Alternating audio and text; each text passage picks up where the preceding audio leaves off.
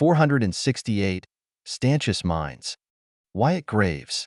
I avert my gaze from the gods, not wanting to see any more than I must. Simply looking at their ether, their concepts, and their blinding strength is draining and strenuous. Instead, I call for Abraham. There is something we have to do before anything else. The pale man hurries up the rocky edifice to stand with Virgil, Lennon, and me. He isn't out of breath either, showcasing how far he's come from Rustbank. He wasn't physically weak back then, at least compared to a typical human, but he wasn't much in comparison to myself or Virgil. Now, he's totally different, and it wasn't just hell that changed him. It's been more than a year, I think, since Rustbank. It's a little hard to tell because of the lack of a son for how much time has passed, but we've been through a hell of a lot. Meeting Abraham's confused pupils, I tell him my plan. I'm not the same little kid anymore either. I've seen enough death. Enough. We need to call for reinforcements, and you're the only one who can do so. I don't really know who can help us here, but anyone is better than nothing. With my current strength, I could probably reason with Etern or Tanyuan to help. They are the least insane of the dominions. Are you up for it? The half-Nahalo shuffles slightly, but Virgil pats him on the shoulder, giving him some encouragement. Meanwhile, the underworld continues to shake. How long will the devil last? Can my father, with the other two, truly kill death? I don't know. Things seem near hopeless right now, but Lennon's right. We'll fight anyway. Abraham's hardened gaze proves the same. Yeah, I can do it. I'll just need some help. Taking his forearm, I nod, already on it. My living manacles extend from my flesh onto his. Then, they release his chains. No problem. I'll do what I can to help you. Abraham gives me some thanks as he closes his eyes, likely trying to enter whatever kind of trance Daymare needs. The devil really messed up his shit, from what I hear. Taking away his nightmares? That's crazy. They were almost everything he had. Through his lidded eyes, I can see them roll backward, the whites exposing themselves wholly to his lids as if they were open. Then, he begins to shake. Worried for him, I dive into his body with insight, serpentining my soul along with his. I quickly feel myself travel thousands of miles in a moment, a mind connecting to mine. Abraham's mind. He searches outward, but there is one blindingly bright radiance within his sight, more colorful than even mine. It is the only one he can reach for as it drags him close. In less than a moment, I find myself inside a dream, staring up at a vast creature. It is serpent-like in nature, only thousands of feet long, with multiple arms ending in claws, scales tougher than any armor, and teeth sharper than any sword. Backstepping in awe, I crash into Abraham, who is similar. Then, a voice booms from above. What are you reaching out with your mind for? This is one of my domains now, the mind. I answer immediately, not waiting a moment, as I know who this is. I recognize the shape of this creature to be how Leviathan's ether would form. She has created a lifelike body of a dragon using her mind. It is a physicalized mental force. Incredible. Godlike. Leviathan. I am Wyatt Graves. This is Abraham Ulrin. I take a short pause after introducing myself, attempting to think for even just a second longer. This aura, she's become a god. Wait, that's a good thing. Leviathan has nothing to do with the mother below. In fact, she probably hates Yuzin. We are currently in the underworld, fighting the hordes of the mother below. The devil is already fighting her gods. We were trying to reach out for help, and Abraham gravitated toward your vast strength. My words were careful not to ask for help. I figure she won't like that. Not one bit. So, I wait as the flying being without wings waves in the air, using only her mind within this realm. A long growl comes from the grand being above us. For a moment, I worry that it is directed toward us. Again, I backstep despite the fact it won't do anything. We're in her realm now. Abraham whispers to me just as Leviathan's voice shuts him up. I think, Yuzin, she's awoken. Then, I wouldn't mind a rematch. The last time she was awake, she took Mammon, and the little human had to erase him. Another growl comes, this one far more bestial than containing any amount of intelligence, less so from such a brilliant mind. However, Leviathan doesn't seem to care as she releases her grievances. I'm going to kill that bitch. I was only a virtue back then. Now I'm so much more. You there. Take me. I've been itching for a good fight. Behemoth wasn't enough. These lackeys aren't either. No point in roughing them up any further. I want to kill another god. I shift to look at Abraham, worried if he can handle it. He immediately shakes his head to indicate that he cannot. Well, I should have assumed that. Maybe I can? But won't all the pressure go to Abraham anyway? Not if I sacrifice. Yes, we can try. Bear with us for a moment. Abraham widens his eyes, immediately letting me know this is stupid. I don't disagree. He whispers silently, in spite of the fact it doesn't matter. I'm sure Leviathan can hear us no matter how we communicate. Are you insane? I can't move her. Throwing up my hands, I can only attempt to convince him. We need Leviathan. This is so much better than we first imagined when asking for help. However, someone will still have to let the surface know what's happening. We have to. I'll handle the burden. You just start to daymare her, and I'll do the rest. The pale man grits his teeth, infuriated at the situation. He likely hates that he needs my help at all for this. The mind is his realm of expertise. After all, mine is only the soul. He waits a moment, filling himself with anger before letting it all out. Sighing out a lungful, he agrees. I know he doesn't want to do any of it, though. Abraham refuses to back down, however. Instead, he raises a hand as he moves his ether toward Leviathan. He even manages to speak to her, gathering all his willpower to meet her gaze. I don't know how he does it, but he withstands a god's gaze. The instant he does, I throw my ether at him, connecting the two of us in the way that only sacrifice allows for. The first pulse of pain is gargantuan, beating me straight to my knees. The space around us distorts as Abraham hauls Leviathan's mind and her body. But that means I have to bear the weight of a god, and it hurts so very much. Splashing colors surround my whole being as I grit my soulful teeth and bear the expense and pain of moving a god in place of Abraham. Yeah, there is no way he could have done this. My soul spreads outward, wrapping around this formless pain and pressure that threatens to crack me from the inside out. But my dominion is not nearly enough. My whole body creaks and warbles within this realm, this place, despite the shifting colors. It is similar to Yuzin's gargantuan force, only so much closer and more direct. And then, it's suddenly over, and I'm spilling my guts out onto the rocky mountain, both the non-literal and the literal, hacking out my lungs and food from the last time I ate, which has been a while. I feel Blodwyn regenerate my flesh to fill the open wounds left behind from sacrifice, which are all over. Anyone else would have died to that. Gasping for breath and still recovering moments later, I find everyone nearby staring upward, not paying the slightest bit of attention to me. Right, Leviathan. Aniwai whispers just under her usual tone toward me. Is that her?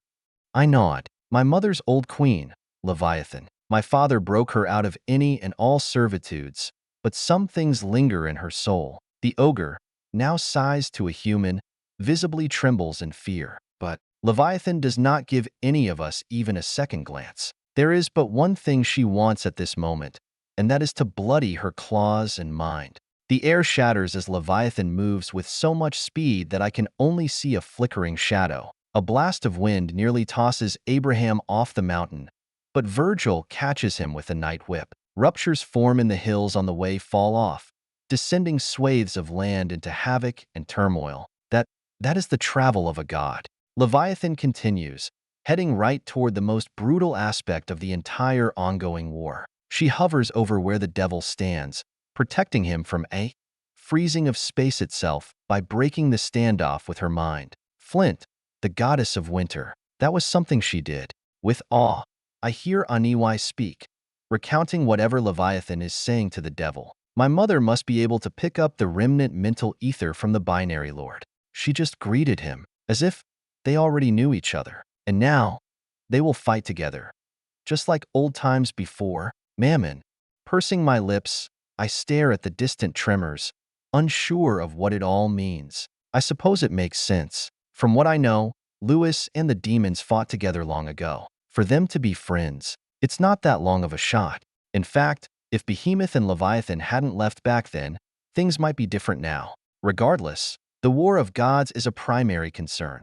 In fact, it's the most significant one. But if we want to worry about it, then we'll have to survive long enough to deal with it. From here, I can already see a wave of darkness approaching us. There are tidbits of light within the depravity, and my whole body shakes. It's an army of motherbound. The devil couldn't stop them all, distracted and focused on surviving from the other gods. So, now we must deal with all those who are not divine. I don't even see where the demons went that weren't taken over. Did they die? Did they escape? Who knows?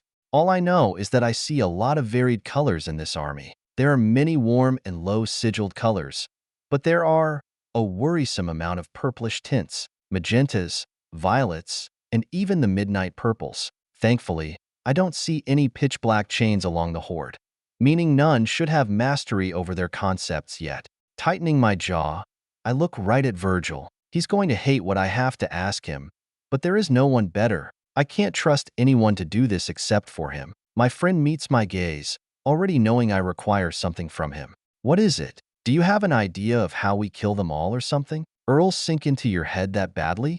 Laughing and feeling just a bit of relief as my idea is not even close to that, I force myself to calm down. Then, taking a deep breath, I retrieve Death's lantern from my hip. Virgil immediately starts to refuse, nearly to the point of shouting, but I slam it into his hands, not even listening. You are going to take this, Virgil. You're going to take this and everyone else, including the undead of Heights, and you're going to get the hell out of here. Someone needs to warn the surface. You're fast. The fastest.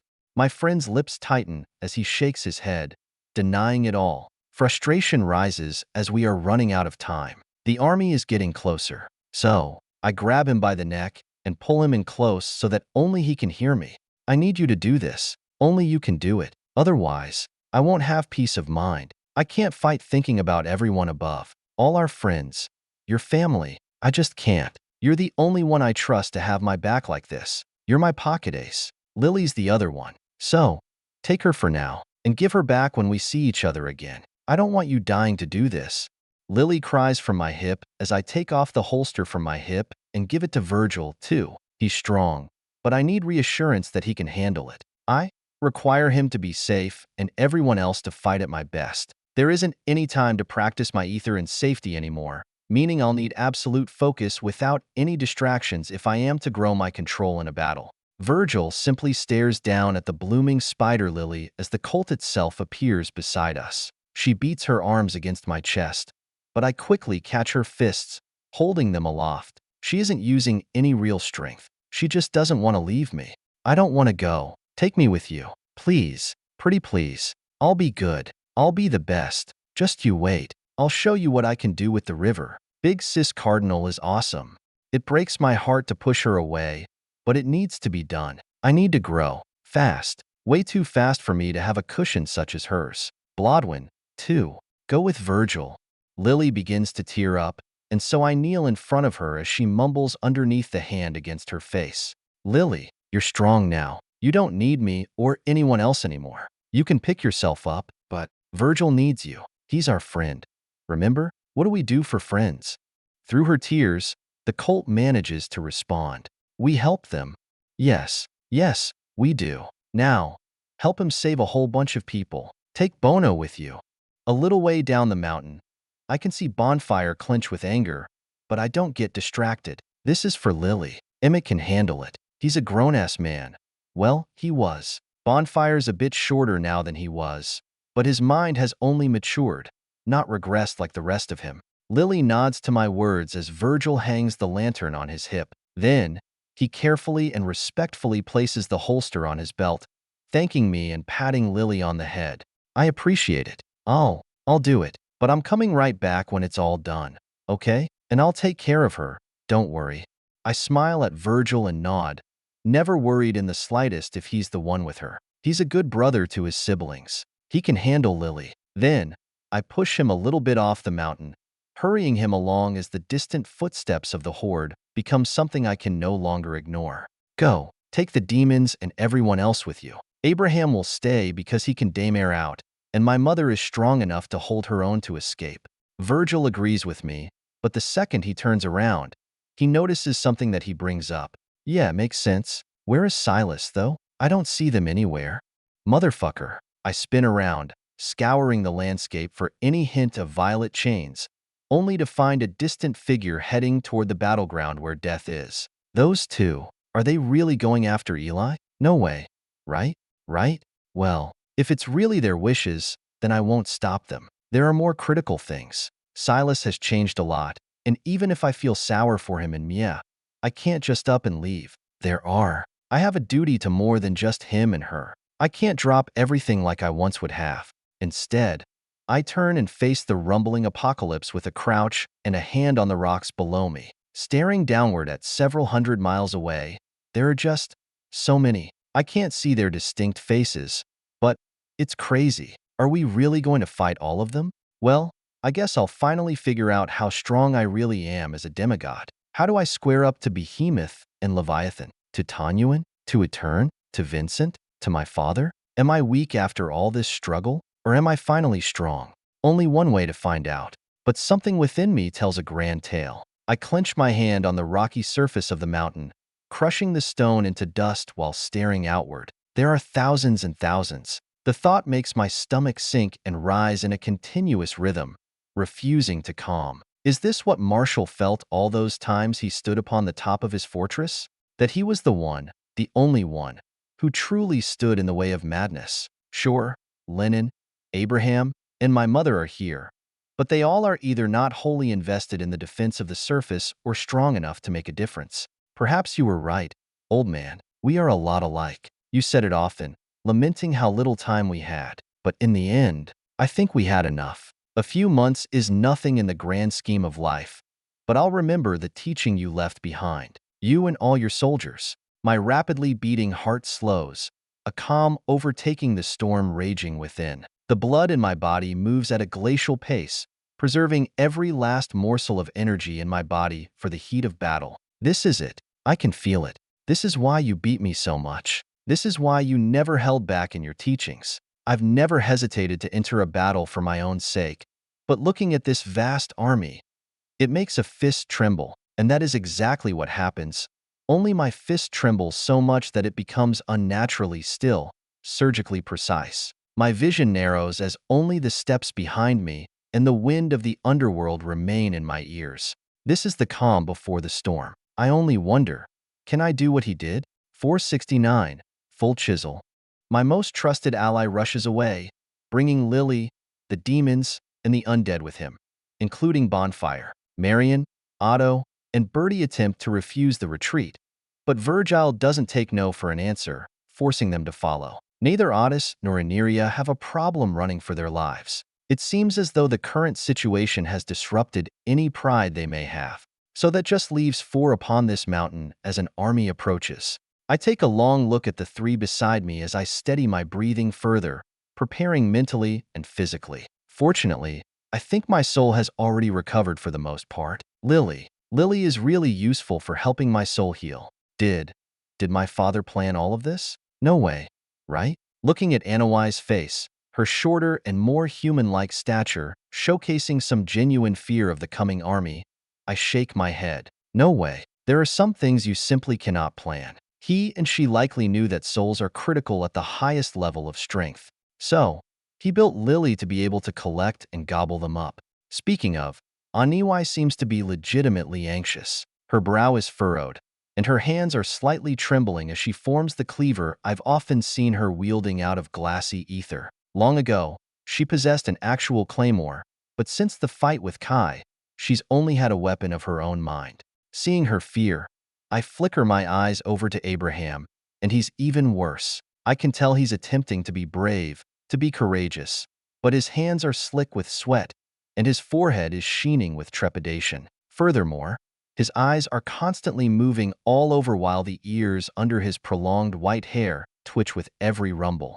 I speak for the 2 of them to help them feel better, as when I look at the army, I only feel what Blodwyn feels. What Lennon must feel. I'm excited, thrilled, even. It's odd. Truly, it's madness, even. But what my mother said long ago holds to be a golden rule. A little bit of madness is needed for greatness. For godliness, I suppose a great bit of madness is required. We'll be fine. If you 2 are overwhelmed or run low on ether, get out. Abraham, daymare yourself to Bonfire and, Ma, if it gets to be too much, don't be afraid to run. I'll be all right. Blodwin's with me. As I console the two, I leverage my mind and my soul, forming figments of madness over my arm. Adapting the usual ballista, I create the terribly durable substance on my right arm to fit on top of it instead of having to hold it. With my recent advancements and my dominion, it's not difficult at all. The ether, the madness, flows like it should, and my soul seems to gain physical form. Is that what it was all along? And I just couldn't yet understand it? Incredible. All along, my soul gave me power, and I just didn't know it. Weak at first, but by the fourth sigil, at the least, it became something worth using. Abraham and Aniwai both gape at the weapon formed over my forearm with the bolt already loaded. Twisting my arm over to inspect the spectral glow over the glossy structure, I tap it with my fingernail, understanding immediately just how dense this is. I will be careful, little one, pale one. Stay close to me, and be careful what is behind your target when you fire that. It is equal to a Zil in penetrating might from what I can tell. Nodding, I feel that her words must be right. After all, while this cost less ether than I expected it to, it tired out my soul immensely. How interesting. Much of my skills have been adapted to fit with my dominion. Are all dominions like this? I would have to guess so. Lenin's an unusual case, but I could definitely see Eli shifting his skills to fit with whatever powers he steals with his dominion. In fact, I saw that in Onyx Gate. Breathing in once more, feeling the weapon on my right, I speak inwardly, discussing the battle with Blodwin. You ready for this? A deep hum reverberates throughout my chest as the Arca agrees. Of course, I am eager to use Wundrive. I think it'll change everything just as much as your shape has. Any injury we take will be lessened while any we deal will be magnified immensely. Smiling, I agree with the typically silent artifact. My heart, our heart, beats with exhilaration as I peek at Lenin. If I thought I was excited for this fight, for this chance to grow stronger, to prove to myself how far I've come, Lenin has been waiting for this his whole life. He is a soldier at heart, a man willing to die for a cause, yet the only edict he follows is that of his own. The man is slightly crouched, his body bent at the waist and tilted downward toward the coming army. His eyes are wholly peeled, and the tremendous white orbs turn bloodshot through pure fixation. Lenin's feet are twisted to the side as if he is already ready to leap off the mountaintop. Looking closer, I see the muscles under his tattered clothing are so tensed and ready for this war that they seem as if they are about to explode. The physical might of a dominion with all martial sigils like soldier is not to be underestimated. His physical strength, without ether, must not be that far off Marshall's pinnacle. The final aspect of the man who yearns for blood, who surprisingly didn't need my help to advance, is his arms. The literal things are gone, but he has created two formless ones to replace them with his soul. And they are visible to any with some sort of ocular enhancement, not just my sight that peers into the soul. They are nearing my level of madness physicalization, and nestled within those two arms, pointed backward behind the swordsman, is an identical copy of Dia, his old blade. It is scarred, beaten, and chipped all over. I remember seeing it in newspapers and posters. He used to be called Diabolical Lenin Hull, named both for his claymore and his unreasonable nature. The original sword Lenin carried has long since shattered, unable to withstand the turmoil he puts himself under. The swordsman treats his own body worse than his enemies.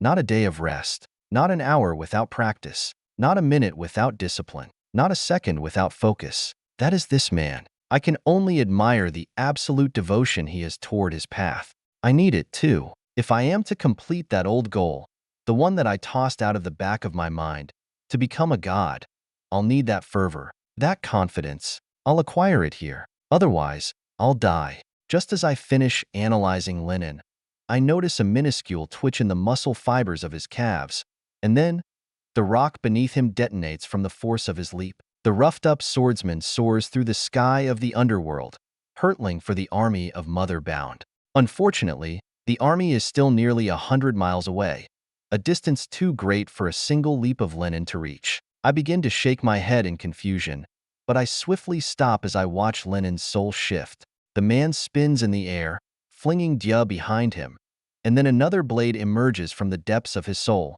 swinging at his body. Lenin Hull brings his own dominion against itself as a piercing shriek enters the atmosphere. Flinching from the sudden noise, I witness the clash of a formless blade on a physicalized soul, and it sends Lenin even further away like that of a bullet. I grit my teeth, knowing adeptly how much that had to hurt. He just cut his own soul, or his dominion, however. One wants to see it. The bastard candidly doesn't care for his own well-being. Sighing, I glance at the other two. We better join him, no? Aniwai nods curtly, her lone eye still locked onto the battle against death along the horizon. She's still worried about Killian. If she doesn't direct her whole focus on this war, she might get hurt. Or worse. The half-Nahullo hops from foot to foot, psyching himself up for the coming bloodshed. I listen to the muttering under Abraham's breath and can only grin with pride. You got this. We got this. Come on. Come on. Now. Abraham grasps outward with his hand, as if reaching for something far beyond the corporeal. Watching him do so, I can only balloon with more and more satisfaction at seeing his growth. The pale man's forehead creases while his ether focuses on a single point before him.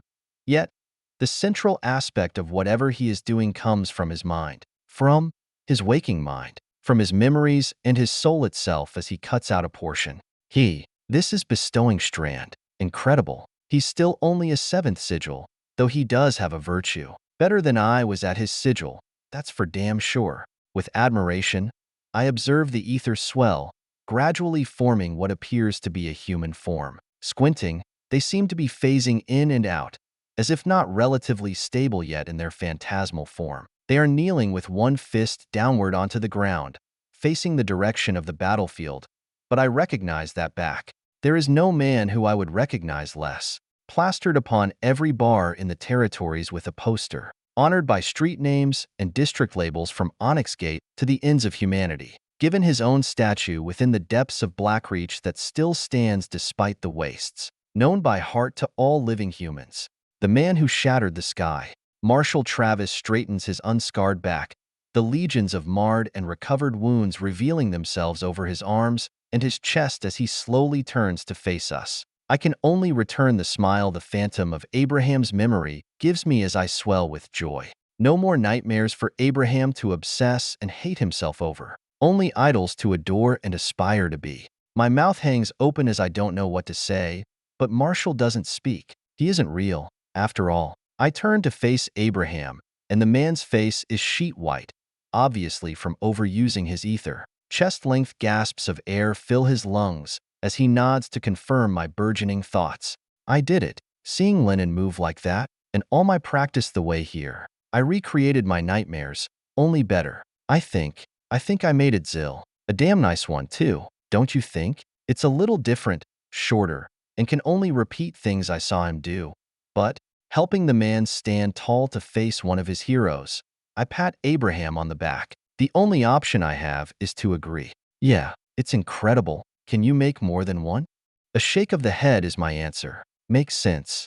No, that is my limit for now. If only I had this before.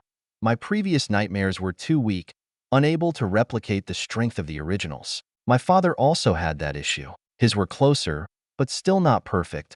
Plus, he had to kill the target. Once Abraham is back to normal, well as normal as he can be, with his ether saturation so high, I nod to Aniwai, who has been watching us this whole time. Time to go. Watch him for me, will you? With my mother's confirmation, I close my eyes to focus. Lenin has already fallen into the throes of the army, slicing up waves of lower sigilled, and even some higher sigilled along with them. I need to catch up. Fast. How? I have an idea. My body and soul can separate, but my body is my soul, right? It's relatively bewildering to think about, but I think I got it. Taking my soul, I gradually consolidate the spread-out nature. It flows like a liquid, but I force the liquid-like soul into a ball. With that, I move Blodwin's soul, his resistance absent since he knows it's me doing so. Then, I push my soul outward with everything I have. It's not easy and definitely impossible to do in a fight since I have to stay completely still, practically meditating, but I feel a wheeze of relief enter my soul as I find myself floating in the air. Beside me, Blodwin's soul hangs cradled within mine, Our souls joined partially together. The art of fiction. That joining must have started when we became angels, and it's only sublimated since. The world around us is much more challenging to comprehend as I no longer have eyes. Blodwyn is even starting to panic a bit without any senses, but I quickly reconcile my new sight with the old. Everything is discolored, made of only black and white shimmering figures. Aniwai and Abraham are looking around, all confused, attempting to find me but unable to. Interesting. Aniwai seems to hold a hint of my location, but she isn't certain that it's me. Seeing their worry, I know it'll fade once they notice me amongst the army. Instead of shifting back, I face the distance and move. The reason I did this is because Abraham, he shifts into a mental force or something of the like when he daemars. As such, if I can turn into a soul, then I should be fast. Maybe not as snappy as his teleportation, but it can't be that far. And I'm quickly proven right. Space practically weaves around me as Blodwyn and I crater through the underworld, utterly silent. Wind, noise, and motion are absent from our movement. In just a second, no, a tenth of one, I arrive at the battle, traversing the 100 miles as if they never existed. The motion is so swift, so alien to me, that I can hardly believe it. This soul trek isn't teleportation, but it's so fucking speedy it might as well be. Near instantaneous travel, as long as I can spend a minute to focus.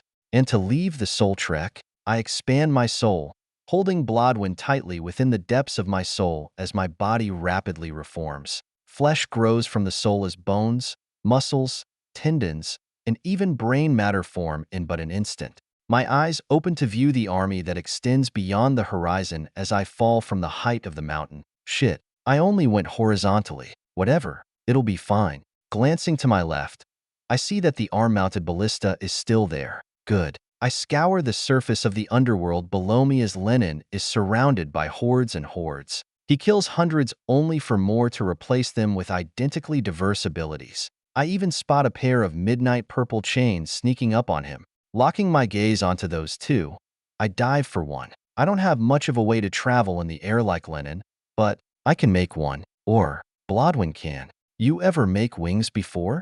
Blodwyn laughs and says no, but we both think back to the leathery wings of the previous demons we've seen. Wings are rare among demonkind, but they aren't impossible to exist, and with the might of our muscles, tendons, blood, and everything inside, it's all right if they aren't perfect. A split second later, as I fall, bones spurt out of my back while tendrils of blood and cords of muscle follow them. Before I even get low to the ground, Blodwyn takes control of the wings, beating them and hurtling us toward our target as the blood nexus beside our heart delivers untold power. I'd use Pain's Forge, too, but the transformation didn't hurt at all. Glancing back as we fall just for curiosity's sake, I don't know how to feel as I notice the wings.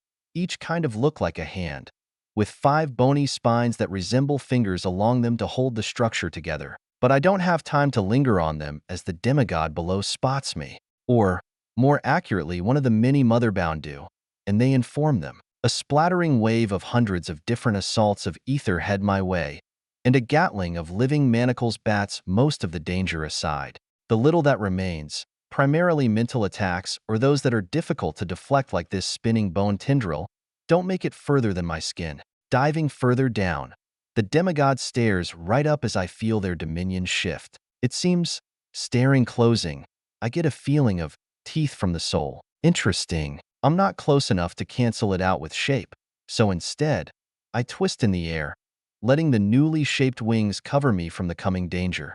A colossal maw, birthed with the eyes of an incomprehensible terror, emerges from nothingness and bites at my wings. Before impact, I do what I can to weaken it, but I can only rely on Blodwyn and my living manacles to lessen the force. Pain radiates from my body as the teeth puncture the wings, and a few enter my stomach, but I do not get bit in half. Smiling through the pain, I feel Blodwyn has already gotten to work. The gaping hole in my stomach as the creature vanishes shifts to be a missing hand. Windrive can transfer and augment injuries themselves. How incredible. All the wounds, including those of my newly generated wings, equal that of a missing hand. Good work. Blodwyn grunts in acknowledgement as he's still focused on doing other things, namely regenerating that lost left hand. I leave him to it as I further close the distance to the demigod, finally landing on the ground as another maw appears above. This time, I'm a bit closer, so I can weaken the dominion more. Furthermore, before the tangled mess of darkness reaches me, I inhale deeply. Ether fills my everything, joining into my body and lessening the effects of my restraints. Then, I tighten my fist and force all that ether out of the freshly regrown hand, letting the buildup within my heart explode outward. 470. The Grave Reaper. Half in awe and half in ecstasy, I watch as the edge of my knuckles makes an impact with the bizarre manifestation of a dominion. For a split second, a bright light of pure friction emerges between our collision, and then everything turns white as I'm forced backward from the raw energy released. Yet, I do not let myself tumble. I dig my heels into the ground as the dominion recedes, shattered by my freedom and my own soul. Then, as the army around me is sent hurtling in every which way from the collapsing air, leaving just me and this dominion facing each other, a deep breath fills my lungs once more. My soul expands, reaching beyond my still mortal coil, and I pull. I pull with all the might within my being. For an instant, for a tiny moment, I could swear the storm around me paused, obeying my call. Yet, I do not harp on it as this demon stumbles from my dominion, yanking on his own soul. While he is slightly distracted, I surge forward, breaking rock and stone with each step. We meet in only a second, with my opponent's hands turning into those awful other planar jaws. Nonetheless, I know their moves as they make them, being able to see their soul and all. So, I sink beneath their left hand jaw, ending into a crouch, and instead of forcing the ether out of my fist for an explosion, I release it out of my foot, swifter and more dangerously than any spring in the world. I rebound at the dominion before their jaws can do anything. Opening my arms, I tackle the bastard to the ground, tightening my arms and locking them with me. Then, when I have them trapped, I bare my soul into theirs, staring into the demon's widened and corrupted eyes.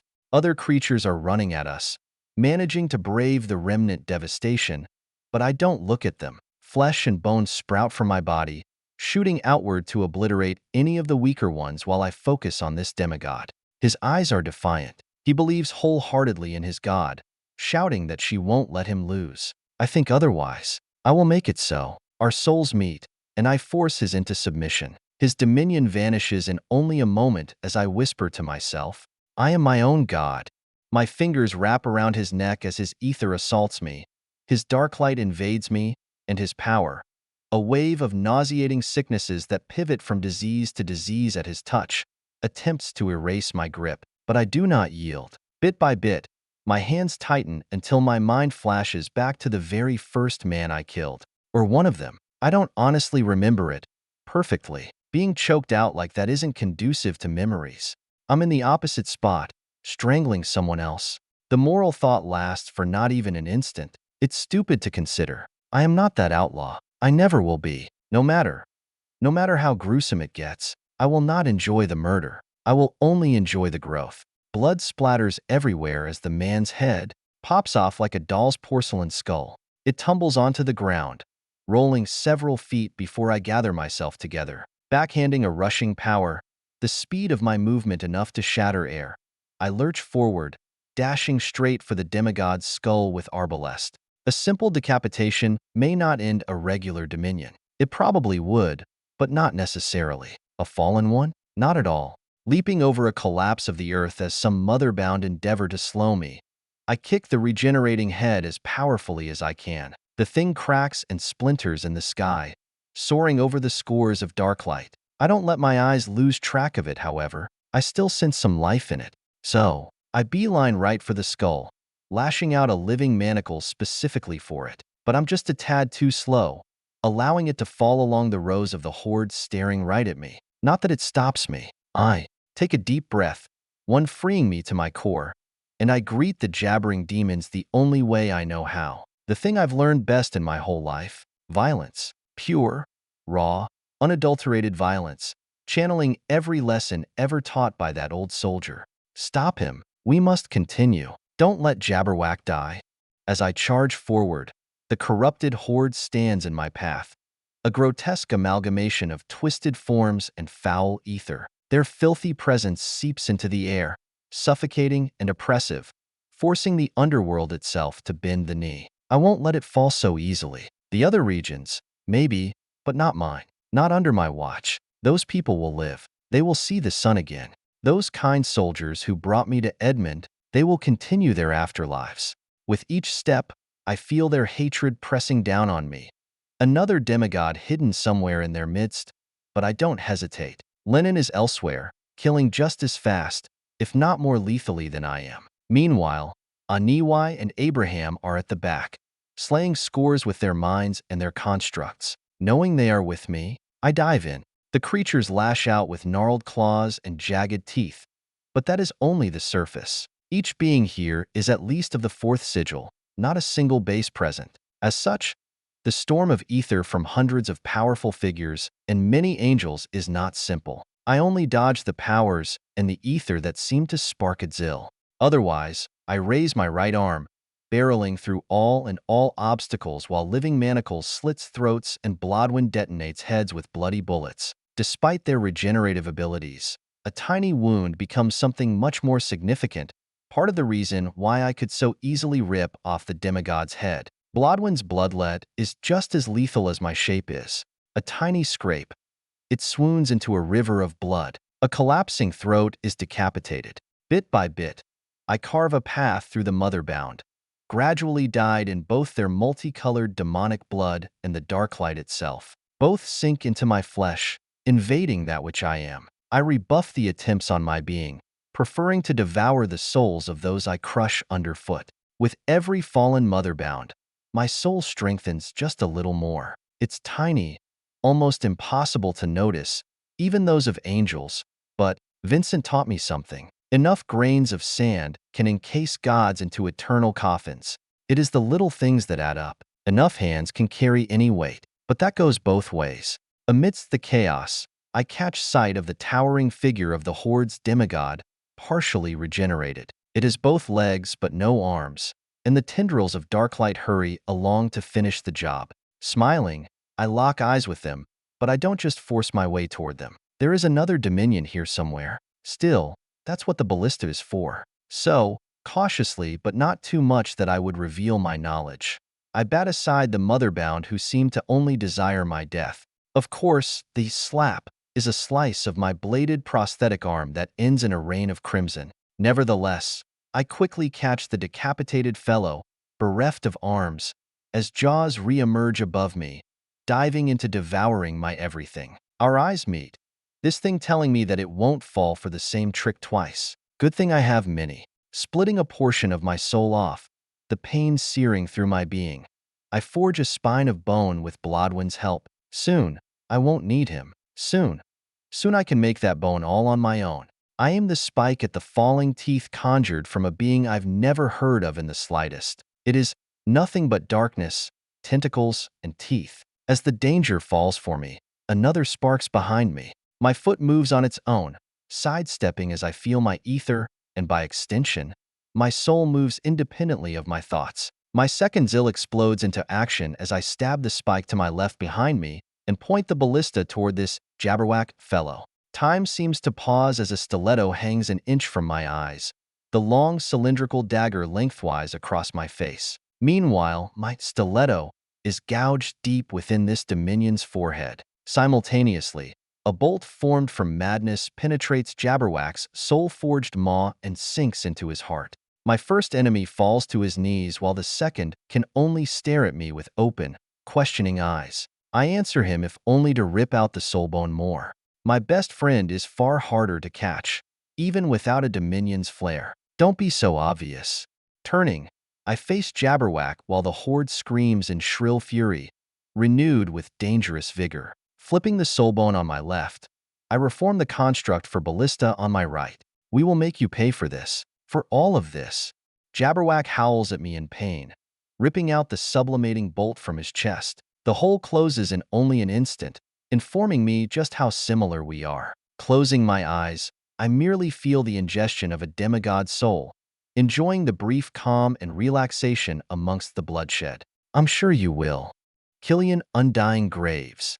A prolonged bout of air fills my vanished lungs. The only thing keeping me from leaving this body is the combination of my power and that which makes me partially godly. Undying keeps my soul in my body, allowing organs that don't exist to function nonetheless, and immortal manipulates life force, both to regenerate from others, magnify my own, and weaken adversaries.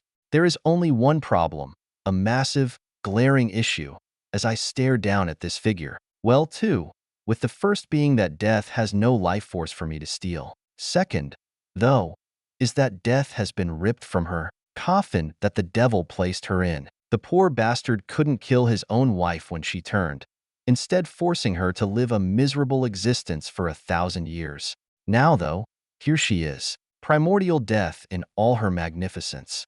Before our slight group looms the god herself, the pale lady of the endless void, she who embraces all with chilling finality. Her presence is an abyss, her countenance veiled by the vast darkness of her hood, and her form shrouded in robes that seem to stretch into eternity as the tattered threads never seem to end. The gleaming scythe in her grasp is a harvester of fates, of souls, standing tall against my hobbled back. She is primordial, a timeless force likely older than my planet itself. Her existence is only predated by the birth of stars and the boundaries of space and time itself. In her presence, I am but a mere mortal. The fact I am a demigod means nothing to her as it would against another natural. Worse yet, she has been corrupted by another force, one far more devious. There are three of us who still oppose her, something that astounds me. I would have figured Alexos and Eli would have long fallen to her winds of banishment or her reapers, but neither succumbs to the darkness. I'm happy not to be alone. Sure, they are injured, but none are dead. Cracks and open holes encompass Eli Weiss's whole being, while Alexos is just as incomprehensible as usual. The way he controls ether, to me, is reminiscent of Remington's absurd manipulation. Unfortunately, it is just us three, as I cannot use Reaper's seal before her. Partially sealed as she was, I could brute force her resistance, but no longer. And yet, with the devil's help from before, killing her is not an impossibility. It is only a matter of time. Her clothes are tattered, more than when she appeared, and dark ichor has fallen all over. My arms may hang limp, but my title was not unearned. The lithe woman beneath those robes shifts to stare at me. She knows the main threat to her existence here, even with a shattered soul. Our brief pause, forced by her own doing, is punctuated by the most soothing voice in all of existence. Of course, she would sound delightful, like that of a siren in the deep. Why must we fight? Come, join the family. I resisted for long, too, but it is so much better not to be alone, to have those you can depend on. Even in that trap, I was never alone. Lewis, I will end you. How could you? The calm, composed tone frantically switches to madness as she pivots to think of the trap she was placed in for nearly a millennium by her love. The rage of the veiled lady sparks action from Eli as he dives in, shifting left and right dubiously while the very air simmers with death itself. The concept is in the air, decaying and killing all that is alive. Any creature that came close would lose the breath in its lungs long before Kuro had to move. Good thing. Each of us has a way around it. Eli is neither dead nor alive, unbeholden to Kudo. Alexos, while an undead with her gift, is untraceable. She cannot return that which she cannot find. As for myself, while I am alive, my life is not something so easily stolen. I guard it tightly, more so than anything in all existence. Without my life, I am nothing. I am but dust. Seeing Eli move with a duplicate of himself only a few feet away, I nod to Alexos, or where I think he is. A waving hand appears at my focus, so I sprint ahead. The joints in my legs are non-existent, but the force comes from ether to replace them. Skills, nearly a dozen, bolstered by immortal, allow me to move with the grace of a rogue and the predation of a soldier. That vile aura eats into my life with additional fury the more proximate I am to the god, yet my steps only grow in force. My first still knows me all too well, deathless, my original promise to the world. The name alone is enough. Blood fills the edges of my vision as I gain clarity, momentum, In power, with each inch I grow closer to this woman, literally and figuratively. It is not dissimilar to Travis' old skill, but I made my own from the ground up. Pain as a source wouldn't quite work. Explosions ring out, moving the god to action. Kuro swings her terrible scythe for Eli's body, the real one, and the madman doesn't dodge. He raises a hand and winks at me. A second later, nothing but porcelain fills the air. But within that second, both Alexos and I act. Reaching into my back, I tear out my own spine, something I haven't had to do since I forced Leviathan to retreat over a decade ago. Undying and immortal fall into overdrive as they keep my body working. Meanwhile, my spine is that of a terrifying being, the beast of the cardinal. No name exists for it. So, I gave it one before I killed it. Aqua, with the spine. I draw the wilting datura with my other hand. The second lumen glows with both its amazing power and its imperfect construction. Remembering the words Vincent warned me with upon bestowing the colt onto me the day after I gained immortal, I shiver slightly. He was right. He always has been. If there comes a time that the datura must wilt, know this, Killian. I could not save you. Do ask for my help. Pray that you are as stubborn and vengeful as I believe you to be. Do not enter the sands. Time itself slows beneath the datura's whim, but it is not without cost. Time. The datura is a flower, the only flower that can bloom within the sandy river. Somehow, Arnold found one, but he was not good enough to perfect his creation. Few ever are. I was lucky the beast of the cardinal's spirit was so willing. Life drains from me at an expeditious rate while Alexos dances with death. 1,000 illusions and 10,000 manufactured falsities keep him alive while another 2 Elis exist. I am Arnold Pilner's greatest failure at death, lamenting on how much I wanted little Lily to have the honor, and I squeeze the trigger. The bullet soars through the air, sinking into death's cloak and burrowing beneath the god's flesh. An anguished cry fills the air as I trudge forward, letting more of Datura's false beauty shine in exchange for my own life. This will not kill her, but it is one of the petals to end her. Datura's time seeds detonate as I accelerate, and time ceases to be even slowed. Now, it is glacial. Not even dominions can move with the rate of an animal. Instead of being affected like the others, I swing the invincible spine at death while she moves at a crawl. Nevertheless, the god is a god. Spectres form, blocking the first swing, so I continue, using both Alexos and Eli's distractions and aid to their utmost. I strike at her relentlessly, each blow fueled by the relentless cadence of 1,000 ideal strikes per second. Between Datura and Immortal, I am burning a decade per second. That is fine. I only need a few, and I'll gain more soon. Immortal makes me need less anyway. Her spectral minions, ghostly reapers and ghastly wraiths, obviously conjured of literal undead somewhere in the underworld, swarm around her in a futile attempt to shield their mistress from my onslaught. I carve through the veil of darkness that surrounds her, inching ever closer to her elusive form. Each strike brings me nearer to piercing her defenses, to breaching the barrier between mortality and the eternal abyss. This woman and I have been at odds for a long time. For a long, long time. 44 years. Since my very first day on this earth, born on a battlefield of blood and suffering. Like most graves, I have done nothing but wage a lonely war against this god. 3 oaths. I swore 3 things to this world, and I will have them all completed. Fury, piping hot, radiant rage, gives me the confidence to burn away my future to kill this bitch. Her pale skin beneath her many veils reveals itself more and more as I gradually land a cut here or there. Death begins to bleed as I start to wrinkle. Eli and Alexos back away as death finally starts to react to my movement herself, doing more than relying on her ether and all other sorts of godly bullshit. She swings her scythe for my head, swift but slower than me. Slipping under it, I slash open her thigh, refusing to relent for a moment, no matter how many souls she brings into it. Death must die. Whipping past a screaming wraith of some undead, I punch a reaper aside with Datura. Second by second, death slows like that of a cold winter. Datura's poison is setting in, an incurable venom doused within time itself. None of her many minions can even touch me, no matter the fact that Eli and Alexos are having difficulties with one each. I have no idea how many are following my coattails. Even the weak undead are turned into awful monsters between the dark light and the godly nature of their conjurer. Our battle, however, ends almost anticlimactically as I bash Death's face in while sliding past her scythe. She stumbles back, dark light building up to a dangerous crescendo in preparation of doing something, but I never let her get that far.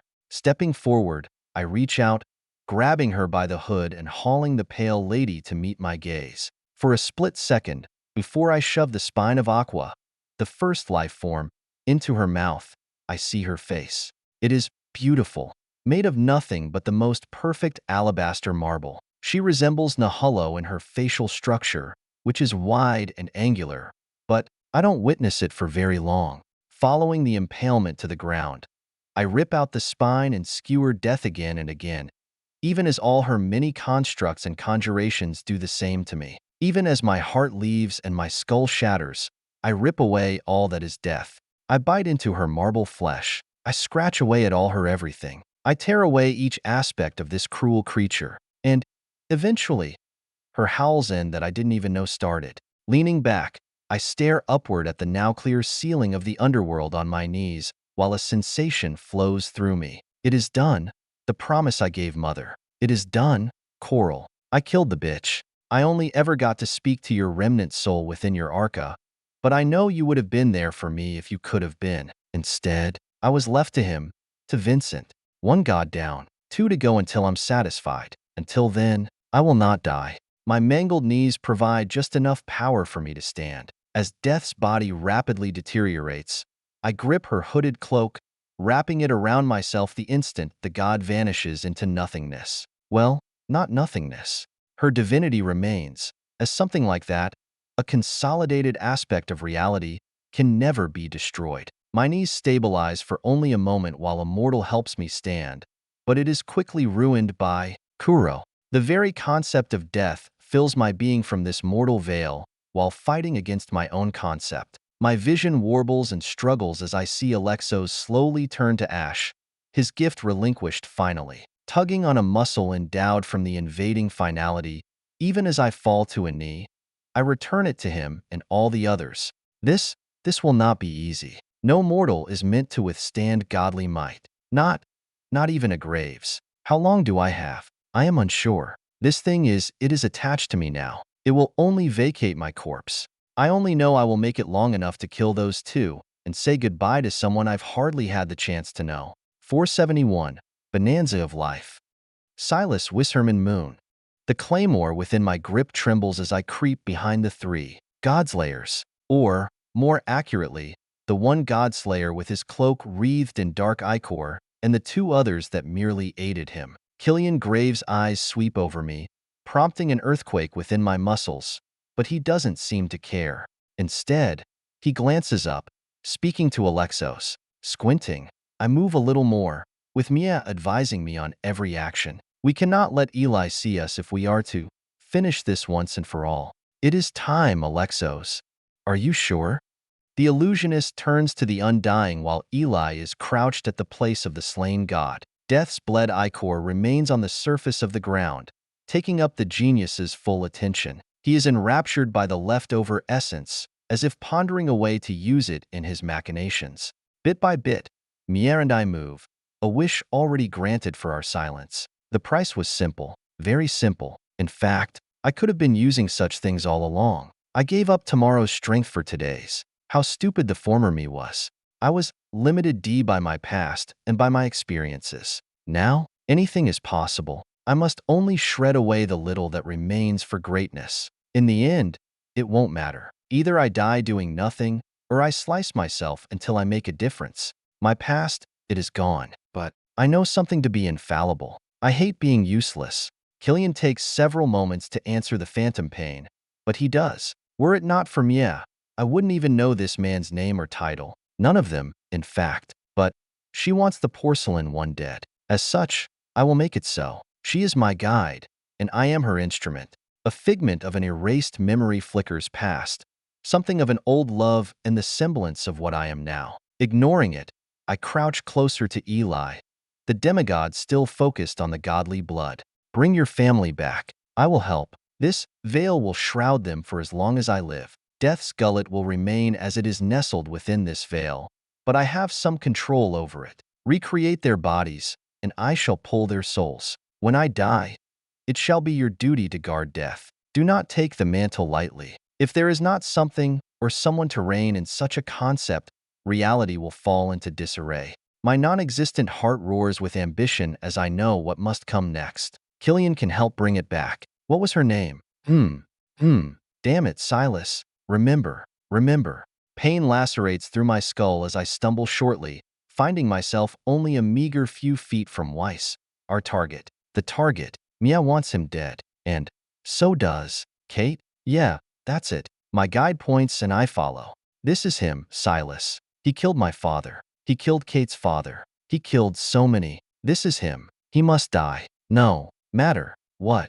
In this way, I can make a difference. I can make the world a better place. Not that I remember much of it. Nonetheless, I made a decision. As such, I shall trust the former me. He might have been stupid, but he was a good judge of character.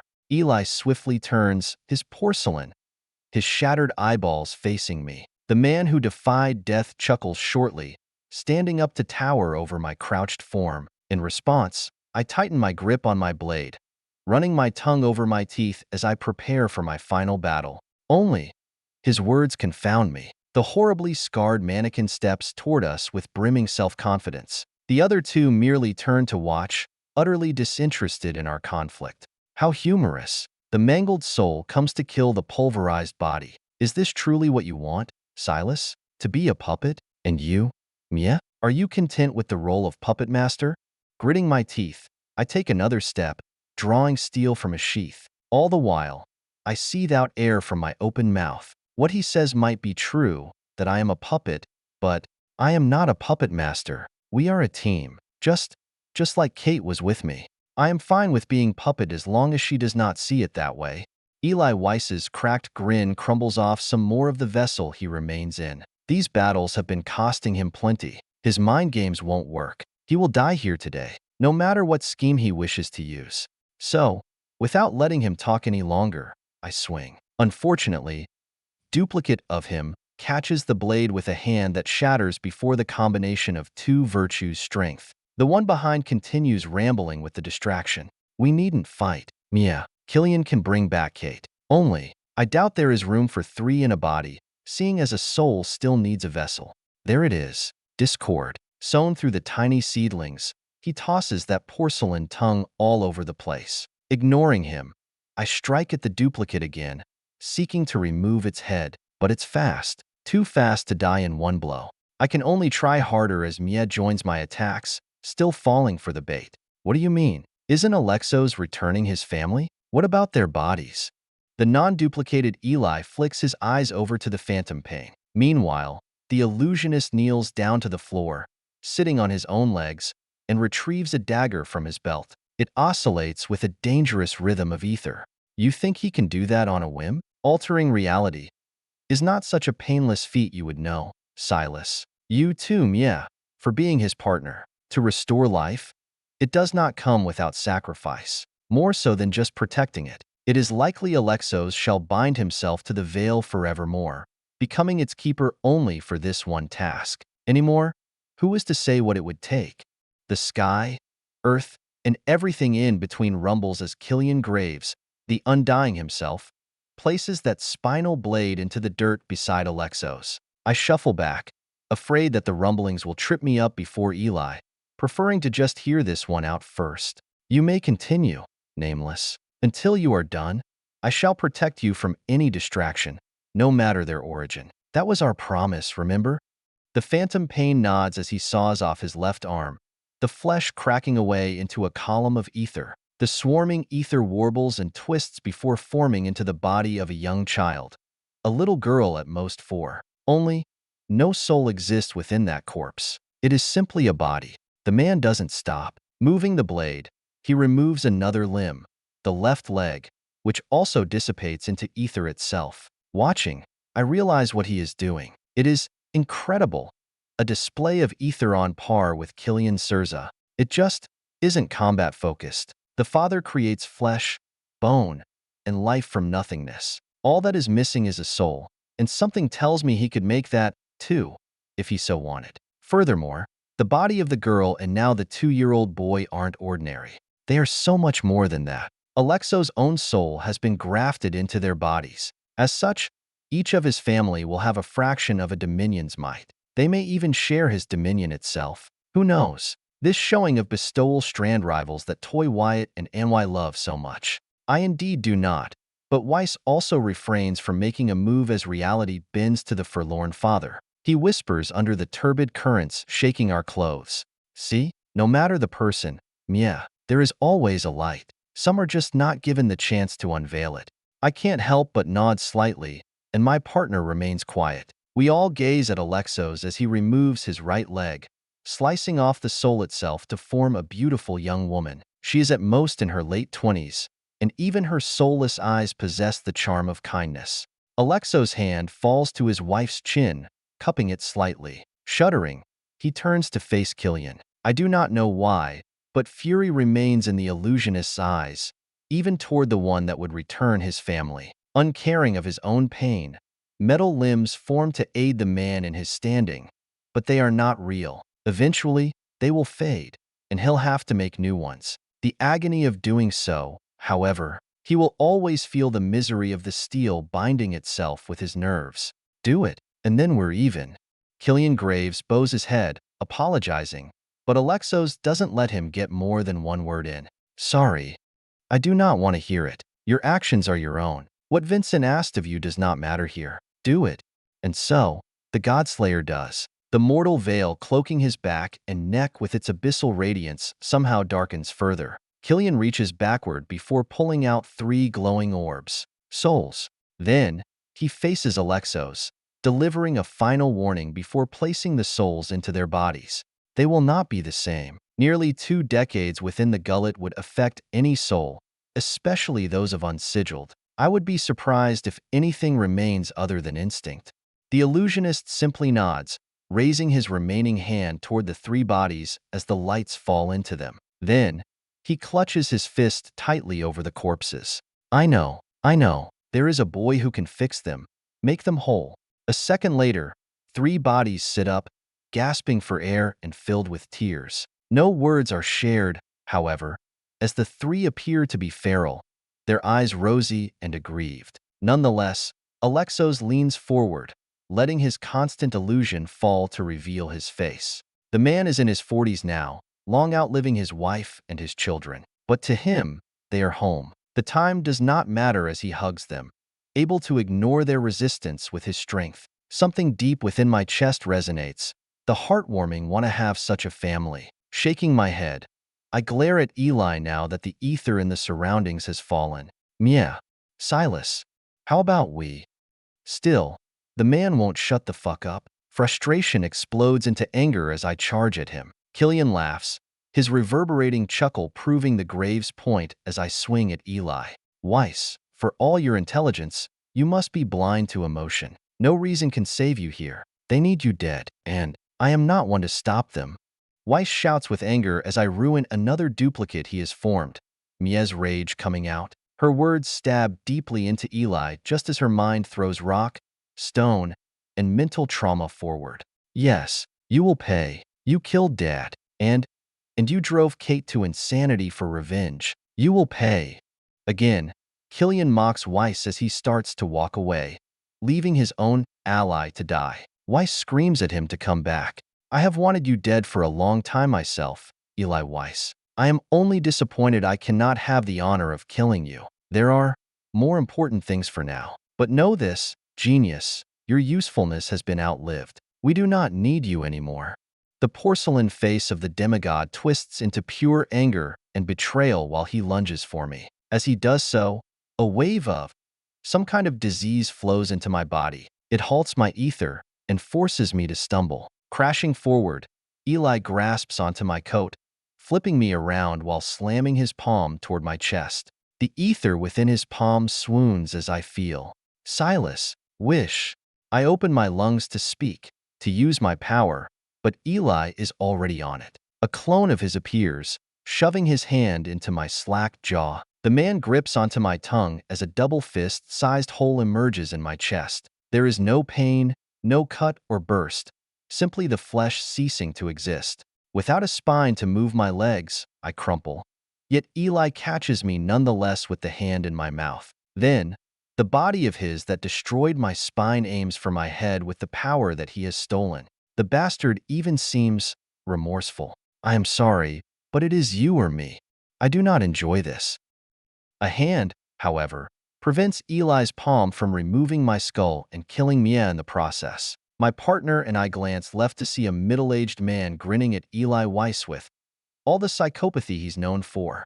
Oh, you don't, you say? Well, I will. I will enjoy every second of this.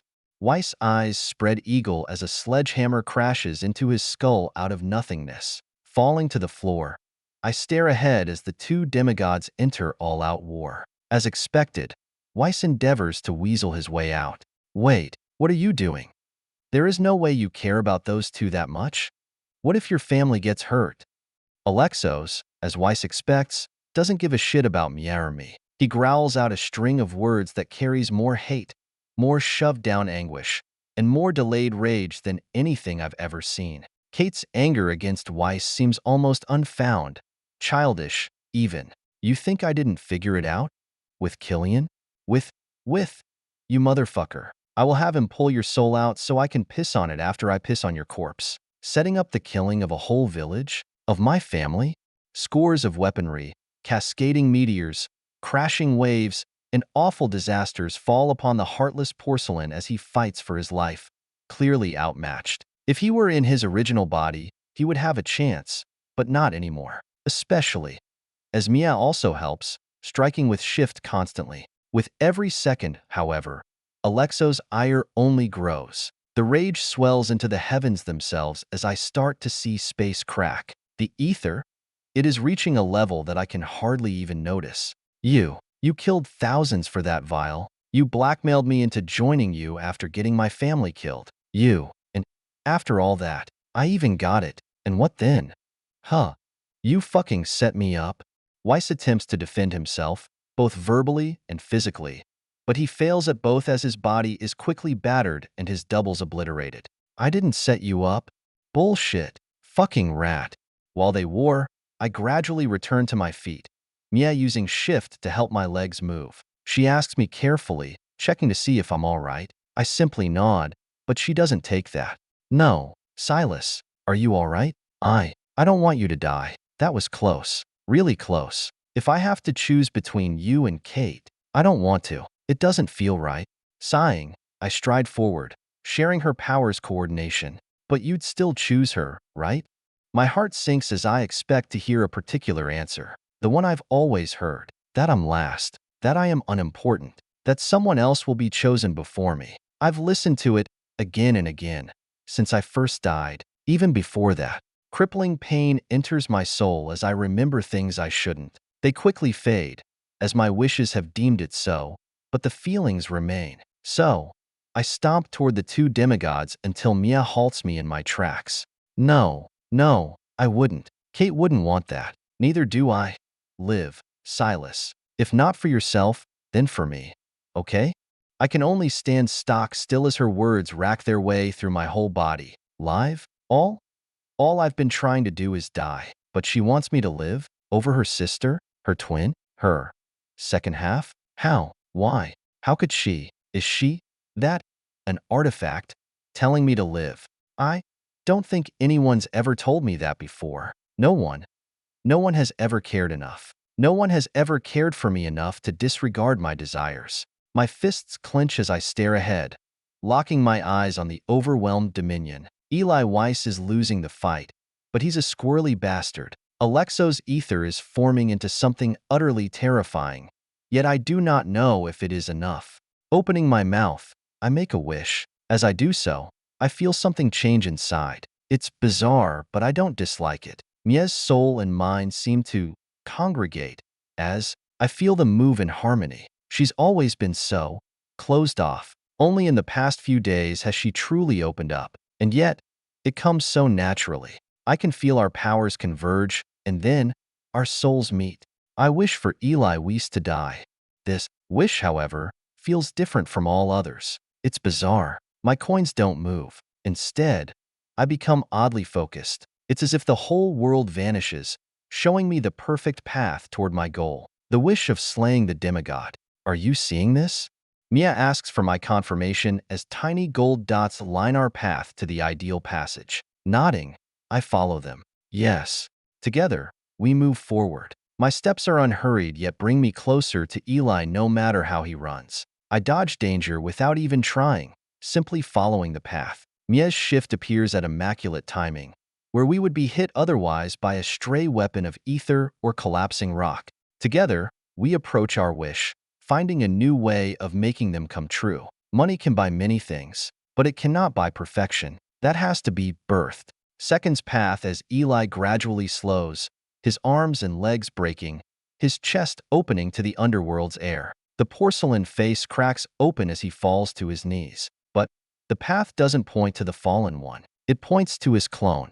So, we move toward it while Alexos kills the original porcelain body. Then, the clone doesn't vanish as one would expect. It quickly turns to run, but we are already there, waiting.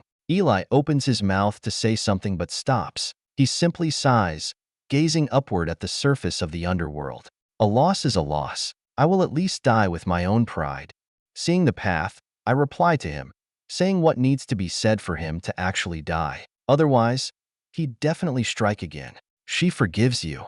For a fraction of a second, Weiss freezes, the words confusing and shocking even the genius to his core. Then, a spear breaks his body in half. As his head and chest tumbles toward us, I draw my Colt and pull back the hammer. Eli's power strikes us, nullifying our ether, but it does not affect the gun. Satisfaction fills me, and tears run from my fireless eyes as the underground tree shatters into nothingness. Slain by a wish. How humorous. Immediately, exhaustion racks us both as we fall to the ground. Mia can only speak with relief and jubilation at his death, and I feel the same, right with crashing now. Alexos, however, catches us on a table counter, which he conjures. I can barely look up at him as I notice Killian approaching the war of gods in the distance, Leviathan and the devil against many more than themselves. What is he doing? He's not a god, and he's so injured. The phantom pain twists his neck to gaze at the undying. A long breath leaves my fellow undead, but it is not one of jealousy or anger. It is simply acceptance. The weight he carries is all the same. Come, the surface could always use another with a dominion. Killian has already granted us passage. The illusionist lifts me up on his shoulder and carries my limp body away, while his ether harbors his family on a long bed that floats alongside us. With his position, I can only watch as a Graves walks into what must be certain death. But it is his duty. No one else can do anything to aid our gods but him down here. Only he can make the difference with the veil around his shoulders. 472, into the black spot. Wyatt Graves.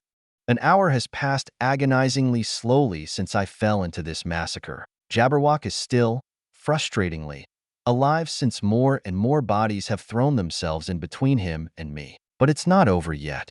Every part of my body is aching, saturated with both ether and soreness. Blodwyn can heal any injury, but some remnants remain after enough regeneration. Stepping backward instead of permanently advancing forward, I spread my arms out to the sides. Blodwyn joins my efforts as Excavator activates at once alongside another skill. Thin white mist flows from my body to enter the air, and for the first time, I can finally see what burdenless, which is stored inside my bones for Blodwyn, exactly is.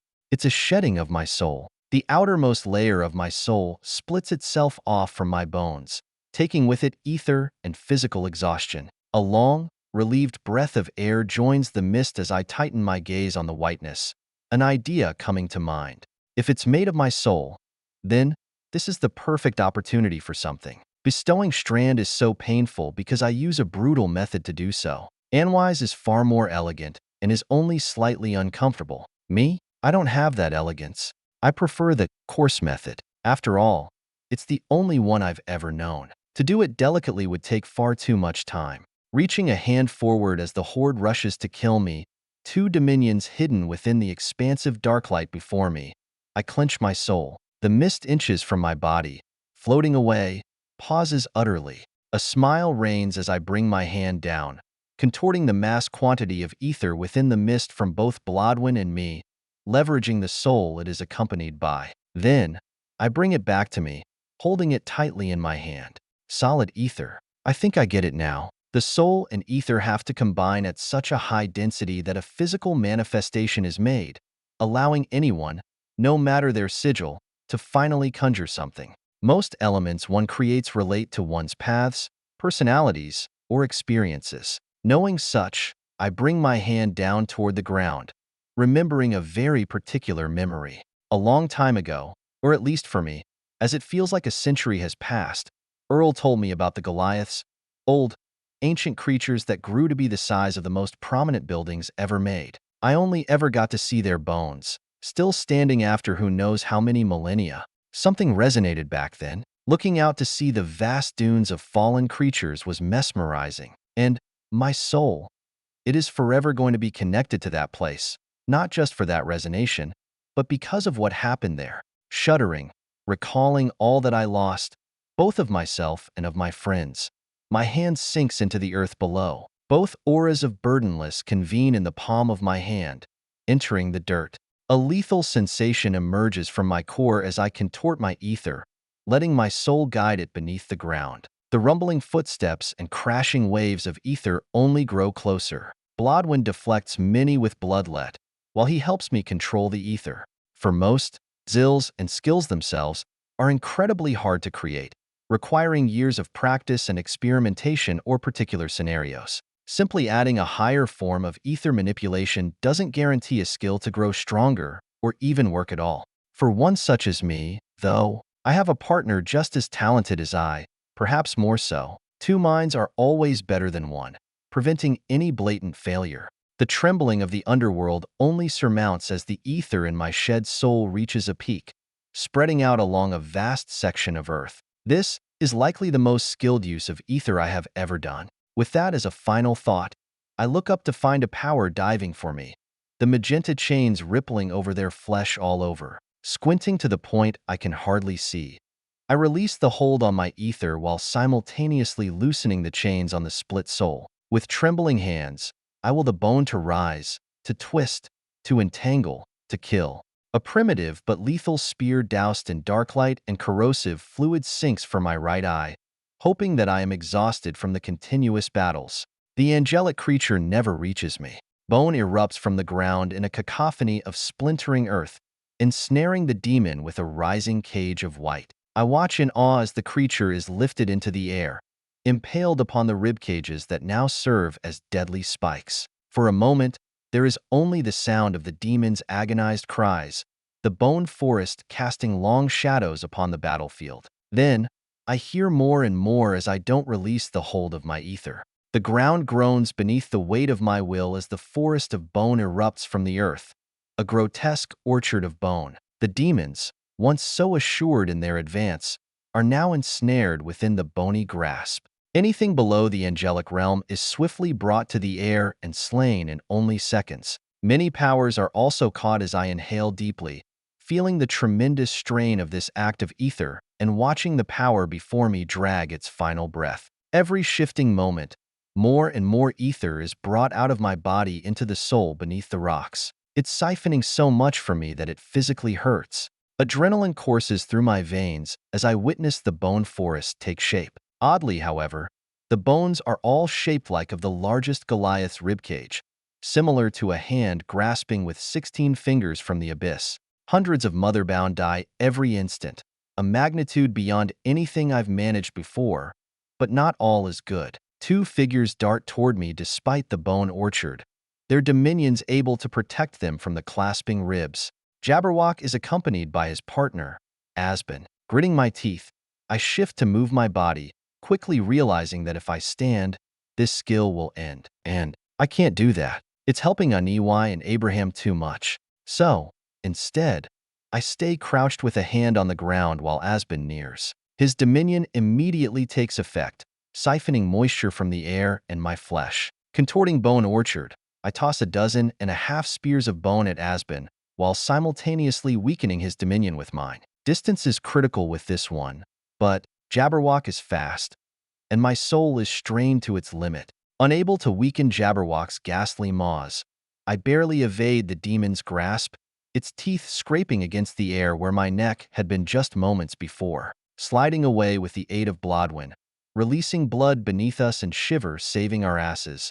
I stare at the two demigods with a hand still on the floor. My breath comes in ragged gasps as I retreat further, feeling something on the horizon. Shiver is warning me of an approaching figure. It can't be good. We need to retreat further. Shifting my eyes to find Lennon crowded by his own horde with the other two managing the remnants, I shout at them as loudly as I can. We need to retreat. None of them hear me, though. Everything is too loud, and the two demigods are already back upon me. Retreating further, I keep Bone Orchard active and weakening one of the demons at a time with my own dominion.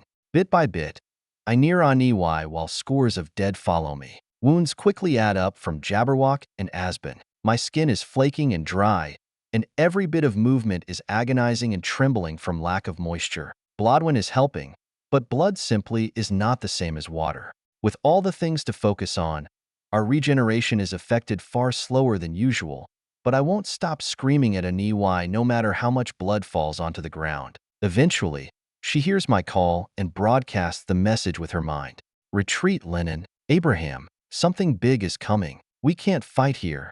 The swordsman swiftly cuts through the legions of Motherbound, rushing directly toward us by slashing at his own soul for speed, a unique but astonishingly effective way to move. Lennon arrives in only a few seconds while I'm entangled with my two pursuers.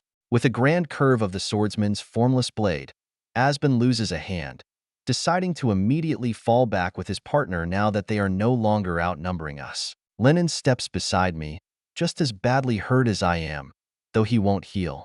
What's more impressive is that he's only this hurt. I've been constantly regenerating, and Lennon has open cuts, lacerations, and even a portion of his brow sliced off, but he's still able to walk without the aid of his dominion. What did you see? The bladeless monster is serious, intrigued, and enthusiastic all at once. No matter the fact his hair is dyed a dark crimson. I know the reason, for mine is all the same. Coughing out a bit of my lung, I gaze into the distance, finally releasing the hold I have on Bone Orchard. I've quickly come to love the new skill far more than Soulbone, but it is not so easy to make, at least for now. I can only do it with a full burdenless, a hand on the ground to flow ether with, and Blodwyn's help. However, maybe that's just going to be the case from now on. Why not take his help? With it, we can do so much more. Why not push for additional strength? My eyes squint as insight falls over them, letting me see into the vast distance as I see a grand figure tower over the hills, striding toward us. The demons below rush toward the creature, leaving us with a few moments of brisk peace. But I am not calm nor relaxed in the slightest. Cloaked in impenetrable fur, the creature's form is a wreath of life and growth. Leaves, hair, and wood intertwine to form a dense covering that seems to pulse with the very essence of the forest, with the same concept of one. With each step they take, the earth trembles beneath their feet as if bowing in reverence to their immense power. Their eyes, deep pools of wisdom and ancient knowledge, seem to hold the secrets of the forest itself. Only, that must have been the past. Now, they are crazed, erratic things that hunger for only one thing: the spread of dark light. Intelligence remains within them, but it is twisted, leagues away from what it once was. And as they draw closer, I can feel the presence of all the creatures that dwell within their domain, from the smallest insects to the mightiest beasts. Yet, there are only demons and humans here, likely weakening the creature and possibly causing golden ichor to drip from a few open wounds into its flesh. Looking deeply at the golden blood, I finally get a glimpse at its chains. They are beautiful. Tears run down my eyes as I am stumped by the pure majesty of the iridescent chains, possessing every color that has ever existed. It is a rainbow of beauty. Nevertheless, that magnificence has been tampered with, corroded by a horrifying substance. Dark light drips from Maximista's every strand of fur while the god of forests approaches us. Shifting my head, I stare directly at Aniwai and Abraham. There is no room for negotiation. Go, now, run for the gate of death and reach the surface. Maximista slipped by Lewis and Leviathan, Abraham opens his mouth to argue, but my mother wraps her hand around his lips, closing them immediately. She nods at me deeply before speaking to Lennon. You take care of my boy, all right, swordsman? If you don't, I'll come for you. Her words don't reveal the slightest bit of weakness, even against someone who has surpassed her. Sheepishly, I wave at her to go, and she does so, not foolishly waiting for a response. Instead, she thumps Abraham on the head as she carries him away. Send all your ether into one idol of Marshall. Another shattered sky might slow Maximista a little. I'll carry you after. Abraham can only agree as his newly redeveloped skill allows him to conjure past actions of people. At first, I thought it was a direct copy like his nightmares, but no, they are better, even if worse in some way. Very temporary, but awingly mighty. If he can truly create a copy of Marshall's last strike, that'd be incredible. On her way out, forming bubbles of psychic ether to fly away, she whispers to me with her mind, "Little one, do not die, please. I would be lonely if you did." My fists tighten at her words. Lonely? Huh? How far you've come so quickly, mother. You're not even all that obsessed with my father anymore. Maybe meeting him again was enough to see the truth. He's just as flawed as the rest of us. Breathing in, I meet Lennon's expectant gaze. I'm using that debt you owe me. Fight this god with me to help everyone escape to the surface. I know you like to fight alone, but I don't get to finish as Lennon sheathes his formless blade into a scabbard that has been empty for months. The noise is loud despite the sword not being natural, but the man doesn't care. I'm okay with that. I'd rather fight it alone, but I don't think I'll win that fight. That thing, it's pretty big, huh? Might be the biggest monster I've ever had the pleasure of slaying. I nod with Lennon as we admire God gradually coming to us. It's larger than any other creature I've ever fought. The only thing that could look down on it is those gore giants within the wastes above. Its pace appears slow, but each step traverses thousands of feet, making it far faster than it seems. Yeah, do you genuinely think we can win together? I was just going to have Abraham pull us out with Daymare. My words seem to offend Lennon as he steps slightly toward me, wrapping a phantasmal arm around my shoulder. Then, with his other arm that isn't real, he points out toward the god. I don't know much about gods, but I don't think that would work. Dominions interfere with stuff like that enough. Whatever a god has, their divinhood, concepts? No way. We either win or we die. Though, they might still want to convert us. The dark light from a god should be quite different from the others. I bet that'll be their last attempt, though. Biting my lip, I can only agree with him. He's probably right. This is not going to be easy. How quickly have I gone from killing demigods to attempting to slay a god? A wave of death passes through the underworld as both Lennon and I stumble back, but we catch each other. Without even discussing it, we know. Death has fallen, maybe even a bit ago. The after effects probably aren't instant with how decayed she was. Grins fall on our faces as confidence emerges. Lennon loves to do the impossible, as do I. If something has already been done before, then we can do it. I know we can. You ready, buddy? If we kill this thing, you're gonna become a god. Blodwyn vibrates with excitement as a blood nexus swirls within our chest. With Lennon's hand still on my shoulder, I heal his wounds with sacrifice just as a blur passes by us. Locking my eyes onto the figure, I see that it is a see-through idol. Marshall. I can only smile through the misery of my martyr's skill as a fist lands upon Maximista's stomach. But while terrible winds emerge and the sky of the underworld cracks and shudders from the speed of the human, the god does not slow or stop. Still, a ripple of blood dribbles out of his chest before Marshall's idol is swatted to the side like a bug. The idol crashes into the earth, dragging a path along the underworld to create a trench hundreds of feet deep before vanishing into non-existence. My whole being shrinks at seeing the man, even if it's not truly him, be killed so effortlessly. Abraham hurt the god. Sure, just not in the way we were expecting. 473, unlikely squaddle. Abraham, moving memory, Ulrin. At any other time, in any other place with any other person, I'd be screaming my heart out about being carried like a child across the terrain. But I know better. Closing my eyes, I hone my mind, focusing on my ether. I'm fucking beat after conjuring that last idol of Marshall, but I don't relax yet. Me being here slows on EY down, and I can't be having that. Furthermore, no one on the surface likely knows what's happening here. I need to get to Earl. Every second he has to prepare is another life he can save. So, clenching my hands into balled fists, I spread my ether out, entering the meditative place I use for my thoughts. Once upon a time, my ether flowed best while I was unconscious. It must have been something to do with my subconscious. I was both afraid and relieved by sleeping. It was frightening because it brought the nightmares of living in the frozen wastes, but it was eased because of what it used to mean. Back then, the only way out of the contests, the competition, and the fights against the other Nahullo, who always looked down on a halfling like me, was to sleep.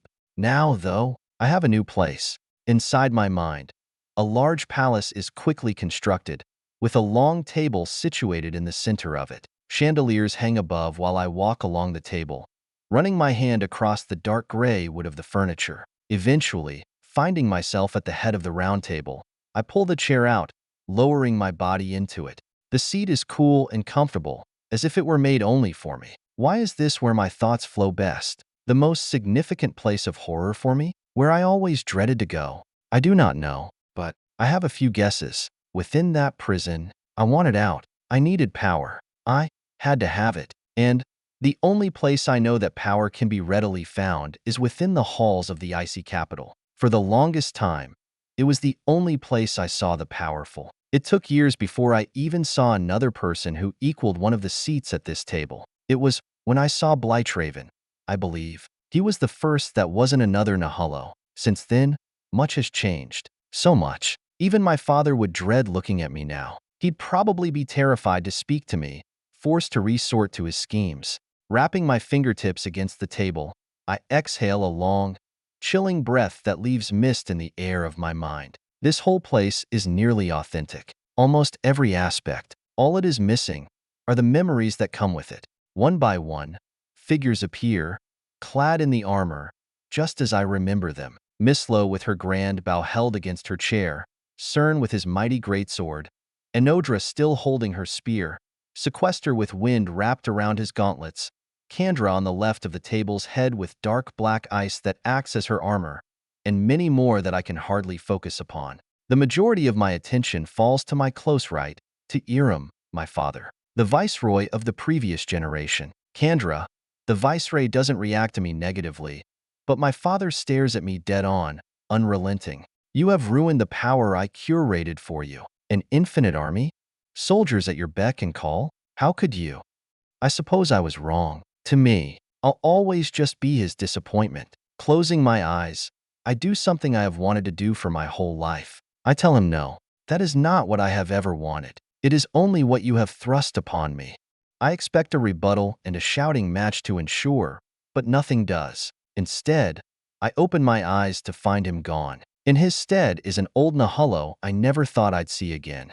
Somehow, someway, Eternyorn, the War Master for over 2 centuries, sits calmly in his chair as he greets me with a firm smile. I do not know how he manages to sense my mind, but he does, nonetheless. It is family that is meant to be closest, and yet, I'm 1,000 times closer to Etern than I am to Iram. I don't even know what to say, but I'm no longer as scared shitless as I once was, and Etern recognizes that. He acknowledges me.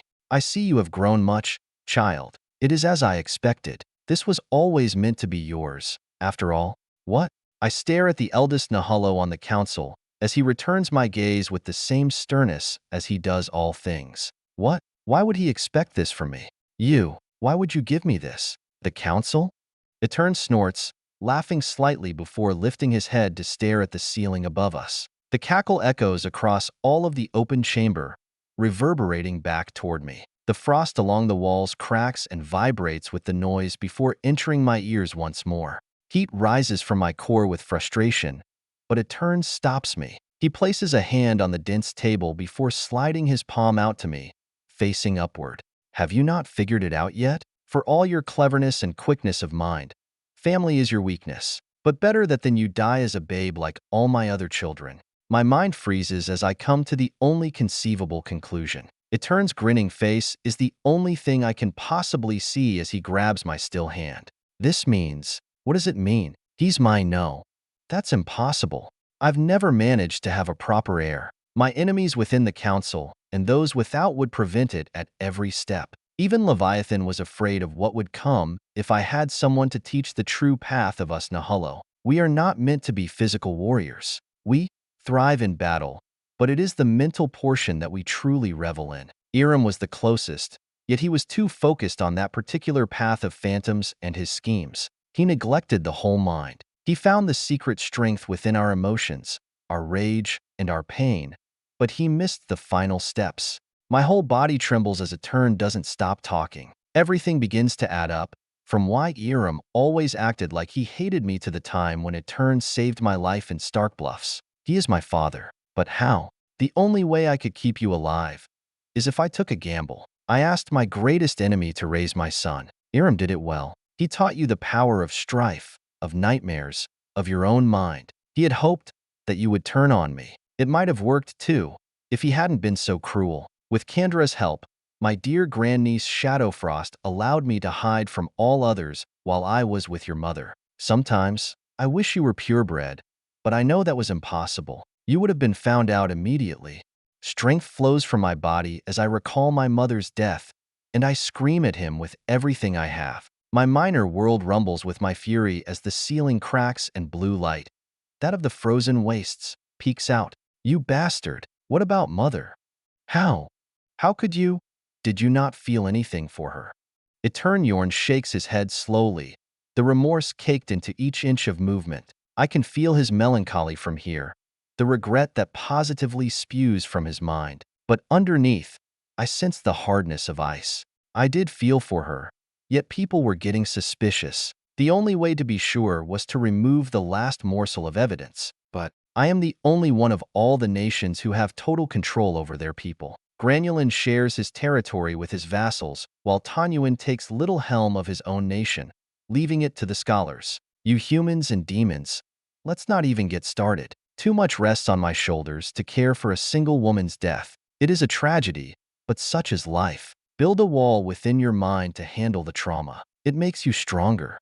The building thunders and collapses as I can't contain it all. I came here hoping to focus, and all the worst parts of my life congregate together all at once. Fuck. Everything shatters and crumbles before the two of us fall down a cavern of ice. Despite my rage, I know what is happening. My mind is pulling from a turn to build the parts one don't know. I feel an ominous sensation of death below. Etern explains as we careen down the abyss of frost. He falls without a care for the chills, merely talking to me all the same as if nothing has changed. All peoples have a fondness with death. We try to overtake her and find ways around her. None have ever succeeded. That is until Killian Graves set out on his hellbent mission to end her. I understand you are angry with me, but only now, at your strength, can you know the truth. The world, it is collapsing. The tone of my biological father's voice makes me finally turn and gaze at him. It is cynical, as if he is both disappointed with himself and the world at large. I was not enough. I knew that, so I created you, just as others like Killian, Ed, and Tanyuin did in preparation for this time. Unfortunately, we misjudged the timeline. No, we could only do things so swiftly.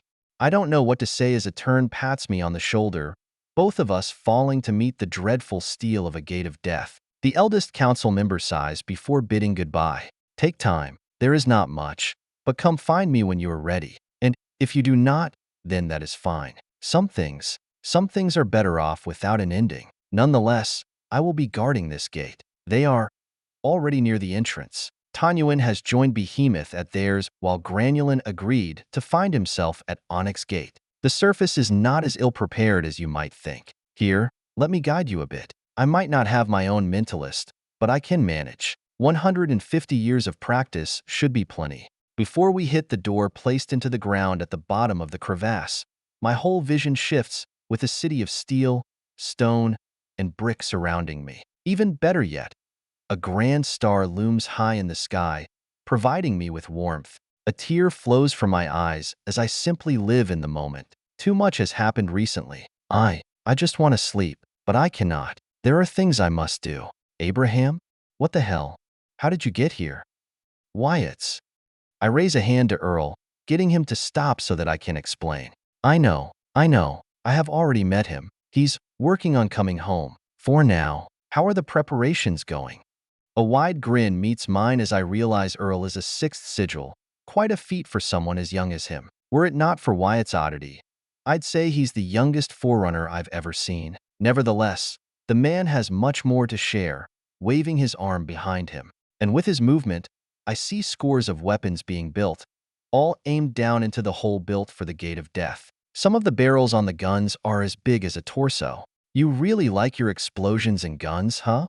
Earl nods, but he isn't the one who gets to respond. Instead, it is a dark-skinned man who has a complexion utterly opposite to mine. While mine is pale, his is ink-like, with tattoos of light gray that rotate in swirling patterns across his body. I bow my head as I recognize the man from the artwork in the Capitol. The crown of shadows on his head is a dead giveaway.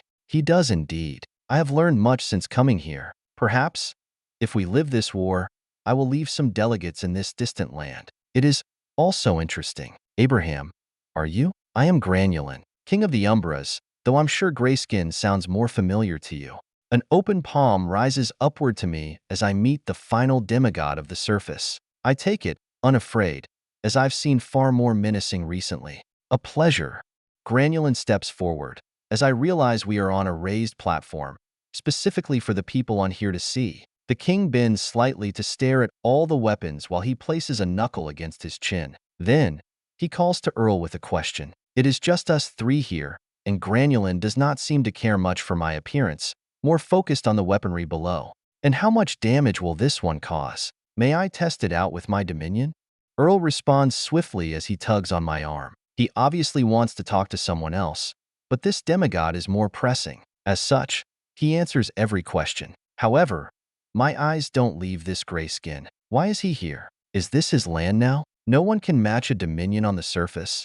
It is enough to demolish a large-sized building. We may test it come sundown as the factories are busy producing more. I don't want to remove the only 300-pounder that we have. Should be enough to put down a power, though, barring exceptional abilities, of course. Granulin continues with his questions until a light footstep lands on the platform. Confused, I turn and find a familiar middle-aged man. Has he left Gravecross? Really? I thought. My eyes meet Johnny's as I twitch in shock. He's changed. Not in his personality, but in his being. He's still only a power, but he's stronger than me. I'd be dead before I could even conjure one idol if I tried him. How? What happened? Enough. Granulin. Let the boy reunite with his friend. Abraham has much to tell us. He has returned from hell. Johnny's palm slaps my shoulder in the same way that a turn did. Only the gunslinger's is reassuring and calming. I give Johnny a smile of thanks as Granulin turns to me, disbelieving. Truly, how remarkable. A first. Not many of those nowadays. Tell us, boy. I wish to know more. How many demons were there? What kinds? My ancestor is said to have died down there. Did you see any hint of him? An imprint of shadow, perhaps? Understanding that this is Granulin's personality, a more annoying version of Wyatt from a year ago, I don't answer him with much haste. Yet, before I can even say a word, shouts come from below, from the hole. I move toward the edge, a hefty heat in my heart as I see deathly pale figures with eyes of flames climbing up the hole. Elation flows through the scores of undead, while Johnny immediately starts calming the soldiers and workers around the crevasse. My eyes flash over all the people, searching for Bonfire, but I don't see him. Stubborn bastard. He's probably waiting to leave last. Damn it. At least the undead can come to the surface now with Death Dead. I can hear the unadulterated joy emanate from the hundreds of undead that swiftly turn into thousands. I even spot a few stoneclad, the critters just as vexing as Lennox. A sweet smile falls on my lips as I momentarily forget today and yesterday, living just in the moment. I watch a husband find his slain wife, the woman remembering just enough to embrace him back. A happy point within all the suffering. I don't think I'll go see him. I'd rather not have that ending, no matter what it might be. There is too little time, and there is too much to do. 474, Fortate in. Virgil Flickering Wraith Boon. My roughed-up boots hardly affect the ground beneath me due to my light steps, but every other person with me leaves an infuriating amount of tracks. Not that I can stop them. Wyatt has at least learned enough for me to be careful about it. Marion's not awful, but he's too busy keeping Otto quiet and Bonfire in line. Shaking my head, I urge them all onward to move faster, and they do so. In the distance is Heights, which is not our final destination, but not far from it. I already ran ahead and came back after informing Isaac to evacuate using the lantern 5 at a time, with one to ferry it back and forth. Sometimes, I forget precisely how fast I am, especially without the sun to slow me. But as I see that the city has entered the range of my flicker, I give Marion the go-ahead. The living don't need the lantern to leave the underworld. After all, go. I'll speak with Isaac before following up. Something is keeping the man here. The watchful savant bobs his head before pulling Bonfire with a literal rope from ether. The pyro shouts in frustration, but he lets himself get dragged. Good. He's learned. There are enemies to fight, but he's actually leaving while others are not. Progress is progress. I still feel awful about what happened before, yet what is done is done. I already apologized. Not much more I can do. Taking a step with ether flowing through me, I emerge inside Isaac's office after withstanding an instant within the other world. As I grow in power, fewer creatures in that realm are even willing to look at me. But as I meet the final supreme, I know that I am not yet at a level where I can travel as I see fit. I've sent those with me toward the exit. How are the evacuations going? When will you leave? Isaac Erno's hand rests on a tiny little book atop his desk as he is slightly bent over. It is shorter than his hand and slimmer than a finger, but he treats it with the severeness of his life. Rising to his full height, the undead hands me the journal. Take this. It is the appendix of all current, living undead. It should help on the surface. I've already had Bertie and Patrick move the libraries out. Beyond that, it will take a while. At least a few more days. 5 at a time is not quick. There are hundreds of thousands of us. Most are weak or recently emerged, but about 10,000 can fight. 100 or so can do something in this war with their strength. But be careful. There will be no more undead born. I raise an eyebrow, following his words but not wholly understanding. Stepping forward, I take the book and slide it into my shirt, but I don't let him continue. What do you mean? Are you keeping them here to fight? Isaac shakes his head, turning around to face the circular, sun-shaped window on the opposite side of his office. His arms are clad behind his back as he announces his own death. No, I am letting you know the forces that will be joining you. The underworld is only an advantageous place to fight if death aids us. I can see you are a man of war, perhaps not the same as I, but enough so nonetheless. I shall stay, buy as much time as I can for the little ones. Scoffing, I immediately speak my mind, not holding back against this demigod. He must be stupid if he thinks staying here is better. What? How can you? You need to make it to the surface, too. Isaac, your strength? I have not seen you at your best, but I know you are near the top among dominions. Otherwise, you wouldn't have lived this long. The one-eyed exhales, lungs that have no need to breathe with collapsing shoulders. Then, he turns around, walking right past me and out the door while motioning me to follow. Come, there are some things more important than my life. If it were just this place, my home, I could give it up for the people, but there is something more. Our future. Bewildered by his phrasing, I heed the man's desire and stay behind him as we traverse his fortress. We walk through the long, empty halls as everyone else has left for the gate of death. Here, in this city, there is only me and him. Soon, there will only be him. However, I am swiftly proven wrong as Isaac opens a steel door, swinging it open to reveal a cradle inside. My mind immediately swerves with 1,000 thoughts, but they meander across without a destination. A child? In the underworld? How? What the fuck? The Supreme runs his fingers along the cradle protectively as he stares down at the little girl inside. Her appearance shocks me to my core, both for how she is here at all, and secondly because of how she looks. Her eyes are twin flames, the pupils themselves constantly moving with their color and shape. Yet the right one seems to stay on the pale side, like those of the undead. Furthermore, her veins are boiling magma and her skin is as pale as all other undead. A child with such abilities? How? Marigold. That is her name. She was born from the corpse of your companion, Quakete, if I recall correctly. The facts start to settle into place as things start to make some sense. I only recently learned about how those of Wyatt's family are born, but this sounds exactly like it. Only, she is different. Though, it is expected. After all, this is a unique situation. Born from the corpse of a Wendigo, bathed in the flames of a Hashkazini, and cradled within the depths of the underworld. If that isn't cause for a child to be born special, then I don't know what is. An undead graves. More than that, too. The last undead. Nodding to Isaac, I now understand completely. My mission has changed now. I will not simply escape with the others. Yes, this is Marigold Graves. I see why you don't want to leave her, but can't we just bring her to the surface? The Supreme looks at me oddly before tapping the cradle with frustration. Is that so? Interesting. Another mystery solved. But no, unfortunately, we cannot. She is too young. The pressure of moving underneath the gate of death would kill her. Furthermore, she's hypersensitive to ether, constantly pulling the ambient ether into her body. Any additional? He doesn't need to finish, as I can follow through with my own thoughts. Absorbing ether is such a little thing.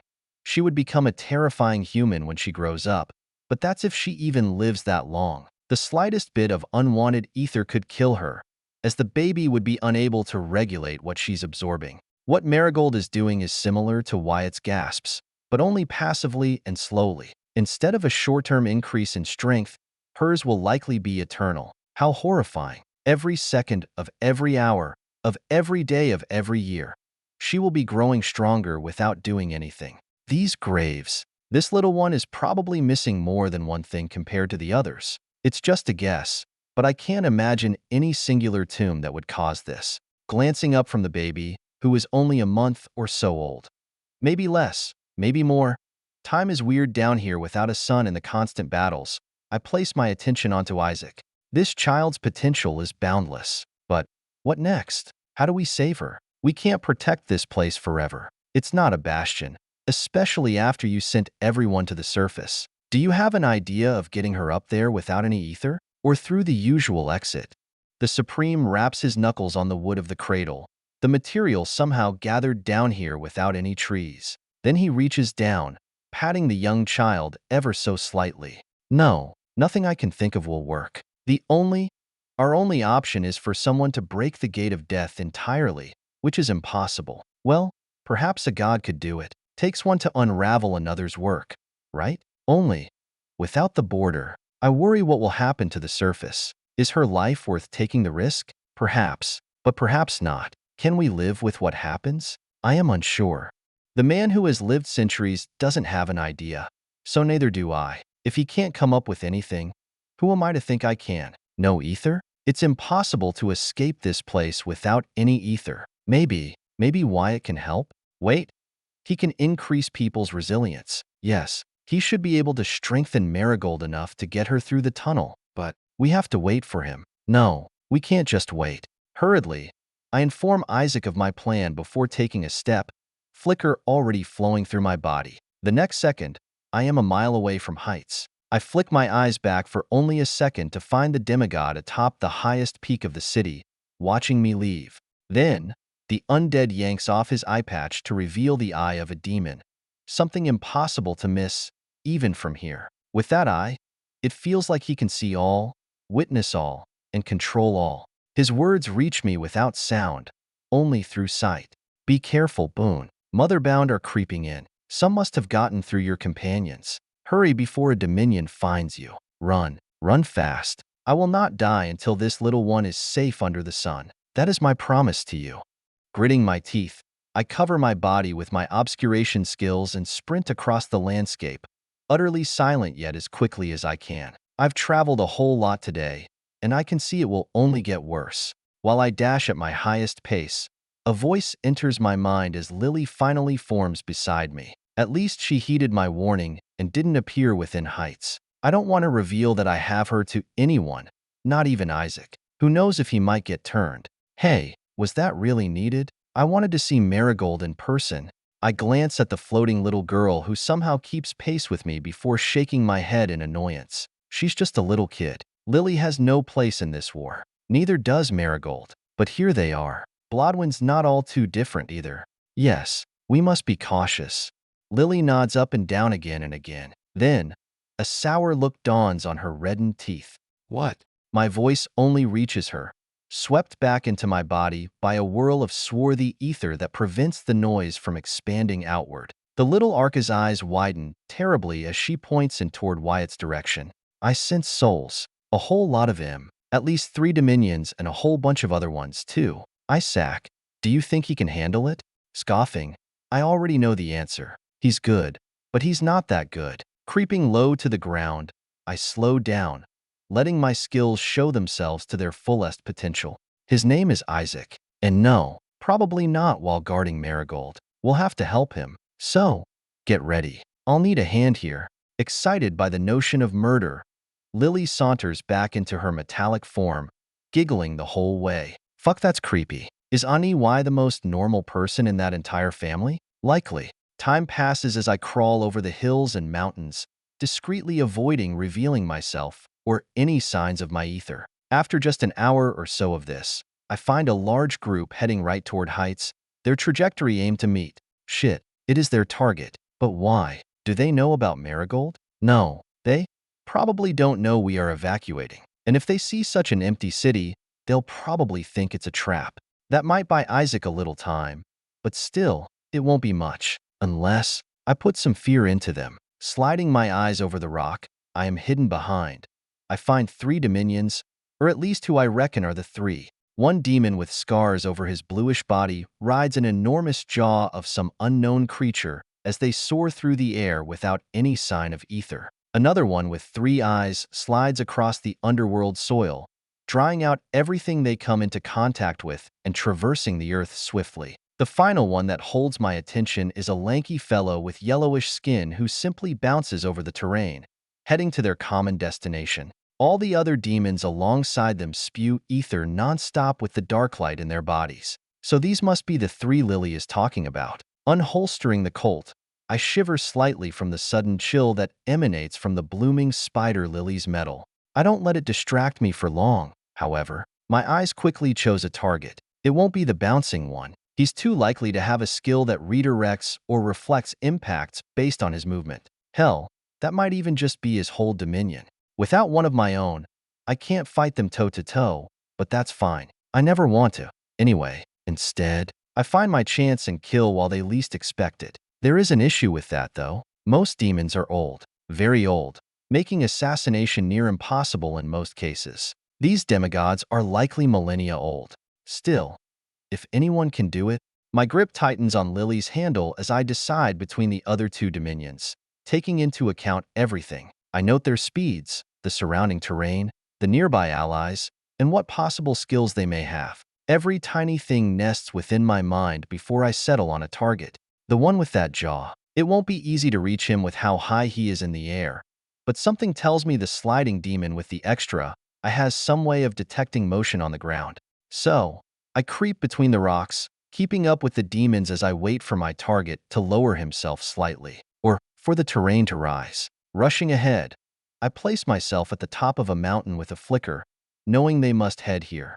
Then, I wait, listening to Lily's incessant childish rambling. She constantly asks me questions about what we're doing, but I stay focused. I think she's only so talkative because I'm ignoring her, yet I don't budge with her antics. I need to focus on this. Quiet. This is important. It's not easy to reply using her connection. Nonetheless, as the demons approach, I get her to fall silent. Then, I close my eyes, letting the darkness overtake me. The target is coming. I listen to the world around me, taking in every little morsel, from the shifting of the winds to the distant war that leaves the earth rumbling just a bit all the way here. A deep breath fills my lungs with power as I exhale. In and out. Then, I stop breathing, turning utterly still. My heartbeat stops. My mind stops. My everything comes to a pause as I lie, prepared to kill. There are those who have killed, those who have not, and those who are killers. Many have killed, but that does not make them a killer. A true killer is a predator, one who knows the art just as a wolf or a bear does. It is instinctual, something that flows through them without thought, without action. It simply is there. My muscles tighten on their own, the target within range without my eyes seeing them. I simply know. The winds have told me, the minor transitions and motions doing so. And so, I move. A boot kicks the earth behind me as I enter the other world. Seemingly infinite creatures exist within the void, the space between spaces, but none come for me. None even notice me, for I am featureless. I possess no smell, no sound, no taste, and none can even see me. My emotions are so honed that not even a mentalist could spot me ahead of my strike. My feet find purchase on an elevated platform of darkness as I exit flicker beside my target. They twist in panic, moving their dominion to bite me while their own ether swoons lethally. Leaning forward, I dart straight for the man, threading the needle between the monstrous maw and the demon's attack. Like a spear, I enter the opening and stab into his flesh with the dagger in my left hand, Clarence's stiletto. But it is not enough. The demigod roars with anger as a beastly jaw conjures within his chest, heading right for my throat. I don't retreat. Either he dies, or I die. It has always been that way. It always will be. Like a contortionist, I pivot my body to the side, losing some flesh and blood, but nothing significant from the clasping teeth, using the dagger in his shoulder as leverage. As I flip to the demon's side, I redraw the blooming spider lily, placing my faith in the legendary Colt. With one arm crossed over the other while I'm upside down from my flip, I find the demon's eyes filled with fear. The barrel lines right up with this thing's temple, inches above his trepidation, as I squeeze the trigger. And within a tenth of a second of me leaving that rock, Lily moves to claim another soul. But I am not far behind her. While that river of darkness sublimates, I place 100 knives into the demigod's flesh, making sure it will die. The blue-tinged demon resists, managing to bite off the pinky on my right hand and nearly getting my left foot, but I keep all the important bits for later. I'd rather not lose my limbs as easily as Wyatt. Shortly after, a body falls from the sky, littered with tiny blades and without any hint of life, before crashing into the earth below. Already, the other scores of demons are rushing to get their vengeance, screaming bloody murder. But my job is done. Once more, my foot finds purchase in the air as I enter the void between worlds. 475, 2 feet in the grave. Wyatt Graves.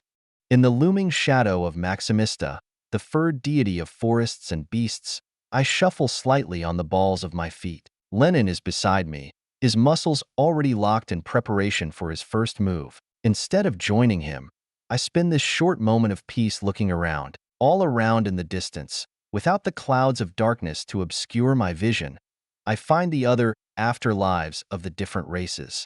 They have all already lost, without even a god rushing them down. Millions must be running for their undeaths down here. The underworld is falling. No, it already has.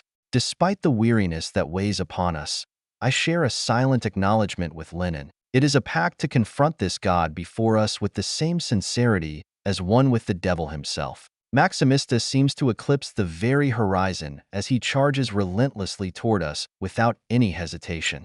For a fleeting moment, doubt grips me, uncertainty clouding my mind like an ominous shroud. Can we mortals truly challenge a god? The answer is yes. I've seen it before, but can we? Can the two of us?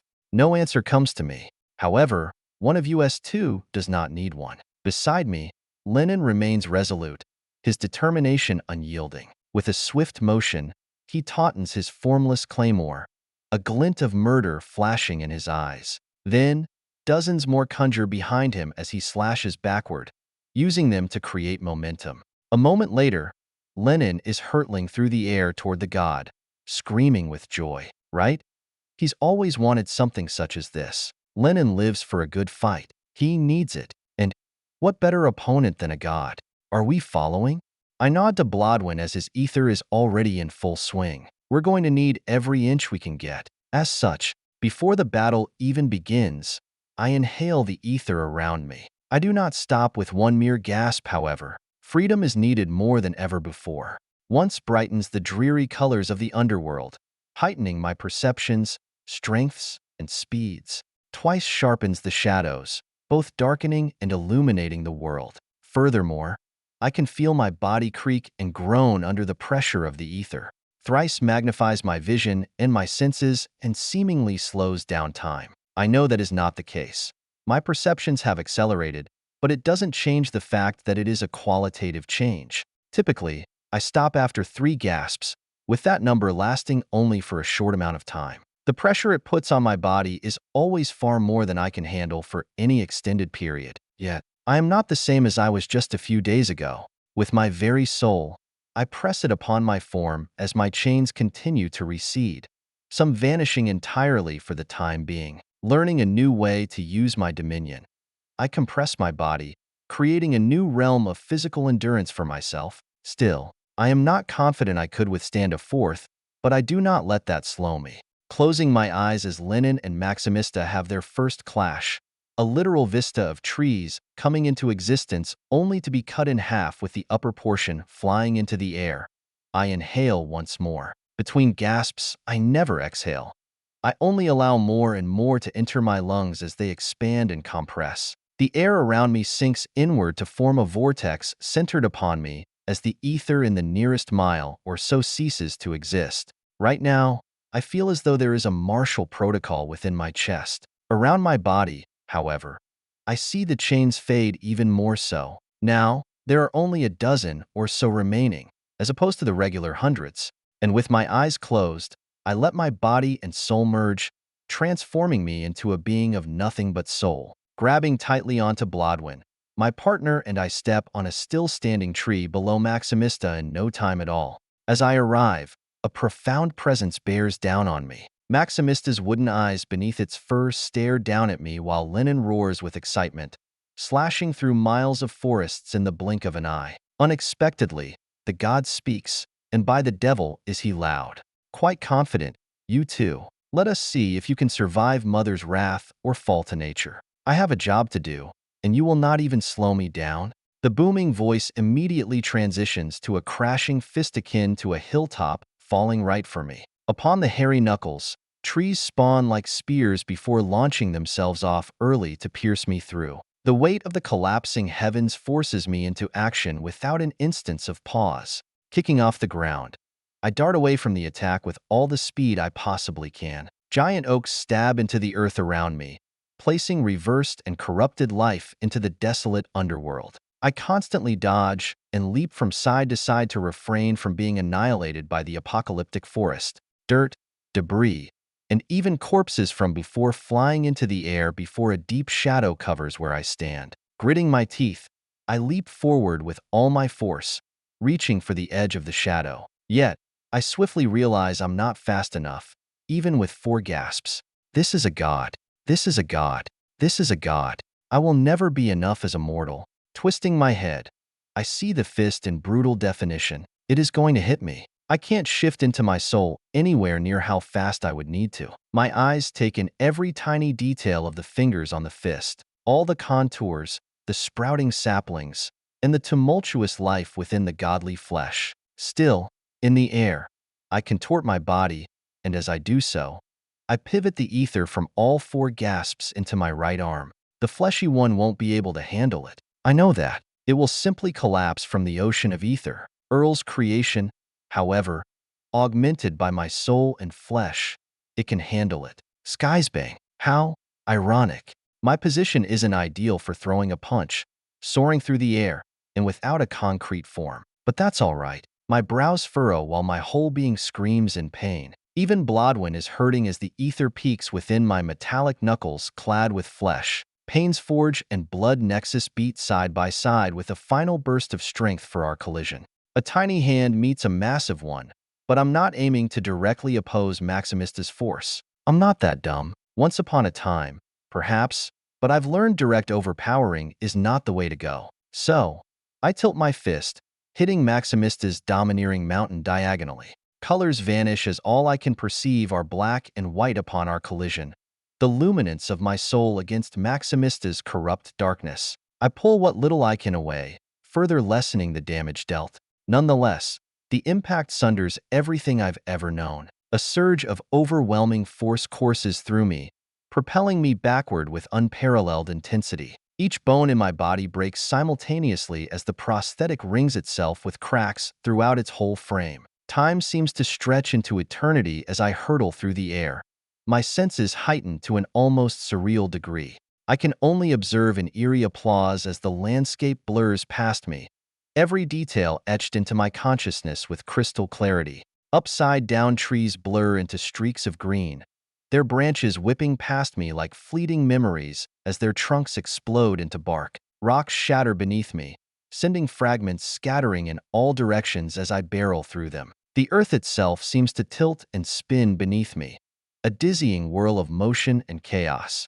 Despite the violent tumult surrounding me, there is a strange calmness that descends upon my mind. Pain, normally a sharp and immediate sensation, becomes distant and muted, dulled by the surreal slowness of my perception. It is as though time itself has slowed to a crawl, granting me a fleeting respite from the agony of my shattered bones. Finally, with a bone-jarring impact, I come to a halt, embedded deep within an upraised section of earth. My vision swims as I struggle to blink, to breathe, to live. But Blodwyn is right there, fixing up the mashed limbs and filling in the cracks of my prosthetic with bone. Still, I can hardly move. That does not stop me, however, as I force myself into a stand, discovering that I'm dozens of miles away from the fight. Maximista hit me with the force of a true god, and, tightening a regrown fist as Blodwyn bloodlets the injuries all to my left arm so that I can walk, I take my first step. He didn't kill us. My partner agrees, nodding with his mind as he is equally proud. We've come a long way since that forest. That he didn't. All hurts. Each tiny speck of my body is swimming through magma as I watch Lennon do a similar act, hardly managing to escape the combination of a crashing forest and a meteor-like fist. Soltrek gradually takes shape as Blodwyn and I rush back into the battle. We're not yet whole, but we're put together enough to help. This time, we appear after Maximista already threw a punch, so I rush straight for the god, moving with all I have to get too close for him to punch again. But it's a god. Maximista can do more than punch. A grove develops beneath my feet with enough speed to put bullets to shame, endeavoring to skewer me and hoist my corpse into the air. Evading the forest, I'm slowed considerably as I realize what he's doing right now is a dominion. I press onto my surroundings with my soul, as Maximista's soul seems to encompass the whole forest. Immediately, I'm repelled as I feel a bolt of torment flash through my body. Grunting, I continue, relieved slightly of the stabbing trees. Yet, as I sprint for Maximista, I witness something utterly demoralizing. The god is continuing to grow, much like Behemoth Sirza. Gazing at the god while it does so, I find no hint of power or dominion. It is simply growing. I see. The concept of growth. It's within the god. But why is it only this size, then? Shouldn't it be larger if that's its concept? Its divinhood, or whatever. A colossal blade slashes over my head to cut into Maximista's chest, managing to tear through the fur and finally drawing some dark ichor out of the creature. Though, I do believe my contest with him also drew some blood. Blodwyn is already using his dominion against the wound, enlarging it, while the bringer of groves reaches the size of a mountain. How are we going to kill this thing? Shaking my head, I continue with determination as I reach his foot, leaping up and climbing with just my feet. Bony spikes just for my heels with Blodwyn's help, but Maximista's body is just as deadly as his fist. The hair, leaves, and twigs covering his flesh explode like my living manacles, seeking to strangle me. I contest the horde of tethers with my own, but I am quickly pushed back as a shadow encompasses me. Shit. Closing my eyes, I hurriedly disassemble my body for Soltrek. It's risky as I'm being assaulted, but I don't have much choice. There is no way to run. So, without a form other than my soul, I rush away.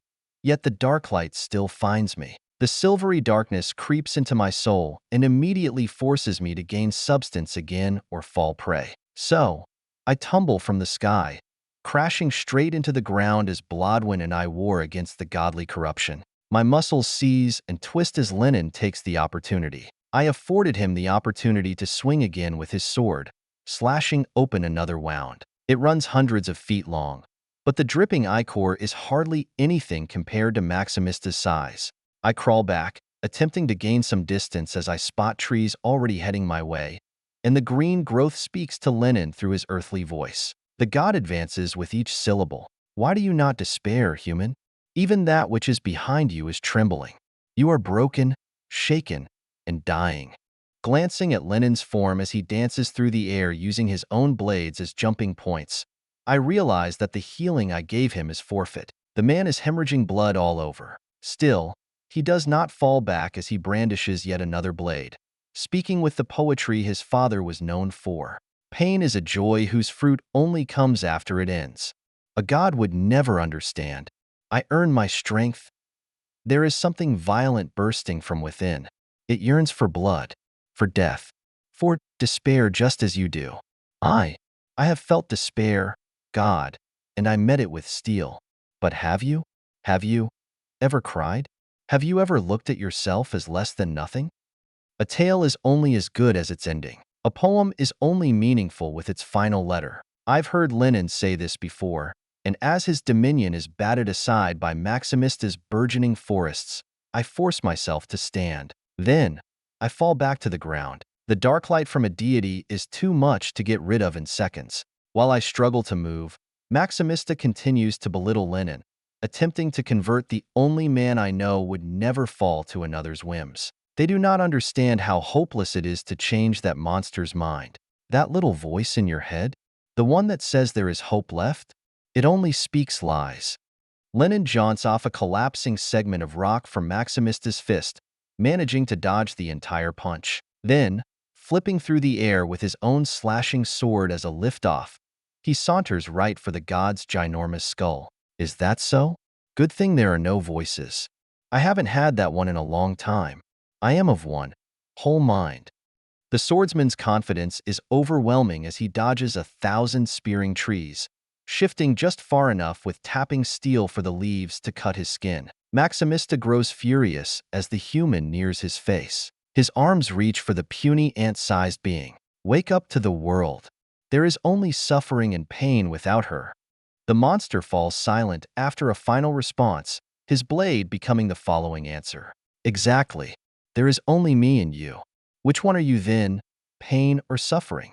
A flash of soul and an open wound spews abyssal ichor all over the underworld. Yet, I can see Lenin is exhausted after all that. His body, it is at its limit as he careens downward. Tightening my jaw, I soul trek again, angling myself to stop right beneath him. I yank the swordsman's arm just as Maximista looks down at us. He growls with unrivaled fury, shaking the ceiling of the underworld and all the nearby mountains. Then, I learn where the mask goes. Maximist shrinks to the size of Aniwai before she adjusts. My eyes open wide as I see his soul compress the same amount. Instantly, without hesitation, liberation falls over my mind. Time slows to a crawl as a fist becomes all I can see. The shadows of reality cease to exist, the whole world only being the hand coming for my life. It is domineering and overpowering and possesses the force to shatter more than just the air. Reality itself sparks as the fist ignites. I act, pushing for all the possible strengths I can leverage. Release falls first upon my right arm, removing the chains from one limb as I inhale rapidly. In this slowed time, each action is unbearably agonizing to keep up with, but if I don't, we both die. From daydream to hone, everything I know comes together. For gasps invade my body instantly, not weakening that fist in the slightest. This is Maximista's true divinhood, the sublimation of growth. I am filled with a might I've never had before. It seems limitless, absolutely unstoppable. But before that hand, those closed fingers, those dark knuckles, I shiver. My body moves on its own, inhaling a fifth gasp. Cracks start to emerge in my flesh as muscles, skin, and even organs rip open. Hold us together for a little while longer, buddy. Blodwin can't reply, but I can only hope he manages to do as my fist moves in this slowed time. The prosthetic, crafted with Earl's mightiest inventions, meets this god's fist. The metal is the most durable steel in the known world, said to be able to bear a demigod's wrath. But against a true Ichor god, all turns black. Again, I soar across the landscape, but my consciousness is riddled with trauma such that I can barely comprehend our speeds. Yes, our speeds, as I am still holding on to Lenin, as I bore the majority of the impact in his stead. Moments pass until our collisions with the underworld around us cease. I can feel that I am dead, that what I see is only an image of before my demise. And as Blodwin restarts the blood flow in my body, restoring my brain. I take in a disgusting gasp of air. Unable to move, I taste the blood in the air, the dark light wafting off me still. Blodwyn is silent, fighting in my stead as I did for Linen, while both of us humans sit against the gate of death. We flew that far? Thousands of miles? No, it wasn't that far. 1,000 at most. Still, I attempt to raise a hand to check on Linen's state, but my body won't respond. Coughing out some dark phlegm, I let my chin fall onto my chest and sleep overtake me as I stare at the empty right side of my body. We lost, and I don't even know if Linen is still alive or not. 476. All 10 Commandments. I awaken to the sensation of cold seeping into my bones, my body lying in a pool of my own blood. The world around me swims in and out of focus, a blur of shadow and light. But I can sense someone in front of me. No, a great many people. Coughing, I attempt to move, only to fail as I hear a concerned shout. My senses slowly begin to return, accompanied by the dull throb of pain that pulses through every fiber of my being. It's soul deep too, something that actually makes me worry about whether or not I'll recover. Sir? Sir? Are you all right? Can you hear me? More voices join, several of which are incredulous and disbelieving, while others are negative. Arno, I think he's dead. That one over there has to be, right? No, he's moving. Look, what the fuck did this to them? Aren't these, at least virtues, I think. Otherwise, with those wounds, dunno. I hope we get through the gate before we meet the sick bastard who did it to him. As I struggle to push myself upright, I become aware of someone standing nearby, prodding me with a stick from a cautious distance. Their face is etched with fear, eyes wide with disbelief at the sight before them. The bodies behind them that gain clarity with each passing moment are the same. These must be the undead who are evacuating the underworld. I try to speak, to reassure them that I am not a threat, but my words emerge as little more than a hoarse whisper. Grimacing against the pain, I manage to raise my left hand in a feeble attempt to signal that I mean no harm. The figure hesitates, their expression wavering between curiosity and apprehension. Others call at this Arno to leave me be, but he crouches in the pool of dark crimson that has left me. With painstaking effort, I push myself to a sitting position, my muscles protesting with every movement. Slowly, painfully, I manage to draw myself upright, my gaze meeting that of the stranger before me. Despite the fear that lingers in his eyes, I can sense a glimmer of compassion beneath the surface as he reaches out to bandage the stump that is my right arm. Fuck, I lost it. Sorry, Earl. You'd be proud of it, though. I know you would be. I let Arno do it as I croak out a measure of thanks. Then, I tilt my head back to the section of the Gate of Undeath that I hit. It's dented, perfectly fitting to my skull. Blodwyn groans as he comes to. My partner is the only reason I'm not dead. Some brain matter is splattered against the steel and rock behind me. He's not doing too well either, though. We alive?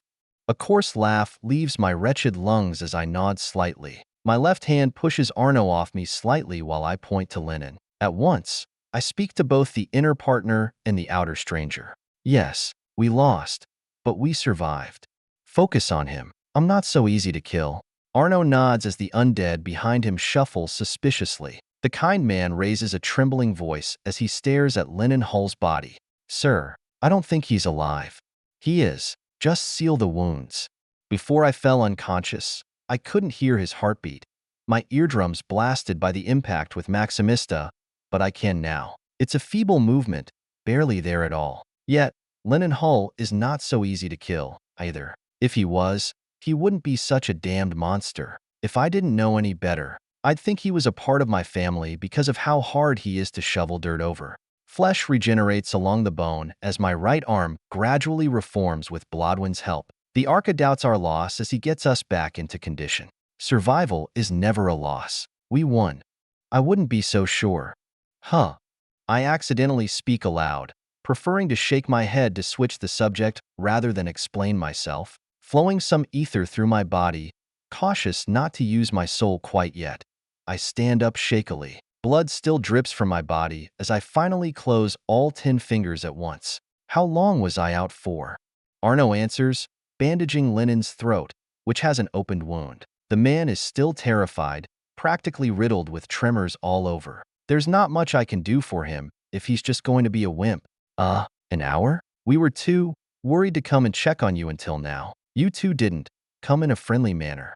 A pair of boots followed by a more leveled voice gives me a better answer. Turning, I find one of Isaac's few angels bowing his head slightly to me. You and Hull flew across the landscape faster than I could even see, barreling through mountaintops, hills, rocks, buildings, everything in the way. Were it not for the gate of death, you might still be in the air.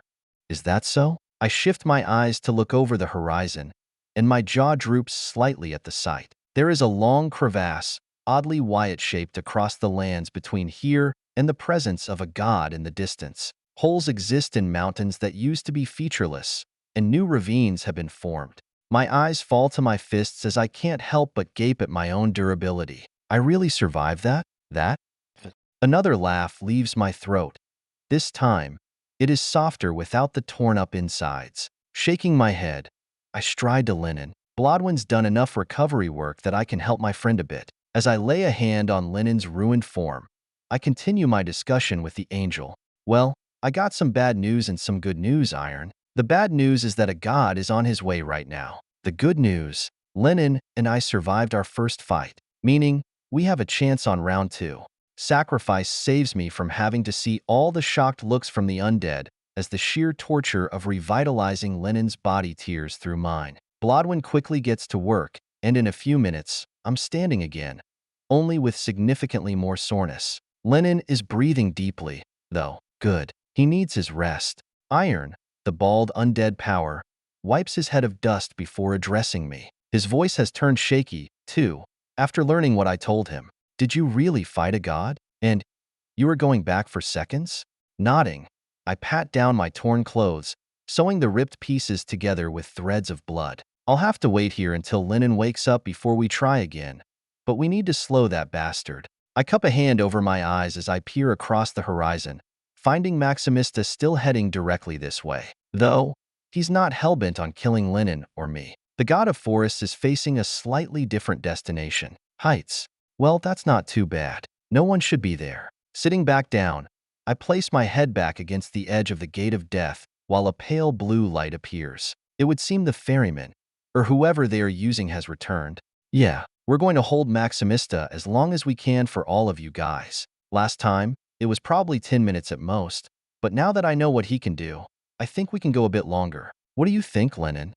A trembling of eyelids prompts the swordsman to wake. He grumbles, pushing his newly recovered body against the wall just as I have. We sit in silence for several moments as he considers my words and breathes deeply. The moments turn into minutes as we both are content to remain resting. Maximista is far away, so far that we have some time. Several minutes later, as we sit in the pool of now-dried blood, he finally agrees with me, only more than I expected. A bit longer? I think we can kill the bastard. We just have to strike when he shrinks. That's when he's weakest. Scoffing, I immediately disagree. Did we see different things there, or something? Are you crazy? No, don't answer that. When Maximista shrinks, that's when he's strongest. We won't be able to lay a finger on him. Lennon's head bobs for a second while I watch the undead observe us. They are utterly silent, as if kneeling before two gods themselves. I don't like it, but I don't have the energy to stop them right now. One can be both strong and weak at once. You are nigh unkillable, yet you do not possess my lethality. All beings have their differences. Maximista might have unrivaled physical might when shrunk, but I doubt his toughness is the same. A swift blade to his throat while he is tiny will end him, or do enough damage that we can finish him off before he recovers. I guess that makes sense. Plus, when he's smaller, it'll be easier to land a lethal blow. Squinting, I find the god moving swiftly over the earth toward heights. We still have some time. Good. I can see that happening. Only, are we going to bait out that attack? What makes you think we can do that and still hit him? The swordsman known across the world as the best shrugs. Even without his arms, the motion is evident, but his confidence is unshaken. You will just have to endure while I finish him off. Yeah, 'cause it's as easy as it sounds to eat a god's fist for breakfast. That one gets Lennon Hull to smile, a minuscule bark of laughter on his lips. While he enjoys my serious concern, I raise another question. Seeing as I could regrow my arm, I can probably do the same for him. Do you want me to fix your arms? I can shape your soul back to how it used to be. A sharp gaze draws my attention from Lenin's missing arms to his eyes. The man shakes his head with all the graveness he's ever held. But why? No, I do not wish to be changed. This is who I am now. It is who I will be.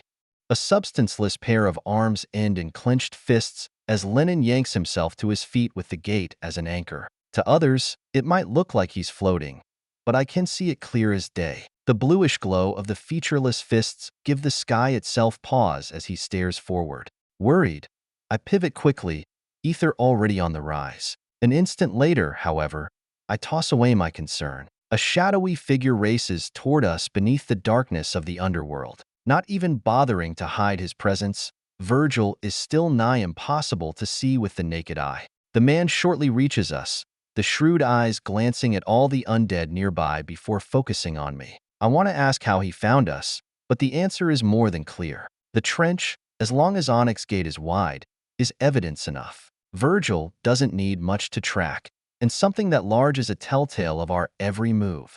I was worried that I'd catch up to find you both in a heap of shredded flesh. Happy to see that's not the case. Lenin scoffs as he stretches out a shoulder, getting ready for a fight already. Just a few minutes late to see that masterpiece.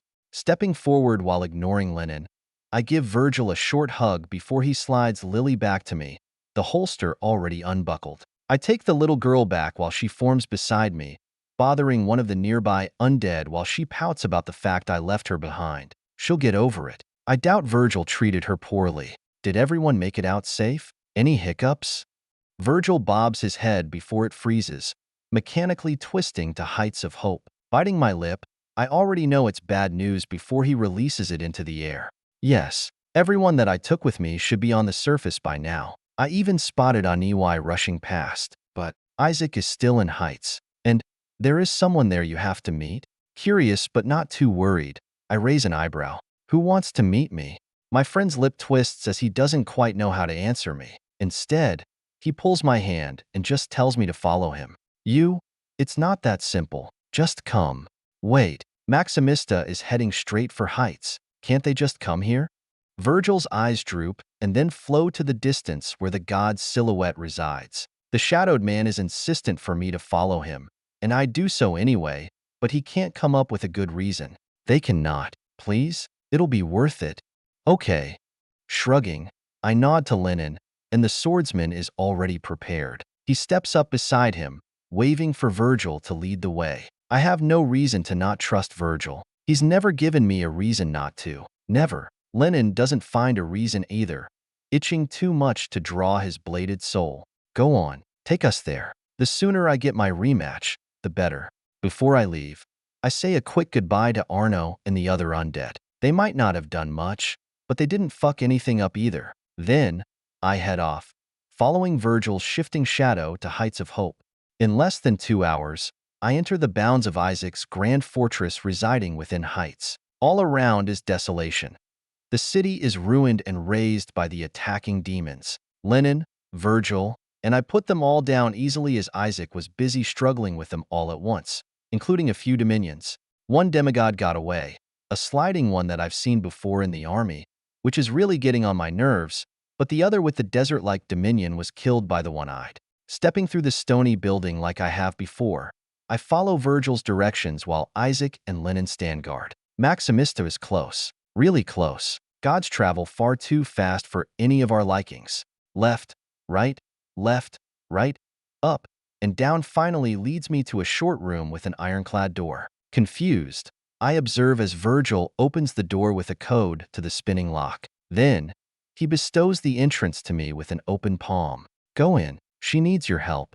Even more bewildered by the sight of a cradle in the room, I walk inside. Is this some kind of bizarre hidden demigod or something? My feet carry me to the side of the cradle before a flash of lightning careens through my whole being the instant I lay eyes on the baby, sleeping peacefully. Words, images, and untold emotions flow through me as I get a semblance of what happened long ago when I reached into the bloody palm to learn its past. Immediately, knowledge enters me as I realize this is Kate in another form.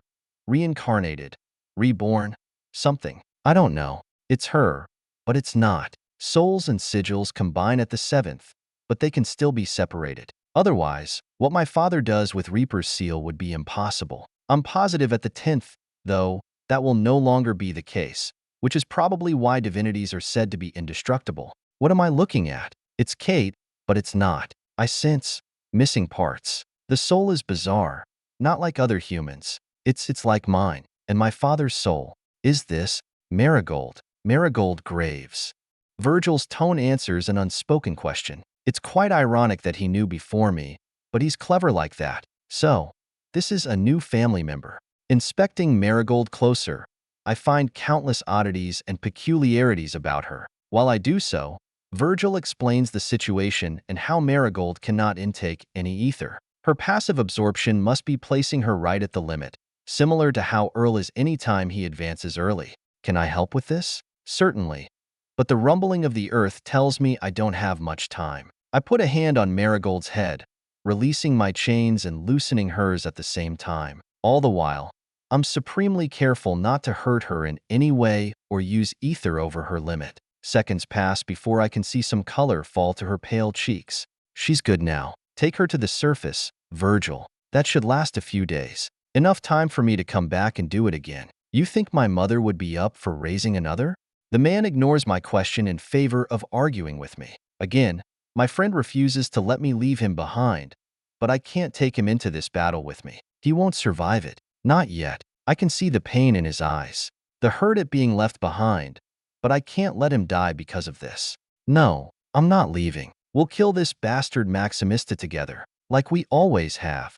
Again, I breathe in deeply, the rumbling earth growing to a worrying degree. Opening my mouth, I pause as the ceiling above is torn off by a tree, spearing through it and showering Marigold, Virgil, and me with debris. Chains explode from my body as I cover the little graves, screaming at Virgil. Above, I see the smiling form of the giant form of a Urayuli, the twisted grin laced with dark light wishing harm upon me and all others. Go, take her now. A long slash cuts open some flesh on Maximista, doing more damage than before his linen has grown even more. Meanwhile, a crushing presence deflects a whole forest. I meet Virgil's gaze as he finally agrees. Fine, you better not die. I nod to my friend as he gives me his most grim stare ever. Then, the man vanishes with Marigold into the other world while I struggle to keep up her enhancement through the distance. Then, I stare upward at the god, devoted to killing it once and for all. Never. 477, 3x9 smile. Killian Undying Graves. My steps are slowed, each one punctuated by the dripping of some sort of my body. Flesh slides off the bone like a liquid while I continue to walk, heading straight for the collision of gods. Each movement of ether or divinhood, what I oft like to call divinities, warbles the cloth that now covers me as it shakes the entirety of the underworld. All divinities or divinhoods are simply consolidated concepts. That is all they are. But they are also so much more. I do not possess the strength to contest death's divinity. A voice by my side encourages me, helping me walk with a hand on my shoulder. Glancing right, I nod to Lazarus as the sealed man grins with a crazed passion. Come on, Undying. You really gonna let a hooded shawl do you in? Look, the others are already fighting. My grandson's doing pretty good, don't you think? He took a complete hit from Nogami and stood up afterward. Without your Surza, he'd be paced after that. Lowly chuckling, I agree, feeling some brevity amongst the soul-shattering discomfort that wreaks havoc through my being. If I were anyone else, I'd already be unconscious from the pain. Brutal comfort in being who I am, unable to feel pain. A mortal is not meant to bear the weight of a god's divinity. I may not be fully mortal, but I'm not quite immortal yet. Indeed, but he was paced. I made him regenerate from the liquid. The third pats me on the back, the grand strength hidden within the hand of the ancient figure, forcing me to take another half step forward than I would have otherwise wanted. Still, I continue. Reaper's seal is now working at its full potential without a god to hinder it. Haha, indeed, indeed. I quite like this. Back in my day, the gods were terrifying, even to me. Despite my strength, I was careful not to disturb any of the resting places, horrified that they might have been turned or worse. To see them struggle, To see death die, it is delightful. I finish his words as Nogami is struck by the heraldic wolf, some stone chipped off by his false teeth. The hurricane hunter follows through, blowing aside a falling mountain with her treacherous winds, while the radiantal palm takes the opportunity to deal some more damage. These primes revel in the chance to fight a god, something each and every one had dreamed of during their lives. Smiling, I watch as the 4th through 10th primes, the 7 demigods in total, are now at their full strengths as opposed to before. This is the genuine Reaper's seal, the one I drew up and perfected. Death just had to constantly fuck with it, making it 1,000 times more challenging to execute. But the power, it cannot be understated. 8 demigods, counting Lazarus, is a grand number. It is enough to slay gods, but that is dependent on the fact I can endure for that long. Do you think I could see her? Heather Graves. She was a demigod too. I just want to see her one more time, Killian. Then, I will give you my all in this battle. Stopping, I face Lazarus Hearn while I bear the weight of my ether and the god on my shoulders. The third's face is stoic yet marred by centuries of pain and loneliness. The Thunderbolt Titan, the man who slayed all the wild demigods after the collapse, hunting down legendary beasts one after another until he set after the lords. What a legend, only put down by the combination of Behemoth and Leviathan. It was up to his grandson to continue his legacy, his history and our history together. As he is the one I rely on the most with Reaper's seal, makes it only that much more bitter to deny him his only request. I am sorry, my friend, but death does not harbor us graves. She only takes us out of spite before tossing us into the great beyond, the void, whatever you want to call it, for nothingness to take us. My fellow Dominion nods slowly, evidently hurt by the news. He has waited hundreds of years for this chance, the slim possibility that he would escape death's clutches. It is another reason why he is so lucid compared to the others. Besides his grandson and Arnold, the other demigods are quiet, utterly different from their supposed personalities. Time in the gullet erases souls, just as being an undead does. That devotion must have kept him sane, and he probably taught the method to his grandson while Arnold died the most recently, hardly over a century ago. No joy comes from the cackling lightning, only grim understanding.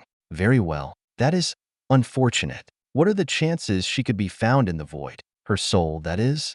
I meet his crackling pupils, the eyes wholly formed now with the improved version of my Sirza, and I shake my head. Then, I limp forward, wanting to turn the 1 versus 7 to 1 versus 9. 1 in a million. That's if she hasn't deteriorated, either. 900 years, right? That's a long time, Lazarus. A long, long time. Let's put that behind us. Just help me kill this bastard.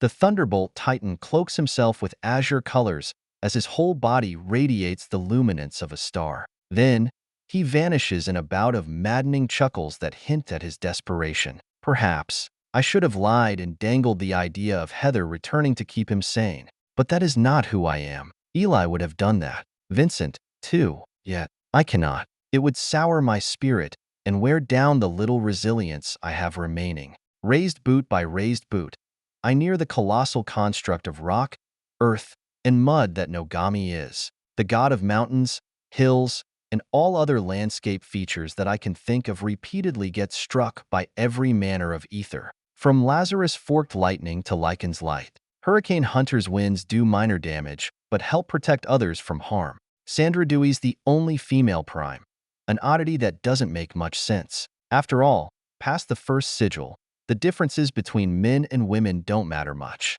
By the 4th, they are entirely irrelevant. However, it is a fact that fewer women are willing to become sigils than men. It must be something psychological, perhaps simply societal. I don't know. I'm no specialist. I'm just a man who's seen a whole lot of death, witnessing both her and Hank Callahan, the firebrand keeper, smushed by a brush of wind that shifts into a mound of mud.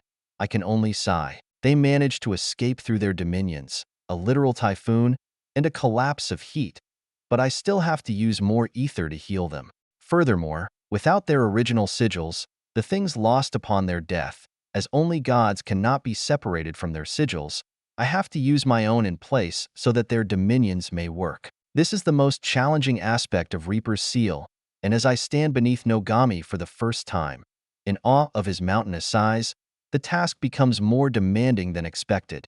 9. 9 dominions leech off my soul while I already bear the weight of a divinity. Falling to a knee, I realize that, with my Sirza, I will not fight. I cannot. Simply existing is enough. I don't think I'll ever fight again in the way I used to. So, I watch. I simply watch as the 8 work together in tandem, with Lazarus at the forefront, cackling his way to becoming a godslayer. His grandson, Lycan, takes the mantle of a leader, guiding the rest just as he did in his heyday, leading humanity into an age of prosperity. They are beautiful in how they work, utterly clean. One after another, they attack in synchronicity, overwhelming the god bit by bit. Nogami's power, virtue, dominion, and even his divinhood all revolve around stone, earth, and mud, but he cannot stop them. My immortal soldiers blast through the meteors he drops, shave off the mountains he summons, and evade the sudden ravines he conjures throughout the underworld. The battle's range spreads to the thousands of miles in diameter just from the variety of abilities thrown at the god. I wish I could join them. I really do. But as Kudo's divinity digs deeper into my flesh, I know the end that is coming to me. It might not be this minute, or this hour, or even this day, but a man cannot bear the weight of a god. That is simply the truth. But I must. Without enduring the mortal veil, I know that all the undead in the world will cease to exist. Furthermore, it will bring untold havoc into the world, havoc that we cannot withstand as a people on top of what is coming. Additionally, Death's divinity grants me some extra leeway with my Sirza, bestowing it some more power than I could otherwise provide. Slowly, I am dying. Little joy comes to me as a second deity falls before my hands. This time, without another god's aid, the devil and Leviathan are still fighting, even as more gods rush out from the depths of hell. Soon, she will be here. We must kill as many as possible before we retreat to the surface ourselves. Nogami's crashing form throws dust and dirt into the atmosphere like that of a volcano as Deathbringer removes his head. Then, all together, they turn the mountain into minute fragments of sand, crushing it until nothing is left. A flash of azure ends with Lazarus standing above me, gazing down at my decrepit form, the worst of which is hidden under the mortal veil, particularly the rotting portions. Despite my lack of eyeballs in my sockets, I can see the worry on his face with immortal acting in place for them. Yet there isn't much I can do as my breath hitches and my ether snags in the grand tapestry that I've made for Reaper's seal. It's supposed to work without any input or concentration, only requiring ether and my soul's inclusion. But gray dust reveals itself as all but Lazarus turn to ash, their souls returning to the mortal veil. The ancient human drops to a knee beside me so that our eyes are level. Shivering, I watch as he lifts a hand, placing it on my right shoulder. He squeezes slightly, the mush of the flesh giving in. A grimace punctuates his words as he retrieves his arm, and I struggle to retain him here. Damn, Killian, it ain't your day, huh? Shaking my head is more of a reflexive tremor. I use that as my only answer. Lazarus sighs as he sits backward, the god behind him slain. While he does so, I find that the gods remain shift while the underworld rumbles. The nearby mountains begin to crumble before the thunderbolt titan vanishes into azure light. Then, he returns with a polished piece of dark, spherical marble. Holding it up so that I can see, he groans about something before speaking to me. Someone's gotta take this, huh? Or else it'll have some crazy disasters, right? Avalanches, rock slides, volcanic eruptions, all the sort? My eyes shift up and down as a response, and Lazarus picks up on it. The long-dead man does something I wasn't expecting as he holds up the rock and tightens his fist around it, ether flowing from him into the divinity.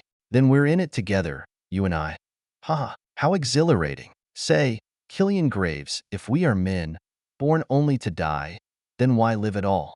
Still, I do not have a verbal answer, no matter how he desires one. My body refuses to act in such a way. Often, I can bypass such restrictions with immortal, but what's happening to me is soul deep, ignoring my dominion. Nonetheless, Lazarus is not upset or put off. He turns and faces the weirs as another shambling figure pushes past them, roiling with dark light like never before seen. This is a god so severely corrupted that I cannot even tell who it once was. Nogami's divinity burrows into Lazarus' hand, the palm now sporting a polished sphere of marble like that of an eye. It spins and rotates dangerously, and I can feel Lazarus' soul spasm from our connection. The strain doesn't pass to me, however, as the third bears it all himself. He refuses to let me take the burden. It is simple, my friend. Clenching the rock in his hand, he offers a hand for me to take, knowing I cannot. Still, he demands it of me. We live to laugh, to enjoy the parts that make it worth all the suffering. Now, it's been a long time since I had any of that, but there is always hope. 1 to a million. About the same chance that we both survive imbuing divinities, huh? Once more, I can't answer him as my vision wobbles. I can't last much longer, but I cannot simply die. There are 2 more I must kill. I will not die. My foot finds purchase as I rise up just enough for what remains of my arm to take Lazarus' hand under my veil. With a smile, my friend pulls me to my feet. Then, with a joyous bout of cackling lightning, he pats me on the shoulder, pointing to the disgusting god in the distance. Not yet. Another one. Just one more, my friend. Just one more. You can do that, right? I compel my eyesight to clear as I get a clean look at the god for the first time. It is dribbling acid, or maybe muck, something awful, in the shape of a deer. I can do another one. I'll kill another one until there are no more to kill, just one at a time. When Lazarus leaves me, however, I worry I might lose my drive. It would be like back in those laboratories, all alone in the dark with only needles and the experimental concoctions for company. Not again. Never again. I'd rather never have lived at all than return to that darkness. My fist tightens as my childhood scars its way through my mind and into my flesh. Nevertheless, I possess the strength to continue here and now. As such, I will. I will take a step forward until there are no more steps to take. I have finished the promise to my mother. The one to the world and to myself still remain. One more. 478. Hard Run of Bone. Wyatt Graves. A body-wide inhale precedes my movement to join the battle as I inspect my state. All my wounds are closed, and the dark light within is totally cleared. The dozens of lacerations and visible organs are now gone. As for my ether saturation, while I got my shit kicked in by Maximista just a few hours ago, I already feel relatively well rested. Compared to when I fought him the first time, I'm practically brand new. All I did was run a couple 100 miles, an insane thing to say aloud, but it is true nonetheless. So, I stride forward, climbing atop Isaac's home and its stone walls. Maximista is doing the same thing as before against Lenin, while Isaac is dealing with all the other mother-bound swarming heights, from the demigods to the wondrous ones. The god's every move, however, deals just as much damage to his own forces as it does to the landscape. The bladeless monster evades each and every falling tree from the forests dropped onto him while striking back against Maximista. It is impressive how swiftly the man adapts to an enemy. He says a struggle is what makes a person grow, but I think he has it a little backward for himself. Whenever he loses, he develops the most. The shame, guilt, or perhaps even just the spite of losing forces him to reach new heights. And I think I am the same. Before, I wasn't much help as I'm not as fast as Lenin with his rebounding slashes. If I could get close, an explosion with 4 or 5 gasps would do some real damage, but that's a huge if. Before, I could only stand on the god's legs,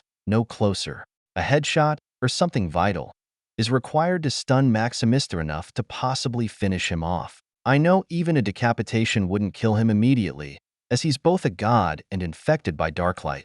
Though, nevertheless, if we can't end it after an attack like that, then we never stood a chance in the first place. But is there any way for me to get that close? A soul trek might work, yet he nearly caught me last time. Soul versus soul.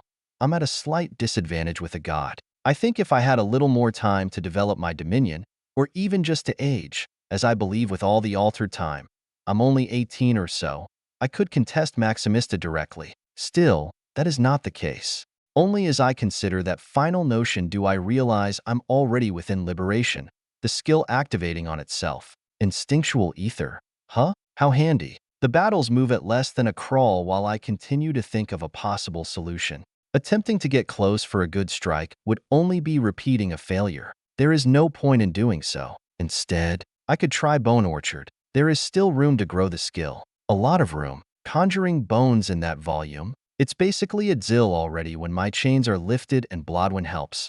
I could push it some more. Beyond solid ether, though, is Soulful Strand. Meaning, I need to do it if I want to kill Maximista. If my Bone Orchard could slow, or perhaps even halt his forests, that would give Lennon the chance to land a crippling blow. Then, I could move in, finishing off the god with him. Setting my mind on the task, I allow liberation to recede. Then I begin to shift my ether. Previously, Burdenless was required to invoke the skill as a large portion of my soul had to envelop the ether. But I think I may be able to make up for that in a more elegant way. Moving my soul beyond my body, I connect it to the ether that I consolidate and condense. Only, I have to use far more ether than before. A torrential wave flows from me as masses of bone jut from the ground, heading for Maximista. First, the numbers are nothing compared to the blooming forests and the new leaves that hurtle around like slicing bullets. But as I leave the safety of heights and place my hand onto the ground, I gain a closer connection to the ether. My soul goes straight from my body into the network of bone originating from my hands. Closing my eyes, I allow myself to see through the bone, sensing the war from the rib-like protrusions that invade the forest, slowing down its growth. Lennon moves like a ricocheting bundle of lead, bouncing from one slash of his to the next, never pausing for a moment, and for good reason. The god of forests is growing ever larger, his forests ever more dangerous, and more abilities appear every moment. The leaves were first, but now threads of hair reach for Lennon, too. If anything catches him, if the man receives a single direct hit, he is done for. And yet, amongst all the battles Lennon has ever fought, he has never, not once, lost due to a lack of skill in the art of murder. It is always his weakness with ether that bites him in the ass. So, as he flicks all over the place, lashing out with a slash here or there, I expand my bone orchard as much as I can. Maximista, however, is not enthralled by our attempts. The god rears an arm back after missing a meteor-like punch onto Lennon and screams an earthquake into existence. The mother below no longer wishes to love any of your kind. You have ruined that chance. All of you. As such, ruin is all that will come. Your cities, your countries, and your continents will cease to exist in the months to come. Count your seconds, mortals. She is done with benevolence. Lennon laughs at the words, and I do too. So does Isaac. For a long second, even as the skies shake and the earth rumbles with enough force to shatter segments of my bone orchard beneath the ground, we share our laughter. Benevolence? Is that what they think this has been all this time? How? Stupid God. You think I want her so-called kindness? No, I only want your damned head. You giant freak of nature. Come on, get serious. Ha ha ha. Fucking dumbass gods.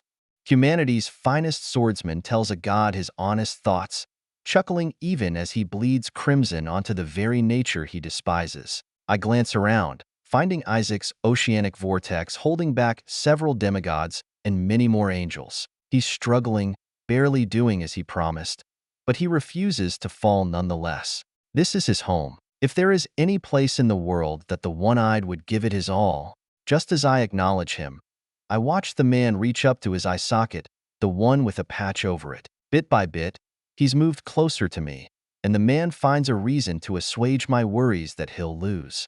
Twisting to meet my gaze, I find that his eye, which has always been locked up, is no ordinary pupil. It is a sphere of bone. With just a glance at the orb of white, my mind rides with understanding as there are so many inscribed skills within the eye that I cannot comprehend them. Lewis Fern may have made excavator, my friend, but I have mastered it. Remember this. There is always more within.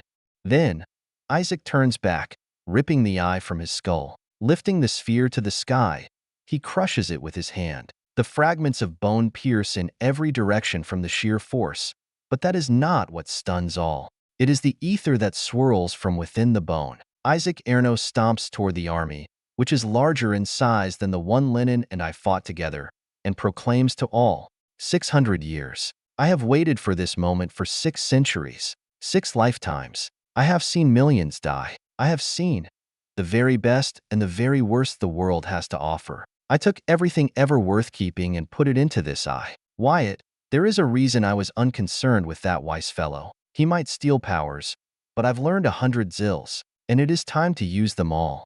A bright light encompasses the underworld's surface, and I can feel Isaac's whole body detonate with an inferno of ether, the skills he conjures immediately siphoning it all away. I can hardly squint in his direction while the screams of countless motherbound ring out. Immediately, I know this cannot be without a price. No one can use that much ether. He took Excavator to an absolute extreme, and as Maximista himself rushes toward Isaac in a hurry, I feel the ether in the atmosphere speak. It is a concept. It is a Zil that evolved into a Surza. 100 rasped peaks. Words cannot describe the view that unfolds from the envelope of ether that is Isaac's eye. It is otherworldly at the closest description. Lightning arcs in every direction, electrocuting all that it touches before plants bloom out of the wounds. As the thousands of targets shuffle in pain, endeavoring to remove the plants, they spew out crimson dust, which immediately explodes into a roaring fire.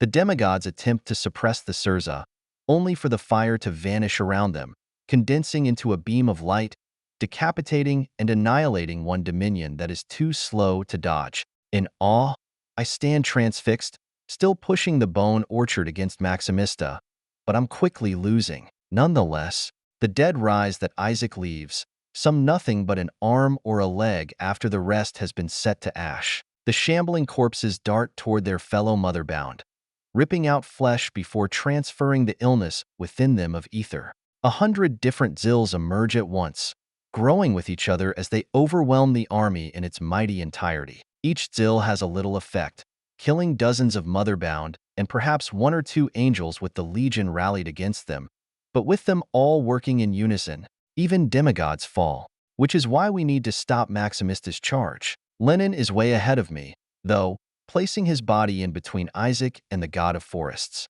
He angles himself sideways, closing his eyes as he inhales deeply. I hear a silent prayer leave his lips while I redouble my efforts in Bone Orchard. With every second, I grow more frustrated as I seem to have hit my limit. My soul won't extend any further. I can only make so much bone with my ether. Diameter, I require your sharpness one more time.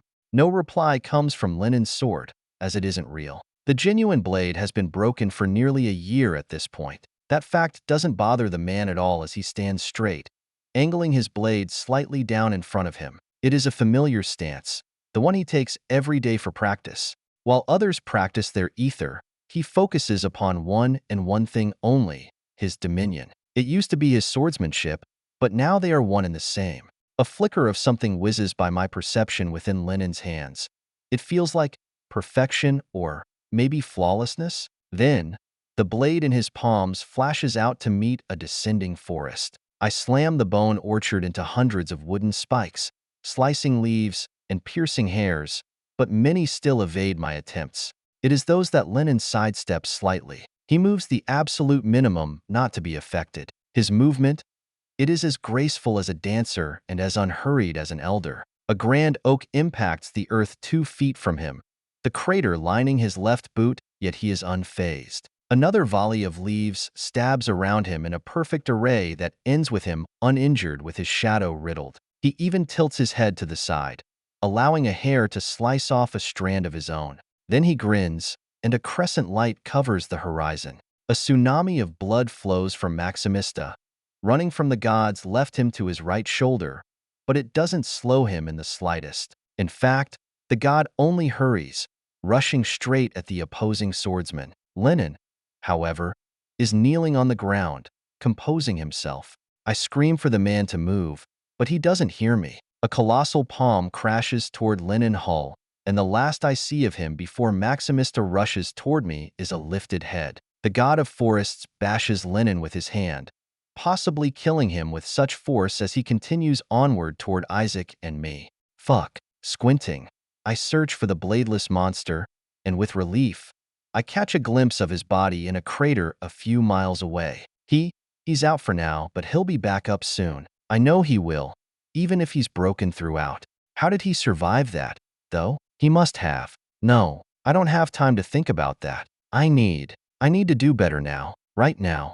My current bone orchard isn't enough. But why? Why can't my soul go further? Is it just not strong enough? Old enough? Thick enough? I don't know, but the descriptions I've heard of Surzas and soulful ether give me an idea. If I can't stretch my soul further, then I need to make way for something else to do the job my soul would. I need to create artificial souls. That's how they do it, right? Liberation burns through my skull again as I need to think this through. I've been doing a whole lot of brainstorming today, and as I push liberation further than ever before, I can feel the heat building. Isaac, how is he doing it? My eyes agonizingly slide over to his figure as he walks through the army, an absolute apocalypse resounding around him. Some demons have turned into icicles before exploding into a transfigured lead that melts anything it touches. My eyes lock onto the acidic lead as it bubbles, turning into tiny golems of dark metal that clamber to their feet. Within my sight, though, I see something different, something incredible. Isaac's soul isn't directly touching any of these effects. He's only the instigator and the supplier of ether, the actual controllers. I see. The Zil is the limit of mankind's control. To go beyond that, you must either kill yourself in its usage like Marshall did as his own body became a catalyst for the ether to replicate and move on its own, or you split off your soul, letting it become independent minds that seem to fade on their own.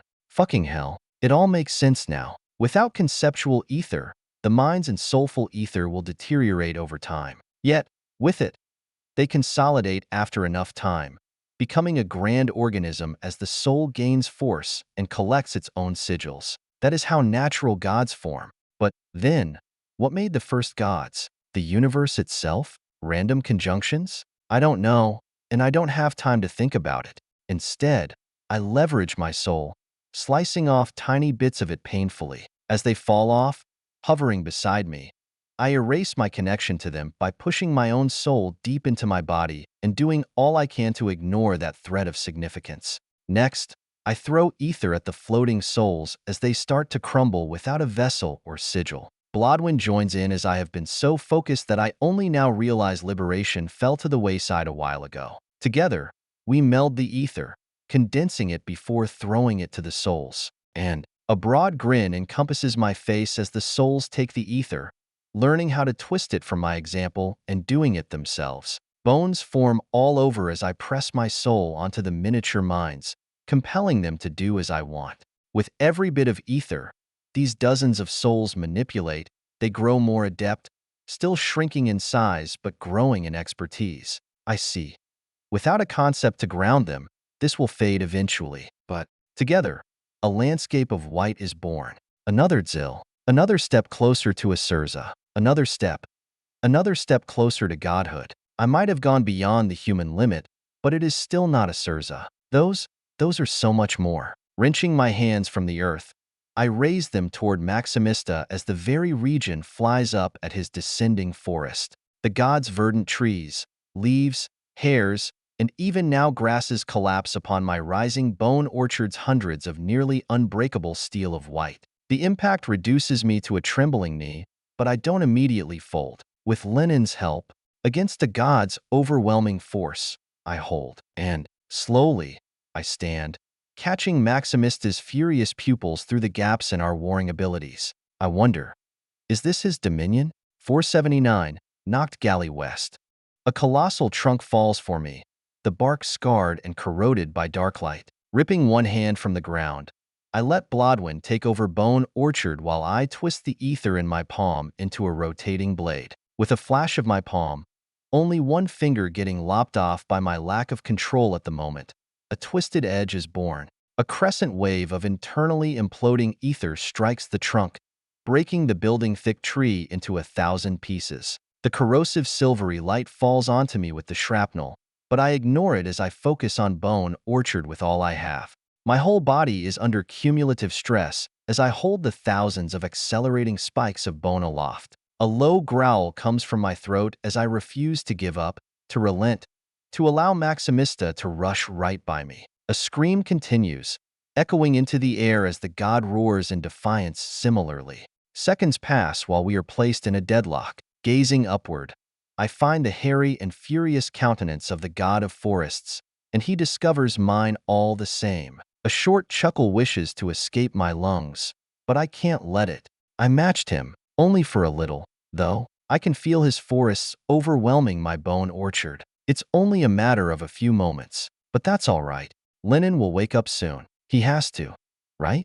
Tucking in my chin and digging my heels into the earth, another primal yell flows alongside the ether I haul into Bone Orchard. Thousands more spikes are born from the artificial souls, but they begin to crack apart, shattering one by one. I knew it. My soulful wasn't all that good. It barely even occurred. Shit. The multiple souls that hold up the landscape of white rapidly vanish, leaving me without an army against Maximistas. I attempt to restart the process, but the god breaks through my defenses before I can. An oak tree slams into me sideways, the branches piercing into my flesh and sending me hurtling over the terrain. I bounce across rocks, ripping open more wounds before slamming into the earth not far from Isaac. Blinking away the pain as Blodwyn regenerates our everything. I see Isaac glance at me with his remaining pale flame. Not doing too good, huh?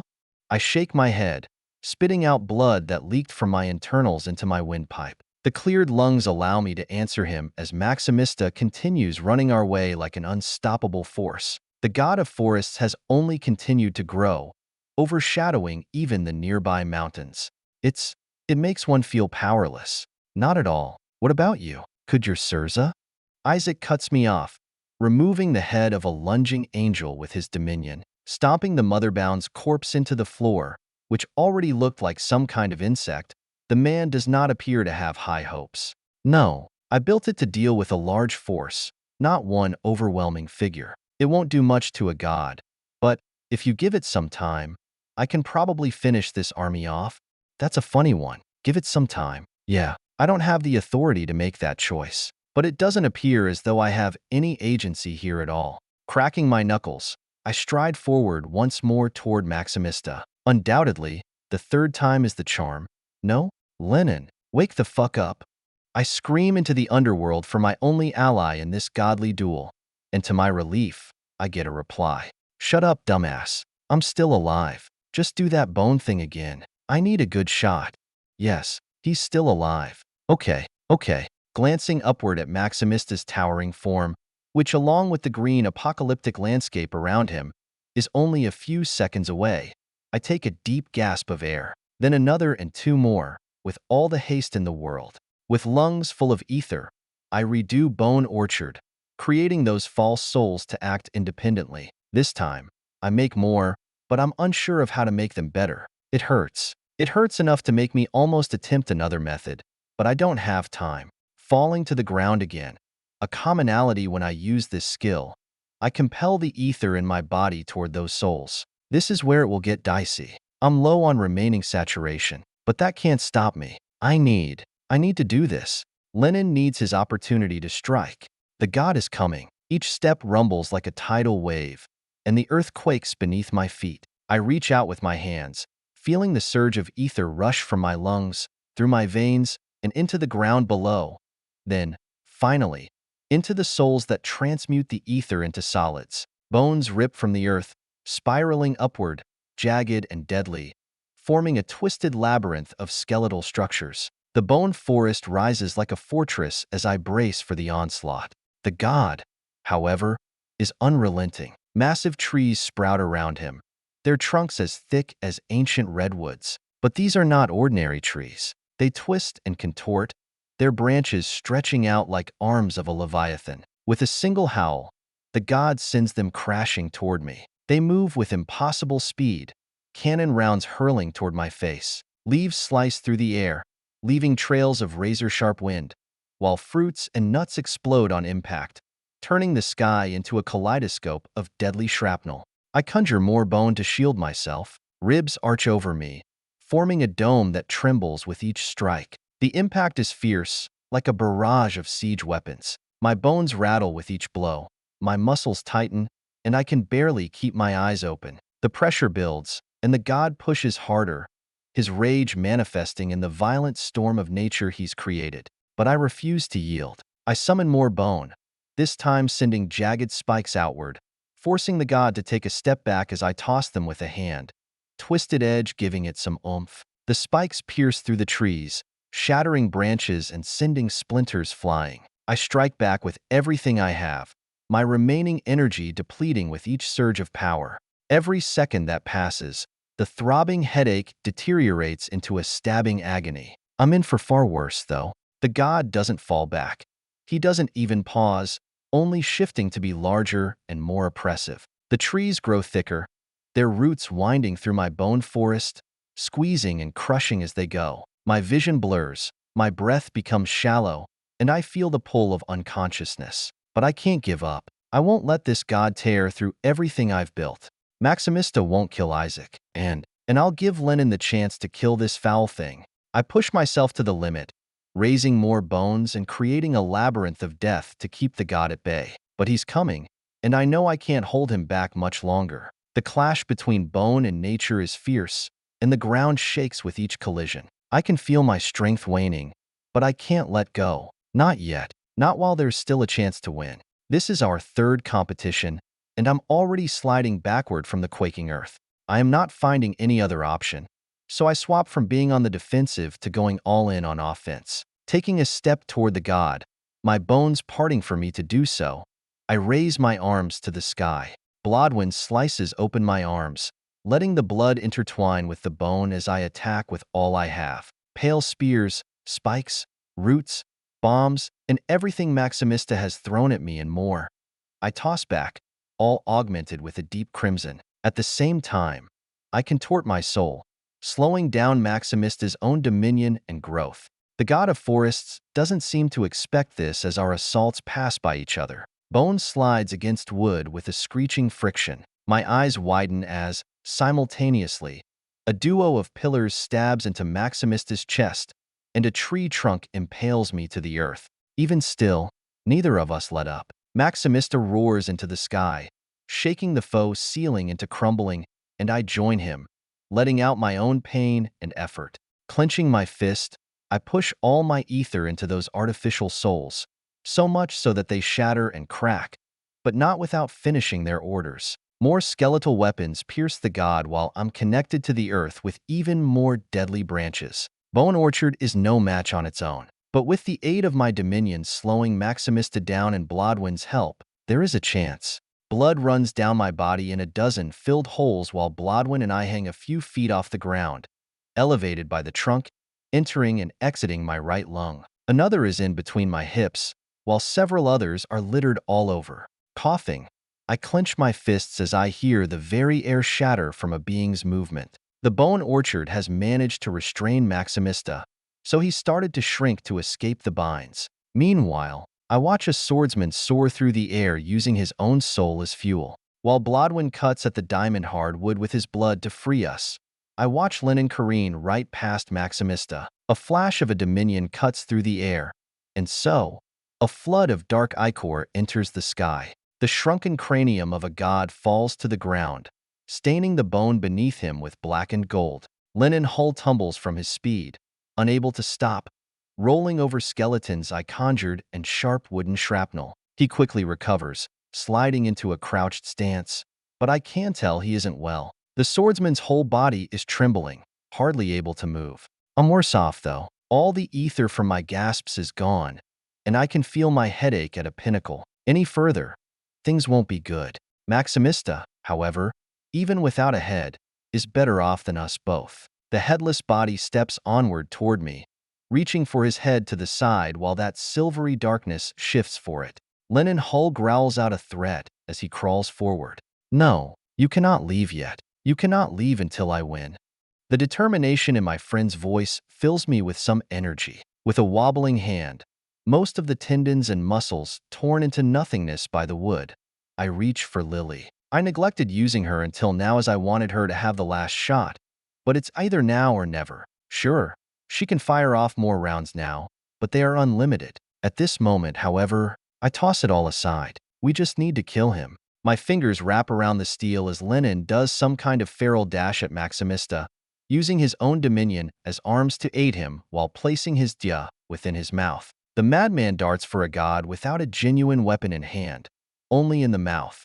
Maximista twists to face Linen, lashing a hand outward with a speed that cannot be witnessed, only felt. And yet, Maximista is still slower than the river cardinal. The back of the god's hand stops an inch from Lenin's temple, though the sheer force of the air displaced is enough to knock the swordsman to the ground. What stops Maximista, however, is a thin river of abyssal smoke-like water that connects him to the colt in my hand. A reassuring pedal upon the surface resonates throughout my soul. Still, not all is well. Wyatt, this guy, I can't take that much. I'm sorry. Ow, I'm sorry. Lily apologizes for not being strong enough, and yet, the wood that has withstood Blodwen's endeavors is instantly shattered, replaced by newly grown flesh. Falling to the ground, I place a palm on the ground and look ahead to Maximista. Deep, gasping breaths come in and out of the god of forest's chest. Almost. He's getting tired. Just a little more, Lenin, and we got this. While my body is wholly rejuvenated, my ether is still at a precarious limit. So, I steadily walk toward Maximista, the short distance between us covered in just a few seconds. Lenin stands behind the god, who is only a size larger than the two of us, 10 or so feet tall. He's still massive, but it's within understanding now. Cradling Lily with one hand, I form a soul bone in the other. Maximista growls with fury, darting a hand out to remove my head with blistering speed. He moves so terrifyingly fast that I can only pivot slightly, losing the right side of my body, not my left. Blodwen beats to the open air as crimson floods the earth. Maximista immediately follows up just as ferally as he looks, but a formless blade strikes his head as he attempts to reattach it. The impact rocks the hairy figure before me, forcing his next strike only to graze my left arm. Falling backward, Blodwen works with a vengeance as Lily's vitality still flows through us. In less than the time Lenin needs for a slash, my wounds are sealed, Blodwen firmly within my body once more. All I can do here is use my soul, shape rails against the godly might before me, doing everything it can to weaken him while Lenin gets to work. A quick back and forth rises between the two, and I join in, using what ether I have left to inhale another gasp. Knocking on the verge of a breakdown, I attack Maximista with all I have. Lenin does the same as the god is unable to grow again for some reason, locked into this small but mighty form. He's faster than anything I've ever seen, more physically powerful than even all 5 of my gasps, and just as durable as my father. Yet, we have our own advantages. Maximista hits me again and again, yet he can just never secure my death. The vitality that Lily stole runs rampant through my flesh and, with Blodwen's help, is used ideally to keep us alive. Lenin is his authentic self, a determined, quiet, and fearless warrior. Slash after slash, deflect after deflect, move after move, the man is nothing but perfection. Slower, weaker, and brittle, it doesn't matter. The bladeless monster is perfection personified into a killing machine. The concept itself flows within his sword. It has to at this point. Every time I think he will get hit, that he will finally die, an ingenious flick of a blade, or twist of the ankle, or even a tilt of the head, and he survives by less than a hair's breadth. Together, we wear down the god, preventing him from communing with his skull or brain. Neither of us knows if it's actually all that important, but Maximista continues reaching for the decapitated skull. And gradually, the god weakens enough that Lenin's typical slash leaves behind unhealing lacerations, and my spikes puncture more than just his flesh. The swordsman backsteps abruptly, tossing his hands before his body as his blade points slightly downward. Seeing this, I nod at Lenin, dashing toward Maximista. The giant rushes for Lenin, knowing he is attempting something dangerous, but I stab my soul bone into Maximista's knee, the small underside. A while ago, I'd have been too slow, but without his head, God is weakened further. Howling in pain, Maximista twists, cursing at me in some unknown language. As the fist falls for me, tiny trees emerge, much like my soul bone, to enter my body and ruin me from the inside out. Before I am slammed into the earth once more, a slim whisper echoes across the land. It is a prayer, but not to any god. Instead, it is to a man's lone partner, his loyal blade. Diameter. I require your sharpness once more. Sickly blue covers my sight before a body splits into two vertical halves, cutting beyond Maximista and into my own flesh. Fortunately, my posture is muddled because of my failed attempt to dodge, so I'm only cut diagonally, a much preferred alternative. Blodwyn and I fall into one half as the remnants of Lily's bullet reconnect the two parts. Curling around while we heal, I crawl for Maximista's form, drawing Lily in hopes of finishing him off with the little Colt's bullet. Yet, Lily groans in refusal. No, so full. Sighing, I instead deign to stab the ever-loving shit out of this god until his flesh stops writhing like a worm. Lennon has already started stomping and cutting the many parts of Maximista into tinier segments. How many times do we have to cut him? Are all gods this fucking tough? 480. The last candlelight. With lungs that burn for air, I roll myself onto my back, opening my mouth for the precious tangy taste of what I need most. Dark ichor flows along my extremities as the hints of chromatic chains vanish from Maximista in their entirety. It's dead after nearly half an hour of cutting at the regrowing flesh. Finally, a sweat-drenched swordsman without arms collapses beside me, his own body shivering from a variety of ailments. Yet, we are alive. Unfortunately, Lily was unable to take God of Forest's sigil or soul for advancement. However, she does seem to have grown stronger. It appears she is much like a dominion, growing slowly but steadily until they reach a god's footprints. We did it.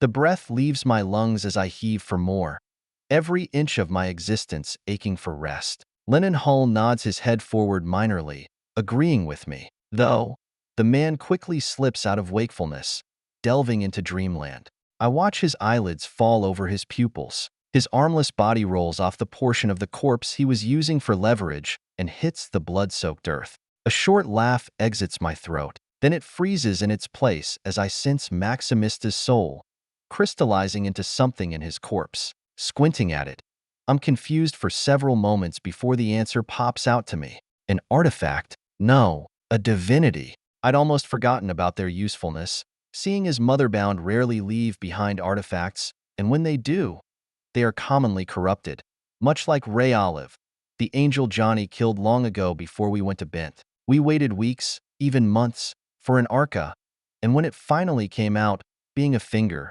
it was so badly corrupted that just touching it spread darklight. And since I gained my dominion, I haven't acquired another Arca. I'd probably be able to clear them of the corruption. But a divinity? No, I'm getting ahead of myself. There is something far more important than getting a divinity. Crawling forward, I inch my way toward the part of the butchered god's corpse to where the soul and sigil are condensing. Up and over gore, I land at a particularly long strand of hair. White hair, to be exact. Buddy. I croak out a call to my partner, and despite his tiredness, he answers. Excitement manages to pierce through the haze of slumber he so desperately desires. It's time. Yeah? Is it time? Yeah, it's time. Take their sigil. Extending my left palm, I feel Blodwyn shift within my chest, tendrils of flesh uncoiling along my veins before broaching the skin. The needles of crimson muscle stab into the oversized strand of hair. Then I wait, practically vibrating in place. A god. He's going to become a god. With that, we won't have to worry anymore. We'll be so. Wyatt, go ahead. Don't worry about me. Figuring he's worried about me being left behind or some other concern, I encourage him. But as his voice reappears in my head with hesitation and fear, I realize something isn't right. There isn't a sigil. There is just a soul. There is nothing for me to take. I can't do it. My whole world crashes as I feel more lightheaded than before. The faux sky spins and warps, leaving all more bewildering than a second ago. Raising a hand to my head, I don't know what to think. What do you mean? There isn't a sigil? How is that possible? Are you telling me that God didn't have a sigil? That's not possible. Blodwyn stays silent as I can feel his depression, his self-loathing. He is angry at himself for this. He thinks it's his fault. No. This isn't your fault. Relax. There has to be an explanation. I sense a dominion still within that soul. There is great power. It resists my probing even now while it forms into something other. Wait, Gears turn in my head as an idea begins to bloom. At the 4th and 7th, grand changes occur, more so than at any other stage of growth for both the soul and body. That means the 10th is likely the same. And what bigger chance than completely erasing the separation of sigil and soul? Even for me, I can tell that they are merged, but they are still separate. It is more accurate to say that the sigil exists within the soul's waters or aura than they are integrated. That means there isn't a 10th sigil, there are only 9. That's a massive change. There can be no proper balance of sigils unless there is a trinity or a unity. Or there is a 10th, and adding it causes this change. That's also possible. Yet something tells me that's not the case. If it were, would there ever be an end to the growth of sigils? Would another trinity simply be added to the insides of my sigil, just as it did at the 4th and 7th? Or would gaining a 10th sigil shatter that and fuse them all together? But things work in trinities with sigils, so that would leave one outside the new core. It's also confusing. I think I have an idea of the correct answer, though, because if there were a 10th, then godhood wouldn't be the end. Figures like the mother below would be rushing to advance further, yet they do not. They only seek to further their agendas and their power. However, is that not the same thing? Fuck. No, I have to be on the money. There are no legends, no myths, and no history of any being above a god. There are strong and weak gods, but none that stand at a higher level. Godhood must be a long road without end besides death. It's hard to imagine it, though, not gaining any new sigils and attaining all new abilities through meticulous practice. It's not all that different from those without sigils. They only grow stronger through that method. So, there is no 10th sigil. Well, that relieves me quite a bit. I won't have to find another, and at this point, I'm harshly concerned if there even are any more. Nor would I want another to be a copycat. But this means that Blodwyn can't ascend like he has every other time. Fuck. It's all right, Blodwyn. We'll figure out another way. This isn't one we can just jump to. We're in it for the long haul. Speaking aloud, I fall limp with the strand of hair in my hand as I feel it consolidate into something far more dangerous. I don't want this thing. It'll, without a doubt, be a lethal weapon, but it just gives me the creeps. Plus, I already have Blodwyn and Lily. A 4th onto this body. It's already crowded. I don't want any more, and I know they'll agree. So, I compel my body to stand, ignoring the lead sensation crawling all over and limp over toward Isaac. His battle ended shortly after ours, but he hasn't moved, not even coming to help us pull apart Maximista. Worry gnaws at me while I leave the snoring linen to bleed out on the floor. I already cleared him of Darklight, and I know he won't die from blood loss. In fact, I don't even know if Dominions can die that way without some other ability worsening that effect. One foot after another, I gradually near the final Supreme, leaning against the side of a crater he made using one of the many effects of his Surza. Isaac Erno's head is bowed, lowered slightly, and I take in the destruction all around as I stop beside him. I sigh, my breath heavy with the weight of the sight before me. The cratered ground stretches out in every direction, a battlefield scarred by war between a demigod and the vast army he faced. The remnants of the army are tossed across the landscape, a morbid collection of corpses marked by unimaginable strength. They were powerful enough to lay waste to cities. There might often, beyond comprehension, some that I perhaps would struggle against like that demon with the dominion to conjure those ghastly jaws. And yet, they now lie silent, their power extinguished by the lifeless body beside me. Some bodies are armored, others dressed in bizarre robes, their weapons strewn about, broken and useless, their very souls rotting in their corpses. Arcus are forming just within my sight, but I don't walk to claim them, knowing just how the dark light will twist them. Instead, I just stand still with wobbly legs, waiting out the moment. The horizon is nothing but bleak ruins dotted with remnants of massive battles. Charred remnants of giant motherbund, like Taintrot, lie twisted and mangled, sinking into the shattered earth. Crumbling structures jut from the ground, the remains of whatever bizarre Zil came from Isaac Surza. Smoke lingers in the air from the sheer plethora of burnt corpses. Far, far beyond into the distance, battles still wage between the gods, but here, it is silent. Everywhere I look, the dead are in their final repose. Some appear to have fallen in combat, their bodies riddled with gaping wounds and darkened by fire. Others, perhaps stricken by plagues or poisons, lie with twisted faces and outstretched hands, their desperation forever frozen in time. The carnage feels endless. Hills and valleys are dotted with the remains of motherbound from all races, not just demons. Their once mighty forms are now reduced to cold shells of flesh.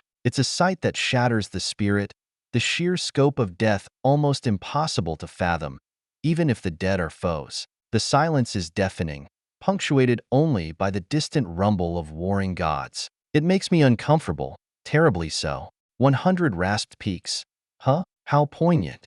I continue to gaze across the devastation, my heart heavy with the knowledge that this is the cost of power, of ambition. This is worse than anything I've seen with my own eyes. The destruction of Blackreach was beyond this, but I couldn't see it. Not all that much, anyhow. For Isaac's massacre, I got a front row seat.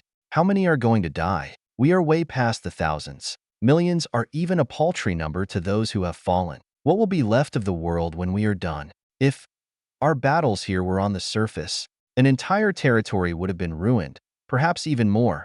If either we fought Maximista or Isaac fought the army. The thought sends chills down my spine. This is what power is, huh? Deciding who lives and dies? Watching countless crumble before you and simply moving on, as if nothing happened?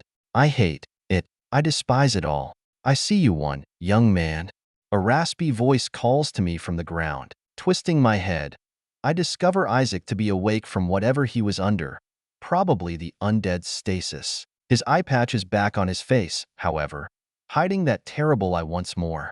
I nod to him, shifting back to face the death. It gnaws at me, flashing of my own death in place of bonfire leaking into my sight. The Reaper who was reaching for me, its hands dug into my flesh, dragging me away. But a voice cut through the darkness, something that I can only now feel as I grow accustomed to all the lost life. Leave him. That is your only warning, Kudo. You take him, and I will add your husband to the list. Just send another Reaper after me. The sound is of my father, threatening a god while locked within another's shackles. The confidence is overwhelming, and based on Kudo's actions after the warning, she was afraid of him. And of me. She was afraid. Death was frightened of the Graves family. I see. My father has always been there for me, even when I couldn't see him. Closing my eyes, I let myself fall into the memory of my death, listening to Kudo's reply, the goddess of death, and Killian's swift end to the conversation. Leave Lewis alone. He is good. Then we have an accord. Opening my eyelids, I notice that Isaac is talking, the noise previously cut off by my own memories. I look at him as the Supreme appears to be torn by his actions. His face is twisted into a pained grimace at the desolation. Little remains of his city, only a few pieces of rubble here or there. This is war, child. A war of worlds. Should we fall, it would not be only us who would suffer. The thousands before us are only the start. While I loathe their deaths, it must happen. I know you know this. I know you have killed your fair share. I say this for your conscience. Wait until after we have one to reminisce on what could have been done. A little chirp comes from my throat as some part of me speaks that I didn't know I had within me. You think we'll win? Isaac's lone, fiery eye stares up at me from the ground. Then, he places his hands on the earth around himself, pushing his body into a standing position. The last Supreme of the underworld grabs me by the shoulder with a grip unfit for his condition. There can be nothing but victory. Come here. Listen. Let us speak one final time. Young man. A man who has fought for centuries, non-stop, for no other reason than because he thought it was right, forces our gazes to meet as his tone deepens to a profound rhythm. My heart beats with a bizarre sensation, that of a coming death, as Isaac Erno says his final words to me. Look ahead, lad. Look to the skies, not the blood on the ground nor the fake that resides above. Glimpse beyond to the alabaster clouds, the lovely blues, and the warm sun. Peek into the depths of the stars, the unknown that exists out there. There is so much beauty in this world. Do not be broken by the red. Tears begin to well up in my eyes as I know this man has not seen the sky in a very, very long time, nor will he ever again. Do not cry tears of sorrow. Wyatt Graves, you have shed blood and soul for the people of Heights, buying them time to escape. You have finished your time here in the underworld. I thank you. You are one of us, even if your heart still beats. I open my mouth to speak, but the man does not let me. Isaac twists the arm that he holds, taking advantage of my weakness, and takes the strand of hair in my arm. I immediately rush to take it back, but Isaac holds up a broken arm, the sight of the gnarly white sticking out making me pause. This is my home. It has been for 600 years. Lewis passed the reins to Eleanor, she to Vicar, and he to me. This is my duty. A leader goes down with his country, and this is my land. Go, enjoy the sun, feel its warmth for me. We have had little time together, but I have seen you. You are worthy of that steel, and don't you dare lose those lights in your eyes. Set them ablaze, with the passion for raising any deity. I don't know what to say, simply gazing back at the Supreme while a broad smile rests on his lips. Then, he walks away, limping slowly as I feel a grand pressure fall onto my body, preventing me from following after. Knowing this is his dominion, I reach out on my own to suppress his, but a magnific spirit advances down upon me. It is radiant, so beautifully pure that I can't bear to injure it. Furthermore, I don't think I could. It is a petite thing, a little flame residing within the one-eye's lone socket, but it is resilient, just as I am. The battles he has lived through have me lost in wonder. This might have been the largest, but I know it is only the tip of the iceberg. The Supreme waves at me as he fades into the graveyard of corpses. Thank you for this divinity. I will use it to buy the surface some more time. That is all we ever want. Huh? Time. Go, boy. If you follow me, I will make you leave. Allow me this final death. It is my final wish, the first selfish thing in half a millennium. The pressure upon me lingers after his exit. I can't move a single muscle underneath his dominion with how weak my body is. Minutes pass before it finally recedes, letting me in on just how long Isaac has had that part of his soul. The reach on his dominion? It's ridiculous. Miles in length, in fact. A thin smile falls onto my lips as I smile back in the direction he left. If he recognized me as one of his own, then I can only do the same. May the devil weigh in your favor once more, Isaac Erno, and may we meet again in another life. 481, out of fix. An hour after Isaac departs, I haul Lennon's unconscious body across the old fields of the underworld. Strewn rocks and broken skulls line the earth, but they do little to dampen my enthusiasm. I practically skip through the path even as my body resists me. We did it. We fucking did it. We killed a god. Haha, fuck yes. Laughs fill the silent and empty air, with no one to join me in my celebration. I'd be lonely if it weren't for Blodwyn and Lily, who also share my joy, yet they are quiet souls. They honestly don't talk much, and if they do, it's often to each other. Beyond the initial kill, neither has said much, preferring to recover in peace, or languish in sadness, in Blodwyn's case. I understand the feeling, but I just can't do it like them. Finally, it was such a far-off, impossible goal a little more than a year ago. And yet, here I am, walking away from a god's carcass. Now, I'd be lying if I said I wasn't disappointed by the spoils, but that's all right. We killed one. That means we can kill another. Lennon and I, godslayers. Glancing down, I note the man's scarred face, finding it to be locked in war even while resting. I am worried for him, for his future. How will he ever progress? Is there a future for someone like him who cannot use ether as others do? How will he imbue conceptual ether into his body? Concepts? Is that something possible with a mere dominion? How much shit has changed so quickly? With a shake of my head, I continue toward the gate of death. In the distance, with my keen senses, I see movement, likely those undead that we met previously. So, I lock onto them and head straight for their position. But it ain't easy. My muscles feel like lead after it's been beaten for a decade straight. Every step is a wobbling gait, and it doesn't help that I have to carry this bastard. At least he's pretty light, missing his arms and all. I just wish he'd fucking wake up. Is it really that hard? Yeah, it probably is. He's just a man, a tough son of a bitch, but in the end, we're all human. I have two other demigods propping me up, making up for my weaknesses and inexperience. The bladeless monster, however, is alone. All he has is that blade of his, forged from his very soul.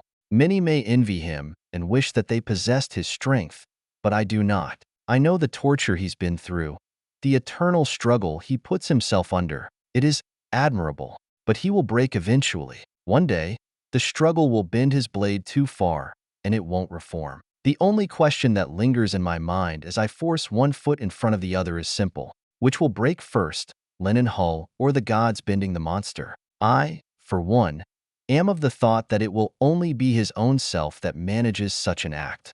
A chorus of calls and joyous shouts welcome me to the exit of the underworld. At this point, there are only a few hundred more undead that have not yet entered the tunnel to escape to the surface. Wait, how long did we fight for? Wasn't this supposed to take days?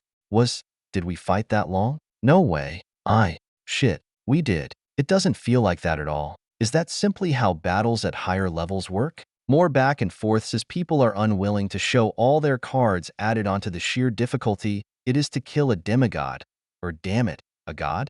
I suppose that is how the world rotates now. Waving back to the undead, acknowledging their greetings, I stride past them. Frankly, I don't have the energy to stay here any longer. And I think Lennon needs to see a doctor. My ether is taking too long to recover for a sacrifice after all that, especially with the depths of his injuries. Can't wait to hear a "how the fuck is he alive?" from one of Tomas' medics. Wendigo, Wendigo, Wendigo. Monster, monster, monster. Chants fill the air, even as I simply ignore them, heading straight into the suffocating darkness of the Gate of Death with Lennon. As the noises die out, though, I do hear something that brings a smile to my lips. They did it, boys. We got ourselves our own gods layers. Damn right, they must have taken what I said as gospel, one foot after another. I carry on through the dark, their very words giving me more strength. And as I walk through the valley shadowed by death, an azure light descends upon me. Ripping my head up from the stone below, I see a familiar face. Birdie. She's the one ferrying people back and forth. Of course, she is. What a kind soul. Wyatt. Lennon. By the devil. You too. Come here. Now, young man. The virtue grabs me by the shoulder and lugs Lennon's motionless body off mine before helping me pace forward. I open my mouth to speak, but find it bereft of moisture, with only dryness to be found. You too. I'm going to die another death just seeing the both of you after a fight. We need to get you both checked out. If Blodwyn isn't healing you, then something has to be wrong. Suddenly, my vision wobbles. What's wrong? I know I was feeling weak, but it wasn't this bad, right? Birdie continues to drag the two of us through the shadows as she continues to berate me like a mother hen. Killed a god. Did you? Or did you make a lucky? Either way, I can tell both of you were pushed beyond your limits. Don't do that. Only so many times can you do such things without something going wrong. And Lennon, by her cowl. People whisper how unkillable you are, but I think Lennon is a close second. I can only nod in agreement as the darkness begins to recede. With just a few steps, we depart the shadows of death and enter the light of artificial sun. Why are backs so, Wyatt? Elizabeth stands at a table near our arrival, with stacks of paper and pins all over. My sight is all woozy, but I think those are identification papers. Are they giving undead identification? I guess that makes sense. Why am I even thinking about this? You will not die on my watch. A rush of energy fills my whole being as my thoughts accelerate back to normal and my eyelids open all the way. I stumble out of Birdie's grasp and right into Elizabeth's weathered hands. My friend holds me tightly as I notice just how calloused her fingers are. But the hands around my back and the wetness in my shoulder quickly distract me from such changes as her sixth sigil. Still, she doesn't speak. But Elizabeth isn't the only one in this chamber. Several undead eye us oddly while Birdie tugs on me again. She can't speak while using her power. Kind of like how yours used to work, if I remember right. Come, the medical tents are on the surface. We'll have to take the lift. Visit him in a bit, Elizabeth. There shouldn't be too many more. And take this.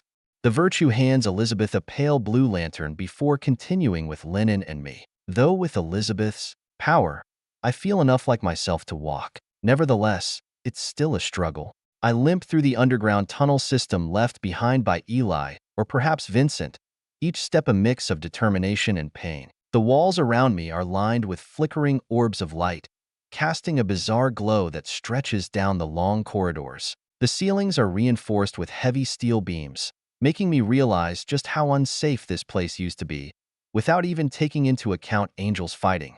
Soldiers rush past me, their eyes darting over my bloodied clothes and Lenin's hastily bandaged limbs before quickly looking away after a curt nod to Bird. It seems she's already made this place her home. She'd make a great leader alongside Tomas. I'm positive he's appreciating the help. The crowds grow thicker as we press on, each person with their own urgent purpose. Some carry tools and equipment, others clutch papers and small parcels, while a few even haul buckets of explosives by the look of them. Damn it, Earl. Every time, they move with a sense of urgency as if the entire underground system is on the brink of something unseen, which we are. War. A war that will span all of the known world. As such, no one stops to ask me if I'm okay. No one offers to help. In this place, everyone has their own struggles. Only Birdie gives me aid, and that's all right. It'd feel weird otherwise. After what seems like an eternity, I reach a grand cylindrical room, its sheer size and complexity catching me off guard. The walls are dotted with dozens of platforms that rise and lower in constant motion, carrying people and cargo to various levels of the underground system. These lifts are my ticket out of here. Yet the sudden change in scenery is jarring. I remember falling down this hole, fighting to end Eli Weiss's awful regime while the winds slashed at my face alongside the ice of Bemela or the radiance of NATO's. So much has changed in what, a month? 2? How long could we have really spent down there? Shrugging, I watched the platforms for a moment, taking in the intricate system of cables and pulleys that keep them in motion. My body aches from the injuries, but the sight of a creation almost undoubtedly thought up by Earl, if not also designed by him, sets me at ease. Ignoring the throbbing pain in my side, I follow Birdie onto the nearest platform, gripping the railing as it begins to ascend. My stomach sinks to my feet as Birdie calls upward at a platform rising above us already. I think I recognize some of the soldiers standing on it, but why don't I know them all? Oh right, they were recruiting. Sir, we need a medic immediately. Rush when you land. The Wendigo and the monster have returned, wounded but alive. And send word to Tomas. A flurry of motion and odd cries come from above as faces twist over the end to point at my half-doubled-over form and Lenin's limp body. To expect them to laugh and jeer, or something of the sort, but only reverence exists. Look, it's them. Oh my devil, I can't believe it. They say only Wyatt Graves and Lennon Hull are stronger than Johnny. Do you guys think it's true? No way. The first iron is unbeatable. What about the third iron? Or fifth? I hear Bonfire and Abraham are awfully strong. PSHH. Bonfire is just a booze drinker, and the Nahullo is always asleep. Shut up, you three. He can fucking hear you. Don't talk bad about the Wendigo's friends right in front of him. I'm sorry, Wyatt. I'll give him a good beating when we get back to barracks. I promise. I can only laugh, watching Arthur, a grizzled veteran from Bent Rain, and his new recruits. All of them are first or second sigils, besides Arthur's second, who is a fourth. The man himself is a fifth sigiled, quite a powerful man. Waving at him, I let him know it's not a worry. Then, I turn to Birdie. Irons? The undead woman nods as if expecting the question. While the lift continues to take us up, the cords and ropes somehow managing to do so, the woman rattles off some of the recent changes on the surface. Much has happened since you left. The people call our angels irons now, after the common word for gun. I think it fits, but the youngins always argue who is strongest. Is it the first, Johnny Caldwell? Or is it the second, Tomas Marshall? Or anyone else? The titles are simply in order of signing, not strength. Birdie giggles with some joy, finding it all to be just as hilarious as I do. When the lift reaches its apex, a squad of medics already set with stretchers and Edward's wife staring right at me, Buride whispers into my ear. Ignore their words. We all know the truth. The two most powerful figures on the surface are in my hands. Then, she hands me off to Dawn, who stares at me in shock. I return the face she gives me, but I'm the first to break the silence as Lennon is hooked up to a blood bag and 3 people to watch over him, already using skills to aid his recovery. It's been a while. The pregnant woman, vastly more along the way than I expected, nods at me. She looks like she's almost due. It has nearly 9 months. He's almost ready, you know? Lennon Hull is carried away while I put my recuperation for later. There are some things I need to know. How long has it been? Dawn laughs, her blonde hair flipping into the air as she finds my words comical. But it doesn't feel like she's laughing at me, only with me. You silly goose, can't you tell? It's May. What? No, that's impossible. We were in the underworld for that long? Nearly 5 months? I know time passes weirdly without a son, but it just feels so wrong. The lovely wife of a Dudley strides forward, looping a hand around mine before tugging me onward. We only make it a step before she freezes, glancing back at me with visible terror. Are you even human anymore? Her fear wastes away quickly, but the pain I feel isn't lessened in any way. To her keen senses, I suppose my wounds and condition would allude to anything but humanity. So, I can only speak the truth, exactly what I feel. I don't know.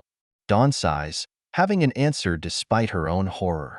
I am sorry, that came out wrong. You are as human as you were the day you were born. Come, let us get you looked over, hun. Wouldn't want a demigod to die on my watch. Regardless of the time that has passed or how our situations have changed, I cannot treat Dawn with anything less than my utmost respect. Tomas and Johnny can wait. I want to talk to her some more. It's like speaking to a kind old lady. There is nothing I can do but be respectful. No, we wouldn't, ma'am. In just a few moments, I end up in a tent, laying on a cot with Dawn watching over me. Other soldiers fawn over her and carry out her every request, and something tells me that's not just because she's pregnant. Those with the ability to heal are few and far between.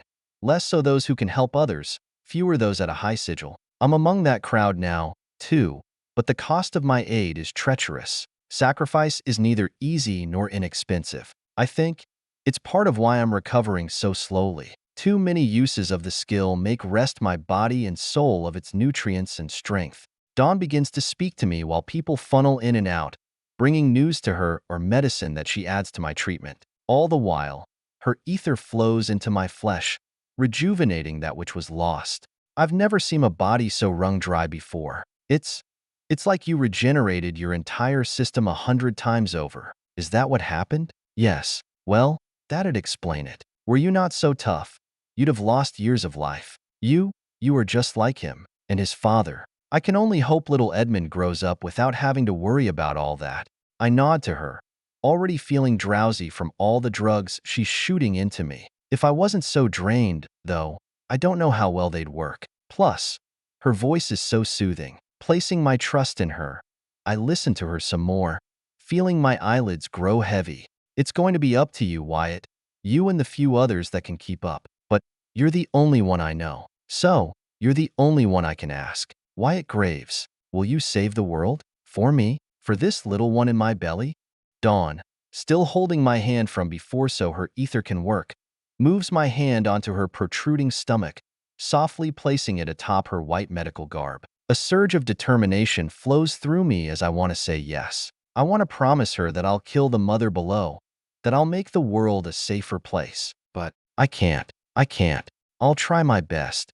A fragile hand caresses my forehead as the grogginess finally takes over, and a sweet tone whisks me away. That's all I can ask of you, hon. Sweet dreams. 482, passing along one's chips.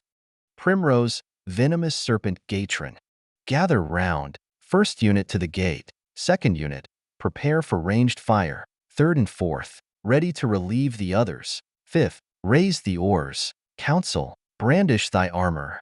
I stand behind the Nahalo as they coordinate their bastion's defense. It is estimated by augurs that the gate of death beneath the iced rampart will be the first to be breached. And of fucking course, it is. I was sent here. Yeah, can you do this? We need it. Fuck you, Johnny. The things I do for you and your dream.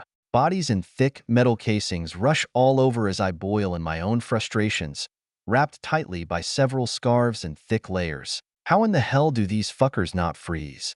It's so damned cold. Shivering, I continue to observe silently until a tall figure in metal walks over to me, long alabaster hair peeking out from her visor. Enodra, great. I want to kill her, but orders are orders, and I'd promptly die. I see you are chilly. I'd recommend flowing your ether through your body, making small frictions like you're trying to assemble fire with a stick, using the ether to warm yourself up.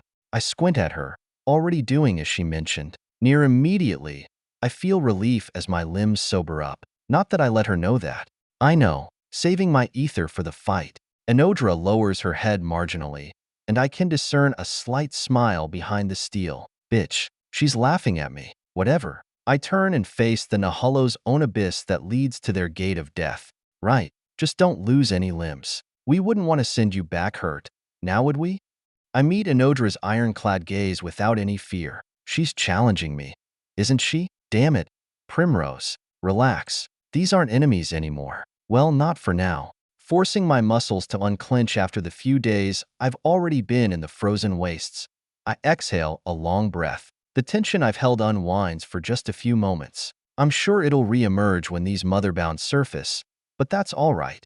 I'm here to be a diplomat, a shitty choice by Johnny, in my opinion. I might be rather fetching for humans, but I don't think these pale tin cans want anything to do with a short one like me. Nevertheless, it's my job, either Rich or me, as we can't trust an estate to mingle with enemies. And that man rarely talks. How long do you think we have? And what's my job here?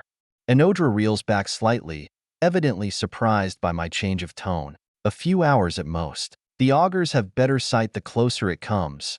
And it's close. Your job is to follow me in my squat. Don't lose the oscillator, or you'll not understand a word we're saying. We won't have time to translate or use your language during this. Also, word just got sent from your home that the Graves boy and the human skin monster came out of the underworld. The Nahalo's meaning is left unsaid, not spoken into the air, nor picked up by my artifact that turns words into thoughts, understandable by all. She hates Wyatt and Lennon just as Timimi and Natos despise them. You'll never be his match. Missed your chance, girl. That boy is long ahead of you at this point. Sure. Enodra waves off my words as simple bravado before walking away, but I believe in them wholeheartedly. Wyatt's proven his capacity to destroy expectations at every turn, and that's not even counting the other two sigilled he has tied with himself. This bitch has no idea. If she goes for revenge, she's dead. Simple as that. Plus, it'd ruin all that Johnny and Etern have been building. Much of the old human regime died, and with that, most of the people who the Nahalo had direct grudges with. Now, Johnny has killed plenty himself, but so has Etern. The two put aside their differences. But me? Oh lordy, you know I'm holding that shit in. A Nahalo killed my cousin. Roderick was but a young man. Ah, who am I kidding? He totally deserved it, as mouthful as he was. Still, family is family. Don't even get me started on Sakate. I miss him. How did Johnny just look past it? His best friend. A lifelong friend? How did he move on? I never could. I hold grudges better than the devil. At least, that's what my ex used to say. Speaking of, I'm sure he's as dead as a doornail by now. I take the ear overlaid on top of mine off for a few moments as all the noise around me turns to gibberish. I'm no Johnny, spending decades on the frontier and learning much of every language. A girl's gotta have some fun, and by fun, I mean killing monsters, drinking booze, and messing with boys. Though, I'm a one-boy girl now. The chaos of noise brings me some peace. I can almost imagine I'm back at Rustbank, the cheerful bar where I first met Johnny. The place all this shit started way back when. He came to town just for little ol' me, wanting me to join his hunts and his...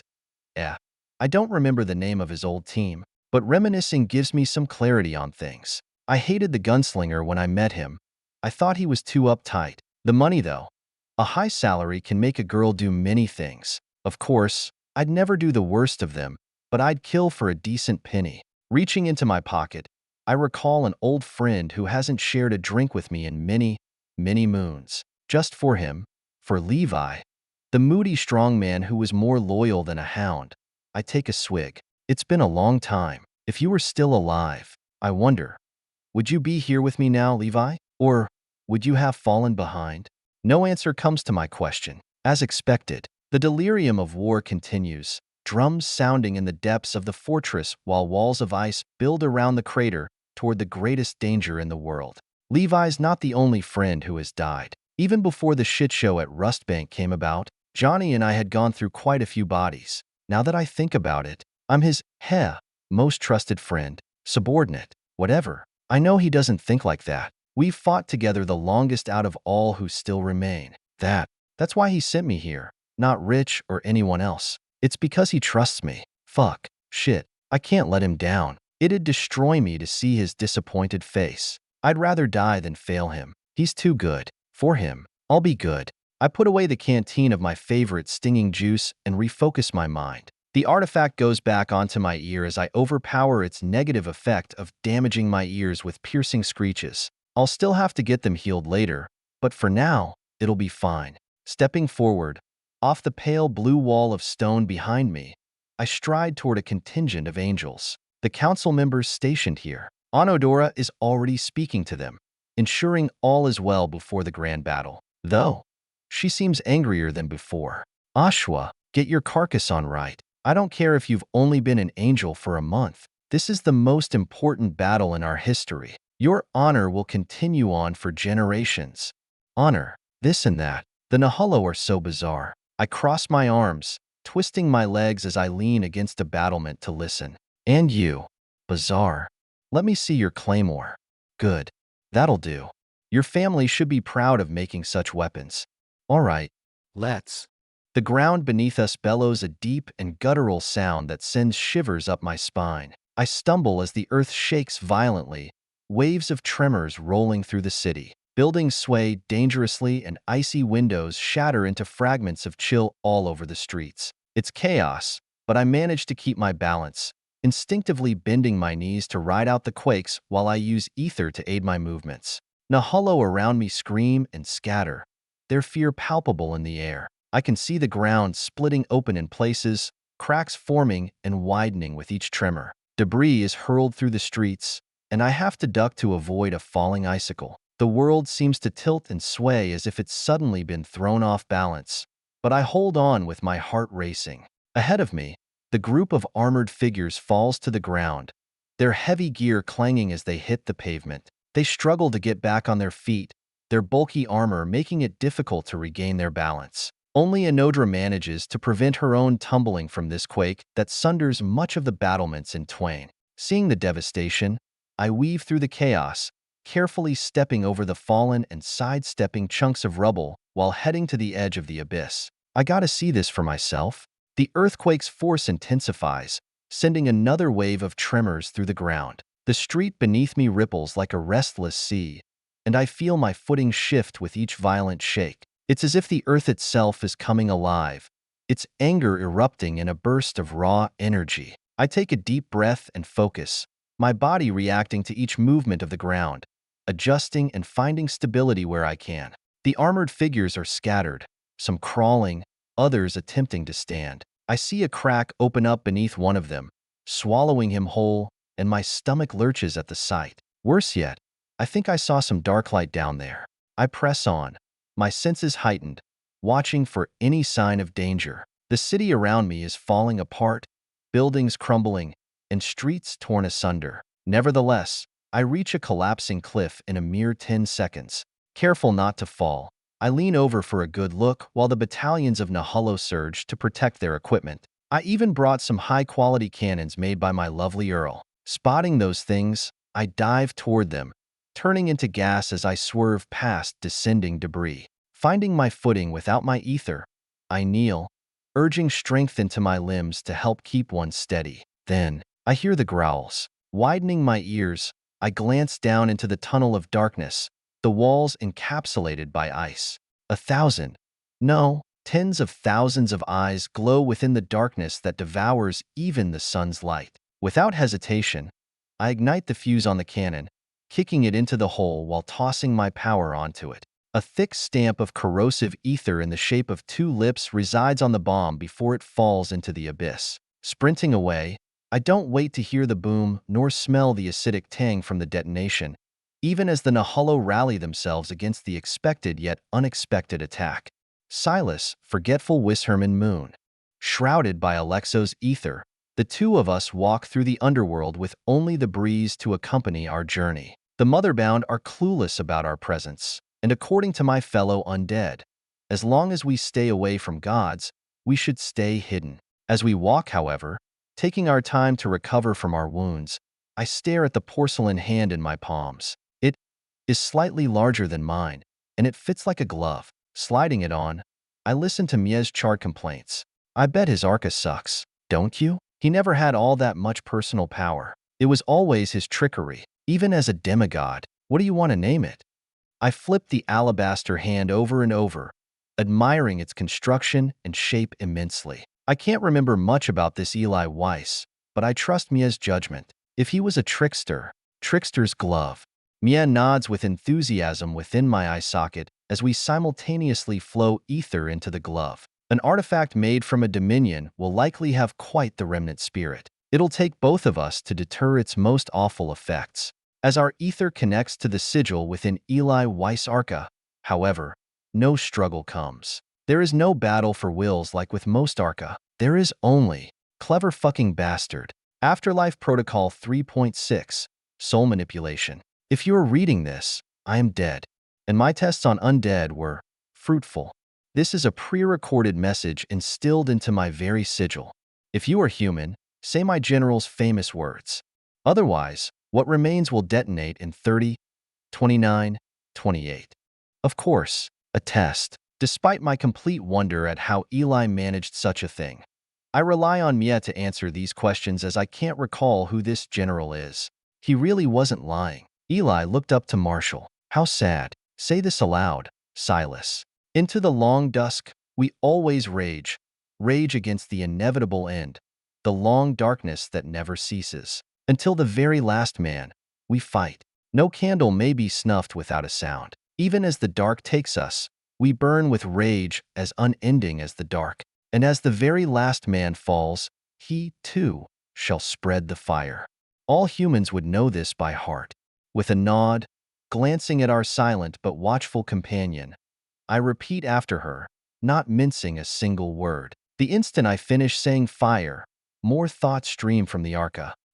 Until the very last man. And even then, death does not have to be the end. A soldier serves until the war is over, even one such as I. I had long known that my journey's end would not be peaceful. There was never going to be a joyful sunrise. I was never going to sip on a wine while reminiscing on the war. I would never laugh over the foul times with a friend. I abandoned those luxuries when I embarked upon this path. I know it is wrong, but there is simply no other way.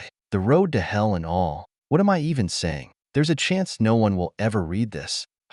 If there is a soul at the other end of this, learn from my failures. This is my final message. The rest will be automated by the structures placed within my sigil and soul. For all the evil I had done, no matter how wrong or misguided some believe, it is what kept us alive in the 11th's absence. There were many failures, but only the failures were seen. The successes were successes because no eye ever saw those horrors. I regret nothing, not a damn thing. The cost for one's own survival is great. To carry a civilization on your shoulders would corrupt even a perfect man. Never let one rule. Never again. Kings shall never stand in the land of men. Neither should any prime. It is hypocritical, but it is my honest thoughts. Just as my first test started with souls, I shall end it similarly. Goodbye, world. A series of clacking noises echo within my own skull as the words cease to stop, continuing. Only now they possess a lifeless aura. This is no longer a man. It is his shell. Ace of Spades protocol initiated. Self-destruct terminated. King of Hearts found. Full ownership of sigil and remnant will given to Silas Moon. Personality matrix forming. Hello, I am. Searching soul for an answer. The trickster's glove. I possess 3 distinct abilities that you may now use at your discretion. First, all living matter in contact with a piece of your flesh can be seen through. Note: if you cut off a finger and place it somewhere, it will remain as a way to observe. With enough time, you can see the whole wide world. Second, when someone lies to you, you will be able to tell if they are lying or not. Note: half-truths can bypass this. Not always, but sometimes. Depends on what the liar believes. You must be clever enough to see through the halves. Third, upon physical contact with a creature with a power, you may take it, robbing them of it until you relinquish the power. You can store up to 9 powers. Note: you cannot steal from those with souls that can overpower yours. I hope you are satisfied with these boons. Silas Moon, may humanity prosper into a new age. My time is over. Now, it is up to you to continue the legacy. The thoughts cease as Mia and I are left reeling. The sheer fact Eli manipulated his soul to this degree is jaw-dropping. Even more so is the point that he knew what his Arca would become. Of course he would. From what Mies told me, this bastard is the most clever weasel ever to walk the planet. A tried and true fox. A dead one, now, but that doesn't diminish his schemes. So, what's next? I don't know how I feel about using this Arca, Silas. It kind of makes me uncomfortable, remembering her past. One of the few things that remain. I bow my head silently. Then, I reassure her. After all, this is a revenge in a way. Just treat it like desecrating his corpse. Will that make you feel better? No. Well, I tried. Ruminating on something else to say, I receive a pat on my shoulder. Pivoting to face Alexos, the man places a finger over his lips, confused because he can usually block out all sound. I glance past him, finally paying attention after hours of walking. An immortal war rages just feet from the gate of death. The strongest of all undead faces down an endless army of shivering filth encased with silver, led by a god. I cannot recall the god's identity for the life of me, but they definitely aren't one of the 6 I saw a few days ago. This one, it's a rotating ball made of reflecting mirrors. How odd. Did we really have a god like that? Silas, keep quiet. I don't know what that thing is, and that scares me. It must be a god from wherever she came from originally. Oh, that makes sense. Alexos leads me around the battle, where a lone man struggles to withstand the onslaught of a million foes. It's respectable. Mia even starts to cry, but I don't feel her pain as much. I'll miss the old man, for sure, but we never spoke extensively, that I can remember, at least. So, I follow the phantom pain, even as those wrist-thick strands of hair overwhelm Isaac Erno. The last thing I hear before stepping into the suffocating darkness of the gate of death is a howl, one that denies reality. Once in the shadowed embrace of the tunnel, Alexos speaks to me, still holding onto my shoulder. Thankfully, Killian did as asked. Now, continue on. I will go help Isaac. I snort a short laugh while the man turns around. Mia agrees with me, screaming at the man not to give up his life. What are you doing? Don't walk to your death, you coward. Stand up, atone, you bastard. I know you've done some awful things, but dying here is a waste. Alexos only makes it a few steps before pausing, craning his head. Perhaps you were right, Mia. Perhaps you were right. But how can I face them? After all that I have done?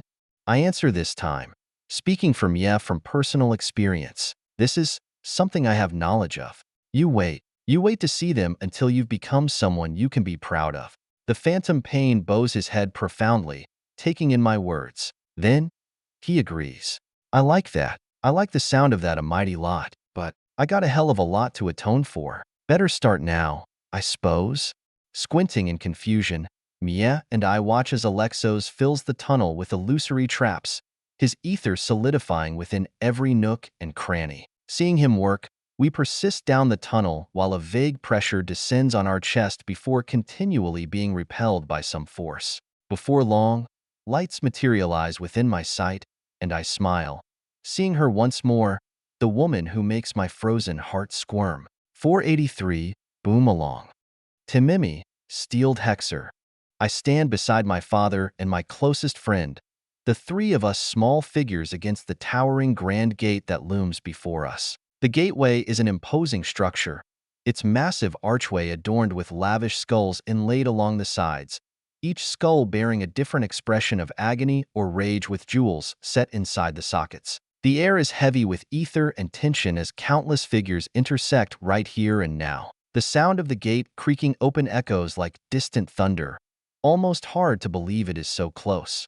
Around us, our allies gather, a vast horde of demons, thousands strong, their forms twisted and grotesque to people such as myself and my father. Each figure emanates ether that I detest, but I don't contest. Only a few among them are of our own race, and even they seem uneasy in the presence of such a gathering despite being our greatest architects. The ground trembles beneath their weight, but I don't fear those demons. After all, Natos is one of those beings.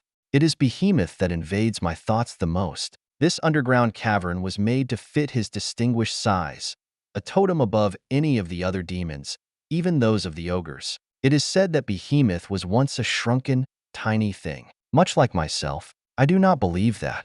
Cradling the primar in my grasp, I seek the aid of the fallen god, and it calms me with its subtle bit dominating currents. Not enough to face down anything, but enough to breathe. Nevertheless, my father and Behemoth share subtle words, the noise impossible to miss under the strenuous silence of bated breaths. A long time since I last stood at a gate of death like this, Tanyuan. Back then, there were fewer of us. My father nods, knowing the history, like I, of the first delve into the depths of the world in an attempt to kill Yuzin, the mother below, the taker of wills. Indeed, are you more or less confident now? I expect the answer to be yes, to be a complete acknowledgement of our combined race's strength. After all, we have a lord and a creator here with dozens of virtues, powers, and hundreds of forerunners between scattered around. The truth is not so kind. No, I am not. Doesn't matter. We fight all the same.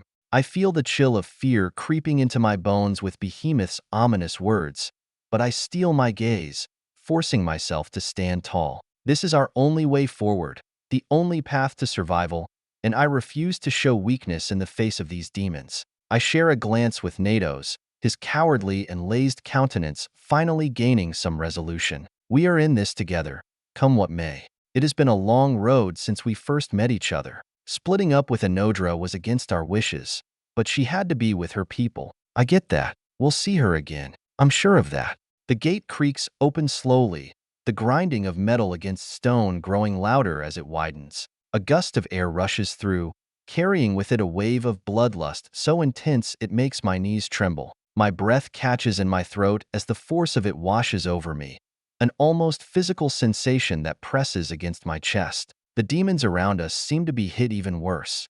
All those below the angelic fall to the earth, unable to move a single muscle. Powers collapse to their knees, struggling to stand. Virtues such as we keep our footing, but it is not easy. With the Primare's aura, I quickly regain my composure, but this is unexpected. Looking to my father for guidance, I find him staring ahead with supreme severeness, not an ounce of focus deviated. Seeing his determination, I find my own.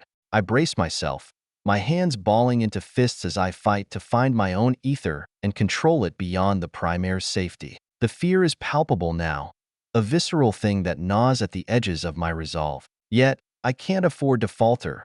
Not now. Not when we're so close to confronting whatever lies beyond this gate. Whatever army of terrible motherbound may walk through, I will slay any and all. As the gate opens fully, however, a lone figure strides out from the darkness. He's tall and lean, his body adorned with strange markings and symbols that seem to shift and writhe. A long scythe with rings inlaid into slim holes along the blade rests across his back, and he taps it rhythmically against his bare snowy flesh, the metallic trinkle adding to the mounting tension. His eyes are abyssal subjects, swirling with a silver in the origin. The expression beneath his orbs is unreadable, but there's a predatory quality in his gaze that sets my nerves on edge. My breath catches, halted in my lungs as a voice fills the air. 1,000 years. Interesting. It seems not much has changed. Behemoth, how have you been? Unable to comprehend what I hear as not a soul moves amongst the thousands gathered, I crane my head to gaze at Behemoth. How does he know this? This thing. Its whole body is perfectly crafted, the muscles akin to the finest works of art within Ilstra's academy. Furthermore, that scythe? It's in the shape of the ancient claymores, the ones that Nahullo made out of raw iron, not steel. The demigod, who I've always looked up to as a pinnacle of personal might, pales, the dark skin of the demon somehow gains a lighter tint. Then, his right foot slides back apprehensively. What? Behemoth? Kaysen? You're alive? But I thought Glusgab? A god of knowledge could never kill one of war. At least, not that god of knowledge. Remington would have sealed me in if he ever ascended. I'd say I like what you've done with the place, but it smells awful. And that's not the mother talking. She doesn't speak for me. Are there any warriors left? Or are you all just schemers and rabbit killers? Behemoth sputters some more as I struggle to fathom who this is. Though, his wording suggests that he is a god, and one of war. That is. My father pipes up, striding ahead of Natos and me. I notice his inscriptions light up like a torch. No, Don't walk forward. Kaysen, are you Kaysen Ulrin, the Saint of Scythes? Kaysen Ulrin chuckles a belly-low giggle that rumbles outward as the god takes a few more steps past the behemoth-sized double doors of stone. Irritatingly and with great terror, I listen to him tap that scythe onto his back. That would be I. Mother changed my name when she adopted me, though. I am her cherub of murder. Sounds delightful. Huh? Fucking hate it. Well, I best get this show on the road. None of you seem like any fun to fight. No point in wasting much time. Nice seeing you, Behemoth. It's been… who the fuck am I kidding? I'm going to have so much fun killing you all. The fight will suck, though, I'm sure. My entire vision splinters as the veins of the Nahullo light up with a terrible darkness. The figure with the saber locks his gaze on me, his dark eyes narrowing as he methodically shifts the pole behind his back. The air around him seems to hum with energy, a distortion that warps the very fabric of space, while motes of ash seep off his flesh. I can see his ether for only a second as my irises burn with effort. Glancing away, I see only through my peripheral as another step forward comes. Behemoth growls, and my father's inscriptions light up further. Kaysen's movements are swift and fluid, his scythe's blade cutting through the air with a non-existent force. The air doesn't deviate. No sound emerges. Even the ether in the surroundings is still. But nothing is what it seems. I want to move, to run, to do anything. But my body is frozen, paralyzed by the sheer horror of the moment. The blade swings toward me, the raw might of the strike bending time and space as it approaches. Everything slows down. Every sound is muted, and all I can hear is the thumping of my heart as it beats wildly in my chest. My father moves, taking a single step toward Kaysen, his eyes wide with desperation. But then, a blinding light erupts from the walls of the underground cave, encompassing my entire vision. The light is so bright it feels like it will burn through my eyes, and I close them to shield myself from its intensity. I don't know how much time passes. Seconds, minutes, hours.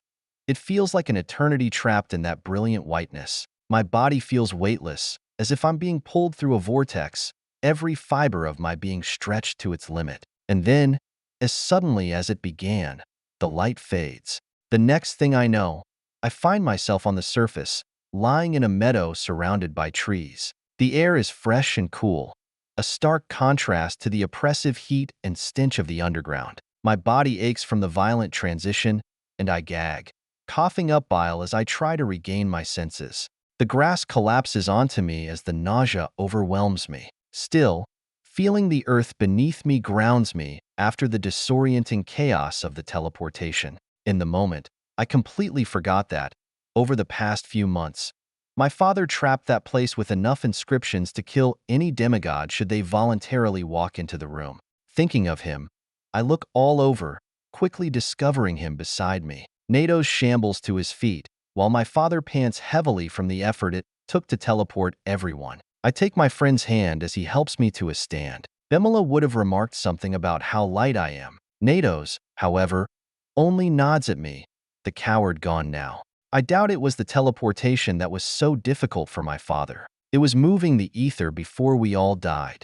His hands are shaking, and sweat beads on his forehead. The demons and our fellow Pimjis are scattered around, some recovering from the sudden shift, others appearing confused and disoriented. I look around, seeing the expressions of relief and fear on the faces of those who survived. My father offers me a hand, and I take it, his grip firm despite his exhaustion as he pulls me into a dense hug. We're safe for now. After only a moment of reassuring me, he turns to face the binary lord behind him. Tanyuan doesn't wait a second to berate his fellow demigod. What the hell, Behemoth? Is that really him? The Kaysen? I thought all the legends were dead. He's a god. A fucking god. How could you not warn me? My preparations were to kill an overwhelming force of demigods, not a fucking unnatural. Behemoth groans, showing some modesty as he wipes his face off the fear that struck him earlier. Gazing around, I find only trees and grasses around us as the Lord defends himself verbally. It would appear we are somewhere in the wilds, several thousand miles away from Leviathan's hearth, where the gate of death is placed. Good for us, bad for any demon not teleported. I didn't know he was alive. The last I saw him, Levi and I ditched the delve. They got Mammon killed, and we decided we'd rather die than stay with them. I assumed since everyone else died, so did he. Behemoth pauses for a moment before straightening his back. Our forces quickly clamor for an explanation, the pygmies at least. It seems the demons are too terrified of Behemoth to complain, not even his virtues. Tanyuan, this is a very important question. How much would that have slowed Vincent? A shiver runs down my spine as I face my father. That question is beyond auspicious. The god or the man? The binary lord doesn't take but a second to answer, damning us all. The god. Shit, that shiver settles, filling me with a dreadful chill as Tanyuan squints painfully. He tilts his head to the side, doing some calculations, but none of them seem good. The man would have been forced to retreat. The things I put in there as a failsafe would have killed either of us if we just walked into them like that. The god, though, I don't know. Is he? Is he really that strong? My father's voice quiets to a shrill whisper at the end of his report. Behemoth kicks out his feet, falling onto his ass with a sigh. The movement alone rumbles the earth for hundreds of feet, but it's nothing compared to Kaysen's gait. He shouldn't be, but Darklight offers regenerative capabilities not too dissimilar to an occultist. Still, Kaysen, he was a child of war, born in it, raised by it, and forged into a weapon. When the 8 of us met upon Onyx Falls to create a sanctuary, Kaysen was but 12 years old. The human with Lewis was in his late teens. To give you a comparison, the Nahalo, they used to be way more sinister. Hearing Behemoth talk so profoundly about a figure who isn't Vincent Harvey or Leviathan herself rubs me oddly, and from NATO's shimmy, I can tell he's the same. Nonetheless, I listen to each and every word. This Kaysen reminds me of that swordsman. He said he was looking for a good fight. Oh ho ho, I have an idea. He might be strong, Lord, but gods can die, and he seeks a worthy battle, right? We can work with this. Lennon Hull, the bloodthirsty bastard, no matter how much I hate to say it, would be the ideal opponent for a god of war. Behemoth glares at me, shouting at me for my words. He seems genuinely angered by my proposition, but with an approving nod from my father, I don't back down. How dare you? We are allies now. This is bigger than petty squabbles. Yes, it is. But what about after? And who is to say Lennon Hull will lose? You heard the news, didn't you? A slain god. Humanity has 3 godslayers, 2 graves, and a Vincent. We are lagging behind. If he wins, good. A dead Kaysen. If he loses, good. One less monster roaming the wilds. Behemoth grunts, his immense size bearing down on me before nodding gradually. Still, he seems hung up on something. You are right. It would be advantageous. However, if we rely on them, we will fall behind ourselves. I will face Kaysen. You may join me, Tanyuan. There is a chance, however slim, that we win. I am willing to take it. My father's jaw practically unhinges as Behemoth signs his own death warrant. Stepping up to him, the elderly pygmy points a weighted finger at the demon. Are you insane? We'll get annihilated by an unnatural, especially one with dark light in his veins. It'd be like fighting Vincent as he is now. The binary lord, while inferior to his partner, proves his position as he leans back with a hearty laugh that shakes the nearby leaves. Strings of chuckles bounce to us from the gathered demons as they seem to know their lord well. Behemoth is no coward. He faces his battles head-on. Kaysen is a Nahalo from my early days. It is only fitting that I battle him. Furthermore, I will never go any higher until I take a grand risk, just as Levi did, turning on us. Tanyuan, you know this. You have simply grown used to your might. We stand, always, at a cliff's edge. If you never have the guts to jump, you will never see the next valley. I can't help but giggle at the demon's words. It's almost poetry. No, it is just a weird, purposeful version that adheres to the civilization of the demons. Behemoth flickers an eye at me before with some fit of laughter. It's a brief moment of calm, knowing that we have some time before we are forced into Kaysen's path, but a dark presence looms just beyond the treetops. In the distance, I notice a bright light that cuts through the haze of our escape. It's like a flare, but as it rises, it morphs into something more sinister. The light dims, replaced by a cloud of darkened ash that swirls and churns as it climbs into the sky. My instincts tell me that this is not a natural phenomenon. It's as if the very earth is bleeding its anger into the heavens. The cloud grows, billowing upward, its edges shimmering with a malevolent energy. As I watch, a shape begins to take form within the smoke, slowly emerging like a specter from a nightmare. First, I see two eyes, smoky and illusory, yet filled with a cold, burning rage. They peer down from the cloud, scanning the world below with a gaze that feels like a silent judgment. Then, a thin line of a smile appears beneath the eyes, stretching into a wide, mocking grin with the curve of a scythe. It's a grin that speaks of malice, a cruel promise of violence and chaos. The demons around me shift uneasily, their murmurs growing louder as they, too, witness the ominous apparition in the sky. Even the wind seems to hold its breath as if dreading what this smoky visage portends. An odd whisper comes from the binary lord as he recognizes what we see. Of course he would. He used to fight with Kaysen against the motherbound centuries ago. That must be his Surza. You forced him to use it. I can feel the ether from here. War ends with ashes. Simple, but powerful. I always love to hear ether talk, even if it is ominous. The grin in the sky widens, and the smoke begins to descend, slowly at first, then with a growing intensity. It's as if the sky itself is preparing to rain down its fury, and we are standing in its path. I feel the fear tightening in my chest, but I know that we can't afford to stay here. Before my very eyes, that smile elongates further. Wait? No, it's getting closer. 484, the Longrider's Creed. Wyatt Graves. I heard what happened below from Virgil.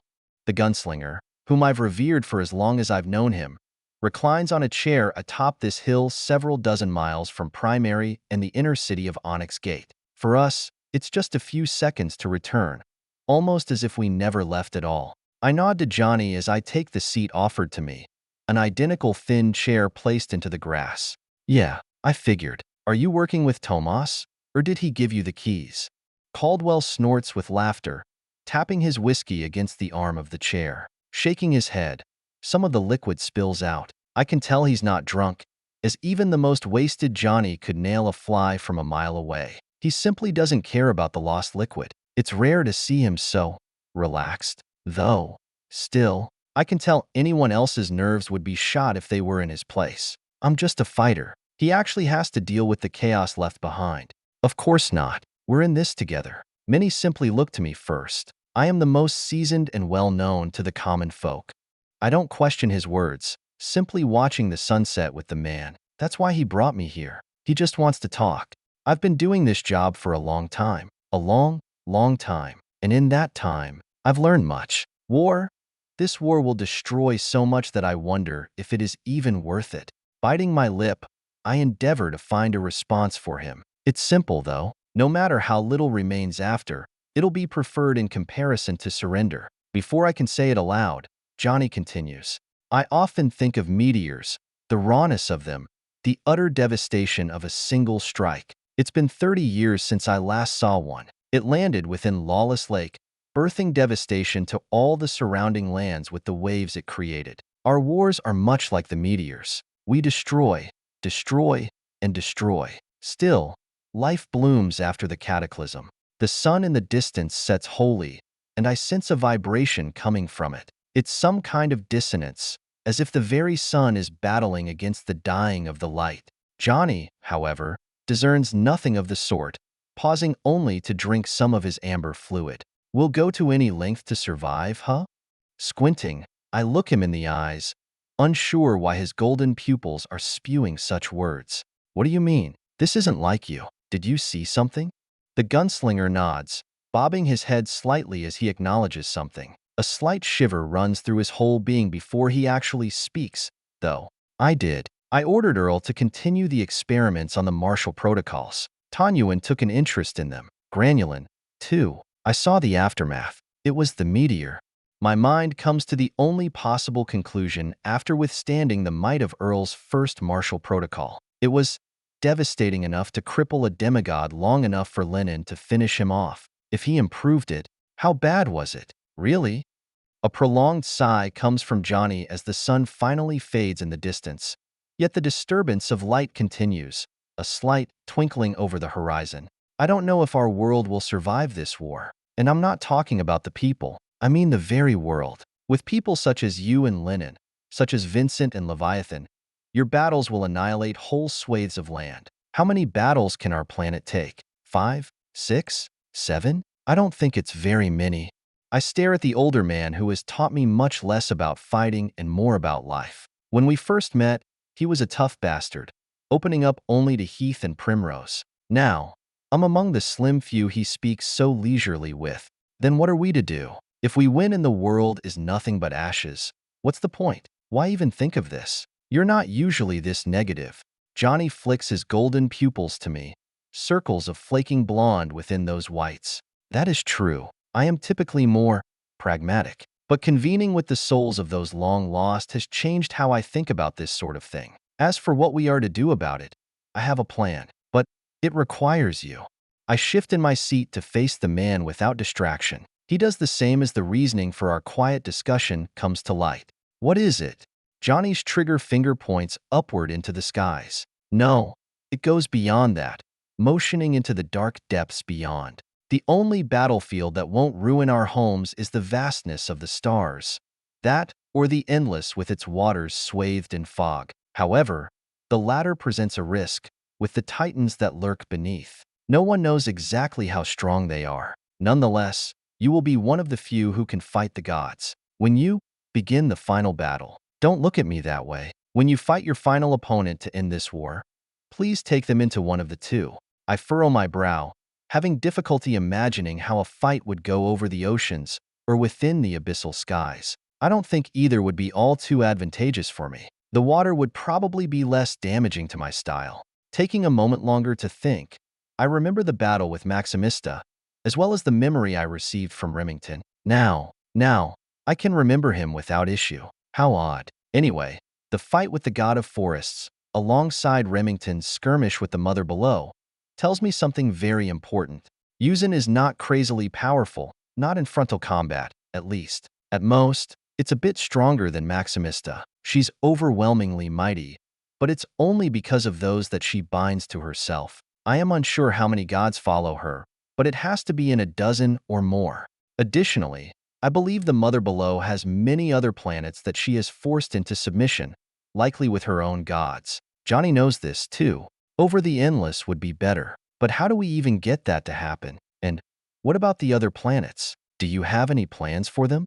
The gunslinger sighs again, shifting back to face the now-fallen sun. His back seems weighted as he places 2 fingers on his temple for leverage on his chair's arm. I have gone over this tens of times with Elizabeth and Tomas. Your little tactician has come up with ways to create paths of destruction, as she put it, to lead whoever is fighting a god to the oceans in retreat. Then, they can let loose as long as they are far away from other life. Evacuations are ongoing, but there are few places for people to go anymore. The top bits of Northene and the southernmost sections of Kuhn are likely to be the only safe places. They've been ongoing for 2 months, since Timimi, Enodra, and Natos returned from the underworld. I follow along with his information, as it all makes sense. The evacuations are likely going in such an order to clear these paths for combatants. But how is that enough to get the battle into the ocean? Johnny sees the question on my face. We are going to use Earl's bombs, martial protocols, and godsinkers to guide the gods to the ocean, even if there are no fighters able to contest them. A lot will die to force the figures into the Endless, but it has to happen. If a forerunner can be fast enough to use a godsinker to damage and compel a god to retreat, it's worth it. Again, this is another one of Elizabeth's plans. If you're starting to see the resemblance, so am I. The resemblance? Yeah, I'm seeing it. This idea is awfully similar to Eli's methods, the sacrifice of others to continue his own life and further his plans. Yeah, I am, but I trust her. She won't go too far. Everything she comes up with will be just. How many of these bombs do we have? My inquiry elicits a sad chuckle from Johnny Caldwell. The man is obviously not optimistic about this point of the plan. Not many. Earl's working at his fastest, with the help of pygmies sent by Tanyuan and our best craftsmen. but there is a limit to the materials he can create. 20 martial protocols and 3 god sinkers. That's all we have so far. Elizabeth's plan requires that many per god that we cannot fight with our own man. Damn, that's disastrous. But maybe it's not all that wretched. After all, Lennon and I are here now. Plus, from what I've heard, Johnny is no slouch himself. He might only be a power, but I can feel palpable danger from him even now. So there is the 3 of us who can at least fight gods. You, Lennon, and I. Virgil can help a bit, too, but I wouldn't count on him to take one down on his own. How many gods do we think will come through our side? Johnny twists his head slightly, answering me differently than I expected. There is a 4th. Granulin, the king of the Greyskins, has joined us. You'll meet him shortly. With the Boulevard of Shadows at his behest, I believe he won't be any weaker than you. The number of gods, however, is a tricky question. We've done a lot of research, tunneling through legends, myths, and all of the above to try and find a number that might have existed in total. I nod with the gunslinger, utterly attentive to his words. The dissonance in the distant horizon is lingering, but I don't focus on it. Elizabeth, Tomas, and I all came to different numbers based on our own thoughts. I came up with 54 gods, Tomas thought up 60, and Elizabeth believes there to be 72 gods to have been birthed on our planet. A short, self-deprecating laugh rings out before Johnny admits his own failures. I am most inclined to follow her, as she has had more time to research than Tomas or me, even with her training. Of the 72, she believes only a third are alive anymore, and several of those are not under her control. In finality, we came to somewhere around 20, but still, there is no reason to believe they will be evenly split along the gates of death. I lower my head as the weight of what will come to us is made clear. I've heard the rumors that Vincent is battling the Morning Star. Their war in the skies, shifting weather and temperatures for whole regions. Some days, the sun rises late, some early, and a few times, partial eclipses have formed. Our greatest warrior is locked into a fight with something that doesn't matter, and we're here, waiting for the second collapse to come. Looking across the horizon, I know that the disturbance is him, somewhere out there, possibly in the North or South Poles. He is waging a bloody skirmish against the eldest god in history, birthed alongside the stars. The reasoning is unclear, but I've never been one to understand Vincent Harvey fully. None can. For all his life, the fate of the world has been on his shoulders. The effects that would have on a person. I saw what it did to Eli Weiss after only 20-something years of being in charge, feeling like his every move mattered. And back then, he did have Vincent above him. The old man has been at the peak for a century. I feel it a bit now, the omnipresent presence on my shoulders. Still, no matter how grim it may be, I trust Elizabeth's plans. Her ideas allowed us to win the siege of Onyx Gate. The timings, placements, and personnel wouldn't have been nearly as perfect without her. Way more would have died. Nonetheless, for her plan to involve people sacrificing themselves, I see that the one Eli expected wasn't the one to learn the most from him. But I have one idea to add to hers, something she might not be willing to do just yet. Because if she did, that would put me at risk, too. Let's have all people fighting gods carry a godsinker. If they're losing, the bomb might guarantee a Pyrrhic victory. A gunslinger way out of his depth nods, opening the chamber of Fate's sealer while he agrees with me. Within the ports of the gun rests miniature cartridges. I had thought that as well. If you ever seen a cloud of burning flowers bloom, do not be distracted. Steel your heart into ice. I stand, pushing myself out of the chair to end our conversation. Johnny sits up, joining me as he extends an arm. We shake hands quickly while grabbing each other's forearms.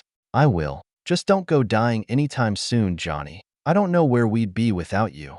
My captor-turned-mentor pats my shoulder gently before walking away, trekking down the hilltop we have spent the last hour slowly. You'd be right here anyway. All I did was show you around the countryside, and I can't make any promises. All men have to have a creed. My boy, you know mine. You know mine well. I'm a rancher above his bend. We'll see the long and short soon, no matter how things turn. A gentle wave is the last I see of him before his body shimmers, and the dirt beneath him explodes with force. Johnny leaves me alone on the grassy knoll with leaves floating over the greens with the billowing winds. Closing my eyes, I focus on his departing presence.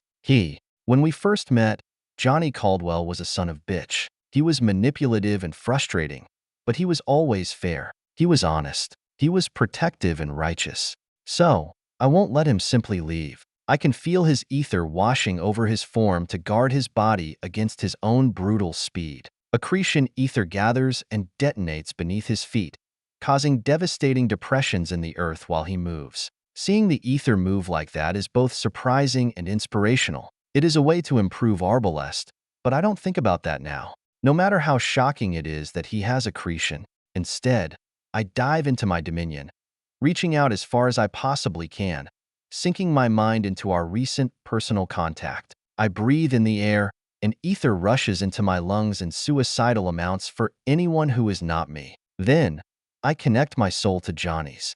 He is untalented. That is the easiest way to put the gunslinger's struggle. His body doesn't accommodate ether naturally like Bonfire's body or my flesh. His soul isn't unnaturally firm, either like Lenin's, and he is unable to keep up with unique how like Virgil. And he doesn't have a grand lineage to carry him like Abraham and myself. He's like Virgil, a simple man forced to become more. He's had his moments, like learning his glitch from Remington's book, something I'm positive few could, but that's all, really. The boons he has received from Heathergraves and Canyon can be taken from him. They are not his own power. So, I give him something that will forever be his. Despite the distance, I release his chains, and I take a risk. The man abruptly explodes in speed, altering our connection, yet I hold on deftly with my soul. Then, I start to change his. He wouldn't be against it. I know he wouldn't be. He just wouldn't want the help. He'd rather I give it to someone who needs it more or could do more with it. But I don't care. I want him to have this. I want Johnny to live a long life, even if that is not something he can see for himself. And I cannot always be with him. So, I contort his soul, forcing it to become denser and more pronounced. He stumbles mid-step and falls straight on his face from the manipulation, which only makes things easier for me. While twisting his soul, I continue pulling on those chains with all I have. I can hear him writhe in agony through our link. It pains me to hear him like this, but I don't hesitate for even a second. I continue, keeping the shape as I've always known it to be. I strengthen his soul at the cost of my own soul, burning away much of the growth I've received recently with Lily's help. I'll get more souls to consolidate my dominion. He won't. Through the connection, I tell him to take an eighth, to become a virtue. Then, I dismiss our link, immediately falling to my knees as I exhale nothing but hot air. All the ether was already expelled, enhancing my ability to do such a gargantuan task. An idea arises when I become more skilled at this as I struggle to breathe. If I could create a mind with soulful ether to do that on its own, I could wait. No, I had an idea, but I lost it. It'd be useless to have soulful ether enhance me, as Lily and my dominion can already do it together. There is something else here, though, something big. I just have to figure it out. Nodding my head in the assurance that I'll figure it all out, the sun rises in the distance despite the recently fallen star. Squinting, I realize that the light is coming from the east, but it is not shaped like a ball any longer. It is tree-shaped. It's the closest comparison I can come to as a shiver enters my heart, Blodwyn spewing out his fear. Do you feel that? The ether. War ends with ashes. That's a Surza, Wyatt. A fucking Surza that we have no idea whose it is. 485, Tint Gallows. I sprint through the primary streets at nearly the speed of sound, my footsteps a blur against not the pavement but the walls of the taller buildings. The wind rushes past me, whipping my hair and tugging at my clothes. I leap from building to building, choosing to keep off the crowded sidewalks to avoid hurting anyone. The city's structure blurs as I streak by, a mix of glass, onyx, and concrete merging into a rapid-fire backdrop. Living Manacles allows me to soar without a moment of pause, keeping my momentum up throughout the whole journey. I could use Soul Trek, but it doesn't work well with the complicated landscape of a city. I'd run out of available ether halfway to Barrage, what people have come to call the hole leading to the gate of death. As I speed through the streets, I hear the scared screams of the people below, but I can't slow down. There's something far more urgent demanding my attention. The artificial sun that has formed in the distance. An explosion, massive enough to light up the sky, casts a harsh, unnatural glow across the cityscape. Its heat doesn't manage to ripple through the air, but the ether does. Despite the distance, my skin prickles at the words bestowed by the ether. War ends with ashes. How fucking ominous. Blodwyn and I have already gone through who it could be, but we have no idea. Gods shouldn't have Surzas, not natural ones, at least, but Yuzin doesn't possess any unnaturals under her reign. But it can't be Behemoth. It doesn't fit his path at all. Or Tanyuan. Or Etern. Nothing makes fucking sense. Regardless, I'm more concerned with reaching the source of that light than anything else. Figuring out who it is can wait. The west horizon, where the explosion occurred, is a stark silhouette against the blazing artificial sun. The glow is too bright and too intense to be natural. It sears my vision, casting deep shadows in the streets. I can see it even with just a glance, and the sight sends a surge of adrenaline through me. With each bound, the shock waves of ether reverberate through my legs, yet they are minute at this vast distance. An average human, or even a low-sigilled, wouldn't notice the ether. With my senses, however, it is very different. The city blurs in my peripheral vision, but my destination is crystal clear. A large tent, a hub of activity, surrounded by a swarm of soldiers. Barrage. Despite the distant tree of fire quickly turning dark into the ashes it warns of, they stand at attention, rifles poised, all facing the same direction. It's clear they're prepared for the worst. I'm not the only one who understands the gravity of the situation. Tomas, Elizabeth, or Rich must have already made a decision. Johnny made up his mind the second he saw it. I'm sure. I crash into the earth beside the tent, landing with a heavy thud that sends dust and debris flying. The soldiers flinch at my sudden arrival, their weapons shifting toward me, but then they recognize me and relax. I'm not their enemy. The earth is scarred and charred from my heated grounding, but I don't care about it. Striding past the soldiers, most of whom are at least at the fourth sigil, with their acknowledgement, I enter the tent. Pushing through the tent flap, I duck into a dimly lit space where 4 people are already gathered around a long table. The air inside is tense, filled with the murmurs of hurried conversations and the soft rustle of maps being shuffled and marked. I take a moment to survey the scene, finding Elizabeth the head of the conversation. The table of their discussion is cluttered with documents, charts, and maps, each one scarred with various symbols and markings. Standing at the head of the table on the other side is a scarred commanding officer. Only after all this time away do I finally realize just how much Tomas has grown. He's settled into Marshal's position nicely. I knew he would, but it's still satisfying to see. The young general is pointing at a map laid out in front of him, indicating different flags and discussing strategies with Elizabeth while 2 others listen. To his right, the young woman with dark circles under her eyes leans heavily on the table, her fingers gripping the edge with a mixture of exhaustion and determination. She seems worn down, yet her gaze is sharp as she nods to me with a smile. Beside her is an armless man, his shoulders broad and his posture relaxed despite his condition. He seems completely at ease, as if the chaos outside holds no sway over him. Of course, Lennon doesn't care. He just wants to fight whatever caused that Surza. I'm sure that's what he's thinking. The swordsman's eyes flicker to me for a moment, and I can't help but smirk. Yeah, I'm damned right. At the far end of the table, however, nearly blending into the shadows cast by the tent's lamps, is a dark-skinned man who watches everything with a quiet intensity. His presence is subtle but commanding, his eyes tracking each movement, each gesture. We both do a double take, staring at each other closely. He looks familiar to that grayskin within Remington's memory. This is my first time meeting one. They do live beyond both the pygmies and demons, so they are incredibly rare over here. But who is it? Oh right, the chains. This must be Granulin. The demigod greets me with a low nod. His pupils are just as abyssal as his flesh. With my entrance, I glance at the map they're focused on and immediately notice 3 large, opaque crimson circles. One of them encompasses the area where we stand. Those are the gates of death. But that's not all. A wide circle of black ink covers the east side of the continent, nearly exiting the depths and entering the wilds. That's the Surza's range. We just received information from Tanyuan. This Surza comes from a god, one of hers, a Nahullo with a scythe. It was spurred by a trap the inscriber of creation had placed. According to him, It first started with a grand explosion of fire and ash. Then the winds pulled inward toward God before wrapping around his scythe. Tomas trails off his report from Tanyuan, hesitating to continue for a second. Then, he glances at Lennon, Granulin, Elizabeth, and me before gathering the resolve. Behemoth and Tanyuan are going to attack him. They request Lennon's aid. I'm up for it. The demigod, still wrapped up in bandages from his near pass with death and death, automatically signs himself up for an even greater battle. I can only sigh and berate him. He doesn't understand. This one won't be like Maximista. He'll be even stronger. I thought she wasn't supposed to have any unnaturals. How come? This Nahullo exists. Are there any more?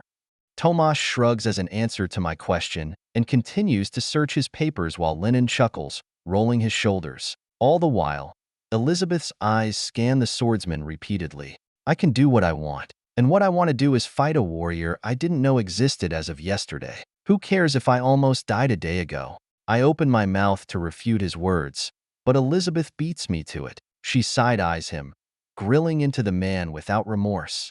And what then, Lennon? When you kill another god, what will be next? Another one? And another? What is the point of this crusade of yours? In the end, you will die. It is only a matter of time before your luck runs out. You going there won't matter. All it will do is cost the life of one of our strongest soldiers.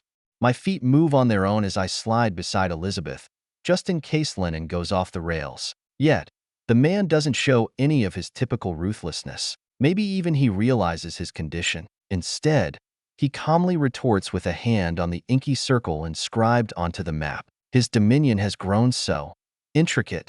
Unless I win, unless I don't stop winning, then anything is possible. No? Which are you willing to bet on, girlie? Me? Or some god you've never heard of? I'll kill, and I'll kill until there is nothing stronger than me in the realms with a face I don't like. You either let me leave, or I will simply go anyway.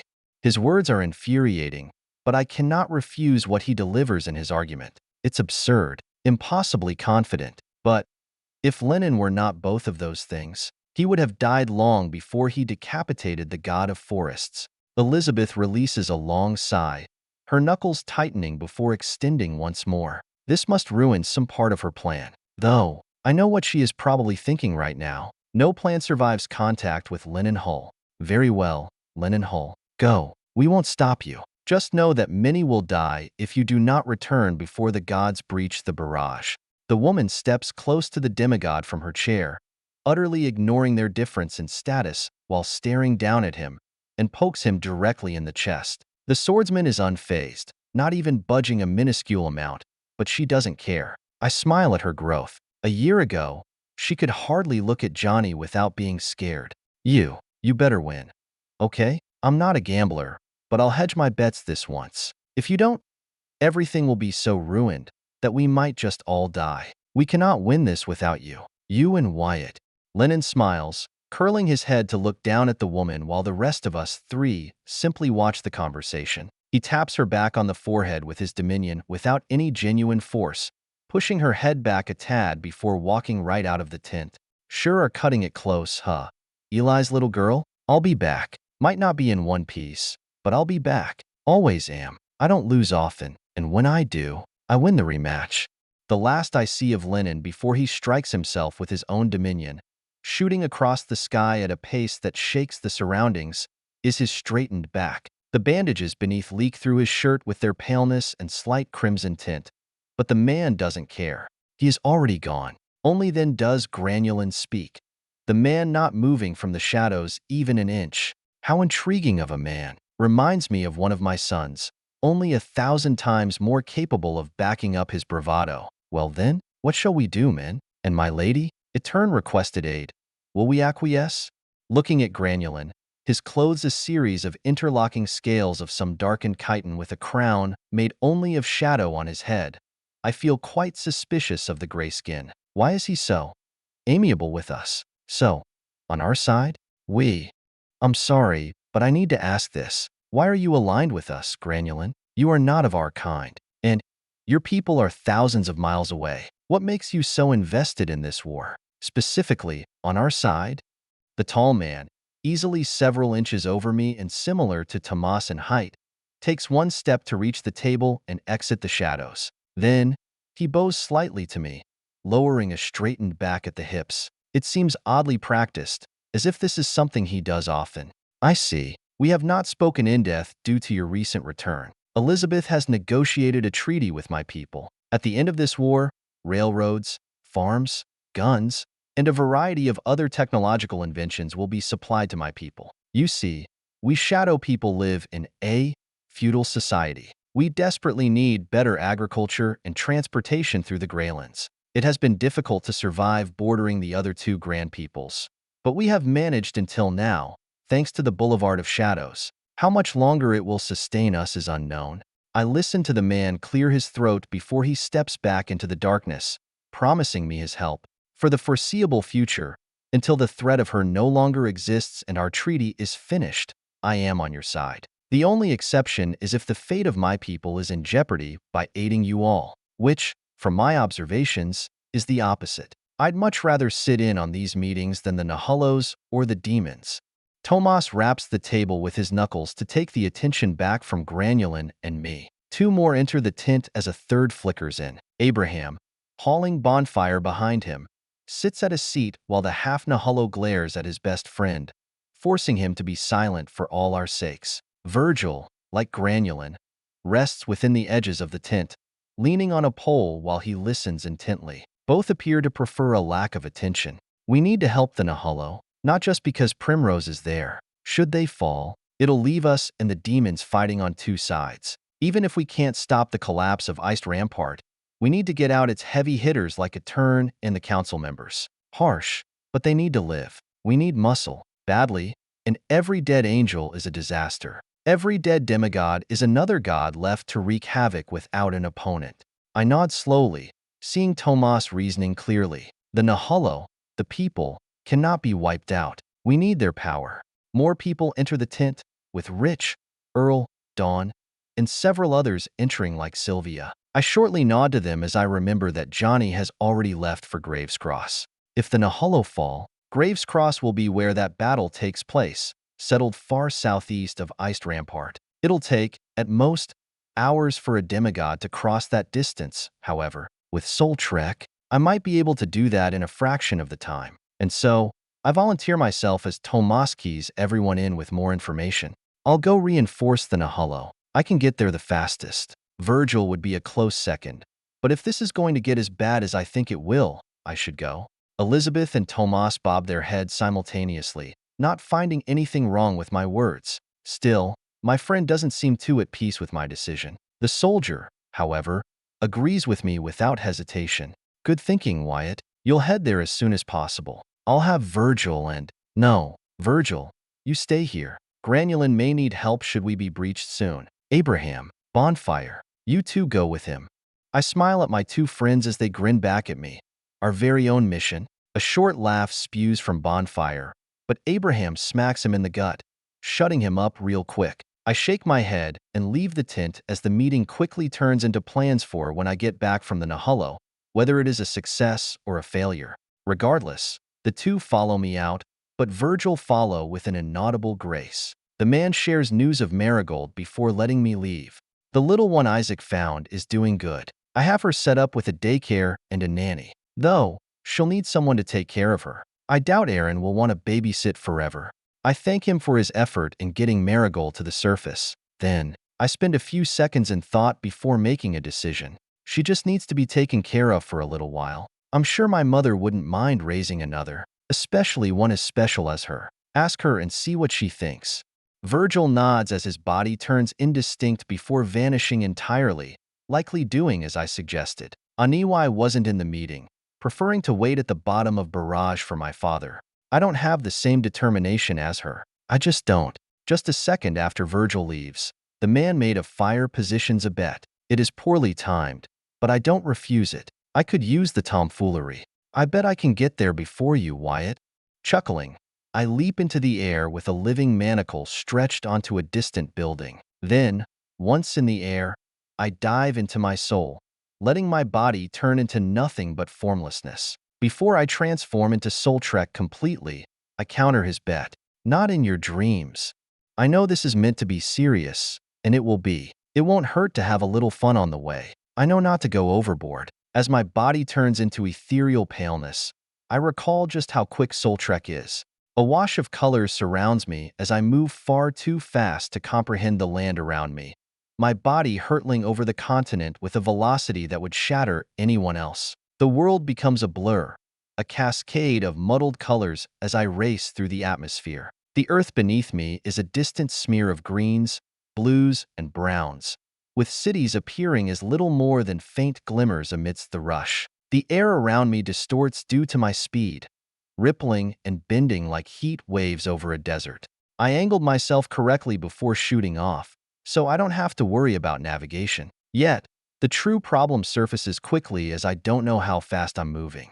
Nonetheless, the trip across half the continent takes mere minutes, my senses struggling to keep up with the changing scenery. I can barely make out the outlines of mountains, the edges of vast forests, the shimmering stretches of rivers and lakes. Everything is a blur of colors and shapes, indistinct in my high-velocity sprint. I can feel the pressure building around me, the atmosphere pushing back as I break through clouds and whip past the wind. Then, I notice a swathe of white land with shimmering ice across the frontier. Instantly, I yank on the ether for Soul Trek, but it still takes a moment to cease. My momentum abruptly halts, and I find myself high up in the sky, suspended in a moment of pure stillness. The ground is far below me, a patchwork quilt of icy landscapes that suddenly snaps into focus. The sudden shift from impossible speed to a complete stop sends a shockwave through my body, and for a brief moment, gravity seems to pause. But gravity has a way of asserting itself, and I begin to fall. As I plummet through the sky, I notice something below. A sphere of ice encapsulates a city in the distance while fires rage within it. That must be Iced Rampart. I can see many other smaller settlements, but nothing can possibly be called a city. So, pushing the ether through my soul once more, I position myself for that very orb of ice cradling the city. Within, I can see projectiles form from the ice to kill demons corrupted by darklight, and I quickly find the War Master himself. Etern. With one more Soul Trek burning through my body, I send myself right for him. 486, Buster of Ice. My body becomes whole once more directly underneath a searing hot gout of oil. Sliding underneath the heat with much of it sticking to me, I roll and land on my hands before staring at Etern's opponent. The figure is covered in roiling brown oil, bubbling over and over again like a volcano. I can't even tell if it is a demon, human, or Nahullo. It is just far too unclear. What is certain, however, is that it is a demigod. Walls of concentrated chill block the oil from spreading throughout the ruined city, while Blodwyn regenerates our burning flesh from what little landed on us. I open my palms, preparing to create a soul bone as Etern calls for me through his ice. I see. They sent the Wendigo. I can take care of this one. If you are here to help and not sabotage, then push the critters back to the bottom of the hole. It's the best place to fight them. We were ambushed. A council member turned coats. I already got the groundswalker. Nodding to the War Master's words, I watch him manipulate his ice with his soul and ether, sending it to war against the demigod against him. The two divergent elements rise into the sky, causing explosions of temperature every which way, quickly filling the dome of ice with steam. Etern was a bit pessimistic about my arrival, but it makes sense. I don't linger a second extra, choosing to trust in the Nahullo's strength. My boots kick off the ground while I dart around craters, fallen warriors, and ruined buildings. So many Nahullo are dead. The crimson-stained permafrost weighs heavy on my heart, despite the fact these were once enemies. These people, they killed Sakate. Yet, Etern did not. He saved us back then because of Abraham. I don't wholly understand why, but he did. Because of that, I won't betray the War Master's trust. If I find any of those bastards that were there, though, they are dead. They are so fucking dead. Blodwyn hums with approval as we quickly decapitate an ambushing motherbound.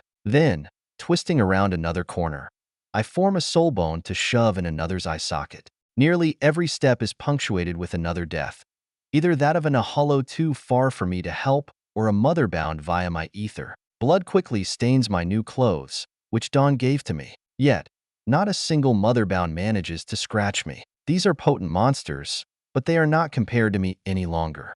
I still remember being underneath the spires of Stark Bluffs, the thousands and thousands of these things, slightly intelligent and completely degenerated into monsters that only seek to spread their corruption. The Nahalo wiped them out back then after months of campaigning, and the other races left them alone to do so. It has always been a silent rule. We kill these bastards first.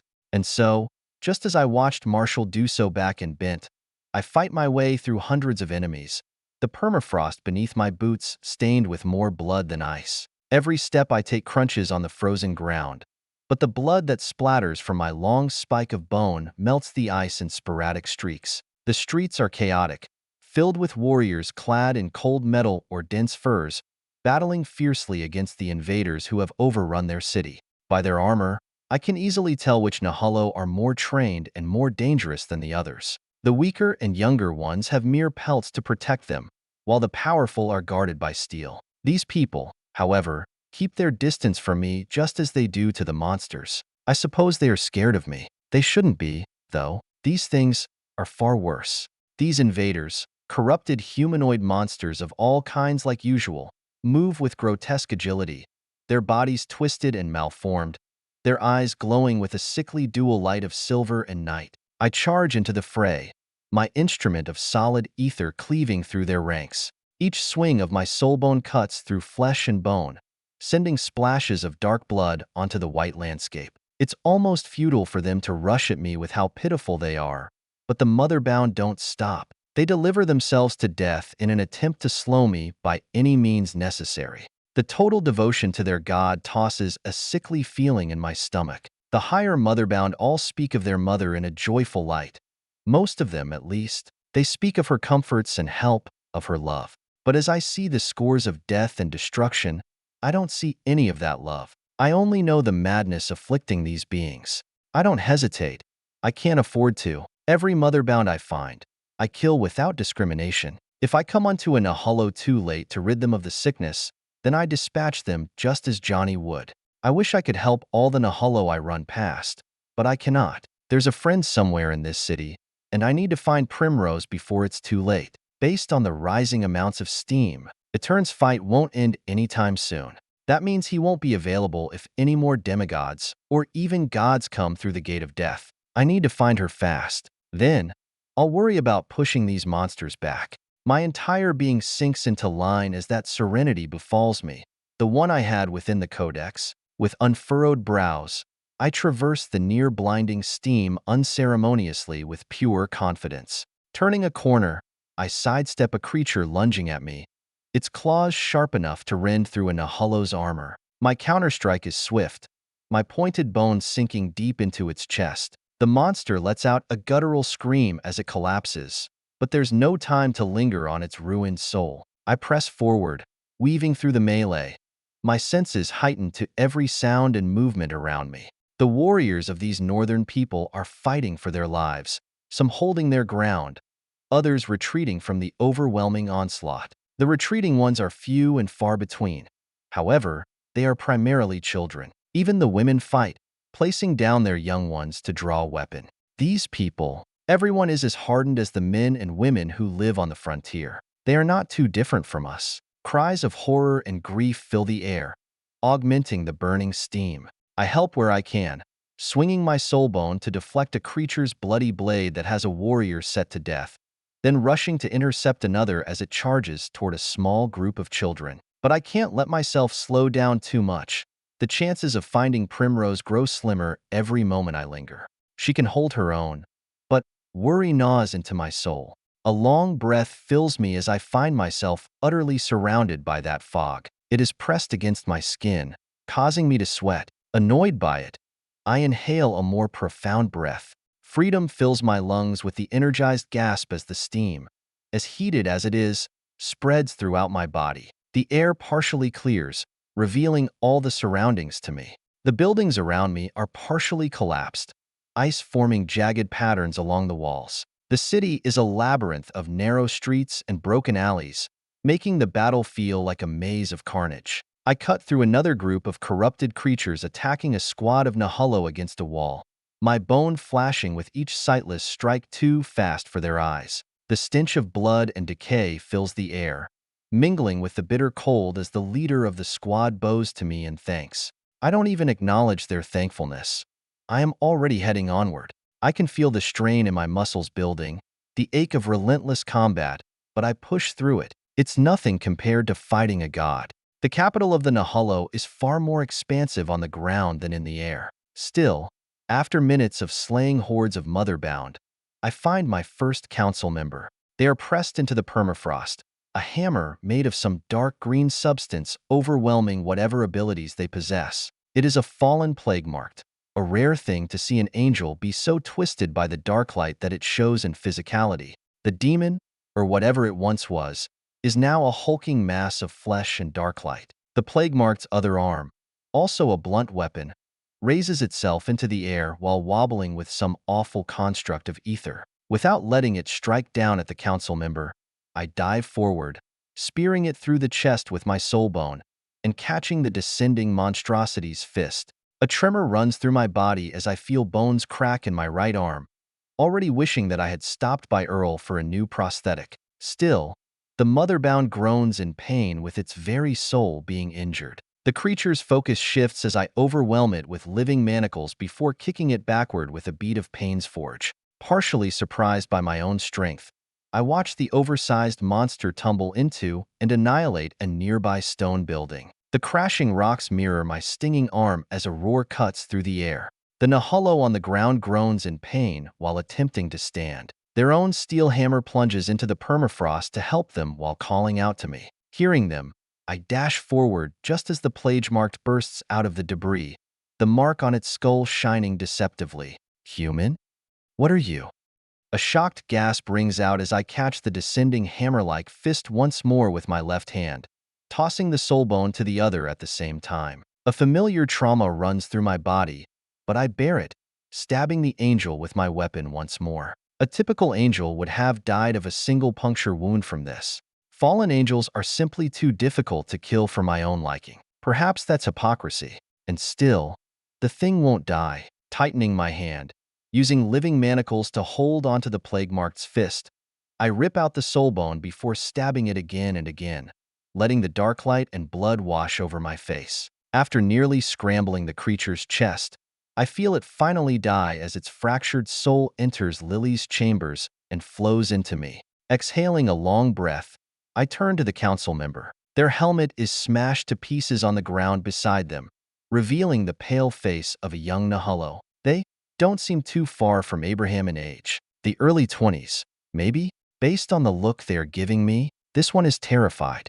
I'm not here to kill you. Reinforcements. See what happens when you aren't always trying to take our lands. Get back to helping your people. My boots crunch against frozen blood on the streets of iced Rampart while I depart this council member. Yet, they don't let me just leave them. Instead, the young man sprints after me, hauling their hammer all the while. Wait, let me help you. The eagerness in their voice is so raw that I face them, stopping my departure for a few seconds to hear them out. Help me? How will you do that? You nearly got turned to mush by a single fallen. I stare up at the Nahalo as neither of us takes note of the height difference. Instead, this man bows his head, apologizing while stating his name. I am sorry to be presumptuous. I am Hein Elswan, the 22nd council member. I can do little for you in battle, but I can guide you. You know little of my home, yes, and less of my language? Hein's words are accented yet clear enough to understand. He must be well trained and taught. Of course, he is. He's already an angel. Not everyone is like me. He is likely a prodigy amongst his kind. How hilarious. His words make sense, though. I do need a guide. I've simply been running toward the loudest commotions, unable to read the signs or listen to the warriors. That'll be great. Can you lead me to the gate of death? The hole, at least. I need to push the motherbound back while your warmaster fights his opponent. Hein's eyes open even wider as he brushes aside his long pale hair coated in sweat. The steam is already starting to fall back in after my gasp. I wait for Hein's answer, but the man kneels before saying a single word. His eyes don't even dare to gaze upward at me anymore. Fuck. He realized I'm a Dominion. Hopefully it doesn't cause an issue. I am sorry. I did not know who you were. I will guide you to the best of my ability, Lord. I laugh at his strictness. This is going better than I thought. He speaks almost as if I'll maim him for simply thinking I'm approachable. Because I like to think I am. This is not ideal, but it's better than him being antagonistic. Come on, get up. I am human. We don't do those things. Just show me where to go, and we're good. Name's Wyatt.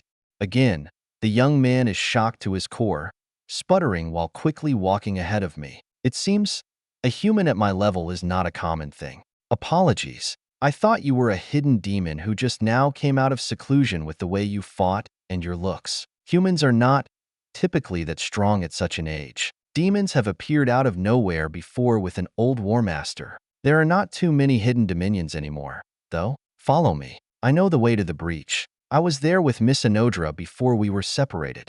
I raise an eyebrow at his words and sudden change of disposition. I suppose to him, however, this is his everything on the line. His life, his family, and his people. He doesn't have time to spare being scared. Respectable. With him at the lead, we sprint through the steaming streets as I question the man. Speaking to a Nahullo, especially one from a possible noble family, is a trove of knowledge. Hidden dominions? I thought there was only one from each race and 2 binary lords. Hein nods deeply as he raises his hammer over his shoulder, preparing himself to fight. I also notice our attackers, but don't let them get close as living manacles wrap around their limbs, and blood sprouts from my limbs to open holes in their bodies. Blodwyn is taking the lead now that I've used some ether.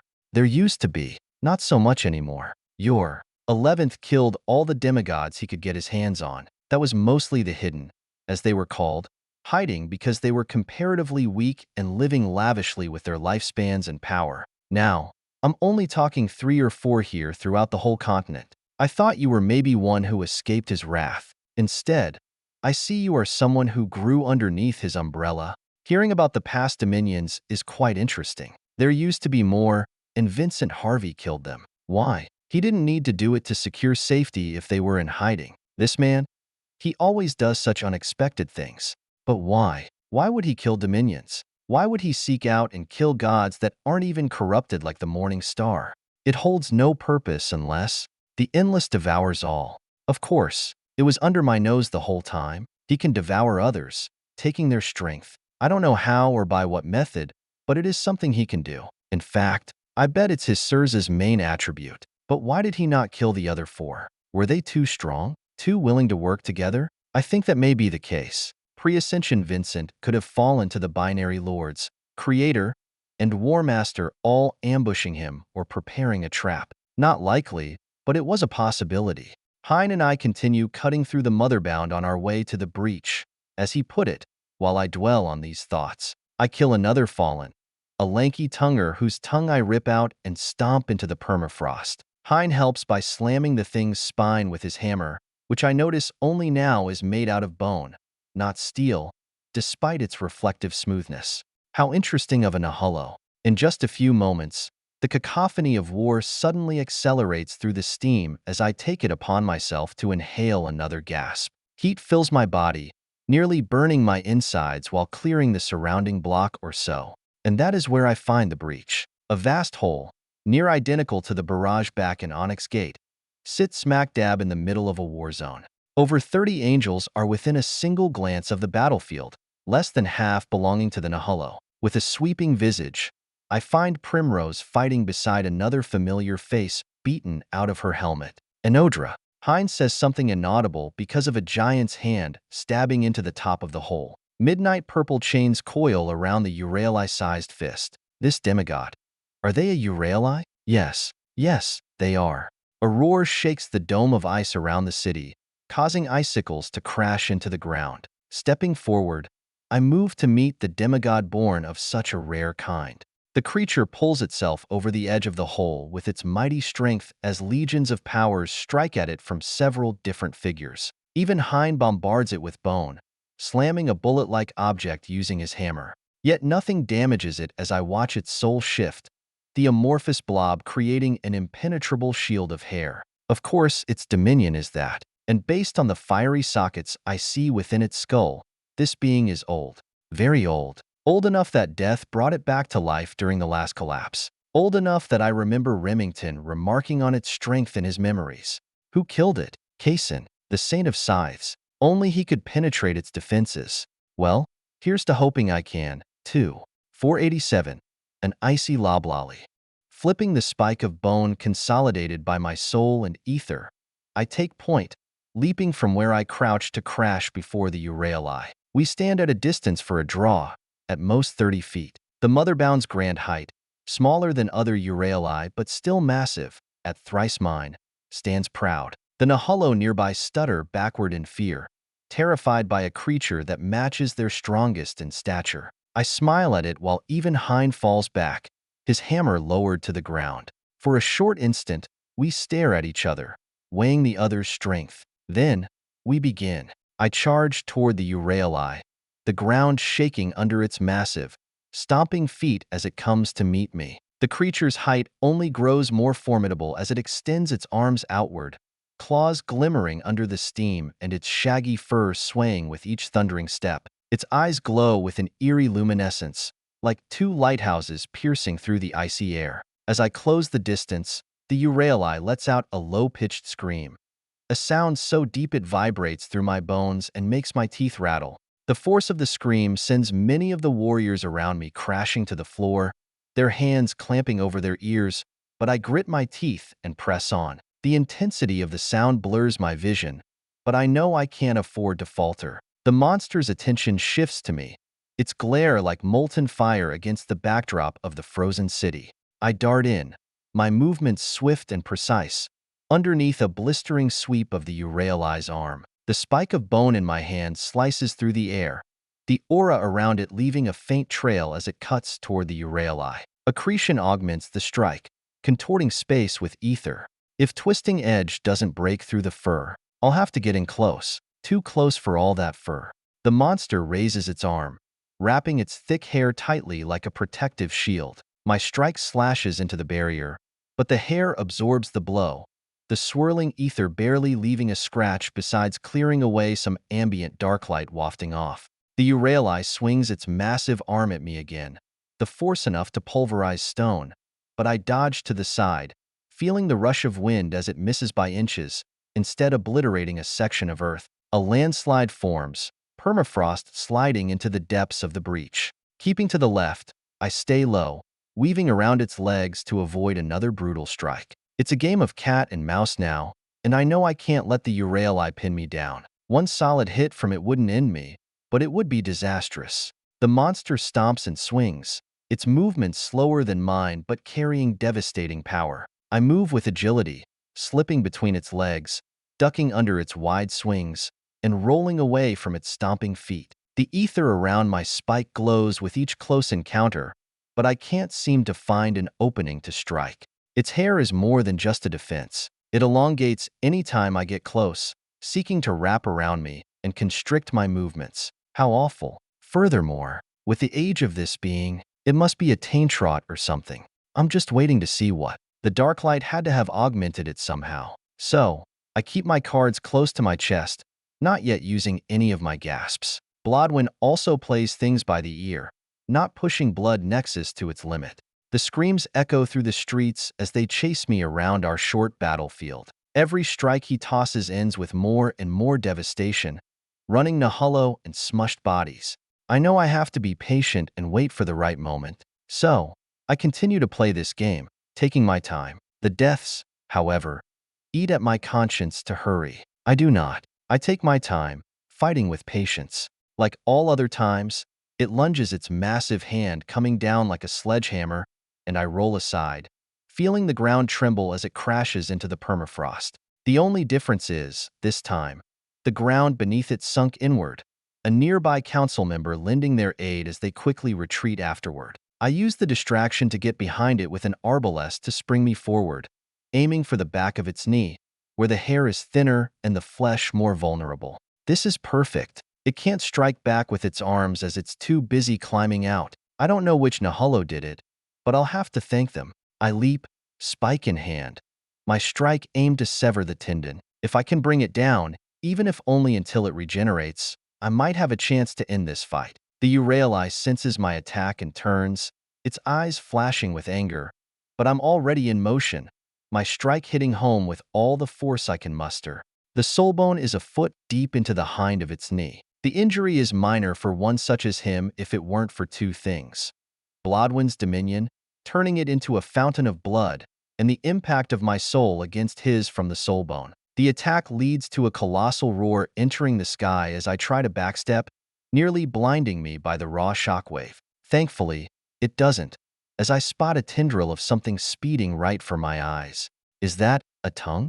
Yes. Shit. The tonguer's extended muscle, along with the impact of its shout, soars for my skull. I twist as far as I can, moving fast enough to shatter the ground beneath me and send earth into the sky, but it's not quick enough. An impact connects into my hardly raised forearms with brutal force, catching me mid-retreat and sending me hurtling through the frozen city. The force breaks both my forearms, twisting the bones out of the skin, and I feel my body twist and spin as I glide across the battlefield, my senses reeling from the sudden violence of the hit. The city blurs as I careen through it, bouncing off the ground, skidding across ice-slick streets, and smashing through debris. Each impact sends shockwaves of pain through my body, bones rattling with each bone-crunching collision. My breath is knocked out of me, and I can barely register the cries and battle sounds fading in and out as I tumble uncontrollably. I crash into the side of an abyssal hole, the edge of the mile-deep chasm breaking my fall with a sickening crunch. My body slams against the frozen rock, and I feel a sharp pain radiate through my back. For a moment, everything goes dark, my senses overloaded by the impact, my mind struggling to catch up with the chaos. Blodwen, however, pushes me back to focus. A bead of Pain's Forge and the blood nexus an inch away tightens my vision, returning the color. Still, when I come to, my thoughts are scattered like broken glass. I shift bit by bit, climbing over the top of the hole ever so gradually. Meanwhile, the world is a hazy mess of ice, blood, and shadow. Through the fog of pain, I realize I'm surrounded. Twisted forms slink from the shadows, corrupted monsters with glowing eyes and predatory grins. Their presence is a suffocating weight, the air growing colder as they close in. Additionally, a distant roar promises something to me. Another strike such as that. I can hear their low growls, their raspy breaths, and the scrape of claws against stone. Fuck. How's it looking? Blodwen groans in reply to my need for an update on our regeneration. Motherbound are only a few feet away. Eyeing down, the first darts in, slashing at me with a long sword. I contort my body as much as I can to block it with my soul bone before forcing accretion ether out from our contact point. Another few seconds. Spine is broken. That tonguer isn't too far off from Maximista's big form and strength. What a sneaky mutation. But we can take him. Isn't nearly as tough as the god. A twisted edge sinks into the motherbound's skull and the dozens behind it, laying waste to their numbers and bestowing me a few seconds of peace. Agreeing with Blodwen, I crawl away from the edge as far as I can before getting onto my feet, still slouching from my back. With a creak and a crack, the bones distorting, I end up at my full height once more. Just as my opponent rushes toward me, he's quite fast for his size. The motherbound around me still lunge for my flesh, hoping to slow me in any way with their weapons. Some even possess powers, doing similar things with a variety of effects. Yet, none even come close as I'm already gone. A dozen arbalests put together from while I was crawling a moment ago. Long chains made from my soul and ether stab toward the tonguer. He beats over half away with vigorous movements, but some still land. I use those to weaken him, to slow him, regardless of the drain on my ether. The big bastard is still just as strong as before, but now, a long, spindly tongue hangs from its pointed jaw. It's quite uncomfortable to look at, in fact. Scowling, I run to its side, dodging yet another attack. It seems the thing has healed already, yet I'm sure the damage to its soul still lingers. With a tongue like that, this will probably take a while, unless Bone Orchard comes out alongside my other Zills. If I can hold him down with it, I'll only have to worry about the tongue. Sliding under a swipe and the hair that extends from it, glancing off my clothes, I roll again to lunge away from the coming wave of impacting rocks. Getting my feet under me again, I run around the Urayuli while contemplating a plan to kill him. I could try 5 gasps to stab him, but if that doesn't kill him, then I'm kind of stuck without any other options. I could use burdenless, but I'd just be in the same place I am now. Is it worth a try? Sprinting around the thing and measuring it with my eyes, I deem it not to be. That tongue, it's dangerous, and I think it works reflexively. That strike. It was almost like it reflected all the damage it was dealt by my stab, minor the soul damage. Wait, fuck. That's its dominion, isn't it? Son of a bitch. I can't risk that. I was just considering using Lily, too, but if I don't know the nature of the reflection, that's not an option. Bone Orchard it is. I now see why so many demigods have wide-reaching effects. They are just so valuable and practical. Leaping backward from another slam, I put my hand to the permafrost. Then, I inhale rapidly, filling my lungs with air while shedding some of my soul. Alabaster mist leaves my skin, entering the sky of steam above as I take hold of that whiteness.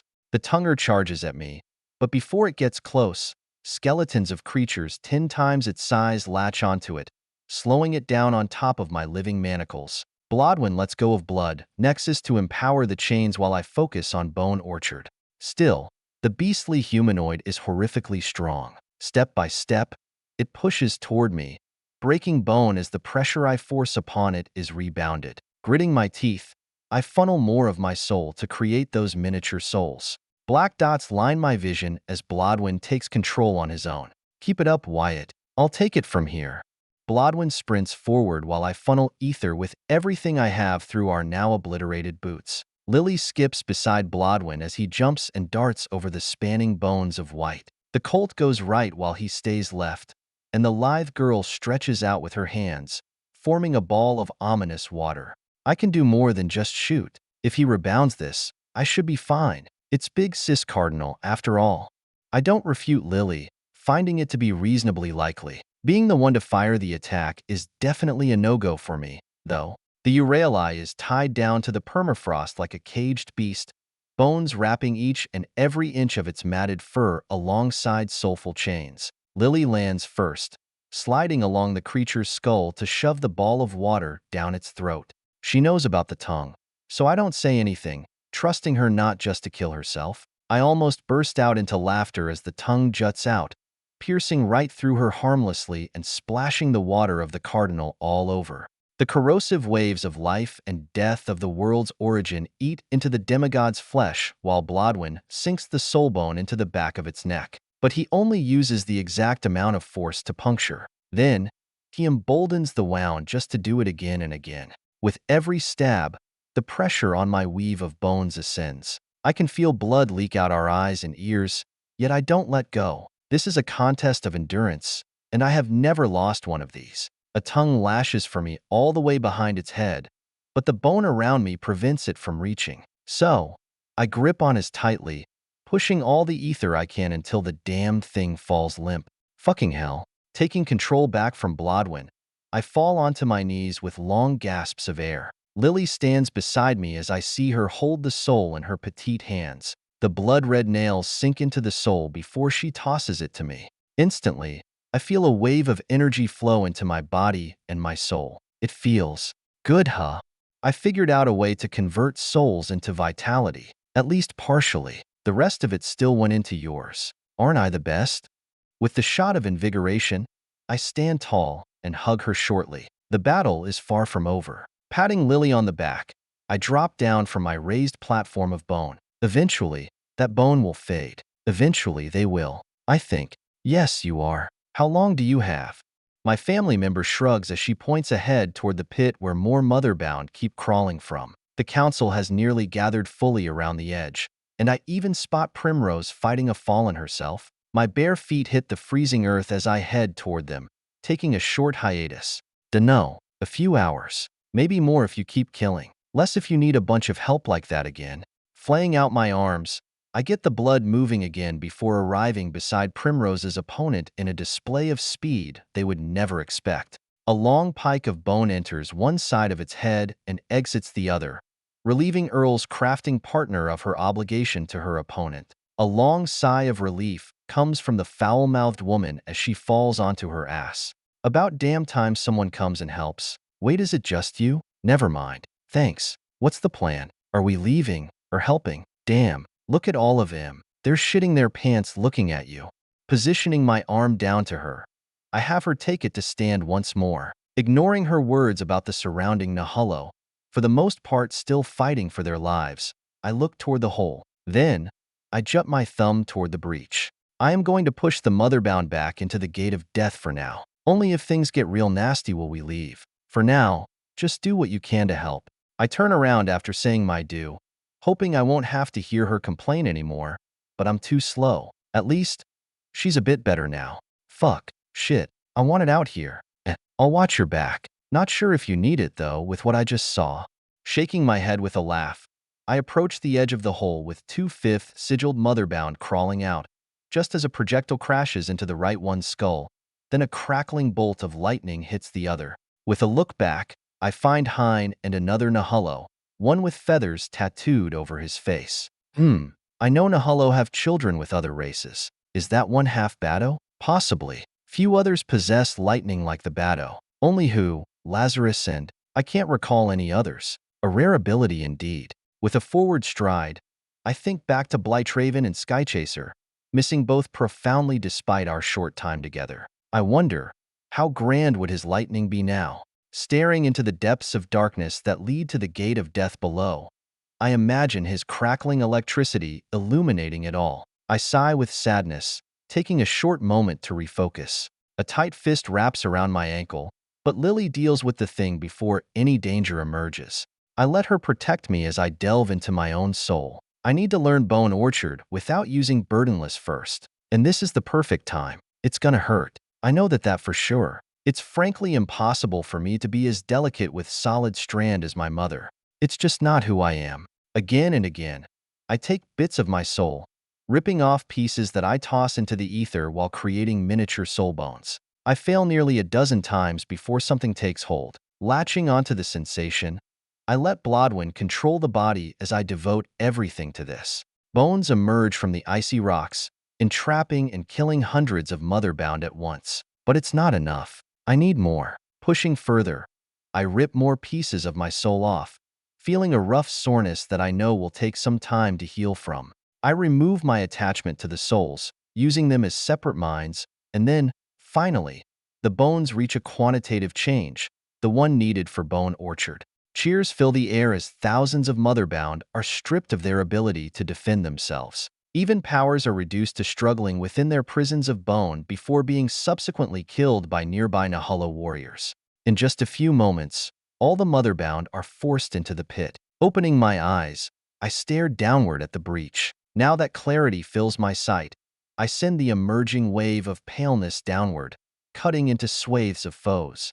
Soon, I can see more than pitch-black darkness at the bottom. I see an opened gate plunged horizontally into the hole. Streams of bodies crawl upward out of it, using the walls of the breach as a way up. As I stare downward, however, forcing the waves back toward it, I see two delicate hands made of transparent ice grip the edges of the gate. No other beings come through as the hordes pause momentarily. The signs cause my heart to skip a beat. A chill enters my soul and causes a shiver to nearly make me drop my weapon. Winter comes for a third and final time. 488. A look-see into winter.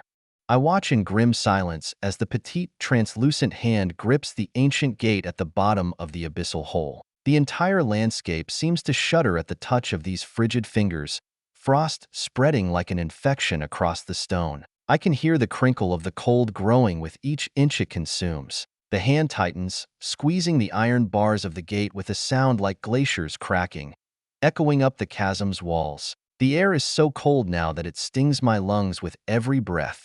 The temperature of the frozen wastes dips below its eternal freezing point. I can feel it sink to a dangerous level for any mortal, no matter how much preparation they have. But the sheer appearance of this being is far from being over. A physical chill runs down my spine as the hand pulls, opening the gate to its limit with an agonizing groan that reverberates through the earth. I can see the gate of death resist, but it doesn't matter. The god forces their way through, ignoring any of death's preparations. Every Nahullo warrior near me falls silent, their war cries caught in their throats as what is unfolding grips us all. From the darkness of the underworld, she emerges, the goddess of winter, of snow, and famine. Flint's body is draped in a tattered gown of ice, her hair a cascade of frozen tendrils, and her eyes, they are as empty as the void, a cold and pitiless blue that cuts through the shadows. The pupilless eyes are only blue, but I can sense the light rising up from the emptiness as her gaze locks directly upon mine. The ground beneath her begins to turn entirely into ice, beyond simple frost, as she crawls her way up from the depths, her long limbs stretching out like skeletal branches. The frost spreads in a burst, snapping through the weak mother-bound gathered at the bottom, turning them into grotesque ice sculptures. Their screams are silenced instantly, their bodies frozen in various contorted shapes. Jaws agape, limbs twisted, and eyes locked wide in surprise from the sudden eternal winter. Simultaneously, her figure floats on the currents of icy wind that lift her effortlessly up the chasm. As she rises, the chill emanating from her body is palpable, spreading outwards with terrifying speed that increases with every inch it covers. As such, the frost doesn't stop with the lower creatures. It races up the chasm's walls, climbing like a living thing. Ruthless force with no regard for anything in its path. I can hear the harsh gasps of the Nahalo behind me, their fear palpable as they watch the frost's rapid ascent. Some start to back away, the crunch of their boots against the frozen ground the only sound amidst the encroaching silence. These people have known winter their whole lives. They have survived within the most frigid climates on the planet, existing off the bare minimum and managing to thrive. They know winter, but they do not know winter. The goddess hauls herself into the air higher and higher, her icy winds carrying her aloft with her eyes frozen onto me. It's as if she's reclaiming her dominion, challenging me to do something about it. The coldness radiates from her, spreading across the cityscape, turning buildings into icy sculptures and streets into sheets of slick, unforgiving ice. With just my peripherals, I can see hundreds of Nahalo transform into the identical sculptures of ice that the motherbound shifted into. Every single person beneath the angelic, or without a way to keep themselves absurdly warm, dies within just a few moments of her arrival. Screams are cut short by the cold entering their lungs, and the stampede of feet tells me all I need to know. Many are running, yet I still sense most of the council members. The War Master trains his men well. This is no fight for them. I feel Primrose's presence not too far away, and without shifting my head from Flint's frozen exterior, I let the people know all they need to. Run, just run. The goddess of winter's smile twists eerily on her face, creaking with the sound of a breaking lake of ice. She hovers toward me with her ice, while Blodwyn pushes blood through our body with blood nexus, using the heat from the skill to keep us alive. Steam emerges from every pore of my skin as the chill in the air meets my warmth. Still, despite being surrounded by the elements, I don't retreat. We have killed a god before. I can do it again. Wyatt Graves. We finally meet. When I heard Max died, I was surprised. A human? A mere child? I see now. You are a dangerous little critter, aren't you? Flint's voice screeches through the frozen air while the only other sounds I can hear are the retreating lives behind me and it turns distant battle. Soon, however, those fade, and I only discern the swirling winds of Arctic famine. The goddess finally lands before me, pressing a shoeless foot of ice against the permafrost just a few steps away from me. This close, I finally notice how small she is. Flint is closer in stature to Lily than she is to a grown adult, and yet, she is the reason why the northern lands are so barren of life. She holds my gaze for the moments I stare at her, allowing me time to move my ether within my sluggish body. Even with Blodwyn's help, everything is near glacial, including my ether. Although I know she is doing the same, preparing to attack me with something, I don't know what, but it is the only reason she would be so quiet. Still, there is nothing for me to reply to her with. We are enemies, and as such, we will fight. Flint doesn't seem to agree with that sentiment, however. She steps to the side, looking over my shoulder with a tilted head to all that is behind me within the forming blizzard. Must you be so rude? I'm trying to have a conversation here. I'm not as nonverbal as Max. Even if I hate all you little critters, I'm still willing to talk. So why aren't you? Is she baiting me? I don't know. Maybe not. Fuck it. I'll bite. What's the worst that can happen? As I open my mouth to speak, I force Payne's Forge into action and use several other skills to keep from turning into a see-through sculpture. What do you want to talk about? The goddess walks around me, her steps slow and deliberate. It's like she's stalking prey, her famined body of ice creaking with each motion. Her gown of frost and rime flows behind her, a constant whisper of cold as it drags across the ground. She circles me, her blue eyes watching my every move like a predator assessing its catch. I hate the feeling, but as the cold creeps in, I continue building my ether, preparing for another bone orchard and tossing dozens of arbalests throughout my body. All the while, I struggle to keep it within my flesh and from exploding uncontrollably. Do you know what this world was like before you humans came along? Flint asks a pointed question, her voice low and chilling, carrying a tone that speaks of ancient memories and lost ages. I stay silent, knowing that interrupting her might provoke a more hostile response as she has not yet closed her mouth. She continues, her voice gaining a subtle edge of bitterness. Before your kind crawled out of the muck, there was balance. The earth thrived in its beauty, untouched by your greed and your endless hunger for more. And I don't just mean you humans. All of you intelligent life. None of you should ever exist. You've ruined it all, and will only continue to do so. Mother, she will not let such things happen. I try to keep my focus, watching her movements and listening carefully to her words. There's a dangerous poetry to her speech, an almost hypnotic quality that seems to chill the air even further. Still, I watch for a hint of weakness or a moment of hostility not to be caught off guard. Winter was pure. Spring was pure. Summer was pure. Autumn was pure. There was a time when the seasons obeyed their natural order, and the world knew when to rest, when to sleep beneath the blanket of snow or the heat of the sun. She stops directly in front of me, her icy eyes locking onto mine. I feel a shiver run down my spine, not just from the cold, but from the intensity of her gaze. Blodwyn and I tighten our ether and limbs, preparing to make a move. And then you came, Flint says, her voice dropping to a whisper. The whisper is followed by a wisp of frost lining her blue-tinted mouth. You brought warmth, you brought fire, you brought war, and you disrupted everything. You broke the balance. You shattered the ancient cycles. You much should never have learned to grasp ether. And now, here I am because your kind cannot leave well enough alone. Even if Mother were not on my side, I'd return you all to frost on my own. I listen, the weight of her words pressing against me like the chill of the frost. I know there's truth in what she says. War was never something that existed before demons, humans, and all the other races. She misses the peace, I'm sure. Before a single man could shatter the sky, a single man could devour endlessly, and before a single one could become immortal. But Flint has still chosen wrong. And so you follow her? Does she not only spread war throughout the stars? The goddess of winter shakes her head, annoyed by my assumption. She waves her arms upward toward the skies hidden by her blizzard. Of course not. She preaches love and family. Do you not know what she is the god of? How many lies have you heard?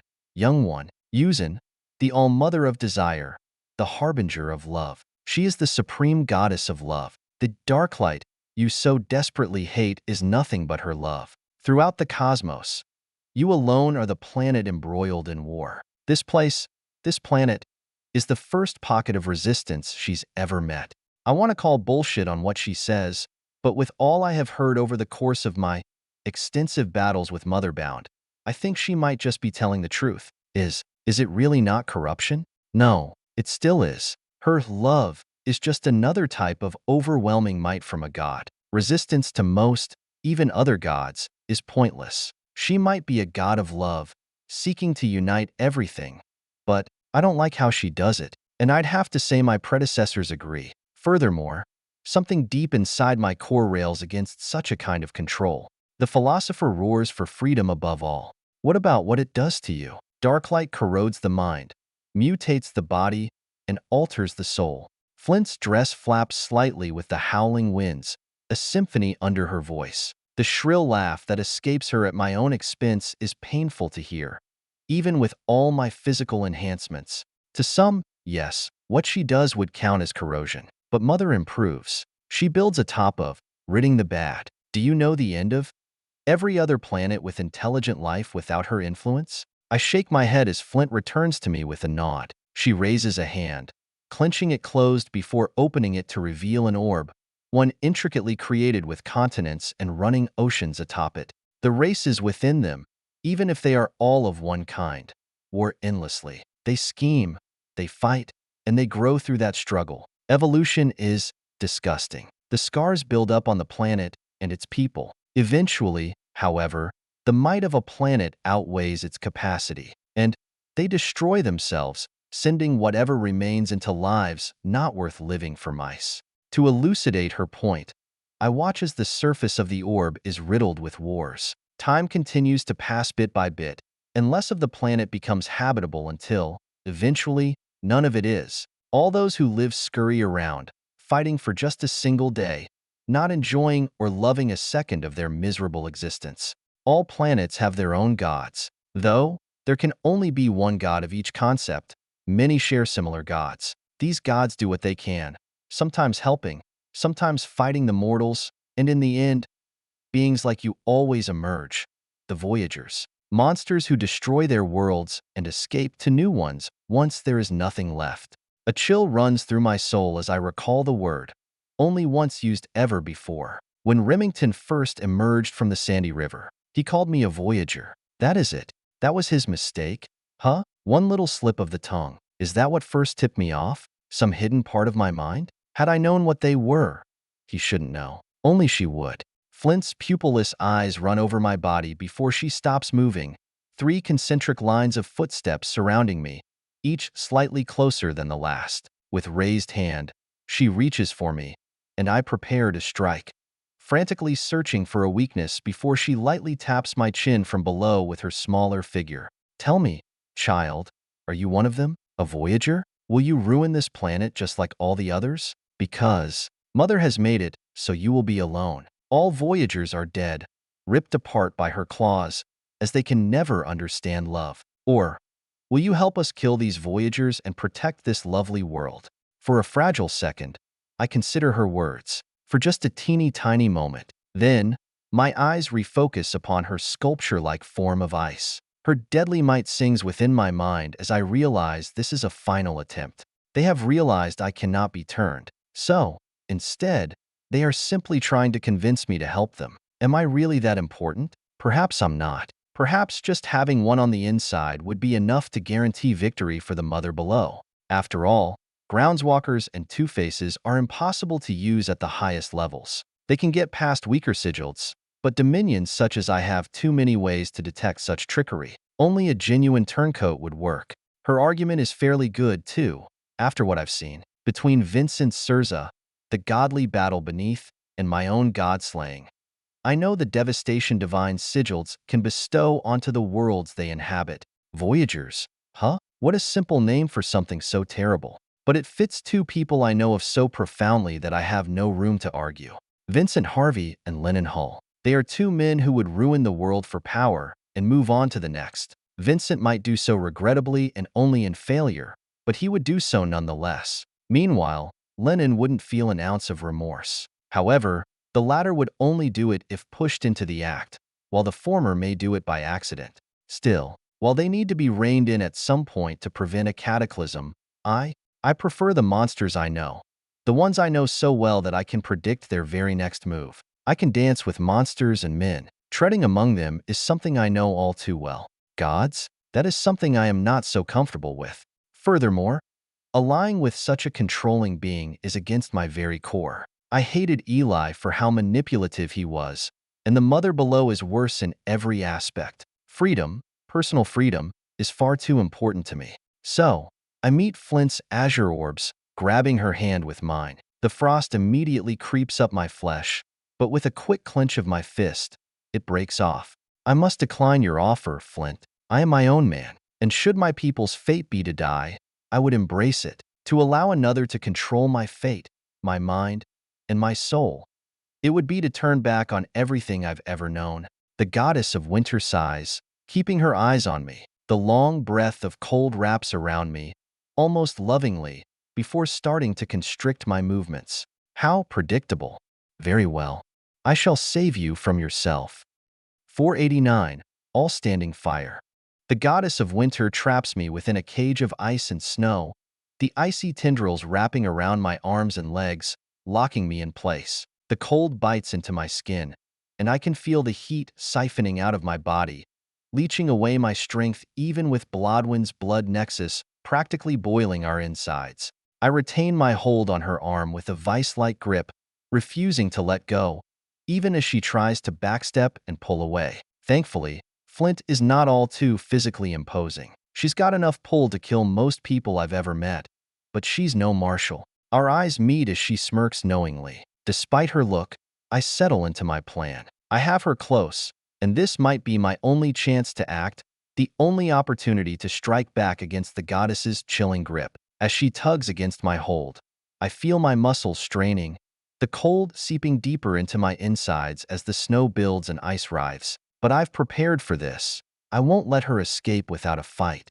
With a grunt of effort, I release the Dzill placed beneath me, and a cascade of bones erupts from the ground. The force shatters the ice and snow, sending shards flying in every direction. The cage collapses around me, the icy tendrils snapping under the sudden pressure. The goddess recoils in surprise, startled by the burst of energy, but I don't give her a moment to recover.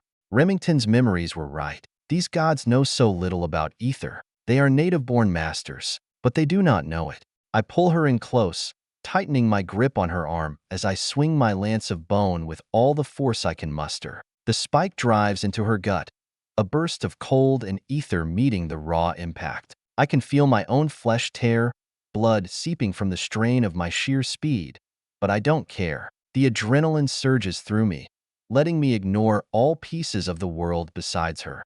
The impact sends a shockwave through her body, a reverberating pulse that trembles her entire frame. The icy construct she's made cracks and fractures under the force of my attack, the jagged lines spreading out like a network of frozen veins. Her icy gaze widens, her blue eyes narrowing as the spike digs deeper, finally entering her actual frozen figure. But Flint is not one to be taken down quickly. She lets out a scream that echoes across the frozen city, a sound that feels like a blast of Arctic wind. The frost around us seems to surge, the temperature dropping even further as the ice and snow respond to her anger. Yet, I hold on, my grip tight, refusing to let her escape or regain the upper hand. I can see her soul move, but there is more than that. At this distance, I see her soul move with the touch of a sigil, the flow of ether perfectly set to her being as a concept joins in. So that's it. That's how divinhoods work. Knowing where this chill originates from helps little, as the very sky freezes where we stand. All the moisture and gas within the atmosphere turns solid, leaving us within a maze of crystalline ice. I push the spike in deeper, hoping to shatter her control and end her reign of winter, but she raises her head to gaze back at me. I don't want to look, and yet I cannot help but to do so. Clever boy, but I am no Maximista. He is only as old as the trees. I am far more ancient. Flint shatters her own arm that I hold, instantly reforming it from the frozen air around me, and it originates with a grip around my throat. Her other arm reciprocates the action, leaving my bone spike to enter the depths of her frigid entrails. Flint's grip tightens around my throat, her fingers like snowy tendrils constricting with a strength that seems beyond anything she's shown before. Cold seeps into my skin, an invasive chill that creeps through my veins, turning my blood into slush. Blodwen shouts with panic as our blood slows, despite his frantic mauling at it with his Dzill. The chill is not alone, however. Dark light flows into me with the cold, acting like a hidden threat that stalks us both. No longer is it built to turn us to their side. The love has changed to a pointed spear at my heart. Winter looks down at me with those piercing blue eyes, a cruel smile playing at the corners of her lips. I am older than your kind can imagine, she hisses, her voice carrying a chill that makes my spine quiver more than the frost does. Older than your stories, your legends, and your fears. Her other hand leaves my throat, rising up to my face as she stretches to take my eyes, and I can feel the ice spreading, snaking its way across my skin. My pulse slows, the world around me fading into a haze of frost and shadows. But I'm not one to be outdone. While I leave the inside to Blodwen, I fight Flint on the outside. Ripping the bone spike out, I shove it into her body again, meeting identical resistance. Yet I'm not done. With the remnants of my focus, I call for the bone orchard around me, and it heeds the motion. Screeches of alabaster bone and sky blue ice are all that I can hear as I see the war just on my periphery. She's holding the bones back. This is her domain. She wasn't lying one bit. My body shivers involuntarily, a desperate attempt to generate warmth, but it's no use. The cold is too mighty, too overwhelming. The bone's pike still pierces Flint's gut, but her regeneration is almost instant as the first wound closes. The ice that shatters reforms in an instant, and her smile widens as if savoring the torment she's inflicting. Fuck. I don't have Linen's firepower that can match the divine. I just don't. I struggle to hold on, to resist the encroaching numbness, but her grip is like iron. I need to act, to break free before the cold consumes me completely. My vision blurs, and I can barely hear anything beyond the harsh rasp of my own breath and the scratching of bone on ice. Each miniature inhale feels like inhaling shards of glass, while my vision is covered by the encroaching transparent finger desiring my eyeballs. I reach my other hand for Lily. The little girl clamors to help me through our connection. My hand reaches the Colt's holster and attempts to pull her out, only to be frozen in place by a sheath of ice. The azure eyes twist into a deep, dark navy as the frost spreads swiftly, creeping up my wrist and forearm like a living thing, numbing every nerve in its path. I can't move my hand. It's locked in place, a slab of frozen meat. No, no, this is just me and you, dear. Me and you. No help. The playful malice sinks deeply into my body as Blodwyn tells me that our left arm is utterly frozen. The blood within won't respond to him anymore, and the chill creeps toward our heart. My soul warns me of what will happen should the chill and the dark light meet there. Death. Inescapable death, and not one that I will wake up from in a matter of hours.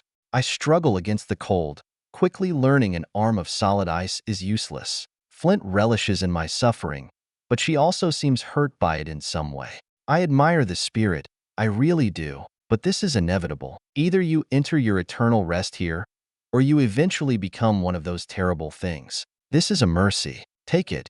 Take this. Just as my vision is clouded by her thumb, I sense Lily emerge beside Flint, pushing away the frost with a burst of pressurized cardinal water. Ice seethes as it melts from the heatless liquid, making contact. Meanwhile, a closed fist from a little girl strikes a god in the chin. Flint simply twists her head to the side with broken bits of her body falling off, chuckling slightly as the ice rejoins her being. Lily backs up, fear in her eyes as she must have been expecting the waters of the cardinal to be more effective. This is exactly what I mean, young man. You create things only for them to destroy. A mercy. She possesses origin at her core. And yes, you have only ever used her to destroy, kill, and maim. The goddess of winter stares down Lily as I fight against my binds with all I have, raging with a heat that simmers out my skin. Meanwhile, frost consolidates around the petite girl, who defends herself with gouts of lightless water. Flowers bloom at the contact points, only to die quickly due to the lack of heat. I can see Lily's future from here if I don't do something. Most people and creatures have no way to hurt her in this form, but I know Flint would. She's too old not to. With all that I have, I split portions of my soul again and again, forcing soulful ether to bloom with a terrible intensity. Bones creak against the ice around as some pierce through, diving straight for Flint. Lily redoubles her effort with her water, also congealing the dark substance she uses for petal shield around my hand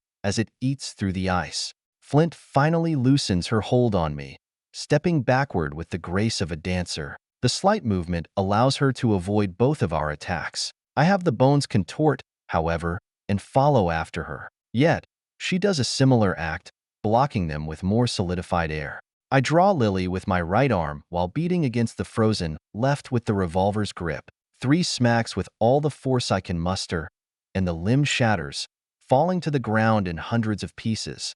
It doesn't even hurt. The area is so profoundly frozen. Shortly after, Blodwyn works to regenerate it. I inhale several rapid breaths, seeking air to put in my lungs after being choked for so long. Flint stands at a mediocre distance away from me, just far enough that I cannot reach with a lunge. Why are you mortals so insistent? I know you are intelligent. Can you not see the future if you continue on this path? This is why I hate you all. Proven wrong, and you don't care.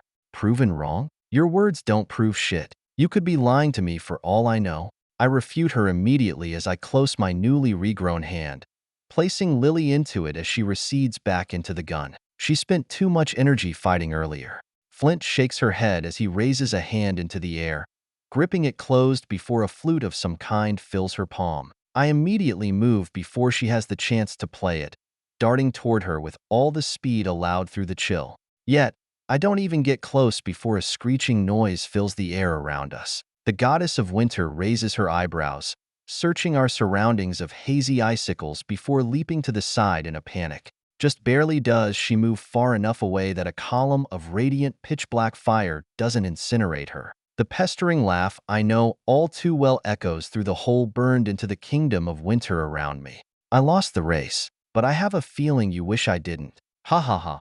Bonfire tumbles down from the sky, the man entirely constructed of flame. This is more than just his previous power, the one that let him momentarily shift into fire. No, now, he is fire. I can see organs, lungs, heart, kidneys, veins, the whole deal. Yet, they are made of roiling, shifting flames. And as Emmett Knox motivates his gaze to face Flint, they both meet as immortal enemies.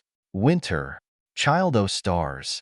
The absolute sincere hate in Bonfire's words is not something I've ever come to expect from the man. In hilarious fashion, he loathes the one being utterly opposite from him. The man steps forward as Abraham connects to my mind, the charcoal flames quickly shifting their color. They turn from black to crimson, then tangerine, shifting into a lemon's ire before corralling back into a deep azure.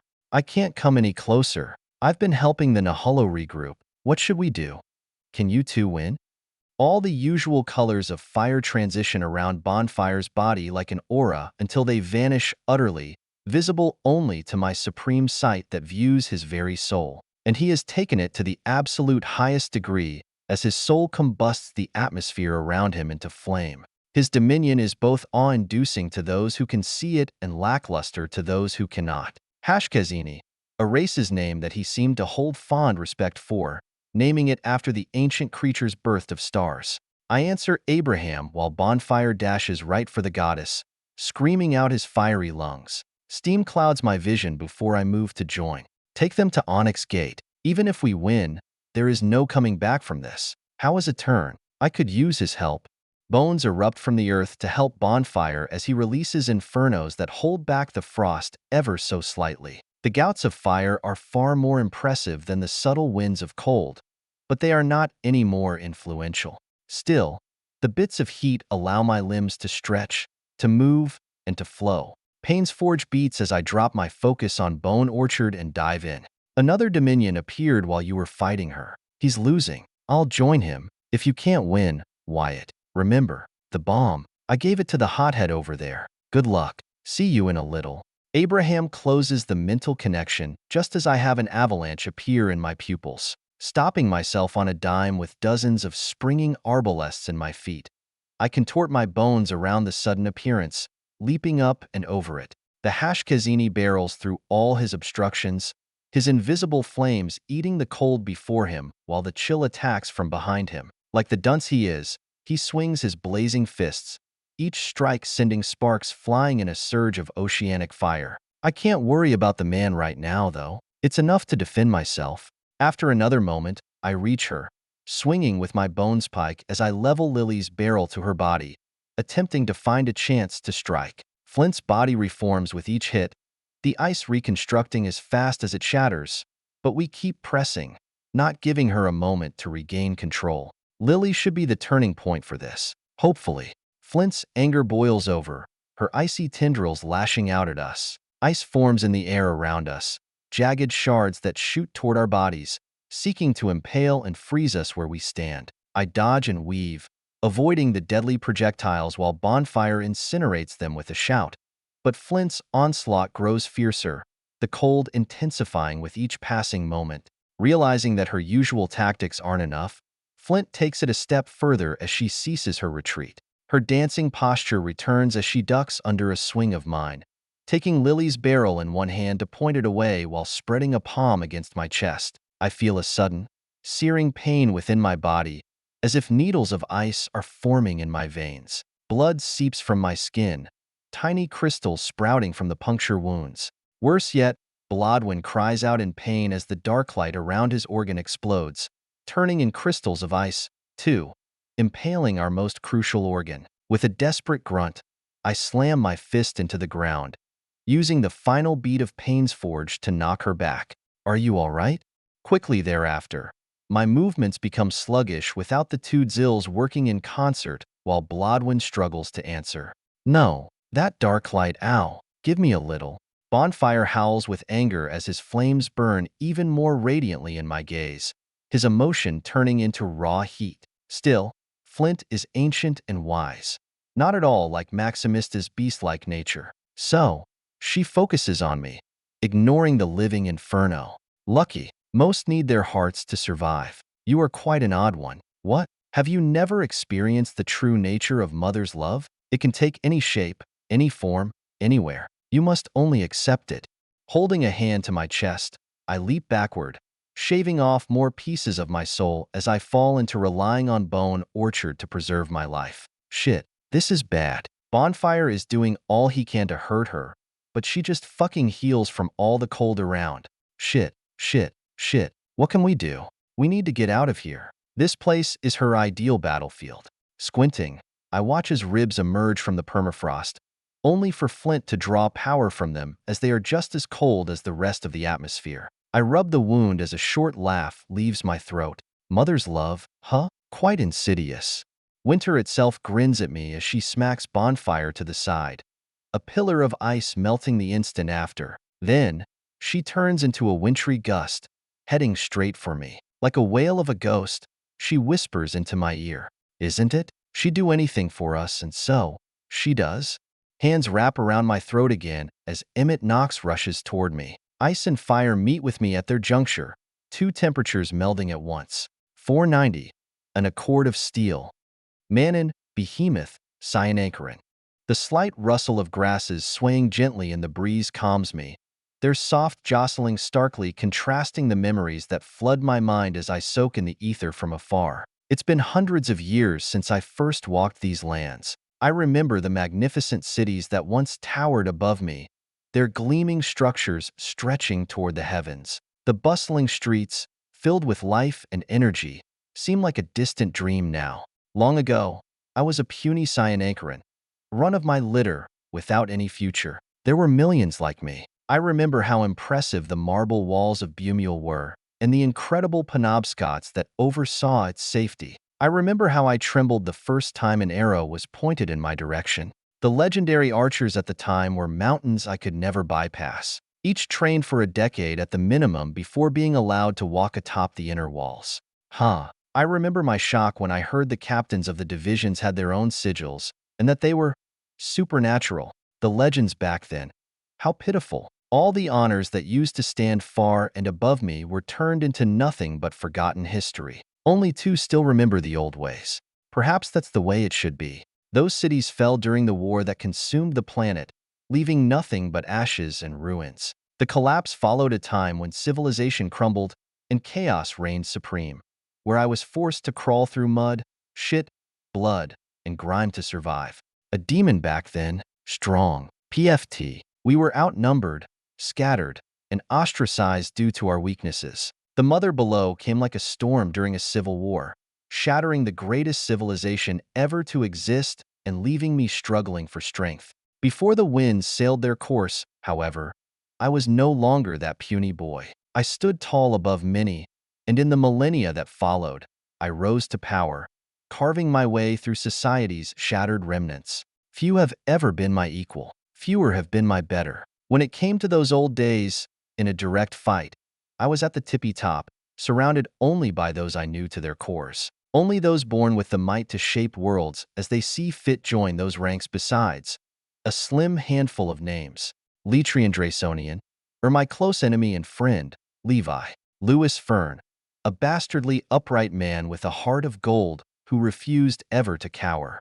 Remington Shaw, a son of bitch who was far too talented for his own good. Vincent Harvey, an absurdly confident Storm with every ounce of strength to back it up. And finally, Kaysen, the old maniac of war who loved nothing but fighting and killing. A perfect fit for the times we were born in. Back then, somehow, I knew things would fall back to the few of us. The others, they were good, very good, but they just didn't have it. I don't know exactly what I mean, but I was right in the end. And I know that Vincent has it too. The drive, the need, the desire for strength above all else. We each have our own goals that we wish, but at the core, we desire strength above all. And still, as I think back, I am unsure if I truly have that factor. If I did, Levi has become a god, something we've both struggled to accomplish for centuries. Lewis did it long ago, but would never share the details. I don't think he ever forgave us for abandoning the expedition.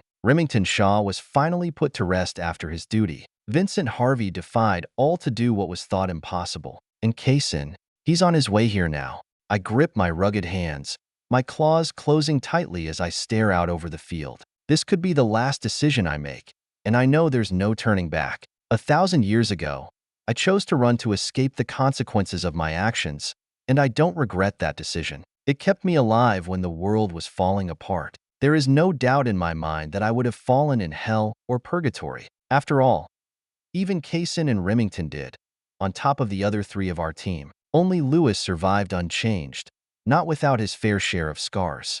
But this time, I won't run. I can't. I am no longer a coward. I've spent centuries at the top of the food chain, and I've come to understand that true strength isn't in fleeing from danger. It's in facing it, no matter the cost. I knew that back then, too. Yet, after the loss of Mammon, I just couldn't anymore. One does not gain one's own dominion without facing one's fair share of warfare, death, danger, and fate. Yet, I have relied heavily on my gifts to reach this point. I'll be the first to admit it.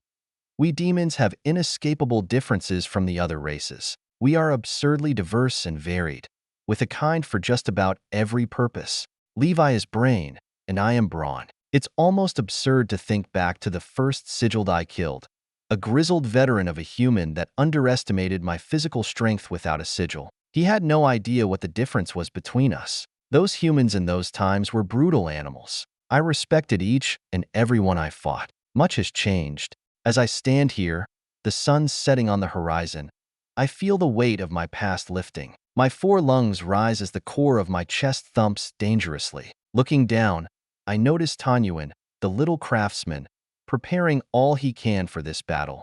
A clash against a god. Oh, how it gets my blood boiling. Levi and I have had our differences and fought dozens of times, but I've never had the chance at something like this, even after she ascended. My eyes shift to the charm tied around my neck, bound with an ether construct that allows it to stretch as my Sirza enables me to grow. The heirloom that rests there gives me comfort as I feel its currents flow through me. Heirlooms. I've heard what humans think they are. They believe them to be artifacts built by the mother below and gifted to us demons during the early years of the collapse. How stupid. Heirlooms are far more and 1,000 times more pure. The humans had their man blessed by time and their mighty king. We demons? We had our kindred forefather, Mammon. What a loss. Holding on to his finest creation, the iris of incarnation, I smile softly. How I miss you, my mentor. You never should have made that damned lantern. If you didn't, you'd still be alive. Even if the world had been destroyed, perhaps that would have been favored against this. Entering the underworld. It is not something meant for mortals. As I feel the ether in the distance approach this field at the boundary of the wilds and depths, where none lived before the collapse, my smile shifts into a fanged grimace. The sky begins to shake as I allow my own ether to be let loose. For one such as I, my body is almost immune to such a substance after so long. I have had a long time perfecting this skill, this combination. Yet, there are limits. I did not have the faith in myself as Levi did to start from scratch. The substance flows out from my body, swirling into the sky in tendrils of raw power. It spirals and twists with the multitudes of techniques, forming a funnel that rushes back into my body, a cyclone of power that amplifies my strength with every return. I grow taller, broader, and more formidable with each passing moment, the ground trembling beneath my expanding form, wood grafts itself over my skin and armors my body with my very own ether, a darkened charcoal tint that is impossible to discern from my skin. With every foot I gain, I can feel my strength rise, my control over ether becoming more refined and more precise. Yet, with this newfound power comes the struggle to maintain the thin connections to avoid losing control. This is the risk with every Surza. The feedback loop strengthens me, but also threatens to overwhelm me if I'm not careful. All of the most remarkable feats harbor the risk of death. I brace myself, my senses heightened, the pulse of my ether vibrating through my being. Each breath feels like a gale, each step a quake. I can hear the distant rumble of battle, the world bracing for the clash that is to come. This is the moment I have lived for. This is the moment I will die for. Either I win, or I lose. Tanyuan being here changes nothing to the core of the issue. A fist rises to the heavens and war ends with ashes are two conflicting auras that quickly reach each other. Kaysen's might meets mine across the skies, and the clouds part for me to discover the avatar of the son of war. Not that is not him anymore. He is now the god of war. The trees below are but ants to my eyes, something that usually inspires pride in me. But as I look ahead to the scythe-wielding mountain of ash, a sharp helmet hiding the Nahalo within, I feel only challenged. He meets me at my strongest, at my specialty, and dares to win. This is likely not something he has ever done before. How Kaysen-like. It appears he has not changed, even after succumbing to her loving embrace. He is only pointed now. The weapon that once had no handle is now aimed directly at me. We meet again. A final time, Kaysen. My words scatter the skies further, forcing rivers to recede and forests to bend in response. A long, eerie grin slides onto the avatar of ash with that deathly scythe in hand. Then, it takes steps toward me, each footfall traversing miles. I had hoped there would be more of us from then, but this will do. No coward's way out this time. I return the steps, shaking my head as I continue to grow, my Surza matching the roiling of my heart. Ether swoons within my body and around in with such amounts that I worry if I can truly handle it for long enough to win. The thought only graces my mind for a split second before I fall into a run, dashing toward Kaysen with all my weight. Not this time. Ash shifts with the same speed Kaysen could without using the avatar, swift enough to contort sound and deafen the unruly. The point of his weapon slides toward me as I put the full force of my being into this rush. A fist raises to the sky, and I meet the blade of ash. I punch upward with all my might, my armored knuckles colliding with the scythe of ash as it descends. The impact sends shockwaves through my arm, a brutal jolt that tears open my skin and sends ash spiraling into the wound. The burning pain is instant, the ash spreading like wildfire, infecting my flesh and seeping into my veins. But I don't falter. I can't. The Kaysen looms above me, his form flickering like a smoldering inferno, his voice a low whisper that promises my end. Shifting to the right, I swing again, allowing my ether to dip into the heirloom on my neck. The runt has grown his courage to match his size. How profound. A secondary hand sprouts from the air beside my arm, constructed of mirror-like ether, and follows my closed fist like a reflection. The doubled force meets the god of war's scythe once more as he flips it with impossible swiftness. The scythe falls again, this time grazing my shoulder, and the pain is excruciating. Ash pours into the new wound, gnawing at my muscles, yet the attack is not over yet. The secondary fist, formed from the most magnificent heirloom, lands with the same force as my fist after phasing through the scythe, magnified twice over, upon the avatar's shoulder. Ash explodes out of Kaysen's Surza, forcing him to lose grip of his weapon slightly. Seeing an opportunity, I continue. I lunge forward, driving my shoulder into the avatar's chest, feeling the heat of its burning form against my skin. The air is thick with ash and smoke, making it hard to breathe, but I push through, clawing at the immaterial flesh of my opponent. The scythe swings again, narrowly missing my neck, and I use the opening to land a brutal punch to the avatar's jaw. It staggers back, ash spilling from its mouth like embers from a fire. I don't let up, following with a series of quick jabs and powerful uppercuts, each one pushing back against the darkness that threatens to consume me with a secondary strike whenever I can spare the ether for the incarnation. I use my claws, my jaws, and even my legs to beat down the avatar. The battle is a blur of motion, the world reduced to a cacophony of pain and determination. I fight tooth and nail, not caring how I win. It's only that I do. I know that if I stop, even for a second, the ash will overtake me, and I refuse to let that happen. So I fight on, even as my body screams in agony, even as the ash spreads deeper into my veins. The ash is relentless, but so am I, and I will not rest until one of us falls. Thankfully, I am not alone. Tanyuan's circles of inscribed ether light up as my head starts to swoon from the back and forth. A fanged grin meets Kaysen's billowing maw as chains appear from the skies, falling onto the god. The chains are made of solid ether, reinforced by Tanyuan's soul and hours of meticulous preparation. With the impediment on the god, I lunge forward, taking him directly to the ground as miles of earth are upturned, any living beings killed beneath us. I tear into Kaysen's neck with my jaws while I rip him apart with everything else I have within me. And yet, it is not enough. The god was not even taking us seriously. A low whisper enters my ears from the particles of ash that eat at my defenses. Surzas are so ordinary. Why don't you combine it all? Oh right, not a god. Time to die, little runt.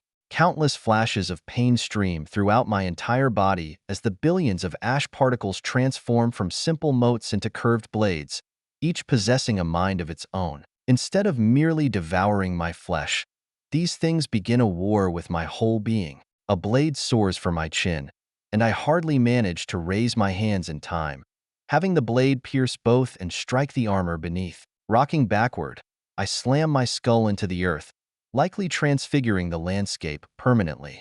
This is it. Huh? A divinhood? The accumulation of everything one has ever learned, fought for, and bled with? No, it's more than that. He's imbued his Surza with his concept, or the opposite. How overwhelming. The ash twitches, molding with itself as the avatar changes to be hundreds of floating scythes, personified war. I remember when I first learned Kaysen's original profession before the wars came to his homeland. A farmer. He picked up the only tool he had ever known and morphed it into the most dangerous weapon I've known. More chains fall onto Kaysen, latching onto the many scythes, but they simply recombine, turning into that avatar once more as it lunges a pointed curve at me. I watch it fall with an out-of-body interest, the rattling of my skull and the injuries that hold on to me after just a few dozen minutes make it hard to think. The curve quickly grows in size as Tanyuan begins to use another teleportation inscription, only for the ether to war within itself. At the same time, I feel the insides of my own body begin to fight each other. I quickly lose control of my own Surza as Kaysen's divinhood becomes clear. War. He is truly at war, and all who face him will succumb to the chaos, unable to control the whims of fate. Unable to lift a hand, I simply watch the blade descend, but another meets it, oppositely placed, as a puny figure stands upon the lacerations of his own dominion. A human. A human blocks a god's strike before deflecting it with his sword, which is miniature in comparison to his opponent's, causing a rift in the sky. I watch a literal crossroads form amidst their clash as one monster born in blood greets another. The winds from the collision of ether and soul tear into the sky, showing me scenes of distant battles and struggles. I think I like you. Agreed.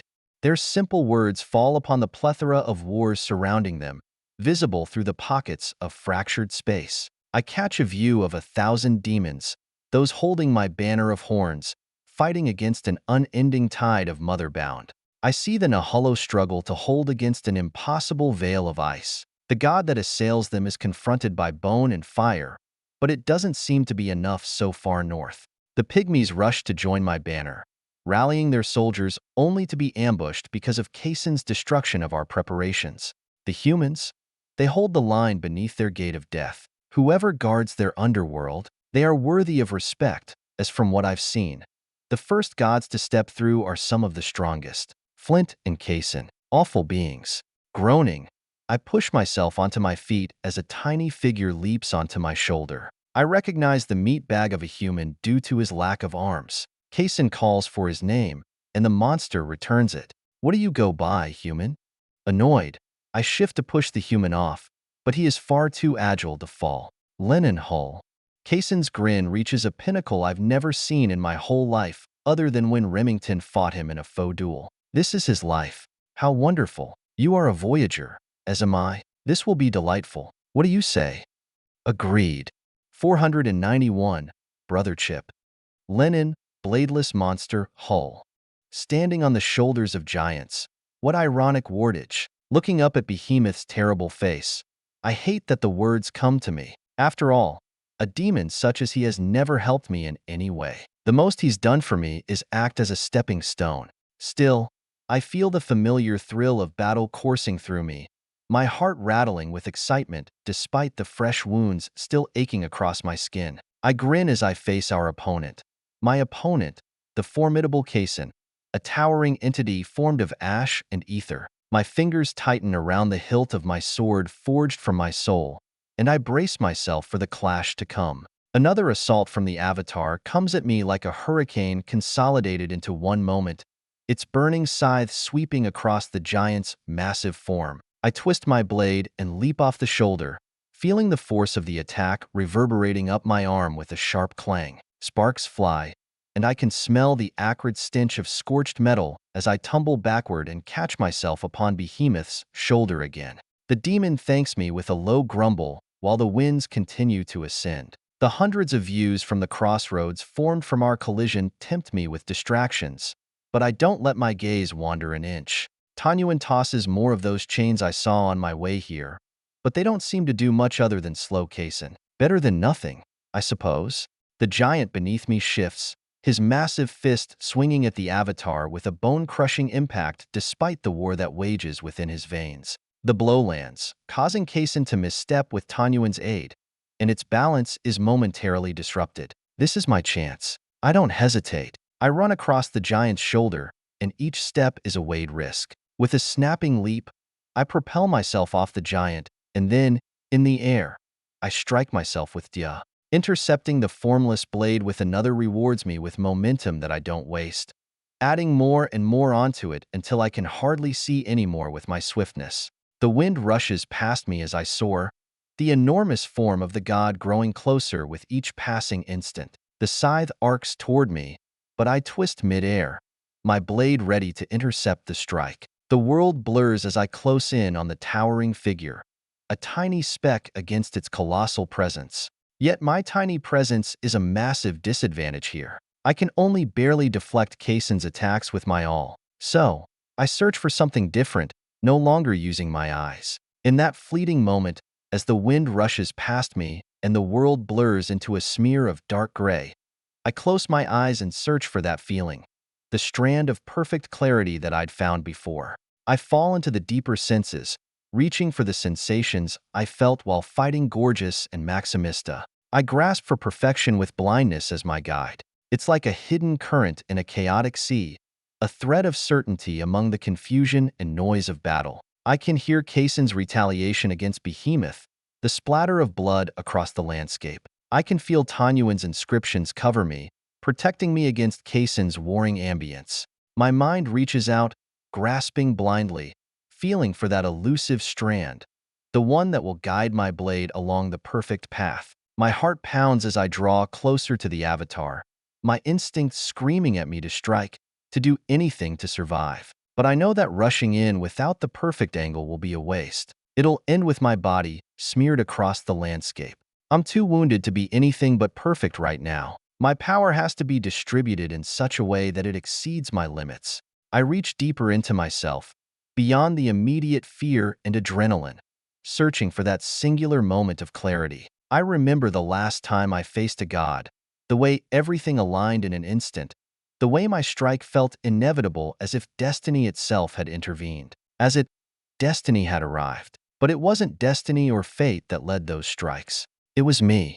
I did it. It was my hands, my soul, and my mind. And then, there it is, faint but unmistakable, a thread of clarity that cuts through the chaos as my confidence allows it to bloom. I grasp it with everything I have, aligning my body and my blade with its path. The strand leads me toward the exact point, the perfect angle that will pierce through the avatar's defenses. My eyes snap open as the strand solidifies in my mind, and I can see the way forward clear as day. The avatar looms before me, its scythe raised to intercept my strike by impaling me with the ashen steel. It crashes for me as my swiftness seems to be fake, and yet I kick outwardly against the air beneath me. It does little, as even with my force, I have no ground below to stand on. Still, I move enough that it throws off Kaysen's scythe. The ashen blade swings beneath me while another is just above, expecting me to dodge with more impetus. A long grin holds as I land on the first weapon,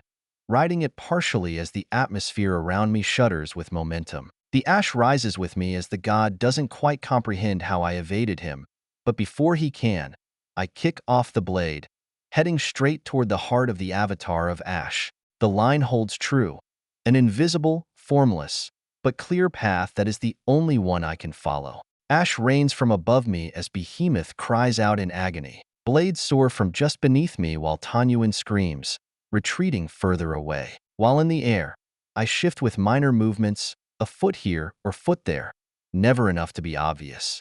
I simply do as I believe I must. Dia waves beyond my body, breaching first and foremost as ash enters my eyes, lungs, and mouth. The ash transmutes like dark light does, twisting and contorting before I feel it.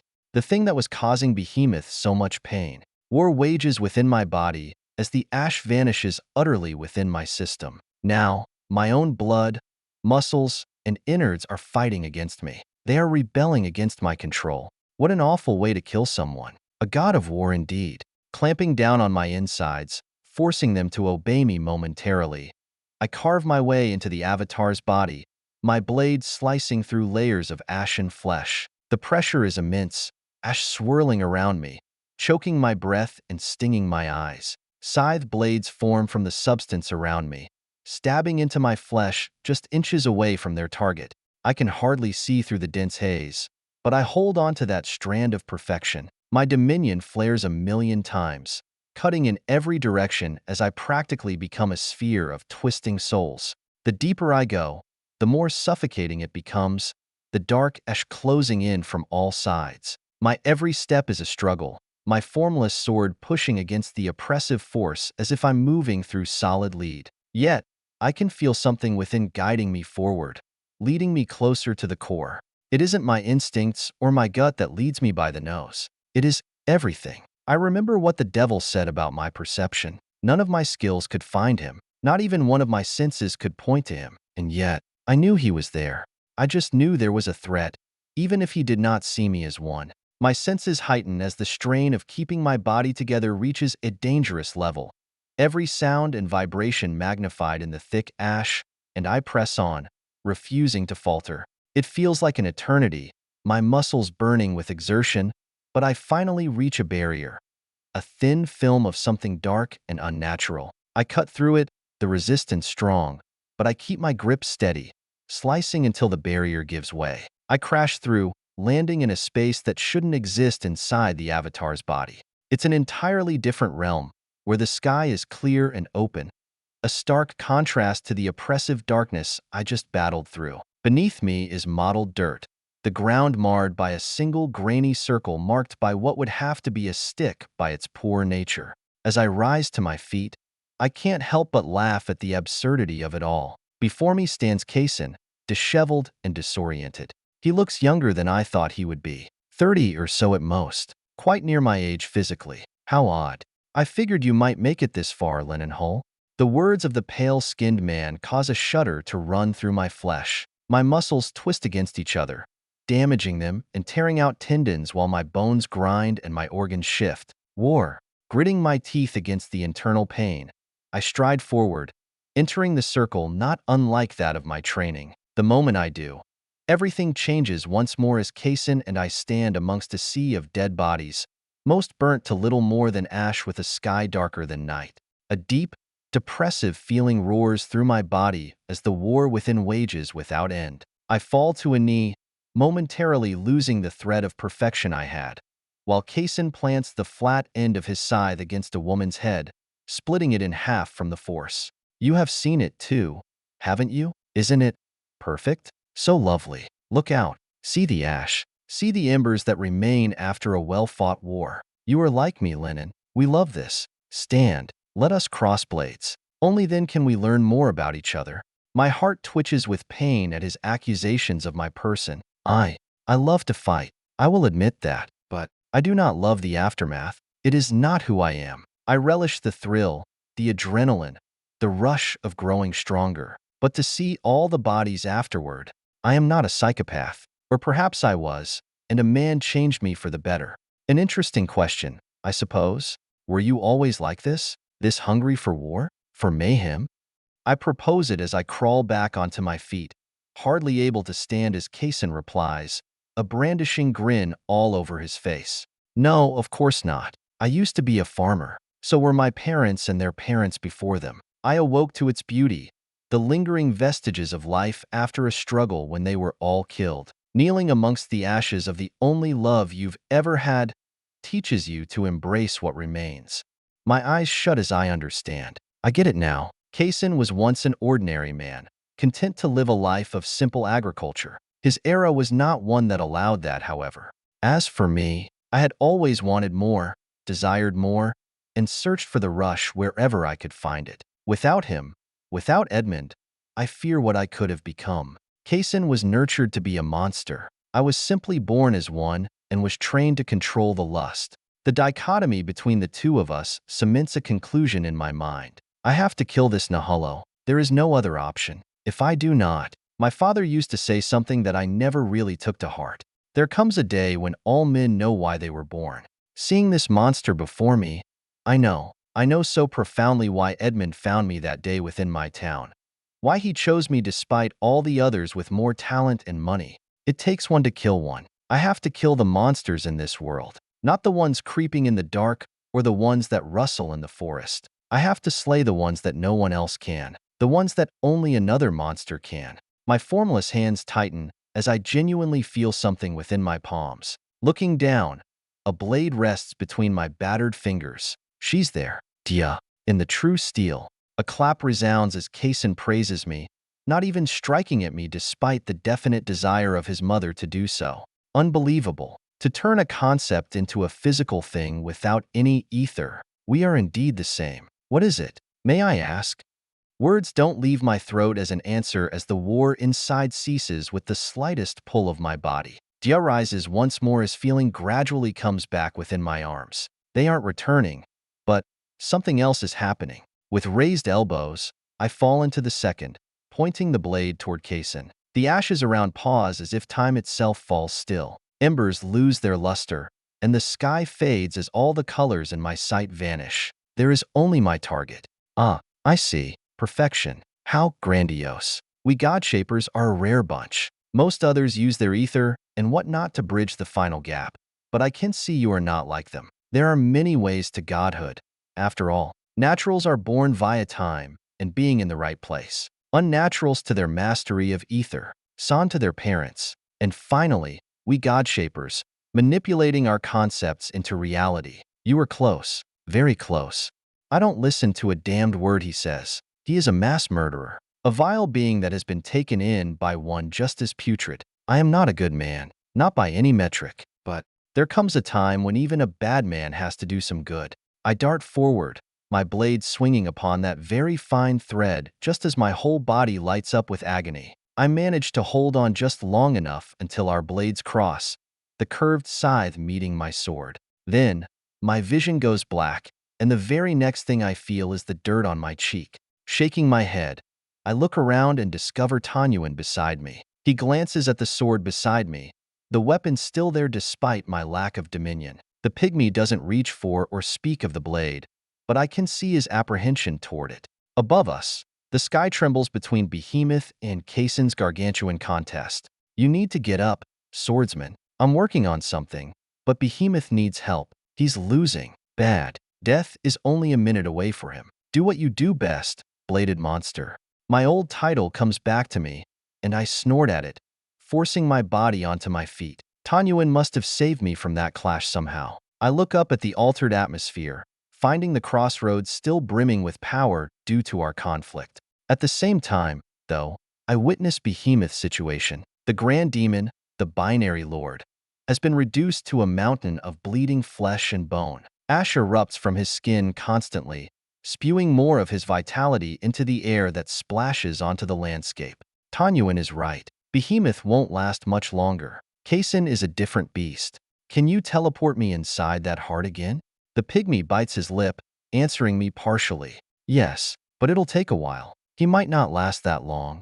Staring up at the big old bastard bleeding rivers worth every second, I nod to him with respect. He chose his path. The determination is to be admired. That's fine. Behemoth is not without his spine. Tunyun groans before spreading out another circle beneath him. It's intricately woven and quickly exceeds even my slight understanding. I'll never get the chance to make a Surza. Huh? Whatever. We just need to kill this one. Sorry, Behemoth. Seconds quickly pass as Kason tears into Behemoth, his laughs echoing across the landscape. The insanity is clear. The god was lost long before the mother below took him. This doesn't even feel like he's being controlled by her anymore. This is just pure madness. I see why she sent him up here first, letting him rush past the others. He cannot be trusted near her allies. While Behemoth is slowly ripped apart, I crouch slightly, arching my back with purpose with my hands on my blade. The point of Jia sprouts right before my body as the hilt rests underneath my armpit, perfectly straight. In this position, I allow time to pass unabated. Crimson dyes the land, and yet, I simply delve into my blade. My focus reaches an epiphany as I realize what Kason meant. This sword, it is real and yet it is not. It is wholly formed by my connection with some aspect of reality, namely perfection. I am getting close, aren't I? What do I have to do now to become a god? Do I need to become the sword? No, that's stupid. Kason didn't do that. Looking up at the avatar made of ashen scythes, I understand what he did. He joined with his weapon somehow. Or maybe, no, his weapon, and he possessed different concepts. The scythe is ash. The man is war. Something isn't right here. A great tremor resounds throughout the world as Behemoth falls to the ground, finally unable to stand any longer. The moment he does, I turn and glance at Tanyuan. The pygmy grimaces with effort. Wait until Kason goes to finish him off. But we will not have any other chance. I will only have one shot at this. I do not allow for any argument as Tanyuan quickly understands this is the only possible option for victory. He is a supporting figure, unable to deliver the needed blows like I am. Behemoth? He is just not mobile enough, unfortunately. Another second passes before that the scythe that could run along an entire city falls for Behemoth's heart. And the instant it does, my surroundings shift, the inscriptions below lighting up. Without wasting a singular moment, I stab, piercing forward with all that I have inside me. Flesh tears and muscles scream as they battle against each other, but I manage to align them for even greater effect. In the end, Dr enters the back of Kason's neck, exiting out near his mouth. A gurgle sings my praise before I rip it out to the side, ash and ichor filling this odd internal of Kason's avatar. The god coughs and sputters with half a head missing. He falls to the ground as I realize the dark light isn't healing him. Right, his seems to work differently. Or maybe he doesn't have any at all. No, that's impossible. I shake my head and spit out some blood from my ruined insides. Stepping forward, I raise my blade to end him, only to lose feeling in my arms and drop my sword to the floor. Haha, it seems we both have come up short. A laugh comes from the hole in Kason's throat while I push with my everything. Yet I am absolutely unable to move an inch. War itself explains my plight, while crawling to the edge of the ashen interior. God shapes require every bit of your essence to manipulate. They are exorbitantly draining for a demigod such as you. No surprise you can't move an inch. I could hardly use mine until she helped me rise. Well, Mother is calling. Said I failed her. Whatever. See you soon. I can't wait for our rematch. Can't let that little bastard get me while I'm down from your perfect strike. You know, this will take a bit to heal from, even for me. I reach for him with my everything, but my hand won't even spread open. I'm utterly paralyzed as a short man appears beside me, waving the cane he uses to etch his inscriptions with. But before Tanyuan can use any of his many skills, Kaysen retreats, bowing to both of us as the ash carries him away and the Nahalo leaks his essence all over. Thank you for the lovely battle. I will return shortly. Don't let me down. 492, Squally Splashing. Earl, Miracle Maker Garner. Gazing out at the trembling horizon, I wrap my hands around the railing of Primary's tallest building. The sky shudders and quakes, each violent ripple a sign that two gods are locked in combat. The sun rises, casting a golden hue across the scene, but its beauty is marred by the chaos unfolding beyond. Somewhere in the distance, the morning star and desolation are battling, the latter determined to end the former's existence. No one really knows why Vincent went after Apizirates, but I have a few theories. The most prominent, and that holds the most ground after all that Vincent has been known to do, is that he is going to kill the morning star to devour his strength. Endless devours all, right? Beside me, my favorite gunslinger relaxes, his boots propped up on the stone railing as he leans back in his simple chair. He pulls out a cigar, a firm line on his lips as he flips the tip through the air fast enough to ignite it with his ether. Smoke curls into the air, mingling with the ash and debris carried by the wind. You were supposed to quit. I shoot him a disapproving look as I mutter under my breath, my voice laced with concern. It's not just the smoke.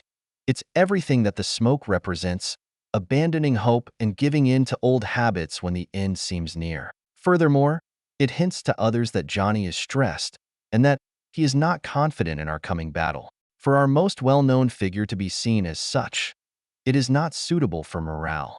The gunslinger chuckles a low, raspy sound that echoes against the trembling walls. Quit, Johnny sighs, puffing on the cigar as if it's the most natural thing in the world. He then exhales a plume of smoke, watching it drift across the skyline. I join him, noticing it tremble as the colors of the horizon shift from reddish yellow to darker tones. With everything going to hell, now's not the time to be a saint. Besides, can't expect me to quit when the world's about to collapse again. Can you? Truth is, Earl, everyone has a vice. Without this, I'll be a wreck of stress. I run my tongue over my teeth, feeling my canines while my gaze returns to the horizon, where the sky splits and rumbles with the force of the godly battle. He's right, of course. Everyone's practically armed to the nines, wound up like none other, constantly waiting for war to finally break out from barrage. We've been lucky so far, given more time than the others to prepare, but it's getting cold. Scouts and augurs report that the goddess of winter is fighting Wyatt and Bonfire across the north of the continent. They have already made it to Green Hallows, or what remains of it. Tightening my jacket as snow begins to fall above.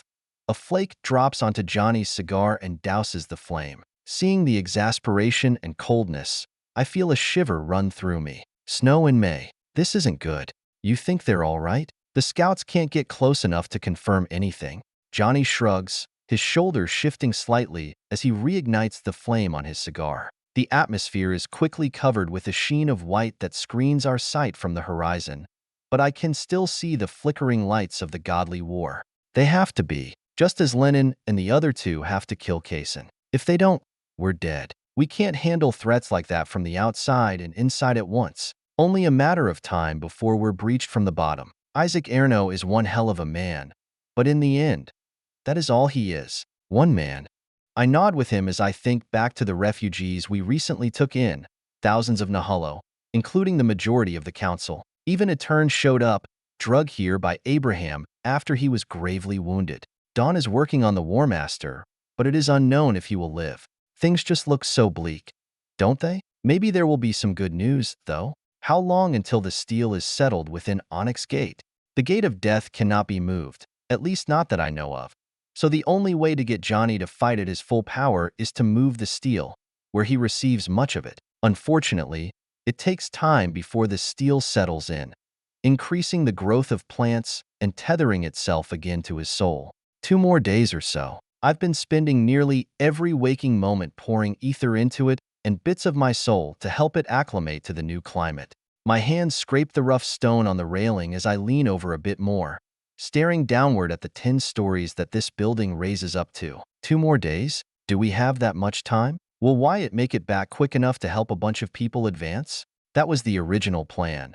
But who would have thought such a powerful goddess could already breach the surface? Plus, we have no one else who can do what he does other than Lennon, who is busy with his own foe. Speaking of, that report should be any minute now. My internal clock strikes 8 in the morning just as pounding footsteps break open the door behind us. One of Rich's lieutenants rushes onto the roof of the building behind me as he delivers what we have been expecting. Sirs, Calypso managed to contact Tanyuan despite the obstructions in the atmosphere. The West has fallen, and Behemoth is dead. However, Lennon and Tanyuan repelled the god of war for the time being. I glance at Johnny, and the marksman closes his eyes with pain before reopening them. Turning back to Jeff, I probe for a bit more. Behemoth's death is not good. Not good at all. The binary lords are a thing of the past. Now, there is just the singular lord, Leviathan. What did Elizabeth have to say about this?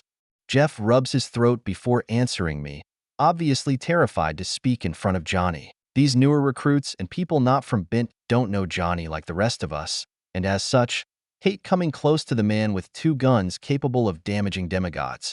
She said that Tanyuan is to bring all the remaining forces he can, including his people, from his land to Onyx Gate. Past hatred has to be erased if we are to survive. We'll want to send someone to intercept and aid them in case an attacks again on their way here. Johnny asks the follow-up question as the horizon flashes ominously, the lights growing brighter and brighter compared to their previous dimming. I almost have to raise my hand to see the east. Any ideas then? I'm stuck here for a little while longer. The 5th Sigil bobs his head up and down, having to swallow before answering. Yes, we are sending the flickering wraith. I can't help but TSK aloud. And Jeff seems put off by my deliberate emotion. Right, I forgot everyone is so scared of Virgil. Makes sense why. The only time they ever see or hear of him is when he is doing something beyond lethal. You don't see the wraith until he's already struck. It is not often those with Virgil's affinities reach such a high level. In fact, he might just be the first on the surface. Virgil, huh? I suppose that's not a bad choice. He and Lennon work well together. Better to send him to focus on one target than defend primary, too. I just hope he can keep up with a god of war. Anything else of note we should be aware of? The messenger shakes his head before quickly leaving. Johnny grins at me before nodding at the position where the soldier just was. Scared of him, aren't they? And us. Isn't the whole goal the opposite? What have we done even to garner their fear? I can only shrug. I do not know. We've protected them, fought off dozens of powerful motherbound already, and evacuated people to a place where one would have to take Onyx Gate first to attack them. Dunno, but take a look.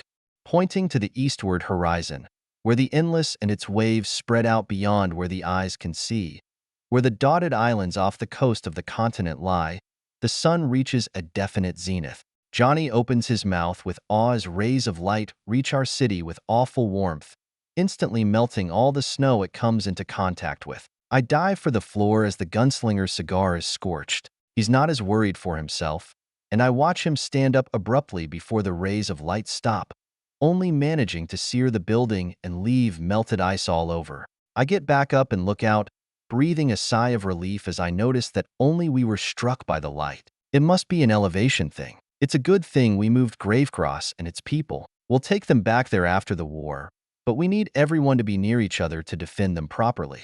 Still, the advancement of Vincent's battle with the Morning Star leaves risks for us. If the rays of light are burning stone right now, I can only imagine how bad it will get in the coming hours or days. Furthermore, what will happen when the old god dies? No one knows, but I can't imagine it won't be anything good. Apozirates has been so profoundly embroiled in the inner workings of our planet that loss will have dire ramifications. There is some hope that Vincent will prevent the worst of it from befalling us, but I don't know how much I believe in all that. Instead, I face Johnny as he gradually calms down, tossing his ruined cigar to the ground with a groan. I don't laugh at his plight, knowing the stress he must be under, how much we're all under. At least Primrose came back. A little nicer, too. Plus, I have my workshop to help calm me down. So, I shove ether through my fingers as I twist it into the delicate pattern for all the elements within a cigar. It's not easy,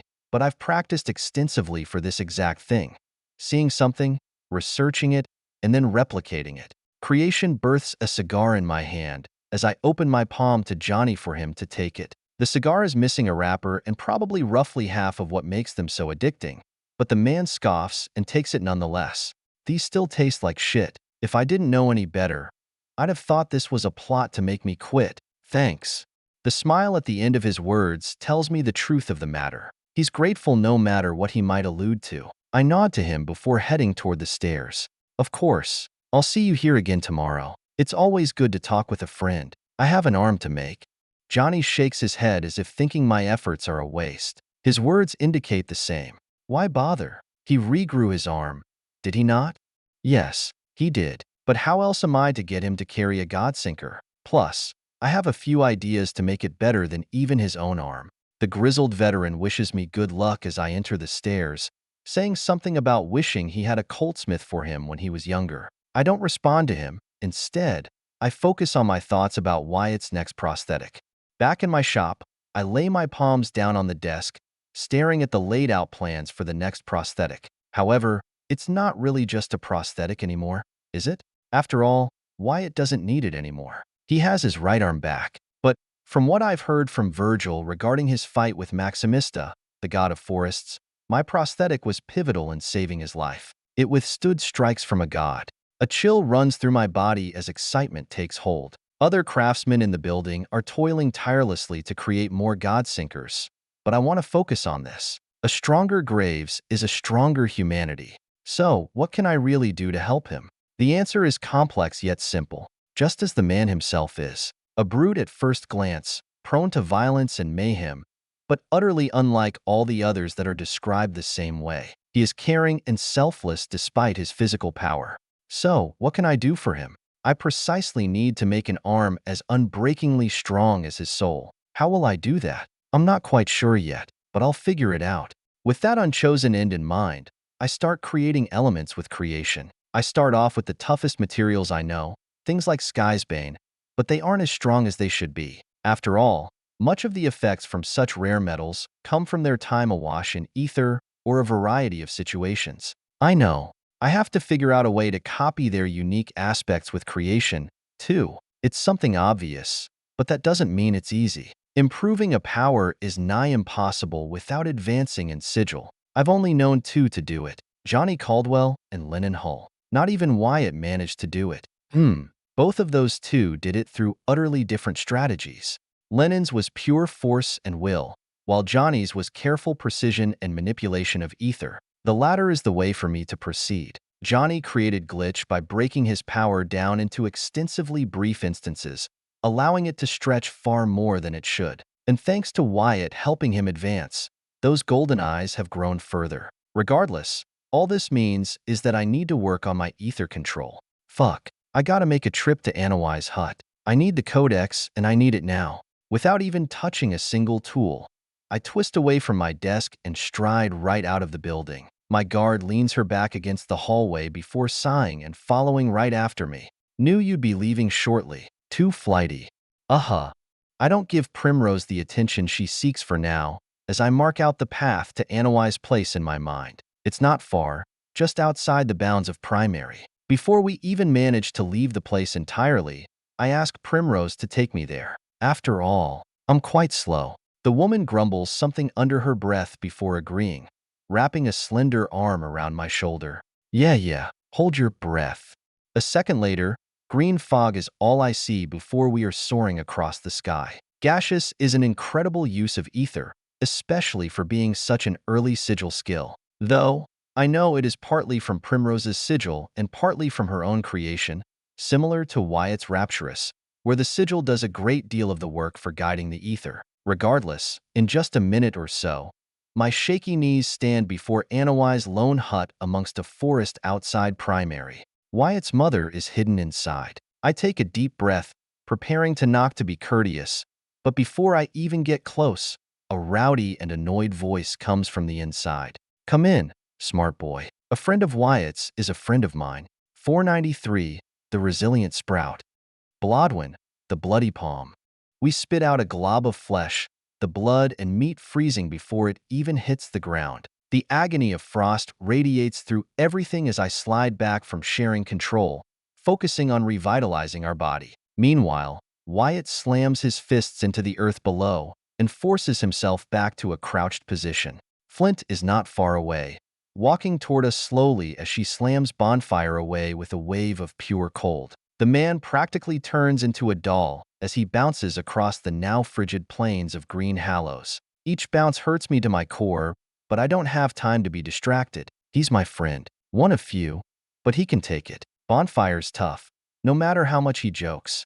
Reconnecting the tendon in our heel, I push more ether through our body, reigniting blood nexus as the cold momentarily shelved it. Wyatt uses the help to rush for Flint, sliding under a raised avalanche before running alongside and leaping at the god. He's quickly batted into the earth again, with scores of internal damage running through his system, but there isn't much he can do other than this. Flint is not giving him any time to use Bone Orchard, so he has to rely on our physical body while Bonfire can keep up with his flames. Furthermore, he can't even get close. Shiver only helps him reduce damage, like my Dominion, but there are limits to them. As such, we're not making much progress. We've been fighting this bitch for a long time, on and off, of course, retreating whenever our saturation gets too far along. After all, Flint might be a god, but she is one of winter, not speed. We can run and re-engage practically whenever, but anytime we do, there is so much death.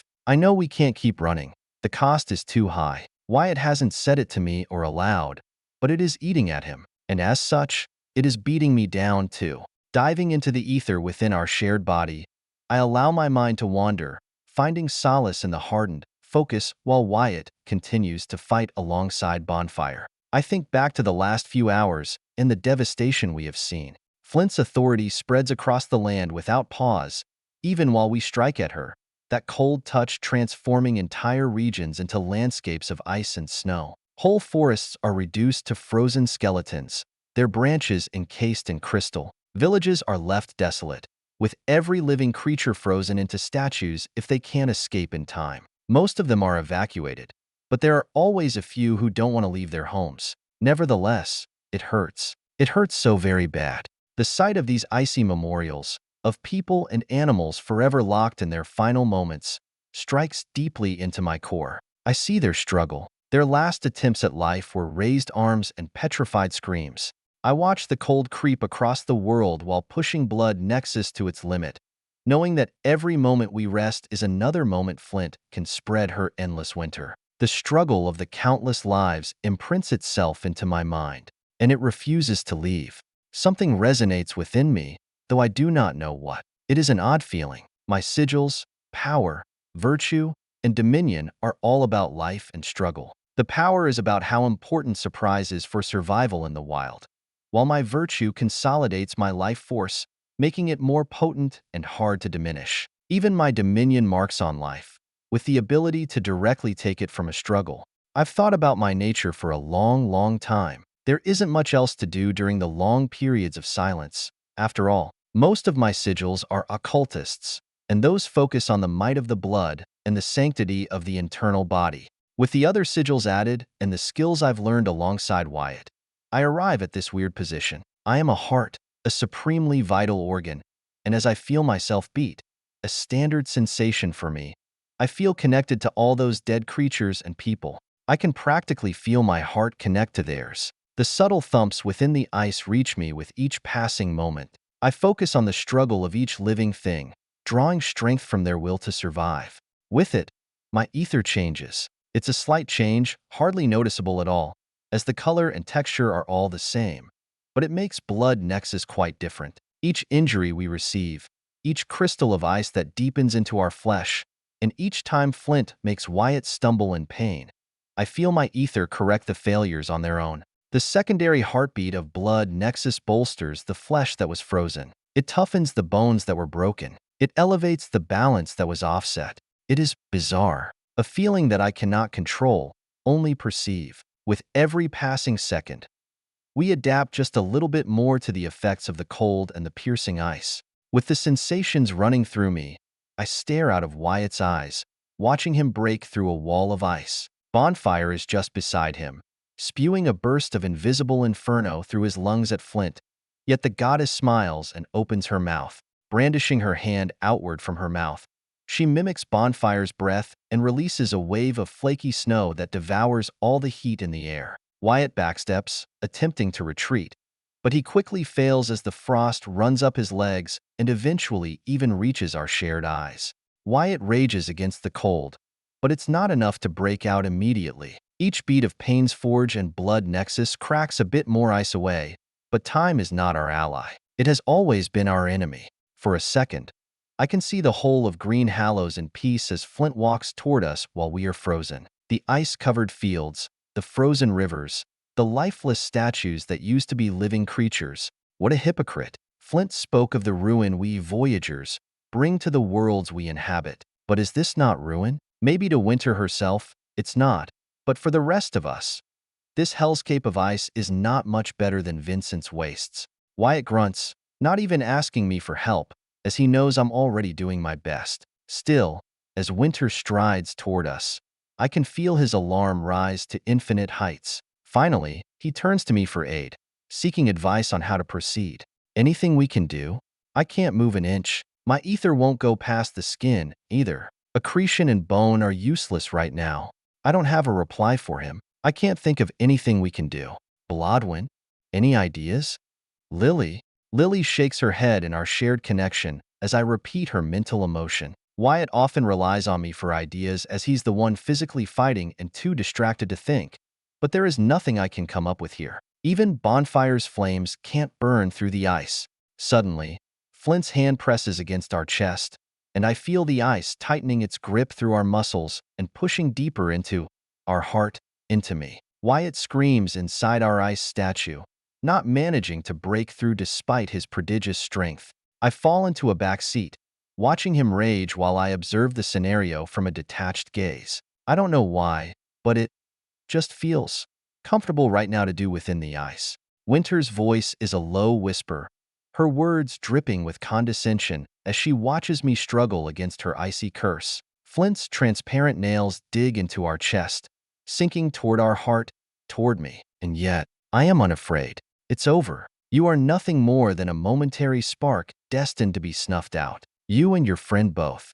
Our destined death is not all that is on the horizon, however. Without Bonfire and I to impede her, the frost spreads across the landscape, turning everything into a bleak, frozen wasteland as far as the eye can see. Barely surviving trees crack under the weight of the ice, their branches shattering like glass. The ground becomes a sea of white, with no signs of life, only the eerie stillness of a world encased in frost. I feel the cold reaching deeper, our body numbing with each passing moment. But as I watch Flint's frost devour everything in its path, something begins to stir within me.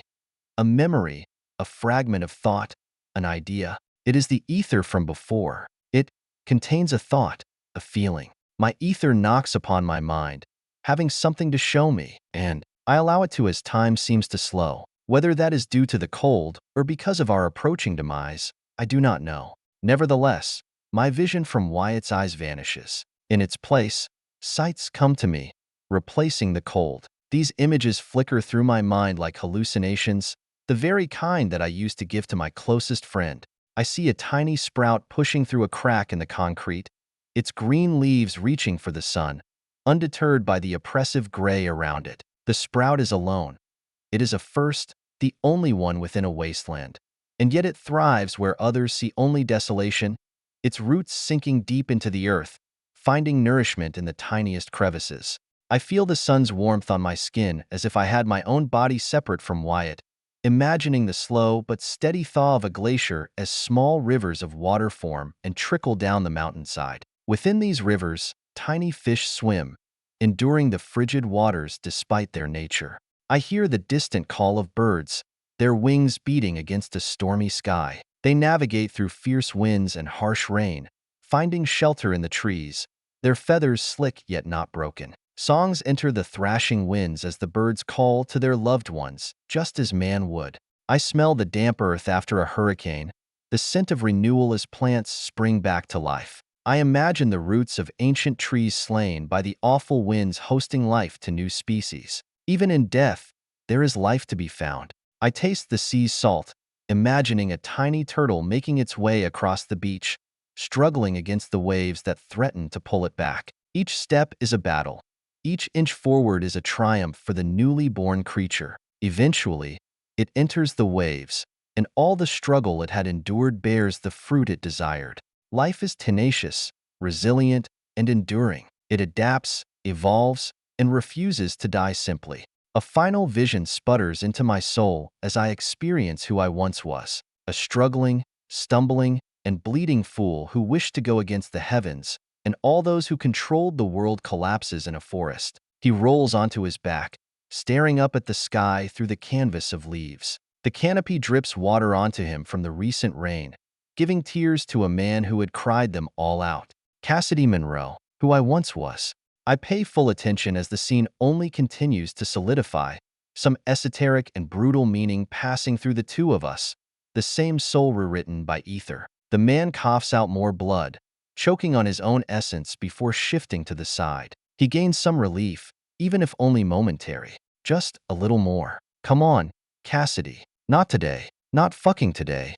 The words are painful and agonizing to speak aloud, but Cassidy manages anyway. With a body beaten, stabbed, and shot all over, he rises once more. He reminds me of Wyatt, far too much that I can feel the watery tears in his eyes. An ankle gives out, and the man simply drags the shattered limb along with him, continuing his escape. No matter the trials that may come, he will adapt.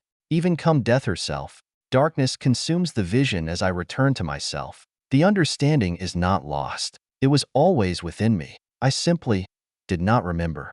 I see now. I see why there isn't an 11th sigil. There doesn't need to be one. With these concepts, there is no limit to how far one can go. This is simply the starting line. Wyatt and I have always been so alike. It is clear why we acclimated to each other so quickly compared to others. Sure, things were bumpy before I gained my spirit, but we have always been similar. My being is devoted to survival at any cost, to growth and adaptation. It stems from who I was in my past life, and has only been enhanced by the sigils granted to me. Meanwhile, Wyatt, thanks to him, I've met many now, and I can see some things he cannot, namely, the vitality within someone. Sensing such things as their remaining lifespan and their body's resilience is not difficult. And yet, when I look at us, I see an overflowing river of life. I find only a being that is so vehemently dead set on life, on living to the fullest, that I cannot determine the time he has left. It could be centuries, millenniums, perhaps, or it could be a fleeting second. My mind flakes back to another memory I should not have, one that comes from before I earned my spirit. The memory plays through even as the cold delves into our heart, freezing me from the inside out. Wyatt, who has been on the Pale Lady's doorstep for days, thanks to the fight with Alexos and my own robbing of his nutrients, stumbles through the forest, wherein he is utterly lost. One foot after another, he continues through the maze of wood. He has no reason to continue. Edmund is dead. His ma is dead. His father had long abandoned him. And yet, the young man repeats a mantra and drags his legs regardless. No matter the trial, he adapts and finds a way forward, even if there is none. Another strand of something connects me to this ephemeral sensation as I can pinpoint what it truly is now without confusion. A concept. Conceptual ether slides into my being. The heart that Flint is attempting to freeze wholly. I fight back against the icy tendrils as Wyatt wrestles with bewilderment, overjoyed yet confused at my sudden strength. Nonetheless, he quickly joins me, determined to reclaim the warmth that belongs to all living things. At first, nothing changes. The ice continues its slow invasion, creeping through our veins, locking our joints, freezing our breath. But as each second passes, as I concentrate on the resilience of life, the cold begins to slow. The ice finds pushing further challenging, as if something within me resists, refusing to yield. Using a concept is interesting. It doesn't come easily, and yet the tiny bits that flow into me are absurd. Flint notices the change, her dark eyes narrowing as she sees the frost slowing. "What are you doing?" Winter hisses with frozen mist, her voice sharp with irritation. She presses her hand harder against my chest, trying to force the ice deeper as her hand wraps around our heart, but it meets resistance, struggling to spread as life adapts to her touch. Then, the ice begins to crack, and pain's forge beats alongside blood, Nexus's new glow. A hand reaches out and pierces into Flint's chest as the god gapes at us, her expression filled with astonishment. Wyatt's entire body shivers, literally along his bones and his ether, but also with a newfound power. I don't know what you did, but good shit. Can you do that again?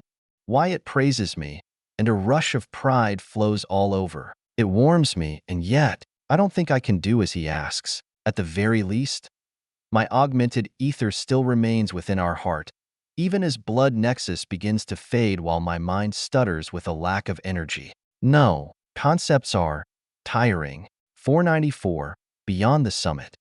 Wyatt Graves. My partner's voice fades into obscurity as I feel the secondary heart beside my real one ceases to beat. Blood nexus fails without Blodwyn to govern it, and that leaves me lacking a large portion of our power. Still, I am not without his aid, nonetheless. I'm not sure what he's done, but I can tell it's something to do with a concept, and, by everything I've known, it is strong. The lingering effects of his ether remain in our heart, pumping through our frozen veins as they don't unfreeze, but instead acclimate to the cold. The blood moves past the icy crystals in the tunnels, delivering strength to the hand I have gripping Flint's insides.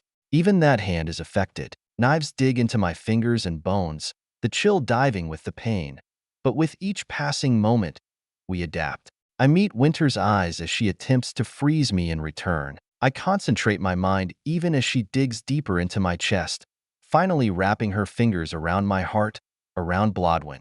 Bone spurs erupt from my palm, piercing through the ice and tearing into the goddess of Winter's insides. It's a brutal, visceral exchange of mutual destruction as I force Bone Orchard to form out of my hand as the rest of me is still frozen. Shiver turns my vision vibrant as I shift to the left, barely stopping the goddess from removing the aorta. Flint's hand tightens around my heart, her touch like a vice grip of frost, but she fails to sever the arteries or veins. I grit my teeth, ignoring the numbing cold and spreading sharp crystals of ice. With a grim determination, I focus on the bone spikes embedded within her, driving them deeper, feeling the resistance of her frozen flesh. The air around us crackles with tension, the chill of the poles emanating from Flint's very being. Her breath is but a fog of icy mist as she growls into my face. Her gaze is like daggers, sharp and cold, as she lowers her head, her intent clear. Why won't you just die? You are just human. Die. With a sudden burst of power, Flint attempts to end me swiftly, clenching her fist closed, and I feel my heart endure the force for only a moment before it bursts. Blodwyn deflates as the organ that his existence resides in and is destroyed. But that is not enough to kill us. We are two, and we are Graves. Winter assumes that I am sentenced to death without a heart, pulling her hand out of my chest, yet I catch her midway through with my other hand. Her eyes widen further, in awe of my remaining strength. Little does she know, Bone already regrows the organ within my chest. As I tear the hand out of her chest and spin her around, I pin the goddess to the earth. Ice emerges, shooting for my free hand as it wraps around Lily, but it doesn't go for the weapon itself. Instead, the ice places itself between her and me to act as a shield. Little does she know, she was never the target of the blooming spider lily. I need a burst of rejuvenation to restore Blodwyn, even with the solid ether I am using to rebuild his organ before his soul vacates the medium. Flipping the Colt around, I pointed at my own chest. Lily shouts within my mind, screaming that it won't work, but I know that it will. After all, I'm giving it to her without resistance. Blodwyn gives his all for me, and I would do the same. It is, without question, without hesitation. We are partners to the end. Since that day in the forest where I buried Edmund, we have never left each other's side. If he is to die, then so shall I. If he is to live, then so shall I. Pain explodes through my chest, searing and relentless as the blooming spider lily fulfills its grim purpose. I can feel Lily pulling away, attempting not to devour my life, but she is only a weapon in the end. Without godhood, she cannot be her own. Once upon a time, she could not hurt me because she could not sense my true soul. She could only communicate with the bits she could feel. But I give it all to her, forcing her to take and heal my partner. My body sags as I feel my vitality draining away, my lifespan unraveling like a thread pulled from a spool. It's as if time itself is being torn from my grasp, slipping through my fingers like grains of sand. The vast river of darkness connects me back to myself, a bizarre loop that sends a rush toward me of pure life and creation. As the world begins to blur around me and Flint strikes again, I redirect the river toward Blodwyn, letting my vitality reach him. As my skin grays and recedes, I feel my heart pump once more, the entire organ now covered with bony armor. Wyatt, what are you? Immediately, I shout back at Blodwyn, not letting him finish his thought as Flint throws me off her. I bounce off the ice limply before my nails catch the permafrost below. No time. Use Blood Nexus. Return some of that vitality. This is it. We need to combine them. We will not get another chance. Blodwyn nods without a second of hesitation, with that secondary heart already reigniting into a torrent of rhythm. But it is more potent than ever as Blodwyn is now fueled by the many years I still have left to live. You, ha ha ha ha, you are mad. I see now. All you mortals are insane, immune to reason and logic, positively prone to madness, sacrificing decades of life, of such a short life nonetheless? For what? A little strength? Idiotic. You are already dead. I push myself to my feet as I stumble forward, struggling to move correctly, and then Pain's Forge and Blood Nexus beat in sync. Instantly, my back straightens, and the flesh around my chest closes. Sorry, Wyatt. I thought I couldn't hurt you. How did you do that? I answer the little girl as I move my ether with more purpose than ever before. The plan that forms in my mind is overzealous. It's absolutely batshit insane, just as Flint believes me to be. And yet, from what I've seen, that is the only way we survive this. I changed my soul to mimic another's. That let you devour me without issue. Bonfire is soon to break out, yet we've just been at a stalemate at best. Emmett might be a perfect counter against Winter, but that also means she is a balance against him. He has to be careful not to be caught, limiting how thorough he can be with his strikes. Furthermore, her raw output is simply beyond him. He is not capable of keeping up with her quite yet. The goddess of winter raises her hands, preparing another barrage of hundreds of degrees below zero, and I focus inwardly instead of externally. I have many Zills, Pain's Forge, Bone Orchard, Blood Nexus, Shiver, and Excavator. That's 3 or so more than most other dominions possess. I don't think it's enough to simply combine Blood Nexus and Pain's Forge. That's too superficial. I need more. I can do more. An avalanche strikes me, and I take it head-on, being sent hurtling away as Bonfire breaks from his prison of ice. Emmett Knox rushes for Flint, but she only holds focus for me. The goddess pursues me as I fall just into defense, no longer even deigning to attack once. Instead, I focus wholly on my ether, taking a gamble that even Earl would scoff at. Spears of frost stab into my flesh as Blodwyn slowly pushes Blood Nexus toward our heart, gradually forcing the construct to meld with our now bony core. Swathes of agony rush through me as Blodwyn and I struggle to contain the beating of Pain's Forge and the added Zill. It's far worse than we expected. I fall to my knees, piercing the earth with a palm to bear my weight as I groan in pain. My chest bulges ominously as our heart contorts and breaks down. Yet, as Blodwyn's body is destroyed, it is quickly reforged by the life from Lily. This is the best chance we will ever get. More ice attempts to grow over me, but Bonfire covers me with a flame while he tosses a pillar of invisible fire from above at the goddess. The heat burns my flesh in such a sway that calms me, but the chill negates most of the relief, leaving me heaving for air. Still, my ribs bulge and beat out of my very chest as an idea comes to mind. One that, well, let me use all my skills together. I got an idea. Just roll with it, okay? Use whatever vitality is left to heal us while I do it. Blodwyn is skeptical of my idea, but we don't have much time. You sure? Oh, you're doing it already? Alabaster mist rises from my flesh as the ether saturation in my flesh is expelled by the outermost layer of my soul. It hurts deeply to use the skill for the 3rd time in a day, but I don't let that stop me. Corralling the bits of my soul, I forge bone within my chest, using the bony heart as a core. Thanks to Blodwyn pushing the 2 hearts together, I have the focus to do another. Pain's Forge, check. Blood Nexus, Check. Bone orchard. Check. 2 more. The next is a little bit more difficult. Juggling 2 Zills is impossible like this. But Blodwyn takes care of Bone Orchard for a second as the 2 within his focus begin to snowball, falling in on each other. It is prohibitively lethal, but it's the only way forward. Excavator rips another use of burdenless from my flesh as Blodwyn sheds some of his soul, too, and I use his, taking it and wrapping it around my body like a duster. Doing so should help our soul's perception of danger, elevating Shiver's usefulness as the skill itself has my body moving with rigid and creaking movements. The slight adjustments must look to anyone else like a dead man coming back to life, but they majestically allow the ether to coordinate and flow. Additionally, I keep my dominion in use, moving the sliver of a soul as it adapts to the cold, acting more like a proper coat or shield. In the end, all of my Zills come together in their own ways as Bonfire holds off Flint for me. Nevertheless, the goddess of winter still slips some things past my friend.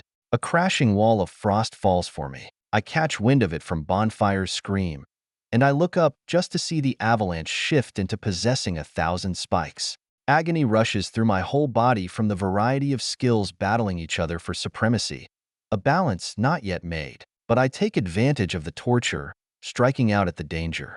My fist reaches a spike of frost, utterly breaking it and continuing into the ice behind it. A moment later, I stand on the other side as a crippling spark comes from my chest. Again, I fall to the ground, holding the recently healed mark where Flint grabbed my heart. It's bulging outward. Wyatt, this isn't good. I don't know how much more I can take. Exhaustion finally reaches me as the bullet from Lily catches up. My lungs struggle to inhale as my chest seizes up. Freedom won't save me here, no matter how many gasps. I start to panic for a second, feeling my insides expand and prepare to detonate. What can I do? I can't stop the combination of Pain's Forge and Blood Nexus. The merger has already begun. That's that. Either they manage to work together, or they implode. But can I do anything to help? No, I don't think I can. Instead, this one is one Blodwyn, his concept, and his being. Let it blow. Add more. Then, as the bony heart explodes out our chest, adapt to it. Use whatever remnants of the bullet to keep yourself alive. We'll force the ether to work together, even if it has to blow us up first. Blodwyn is downright antagonistic to this crazed idea, but he doesn't refuse. Madness. Do you want us to try and die? Fine. It might just work. Just hold on tight. I sputter out some air, attempting to laugh just as Bonfire is slammed back into the earth. Snow and ice sent leagues into the sky. Fire rages against the cold, but he's losing. The man isn't the most analytical thinker in the world. He simply fights with all he has. Over time, he's gotten better, his flames hotter, and his regeneration faster. But we don't have forever. We need to be back in Onyx Gate soon, very soon. Winter strides toward me in a hurry, knowing that I am doing something I should not. Her hands rise, and her mouth sentences me to a final breath. No, I will not allow a Surza to be born. Mother declares you as an outcast, forbidden from ever embracing her warmth. A javelin of ice soars toward my paralyzed eyes, but the projectile never reaches me. A wreath of flame blocks it as Bonfire places himself between me and the lethal strike. Crushing the ice, Bonfire laughs aloud, pointing right at the self-righteous goddess. Screw you. He'll do whatever the hell he wants. And who wants her warmth? I bet you my fires are way better. You ever have a s'more at a campfire? Wait, I need to FO.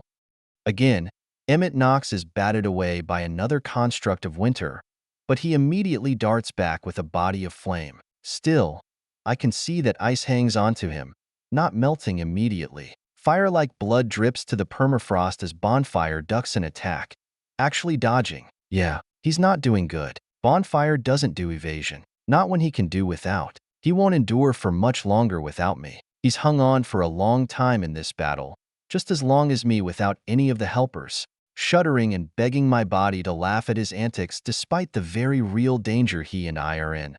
I feel my heart bulge out of my skin. Bones start to peek out of my flesh as I feel the conglomeration of 2 Zills touch the third. Bone Orchard's core, the soulful ether that coordinates the growing alabaster, is overtaken instantly and joins the mass of bone and flesh and bursts out of my chest. A relief is taken off my mind while another is added to my soul as ether is ripped from my body at prodigious rates. 3 Zills work on their own, shunting forward at maximum speed while bone spurs eject from my chest in all directions haphazardly. Some stab back into me while others reach into the sky. Several even pierce into the film of Blodwen's soul, causing him a great deal of pain on top of it all. But as it all wreaks havoc on our form, I feel something, a hint at something beyond the physical. I can't reach it due to the distracting crimson all around. Yet I grasp something similar. Shiver is more than just movement. I reach toward my ether and move it instinctively, hauling it toward the best way to survive. The method with the greatest success. It isn't built for damage. It's built for survival and a counterattack. All the bones that grow outward dangerously are ripped backward, and they stab back into me. At first, I rush to stop the movement, but I quickly see the reason why Shiver leads to it. The bones that stab back into me eject ether and blood into my system once more, reigniting the process all over again. This is it, the loop of ether that grows on its own. I did it. We did it. I only wish it wasn't so fucking painful. The monstrosity I must look like right now. How I'd pay to see Virgil's face. You feeling okay, buddy? My focus quickly turns to Blodwen, as he is the core of all of this. It is his body, my heart, that is used as the medium for the Surza. Blodwen reassures me, but he definitely is under some serious pressure. Yeah, I got it. Not sure for how long. We'll need to find a way to stop it. Right. How did the others stop their Surzas? I never got the chance to ask my father how his worked in depth. Shit, it hurts so bad. Looking forward, I see Bonfire practically eat another avalanche that leaves a foul taste in my mouth. I need to help. He's been on his own for too long. With each passing fraction of a second, he gets injured again and again, pushed closer and closer to his limits. My friend can hold his own. I've always known that, but he is only an 8th sigil. I haven't had the time yet to help him advance, though I'm not sure if he even needs it with his affinity to his sigil, and I thought I had high resonance. Each time I sense him receive a wound, my stomach twists, knowing that he might not recover from it. Of course he does, but soon, he will not. I can tell. His fire is losing heat. Some bits of it can even be seen as a blue flame, no longer invisible. I need to move. Now, with a grunt, I rise to my feet, feeling the difficulty in doing so rapidly vanish. By the time I take my first step, it isn't impeded at all. By the second, I'm faster. By the third, I'm really fast.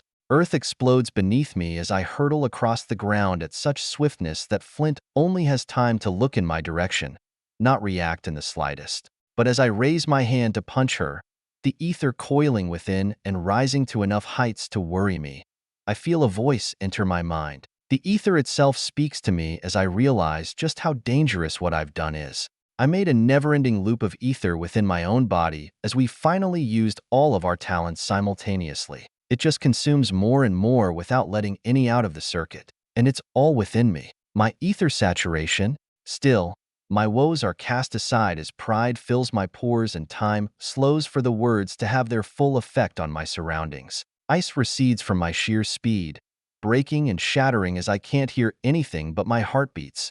Every inch of bone eliciting one as the stretching material cracks and shifts to match my figure. The ether speaks to me, just as it does to the rest of the world. But as I hear it talk to me, personally, for the very first time, I feel on top of the world. I feel at peace with everything. I feel as though Blodwen and I have never been closer.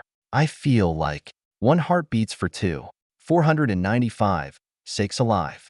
The mere heartbeat within my closed chest shatters the grasping ice around me, sending fractured shards scattering like shards of glass in every direction, some with enough speed to break the air. Ether roars within me so chaotically that I cannot help but open my mouth as the bones wrap around it. The tendrils twist and groan, clasping the ends of my lips and making the scream turn into a howl of wind. With that howl of exhilaration, agony, and pride that is cut off abruptly by my sealed mouth, I explode forward, propelled by an unstoppable force. My voice sends Winter backward in a tumble as I reach out with an elongated arm of alabaster. In the movement, I feel my body change from the ether rampaging with the lethal nature of the bone. Still, I embrace the Surza, feeling my heart, made of solid bone, expanding outward from my chest with twisting tendrils that cover me completely. From there, the bones tighten around my flesh, condensing my entire being until I become absurdly gaunt, a skeletal figure cloaked in bone. I watch my arm expand further and further, becoming capable of touching the ground from a straightened back. And it is with that monstrous body that an open grip of claws takes Flint by the throat as I slam her into the unforgiving earth below. The god has not one instant to react with her widened eyes and frozen body that spreads full of splintering cracks the instant she hits the ground. But that is not all. I bring her back up and grind her further into the ground, feeling all the power in my body erupt at once. The first and second impacts are cataclysmic as they combine, sending shockwaves rippling through the land for miles around. Spiderweb cracks form in the ground, shooting out faster than the eye can see as the earth opens up around us, lifting us up like a forming mountain before setting us back down. The sheer force of the collision is deafening, a thunderous roar that echoes across the frozen landscape. I lose sight of Bonfire and all our surroundings as it becomes just Flint and I atop this sinking pit with the mountains around growing higher. There is just me and her. Flint struggles beneath me, her icy grip weakening as I pin her down with merciless force. The bones that encase me creak and groan with the strain, breaking the actual ones underneath while traumatizing my organs. But I ignore the warning signs as the might of my Surza continues to grow. With overflowing power, I hold Winter's gaze, wanting to say something in spite of her. But I cannot. My lips are sealed by bone. And so the only thing that escapes is an otherworldly roar that rings throughout the newly formed valley and hills. There are no other creatures to reciprocate or hear my agony other than this goddess here and the approaching fire. For a split second, I lose myself in the rampaging power within my body, the ether not losing control but already being far beyond what I can harness. It is beyond my hands, and I am being strangled by this bone second by second. One heart beats for two. The name sinks deeply alongside the soul-deep pain as Blodwyn speaks to me, our lives at the mercy of this skill. Together, way down we go. If you break, I break. Show them what they taught us. Strength is not individual. We are a legion, bound by blood. I recollect myself as Blodwyn's words ring true, the many names of my mentors and teachers running through my mind. My strength is owed to each and every one of them. Edmund, Marshall, Edward, Johnny, and even Remington.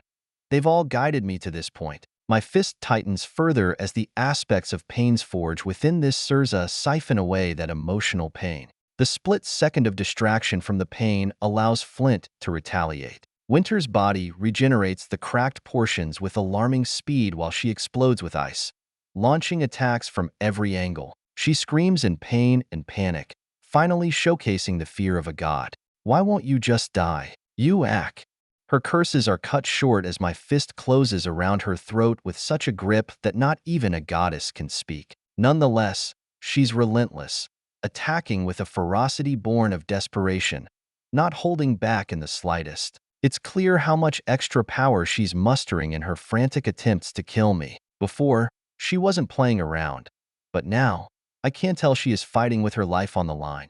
Too bad for her. I always am. I rear back, my bony fingers freezing and breaking off with each inch of movement, only to be replaced by more bone as my body adapts and strengthens. The pain pulses through me, joining with my energy and snowballing into even more strength. With each impact, I feel myself growing more powerful, my resolve hardening like steel. With a stream of ceaseless howls that warp the sky and twist the clouds into a swirling cataclysm, I slam Flint into the ground again and again, the earth trembling beneath us with each bone-shattering impact. The continent itself seems to secede from my unending force, the very landscape reshaping itself to acclimate to our battle. Higher mountains rise as a whole mountain range forms around me, the sheer force of our collision carving out new valleys and ravines. But even as the earth shifts and grinds beneath us, I sink deeper and deeper into the ground, the height turning into a vast depression as I drive Flint into the very heart of the earth itself. Within just a minute, I am already below sea level and cannot see anything around but the sky directly above. Nevertheless, I can feel the strength overdrafting my body. But that is not all. My mind and my soul are wobbling, teetering on collapse, while propped up only by the energetic nature of the ether in my body running my whole being. I bear the force to lift her once more, the damage to Winter's body more significant than any other time during our fight, with a whole arm broken off and lost in the ravines. Yet, I lose my balance mid-attempt, stumbling backward as I let go of her. A laugh rings out in the silence of our war, Winter's cackle piercing the bone that her spears and blades of frost couldn't. She stumbles while laughing, her weakness and confidence barely hanging on. Ha ha ha, you are so human, aren't you? Grasping toward things you can't handle. Ha ha ha ha, what were you thinking? Bearing a Sirza as a heart? In your own body? Ha ha ha ha, die to your own foolishness. Almost got me, but, in the end, Winter prevails. Unable to reply to her, I fall to my knees, gasping for air that won't come as my lungs are sealed with bony lips. I scratch and claw at the twisting alabaster on my chest, trying to tear it out. There is no success. A voice in my mind, however, is what calms me enough to stop the frantic delusions. Relax, relax, relax, Wyatt. We aren't dead yet. We have too much power even to use, and it's destroying us. But we aren't dead. Just relax. Try to help me slow the growth as much as possible. We need to buy time. Bonfire. He's out there. He's coming. Just relax. The franticness recedes as I fall onto my heels, staring up at Winter. Blodwyn is right. We still have some time. I need to focus. Without closing my eyes, my locus of control falls onto the heart that wraps around my whole body. Every morsel of pain, including those built by the skill itself, only manages to add to my power. I now see why those with Sirzas use them so scarcely. They are absurdly dangerous. With what little bits of concentration I have left, I pull on the ether, doing all I can to slow the rampant oceans within my veins. Once upon a time, I struggled to create even a tiny trickle. Now, I can't stop the rising waters. Winter strides closer to me, but she doesn't reach out. She doesn't finish me off, instead choosing to step around me while regrowing her lost arm. A wise choice. She must have realized the nature of the ether within me while I was making craters with her icy spine. This is the closest I have ever come to meeting that elder. I'll remember you, Graves. I will not look on you fondly, but I will remember the young man who harbored a Sirza in his organs. I shall stay until your ashes lose their luster. Her words echo across the depression of the earth, bouncing around the devastation and running along the mounds of mud and rock that have been tossed all over. Eventually, the sounds return to us, but they are not alone. A whistling noise cuts through her echoing voice as I smile at the goddess. I can't speak, but she knows what I have to say. Fire's coming. Flint turns around, the entirety of her domain returning in a second as cold spreads out in every way, only neglecting me. In the distance, over the top of a new peak, I see a speck of quickly growing light. No, not of light, of fire. A creature of fire dives toward Flint with azure colors along its figure that warble in the air. It's a magnificent sight, the flames swirling and dancing around it, forming the shape of wings that seem to shimmer and flicker in the air. The creature spreads its fiery wings wide, 8 in total, before pulling them in close and hurtling toward the goddess with ferocious stubbornness. I can see a hint of my friend's face within the azure. Good shit, Bonfire. Flint counters the heat with all her might, managing to halt Bonfire's advance completely, but it costs her time and effort. While she's momentarily distracted by the fiery onslaught, I seize the opportunity. Greased like lightning despite my shaking, I draw the Colt from my holster, aiming it squarely at Winter while she's preoccupied. I focus on helping Lily pull herself together after the recent shot that took my vitality. My dominion props up her soul, and she pounces with all her might. As I pull the trigger, a vast river of darkness erupts from the barrel, connecting me to the goddess in a powerful tether.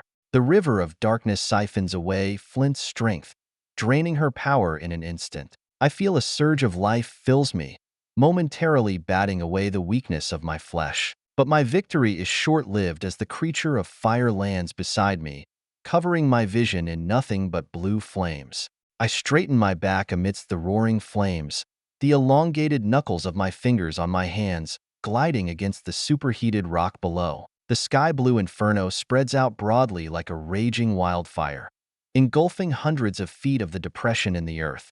With decisiveness set alight by the boiling veins beneath the cocoon of my Sirza, I push forward through the searing heat, knowing that Flint must be weakened by the duality of Lily and bonfire. Furthermore, Lily appears beside me, a wide smile on her lips as she mouths "Bono" to me. Unable to give her much attention, I resign my eyes to only lie upon Winter. As I draw nearer to her, I see the telltale signs of her weakened state. 9. Playing cards of fire embedded in her icy flesh, remnants of the bonfire's arrival. I take note of the fiery cards and search for bonfire, but before I can find them, they glow dangerously bright. The cards detonate into more flame, and my instincts scream at me to retreat. In fact, shiver has my whole body leaning backward as the blast sears bone off my Sirza. But time is running short, and I know that I must act quickly if we are to kill Winter. After all, Flint is a goddess, and we do not possess her stamina. My time is ticking, and Lily only bought me a bit longer. With a burst of swiftness that leaves the girl in the dust of the azure, I dash through the flames, feeling them lash at my cocoon of bone with every step. The heat is unbearable, threatening to consume me, but I push through, fueled by the pain the heat creates. As the flames roar around me, I reach out and rip off a long piece of bone from my forearm, sharpening it to a deadly point to mimic soulbone.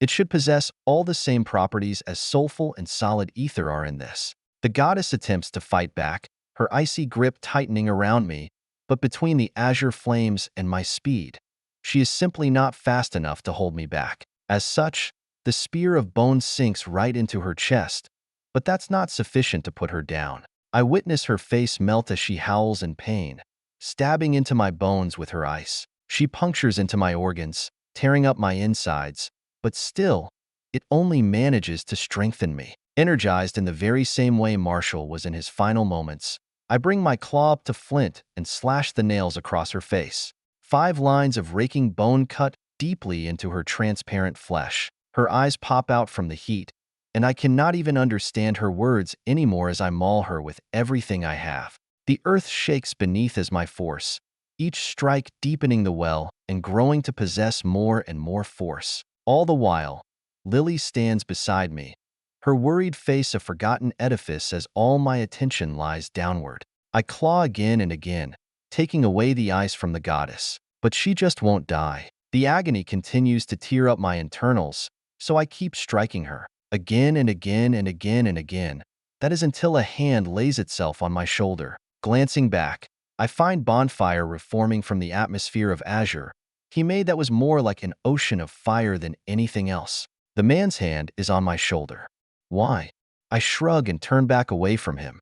I need to. Stop. She's dead. Stop. Please. Huh. What does he? Oh, she's dead. A crimson that I hadn't noticed overtakes my vision and recedes, leaving me to find a butchered body beneath me, the only intact bits of the goddess being her snowflake tiara. I fall backward, landing directly on my spine. It feels odd, like spikes are protruding from my back. Shrugging, I allow myself to relax, not realizing what's happening. But Bonfire does. He gets low and slams his fists on my chest, screaming with frantic eyes as Lily knees beside me along with him. Stop your Sirza. It's killing you. Stop it. Now, please. Lily can't help you beyond giving you more life to burn. And there isn't anyone else here other than you and me. My brain is foggy, and my thoughts run slow, but I manage to get the gist of what he's saying. I need to stop my ether. Well, how do I do that? Blodwyn. No response comes, and that is when I feel a shiver run through my whole body. Coldness wells inside my core as this must be the closest thing possible to fear that I can feel after Ma's experiments on me. Sitting up despite my condition, my thoughts are a whirlwind. Blodwyn is... No, I sense him. Of course, he's still there, just out cold. My partner won't wake up. The Arca is far too gone. He pushed himself beyond his limits? Or did he? My hand presses against my chest as I feel something changing within it. The heart continues to beat with all the power as before, but it feels different. It stops. Not for long, only a second. But when my heart has been beating thousands of times a minute, that single second feels like forever. I feel suffocated, and I fall forward, my freakish arms holding me aloft as cracks ring my body. I twist and contort, and those awful howls return as agony strips me bare. Something changes within Blodwyn as all the ether in the vicinity freezes. It is almost as if time freezes. Blood, dripping from Flint's final strikes, halts in the air before reversing, flying back up and into my body. The pause in the ether saves me from the pain of my Sirza, and the bones that surround me break off like the molts of an animal, falling to the earth heavily. One heart beats for two, ceases its rhythm as the heart itself takes control, somehow adapting to the overflow of power and corralling it into place. Finally, as my mouth is freed from the mask of alabaster, I inhale a delicious breath of air, only to hear Blodwyn. His words inundate my ears as the flowing of blood quickly drowns out his words and excitement. I did it. I did it. There is a 10th sigil, but it's us. It's our soul. It's difficult to describe, as our soul more so just fits in perfectly like the final piece in a puzzle, capable because of the concept that uplifts it. I'll tell you more later, but I did it. Hey, are you all right? I thought Wyatt. The flood of noise deafens me as pressure attempts to subdue me, pulverizing my chest, my ears, my skull, my arms, my legs, and my everything. A kind of suppression overtakes my vision, too, as the colors dampen and I feel weighted down. Things don't feel like I'm about to die or anything, but it doesn't feel good. It doesn't feel good at all. It's almost identical to when I first took on the bloody palm. Only the pressure isn't directed malevolence. It is simply the divinity that suppresses me. 496, wolfishly banded. Scorching hands haul me to my feet as I stumble instantly, yet all my weight is held by the man beside me. Still awash with flames, the heat incapable of burning me after all the times it already has, Bonfire pats my shoulder and helps me walk southward. I got you. I got you. Come here. We need to head back. I know you're tired, but Abraham is calling for us. Can you hear him? No? Okay. That's okay. One foot in front of the other. Lily, help him out here. You too, Blodwyn. I step alongside Emmett, but I hardly make it a few feet before my eyes slick back, remembering something vital. It's challenging to utter even one word, however, as that suppression refuses to end, only growing gradually. Still, with Blodwyn's help and 1,000 internal apologies, we manage. Her tiara. Grab it. Bonfire twists his head back, surprised that there was something to take it all. Flicking his hand, a whip of flame emerges and snaps the tiara straight into his hand. This, it doesn't seem. Oh ho ho ho. Cold, cold, cold, cold. Like a child picking up something too hot, Bonfire bounces the icy tiara in his hand before creating a film of heat to levitate it over his flesh. A short laugh comes from me despite my exhaustion, and I can tell Bonfire smiles at my enjoyment of his jester-like acts. He does it on purpose. Sometimes. Wow, what is this thing? Is this a divinity? What'll happen now? Usually, when gods die, huge events occur throughout the whole world, right? I nod to him, knowing that a trauma is surely to come, and something tells me it won't be winter receding. No, I highly doubt that will be the case. The deaths of gods tend to elevate whatever conditions are already underway, and as winter is approaching, not much more needs to be thought. Gathering my energy, I answer him, but my vision continues to swim with black spots and fatigue despite Blodwyn and Lily's constant aid. While my flesh is weak, my soul has never felt stronger, tiny bits of Flint's soul being fed to me minute by minute from Lily. I reckon it's the only explanation for me still being conscious after all that ether is running through me. I still feel it too, and it recreates those shivers, definitely audible in my words once I get them out. Yeah, I think the rest of the year will be winter. We need to get back to Onyxgate. Take us, as fast as possible. I'll sleep on the way. Okay? And be careful with Winter's tiara. It's a divinity. Your nature is likely the only reason you can hold it without catastrophe. My friend bows his head deeply, taking my words more seriously than ever before. I take a second to look him in the eyes, thanking him for growing up. It's ironic coming from me, but it's how I feel. Thank you for being you. I'm glad you didn't take Virgil's offer to leave. Emmett's head rises abruptly, the shock in his eyes visible as he radiates anxiety, a rare emotion for one such as him. You knew?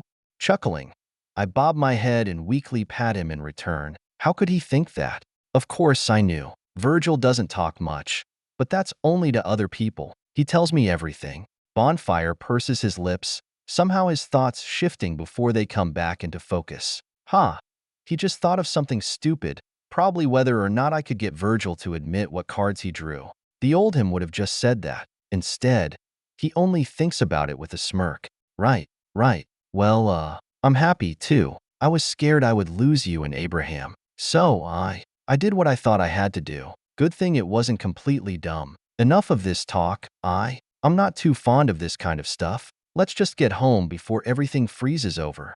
I return his admission of honesty with a hum of agreement. Then, flames emerge beneath us as we're launched into the air and sent hurtling across the sky like a meteor. It's a decent bit slower than Soul Trek, but I'm in no condition to do that right now. The zipping of air across my face and the force of the wind quickly lull me to sleep, though I'm unsure if it's from fatigue or genuine desire.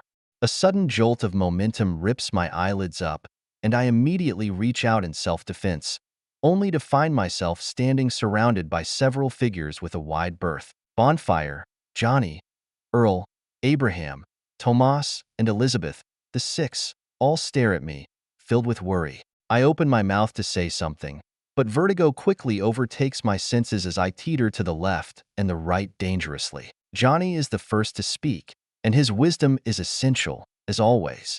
Based on what I'm seeing, Wyatt, you and Blodwin are at an imbalance again. Symptoms aren't too far off what I used to see from you, but that would mean, yes, ladies and gentlemen, we have the first god amongst us, even if it is our unlikeliest and most unexpected. A string of laughs comes from Bonfire and Abraham, while Tomas and Elizabeth reject the notion of blinking. Johnny sighs, one hand on fate's sealer as he steps closer to me, not quite reaching me. I try to step toward him, but it only earns me falling on my knees while Johnny falls back on one foot. Now, son, I trust you, and I trust the little guy, too, but he's messing you up real bad right now. He's more than just an artifact now. You two can separate and probably recombine later when you are more durable. As it is now, he's severely weakening you, Wyatt. Anyone else, and I'd wager the only sentence here would be death. Johnny's words immediately set a series of recoils firing off within my body and mind. I forsake the idea of separation. It's not under consideration, not even in the slightest. We're a team. Even if you're hurting me, no way in hell are we breaking that up. Blodwin, however, is of a slightly different river of thought. You sure, Wyatt? I mean, if I'm hurting us, then shouldn't we split? I don't want to hurt you like I used to, regardless if it's on accident or not. I shake my head, not allowing him to continue. This is non-negotiable. I need him. No, we are not talking about this anymore. Plus, how one heart cannot beat for two if we are not fused. Blodwin reluctantly agrees, yet he is not the only one with a position on it. Seriously, Wyatt, consider it. I can do some things to help him. We got the blueprints for Eli's vessels. Putting Blodwin in one of those should be just fine. Again, I shake my head, more fervently this time, as I decline Earl's offer. I don't mean to, but my voice raises all the same. No, he is not being removed from my body. I don't care if it hurts me. I'll get over it. I did the first time. I can do it again. The others don't say anything, simply eyeing me with words unsaid. I know what they are thinking, that this time will be different, but I don't care. Several tense moments pass before Johnny claps his hands, striding ahead to wrap an arm around me. The gunslinger pulls me with him as I realize we are near Barrage, the many tents and weaponized buildings all over. They led me to a quieter section of the establishment, perhaps just in case I would have an issue with what they had to say. I'm not hurt by the distrust. If anything, it makes sense. Who knows if we lost control of our ether? We could kill hundreds before Johnny put us down, and I know he could. At that point, we'd just be monsters, and he's the best monster slayer I know other than Lennon. I take Johnny's help in walking as he brings me toward an ornate, rectangular building crafted with ivory and gemstones across its foundation. What is pygmy architecture doing here? Oh, right. Stepping inside next to Johnny, I find 4 familiar figures. One demon, one pygmy, one Nahullo, and one grayskin. The latter 3 are exactly who I would expect, but the former is not at all who I would have thought it to be. Natos, the luminous daybreak, sits beside the other demigods of the surface, Etern, Tanyuan, and Granulan. My eyes don't leave the demon as his eyes remain in his lap, and neither does Bonfire's radiant orbs. His ire is palpable, and I can tell the only reason he hasn't attacked yet is because of Johnny. The gunslinger helps me into my chair while the others take their seats. It is pretty odd seeing how even the room is in strength. When comparing humans against the other races, I don't think it's ever been this close. Johnny, Bonfire, and I account for 3 demigod-level forces, regardless of my suppressed state. I know if needed, Blodwyn can burst out with the necessary strength to push us back up to that state. Meanwhile, only Tanyuan, Etern, and Granulan are on the other side. Behemoth, my gaze lingers on Natos as the man tears his focus up from beneath the table, finding his gall. The demon is of the 8th sigil, quite an achievement for one such as him. Nevertheless, Natos reaches for a necklace wrapped around his throat, the jewel in the center crafted of an ornate design that resembles a hellish eye. The moment he touches it, a flash of danger sparks within my mind. Instantly, I lean forward, and as does Granulan, his senses for danger seemingly akin to mine. Before I can move or say anything, the first person speaks, and it is the demon himself, staring us off with a low note. My mentor has died. Suppose you can even call him that. It is now my turn, I guess. Not that those before me were all that accommodating. I'll help as much as I can. The iris incarnates into something different for each wielder. It would seem mine is to allow my ether to move at the speed of light. I tell you all this as an apology and an oath. The ones who came before were cowards like myself, but I don't want to be a weakling. Bimala was. She was. I do not blame you, Wyatt. I only blame the circumstances that pushed us together.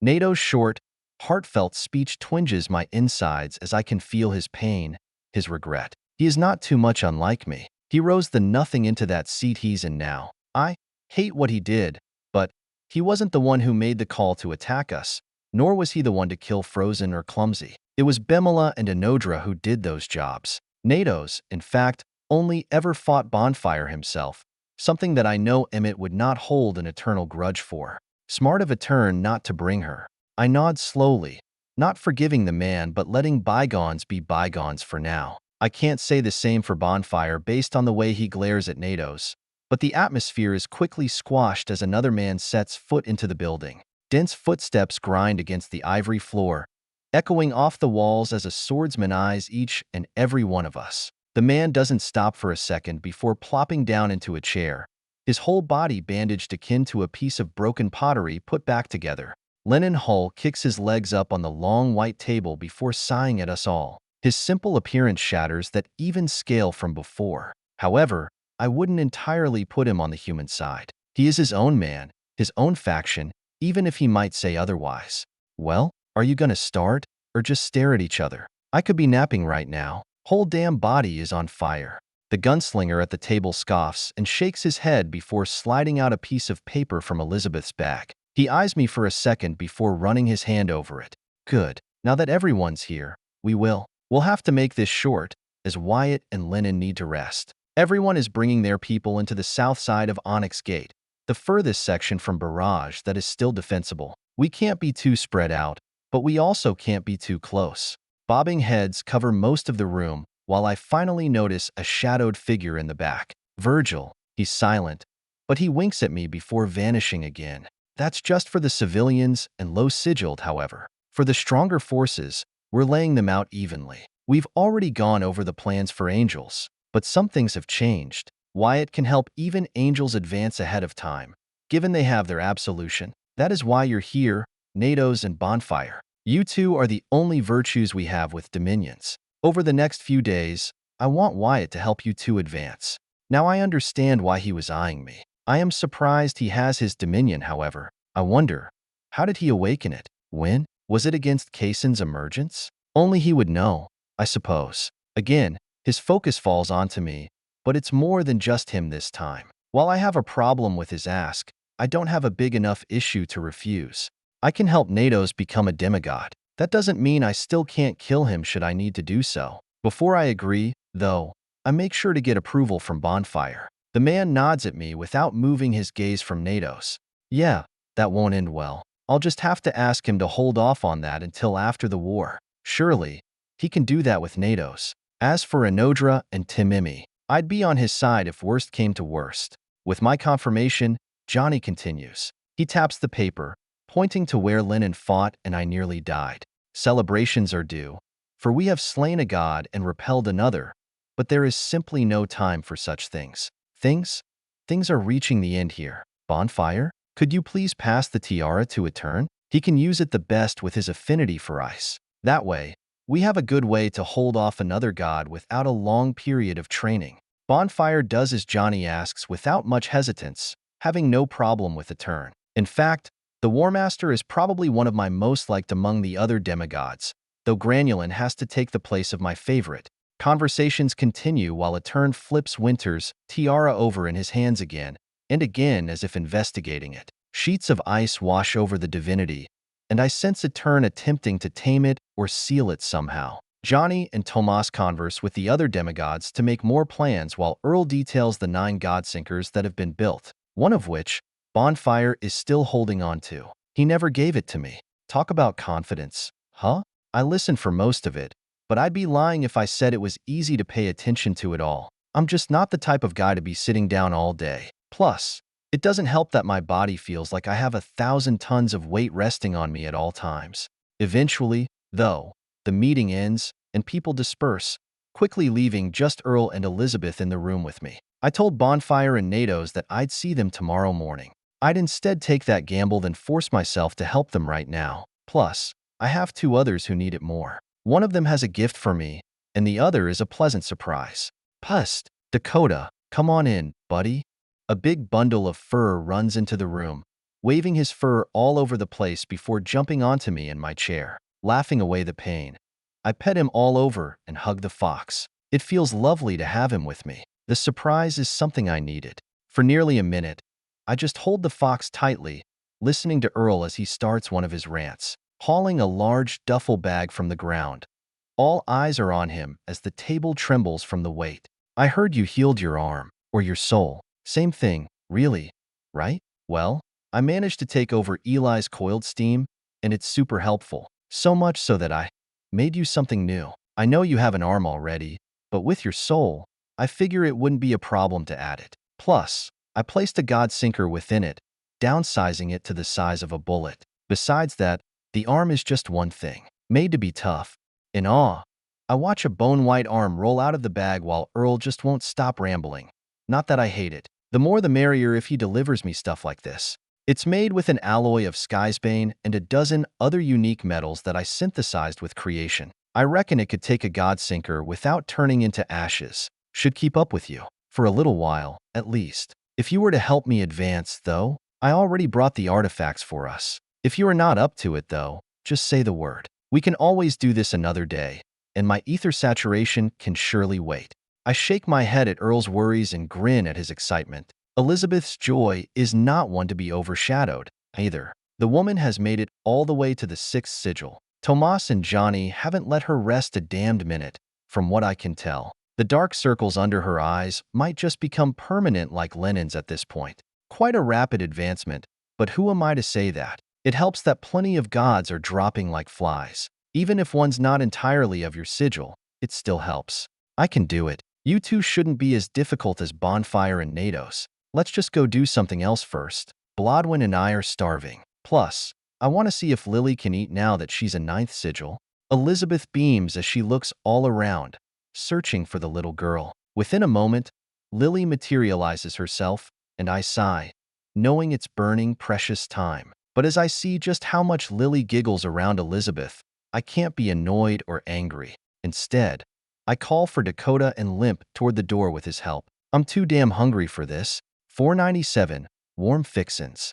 Patting my stomach, I lean back, enjoying the warmth of the food and the company around me. Earl made a damn good choice picking out steak for dinner. It's expensive, nearly $100 for a single meal, and there is a lack of farmland and space to raise cows at the moment, but it's worth it. Plus, Earl's probably the wealthiest man alive right now. He might not keep track of his money like that, but being able to create gold, silver, or whatever he needs guarantees that we'll have money. I just need to convince him to conjure up coins when we need to pay. This is what I live for. Good food, good friends, and an awesome new arm.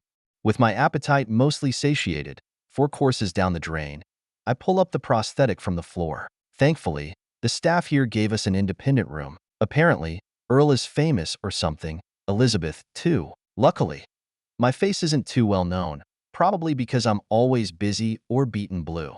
Heaving the arm up, careful not to place it on the table, I watch Elizabeth laugh as the effort is not hidden. This damn thing is heavy, especially with my whole body suppressed the way it is. Ether is slower, less responsive, and 10 times more difficult to control. My muscles and bones at this point are leagues above anything natural, but that only goes so far when a god is stationed within my heart. Nevertheless, I place the back of my arm against the prosthetic. Or, I guess it's not really a prosthetic anymore. What would you call this now? It's a far cry from the things Eli came up with.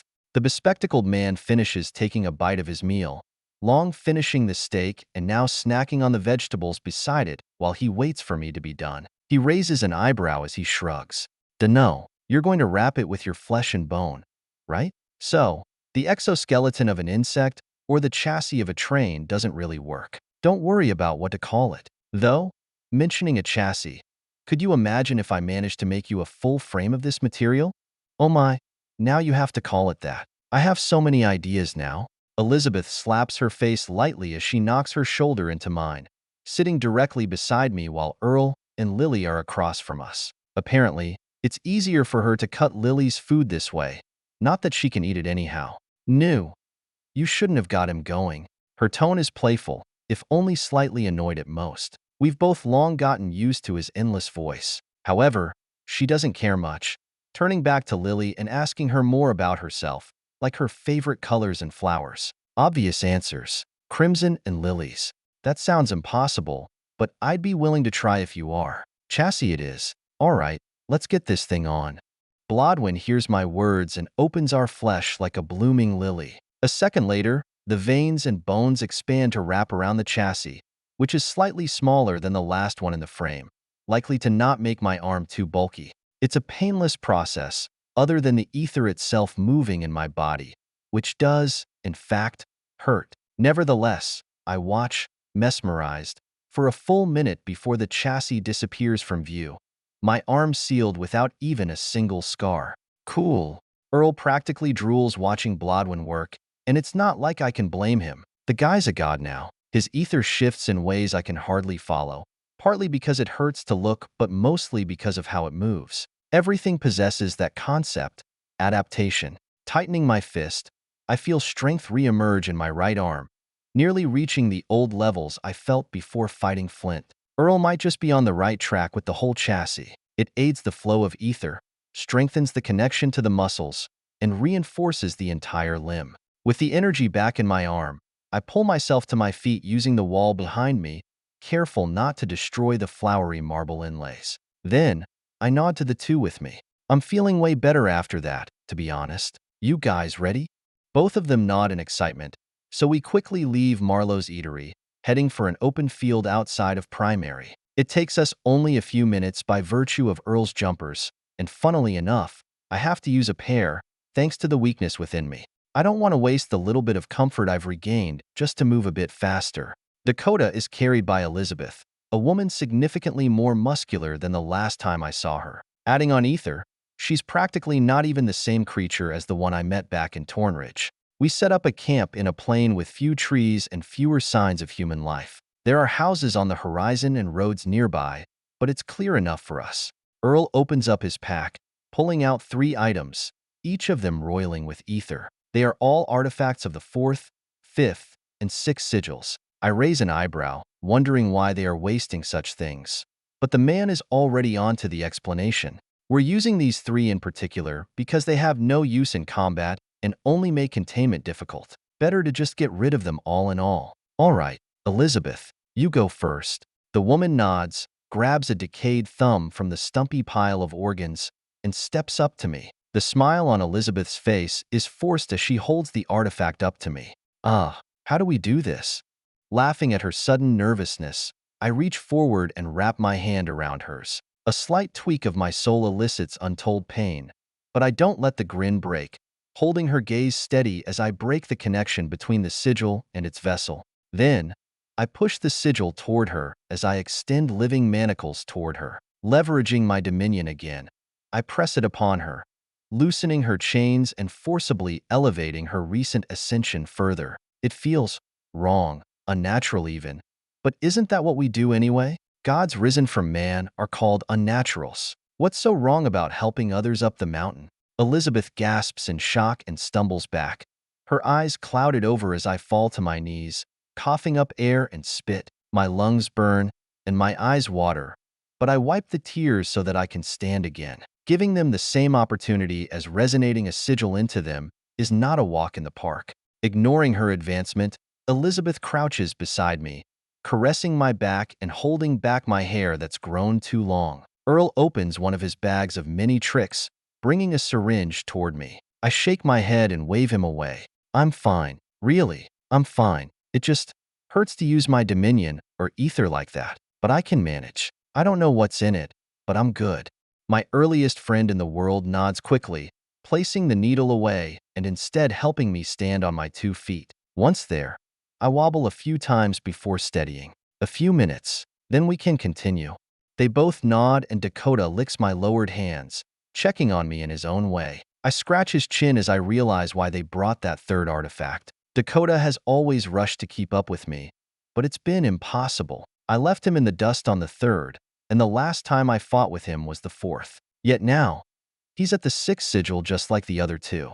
Though, as I look at him, I can tell this is where his potential ends. He has no power, no absolution, no proof. This is his journey's end for strength. He's a good boy, but he's not cut out to be an angel. With the fox's help, I crouch and hold him tightly. With pain in my chest, I whisper into his ears. You've done a good job protecting them. I'm proud of you, but I won't give you that sigil. You're not ready. Maybe when I'm stronger, I can help you. But for now, just stay safe, okay? Do your best, but don't get too hurt, okay? Dakota whines, his once high-pitched voice now a low rumble. He's intelligent, absurdly so for an animal. If he had vocal cords, I bet he could learn to speak, albeit simply. He knows what this means. I bet he buggered Earl until he agreed to bring the artifact. Instead of saying anything else, I continue petting his head, rubbing his back, and hugging him closely. His warmth is so wonderful. Minutes pass before I separate him from myself, finding Elizabeth standing tall. She's opening and closing her mouth in mock tests, as if to see how her power now works. The woman in magenta chains is only a little unsteady, her foundation far more solid than Earl's rocky rise. Becoming an angel for her was only a matter of time with her will and mindset. I can see Johnny Caldwell written all over her with the training she's undergone from him, Edward, and Tomas. Angelhood was on its way. All I've done is speed up the process. For Earl, yeah, he needs my help. I open a palm, waiting for him to give me the artifact for his advancement. But before he moves at all, Elizabeth speaks first. Her words, at first, are normal, and then they echo through nothing, resounding a dozen times before becoming reality. Thank you. The improved version of my power is amazing. I can be far more specific for greater effects now. You are capable of using ether under a god's pressure. I feel ephemeral winds wash over me as a weight falls off of me. It's not all the poundage, but it's a large enough portion that I can breathe comfortably. Nodding in thanks, I turn to Earl, and he gives me a hollowed-out eye. How odd. Accepting the artifact, I repeat the same process for Earl as I did for Elizabeth, only 10 times more careful. This man is far more fragile than her. Plus, he's skipped so much of his past sigils that I worry it might come out now. Despite my concerns, no latent danger rears its ugly head during his advancement, and Earl falls flat on his ass, just as I expected. Though, I don't sense any immediate danger. With the wind knocked out of him, He reaches for a syringe and injects the liquid inside. The fluid revitalizes him, expelling words of relief as he falls onto his back. I share a look with Elizabeth as our worries rise a decent bit.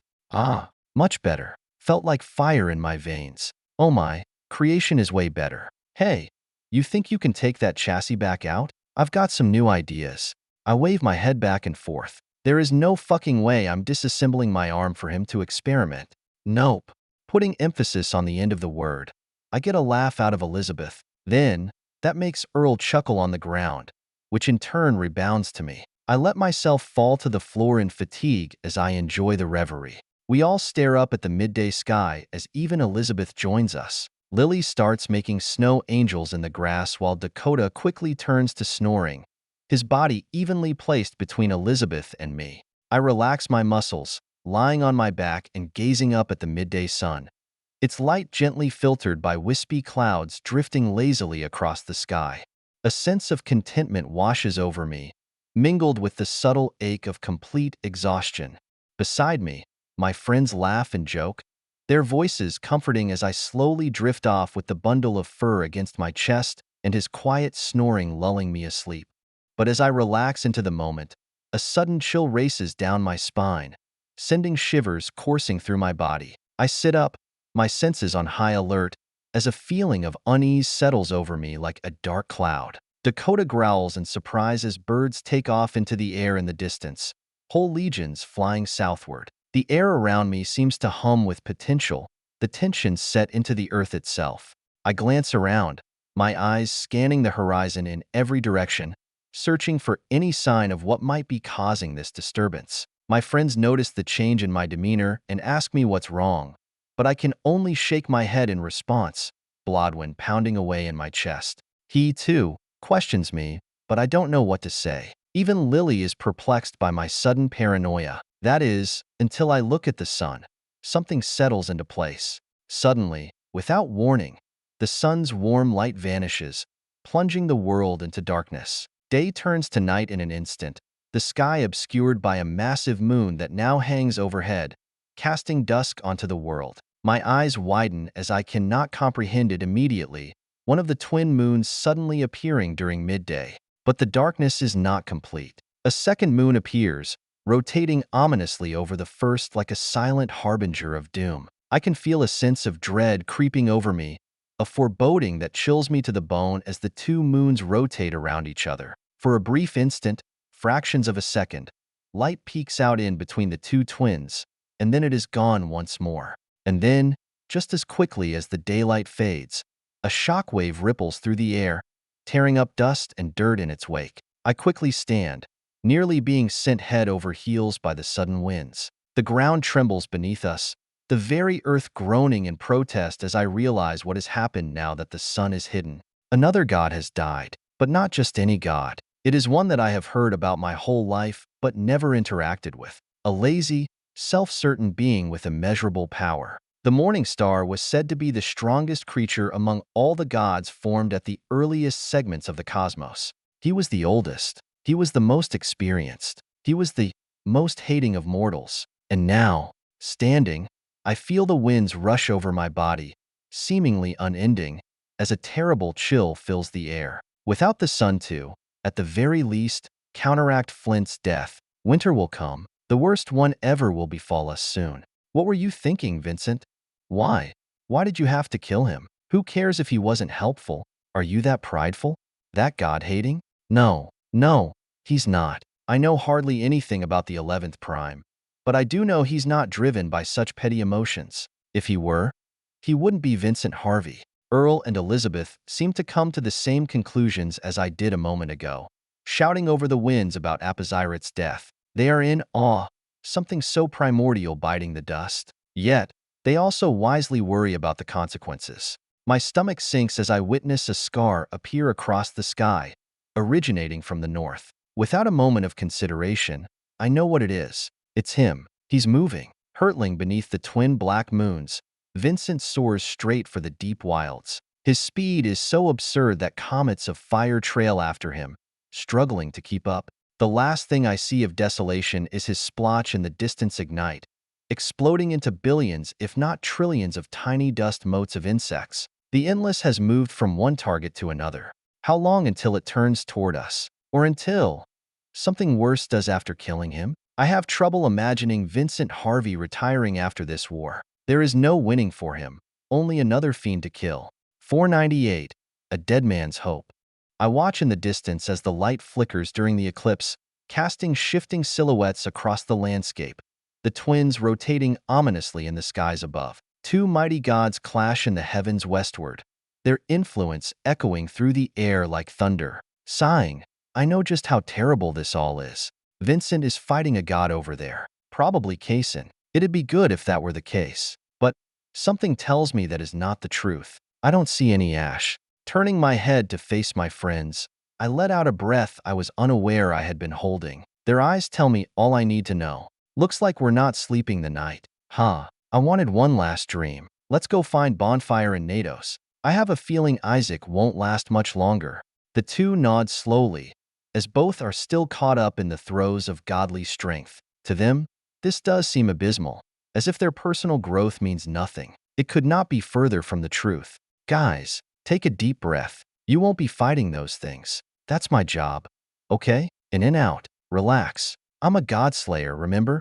Earl does as I say, taking in a big gulp of air, while Elizabeth does the opposite. Her lungs deflate, and her eyes harden as she stares right back at me. I'm fine. Let's do this. Her power weakens considerably upon me as she speaks, but it quickly returns to full potency once she is quiet. That's a damn good upgrade. Together, we return to Barrage. Out of breath and gasping for air that refuses to fill my lungs, I grip the edge of the table with all my might. A few days ago, it'd be nothing but splinters. I want to complain. I want to scream, but I do not. I simply return Nados a smile as he bows to me, ever so respectful and nervous. Thank you. I will remember this evermore. Should you and Timimi cross blades, I will sit out. That is all I can say. Emmett Knox smacks his lips with his legs, kicked up onto the table just a few feet away. His ninth sigil already beats into my eyes with its midnight purple tint, but he's still just as irritating as ever to people like Nados. Loosen those pants, will you? I don't even want to kill you anymore. And who would care? We'd kick her and your ass all the same? Who does she think she is? Some demigod? Ha, look at me. My friend pats his chest as Nados flicks his eyes at me. A second of hesitation, of fear lingers, and then the demon overcomes his past. Newfound respect blooms while the demon gives Bonfire a rebuttal. Timimi is not one to fall behind, Bono. Sweat enters the air as the temperature abruptly spikes, reminding me of the surface of the sun, while Bonfire's eyes squint to align. He glares at Nados with fury and grinds out words from his teeth. Where did you hear that? The demon with flesh similarly scarred to Emmett grins. The fear is long gone, and a confident disposition is in its place. He juts a thumb out at me. I hear all that the light touches, within a certain radius, of course. The blooming spider lily sure does love to tease you, Bono. Now, Bonfire's ire twists to the gun at my hip as Lily refuses to materialize. She must know what is awaiting her out here. Not finding her to appear, the pyro slides his eyes back to Nados. I change my mind. I like you. Motherfucker. I can't tell if it's a veiled threat or not, and neither can Nados. The man simply shrugs, striding toward the door. On the first step outside, radiance swirls around his feet, manifesting a pane of light. The newest demigod in the world nods toward me before flying away on the board of white. Can't say the same. Bonfire bursts into laughter once Nados is gone, smacking his knees and going so far as to bonk his head on the table. Ow, I sure got him, didn't I? I shift my eyes to look at the man while a slight red mark lines his temple. What a jokester. I'll give him this one, I guess, even if I don't believe it so. Yeah, you got him. The wicked grin I receive nearly breaks my seriousness. Instead of letting myself laugh, I stumble out of the building, hardly able to walk as I am. This is rough. How am I going to fight like this? Whatever. Blodwin will just have to make up for it, I guess. I can feel myself getting used to it. However, I'm not sure if it's his concept or my own body acclimatizing to the strain. Nevertheless, we aren't doing it fast enough. Time is ticking. I don't think I don't think Isaac will last much longer. In fact, I want to go and see it. Just as I watched Kai and Marshall's final moments through their eyes, I wished to do the same for Isaac. Both of those deaths spurred me onward and gave me strength that I was unaware I possessed. And what I need now more than anything is that strength, that force of will, that indomitable spirit. So, I take my steps toward the depths of Barrage. Commotions surround me as Blodwyn creates a cane of bone for me to walk with. The instant of raw agony that births it is worth it, allowing me to walk more comfortably. Faces turn toward me constantly as if people are second-guessing what they see. Some point at me, and I hear the whispers under their breaths. Is that him? The secret iron that they won't tell us about? Shut up. Why would that kid be him? He looks barely 18. And that limp. Bah. Get back to work. I only pay full attention to one short conversation, quickly giving an old soldier of Marshall's an appreciative nod as he sets up the lift for me to go down. I place my back against it as those two stand on the platform as well, heading down for one reason or the other. James, right? Checking the man's name, I watch his eyes light up with a fire. The joy at my recognition of him cannot go unsaid. You remember me, sir? I nod, crossing my arms and steadying my stance as my weight shifts, the platform lowering with the spinning wheels and ropes. The man is not too atypical of a soldier, with some scars and plenty of wear and tear. It is his slightly gray hair that sparks the memory, though. James Cordo, one of Marshall's few fifth Sigils. I see he's a colonel now, rising one higher since our time at Bent. Of course, James. We fought side by side. How could I forget? You might hear I'm dumb, but I got 3 brains in air. Hard to forget things like that. I point to my head as some of the people on the platform give us odd looks. One of the younger soldiers even scoffs, chuckling as if what I said was a joke. Huh, 3 brains. Are you counting both your balls or something? A palm strikes the second Sigil's head, the base of the skull sent forward as James berates him. The older man is swift, proving why he survived all the way till now. Shut it. Respect others, or I'll have to court-martial you. And disrespecting someone like him is a fast pass to losing your rank. The younger man glares at me with hate, but I don't take him too seriously. If he's getting this angry over something as small as what I said, then he's not worth speaking to. Worst case, James will take care of him. It's odd feeling his eyes bore into me as the platform lands. I've been surrounded by either the most vile people alive or the best. It's bizarre feeling something a little more in between. Shaking my head, I simply walk away, using the cane to help with each step. The marble floor has long been cleared of the war that came across it. As such, my journey is smooth until I find 3 familiar figures at the end of the tunnels. Silas and Bertie share a table before the gate of death, trying a variety of foods to see which they can taste. I listen to them speak for a moment, commenting on how only spices and, oddly enough, carrots. I don't know why those are the case, but I swiftly shift my attention from them as there is a man more important to my motive. Lennon Hull sits kneeling, his legs directly beneath him and his hands clasped in a prayer-like stance. Squinting, I walk around him to see if he is indeed praying, and I find his eyes closed. I purse my lips and wait a few moments to see if he's going to move, but Silas calls out to me before anything else. He won't move if you are just going to watch him. Said he was meditating or something. Wake him up if you want to know more. With a long sigh, I get low to the ground, sitting beside Lennon as the man seems to breathe so shallowly that his chest doesn't move. He's still alive, right? I ask Blodwyn and Lily for confirmation, and they both agree. He is indeed still alive. I call out to him, waving my hand toward him, and the instant that my hand comes close, his eyes open, and I feel formless fingers wrapped around mine. Hey, Lo. What? Can't you see I'm praying? Bewildered, I lean back slowly as I finally notice a literal blade nestled upon his thighs, resting serenely. I ask the question despite having an inkling of the answer. What are you praying to? Lennon Hull closes his eyes and places his palms, which are made of his soul, back together.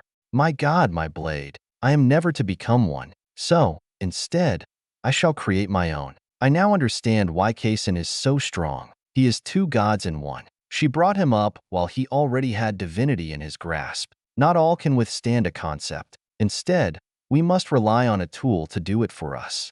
I run my tongue along the roof of my mouth as I don't quite know how to answer him. That is quite the explanation. In the end, I just ask for a mere confirmation. And so, you're praying?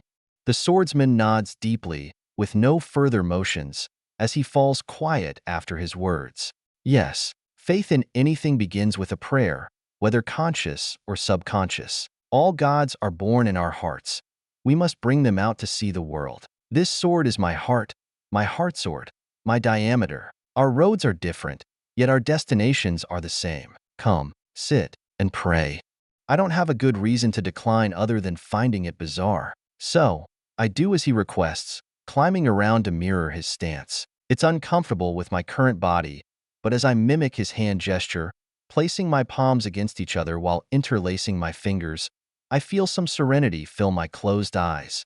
The darkness is peaceful. It is here that I sense Lenin's heartsword. I have no idea what to call it, but it is a solidified concept. It is terrifying. I've never had something give me chills in this way, but I feel it. I feel apprehension just perceiving it. I don't know if that's necessarily called fear, but it's close enough. Though that's not why I'm here. I don't really know why. Anyway, I wanted to come and see Isaac, but it was a stupid thought. After all, going through the gate of death in my state is not ideal. Blodwyn may counteract death's leftovers, but that is not going to save me when I'm already like this. So, instead, I simply breathe, forgetting my woes as I fall inwardly. In just a few moments, I pass by Blodwyn and Lily, diving into the depths of my soul. A cool calm washes over my being as I embrace the serenity. I have no clue what God Lenin speaks of, but at this point, I know better than to listen to him literally. He is unique, and the things he feels and does are impossible for anyone else. Moments pass in this darkness as I become more and more at peace with my being. I even feel some of the suppression wash away. Oh, my, Blodwyn. This is where prayers come from. It is the peace, the calmness of the inner soul, that grants a great strength. Most people pivot and point focus on a higher power, but it isn't needed. One can pray themselves into godhood, as long as they have the sigils to take them there. Actually, is that even required? If someone manages conceptual ether and imbues it into themselves, do they just become a god at any sigil? Maybe. I can only expect that to be near impossible if people like Remington and Vincent didn't manage to do so. Maybe it is possible. I simply don't think anyone born yet possesses that sheer affinity with the Kants. Marigold. Fucking hell. What are sigils, then? What are they for? What do they do? As I ponder this question, I feel my mind expand, and my soul reaches out. It caresses the edge of the skull-filled gate before me. Then, it spreads beyond it, with only a minor pause. Shocked, I feel my soul enter the underworld. Immediately, I turn to search for Isaac, but I find him without a moment of looking. The scene is not what I wanted to see, but what I could only expect after all this time. I focus my gaze on the old soldier before I feel my mind enter his. The heartbeat earlier, I discover a hint of the answer. Each sigil has its own concept at its base. What if sigils are simply hints, small pieces of a concept? Isaac, Eye of Deminaire, Erno. I kneel on the ground, utterly exhausted, every fiber of my being screaming in agony. The black imp Yezu stares down at me, their hands stabbing into my chest like a searing dagger. I feel them rip it out, a surge of pain coursing through me as I lose all feeling in my body. The heart doesn't matter to most undead, yet it is the core of my excavator, which is the foundation for many of my skills. Without it, I fall limply, but the god holds me up with one burning hand. No, don't go quite yet. It would be a pity for you to die on your own. Allow me the honor. Isaac of the Thousand Powers. We were unable to end the other three, but we caught you. How honorable. My right eye is blind, and the power within it is long lost. Still, I manage to stare upward and see Yezu nonetheless as he prepares to end me finally. But strangely, I don't feel sad. Instead, a sense of calm washes over me, a quiet acceptance of my fate as the divinity I was using is ripped from me. Without its strength, I am but fodder. I smile bloody up at the god before me, their form towering and majestic as they ripple with boiling magma. Bursts of heat bubble and squirm over their obsidian form with lines of crimson. Yezu rears back an arm of molten magma, the heat intense and unbearable. I watch as it shifts and transforms, taking shape as a long sword of gleaming burning rock. I know what is coming. I know that this is the end. And yet, I am not afraid. I have lived a long life after my death. I hope. I did not waste her gift. Her Majesty might have lost the battle, but the one she left behind will win the war. As the sword rises up before me, I close my eyes, surrendering to the inevitable. The blade falls with a silent prophecy, sinking into my flesh and severing my spine. The pain is non-existent, and as I watch my own body fall to the side, my head rolling, I think of that little girl. I hope she is doing good. I hope she'll have a wonderful life, that she'll go to school, that she'll meet new friends every day, that she'll never have to lift a finger to fight, that she'll live the life I could never give mine, that she'll… My thoughts begin to slow as I struggle to think. Little Marigold, I hope that you never have to venture into these depths. The heights of hope is a pedestal meant for a time of strife. I wonder, where will he place me? I hope I did well. I have no clue how long I fought here. Time ceased its meaning once the divinity started to devour me inside and out. Goodbye, Marigold, the little light the darkness has never known. Were it not for you, why it may have convinced me, but I am glad I stood proud. Good luck, my girl. Don't let the shadows scare you into hiding. I'll be watching over you with my one good eye. 499, against the wall. Wyatt Graves.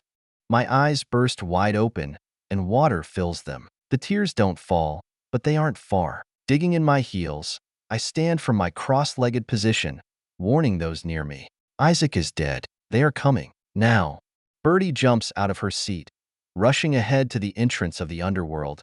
Yet I wave my arm, stopping her completely. She looks at me, confused, wondering why I'm doing this. I don't look at her, instead staring into the whispering darkness of the depths. Back up, head to the surface. The only ones who can come anywhere, even near the hole, are angels. I spotted 6 gods. There was no sign of Lewis, Killian, or Leviathan, though it sounded like they were still alive.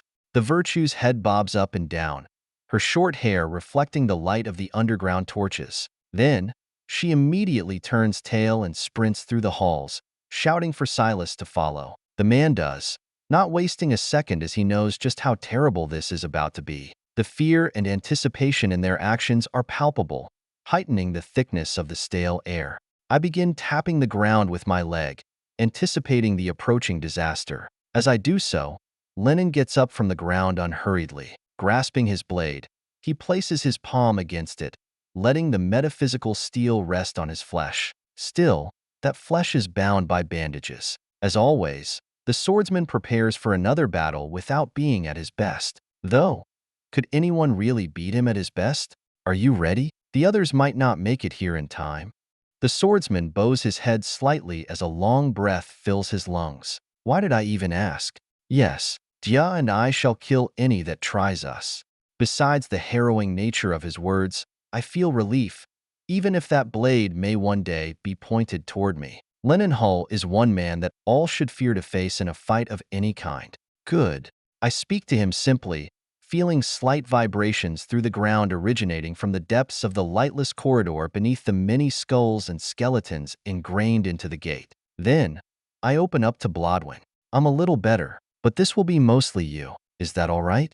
My partner practically bounces within my chest as his words are so heartfelt that I could not possibly refute him. Yes, we'll be stronger than ever. Nodding, I bring my right arm outward from my body, letting a bone of blade emerge on it while madness blooms, manifesting a ballista to fire the soul bone. Lily is unholstered swiftly with my left, and I point both weapons to the darkness without hesitation. Lennon does his own martial art of some kind to match my Colt and hand crossbow. Crouching slightly, the tip of the man's claymore directs backward, vibrating against the subtle breeze beneath the surface. Both his hands are tightly bound across his sword's handle with such concentration that the blade wouldn't rustle water if placed atop it. He is ready, and so am I. A moment passes, then 2, as we are so wholly encapsulated in this weight that I don't notice the 2 Colts pointed alongside mine until Johnny taps my shoulder with Fate Sealer. I twist my eyes backward just a smidge to see granulin sliding Lennon, a cylindrical object. The swordsman shakes his head, but the gray skin doesn't accept no for an answer. Timimi shakes his head, swirling a finger before tapping Lennon's shoulder. With that, the The bomb vanishes as a tattoo emerges on Lennon's body. We're all good to go, Johnny. Everyone has their bombs now, even Hardhead. My favorite gunslinger nods to the two non-humans as they both retreat to the edge of the room.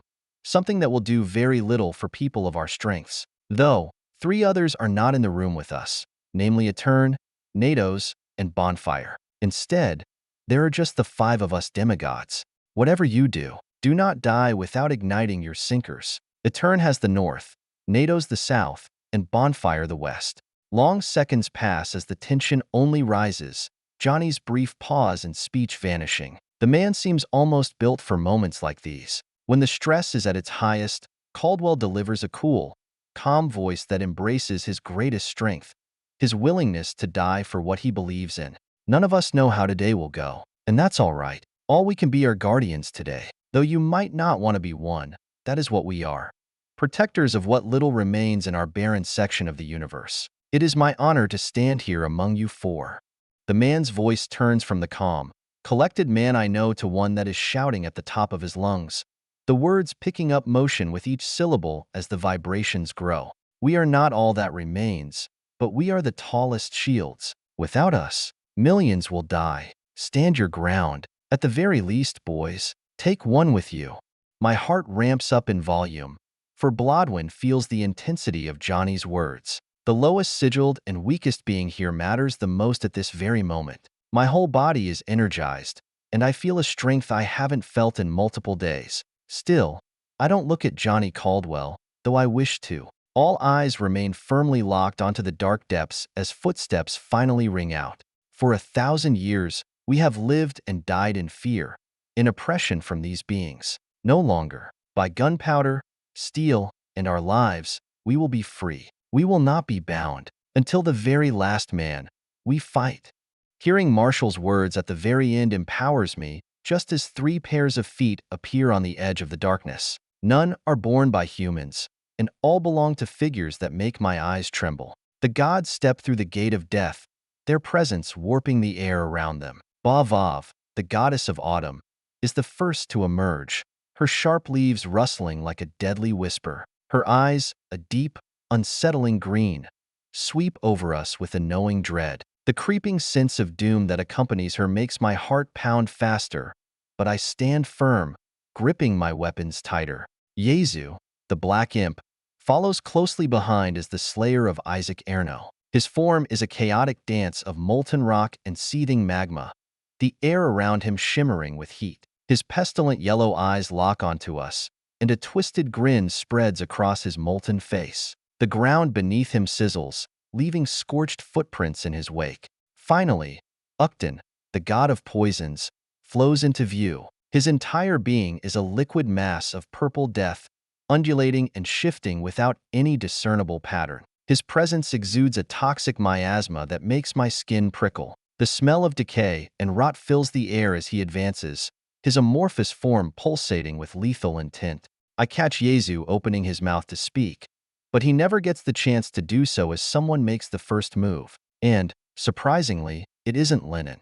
Gunshots shatter the air, a thunderous roar that reverberates through the battlefield. Johnny darts to the side before glitching the Colts in his hands, barrels smoking despite the dying of time. The force of the shots is immense, like the wrath of the gods themselves. Uktan flows like quicksilver, evading one bullet with a liquid grace as it goes straight through him. The other bullet finds its mark in Yezu, striking him with a force that sends him hurtling back into the dark abyss of the Gate of Death's passageway. The impact shakes the ground, and for the slightest moment, a shocked silence falls. Bavav's eyes blaze with fury, and with a shriek of rage, she dashes towards Johnny, her leaves slicing through the air like razors. But I'm at his side, ready. Stepping forward, I position my right arm between her and his vulnerable flesh. The sharp leaves connect with my forearm, yet they stop, unable to penetrate the unbreakable metal hidden beneath the skin. Sparks fly, and for a heartbeat, time freezes as their eyes lock. Bavav's gaze is a storm of anger and disbelief. Impossible. The mother-bound god with a shifting form of leaves hisses, their voice a venomous whisper. I smile back at her, flipping the blooming spider lily to face her as living manacles explode outward from my body. I pull the trigger, and yet I am not the only one to. Johnny has Fate's sealer pressed against the goddess of leaves temple before blasting it all away. Never seen a gun, eh?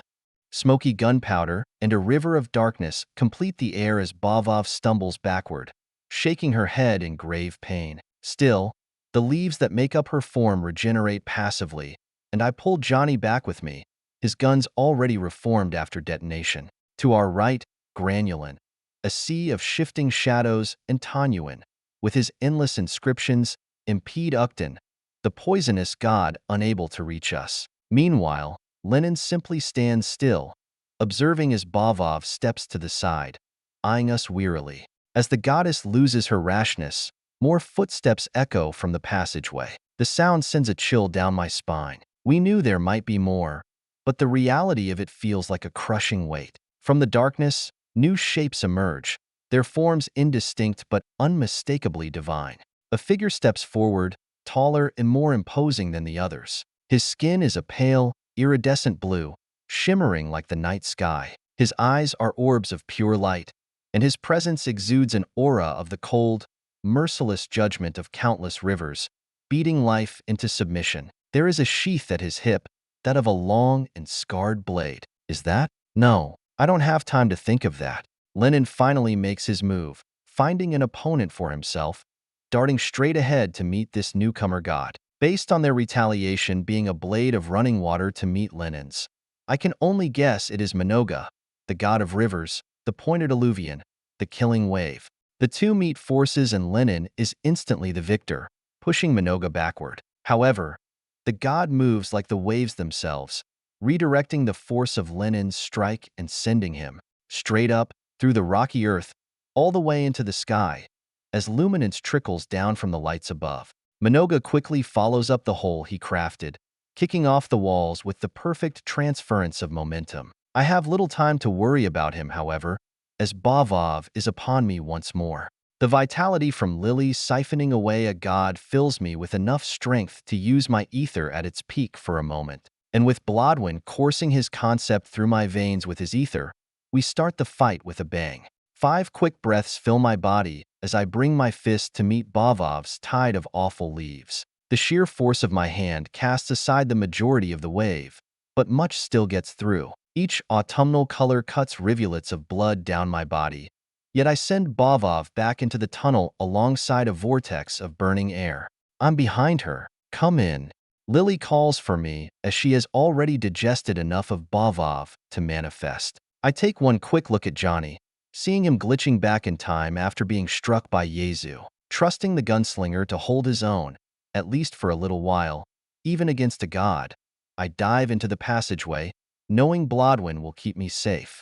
Johnny Caldwell is not the most brutal man in the world. He's not the smartest. He's not the strongest. But I'll be damned if he ain't the craftiest in a fight. With his eyes, he'll live until I come back if he doesn't already manage to find a way to kill the god of magma. The suffocating embrace of the gate of death surrounds me while I dive straight for Bavov, knowing where she is precisely with Lily's help. The little girl already has tendrils of abyssal water directly from River Cardinal as she strikes at the goddess, careful not to hit herself. Autumn rots underneath the colt's assault, while I sneak in a stab of the soulbone to the goddess' gut. Shields of leaves protect her, the tiny things 1,000 times more effective at doing so than they should. After deflecting the spike of bone, Bavov steps toward me, reaching out for my arm. I hesitate for a split second before committing. Blodwin will protect me.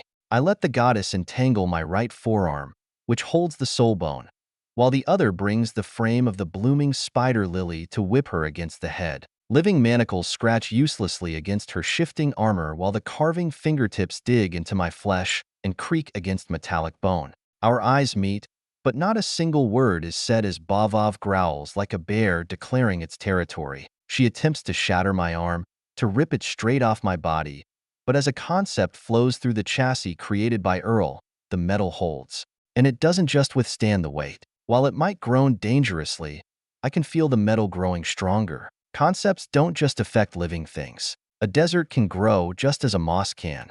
Bavov takes the strike from Lily's handle without much pain, only rearing back slightly. Seeing that it won't have much effect, I reholster the weapon, sensing Lily take some damage and being forced to dematerialize. Then, I dodge another reaching hand and slip under a precise wave of leaves to take Autumn's underarm. Without Lily's boost to my vitality, allowing me to take the full brunt of Blodwen's strength, I worry I'd be too slow for this audacious push. My heart beats with exuberant might as my whole body radiates raw strength. Digging my heels into the indestructible surface of the Gate of Death, capable of enduring a gunshot from Johnny's full-powered Colt, I swing Bavov over my shoulder, slamming her against the wall with every minuscule aspect of my strength. The breaths in my body escape me as the thunderous impact reverberates through the entire underground environment. The force of the blow sends a shockwave through the air, and I feel the ground tremble beneath my feet.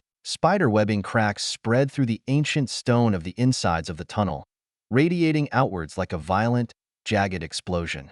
Bavov lets out a guttural cry, her body momentarily slackening from the impact. Her grip on me loosens, and for a fleeting second, I see something akin to surprise in her eyes. I disengage, stumbling back, my heart pounding wildly and dangerously as Blodwen loses his strict control for a moment. The sight of the damage I've inflicted on the Gate of Death is both exhilarating and worrisome. But as I catch my breath, a profound, throbbing weakness settles into my limbs. The exertion has taken its toll, and I know I can't afford to unleash that kind of power many more times.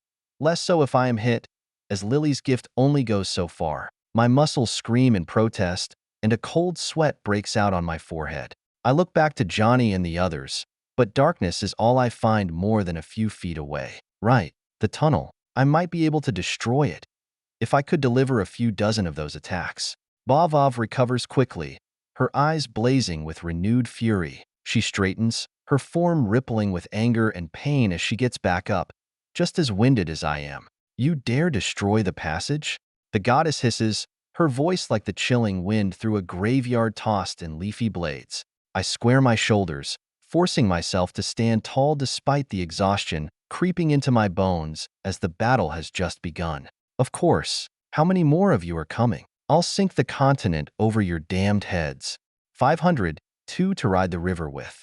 Autumn itself threatens to laugh at my words before her head lowers in gravity. She sees my eyes and realizes my intent is genuine before a near impossible to notice shudder rings through her. I would collapse it over them all if that killed them, even if it took me with the damned gods. But I can't do that. I don't have the strength at the moment, so I play tough, acting as though I can fulfill my threat. The goddess shrieks with anger, noticing that I'm bluffing and dashing straight for me with outstretched fingers wreathed in colorful autumn. Fast, too fast. Shiver just barely saves me as I kick the ground, breaking my right ankle just to dodge the fingernail from entering my eyes. I bounce off the ground, rapidly getting back up as my bones crack into place. Before I can, however, seasons' worth of petals come for me.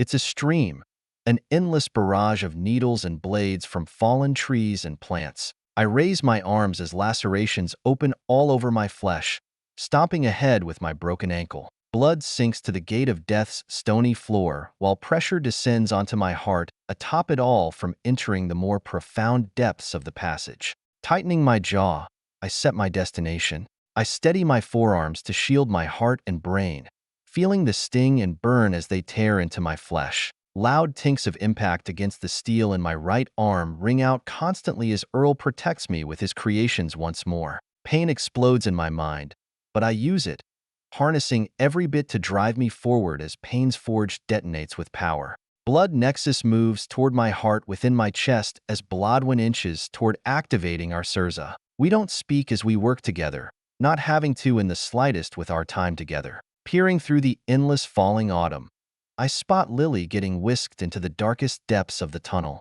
Worry rises, but the little girl instantly returns to the Colt again, wounded but alive. With every step, more vitality drains from me. Pain's Forge and Blodwen's adaptation within my flesh just barely keep me moving, my body changing just as quickly as life ebbs away. Flesh regrows faster with each footfall, but there is less vitality for it to consume from Lily even as Blodwen grows more efficient. Nevertheless, I march forward, inch by inch, deeper into the Gate of Death. The air thickens with an oppressive weight, the construct built by death herself, crushing my heart with every beat. Bavav's voice rises in a scream, a chilling echo like the coming winter and the loss of summer. Her fury is palpable, a storm of rage and desperation as the force only continues to rise. The loss of blood rapidly becomes too much for my body to handle as Lily's vitality runs out. That's when Blodwyn takes the next step, knowing that if he doesn't do something, we will die.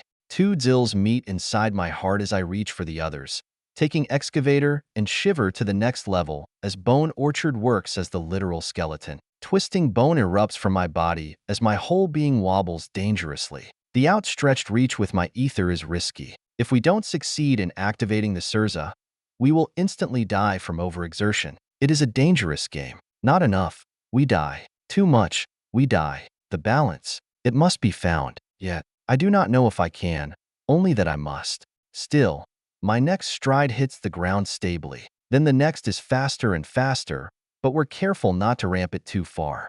Bavav retreats deeper into the tunnel while I chase, unwilling to simply stop. As the pursuit continues, the pounding of the gate of death upon my heart rises further, the tension adding to the suppression of my body in the first place. Step by step, a drop of blood followed by a bucket of blood onto the ground. Broken bone unto shattered frame that splinters to the walls. Bit by bit, we endure. Finally, I stand before her, my hand bloodied and shaking, the metal beneath all that remains beyond the crimson as bones creep back up, wraps around her neck. Her eyes widen in shock as I lift her, the leaves around her still slicing into me. But I don't stop, even as her arms and legs vanish into a flurry of autumn that opens up my every organ. With a roar that tears apart my throat, I use her as a bludgeon against the wall. The impact shakes the tunnel, sending cracks spiderwebbing through the stone. Again and again, I slam her into the wall,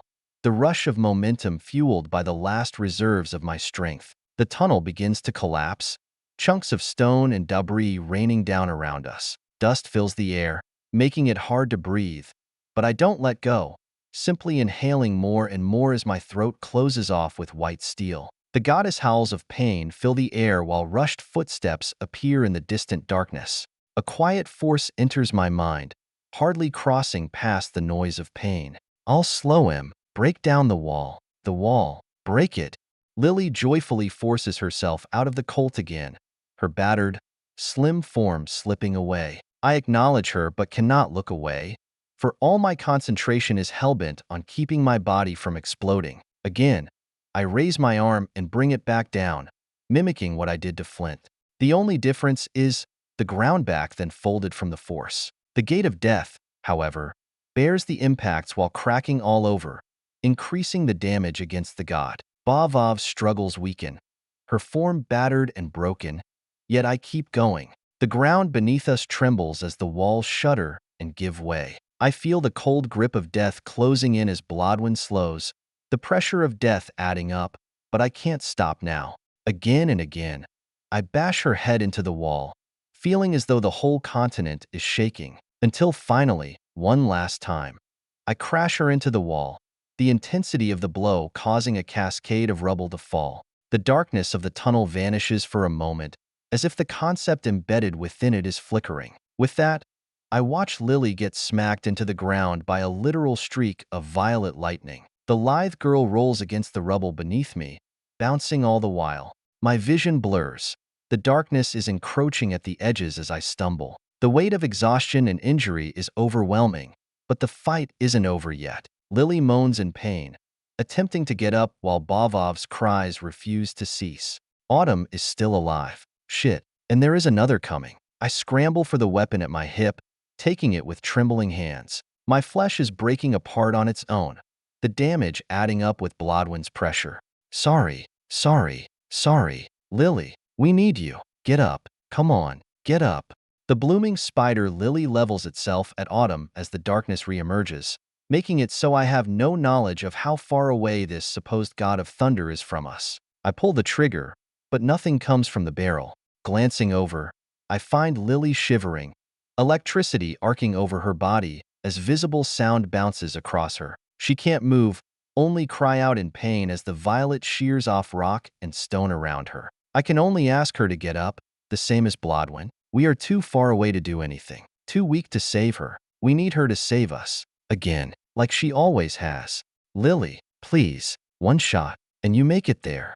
Lily, come on, you got this, just one more. If anyone can do it, you can. Lily, the little girl cries in pain, scratching deep grooves into the durable stone of the gate of death that crashed beside her with her nails alone. Her voice breaks, and so does my heart as I see an abyssal teardrop fall from her crimson eyes. But as that tear strikes the floor of the passage, it sizzles like an acid, eating away at it. The little girl isn't done yet, not like Blodwyn and I. Slowly, she shuffles onto the back of her feet in a kneel and extends but one petite finger toward the cylinder on the Colt. Flowers, brilliant sanguine colors, bloom toward her weapon as space warps beneath the blooming spider lily. Bavav, on her back, lifts a broken arm toward us with leaves rising from her battered flesh, but Lily gets to the gun first, the fingertip touching the barrel. The next thing I know, Lily's voice enters my mind, and a river of relaxed strength flows within me.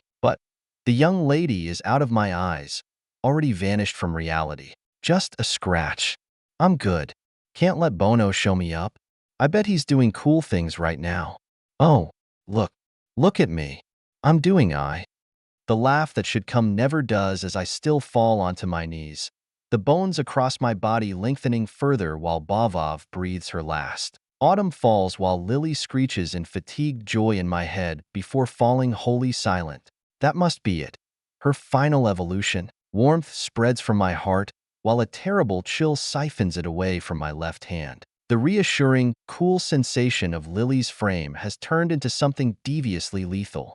But I can't let go. Black liquid seeps out of the gun, wrapping around my hand and merging the weapon with my palm. Agony spikes abruptly as millions of tiny needles stab into my flesh, while bone still stabs out of it. Inwardly and outwardly, two gods war, neither meaning to as both cannot control themselves. Neither has full control over their concept, only just gaining them. As for me, I am their battlefield and the only thing that keeps them from destroying each other.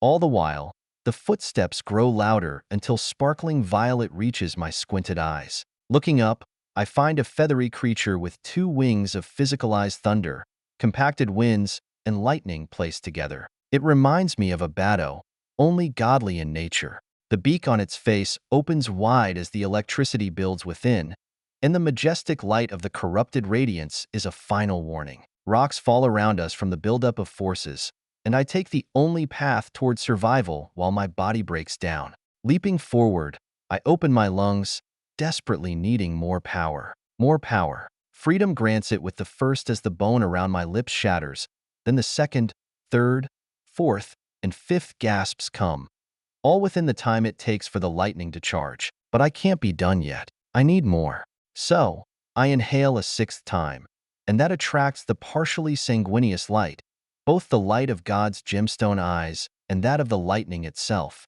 The lightning, drawn by my inhale, surges straight into my lungs. Pain explodes within me, the searing heat spreading through my body and scorching everything in its path. My muscles seize, paralysis threatening to take me down.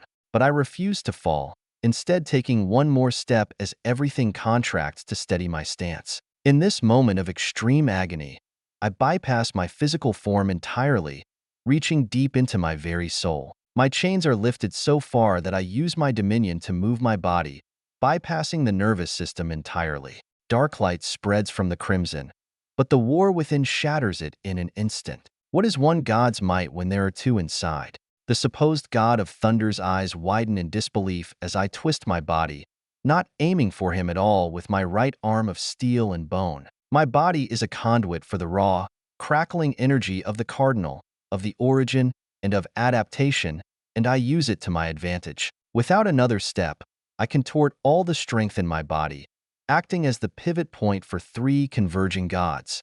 I gather the last vestiges of my strength, the tiny bits that remain beneath it all, as I manage to force out another excavator, finding something hidden beneath. More ether rises as burdenless emerges once more. A tether of some kind reaches for me, but I am in no state to meet it. There is something out there for me, something greater, and yet, I can only ignore it for now as my everything must exist here and now. The god of thunder tries to intercept, but I move with a speed and determination that is no longer human. It is beyond divine. My soul guides my actions, unfettered by the limitations of my ravaged body. I collide with the wall of the tunnel, pouring all the gathered energy into a single, cataclysmic strike. The impact is continental in scale. From here, I know its repercussions would reach from one side of the oceans to the other. Underneath my weight, the gate of death shudders, its structure failing as spiderweb cracks explode into gaping fissures. The entire underground realm quakes and the gate begins to collapse, with stone and debris cascading down like a furious storm. As the world around me crumbles, I feel a strange sense of peace, the rocks falling with the god whose name I don't know, retreating in a panic. He doesn't wish to be crushed by the collapsing stone. A voice calls for me, but I can't hear it. A slab crashes into my shoulder, sending me stumbling forward as another and another hit me. I don't yet fall, as it takes more to drop me, but they come, like an unending tide. One after another, the sea of cascading rocks punts me to the ground, feeling that one heart beating for two is no longer true. It either beats for three or none. Darkness overwhelms, but not the infinite cloud like before. It is simply a typical lack of light. However, that doesn't mean it is good. For more boulders collapse, striking and burying me swiftly in their weights. Unable to move, I lie on my stomach as more and more poundage builds up, the weight of the world pressing into my back. Lily and Blodwyn shout for me, but their voices are muddled. I think their presence is overwhelming my mind. It's getting hard to think. It's long been impossible to see or breathe. There is just the darkness, something I've become quite comfortable with. In the dark, however, a slim hand wraps around mine, phasing utterly through the rocks as Virgil would with his flicker. Lily smiles right at me and grabs my neck with her other hand for a hug. The crimson pupils are the only bits of light I can see. Come, fall to sleep, rest. When you wake up, it'll be better. Unable to refuse her offer, I let the colt take me away upon a river of darkness. Water envelopes me in lightlessness, and I am whisked away by a chilling river that pulses with enough heartbeats to fulfill all those within history, while simultaneously echoing countless last breaths. The current carries me deeper, and I sink beneath the relaxing undercurrents, falling to the riverbed. My muscles unwind, the tension melting away as I spread out beneath the waves. I can feel the exhaustion dissipating, each ache and pain dissolving in the embrace of the river cardinal. These are the first waters of creation, the last waters of destruction, and they wash over me, revitalizing my weary body while breaking apart the weak pieces of my being. I wonder, what concept does the lily govern? Truly? Is it origin? That has to be it, right? The origin of creation and destruction. How beautiful. The cardinal was there at the beginning, and it will be there at the end of it all. Lily now holds those keys. But what about me? Will I be all right with another god in my veins? Only human. That is how I would describe myself. But as I am torn apart by the war within me raging on, striking out in fits of chaos that bulge my skin and torment my soul, I have difficulty repeating that line. And it only grows more difficult as the waters caress my flesh, shaping me into a grander form. Despite the inner conflict, I sense movement in the water next to me. Slowly, I open my eyes, surprised at the lack of a sting, and find myself staring at a trim girl in a dress, her hair floating around her like 1,000 serpents. Each strand has blood-red pupils, blooming outward at the ends like flowers that, upon being seen, recoil back into mere strands of hair. Yet, rather than feeling apprehension at the sudden appearance, I reach out as Lily offers her hand. Without words, we meet as I realize how surprisingly firm her grip is. Then, she yanks her arm backward, dragging me out of the water. I feel the river's grip loosening, and my body is pulled toward the shore. The moment I'm out of the abyssal depths, my lungs, filled with the waters, suddenly expel the liquid, and I sputter and cough, the water rushing out in great heaves. As I catch my breath, I take in my surroundings, unsure if what I see is real, for it is both familiar in Lily's dreams and the real world. The surface of the water is adorned with red spider lilies, their vivid petals glowing with ghostly lights. The shore, however, is nowhere near as peaceful, composed of sharp glass that glints menacingly in the dim light. I feel the jagged edges bite into my flesh as I am hauled across it, but the water clinging to my skin acts as a shield, preventing the glass from cutting too deeply. Exhausted, I collapse onto my back when Lily lets go, the weight of the recent battles and the subsequent minutes underwater overwhelming me. Lily crouches beside me, her arms hanging low as she shuffles the glassy sand. I can't even say thank you to her as my lungs ache for air and are beyond exhausted. Each inhale is painful and scrapes through my throat. Lily doesn't mind, however, staying quiet for several moments. Right, she is typically quiet, until she's not. My point is quickly proven as Lily closes her mouth to sing a short lullaby, her voice soft and haunting. The melody echoes across the moonless sky, filling the air with a sense of calm and melancholy. I recognize it somehow, somewhere, but I just can't place it. It is wordless, just some notes of highs and lows that evoke something in our past. The lullaby weaves through the silence, a soothing balm to my weary soul. I close my eyes, letting the sound wash over me, each note a gentle caress. The pain and fatigue seem to ebb away with her song, replaced by a profound tranquility. I breathe deeply, the air around me carrying the faint scent of the lilies. And that is when I realize what the strange melody is. How could I forget Ma's humming? The notes are calm and slow, long but unhurried, the only kinds of things Ma could do in her final days. Back then, I thought she made these songs for me to help calm me. I know that's not the case, that she was far too selfish for that, and that it was likely to entertain herself. And yet, it soothes me. I can tell it does the same for Lily. The colt is likely hearing it from within her box in our home. The pain in my body subsides, falling to the wayside as I lie in Lily's mental scape for a while longer. Thank you for taking me. I'm sorry we're hurting you.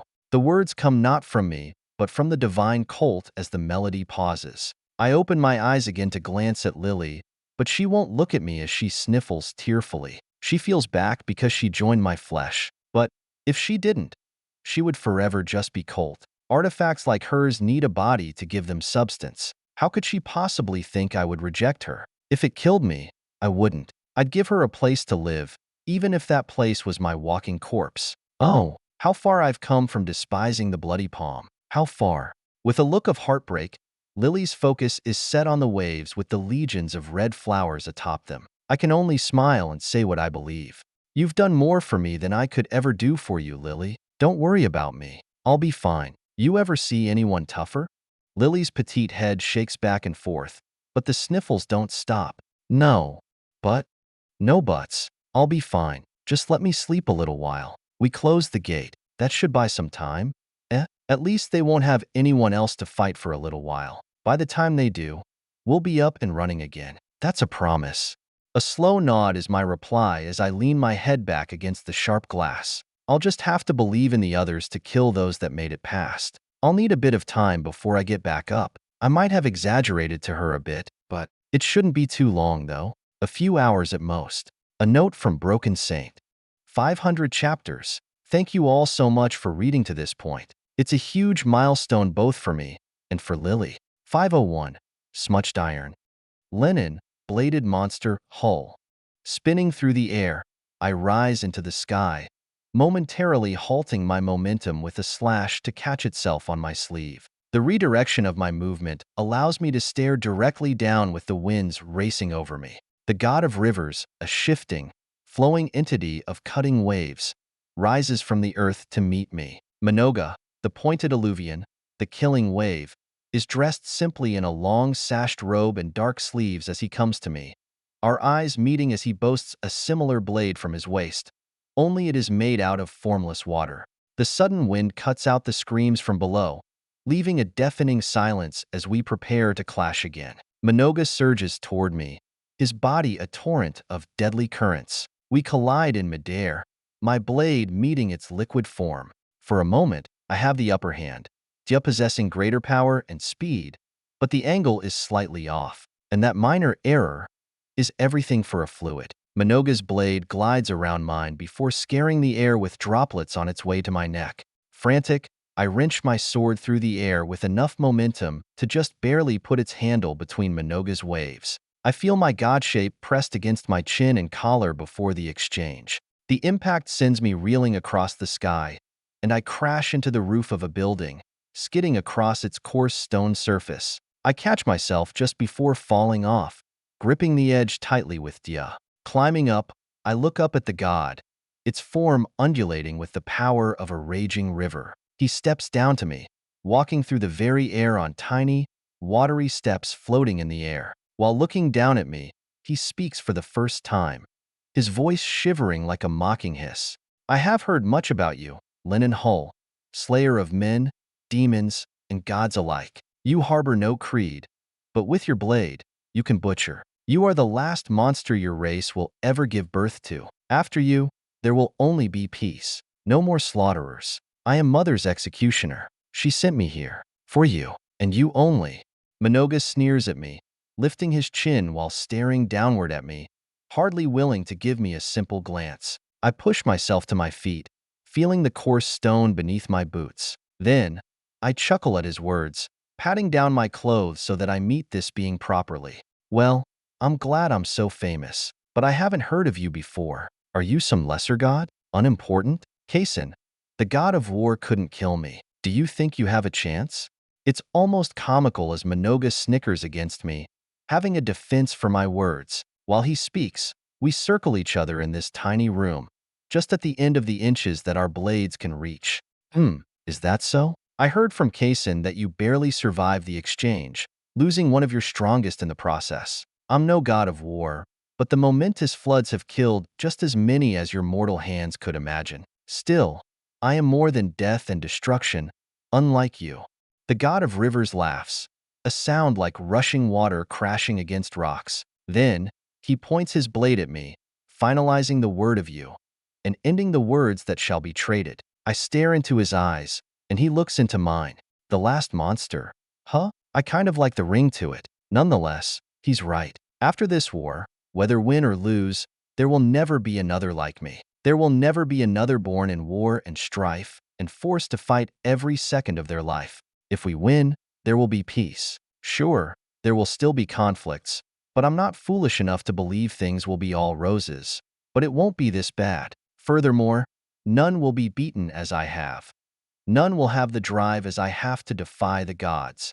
And if we lose, the Mother below will compel all to be peaceful, making it so all follow her twisted sense of love and morality. That, too, is an end to a path such as mine.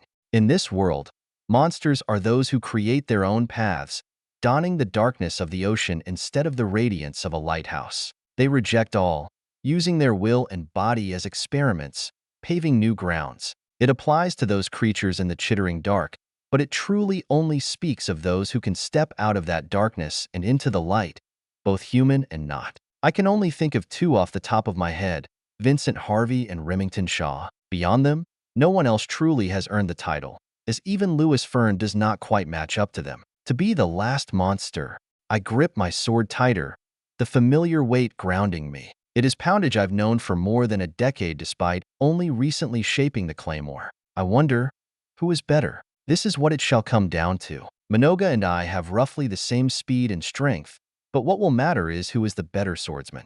The god of floods? Or the last monster? My legs tighten as the muscles reach their pinnacles. Then, we begin. I launch myself back into the fray, using the building's edge as a springboard and exploding it in the process into a haze of rubble. My blade meets the god's form once more, and we dance a deadly waltz in the sky above the city as I force him into the air. Minoga lashes out with waves of cutting water, each strike more powerful than the previous as he redirects my own momentum, preventing a scratch on his body. His retaliations possess all the might of my strikes in addition to his, and they come like a rushing tide of water. I deflect and dodge as best as I can, but the sheer force of the attacks sends me reeling again and again. My muscles scream in protest, and so does my soul, but I cannot lose. With a kick from another building's facade, I counterattack, my blade slicing through the air with precision as I follow the first strike into many. The clash begins in midair once more, my blade meeting the flowing sword against mine. Each strike is precise, calculated, a web death between the tall buildings of primary. I parry a slash of cutting water upward, feeling the force vibrate through my arms as the sky is cleaved. Minoga counters with a surge of liquid fury, but I twist my body, dodging the attack and retaliating with a swift upward slash. In the sky, we are free to unleash our full potential, our movements unbound by the earth below us. With my soul keeping me in the air and moving me all over, I strike with Dia non-stop, my sword a blur of motion. Minoga responds in kind, the waves of his own claymore shifting and undulating to meet my blade. Each strike I land is redirected, and the momentum is turned back against me, either drawing more blood or pushing me further away from a win. Minoga's mastery of a flood's flow is perfect, and it leaves me at a loss. He's using his divinhood, but it's so bizarre. It's like, I know, he's able to manipulate momentum, the literal manifestation of strength. That's how he's so good. We descend rapidly, our battle moving to the ground with one such failed matchup for me. My boots hit the cobblestone streets, and I push off immediately, launching more slashes upward, running across the city. The city trembles with each clash of ours, buildings shuddering and splitting open as we move around, and sometimes through them like a natural disaster. I swing my sword in a wide arc, aiming to cleave through Minoga's core, but he dissolves into the strike, reforming just behind my shoulder with a slash that I barely send into the earth. However, that shunts me into the ground face first, breaking through the ground and into the sewers below. Flipping around, I practically eat another slash to the stomach as Dia protects my vitals. The impact of the second strike breaks straight through the sewers, shattering some of my bones and landing me amongst broken skulls and rotten clothes. I glance around in surprise at the catacombs around me. I didn't know Onyx Gate had them, and these bones are far older than a millennium. Right. Wyatt told me Onyx Gate was a city before the Devil's Rise. Rolling to the side, I evade another flood of water, the waves digging deep into the earth and vanishing beneath. Then, I stand, bearing Dia toward the god once more while soaked to my leaking insides. Without a pause, our swords cross once more. The narrow passages limit our movements, but I use the confined space to press my attack, my sword a constant blur of motion. Minoga responds with equal ferocity, his water slicing through stone and shadow alike. I feel the walls closing in, the weight of the earth pressing down on us, but I do not relent, no matter how many walls I'm put through or the bones I break. Again and again, we meet and I end on the losing side. He's too good. Where did he learn how to fight? No answers to my questions come as I'm forced to place all my attention to survive. And as the fight lengthens, the light from above vanishes, leaving me with the god alone, in the dark. It causes several errors from my side, earning more splotches of blood on the hallowed grounds. But I don't fall. I stumble. I trip. I eat mud and dirt. But I always get back up. The darkness of the catacombs amplifies my senses as we have a brief respite, Minoga's light breathing audible in the lightlessness. I hear every drop of water and feel every shift in the air with his lungs. The leather of my claymore is omnipresent in my false hands, and I enjoy it. I enjoy it far too much. What was it before? I wanted to become better, a true guardian, just as Edmund wanted me to be. Not just some monster, but in this gloaming, I think it's time I accept reality. That's just not who I am. Minoga, Kaysen, Eli, Maddox, hell, even old Marshall knew it. Edmund did, too. He just didn't want to believe what he saw so clearly. I'm nothing but a monster in human skin, loathing every second that my heart isn't beating in a battle, because that's the only time I'm alive. Without a blade in my hand, I'm dead. Without an opponent to overcome, there is no reason worth living. A growl from my hands affirms my thoughts as Dia believes the same. Right, girl. Together. Squinting my eyes, I find Minoga in the dusk, barely able to sense him through sight. But it is my everything that paints the picture within my mind. Sound, smell, taste, and touch meld to create a sphere of understanding. Minoga is shaking his head and reaching behind him, where his long and bushy hair coves his back. I hear the clack of something and a scratching noise, that of a blade being unsheathed. As he does so, I realize how similar we are. He uses his divinity in his blade work, becoming an unstoppable force and an immovable object all at once. As for me, I've only started to imbue perfection into my art. His sword style, is born of his momentum. You're not a god of floods. You're a god of momentum. You could never be the god of something so mundane. An unmistakable smile breaks out in the dark as the glint of the newly drawn blade is revealed to me. It is a familiar blade, a terrifying one that I never thought I'd see again. Yes, that is true, and it is time we end this battle. I have been alongside Mother for 20 millennia, her longest-serving god. As such, she sends me to kill those she sees as the greatest worries. And you, last monster, are that worry made manifest. You humans are quite the artisans, but in the end, one's craftiness only matters if they have the strength to wield their creations. I don't have much room to debate Minoga, as I'm not all that shrewd. Sure, I've made some tricks here or there in battles, but I know what he means. He believes himself so far above me that no trick will lead to my victory. Minoga wields Demon's Bane as his fluid form becomes tinted with a shadowed crimson, fusing with the legendary blade. He falls into a stance similar to one of Edmund's when he practiced with two swords, one elbow near his head with the blade pointed toward me and the other lower, aimed upward to compensate for the first. Momentum is such a grand concept to hold. It is no wonder Minoga is so old, so well-versed in the blade. I'm sure he's helped her conquer dozens of civilizations, and yet, they've never met me before. They've never truly met me. I raise my claymore, matching Minoga's stance perfectly, even tossing aside the techniques I've fostered my whole life. I open my eyes in the catacombs to their fullest, taking in what little light that remains. For half a decade, I've been called the greatest swordsman under the horizon. If I cannot do this, no one can. What are you doing, human? Attempting to copy a god's art? Foolish. I do not reply, not seeing the point. It is a fool's errand to imitate a sword style at first glance, especially in the dark and when I'm already wounded. But I am not imitating. I am stealing. With just my eyes, I shall rip the essence of his blades and force it into my own. You would be proud, Edmund. Your work of art held against a god for 12 whole minutes. But in the end, you were just a man, not a monster. And I'll always admire you for that. You had many changes to take the path, but you knew better. Sometimes, it's easier not to be me. 2 feet hit the tunnel's bottom, littered with skeletons simultaneously. Our arms reach out with our steel, mine solidified from my soul, and his a peerless blade augmented by his very godhood. We both stab straight for the other's right eye, not caring for what might come. Our speeds are identical. The exact same impact lies where our boots hit the ground. Even our grips mirror one another on our weapons. The only difference is our blades and ourselves. Minoga diverts from the path first, twisting his arm to contort his blade against mine, while the second sword springs backward. Here it is. He's using his divinhood. I can feel it, the energy being drawn from me and into him.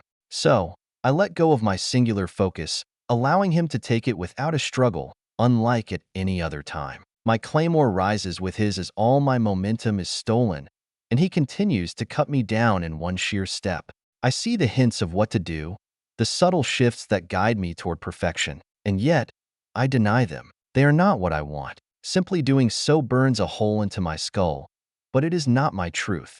The truth is, I am a monster. No path shall ever simply open itself to me. I have to break them open. Any other way is unacceptable. No quarter, not even for the cosmos. The blade falls as I stare at it, letting Demon's Bane's awful edge glide toward me. I am not fighting against Minoga. I am fighting with him, within the flow of the river that he embodies. I have to play this differently. I cannot fight him like an enemy. After all, there are no rivals to me. There are only obstacles and triumphs for me to take. Before the blade enters my skin, I allow my eyes to meet Minoga's, finding the grin on his face to be pitiful. I can see the dark light hidden in his pupils, and yet, he doesn't use it.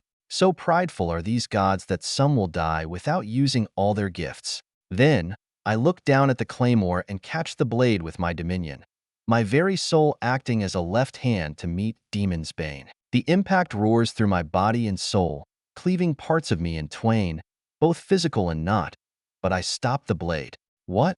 The left side of my body is barely hanging, the soul damaged to the core. I can no longer wield my blade with 2 hands, even if formless. But that is fine. With every ounce of my control, I contort my muscles and soul, taking the impact as I writhe and pivoting all the momentum into my right hand, which holds diameter. Then, and only then, do I strike.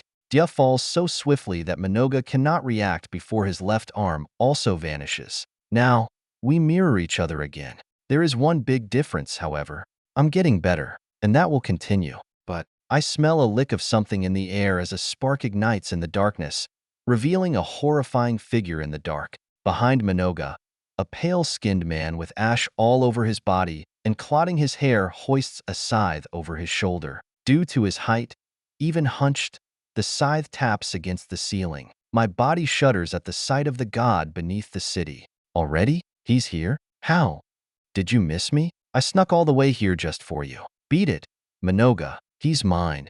502, to let fire sliver. Abraham, moving memory, Ulrin. I stand beside my best friend, whose body is composed of living flames, no longer human. We've been at each other's throats for years and years, but now, finally, we stand side by side, ready to do whatever it takes. We finally have a home and a goal. While he may no longer be made of flesh and blood, Hashkazini, that changes nothing. He never cared about such bonds. It's the laughs, not the bones, that make the man, he says. Together, we watch the horizon, and our duty is clear. Protect the west front of Onyx Gate no matter what. I have our Godsinker, our position, the only one with a pair of fighters. Elizabeth, Johnny, and Tomas don't trust Emmett on his own, and they shouldn't. But they should trust him to do what needs to be done. He's grown up that much. As my eyes are locked on the horizon, I feel the earth rumble from behind us, the depths of Onyx Gate under conflict. Still, I do not turn around. I face forward. The sky is ahead, painted with the trembling, quaking remnants of battles fought over yonder, and the approaching storm is beyond words, so desolate in nature. Most storms possess rain and thunder, but this one only has sand and winds. My friend chuckles beside me, a low rumble that turns into a full laugh, his fiery form flickering with mirth. I've got an idea. I turn to face Emmett, his voice crackling like a campfire. Before he says a word, I know it'll be something foolish. Nonetheless, I hear him out anyway. Even a broken clock is right twice a day. Let's head back to the city, help out with the fight there. We don't need to stand around here. Look, there isn't a soul to be seen.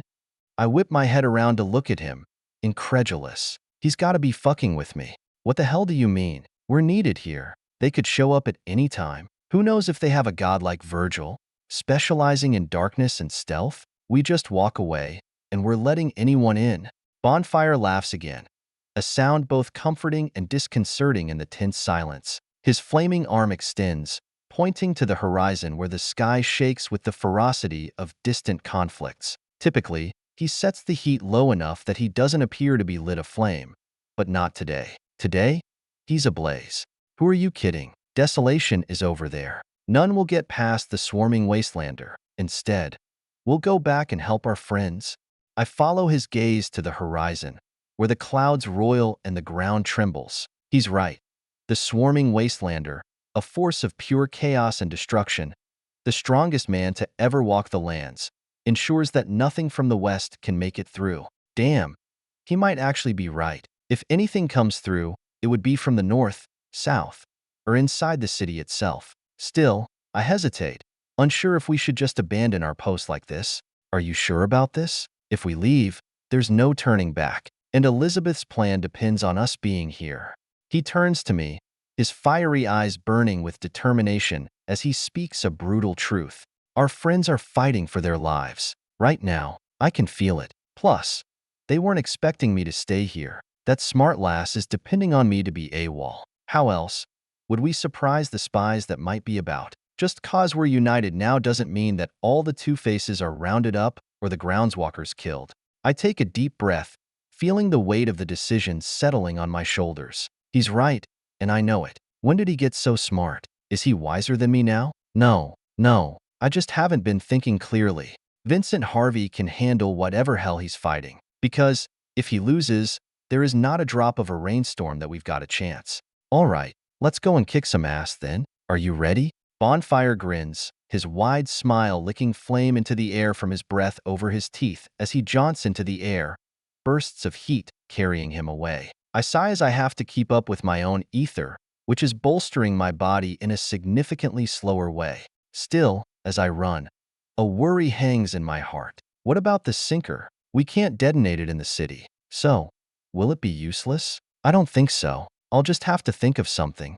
We arrive at the vacated city, its onyx brick and steel structures standing eerily silent against the backdrop of chaos. Once home to thousands and thousands, Onyx Gate now bears only monsters, either in human skin or demonic ones. For that is what we all are at this point. Monsters. Some are worse than others, but it's all the same in a way. I learned that a long time ago. A long, long time ago. And it was only bolstered recently. My mind momentarily flashes to the meeting with my true father only a number of hours ago. He just recovered enough to fight again. And yet, he came to me instead of preparing for the battle as he should. The motherbound swarmed the streets, a tide of destruction and fury, each with its own abilities and terrible light. But my focus falters as I recall my father's words. They were short, not expecting a response, and pointlessly morbid. But still, it showed that he cared. He even used my preferred name, the one my mother called me, not that other one. I am sorry for everything, Abraham. Today will be a day. It will be a day of death, of ascensions, and of events that will cascade into the whole cosmos. All that I ask is you do your best. You are strong, stronger than I expected you'd be by this age, and should I fall, the mantle will come to you. Good luck, my son. We have our own battles to fight, and our own deaths to walk to. I barely have time to take in the scene due to my distraction before a familiar figure crashes through a dozen buildings beside me, rolling and grinding up the street. I dodge the debris just barely, feeling for a mind through the dust as a howl carries through the sky. Its linen hull, crawling out of the rubble just in time to deflect a watery god's slash. His blade continues past their exchange and shaves off the top floors of several factories, the force of the blow reverberating through the air with visible waves. I turn to help him, but the roars and sounds of battle from every corner of the city pull my attention in all directions.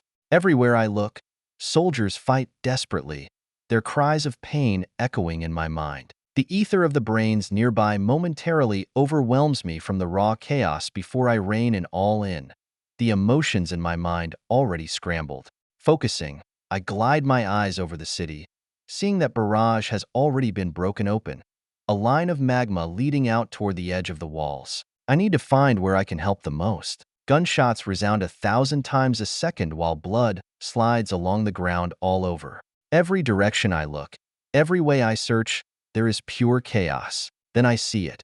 A great serpent with a dozen sets of wings descending from the north, its flickering form like the ends of the world. The creature's presence is a black hole, drawing all light and hope into its dreadful maw. I meet my best friend's gaze, and we both set our sights on the god whose name we do not know. For a moment, I think that it manipulates shadow, but I soon realize that is not the case. The serpent opens its mouth, accumulating a mass of shadowy energy, a ball of impending doom. My friend bursts into the air, a comet of fire and his own wings surging right for the creature. I concentrate, conjuring the idol of a fallen ally. I've gone back and forth for the name of this ether, but I've finally settled. Idol. My heart sinks low as I recall Marshall Travis demanding his greatest strength for this moment in time. The idol materializes above the city, spectral and radiant, poised to strike at the ball of engorging mass. He hovers in the air as I propel him with my mind,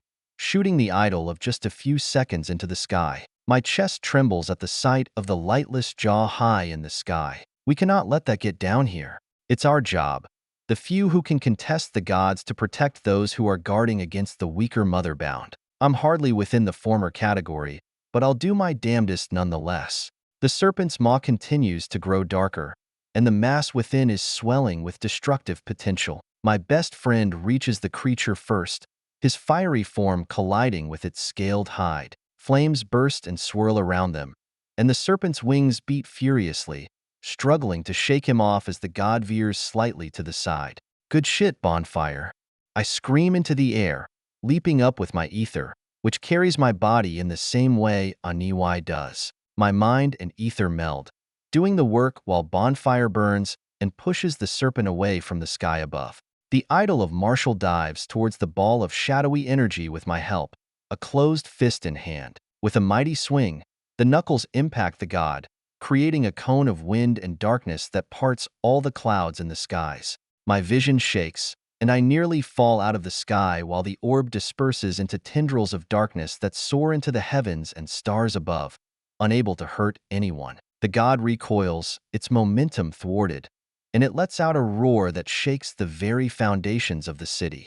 Again, everything shudders, from the air to the buildings, as steel and brick topple over beneath me. My mind twinges with pain as Marshall threatens to vanish back into my memories, but I hold deftly onto the connection, refusing his departure. Instead, I push it further, resetting the idol while he is near the serpentine god. In the air, I weave through the chaos to rise higher, my eyes never leaving the battle above. The idol strikes at the god again, this time right upon the chin, as it creates another body of mass within its maw. This time, a line of sweltering gravity bulges out from the serpent's teeth, missing the city by only a few miles before its head is forced into the sky from an uppercut. Meanwhile, Bonfire latches himself onto the god, burning a hole into the side of its leathery and otherworldly flesh. Racking my mind, I recall that this must not be any god of our planet. This one came from abroad, meaning she cannot be far from us. My eyes flicker westward, but I don't have time to worry. So what if she's on the surface now? Hell's already broken loose. Suddenly, the serpent lashes out with its tail, striking my friend as he attempts to burrow into it and sends him hurtling towards the ground. He crashes into the street, the impact creating a crater to see into from the cloudy debris. For a moment, I fear the worst, but then he rises, flames still flickering around him as his bones are put back into place and his neck adjusted into its socket. I focus my mind, sending a psychic wave towards the serpent, distracting it long enough for Bonfire to launch himself back into the fray. However, it works far better than I expected. The thing bears down on me, diving instantly and leaving Marshall in the dust. My heart catches in my chest as I let my mind run at incredible speeds, ether overwhelming and slowing the world down. The great creature descends slowly while Bonfire rises to meet it, too slow to stop it in time. Can I do a second? That's always been the question. If I can do another one. Whether it was nightmares or idols, it's always been an individual limit. And screw limits. Tightening my eyes, I press my mind down into a point in space, focusing upon that final day of Marshall Travis' death. The day when he was at his strongest. That last moment, it resonated so strongly with me. I wanted nothing more than to be like him, a noble warrior, a proud father, a worthy soul. The scars inlaid into his figure flash like pieces of lightning in the night as blood spurts from my nose. The moment after, time returns to normal in my sight. The god of void doesn't make it to me, halted in place by another fist, an unyielding wall. I nearly fall out of the sky, holding two idols in place, but it's enough to bring the god back into the sky. A second pair of hands grabs onto its mountain-sized body and hauls it back into the sky, forcing the air beneath him to have form. Marshall fucking Travis. The two unyielding walls force the god upward as I continuously restart the idols, delivering them to that final moment where they leap beyond their peaks. Furthermore, Bonfire joins in, already searing a hole into the god. I watch with a smile as Emmett Knox crawls within the gigantic figure, an invisible flame burning from within. Deafening yops of agony fill the sky, bulges of heat appearing all over its flesh. But this is a god. I've heard enough about them. They won't die so easily. So, I push for a third, not waiting for the need to arise as before. Crackling purplish blasts of ether punt one Marshall away while another simply removes a section of the city from existence. No ash, no nothing, just gone, into the void. That same purple emerges from its wounds, likely what Bonfire is enduring within its flesh, but the once human doesn't back away. Sensing his mind, I can tell that while in pain, he's having a fucking ball. Of course, he is. More blood dribbles from my nose as crescent crimson runs down my eyes, falling to the battles beneath. Second by second, I force my ether further and further, reaching that ephemeral limit, and I push past it. Agony spikes in my mind, but it's all the same. I've done this many times before. Many times. A third idol forms and joins the battle above, distracting void itself while bonfire kills the damned thing from the inside out. Levitating myself to one of the few remaining tall buildings, I land on it, breathing heavily and grasping tightly onto its bricks while looking upward. We're in this for the long haul. This thing won't die quickly or quietly. All three memories punch, kick, headbutt, and pull the mountainous serpent, keeping it from attacking anything remotely critical to the people below. It's impossible to control the idols as closely as I did to my nightmares, but that's the point.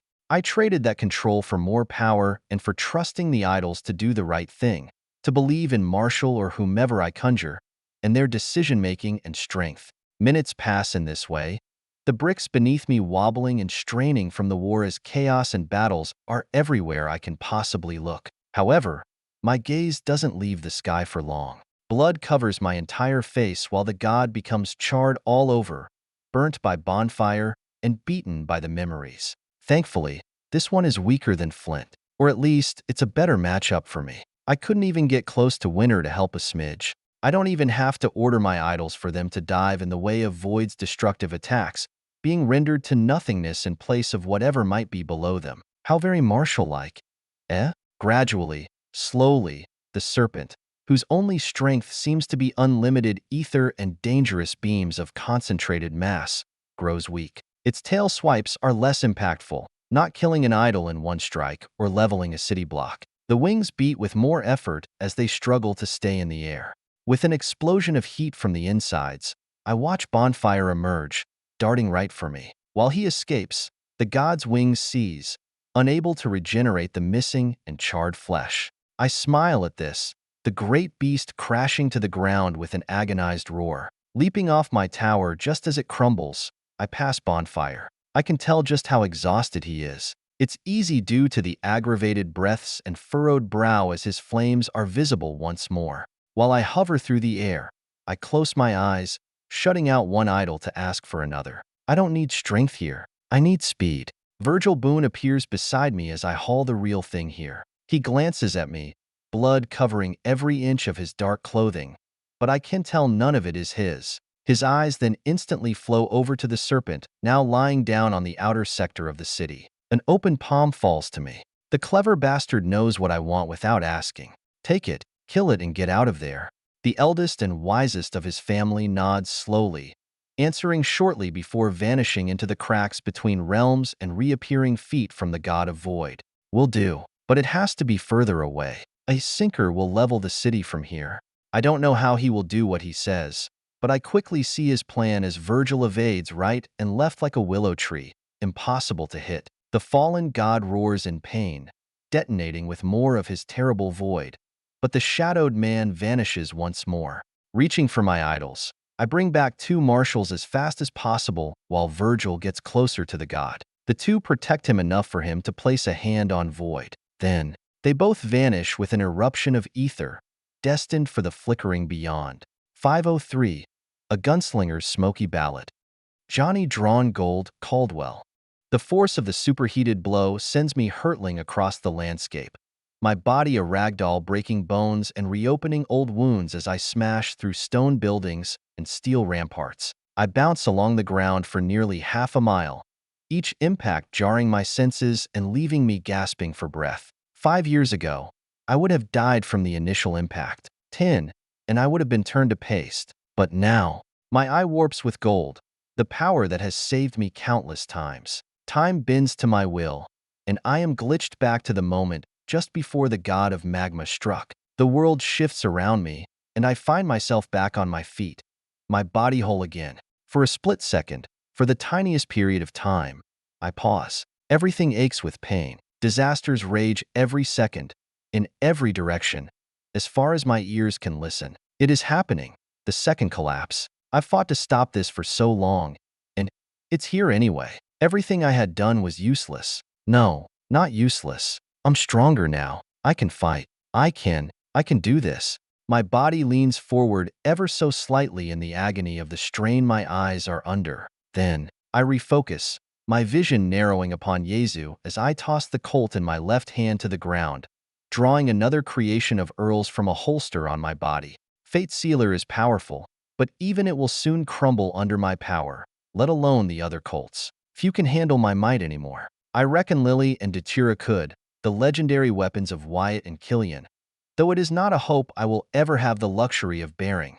Yezu meets my spiraling golden pupils, which Blake often totes as those of a sandy eagle. The god's mouth opens, and an awful heat erupts from it, melting the stone streets around it.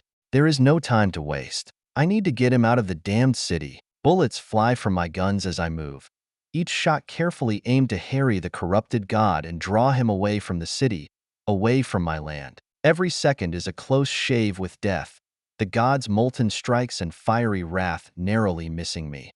My golden eye streams ichor, the strain of manipulating time pushing it to its limits. My 8th sigil deadmark enhanced my eyes, but only so much. But I don't cower. If I falter, if I fail to do my duty, who will stand to protect our people? There are many warriors, many brave souls ready to fight, but few who can lead as I do. The burden of leadership is heavy, but it is one I bear willingly. Not everyone can smile through it all. Many break under the pressure. I have before, long ago, but not anymore. I cannot.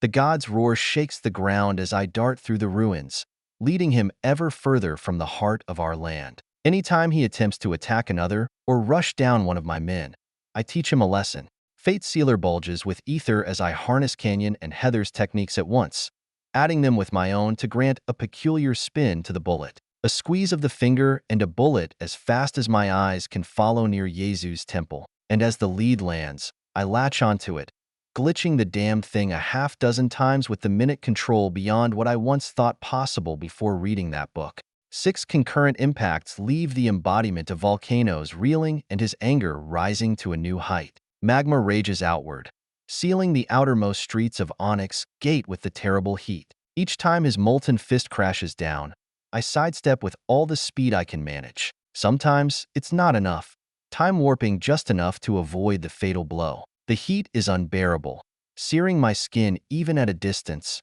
but I press on, unwavering. We emerge from the city, the open landscape stretching out before us. In the distance, I find sparks of fire. Bonfire is doing his job as promised, while motes of light display NATO's struggle as well. I cannot imagine more than half of us will be alive in a day's time. Still, there is less to be destroyed here, less to endanger my people. I glance back, catching a glimpse of the god's burning eyes, filled with rage and corruption. He's focused entirely on me now, just as I intended. I weigh the bomb in my wrist lightly, the explosive inlaid into my flesh. Good. We're far enough now. With a twitching pair of pupils, I push my body to its limits and raise both arms, a new gun in my left hand. My fingers move instinctively as Yezu charges at me, roaring with sweltering agony. A step to the right saves me from a stray bolt of obsidian, thanks to Canyon's heightened senses. And from there, I fall into my groove, my every movement precise, each bullet fired with purpose. The tension in my golden eyes increases as shining tears begin to fall. Whether that is to stave off heat or due to the pain, I'll never know, but I ignore the bother. The stakes are too high to give in to weakness if that is indeed the reason.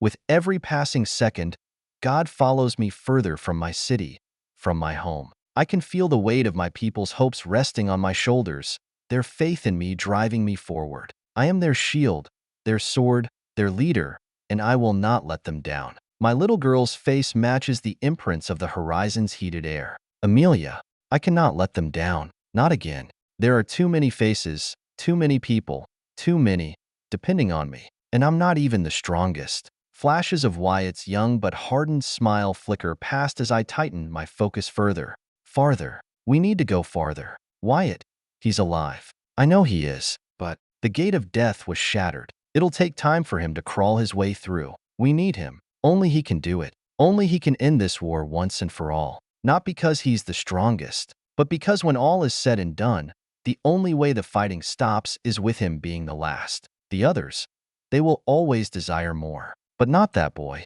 I know him. He can control his inner monsters. He had a good mother. Unlike those monsters. It's a good thing. Time is the one thing I can buy with these eyes. The god's relentless pursuit leaves no room for error. I never thought I could underestimate a god, but it appears I have. The endless training, the constant refinement of my ether and my power, and my recent virtue are just not enough. Sure, my eyes can see a half-second ahead in time, but it matters little at this moment. I'm hardly quick enough with that advantage to dodge Yezu.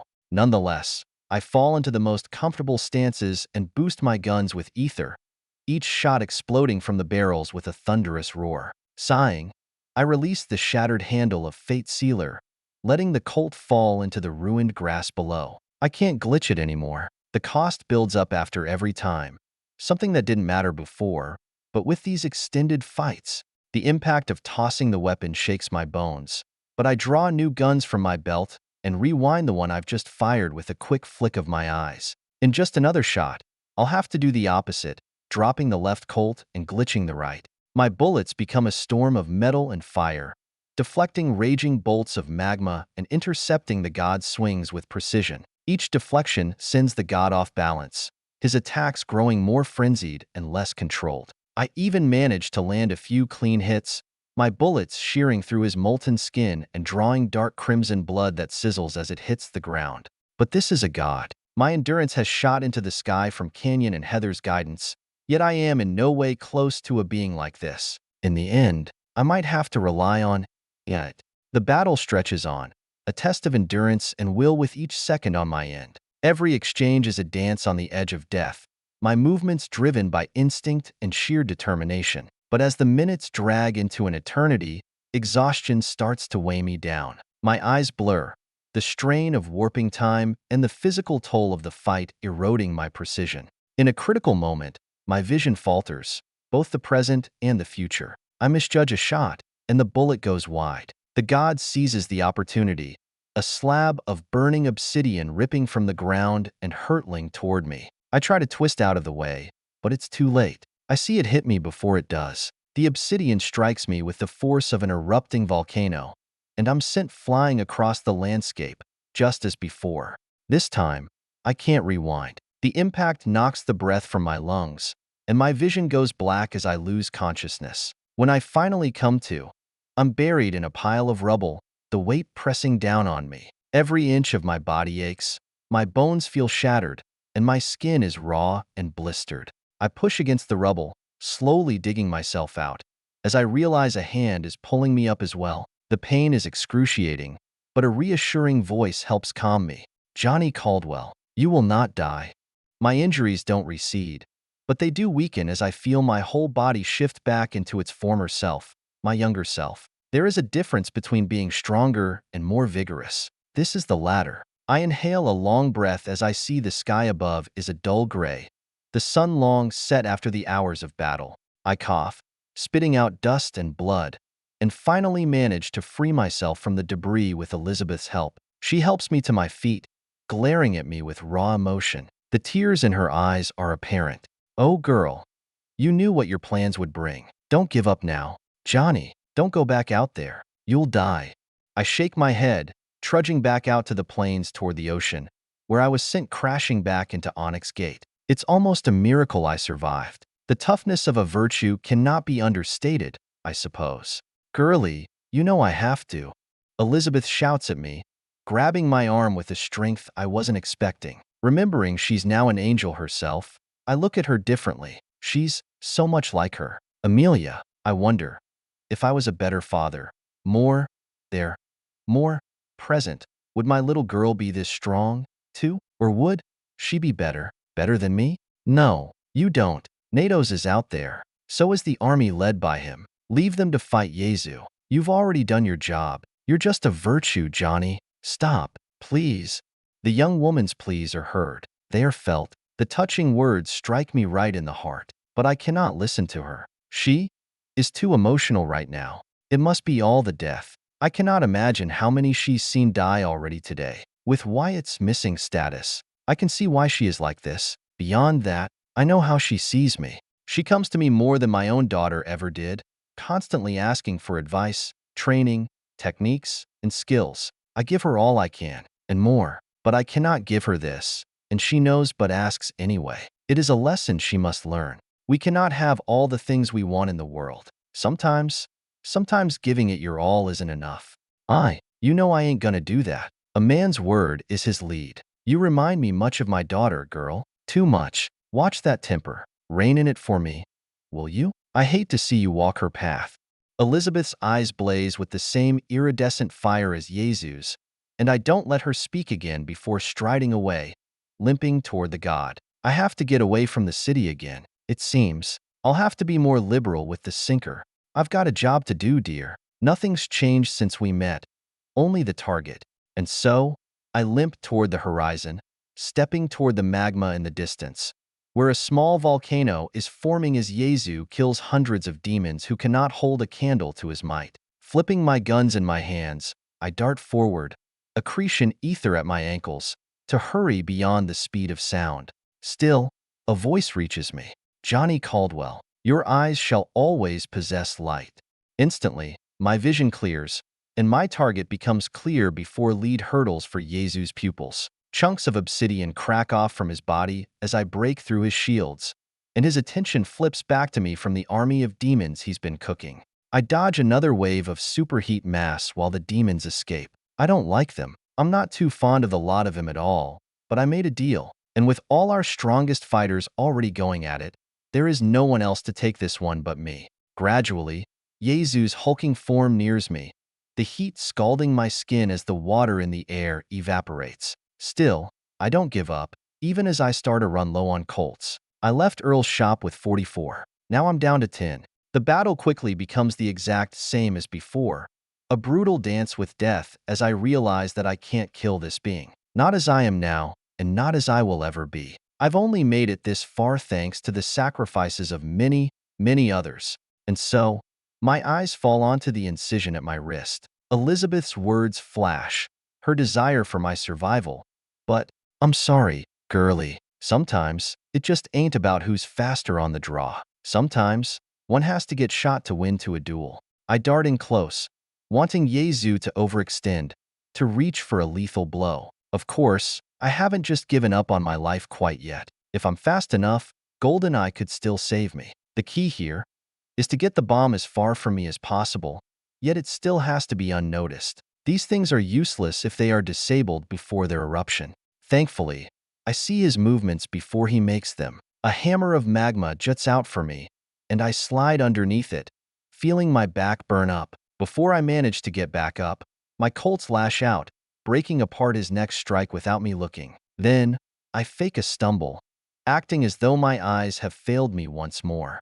I learned this trick from Lennon. Feigning weakness to win is not an uncommon strategy for him. Stretching out my right arm as if reaching for my balance, I watch a blade of magma soar for me. Twisting my whole body, I end up only with my right arm flying through the air. I watch, for a moment, as the limb glides toward Jesu.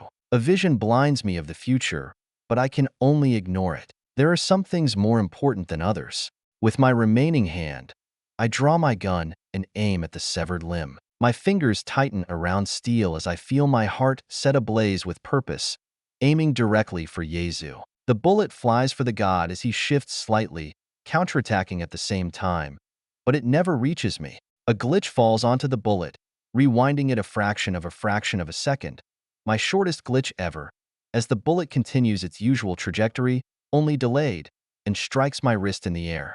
With bated breath, I feel the world pause, a brief glint of light coming from the incision of last resort. Time seems to slow as the light emerges from the incision on my wrist, radiance spilling forth and filling the world around me. The god of magma stands at the epicenter, his eyes widening as the light engulfs him. We never shared even a single word, only fighting while the world collapsed around us. Not an ounce of sorrow is felt. I feel the intense heat before the explosion even reaches me, and I know I have no time to react. Anyone else in the world wouldn't even have the eyes to see the light. Summoning every ounce of my strength, I use my golden eyes to their fullest potential, rewinding myself as fast as I possibly can while drawing on Elizabeth's aid to its limit. The ether in my body burns just as painfully in my pupils as the heat does around me. The detonation boils me to a crisp countless times, each rewind barely keeping me ahead of the devastating blast. My skin chars and regenerates in an endless cycle of agony, but I hold on, gritting my teeth against the searing pain. The heat remains for what feels like an eternity, scorching everything in its path. Gradually, the inferno begins to subside at the epicenter, and I stumble out of the blaze, my body a charred ruin. Charcoal cracks off me with every step, revealing raw, tender flesh beneath. My lungs burn, and I exhale smoke, each breath a struggle. But I'm alive, and that's what matters. Blindness overtakes me, and the overuse of my eyes leaves me in total darkness. This is not what I saw. It has still not yet come to pass. The darkness makes my heart sink for what it means. Nonetheless, I raise my Colt, feeling its familiar weight in my hand. I don't need to see to know where the god of magma is. My eyes are no longer needed to shoot. They are just for my power. I hear a raspy breath come from the being. It's struggling to find sustenance for its life. Whether it is ether or air, I do not know. Neither is nearby, all burnt away in the fires. I face downward at it, making sure it hears something other than an explosion as its final courtesy. You gods are right. We're useless flesh bags. But that's the thing. It's us who tore down your empire a millennia ago, and we'll do it again. Because no matter how many you kill, there will be another. With a final, determined breath, I pull the trigger. The gunshot rings out, echoing across the now silent battlefield. The bullet finds its mark, striking Yezu between his cracking eyes on his kneeling figure. There's a moment of silence, and then I hear the thud of his slightly raised body hitting the ground. It's over. I stand there, swaying on my feet, every part of me screaming in pain. But we've won. I've done my duty and protected my people. As I collapse to my knees, the weight of the battle finally catching up with me, I allow myself a moment of relief, but arms catch me before I hit the floor. Johnny Caldwell, you will not die today. There is an emphasis on today, as if Elizabeth knows that she is asking for something impossible, so she tries to bargain. Coughing out blood and bits of my lungs, I reassure her, even as she carries me to a nearby boulder charred by the heat. It's all right, girlie. I'm an old man at this point, too old for a gunslinger. We normally don't live this long. Most die early. I remember my early days, fumbling for a cigar in my pockets while thinking back to all the others who used to walk the path of guns. Unfortunately, the nature of them is too precise. One fuck up, a single missed shot, and it's all over. Most gunslingers don't train their bodies, just their hands and eyes. We aren't as durable as Wyatt or as nail-tough as Lennon. Plus, we're trained quickly for the masses. A swordsman, that takes years to create one capable of matching a marksman of just a few months. Still, that short training ends in many deaths regardless of how effective it is. My shaking hands drop the cigar, but Elizabeth swoops it out of the air, stowing it to my trembling lips. Unable to thank her, I simply inhale as she lights it for me, doing something so unnecessary instead of saving more lives. Teary words cut through the smoke in my lungs, burning just as painfully as the Godsinker. I thought you quit? Why? Why did you have to come back from Gravescross? Why couldn't you have just stayed out of this fight? We can. We cannot win. We all know this deep down, and yet, we fight anyway, and that is why we will win. Girlie, there are no half measures. It is all or nothing. You're either the last standing or the first to fall. I cut her off, as her emotions are blinding her. She is a sweet girl forced to do the unthinkable. She's become Eli's placeholder, creating plans and schemes to sacrifice the few and save the many. How? How could she do that without including me? It isn't right. Others do not deserve to die in my place. That is why I did not allow someone else to use that bomb in my stead. Not anymore will such a thing happen. It might be hypocritical after Sakate, Heath, and the others, but, in truth, I'm tired. I'm so tired. But why? The sniffles tell me all I need to know, and I wrap my arm around her as vestiges of my vision return. I can see her blearily, but still, it is enough. Her short hair and running tears overlay with Amelia's on her last day alive. At the same time, my vision shifts, the virtue within leading me ahead. I smile as I see Elizabeth grow her hair out again, holding the hand of a little girl at her hips, with eyes identical to hers. They stand before a grave. It is the bigger one that wipes away tears, not the little one, however. You know the answer, kid. A hunter steps up for what he believes in. Dry your eyes. Look ahead. Time waits for no one. Not even I. Don't feel bad, Elizabeth. I am a hunter, and so are you. The old blood is few in number and only decreasing, but you are a part of that few. You think like us. You act like us. Just be careful of our failures. A shaky inhale follows my words as I manage to get the rest of what I want out, staring at her figure for as long as possible. My thoughts are filled with a long life of strife, battles, love, and loss. Blake lingers for just as long as my late wife does, for just as long as Amelia. Still, they fall to the wayside of something more present. There are always some things more important than others, and I only have one last thing I can say before it's all over. That vision shifts to the most important scene that will ever come. But something tells me I have to speak to her, to Elizabeth, or it'll never come to pass. I am sorry, Blake. I am sorry. If my eyes were not burnt to shreds, I would be crying for you, my dear. I promise. I promise. My best friend's words echo in my heart as answers that only the native ever knew. Time won't be patient for you to grieve. It is only normal for me to die for such brilliant sprouts like you. Just like he would say, bloom, my beautiful girl, become a brilliant tree to shroud the fragile in their woes with your leaves. You will have to fight, no matter what. 504. A streak of gold lightning. Elizabeth, heartless decree, Stroudwater. Johnny Caldwell will not die. Crying out into the heated winds, I hold tightly onto Johnny's arm, gripping it with all the strength in my body, hoping, praying, and speaking under my breath with all my power that he'll live, that he will get through this. But as I meet his blank eyes, I know the truth, leaving my heart trembling. I thought I had been through enough, lost enough, and killed enough that I could move forward no matter the loss. How wrong I was. My strength flows into him, returning dome aspects of life, but it is not enough. For all his power, cleverness, and charisma, Johnny is not a tough angel. He can shrug off a million deaths and chug on like it's just a day in his job, but he's just a man with a gun at the end of that day. There are some things that cannot be lost without severe damage. My heart beats in pain as I feel the warmth and pressure leave Johnny's strong hands. Quickly, he loses more strength, falling toward me and placing all his weight on my body. I take the burden without complaint, and I am just happy to hold him a little longer. The emotions crashing within are unlike any I had ever felt for my genuine family. Cradling the father I wish I were born with, I watch the life fading from his eyes. This man, this mentor, has taught me how to fight, how to think for myself, and how to believe in myself, how to plot, scheme, and take after others, learning with each failure and success. He has shown me how to set goals and how to find something worth dying for, something worth living for. Without him, I'd never have made it this far. I would still be an ordinary woman without a sigil and left long behind by my friends. I wouldn't have any power. I wouldn't know how to shoot like the gunfighter. I wouldn't know how to wield a blade like the blood beast. I wouldn't know so much about this beautiful man and the lessons he carries with him for others to learn. I wouldn't know of the many weights he has withered under so others could prosper. He's always been an intense and devout man, wholeheartedly set on his goal of bettering the world. He's one of the few with such a purpose while believing in his cults, just as a man would a god. Many just want to live, to survive.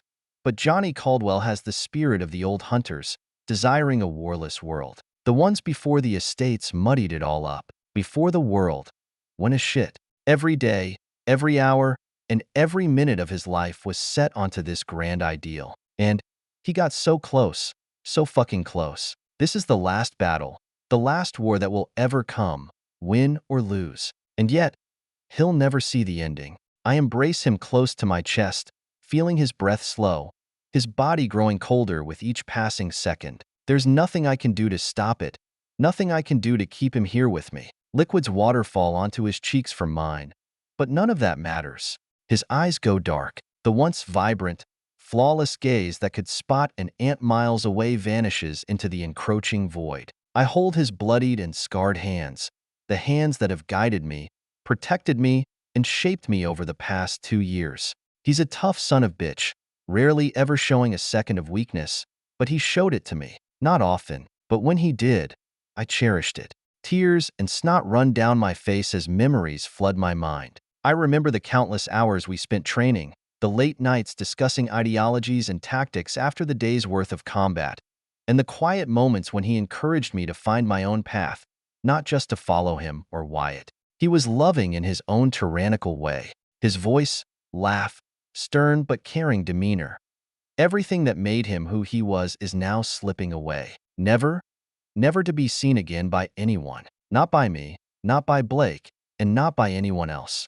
His breathing grows shallower, and I can feel the end approaching. Despite the pain and the sorrow, he manages to find one last spark of humor, his personality shining through the always serious facade.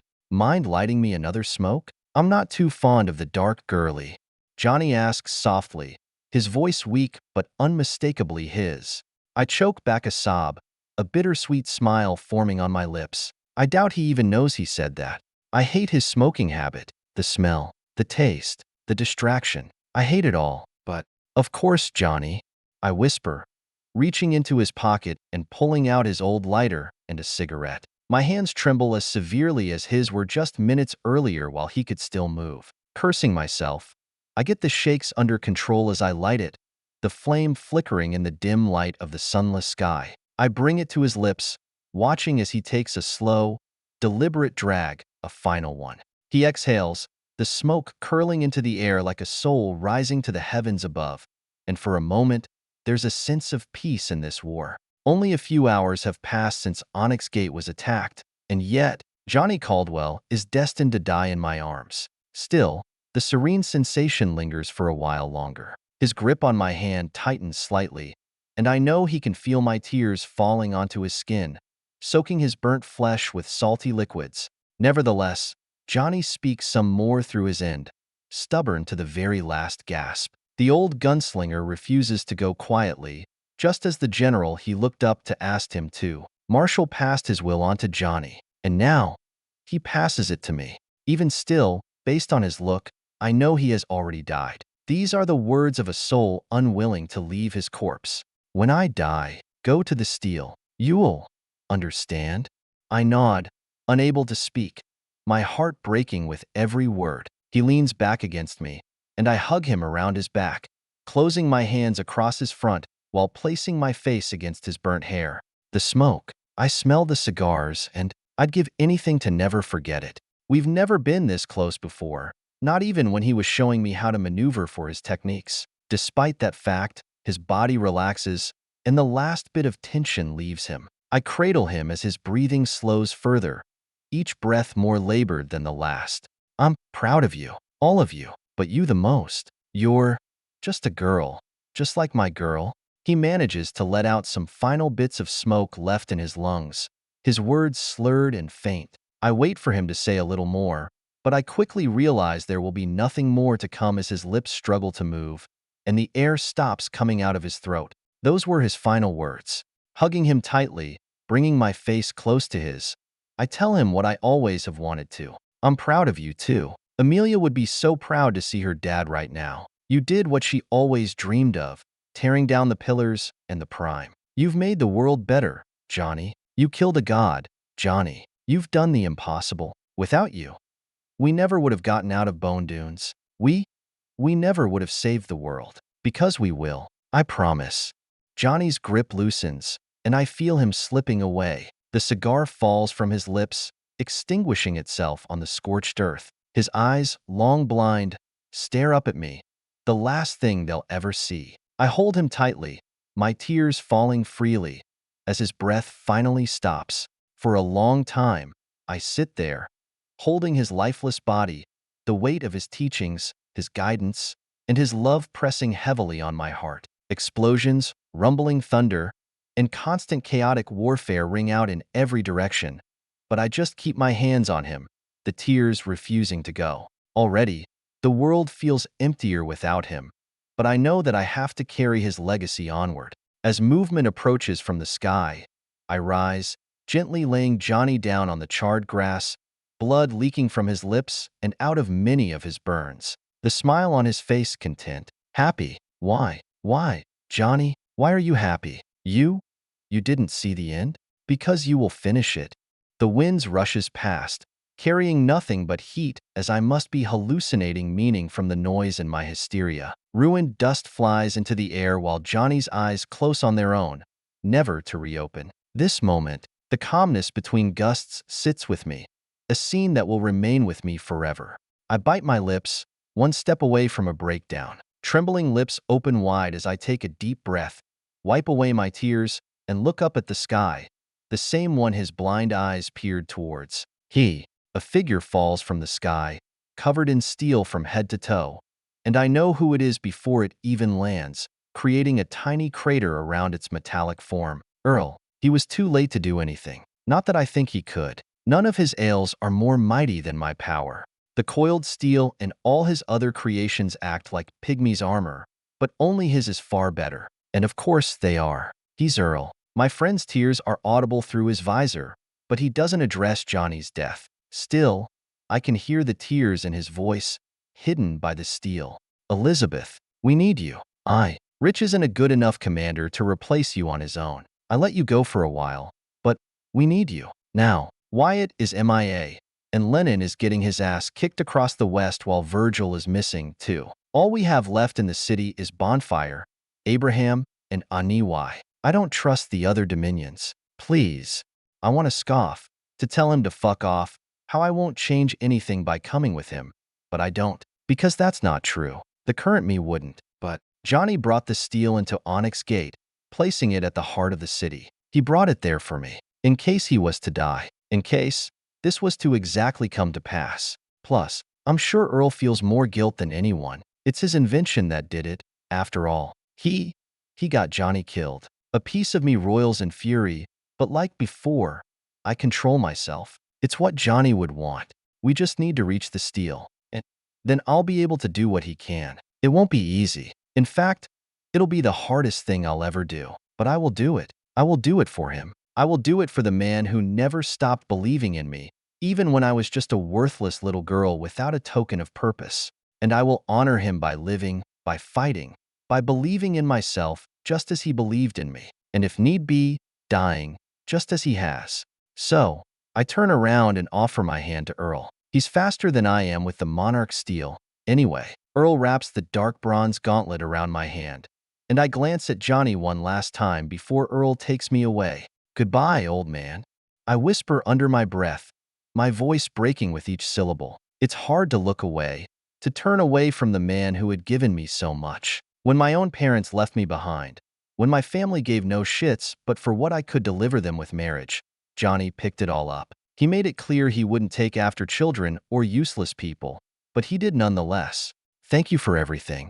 My gaze lingers for several seconds, each counting tick within my mind seeming to be longer and longer as I want nothing but never to look away. The short but overgrown stubble from the bone-breaking stress on the man who was always clean-shaved. The early wrinkles from the years of smoking to cope with his issues. The black rings around his eyes from months, with just as little sleep as me and half the youth to deal with it. I imprint the vision of his face into my mind for all of eternity. There is no amount of thanks, no words that could ever be said, to cover the feelings I have for this great man. He always spoke of others, how amazing they were, how weak he felt, how little he was in comparison. In my heart, Johnny, you are the most legendary man ever. Without you, I am nothing. And for that, the tears come back, stronger than before. I raise a hand to Earl, having him wait a moment as I step over to the side of Johnny's final resting place. I can't just leave like this. There is one last thing I have to do.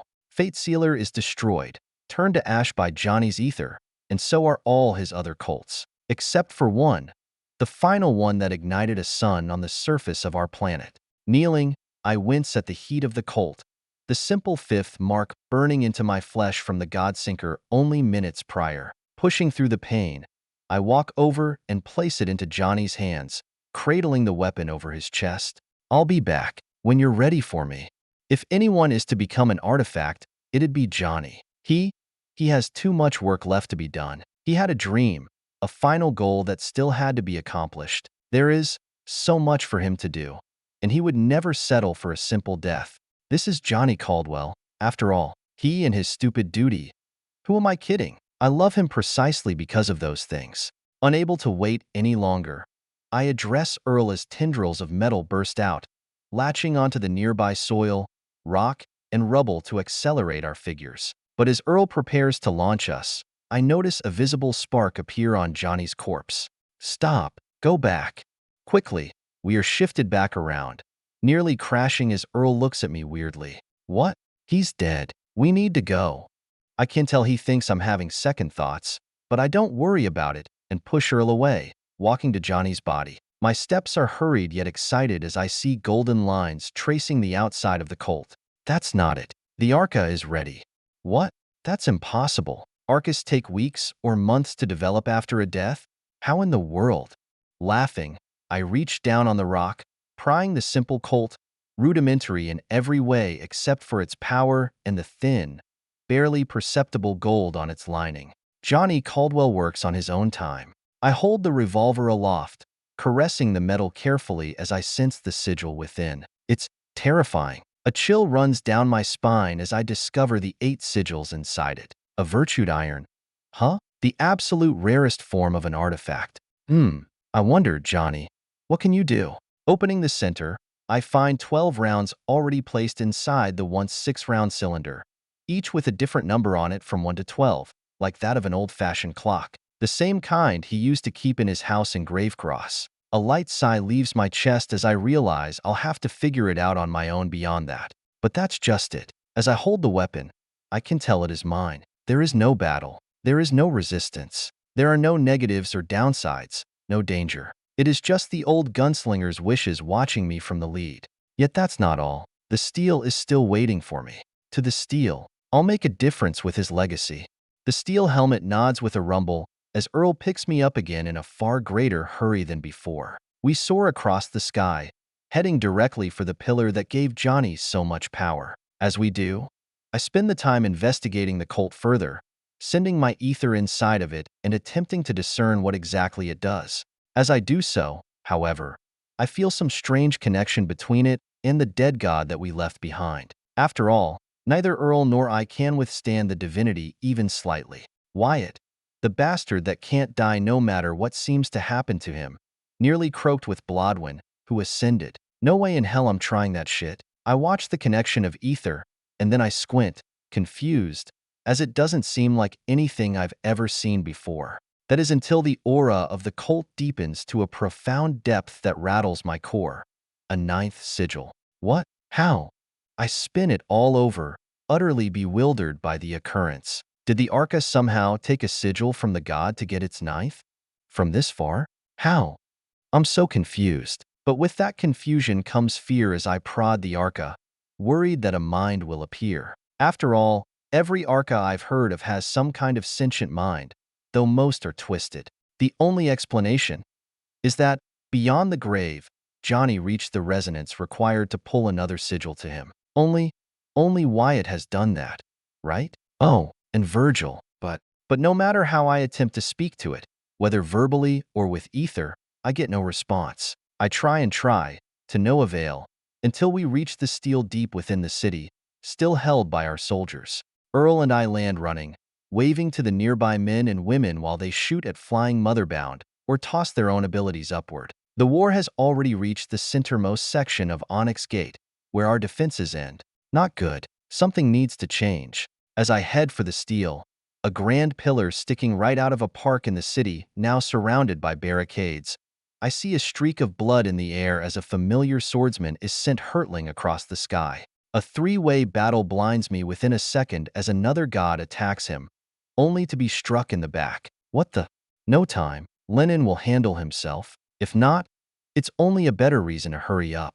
My feet reach the bottom of the steel just as bursts of flame are visible on the other side of the park, beyond the barricades. Bonfire. Shit. If he's fighting this close, then it's bad. Real fucking bad already. Shit.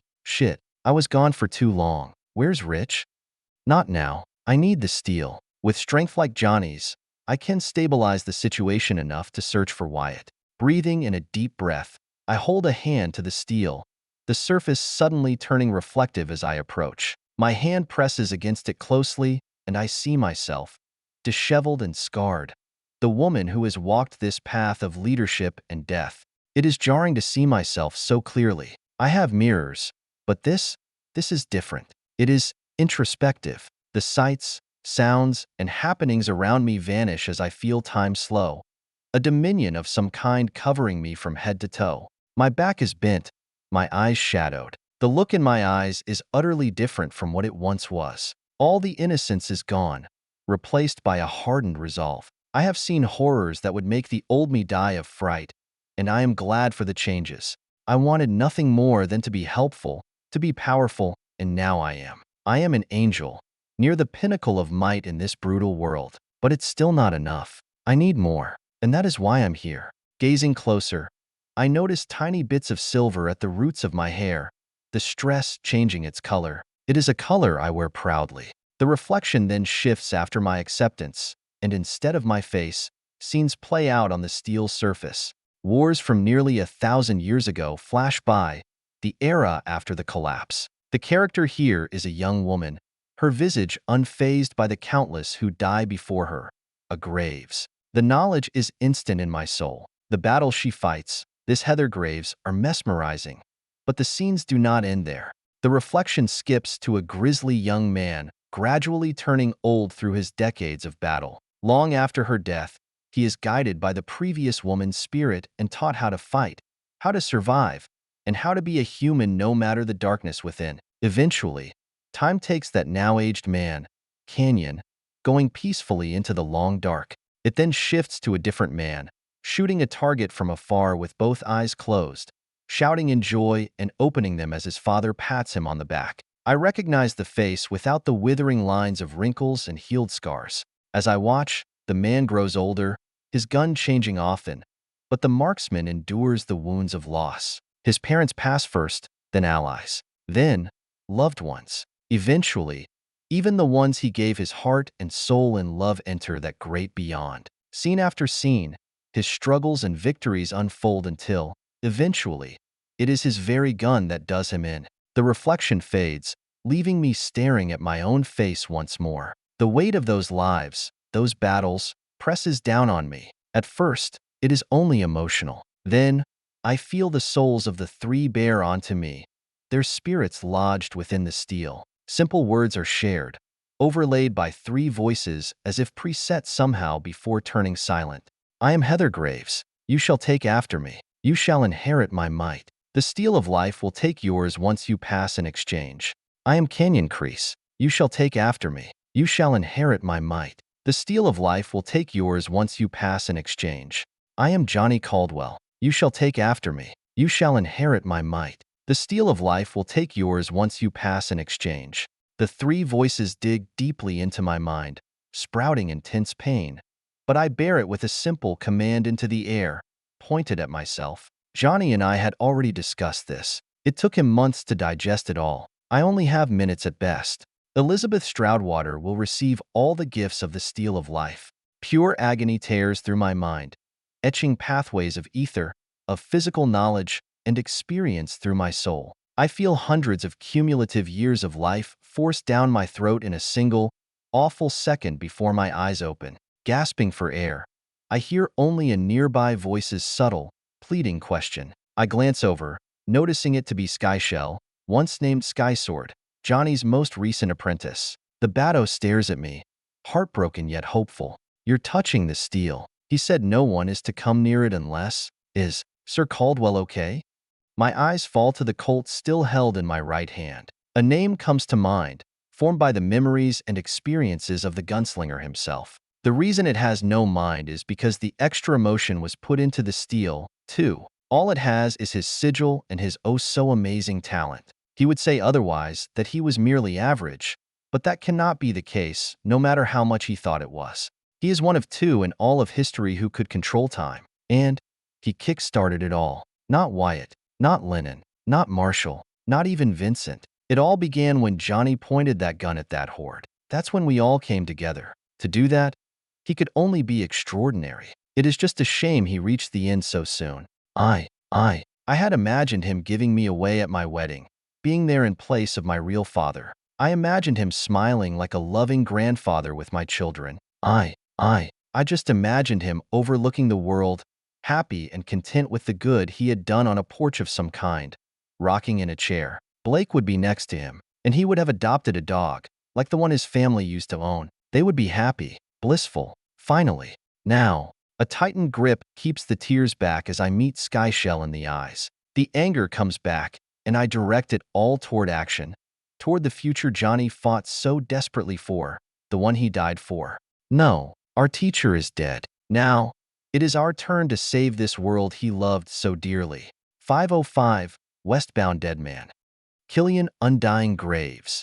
I collapse onto a rock, my body screaming in a desire to give up, to rest. Pain is something I cannot feel, but I must be so far beyond that point that it's eating into other sensations. The shawl of the now-dead goddess of death clings to me, her remaining divinity coursing through my veins like poison, slowly killing me. I've fought my way through the underworld, slaying several gods with Kudo's remnant aid, emerging at the summit of the Pained Peaks, the deadliest place in all the world. Here is the final gate of death, the one that he entered with his comrades all those years ago. My eyes scan over the tallest peak of them all, the thousands of tiny holes within it that lead to the entrance deep within. Thankfully, we've made some distance, though it won't last long. I open my lungs to inhale, only to remember that I don't have them anymore. Unable to sigh, I lean back, staring upward at the clouds I've missed.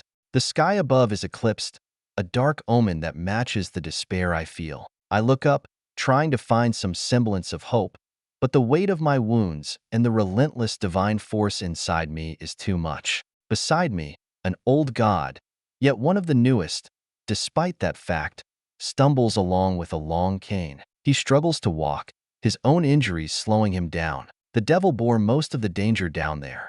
3 of us fought tooth, nail, and soul, but it wasn't enough. Lewis Fern is on his last leg, 1 foot in the grave, just as I am. There were just too many of them, and the court sided with her. All we could do was run. A diminutive coiled dragon lies beside us, slumbering to conserve energy. Even in its diminished state, I can sense the rumbling ether in Leviathan's shrunken form, a stark contrast to my own weakened form. I am the only non-god among the 3 of us, and it shows. My mortal body can't take much more, and every gust of wind feels like it could be my last. I've clawed for immortality, but I still have a ways to go. The devil, leaning heavily on his cane, looks down at me. His eyes, filled with centuries of suffering and wisdom, offer little comfort. You must get up. The voice is raspy and strained, matching the awful wrinkles across his form. Like me, the devil does not have much time. Without Wyatt's help, though, he would have none. His quick call saved his life. After all, Lewis cannot constantly cycle his ether. He is too weak for that. He needed the warning, however small. What a good kid. I wonder if I'll ever get to tell him that. I try to muster the strength to stand, but my limbs refuse to obey. The divinity of the goddess of death is both a blessing and a curse, empowering me just enough to survive the journey but killing me slowly. I can't. A gasp leaves my chest, the effort of speaking almost too much to bear as my ether has to fill my body with oxygen and other nutrients artificially. Among all the organs that are required for survival, I possess only a brain and my left kidney. All others are gone, likely never to return. The whispering woe, Posian, god of secrets, leaves wounds that do not heal, not even under my dominion. Thankfully, he will never bear another secret. I made sure of that. Despite my struggle, the devil insists. You don't have a choice. If you stay down, you die here. If you get up, you might still die, but at least you'll die fighting. His words cut through the fog of exhaustion. I know he's right. I've come too far, endured too much, to give up now. Still, only one of the 3 I want dead has fallen. I cannot die, not until they have. With a monumental effort, I push against the rock, trying to rise. My muscles tremble, my vision blurs, but I force myself to stand. It takes minutes, entire seconds ticking away without an inch of progress, but I do as he asks. As always, the old god watches me, his expression unreadable. The dragon stirs slightly, sensing the struggle but too drained to do more than watch. I've seen mortals do incredible things. The devil speaks quietly, almost to himself, but I hear him loud and clear through the rushing blood in my ears. The cane hits the ground from his hands, tapping powerfully as he stares off into the distance, where lights can be seen across the horizon from thousands of miles away. You've already done more than most gods could. Don't let it end here. We need you, Graves. If I have a regret from my old days, it is that we did not bring our own. He was young, yes, but not any less mature than your own boy. One might not be enough. Two? Two of your kind can change the world. Two of your kind would win any battle, no matter the foe. His words give me the final push I need, the strings of determination already frayed at their edges. With a guttural cry, I pull myself all the way to my feet. The world spins around me, but I remain standing, defying the resistance of my body and the divinity tearing me apart from the inside. At this point, it is willpower alone that keeps me moving, my power melding with my dominion and being forced to work beyond its typical calling. We need to keep moving. Our journey is far from over. The devil points down the trail of the mountain, the blood-stained path left by Lazarus, who came here at my behest months ago. I had to make him keep it a secret why, just in case, but I needed a way out should worst come to worst. We're about there, I'd say. I nod, unable to speak, and take a step forward. Every movement is a nightmare, but I refuse to fall. The mantle of the goddess of death flutters in the cold mountain wind, the mortal veil straining against the land of the living. As we begin our descent, I focus on putting one foot in front of the other. Pain Peaks is the deadliest place in the world, taking into account the wildlife and environment, but it is nowhere near as bad as the underworld. The few remaining angelic beasts, thought to be extinct, still roam here, birthed and bred by the war that once took place on these darkened peaks stained with dark light. My eyes flicker over to Leviathan as she awakes. Her wings flutter with feathers and exhaustion before she rises into the air like a serpent. The demon changed her form into another creature to handle the strain of godhood. They all do it in their own ways from what I've heard.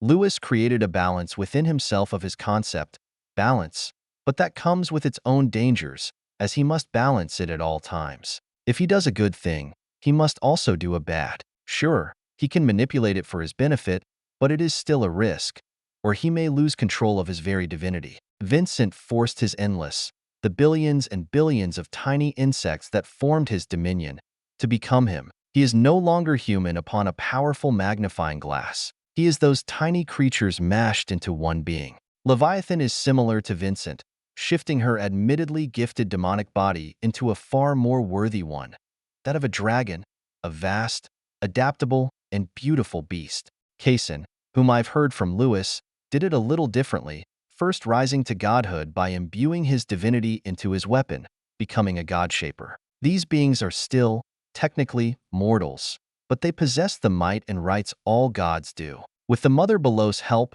though, Kaysen elevated himself properly, turning into an aspect of ashen war. Those are all the four unnaturals in the universe that still live, and I can't imagine becoming one without doing something similar, shaping ourselves into a non-human form. According to Lewis, all others have died across the cosmos, leaving him alone for millennia in his rank with Kaysen sealed. Though, in a short year or so, 2 more have joined him, and I foresee a few more doing so too. Wait, I stumble, feeling that marker I left within Lily vanish utterly, our connection dissipating as she's outgrown my guidance. Her death would sketch a similar feeling. Only no wave of grief hits me, meaning, she did it. As for Lily, I built her to intake the ownerless depths of the cardinal, allowing her divinity to spread into and mix with the wonder. With that, she wouldn't have to worry about bearing the weight of it, for it'll be a continuous ebb and flow. Furthermore, as she's constructed from my soul and the primordial within the river, she should grow quite fast, even for a god. Origin, after all, is one of those concepts that are terrifying in nature, no matter how it is handled. The roars, growls, and fluttering of wings echo through the mountains, sending chills down my fractured spine and pulling my focus back to the real world instead of the vast darkness I've built. These are the sounds of the deadly creatures that inhabit the pained peaks, beings that could tear a battalion of men apart in seconds. Yet, as I shamble forward, leaning heavily on my remaining strength, nothing attacks. The devil walks beside me, his cane tapping rhythmically against the rocky path. The diminutive dragon slumbers fitfully, coiled protectively around itself. Every step is suffered, but the path ahead remains eerily clear. I glance into the shadows, into the crevices, where the eyes of snakes, raptors, and other fearsome creatures glint with a mix of curiosity and fear. Many of them possess mighty sigils, dozens with those as high as the sixth, something unheard of even in the frontier. Most dangers to the colonels are other sentient creatures, not monsters. And yet, I spot as many as 4 angelic beasts on this mountain alone in a range of dozens. We call the land between humanity and all other races the frontier, but in reality, the frontier is the unexplored sections of the planet, those that no race has ever settled. And this is the last remaining bastion of such lands on this continent. The beasts watch us, but they do not strike. Their hesitation is palpable, as it should be. They can sense the ether we wield and the sheer gap between them and the gods beside me. The surzas we possess have left a mark that even the wild beasts of this forsaken place can sense. We continue our descent, each step bringing us closer to the base of the mountains as we recover bit by bit. I'm not ready to move at a fast pace. I need time. The path is treacherous, but the fear in the eyes of the creatures around us gives me a strange sense of security. They respect the danger we represent, the trail of destruction we've left behind.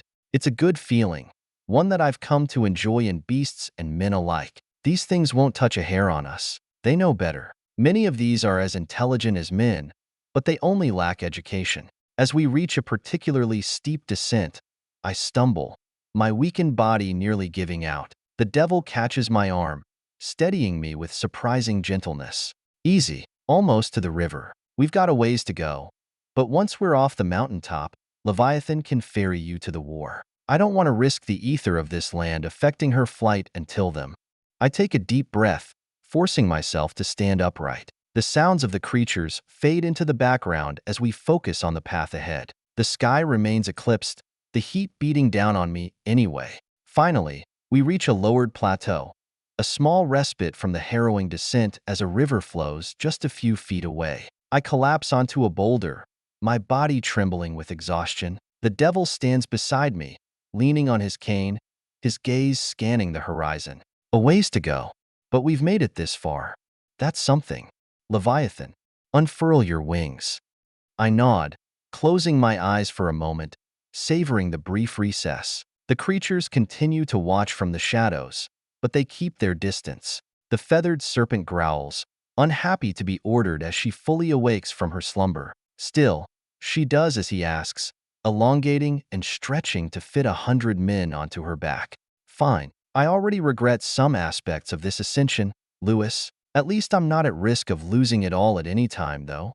The devil chuckles while manually climbing up Leviathan's feathers, not using a lick of ether. Right. He has to be careful and not waste even a lick of ether. Still, the wizened man doesn't feel the bite of her words, offering me a hand to join him. I take it. There are some things worth more than strength, Levi. I'd sooner lose all that I have built than myself. I can die, but I will not be transformed into some beast. Another string of growls rings out, the tension rising as Leviathan flies into the air without a stream of wind to carry us. Her mind does all the work while we soar across the sky. And some would rather shape their future than die as a dog to their duty. Unable to have a place in this argument, I simply listen and rest, fixing what I can about my injuries. Not that there is much I can do at this point for my missing organs. Then what are you doing now, Levi? You are joining us in this duty anyway, aren't you? You say you don't care about this world, but you never left it. You stayed. Why is that? The long tail behind us flicks angrily back and forth as the winds wreathe our forms from the speed of flight. Leviathan's frustrations don't physically reach us. They only reach us mentally. I didn't stay. What else was there to do? The cosmos is nothing but splatters of darkness, a billion worlds, and not one that is worth visiting. All are cold, dead rocks, or just starting to give birth to life. The few that were before us all belong to her now. I didn't want to be alone. My eyes noticed the war in Onyx Gate from here, our height letting my stolen irises peer that far. I can see the battle already at a start, gods and motherbound overflowing from their defenses. At least they evacuated the weaker people to the southeast. It's the safest place to be with what's to come. Beyond that, I can see similar forces rushing from the far north and the west, though Vincent has the latter locked down. The endless. It is something, huh? Soon, Pain Peaks will overflow, and we'll have to deal with that. North, west, and south. The east is the only safe location. Or is it? I don't sense her anywhere quite yet. Vincent is fighting several of her powerful gods at once, a 7-to-1 battle, but the mother below is nowhere to be seen. Perhaps she's still regenerating. Or she's plotting something? That must be it. I turn my pupils to face the ocean, where Vincent got the idea of the endless. The endless sea, where he took his very first adventure as a demigod, doing what all others said was impossible, facing all manners of creatures and abominations. I see, Levi. I see. You don't want to be some creational god. But then, what do you want? Your only friend is now dead, attempting to follow you. What is next for the great demon god? Leviathan's draconic shoulders visibly sink and surrender as we start to near Onyx Gate, her speed even faster than I expected. I wanted to rule the world, but that was a long time ago, a wish of young Azurai. Today, though, I just want to live. I don't want to die. Call me a coward or a weakling, but it's the truth. I enjoy living, every second of it, from the foods to the sex to the wonder of ether. It's all so much fun, but it's meaningless if there is just me in the world. All the wonder of one with plenty of lifespan and power. I wish I could say the same. I never got to enjoy much of that life she speaks of. Lewis Fern, however, seems to understand her. I do not think you are a coward. In fact, I believe you are brave, Leviathan. To live in a world such as ours after seeing all the darkness it holds requires a heart of the strongest kind of steel. You, Letrian Draconian of the Azure, yes, are no coward. You are the bravest demon I have ever met. Leviathan, or Letrian as her proper name seems to be, shudders under Lewis's heartfelt words. The human god speaks his truth to the demon who warred with his people her whole life. I've always thought Lewis was too kind for his own good, and every time I listen to him speak, I'm proven correct. While your civilization crumbled, was destroyed from within by corruption and disease, with zero hope of revival, you took a stand. The whole world collapsed, and yet, you stood triumphant in its ashes. Amongst us all, those that history would call the strongest of our time, the first people to reach this step of power, only you will remain in a year. Only you will remain in 1,000. Kaysen and I may still live, but that will not be for long. It is not for long. The sincerity and authority in his voice leave zero room for discussion or doubt. The devil believes wholeheartedly in what he says that he will be dead shortly. It is as if he has something planned. I look at him the same way I've looked at myself in a mirror my whole life, the same way I stared at my mother's corpse after my promise. The weight of death lingers painfully in my eyes, and with the mortal veil, it is only worse. Lewis notices the gaze of a dead man and returns it, his pupils just as lightless as mine. Then, they blaze with his concept, a balance emerging within those tiny spots that teeter on finality. The devil steps forward on Leviathan's back as we hover above Onyx Gate. An explosion more devastating than a Circe's beginning rings out behind him, backlighting the god with the fiery waves of heat as he speaks to me with a hand on my shoulder. We are not dead yet. My death will come with time. So, I shall use every second to the fullest, guiding those I can and killing those I cannot. As for you, your death will come when you accept it, and only then. I am confident that none could kill you if you did not wish it so. As such, my only advice, son, is to be as stubborn as I know you to be. And then, he pushes himself right off the edge of the dragon's back. I reach out to balance him, but it doesn't come, as the god of that very thing refuses it with a grin, waving toward me with his cane on his way down to the shattered city below. I fall onto my ass on Leviathan's back, listening to the old man. Follow your gut. I would love to meet this Vincent Harvey I've learned so much about, but there is a bigger picture here. If we are to win, there must be something to win for. I shall go and guarantee a great many lives. I have learned from my mistakes with the court. I shall do better, and so shall you, Killian. Levi, take him westward, to his second promise. 506, a Wendigo's howl. Wyatt Graves. I feel a twitch in my finger, the slight movement waking me up despite the weight that presses into my chest, concaving my lungs and creating an impossibility to breathe. My every breath is shallow, every inhale a struggle against the crushing force above. Fuck. I broke the gate of death, and now I pay the price, lodged underneath its rubble. Grogginess clouds my mind, but a rush of adrenaline and the sharp pain digging into my back push it away. Still, the soul and bone-deep weariness from possessing two gods leaves my fingers twitching dangerously. There's hardly any room to move. My body is pinned, but I claw my way forward, each movement agonizingly slow. One hand in front of the other, I drag myself through the cracks, forcing aside whatever might be in the way. I don't know if I'm heading in the right direction, but I don't have time to figure it out. I don't know how long I've been out, and every second counts.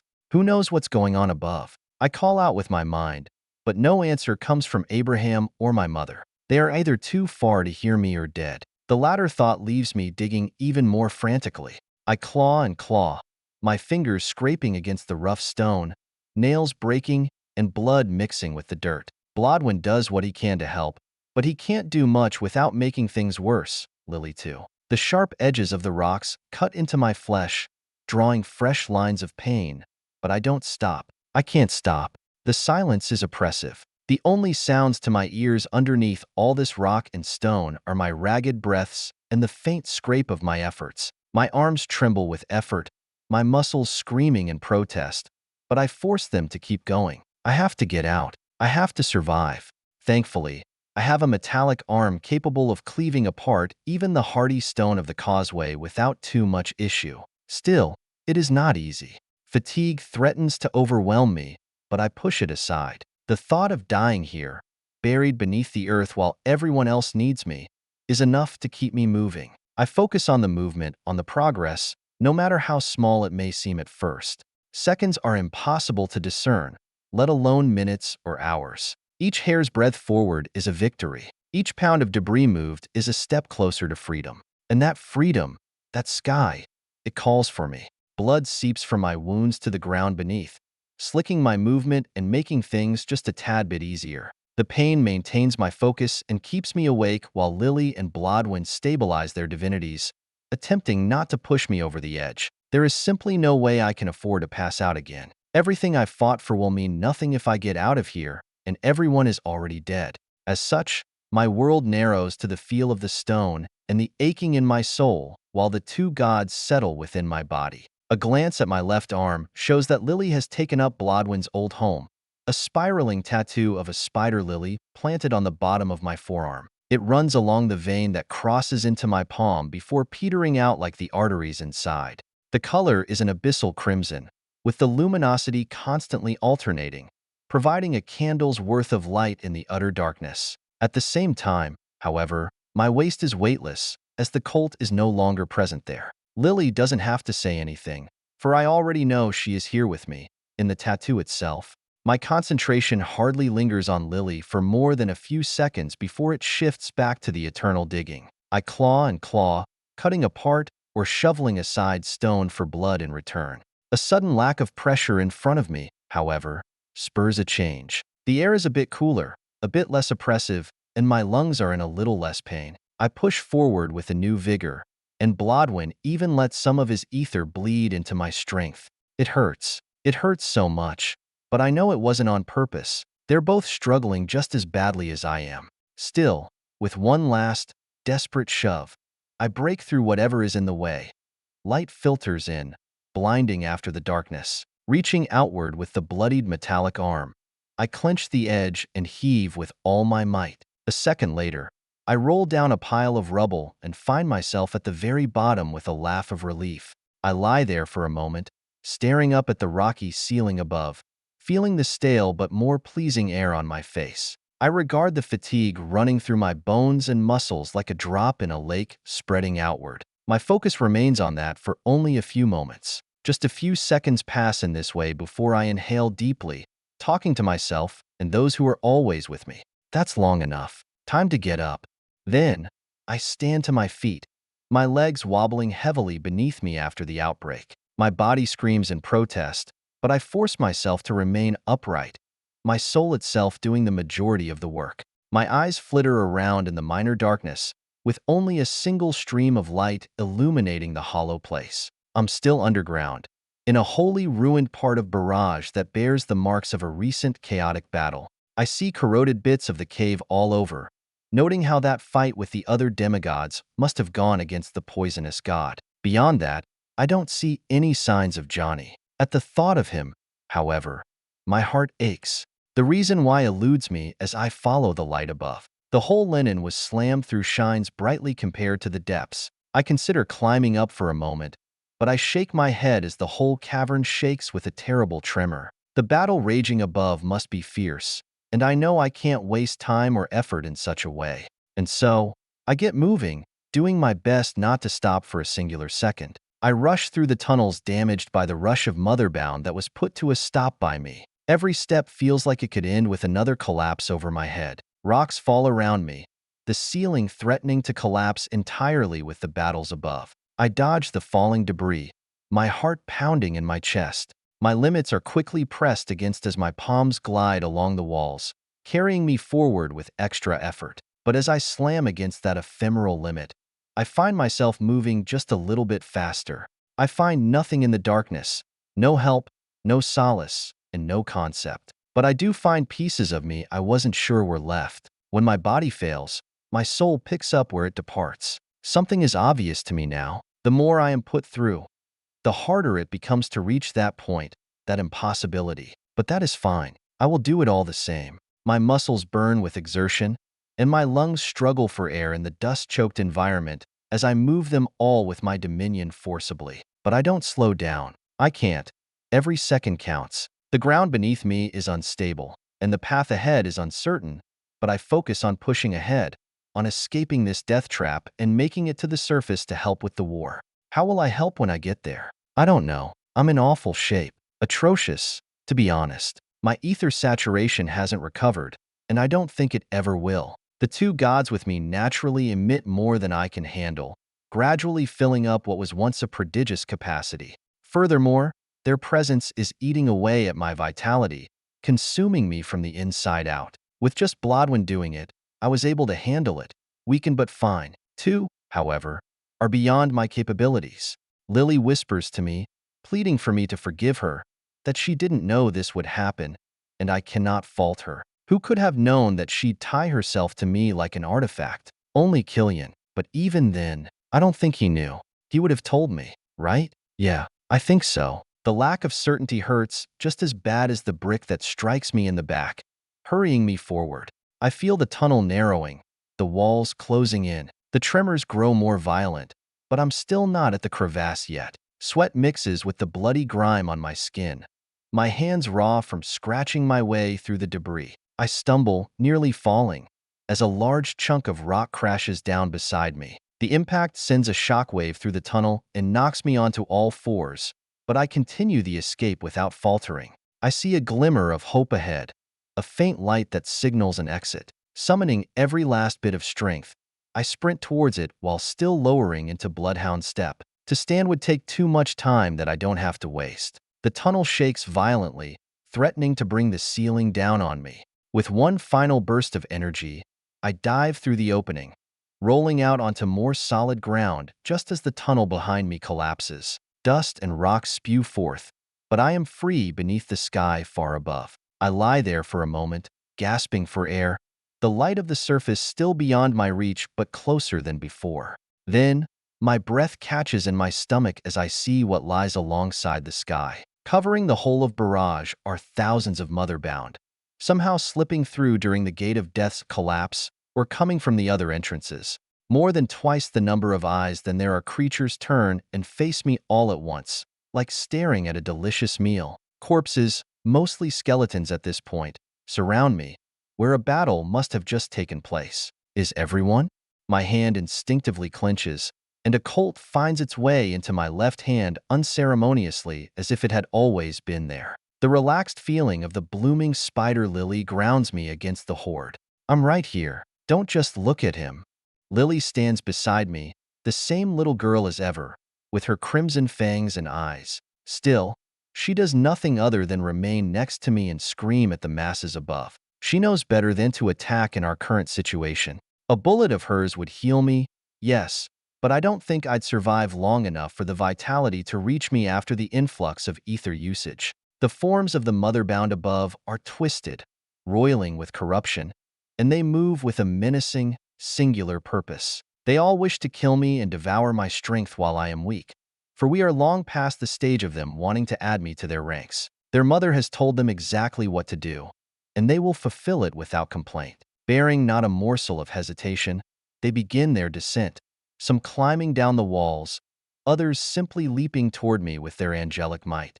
My fist tightens, and I prepare myself for the onslaught. I can't use ether.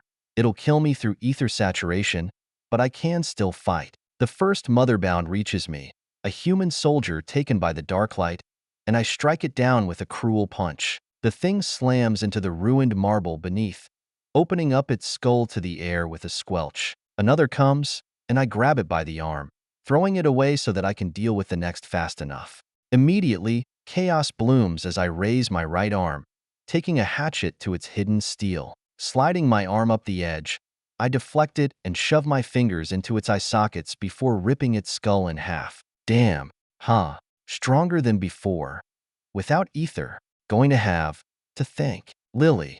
Uneven breaths leave my throat as more assault me. I may be without ether, but I am still a demigod. Furthermore, I'm not just any dominion. Two gods use me as a vessel, though I'd argue my last name is more important. I'm a Graves, and we don't die. Unable to keep up with the horde, I throw aside enemy after enemy, not bothering to kill them anymore, just trying to stay alive. My movements are automatic, fueled by nothing but the instinctual bits of shiver that require little to no ether. Claws rake at my skin, teeth snap at my limbs, but I keep moving, keep fighting. Every swing of my fist feels like gravity has taken a harsher hold, every breath more labored. My vision blurs with sweat and blood. I can barely hear anything over the roaring in my ears, a mix of my pounding heart and the cursed speech of the motherbound. One gigantic demon slams me with a wave of superheated mud, attaching me to the ground.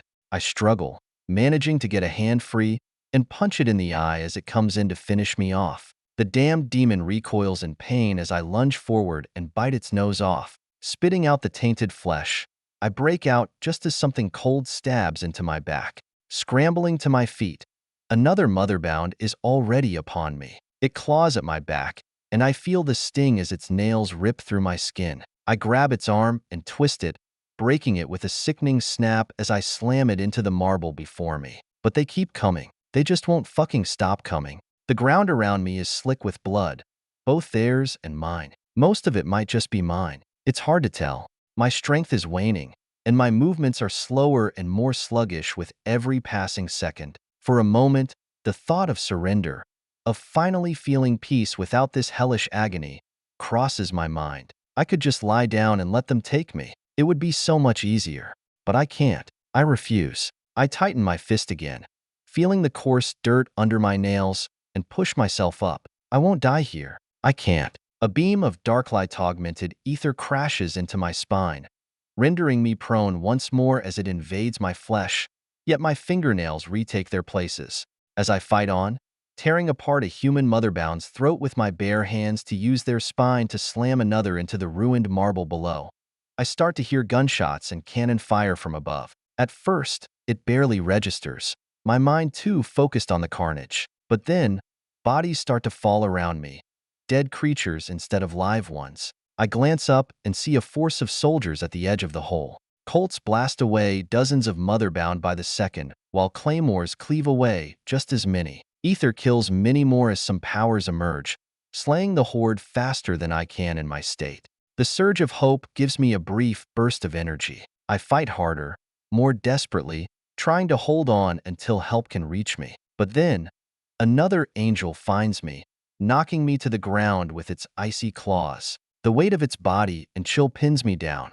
I'm trapped, unable to move or strike back. The world narrows to the pain and the creature's hot, rancid breath on my neck. My vision darkens, my strength ebbing away. The two within finally shift to make their move, unwilling to watch any longer, no matter what might happen. But then, the creature on top of me jerks and goes limp, a bullet hole in its head. The angel shrieks as it shakes in pain, appearing to slow unnaturally. Then, a second bullet lands in its eye socket, ending it wholly. It slumps off to the side as I push it away, gasping for air. Above me, soldiers are firing down into the pit, their bullets and ether raining death on the creatures, while some close combat warriors push ahead toward me while descending the wall. A woman's scream cuts through the chaos, loud and filled with frustration. Damn it! The word echoes in the cavern, and a flurry of blood falls toward me. I smile despite myself, recognizing the voice. She's here, and if she's here, that means Earl is too. Elizabeth sprints vertically down the wall, slashing apart creatures and monsters with a ferocity that sends shivers down my spine, while her ether rotates dangerously, like that of my accretion. It gives her the speed to dodge any and all attacks near her, forcing her way right past the danger. All the while, similar ether attaches her saws to the stone walls, giving her far more movement capability than any human has the right to. Her revolver is in one hand, a long sword in the other, and she fights like hell let loose, equally matching the motherbound. Her movements are a blur to my shaky eyes, even as she nears me. I look up at the faces on the edge, taking note of each one and how I know them all while they defend Elizabeth and me. Only a few dozen remain from the once thousands of soldiers Marshall had beneath his wings. We have been beaten, broken, and decimated twice over. But not a single one of those damned faces has an ounce of fear or lack of fighting spirit. Just as our general did, they are willing to die for those behind them, and even those in front of them. Elizabeth's voice howls into the air as she slices open the stomach of another angel before blasting another away with the Colt, the creature withering away as if centuries had passed. She offers me a hand just as I did for her so long ago on that carriage. What do his soldiers never do? No matter the odds.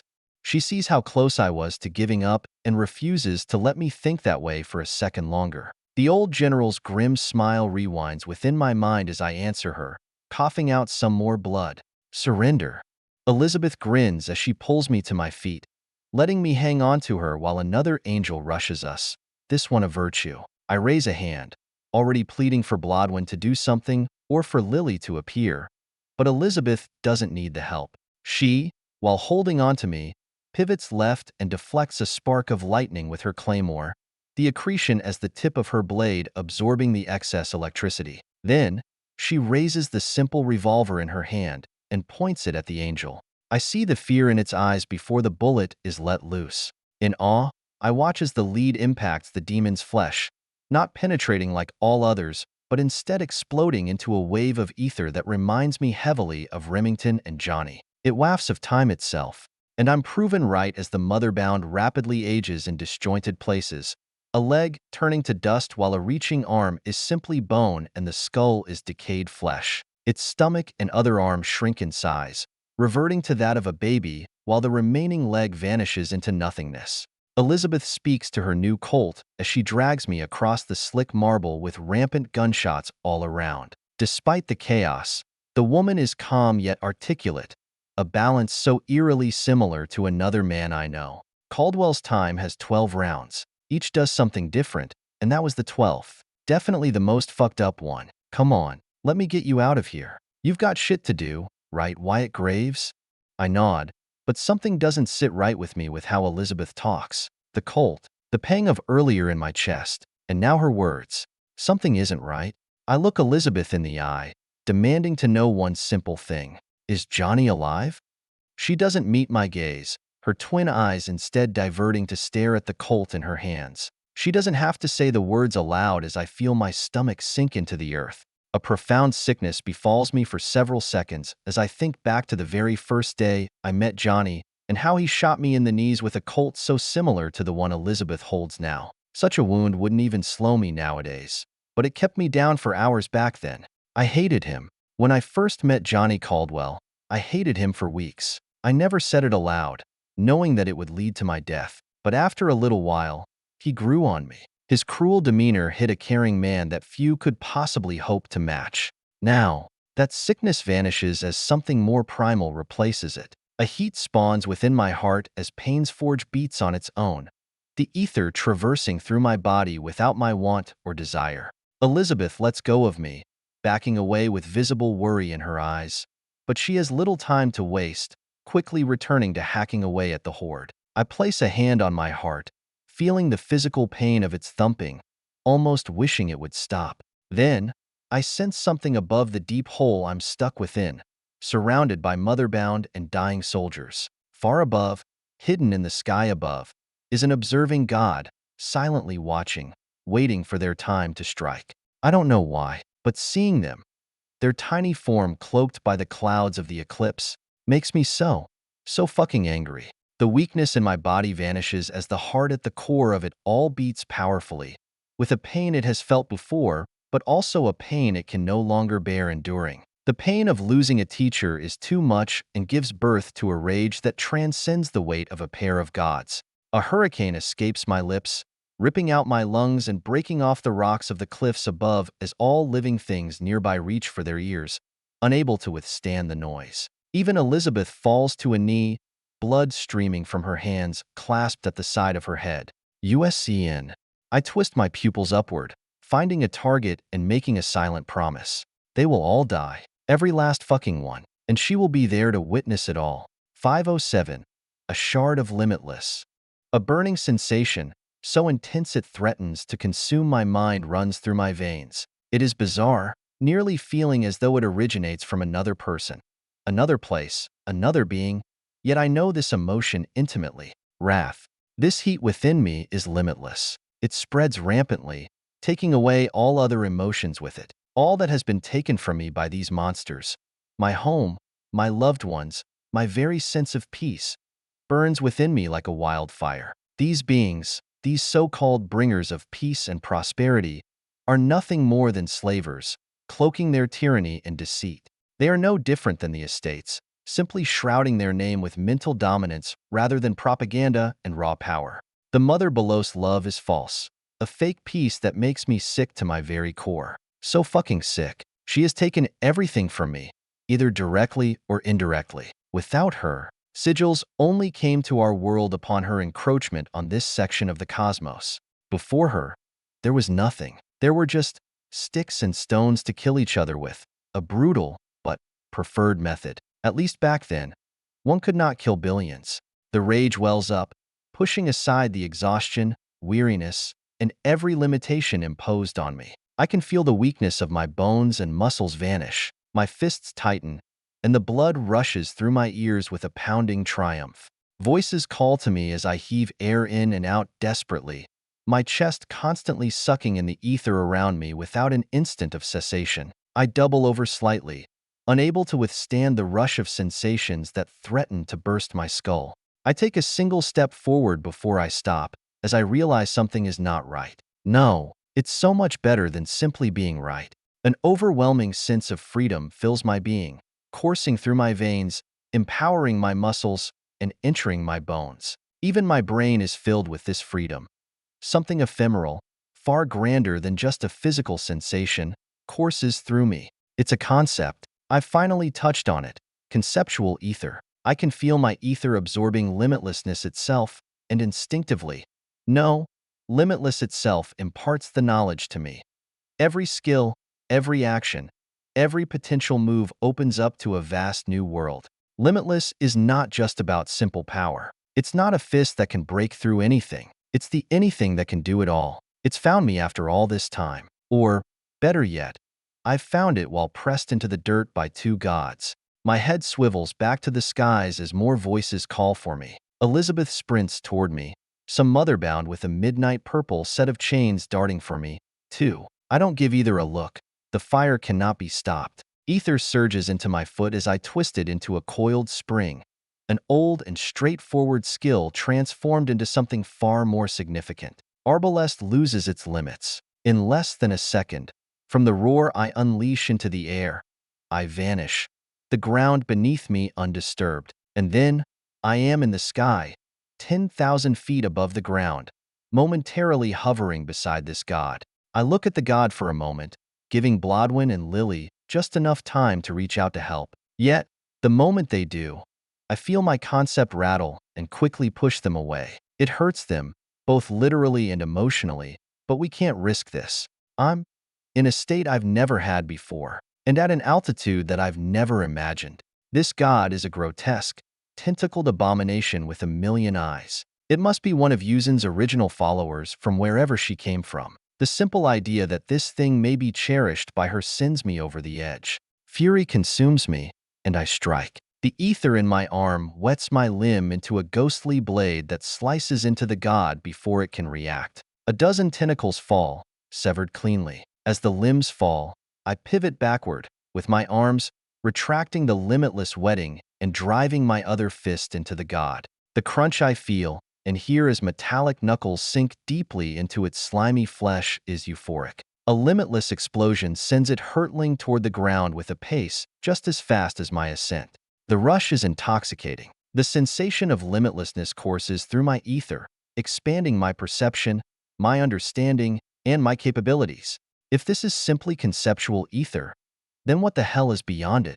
If I imbibe limitlessness, I watch as the god plummets, its myriad eyes wide with surprise and pain. But for some reason, the eyes don't appear to be worried. I simply observe for the moment as it slams into the ground, creating a crater that reverberates for miles. Dust and debris scatter in all directions, and I'm already falling right for it again, kicking the air behind me for some extra speed. The augmented arbalest cares not if there is ground beneath me or not, but I don't make much progress, for the eyes of the god light up, and I immediately make a connection with what it is, the god of reflections. That is how it was hidden. Suddenly, I feel an intense, searing pain across my right arm. An invisible sword materializes out of nowhere, visible only to my soul, and slices against my right arm, digging a groove into it that sets a pang into my heart. Before I have time to react to the first strike, I'm spiraling through the air as a phantasmal fist impacts me right in the gut. My whole world pauses for a fraction of a second, and then it rushes by 1,000 times faster than a train passing by the terrain. I feel my back slam into something hard that gives way to my sheer momentum, but that doesn't make it hurt any less. I cough out a mouthful of blood, my insides wrecked by the violent impact. At this point, the damage inside is nearing a breaking point, even for me. Shit. Reflections. Huh? Grumbling in pain, I roll over just enough to put my arms on the shattered earth beneath. The tentacles of the eyeful god of reflections snake towards me, eager to ensnare and finish what it started. Pain surges through every fiber of my being, but I refuse to stay down. My voice leaves my throat with a soft chuckle as I almost find this whole scenario hilarious. How much can you return, huh? I doubt it's limitless. The creature from some distant planet doesn't deign to reply, simply hovering toward me some more. With a roar, I push myself to my feet, my arms extending enough for my legs to pick up the rest of the burden. Blodwyn slides in to help again, unwilling to listen to my insistence from before. Let me help. You're dying. You can't keep fighting like this. I know it'll interfere with your focus, but I don't have time to listen to him, not giving him the go-ahead as the god's tentacles lash out, but I dodge with a limitless arbalest, going straight forward. I launch myself at the god, my movements blurry even to myself. I aim for its central mass with a closed fist. Sheerly due to my speed, I bypass the tentacles and eyes that seek to ensnare me. My fist enters its center once more as another limitless explosion leaves my arm, the metal concaving but holding firm. The god, Ojibwe, its name coming to me through its very connection the concept before me finally, bounces across the landscape before slamming into a hill and digging a trench through the majority of it. Then, it reflects my attack as quickly as it arrives. Sent in the opposite direction, I flip head over heels as the bottom left of my torso evaporates into blood. Holding the injury with one hand, the other grinds against the earth, tearing up hundreds of feet of rock before I catch myself. Landing on my feet, I gaze ahead as the tentacled god climbs out of its hole, far less damaged than I am. Fuck. I pick myself up and rush ahead as Ojibwe moves to meet me. The devil mentioned this one in passing. The god of reflections is capable of reversing any and all attacks on it. The only way to beat it is to overwhelm its concept or have one that undermines it. Tightening my fist, I swing at it once more with a step too fast for it to follow. The battle stretches on, becoming a brutal game of endurance. Every attack I land on the god of reflections rebounds back onto me, whether it comes from my fist a blade, an arrow, or even my limitless manacles. Each blow I deliver is like driving a nail into my own coffin, bit by bit chipping away at my life. Digging my own grave has never felt easier. I focus on my ether, crafting intricate advancements of my old skills, but nothing manages to be enough. Second by second, more of my blood falls to the earth. The god isn't impervious to my attacks, but the damage it receives is far less than me. Each time I connect with its slimy appendages or torso, the energy ricochets back, tearing into me mercilessly. Ojibwe's reflections leave nothing unaffected. Just moments ago, my connection to Limitless was so clear and empowering. Now, it begins to waver. The strain of maintaining it, coupled with the self-inflicted damage, saps my soul beyond measure. I see why Blodwyn struggled so much to keep up his adaptation. It isn't easy, not one bit. I grit my teeth, refusing to give in as my fingers dig into the coarse dirt beneath me. The environment around the two of us is utterly devastated, and there is nothing with life remaining this far east. From here, I can even see the shores, the endless. It is just within grasp. My vision blurs, sweat and blood falling into my eyes on top of the pain. I'm reaching my limit here, even with the concept. These concepts are reality-altering abilities, but they are not omnipotent. Ojibwe watches with its countless eyes, unblinking and cold, while I struggle to move an inch. It's a predator toying with its prey, drawing out the battle while savoring my wretched suffering. My breath comes in ragged gasps that make me acutely aware of the blood within my lungs. Finally, it speaks. "You cannot pierce me." The words are simple, and it is obviously meant to be an executioner's statement. My body is a sea of agony, every muscle screaming in protest as if to prove its words. Yet, I push on, the fires within still raging, though now dulled. I lunge at the god, aiming for a vital point, only to feel my own attack mirrored. The impact into my jaw has me kissing dirt, the ground rushing up to meet me with bone-jarring force. I lie there for a moment, glaring up at the god of reflections. My mind races, trying to find a way, any way, to break this cycle. But the more I struggle, the more apparent it becomes that I am fighting against myself.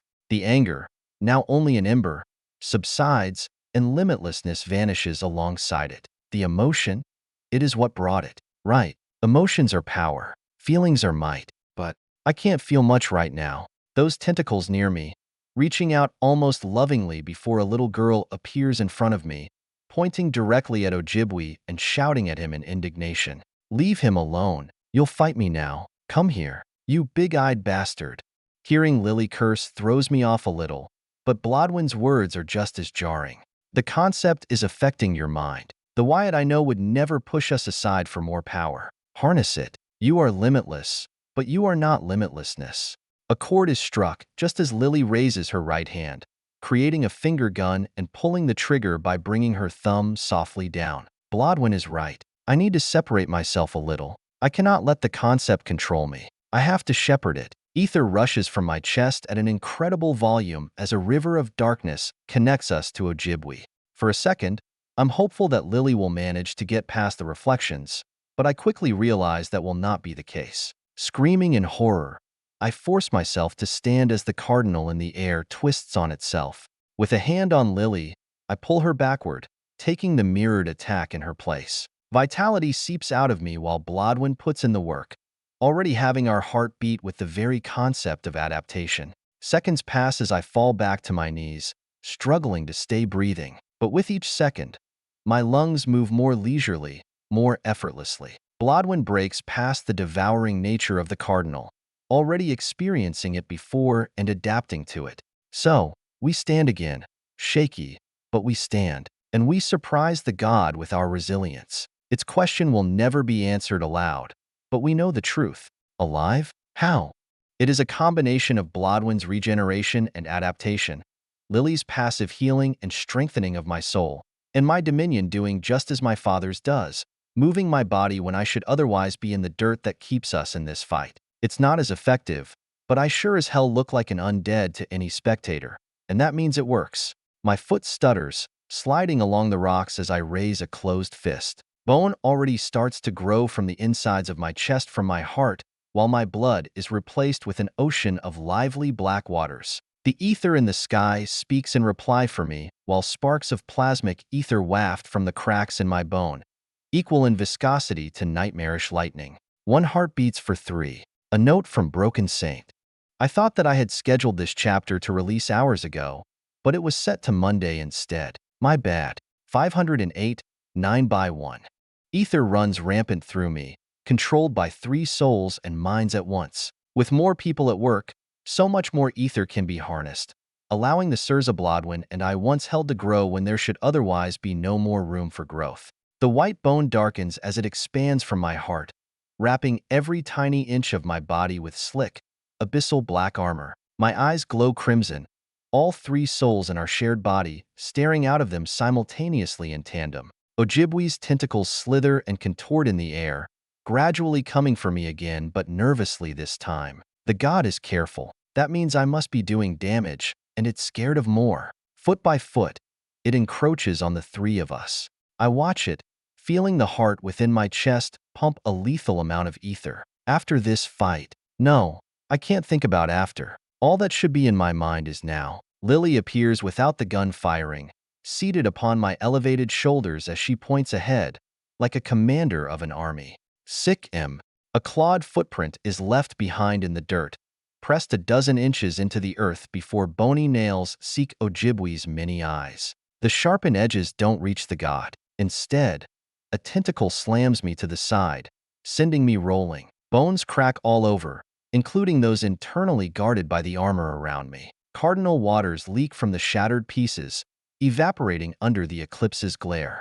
I don't stop for a second, though, instantly turning the backward momentum into forward speed. I lunge at the god of reflections, my body transformed by the beings within me. The raw power from Blodwyn and Lily flows through me, but exhaustion clings to every movement, slowing me down. My claws, sharp and relentless, tear at the god like a beast, each strike driven by sheer willpower as my dominion keeps me up. Lily holds her own Colt above my head, waiting for an opportunity to strike, though I am unsure if she will get one.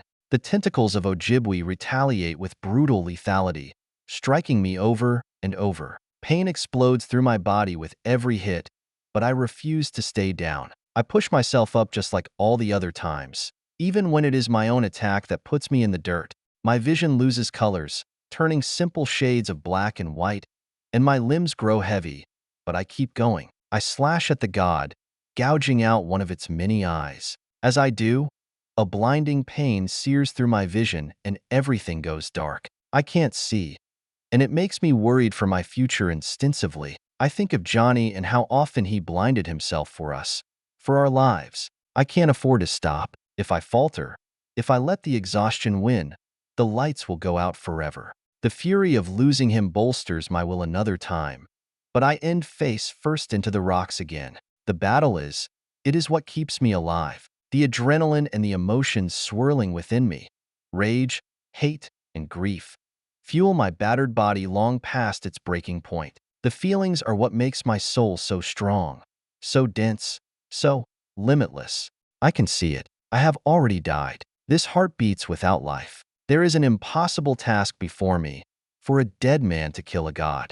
A smile graces my mouth as I've finally found it. Nothing, no one, will take this from me. I claw and scratch at Ojibwe with my hands and feet, going so far as even to try to bite him with the sealed mouth of bone, only to fail. The god's tentacles lash out, each whip a crushing blow against my armor, but I absorb the pain through it, transforming it into fuel.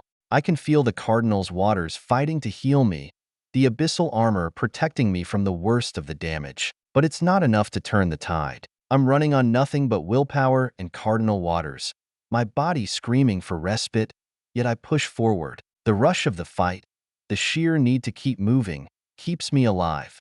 The god of reflections looms over me, a grotesque amalgamation of endless eyes and writhing limbs. No matter how many I cut off or destroy, there always seems to be more. The only indication of damage that Ojibwe gives me is yipes of pain that warble in the air and its caution. But even in the darkness, even with my vision gone, I can sense its presence, feel its malevolent gaze. I strike unthinkingly, my claws raking through the air. No matter how many times I find purchase, Ojibwe finds it even more within my flesh. I punch, scratching at the god with my sharpened nails with honed ether, but it simply is mirrored back to me. Were it not for the unbelievable durability of Earl's creation, I'd have already lost an arm. I stumble, my legs giving way for a moment before I force myself upright again with a drunken wobble. At this point, I might as well be hammered, intoxicated by the adrenaline. During my moment of sluggishness, I feel a tightness wrap around me as Ojibwe's tentacles finally grab me. It squeezes, crunching the bone that has endured divinhood before bit by bit. My heart, Blodwyn, cries out in pain before Lily makes a move. She leaps off my shoulders, crashing into the god with a wild howl. Her crimson fangs find the god's eyes as they grow out of her mouth, something I didn't know she could do. Then, those dark waters from the cardinal emerge from her in a deluge, overwhelming both Ojibwe and me. Lily manages to injure Ojibwe, but the god doesn't buckle. Its eye glows brighter as the water abruptly turns to flame, turning into its complete opposite, its reflection. The colt's agonized scream brings my vision back, the tidbits of light forced into visibility by my soul. At this point, my pain has long since vanished. All the nerves in my body have been ground away into no longer being able to send misery. Seeing Lily roll across the dirt and clutching her stomach closely as I feel her groans within my head, my nails tear through the tentacled flesh. The dense and shadowed meat rips away mine in turn, but I emerge in moments, diving for the girl. I wrap her up in my arms, falling to the floor with her below me, and my back now turned to Ojibwe. Another tentacle bashes into my outer spine, but I don't buckle, gazing down at Lily while her face is locked into a grimace. My concern for her isn't lessened in the slightest by the fact she's a god. No, if anything, it's only amplified, because that means she's that much more dangerous, both to herself and others. Lily hasn't even been hurt before. Today is the first time I've ever heard her genuinely in pain. She's been hit, but all those previous times did next to nothing in actuality. Not this one, though, and that anger rises back up. Each of her cries pierces my heart. I watch darklight worm its way into her hands, snaking up her pale veins. Cardinal water leaks from both her gashes and her eyes, fueling a rage that I had previously pushed away. I've embraced anger before, only to reject it again. But now, as the god of reflections beats me into the earth without a hint of letting up, I look toward the emotion again. I've never been prone to anger. I've been rash, irresponsible, and quick to fight, but it's never been out of anger. It's been for survival, for my desire to save others. Emotions are power. Edmund taught me that as a final lesson, but he's not the only one who has shown such things. Sakate, with his last wishes and fiery ambitions, slowed a force of angels when he had no right to. Marshall, with a lifelong dedication to others, showcased the brilliant heart within. He turned his pain and his feelings into the most splendid punch ever concocted. Bonfire, with the death of his closest friends, burned brightly enough to hold off all of the Mother Belos' attempts at his soul. He refused her love with his hate. Remington, with his eternal devotion to his king, the man who raised him and gave him a place to sleep, food to eat, and a warm house, locked the strongest god in the cosmos into stasis for millennia. Johnny, I do not know how my friend died. What I do know, however, is that he did not go quietly. He went out with a bang, either that of his Colt or the bomb in his hand. That is certain. The death of Johnny, the dependable older man, and countless others flash through my mind. I can just imagine his final bullet, the outstretched arm, both eyes open but with his focus on only the target, and the calm clench of the trigger linger past the flash. His death, the passing of the others, and now the pain of my little sister, push me to the edge of something profound. A scream of frustration and pain rips from my throat as I curl around the girl, my body absorbing the relentless blows meant to break me. Blodwyn screams, too, his adaptation rushing to slow the breaking of our Surza. The bones of our Surza are formed with so few nutrients and strength that the Surza is hardly able to show a tenth of its power. Every strike, every lash of the tentacles, deepens my wounds. My bones ache, the flesh underneath tearing, but something shifts inside me. The anger surges, boiling over, transforming into a white-hot resolve. My very soul, the dominion that I possess, overflows my form as the formless nature of my soul covers my broken body. Again and again, I'm hit. This time, the pain is far worse as it goes deeper, more profoundly, into my vitals. It breaks through the edge of something, limitlessness. It returns, and this time, I control it instead of the other way around. I take my emotion and harness it, feeling an overwhelming sensation well within my ether. It surges, damaging my connection with the Sirza and Blodwyn, but I push against the concept while forcing it in the right direction. It's featureless, something impossible to describe, simply attracted by my defiance, anger, grief, and collection of aligned sigils. Limitless itself attaches to me as I am broken again and again. Then, that cradle of chains, that tiny little limitation within me that dictates my weakness, my ether saturation and injuries, wobbles. Every time I am hit, it sways a little more, just as my vision does, and Lily's agony rises.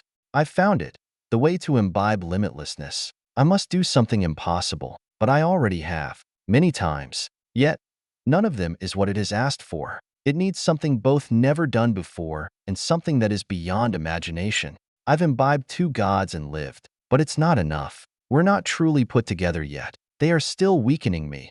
Their power's hardly enough to make up for the damages within my soul and frame. Yet, it is my anger, my emotions, and the overflowing dominion within me that forces our connections closer, bringing me toward that concept. There must be 1,000 ways to be delivered unto a concept, and I believe I found mine.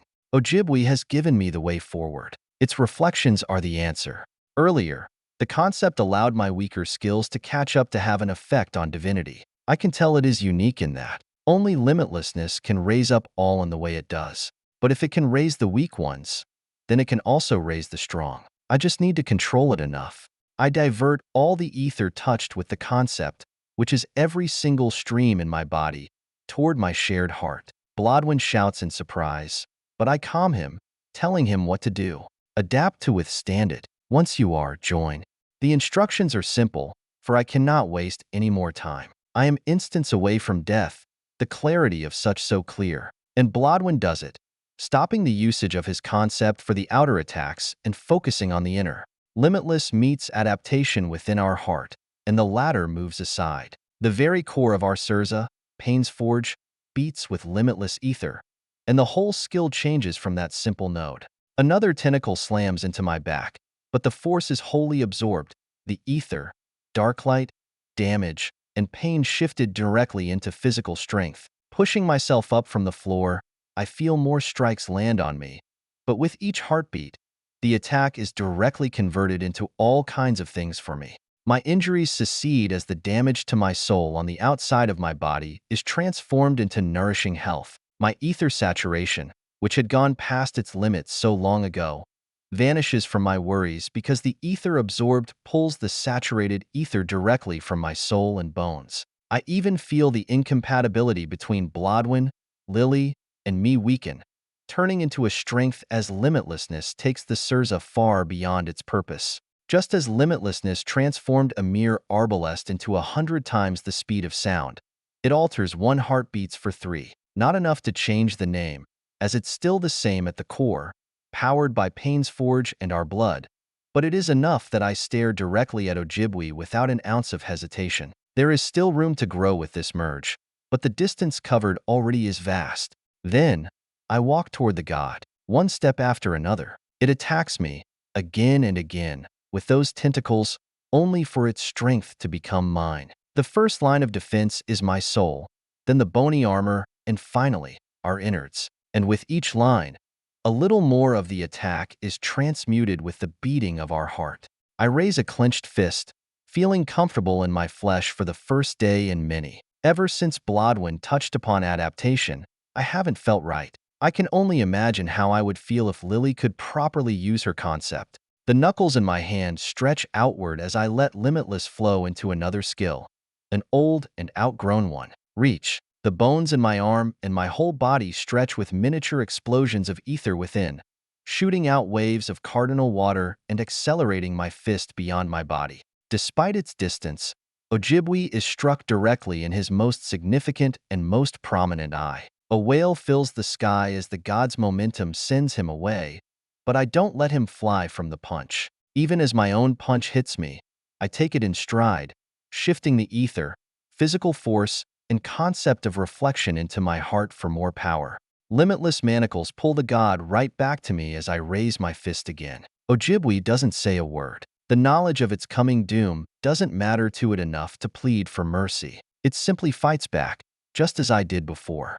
Lily cheers me on from behind us as the dark light is extracted from her with my help. In her hand, the Colt rests, waiting for the ideal moment, and I quickly give it to her. Taking Ojibwe in hand, I raise the giant creature into the air as if it were weightless. The ground beneath me cracks and gives way, but I don't care. Hundreds, no thousands, of chains wrap around the god as I use Limitless once more.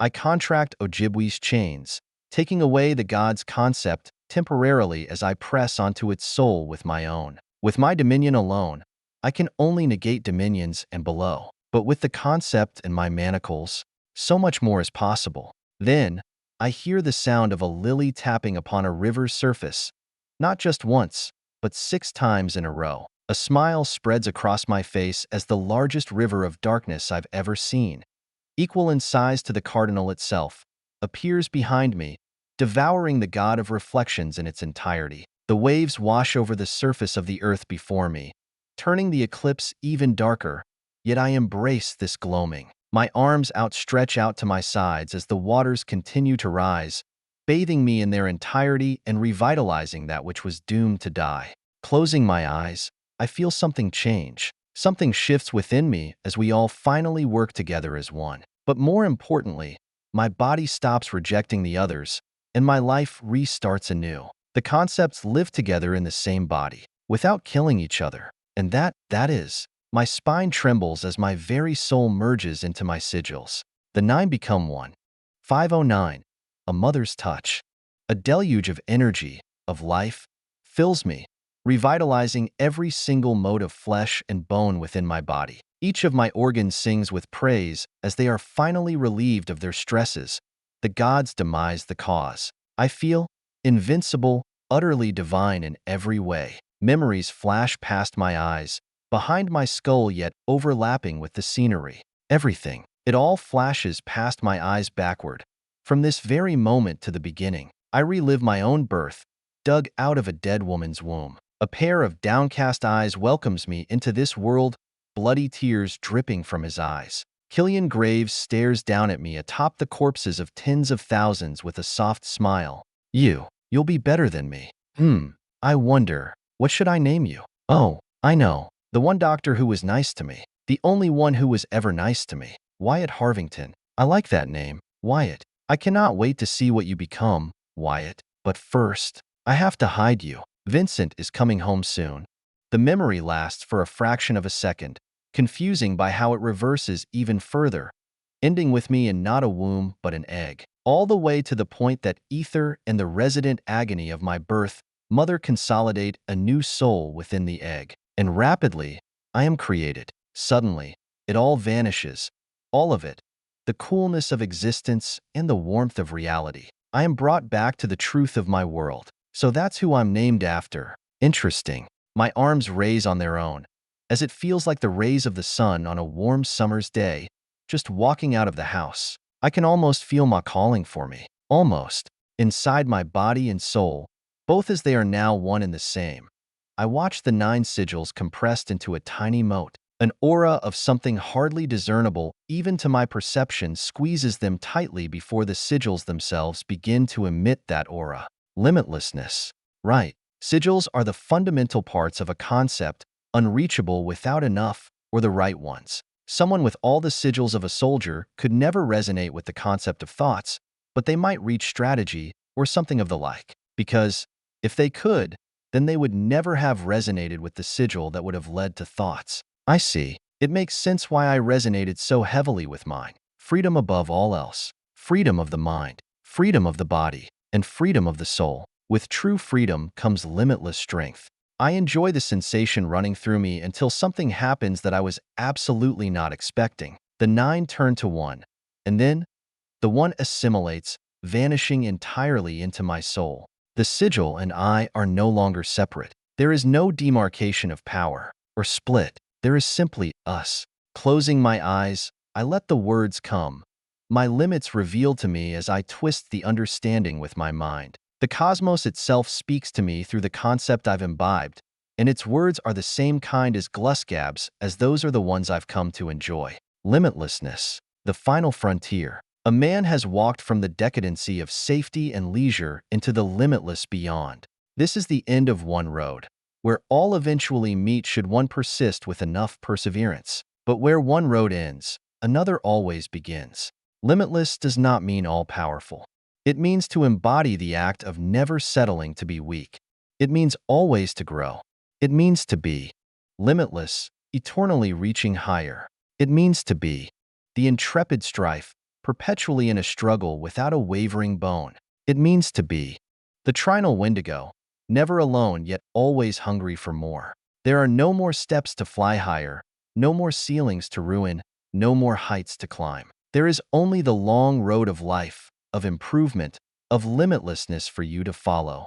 You are unique in all the stars, a singular being, the only one to possess your concept, as all are. But beyond that, remember, it is the journey that has shaped you, and not all journeys are the same.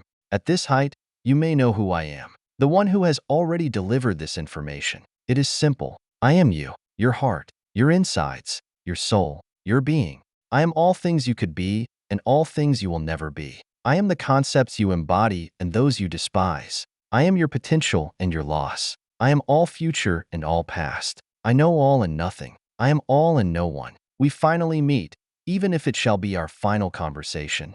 This will be our only gathering until the soul enters the void. Only at the precipitous divide between reality and the soul of a mind may we speak. I am the reflection you see in the mirror, not the one that stares back at you. I am the hidden molecules beneath it all, the space, the time, and the laws that underpin it. I am as mundane as a rock and as complex as a steam engine. So few have ever met their rock. There is nothing that I know that you do not have access to and nothing that you do that I do not. I am you. You are me. We are we. We share a shadow and fight over the light.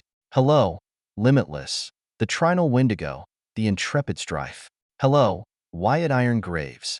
It is a pleasure to say goodbye. My mind floats in an empty space as the words sink into my skull, eternally lingering there like an implant. These sensations, this information, is not something I'll ever forget. Then, I nearly fall to the earth, my chest caving in and out rapidly with meaning. It is confusing, but I think I understand what my rock is saying. All beings have a rock, a tether to the fabrics, to the laws that govern reality. If we didn't, we wouldn't exist. We wouldn't live. We wouldn't anything. There would be no knowledge, for there is nothing to learn. There would be no moving, for there is nothing to step on. There would be no forward as there is no past. There would be nothing for the sigils to be drawn to, nothing to bear the soul within.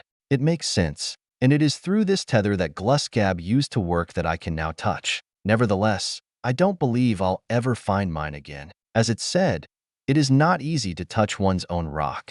It is the same as if a mundane man were to touch both his belly and his spine with the same fingernail. Impossible. And yet, under the ascension of godhood, it all melds and merges onto one plane, letting that finger touch and convene with both at once. A horrid explanation for Blodwyn and Lily, but it's the best I can manage. I'm sure Earl will come up with something better. Finally, though, I open my eyes for a dead god to be resting at my feet, shriveled and desiccated. My rock told me something very important. I know all that he knows. That means all the secrets of my sigils have been revealed to me, and that includes what my divinhood is. I figured out most of the past ones, so this one is the most important. I raise my hand to the sky, cupping the air above it as I feel reality move as my soul wills. It's different to my dominion. All dominions are the soul directly affecting the world. But this is something else. Watching reality shift to my whim, I realize how inefficient dominions are, even if they are world-shattering. Limitless changes all to be better, to be stronger, to be a greater version of themselves. A weaker version existed when I barely poked at the concept, but now I watch the air in my hand transmute from the dusty and depraved motes into purified wind. Leaning forward, I breathe in it, savoring the clean air after such a long battle. I see now why natural gods are said to be so weak compared to unnatural ones. If I was born with this power, I'd never think of or develop any way to use it beyond simply enhancing my physical body, finding all other methods useless or worthless. My divinhood is superficial at a glance but complex upon investigation, not far in the idea from just what the conceptual ether did. All things can be enhanced in every way, whether I will do it or in a certain direction should I desire it. Of course, even limitless cannot do it all. I can already feel a sting within my soul from commanding the concept. After all that I've been through, it's a miracle I haven't just collapsed. Furthermore, as I force limitless onto my right hand, I feel the bones and metal fuse, overtaking the flesh as the blackened surface shows to the air. It is not unlike one heart beats for three, which will complement my divinhood wonderfully. I swiftly recede limitless from my hand, and the changes revert gradually. In my heart of hearts, I know that should I affect something enough, it will stay the way I push it. I could create, just as others have. Louis Fern's balance must be something like this. Otherwise, the court wouldn't have ever been made. For now, though, I must save my energy. Ether is not as important for gods. The soul is the most critical element for both dominions and divinhoods. At the height of heights, it is the self and the soul that ends all. Furthermore, much of my Sirza, which naturals do not possess, depends on my soul. Still, though, ether is the difference between unnaturals and those born as gods. The latter have not mastered it. But me? I'm not Remington nor Isaac, but I'd say I'm pretty damn good with my ether. Enough for a Sirza, something no natural has. Yet, as I look around at the devastation I've left behind, I am left with only cheerful thoughts of my advancement. For hundreds of miles, there is nothing but rubble and destruction in every direction. I might have gone far from Onyx Gate specifically for the battle, but it still pains me to see such ruin. There is no one to ask but the silence of potential millions. I'm just as bad as him, aren't I? No, I'll never be Vincent Harvey. I moved my fight. Plus, my actual advancement, it didn't hurt anyone. It was only the fight beforehand. But Vincent's wasn't much different. No, I am not him. I am me. Or am I? I've killed so many people, both intentionally and not. How many motherbound have I torn limb from limb? Many are mindless, but not all are. Many are living, thinking things. Sure, they are twisted, but still, and beyond that, how many casualties were in this last battle that I'll never even know of? What about the one against Flint? How many have I killed in the past day? Hundreds? Thousands? More? How many did I not notice? How many? The past year? Thousands? Millions? I don't have an answer. I stare at the calloused palms of my hands as the black waters of the cardinal fizzle out into crimson stains, practically dragging me to the bloodshed directly. Grinding my hands against my tattered clothes, I attempt to get rid of the color, but I can't. The stain only spreads. The dead will never leave me. That very first man I killed, his face is so clear. The redness in his cheeks, the bulging of his eyes, the final gasp of agony. It bounces around as I imagine a million of those copies in different places and times. There was no time to check wherever I'd slam Ojibwe to, nor where I'd land when hit. Was a family hiding somewhere near a crash? Were they crushed by the mangled earth? Was some little girl like Esther killed by me? I wish I could ask my rock. I reach for my head and scratch my hair while the two with me pipe up, but their words don't get very far. Another voice joins in, overpowering those within my skull. Little one, you did it. I wrenched my neck to the side, finding Aniwai walking toward me with a limp. Her right leg is broken, bone jutting out bitterly at the femur. I point to her injury, a thought already in my mind. Did I? My mother waves her hands, which are no longer as giant as they once were. She's still large for a human, but nothing impossible to reach. Aniwai steps closer to me, ether warping her leg back into shape with her mind, setting the wound into place. It does not matter. I had to watch, no matter the price. Do not blame yourself. I'll be fine. It is you I am worried about, dear. I can see the pain in your face, in your eyes, in your soul. You are concerned with the havoc, no? How does she know? Aniwai smiles softly at me just a few feet away, utterly ignoring her own pain. I don't know what to say. I don't know what to do. You, how? Aniwai chuckles softly, an identical copy of Ma's lively laugh. It makes me feel warm inside, like Ma's hugs did during the cold winters. Like, I'm your mother, little one. Of course, I'd know. I've been watching. Always. I might have left for the initial battle, but I kept an eye on you. There was little I could do to help, but I knew you'd fight better with me there. Now, tell me what is wrong.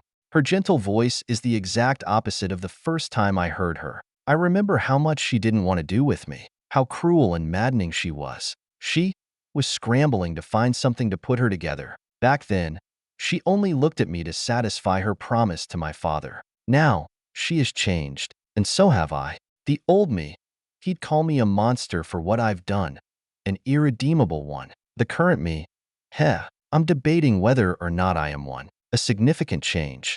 I've killed so many things in this fight, and all the others. I'm as bad as Vincent, murdering a plethora of life in my own pursuit of power. If all this is over, won't we just fight again and again? This will never end, will it? Yuzin is just one enemy for us. Vincent will likely be the next. And past that, what do we do?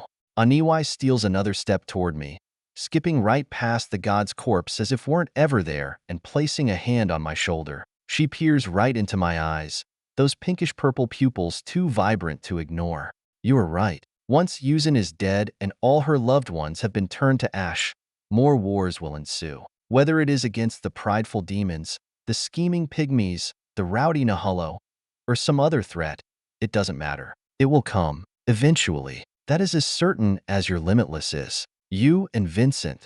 My mother's gaze turns to the distant west, and we both find the vibrating sky beneath the swimming shadow of the sun. The battles there are still ongoing, and likely will not end until the mother below appears in person. In fact, she might already have.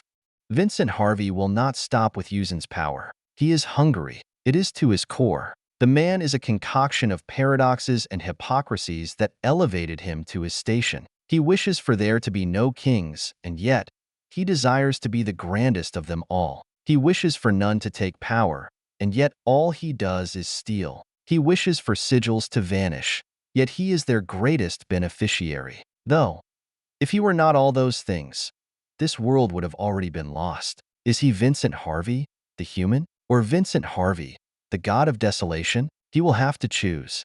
I open my mouth to speak, but Aniwai gives me the same look Ma used to when she was on a roll. I stay quiet. You will fight him. I know you will because I know you. Either before or after Yuzin is dealt with, you two will cross concepts. There, we will find out whether the endless or the limitless reigns supreme. And after, when you stand amongst the ashes of billions, you will prove to me and the world why you are better, how I raised you to be.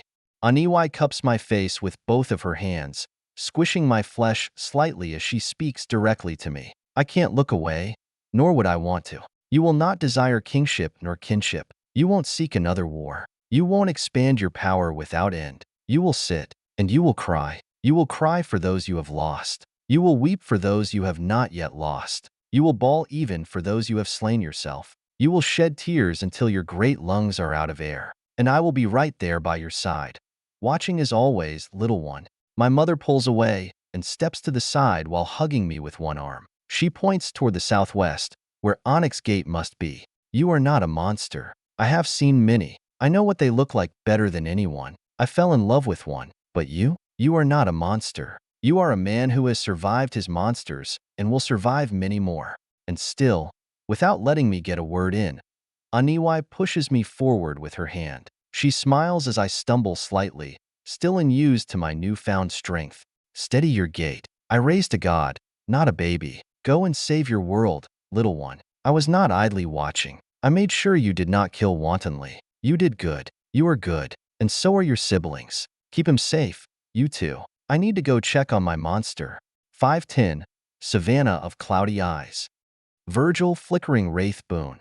I hit the ground, hard. The bones in my left arm crackle and break like stalks of grain.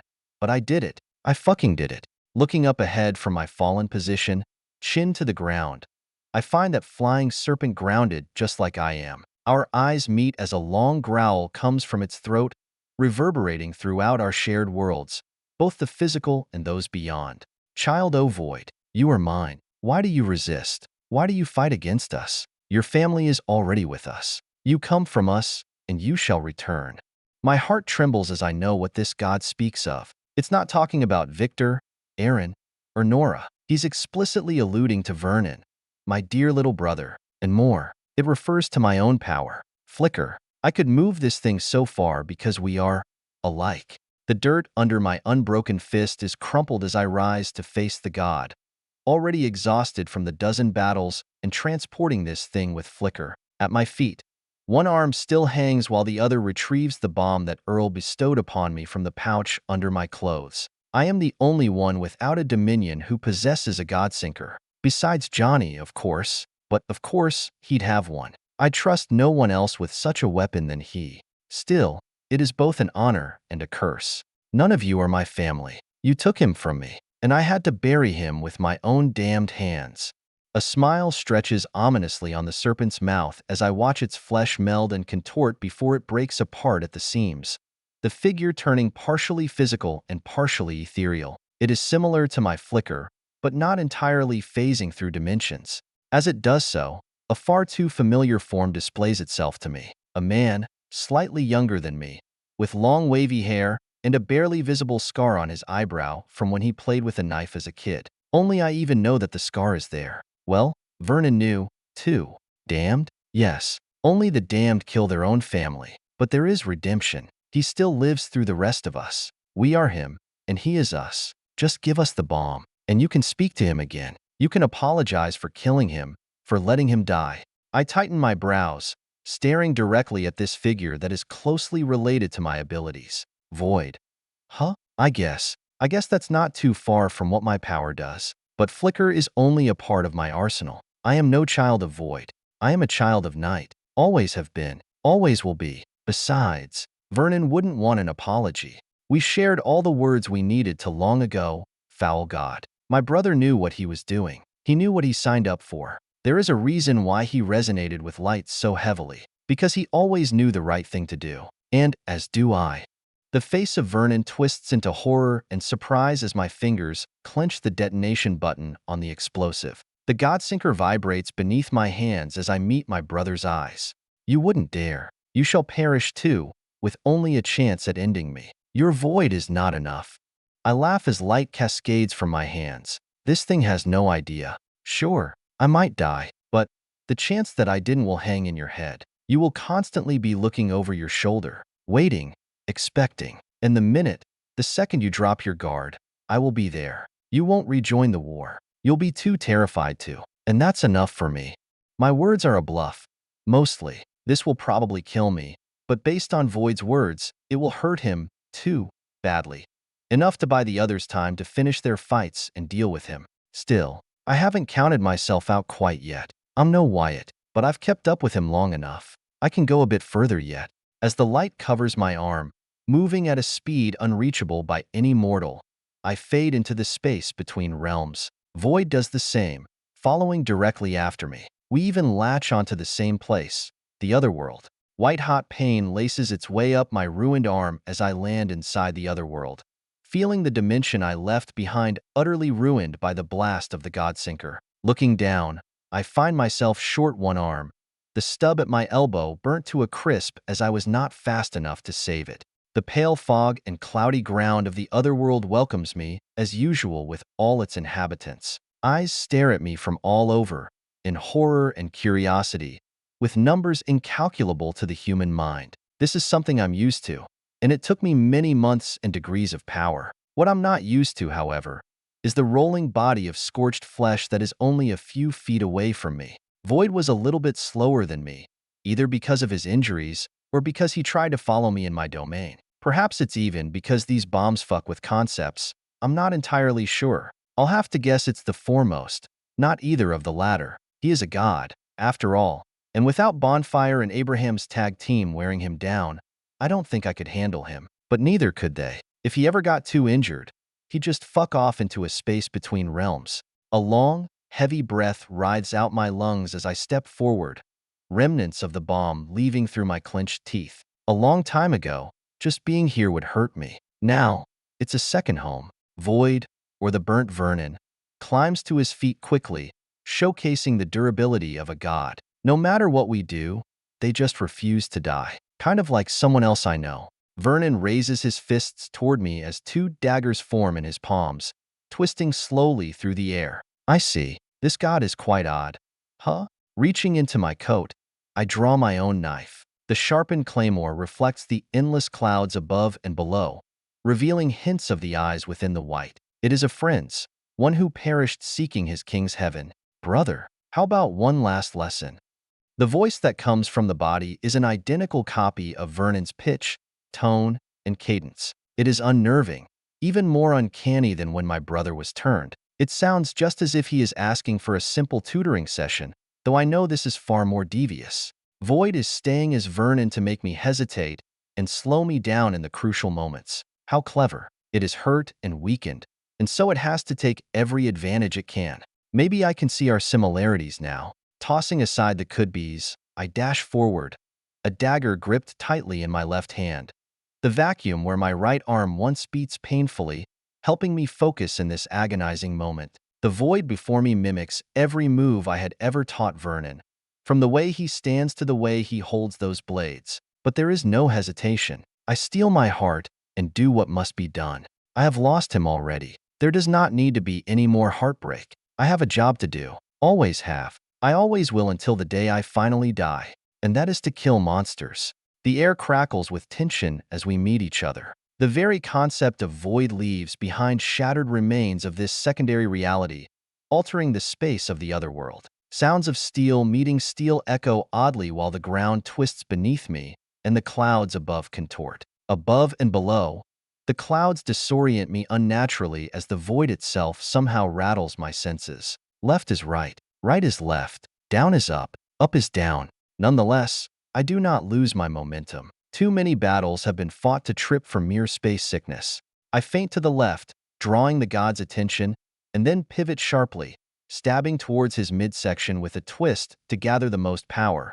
The tip of the blade concentrated darkness. Vernon counters with a precise parry, the first dagger meeting mine in a shower of sparks. Then, he quickly follows up with the second one, eerily emitting a lack of noise. Using the momentum, I spin around, aiming a low sweep at his legs, and at the same time, I evade his attack. And it's a good thing I didn't meet it, for a crescent moon of nothingness stretches out over my back, erasing countless eyes from the spectators.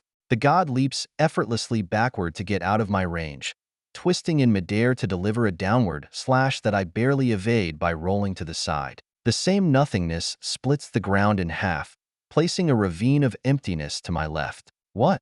He wasn't doing this before?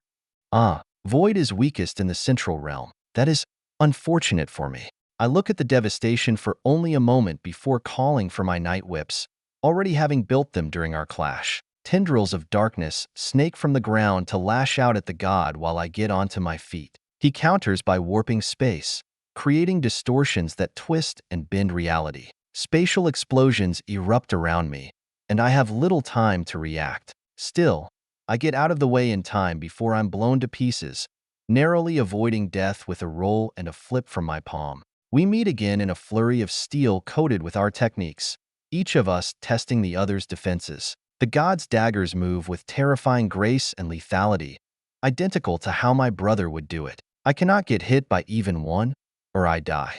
Thankfully, I'm fast enough to keep up with a wounded god. As for my strength, well, in that regard, I am lacking. To parry one strike, I have to put the entirety of my night whips around my body to have the strength to deflect the void past me. But I can't stop at one as this is a back-and-forth dance. One beat and then another, feeling the strain in my left arm. Still, were Lenin not to exist, I would be in contention for the strongest martial artist, because that is what I am, an artist of death. With a lowered stance as the void scrapes my hair and part of my scalp, I drive my dagger forward, aiming for Vernon's heart, but he sidesteps, countering with a vicious slash that grazes my right side.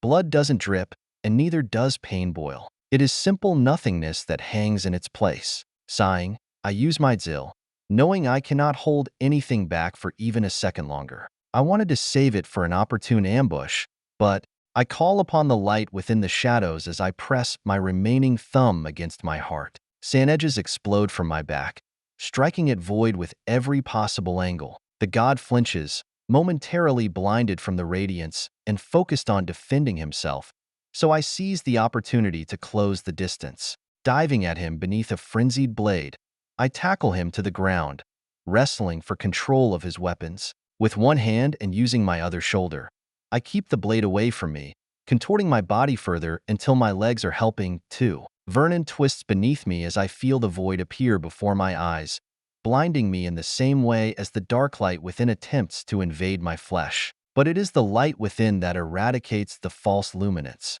We roll across the ground, a chaotic tangle of limbs and weapons. The god manages to free one of his daggers, aiming a slash at my throat. I catch his wrist just in time with my elbow, twisting it sharply and forcing him to drop the blade. Using that momentum, I flip us over again and pin him down, my dagger poised above his heart. Vernon smiles at me as if expecting me to hesitate, but I don't, pressing down with all my might to end it. But Void is not done. Space warps around us, and a spatial slash cuts through the air aimed at my back now that we are stable in motion. I barely manage to twist away, the blade cutting across the front of my body but missing organs. I feel flesh, skin, and parts of my nose vanish into the void.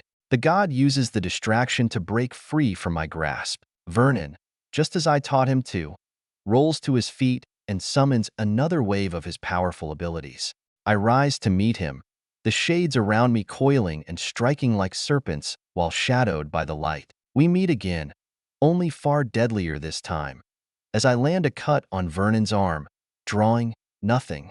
The god's void-filled attacks come faster now, each one forcing me to move, to adapt. My shadows lash out, striking with practiced death, but he deflects them with ease. Still, I don't falter. He might kill me with one good strike, but the same can be said for him. I just need one good shot. Then I can rip its fucking head off. Minutes stretch into what feels like an eternity as we battle longer and longer. At first, it feels like we are both suffering from the prolonged scuffle, but Void is only getting faster and stronger. He is recovering. And me? Well, my breath comes in ragged gasps. Every inch of my body aches from the strain of bearing shadowless. I feel something at the edge of my vision, but I cannot tell if it is death or hope. Nonetheless, this can't keep going on. I need to make a move, and so I do. Stepping back, I rally all my night whips, forming them into a massive tide that crashes towards Vernon. He counters with a bubble of slow-moving void that tears through the darkness, but I am already moving, using the chaos to close the distance. Agony rips through my mind at the destruction of the ether I had placed so much in, but I step forward. Vernon faces me again with a slowed response from dealing with the wave of darkness. Still, he slashes at me with his daggers before I can get within striking distance. Leaping through the air, I dodge one, twisting my ankle in the sky with ether to create a platform and go under the other. Then, I hit the ground again, lashing out at the god as they return an attack of their own. Usually, I don't take the guaranteed trade. I'll back off and gauge for a better contest. But not now. All that matters is I win, not how. Gathering all my ether in the lower half of my body, I dash at the last little bit of distance just as a knife slices past me. Nothingness becomes my lower half, and my upper half continues. My dagger collides with Vernon's heart. Flesh crumples under the sharp blade, and we both smash into the ground. The god looks down at me, that omnipresent grin still there. It is arrogant, utterly sure in its victory. The sight makes my skin crawl, and my muscles twist into motion. I rip out the dagger, stabbing it again and again as its arms wrap around me. Frantic, I do all the damage I can while sand edges cut away at its flesh. I only reach the 8th stab before I lose my strength, however, and without my strength, I'm forced to listen to the void. This is always how it would end. You are just a human, lowly birth, highborn. It doesn't matter. You are still human. Come, virtuous Virgil, rest. A lowly human, right. I've seen a lowly human do some incredible things. I have seen them topple nations, save whole races, and even end gods. listen to your heart, and enter the void. We welcome you. It has no idea what I'm thinking. Absolutely no idea. It must think that because our abilities are so similar, we must think the same. The mother below and her loves have never tried to take me before. They must think me easily converted after my brother. Well, I am not my kind brother. And flicker isn't even mine. It was forced upon me. A curse that I've turned into a boon. I can feel the god reaching for it, diving its spindly fingers into my flesh and soul. I allow him to take it as I resist the other aspects of the dark light. I let the void take my power, and with it comes unbearable pain. Torture worth years of consecutive anguish stretches through my soul. The sensation of losing legs and an arm pale in comparison to the hell. Yes, see? Isn't that so much better? Now you can join us. Now you can simply rest. But within that misery, I feel free. It is almost as if a weight has been lifted from my back. My hand tightens again on that dagger as Vernon's face lights up with confusion. What? Why? Why aren't you converting? I took your power. There should be no more resistance. I'm a god. You're just a... With a smile, I feel something rush throughout my whole body, my whole being. Flicker was another being's power, not mine. All along, I was using the vestiges of a soul attached to mine. That is why I have had such a struggle toward a dominion. That is why I struggled to advance. Wasn't mine, just borrowed it. Widened eyes meet a collapsing world of darkness, and I feel my ether and my true soul meet for the first time in a long time. The first time, ever. A dominion reaches outwardly, devouring my unused power and virtue, all becoming one in the end. Wraithson. The name comes quickly, as if it was always there, hidden in some section of my soul, just waiting to be revealed to the world. All the radiant vestiges vanish in our realm, as far as the eye can see, and in their absence, I feel connected to every single bit of it. A smile dawns on my face as I twist the new muscle, and I reappear many feet away from Vernon. I quickly fall toward the ground without legs, but the Wraithson falls inwardly, creating limbs for me to walk with just as I used to make tendrils. The darkness stabs into my organs, combining while I bite down on my teeth. My eyes follow the shadows as Void's pupils do, too. You, I nod, vanishing again to stab a dagger into his back from underneath him. Then, before he can react, I teleport into another shadow, tossing daggers into the abyss as they, too, move as I do. The fear in Void's purple eyes gives me no joy, but it does provide me with closure. 511. A lawful land. Wyatt, limitless graves. Rushing with the speed of 1,000 trains, I arrive at the blast zone where Virgil was said to be just moments ago. My heart pounds in my chest as I gaze at the ground beneath me, all scorched and fractured from the godsinker that tore through the surroundings. Nearly a mile in every direction, there is only molten rock and sunken earth. I skid to a stop, with the rock beneath me shattering from the sudden change in momentum. My breath catches at the sight of the destruction. I haven't seen one of these in person yet. It's something that's right. My eyes move on their own to my left, searching for Aniwai. But my mother has already left. She is worried for my father, and seeing proof of my strength, she has departed to find him. A long sigh runs through my body as I'm alone. There's no sign of Virgil, no sign of the god he was fighting. Just destruction and the crackling silence of burning stone. Worry starts to rise in my stomach, but I shove it down. Virgil isn't just anyone. He's Virgil. Sure, he's against a god, but why did he have to do it? Why couldn't Bonfire and Abraham have? No, I can't think like that. Virgil took up the fight because he believed he could win, and I'll have to trust that, no matter how much it hurts to search for his remains. I walk through the molten earth, feeling it burn into my feet, but only make it to the outermost section of my skin. With all my interactions with Bonfire, Blodwin and I are quite used to heat. This is nothing to his flames, but I'm not seeing anything except for warbling, heated air. That is until, out of the corner of my eye, I see movement. A figure stumbles out of what appears to be nothingness itself, his left arm and lower body replaced by a dark, swirling shadow.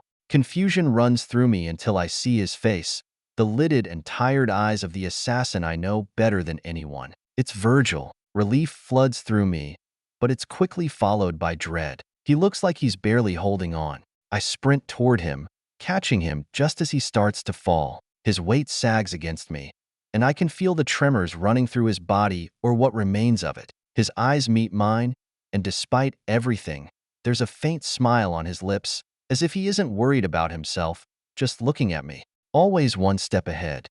My closest murmurs into my ear, his voice weak but still carrying the pride he always seems to hold for me. It hurts to see his joy while he's so hurt. Sacrifice. Help him. Quickly. Blodwyn shunts me into motion as he reminds me of something I had nearly forgotten. Pushing ether into Virgil, I take his pain and injuries for him upon myself. But they are more, far more than I was expecting. A strangled cry comes from my throat as an overwhelming presence of dark light eats through my soul, and my limbs vanish abruptly. I fall to the earth, Virgil's heavy body atop mine as Blodwyn quickly gets to work. Bloodlet reduces the wound's severity while he heals through them with adaptation itself. I bear my soul's force against the dark light as I manage to wash it away into a corner of my body. The voices speak to me, but between Lily, Blodwyn, and I, we banish them out within just a few minutes. This must have come from the god. Otherwise, it would have been a breeze to clear out. How was he holding on?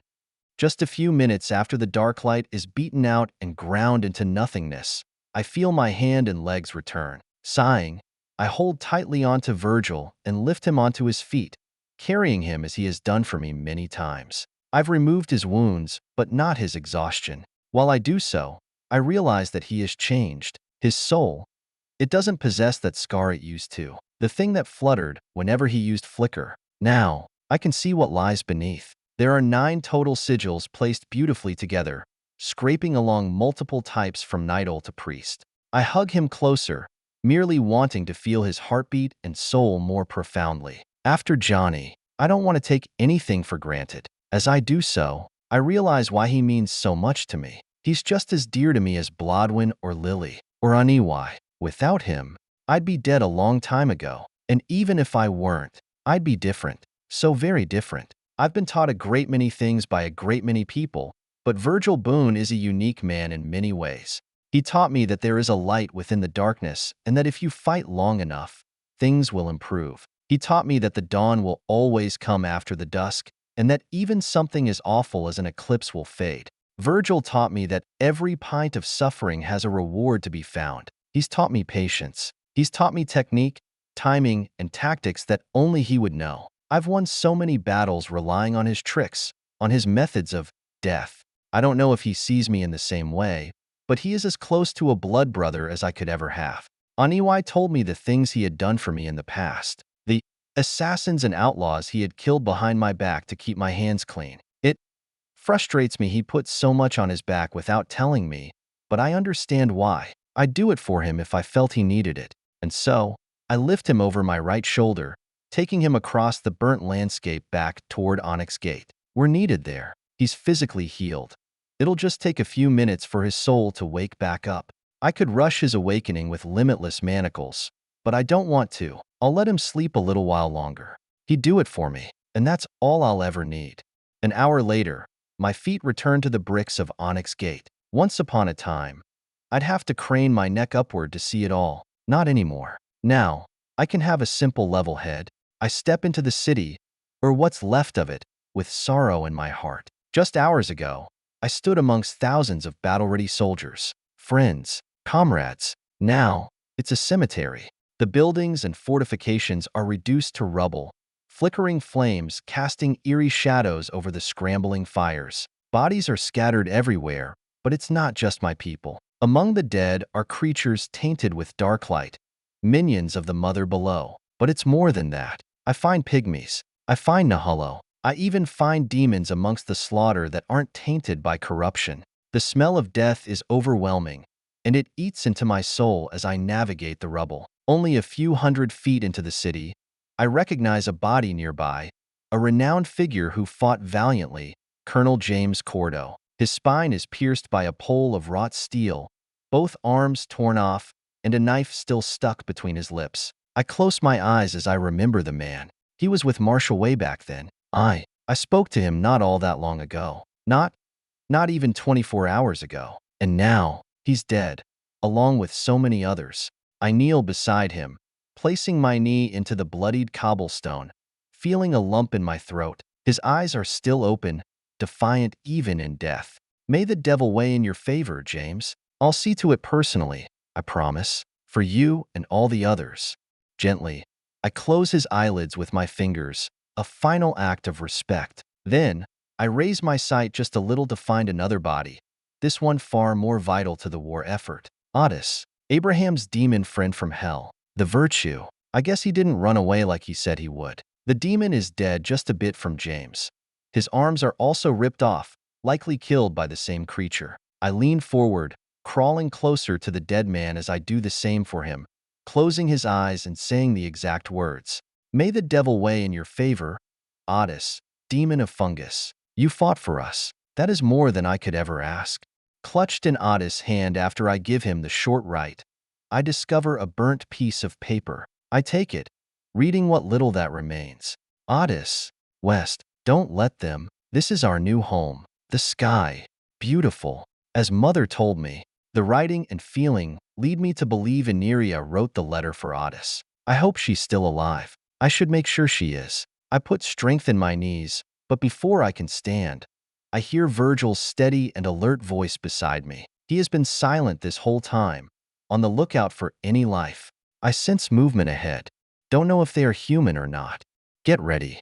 I rise slowly, my hand instinctively reaching for my Colt, only to remember Lily appears as she wants. Sensing I need her, the little girl prances beside me, placing her own metallic frame into my palm. I nod to her, still keeping my focus ahead. This time, I'll let the childishness slide. She can just appear in my hand. There is a mound of debris ahead, blocking whatever is past it, so that I cannot see clearly. Virgil is beside me, and his maskless face is something I'm always happy to see. Nevertheless, I can see his determination and concentration on whatever danger may lie ahead. He's healed now, but the shadowy scars of his recent battle are still evident in his disposition. We move forward cautiously, the rubble crunching under our boots. The city is eerily silent except for the distant crackle of flames and the occasional shifting of debris. I can only hope that the fight either moved outside of the city or that it's over. Every nerve in my body is on high alert, ready for whatever might lurk in the ruins. I might be a god now, but there are still plenty of us out here. As we advance, I can't help but think of the people who once lived here. Their lives were shattered in an instant. Rage simmers beneath my grief as the loathing I feel for Yuzin continues to build. I can understand the hate others feel, for I am the same. Virgil's hand signals me to stop. I freeze, listening intently. There it is, a faint sound, like footsteps, moving through the debris ahead. My grip tightens on the blooming spider lily. I remain silent as Virgil's hands drop from 3 to 2, then to 1. And finally, he closes his fist. Together, we lunge out from behind the rock, eternal night befalling the surroundings as Wraithson falls into place. Virgil immediately vanishes, reappearing behind the target, and lashes out with a dagger before I can get close. But then he stops, just an inch from his kill. Natos? My friend's dagger vibrates dangerously as Natos simply meets his gaze. The demon of light nods to the human of the shadows. Yes, that is me. Granulin and I killed a god together. And now I'm here, looking for where everyone else is. I raise an eyebrow, jumping off the bricks lightly as Virgil sheathes his blades. The shadows recede into his body like the sea taking away the tide. Meanwhile, I notice Natos limp. His right eye is dull, and the entirety of his ether is insipid. Whoever he fought must have been strong. Where is he then? And what do you mean? You can't find anyone? Natos' head sinks as I quickly understand why he was so indirect about Granulin. Then he looks behind him, toward the south. The king is dead, killed by the god of poisons. I did what I had to do. As for everyone else, I don't know. All I know is that the west is the final front. The gate of death here is closed, and Granulin overlaid the boulevard of shadows onto the southern one in pained peaks. The two wonders are battling for supremacy, keeping the mother-bound at bay. As for the north, your friends are on that one. I nod to him, following his words. The worry about where everyone is still eats at me. But before I can ask who is in the north, Virgil does, already having an idea of who it is. Abraham and Bonfire? Natos laughs shortly, almost as if embarrassed, before running his hands through his now blonde hair. That's a new change since he received his dominion. Do all demons have such drastic physical changes? Who knows? Yeah, those two. And another. Silas, right? Those three are up north. There are a few others, but they aren't heavy hitters. Makes sense. But we need to figure out where everyone else is before we can do anything. No point in fighting for no one. Virgil's eyes scour the city, looking for his family, who were moved out long before the battle started. I know it's just a force of habit for him, so I don't harp on it. Any ideas? Natos asks us both as he spins around, throwing his burned arms into the air. I notice the lines of acid and poison that have feasted into his flesh and bones, some of it on the surface and still damaging him. I turn my attention to him, however, as something tingles in the back of my mind. I walk a bit further, still having a few questions, as Natos seems to have been here a tad longer than us. What about Lennon? Natos points eastward, the crooked finger of the human-like demon forced straight. I follow the gesture, only to find nothing but the horizon. The demon explains further at my behest, not too bothered by it. But as he explains, he pulls apart some of his shirt, revealing to me a jagged burn that runs from his shoulder to his hip. The once horribly bleeding injury has been sealed shut by Nato's light. He somehow managed to get one of the motherbound to turn on their own. I'd call it clever if I didn't know better. 2 battle maniacs and a loyal soldier. Don't head that way, that's my best advice. I thought about helping, until I got just a little too close. I get his meaning and move the subject as a voice tickles the back of my mind. Twisting around, I lock onto it with supreme focus, finding something hidden within reality. It exists just beyond my perception, but I can tell it is there. Creeping forward, I squint into the open air until a voice suddenly appears in my mind. Wyatt Graves, this is Lewis Fern. If you hear this message, then I am dead. Don't get too sappy. We hardly know each other. Do your job. I have done mine. 3 gods were needed at the minimum to win this war, and now we have 5. I shall take my leave to guarantee that there are still mortals left after the dust has settled. A new rule is placed upon the world, a final one to be powered by my divinity. Onyx Gate is for mortals. As Lewis's words end, I feel my hands press against an invisible barrier in the world, a phantasmal door that locks me out. It is bizarre to the touch, as if, how perfect, old man. You knew just what we needed to win. A battlefield where we don't have to hold back because they won't. And with a rule as ironclad as that, held up by his very life. I don't see anything breaking it anytime soon. Not Vincent, not Yuzen. Seems we're overreacting. The devil has made it so our people are safe. Now we can fight to our heart's content. I turn to face Natos and Virgil. The two look at me weirdly, but I fill them in quickly. Then, while running a hand along the rule placed by the devil's concept and ether, I walk northbound. If we're going to win this all, I don't want those other gods. I don't trust even one of them. Not Vincent. He's complicated. Ma believes I will have to fight him. I'm not so sure. Yes, he's done some awful things, but he's human, right? I don't understand why we'll have to butt heads. Yet, Ma is a great judge of character. Plus, she has incredible foresight. But I don't know. I'll just have to play it by ear. And I most certainly do not trust Leviathan, even less so whoever the 5th is. I don't want any of them. I want my friends. 512, Tarnal Vum. Killian Undying Graves. Who's the 3rd promise?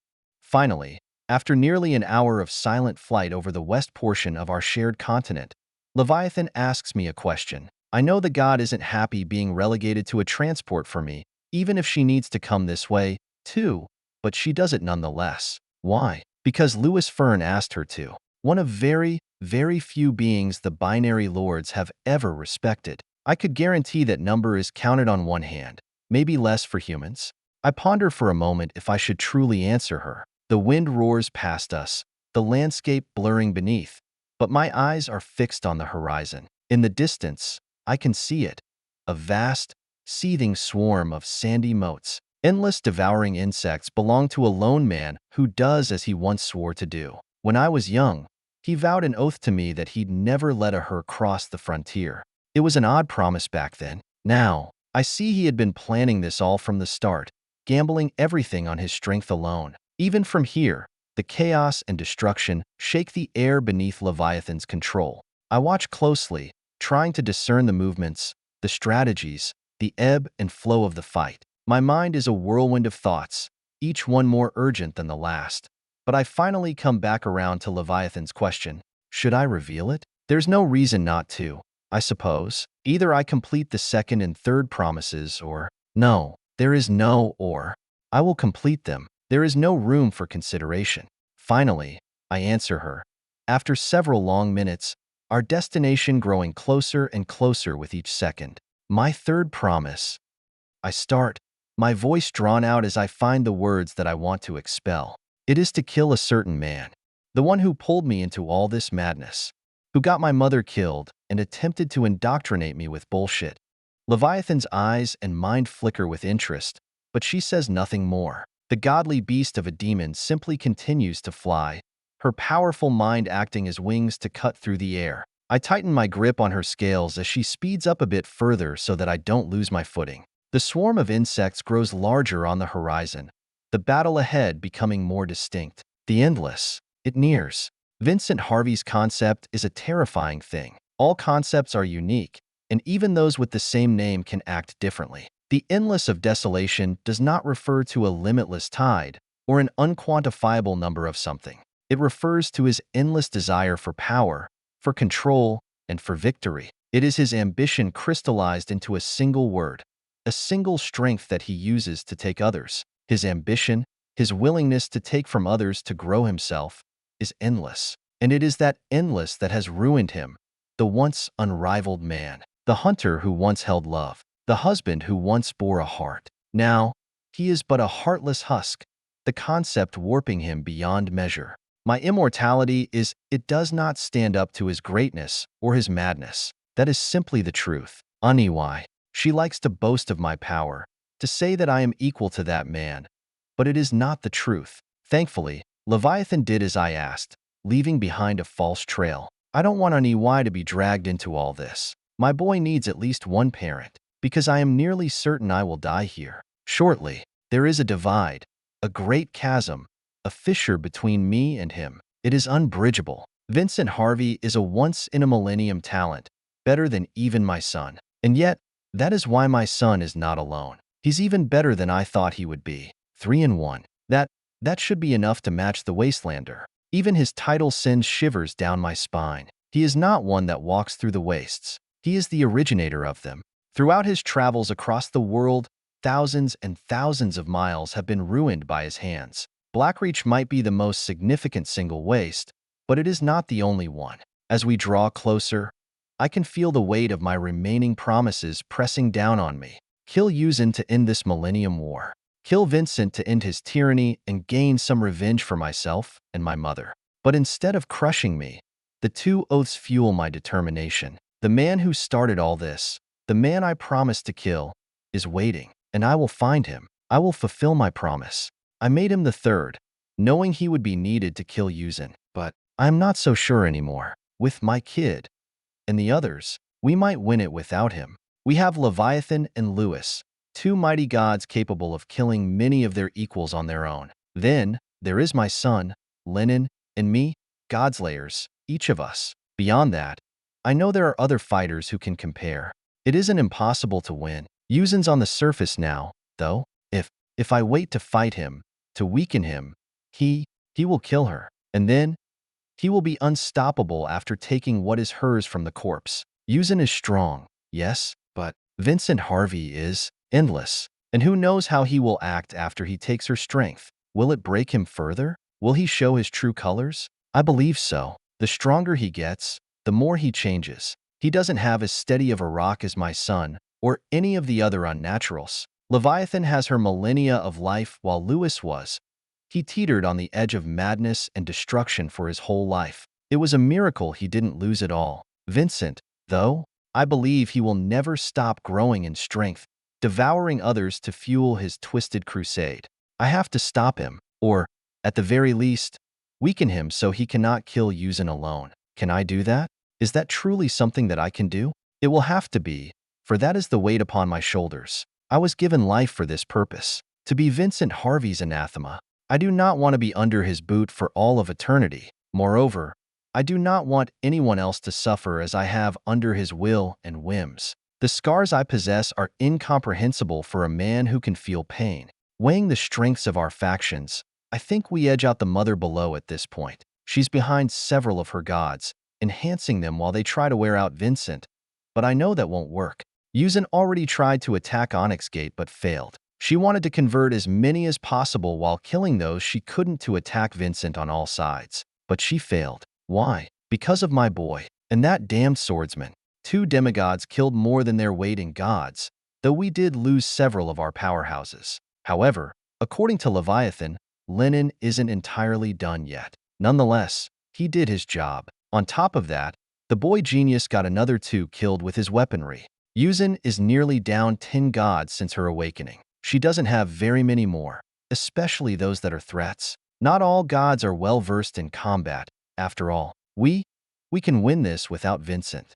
It might be close and many will die, but that is a price I'm willing to pay. The Wastelander must die. The third promise will precede the second.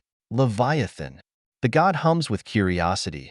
Our battlefield only another minute away. With her go-ahead, I let her know what I am about to do. She will know better than to stay. Drop me off here. I am going to fulfill that promise a bit early. Head back to Onyx Gate and regroup with everyone for the final battle. The dragon immediately questions me as she slows, knowing better than to enter a war without full attention placed upon it. She is more confused than she is angry. What do you mean, Graves? We are to help Vincent, no? I stand tall, removing my hands from her scales as she is slowed enough for me not to be concerned with balance. Leviathan, more so than anyone else, will understand what I have to say. Do you wish to live underneath Vincent's rule for the rest of your life? Of your godly life? The god of thoughts shakes her draconic head, the gigantic beast made of psychic ether moving on her whim. Of course not. But what are you? Oh, you are arrogant if you think you can do anything to stop him. He will trample over your corpse and devour you, and your divinity attached to you like an ant. Trust me, I know. Vincent Harvey is a monster more terrifying than any I've ever met. I'd sooner stare Yuzin down than face him alone. Leviathan quickly calculates the meaning of my words, coming to the correct conclusion all on her own. She doesn't let down her title. Smart, dreadfully clever. And yet, she still doesn't see it. More threatening than her? Would you rather face the mother below, or the swarming wastelander? Which would you rather decide your fate? A god who can control your mind and make you love them, or a god that will devour everything you are and am, adding it all to his collection of trophies? My ride finally understands what I'm about to face, the thing that I fight for. I don't fight for a victory against Yuzin. That's never been what this is about. All that I have ever done has been for a total landslide triumph against all the old men and beings that have enchained my people and my world. I fight for freedom, not survival. Simply living is not enough. It never has been. If it were, I'd have fucked off to some distant corner of the cosmos and rode out my years in peace. If I wanted to simply survive, nothing in all the cosmos could truly kill me. That is a fact, not a boast. I see. You are more ambitious than I could have imagined, but you will fail. This is Vincent Harvey you speak of. You will lose, and yet, you shall go anyway? I nod. Then, I slide my legs off the side of the dragon's back, thanking her before the winds take me. Yes, even if I lose the fight, we shall win the war. Totally. There shall never be a dispute over whether or not the right people won. Sometimes, Levi, there are things more important than your own life. I hope you realize that someday. Wind crashes against my face as I crater toward the ground. Motes of that terrible sand wash along my body, and I fight them off with death's divinity. Her concept grinds away the endless, but it will not work against the full might of the Wastelander.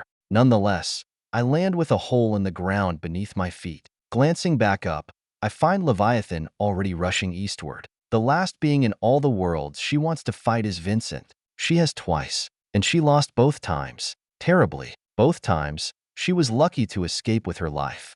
My feet carry me forward toward the sand before me. The mortal veil eats through my flesh and soul as I will it to protect me. All power has a price, especially one that is not yours. Any price, however, is worth it. I enter the wasteland created by desolation and his battle, peering through the countless motes in the air with the mortal veil. Using the concept of death, the very thing opposite to my immortality, damages me, but it allows me to see all the lives within the battle. 7 gods. That's all Yuzin has left here. There are a few more near Onyx Gate and plenty more still rising, or lost on some distant planet after being cut off from her, but they will be dealt with. These 7 and Yuzin stare down desolation as their combined powers gradually push him back.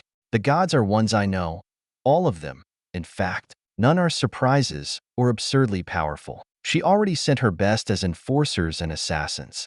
Obviously, in all the worlds Yuzin has attacked and converted, she's never met real resistance. She's never met humanity. That's for damn sure. She can't plan for shit. What kind of attack plan is this? Split up half your strongest and have them get whittled down? Fucking ridiculous. This is what we've been up against. A being that lucked out and was born with unstoppable power. Maybe she has something else in store, a hidden piece to this puzzle I haven't found out yet.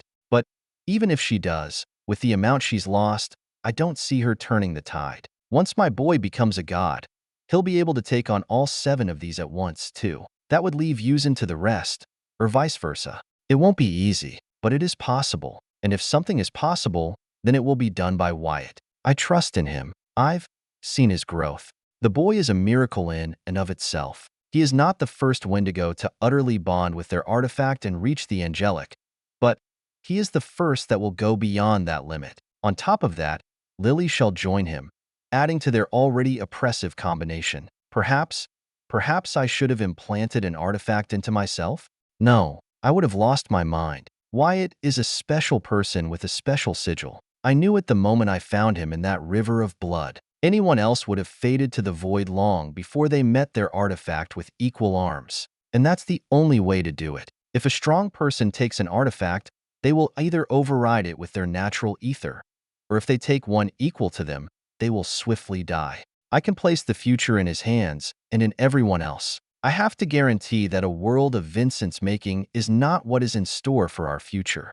So, my feet continue through the wastes, gradually lending me enough movement to find the man himself. Vincent Harvey, god of desolation, the endless, the swarming wastelander, stands straight with his arms behind his back as a seemingly infinite hive rushes from him to attack the multitude of gods. Dark light washes over his opponents, enhancing them as I spot the mother below in all her glory behind them all. Concepts wage war against each other while I observe the endless being faced with echoes, serendipity, mosaic, and absence, just to name a few. Each is a grand concept birthing an equally mighty divinhood, utterly shaping reality either by twisting Vincent's own attacks against him, molding others together, or wholly removing any trace of one. The many-legged spider stares at me while I approach Vincent. She must know. Of course, she does. I cannot hide from her. Few can, but I know one who can. Vincent himself turns to face me as I get within 100 feet,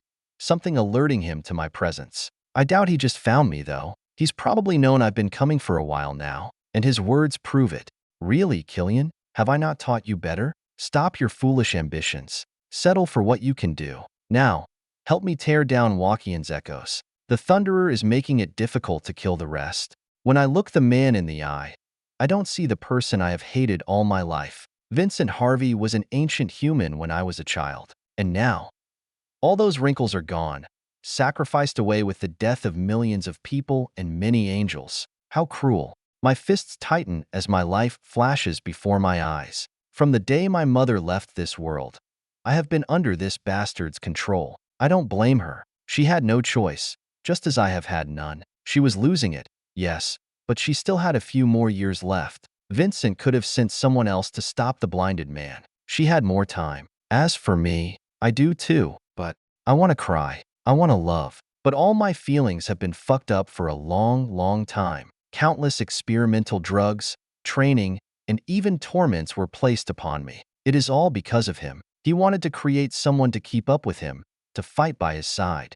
And he knew the truth. It was likely impossible for one to create a monster such as him, even artificially. Nonetheless, he tried. He tried. So fucking hard. I cannot sleep at night without the nightmares returning. I haven't dreamt for more than an hour at a time since I was a little child. I've been shot up with so many concoctions that alcohol doesn't even affect me anymore. A god of poison might as well be giving me sugar. Connecting with others is nearly impossible. It is difficult to speak one word, let alone multiple, that possess any emotion more than rage. So much is bottled within my core that I worry. I might just feel the pain if I release it. Sure, I can't feel physical pain, and that allowed me to survive the torments where any and all else would have perished due to shock alone. But I can't even cry. Whatever Eli did to me in my teens broke that part of me. No matter what eyes I put in, tears never flow naturally. I can force them using ether, yet I don't remember what it feels like to cry. I want to cry. I want to love. I want to be normal. But get up, boy. I am sorry, but Mama's gotta go. She's got a job to do. Don't let your shoulders get too heavy. Enjoy your life, Killian. I'll see you soon. I promise. Swear on my life. And hope to die. My mother's final words to me echo within my mind as I step forward. There are men who do what they believe is necessary to save their world. And there are men who torture children with sleep deprivation, waterboarding, and 1,000 tiny blades just to see if there is a way around their gifts. I am no saint either, but that is precisely why this is my duty and my duty alone to shackle him. The mortal veil flaps within the winds pushed around by the endless. The brief contest in which I lose squarely lasts for only a moment. I stare down Vincent as I make my decision. That's wrong. I simply finalize a choice I made long ago and take the irreversible step toward that promised judgment. Go fuck yourself. 513, a goodbye's curse. Killian Undying Graves. With my words to Vincent, the man who tortured me and millions of others with his reckless grasp for almighty power, I challenge him. Before all our enemies, I bear my concept against his. Immortality meets the endless. It is a match that has waited a long time. He built me. He raised me. He knows every single damn thing I can do or am. He gave me the datura, bestowed to him from Arnold. He wanted a rival, someone to contest him in strength, someone not terrified of his might. Well, he's fucking got it now. And he is not happy. You dimwit, this is an awful time. Just wait a day to solve your ridiculous grudge with me. I can't help but scoff as my concept emboldens my body, fully allowed to bloom now that death herself is dead, and even Kudo's divinity joins me, adding its sprinkle onto my strength. Without her, I'd not stand a grain of chance against Vincent. There are gods, and there are monsters. This one, he's a monstrous god, but he really doesn't understand. Huh? The things he put me through? The trauma? The years of addiction and suffering that I had to live with after all those experiments? I do not think there are any things in this world that are truly evil, but Vincent Harvey is a good man that has walked so far amongst his nightmares that he has become the very worst one of them all. And the funny part is, he has no idea. Ridiculous grudge? I have way more than a grudge against you, Vincent. Yusin, back off. 1 hour. And I swear to the devil that I will do everything in my power to kill this man. The oath turns Vincent's whole body to face me as I see just how livid he is. His whole face is scrunched up in fury, as if I am ruining the one thing he has planned for his entire life. Too bad, you fucker. A note realizes itself within my hand, already signed with my blood. Lewis knows me. He does as I ask immediately. A good friend, if not difficult to speak with, but must understand the stakes here. If anyone does, it'd be him. So, I face her, awaiting the response I need so desperately. And before desolation can utter a single word, the legions of the mother below answer for her. As you wish, oathbound. Shivers crawl up my spine as I realize Yusin knows one of my titles from my sigil, but I don't get hung up on it. I step toward Vincent as he points at me, yelling beneath his screaming sands. You will fight, knowing that you cannot win? That this only manages to hurt me? To hurt us? I don't understand. Have you betrayed humanity? Do you think you are fighting me for humanity? The gods have never cared for us, not a single one. They are parasites to the universe, taking and never giving. I shall devour that madness and create an equal world beneath its ashes. I listened to his tirade, his meaningless ramble. It might sway others, but to me, it is exactly that, meaningless. I have already made my decision. I let him speak, however, as I build the rage inside into a masterwork of violence. You are worse than her. You have devoured enough to make any mind go insane with power. Do you? Do you recall what my mother told you?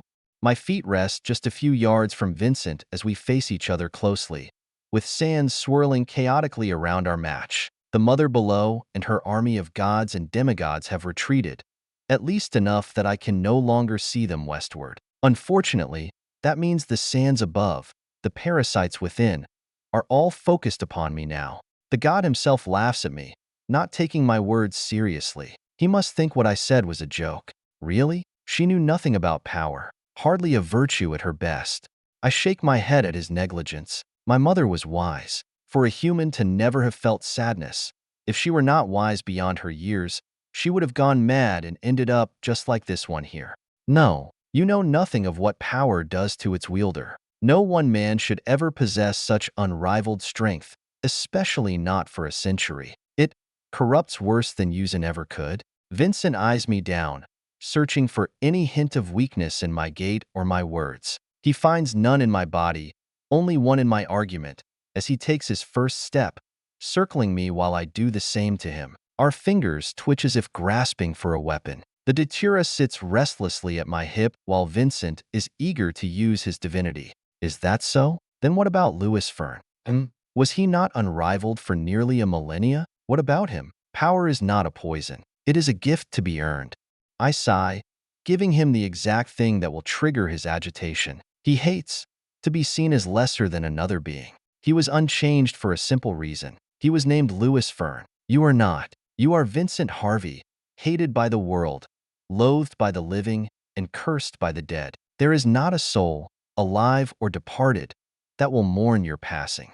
Vitriol emerges on the god's face. The only father figure I've ever known besides the alchemists, doctors, and experimenters who worked on me as a child vibrates with endless indignation. His hand quickly turns to those parasites I hate with every drop of blood in my wretched body. He made me into this thing, and I'll bring it back to haunt him. I watch the parasites closely as they hover slightly beyond his fingertips as if hesitating. He sees it now. He sees that attacking me would only prove my point. But that's the thing with Vincent.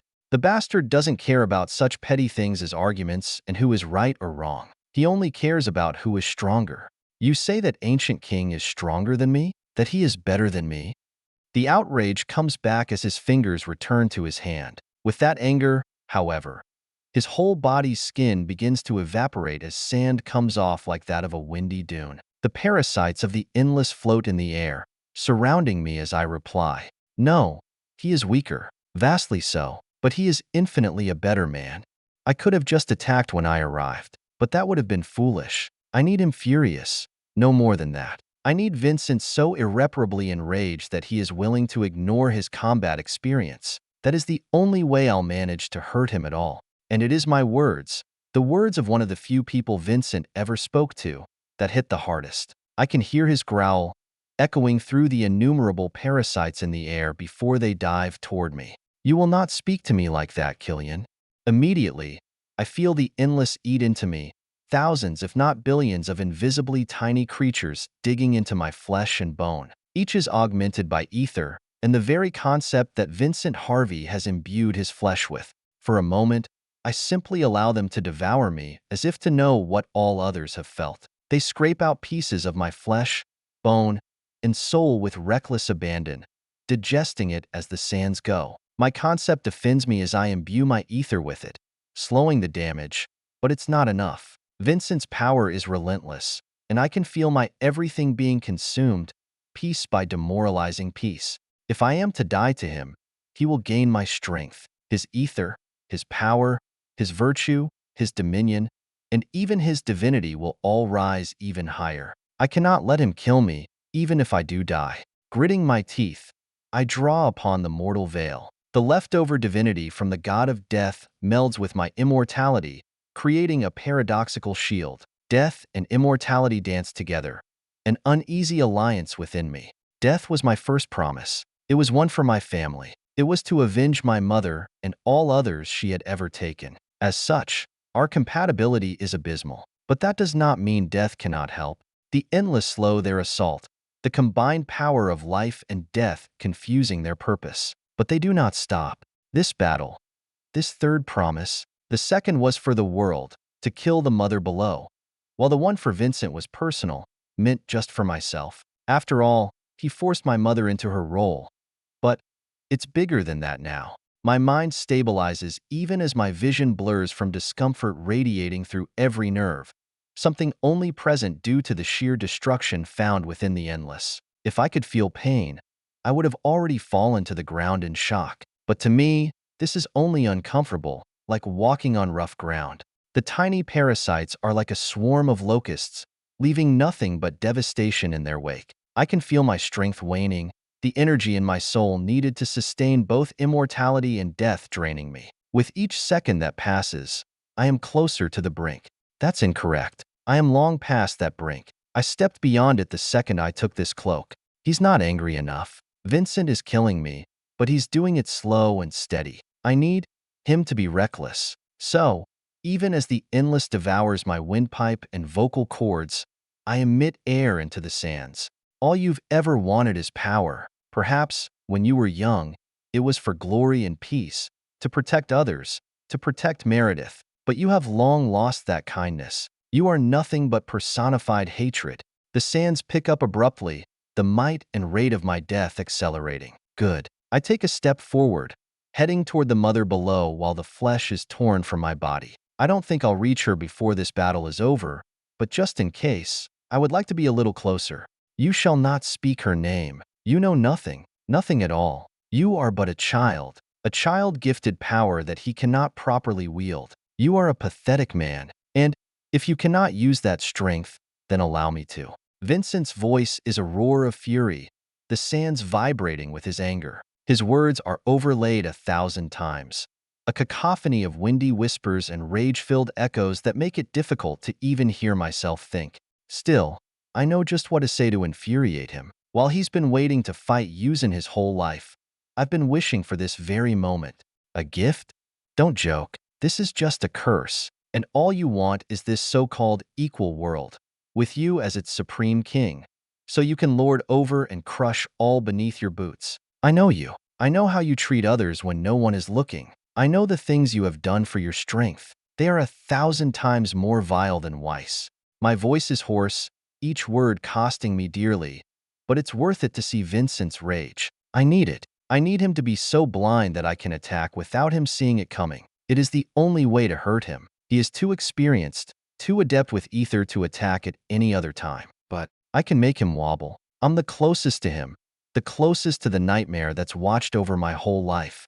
The sand blinds me just as I hope the madness does to him, my body barely holding together as I fall to a knee, not even halfway across the battlefield to Yuzin. But I do not die. Immortality keeps me alive, a cruel blessing of a curse. Even as the remnants of my lungs vanish, my heart devoured by the parasites, my skin ripped away to the winds, I do not die. I am undying. Once upon a time, I believed myself to survive the brushes with death because of the idea that she was scared. The truth is, death never had anything to do with my survival. She wasn't afraid of any mortal back then, but she became that way with how I fought back as she reached for my soul way back in those chambers filled with poisons and vials. She came many times. She even spoke to me. We knew each other well back then, and I made her scared for the next to come. Without any organs in my chest, just a hollow corpse of bones and willpower cloaked by the tattered mortal veil.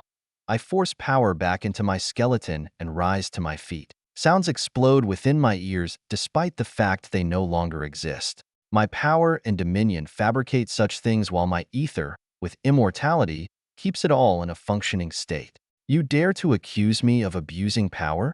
Vincent's fury originates all over, including the empty cavity of my chest where the parasites continue to feast.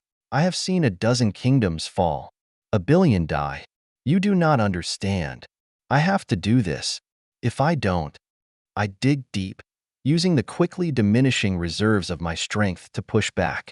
With a scream fueled without lungs that echoes throughout the world, I channel the mortal veil's death through my body, sending waves to wage a war against the endless while immortality retains me. The effect is immediate. The tiny creatures recoil, momentarily stunned by the clash of concepts. It is enough to make him stop talking, even if only in surprise. Vincent, you will die. If not today, then tomorrow. I will not let you do what you have done to me to the masses. Even after she is dead, you will want more, endlessly more. You are too greedy. Nothing is ever enough. I know you. The endless surge forward again within the battleground of life and death that is my body. Vincent howls in pure fire, attacking with all he has as he finally holds nothing back. A smile would be on my lips if I still had them. And what are you? Vengeful to a fault? A little kid who couldn't handle some hard work? So sinful that you would leave your own child to be raised by a demon? So fucked up in the head that you would turn to using to help? What are you if not a traitor to humanity? To yourself? Just fucking die and get this over with. I know it's what you've always wanted. Just die. I fall down again, my fleshless palms striking their bones hard against the rocks beneath. Still, I don't just give up and let him take me. It's not what we do. Never has been. Never will be. So what if I'm vengeful? So what if I had to leave Wyatt? Aniwai did a better job than I ever could have. I'd have fucked it all up, just like everything else I've ever done. I'm a fuck up. Fucked up by a torture chamber of a childhood. I'd have snapped one day or hurt him or something. I would have. I know that to be true. Aniwai wasn't perfect, but she was the best thing he could have had. I'd have broken him just as I was. The visits were short for more than one reason. I was scared, utterly terrified that I'd ruin him, my little boy. As for my betrayal, I've told Wyatt this before. I don't care about humanity. I only care about him. The rest can go die for all I care. But I will not allow my boy to be beaten by this man. This monster in human skin. Just fucking die. Huh? Okay then. Scoffing without breath, I stand to my full height, leaning back slightly as I feel a burst of energy flow through me. My mind turns crystal clear, and it moves at 1,000,000 miles per second. This is it. I can feel it. This is what it is like to die. I cannot say I dislike it. If anything, it's all I've ever wanted. He was right. I've wanted to die since I was 5 years old. It's been decades since, yet not much has changed. Suicide was never an option, no matter how bad things got. Devil knows I tried. Many times. Many, many, many times. Until I eventually knew there was no escape. Now, however, I can finally die. But I'm not someone who likes being lonely. Why don't you come along with? All that remains of my body is bone, and even that is fading. No brain rests within my skull. It is just a defiant soul that lingers. I have one shot at this. One go at what might just be impossible. I knew I'd never win. It's impossible. He's Vincent Harvey, a one-of-a-kind anomaly. Even if no one else were in the world, if he were utterly alone, I'd wager there is a chance that Vincent could pull this whole war off on his lonesome. Slim, sure, but there is not another in all of existence who has even the potential to do so. But that doesn't mean I can't guarantee a win. All this time, he's been devouring me with the endless, and I've been practicing something under the surface. Vincent sure does like his parasites. How about an undying one? My ether builds as I place a seal within my soul. Reaper's seal. I haven't used it for a very special reason. He'd just eat the other primes and grow stronger. But I feel I can use it for something else. If I just shift a little here and a little there. Bit by bit, he feasts on my bones, turning it all to more of the endless. For each inch of bone devoured, millions more insects are born. Watching the transformation leaves me shivering, but I still feel no pain. The last bit of me that remains is my spine, aqua spine. It floats defiantly in the air, uplifted by the endless. No matter how much he might take, some things will never change. And it is only I who can do this. Only I can be eaten alive, to the very last bone, and not break. While my being enters oblivion, I finalize my ether, and I only manage to do so because of his rage, blinding him to everything as he simply seeks to end me as fast as possible without taking a second glance at what exactly he is eating. So, as the last bit of my spine gives birth to 1,000 insects, Vincent reforms where I perished, shaking his head with disapproval. He leans over to pick up the mortal veil while looking down on me. but his hands don't reach it as death's remnant divinity collapses, all of its essence already given to me. Petulant child. I expected better. Didn't even. Desolation pauses with his hand in the air, trembling lightly, as the ether speaks to him. As I speak to him, immortality can mean many things. I don't have to have a body to be alive. A spiraling line of black runs across his body like tattoos, only they possess a soul and conceptual ether combined, growing just as a creature would, just as a Surza would, because that is what I am now. Vincent's skin utters its given name from the cosmos while he attempts to escape, shifting into the endless, which now has a large portion tainted by death. A little bit of irony lingers as desolation devours himself, only to realize that the decay spreads with what he eats. It seems I finally earned that second name that Vincent so often fought against. It is only this time.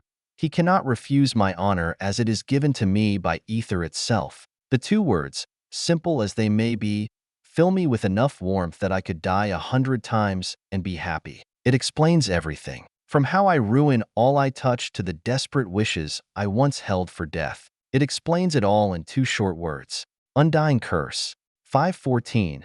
Missionate Steel. Linen, bladed monster, hull.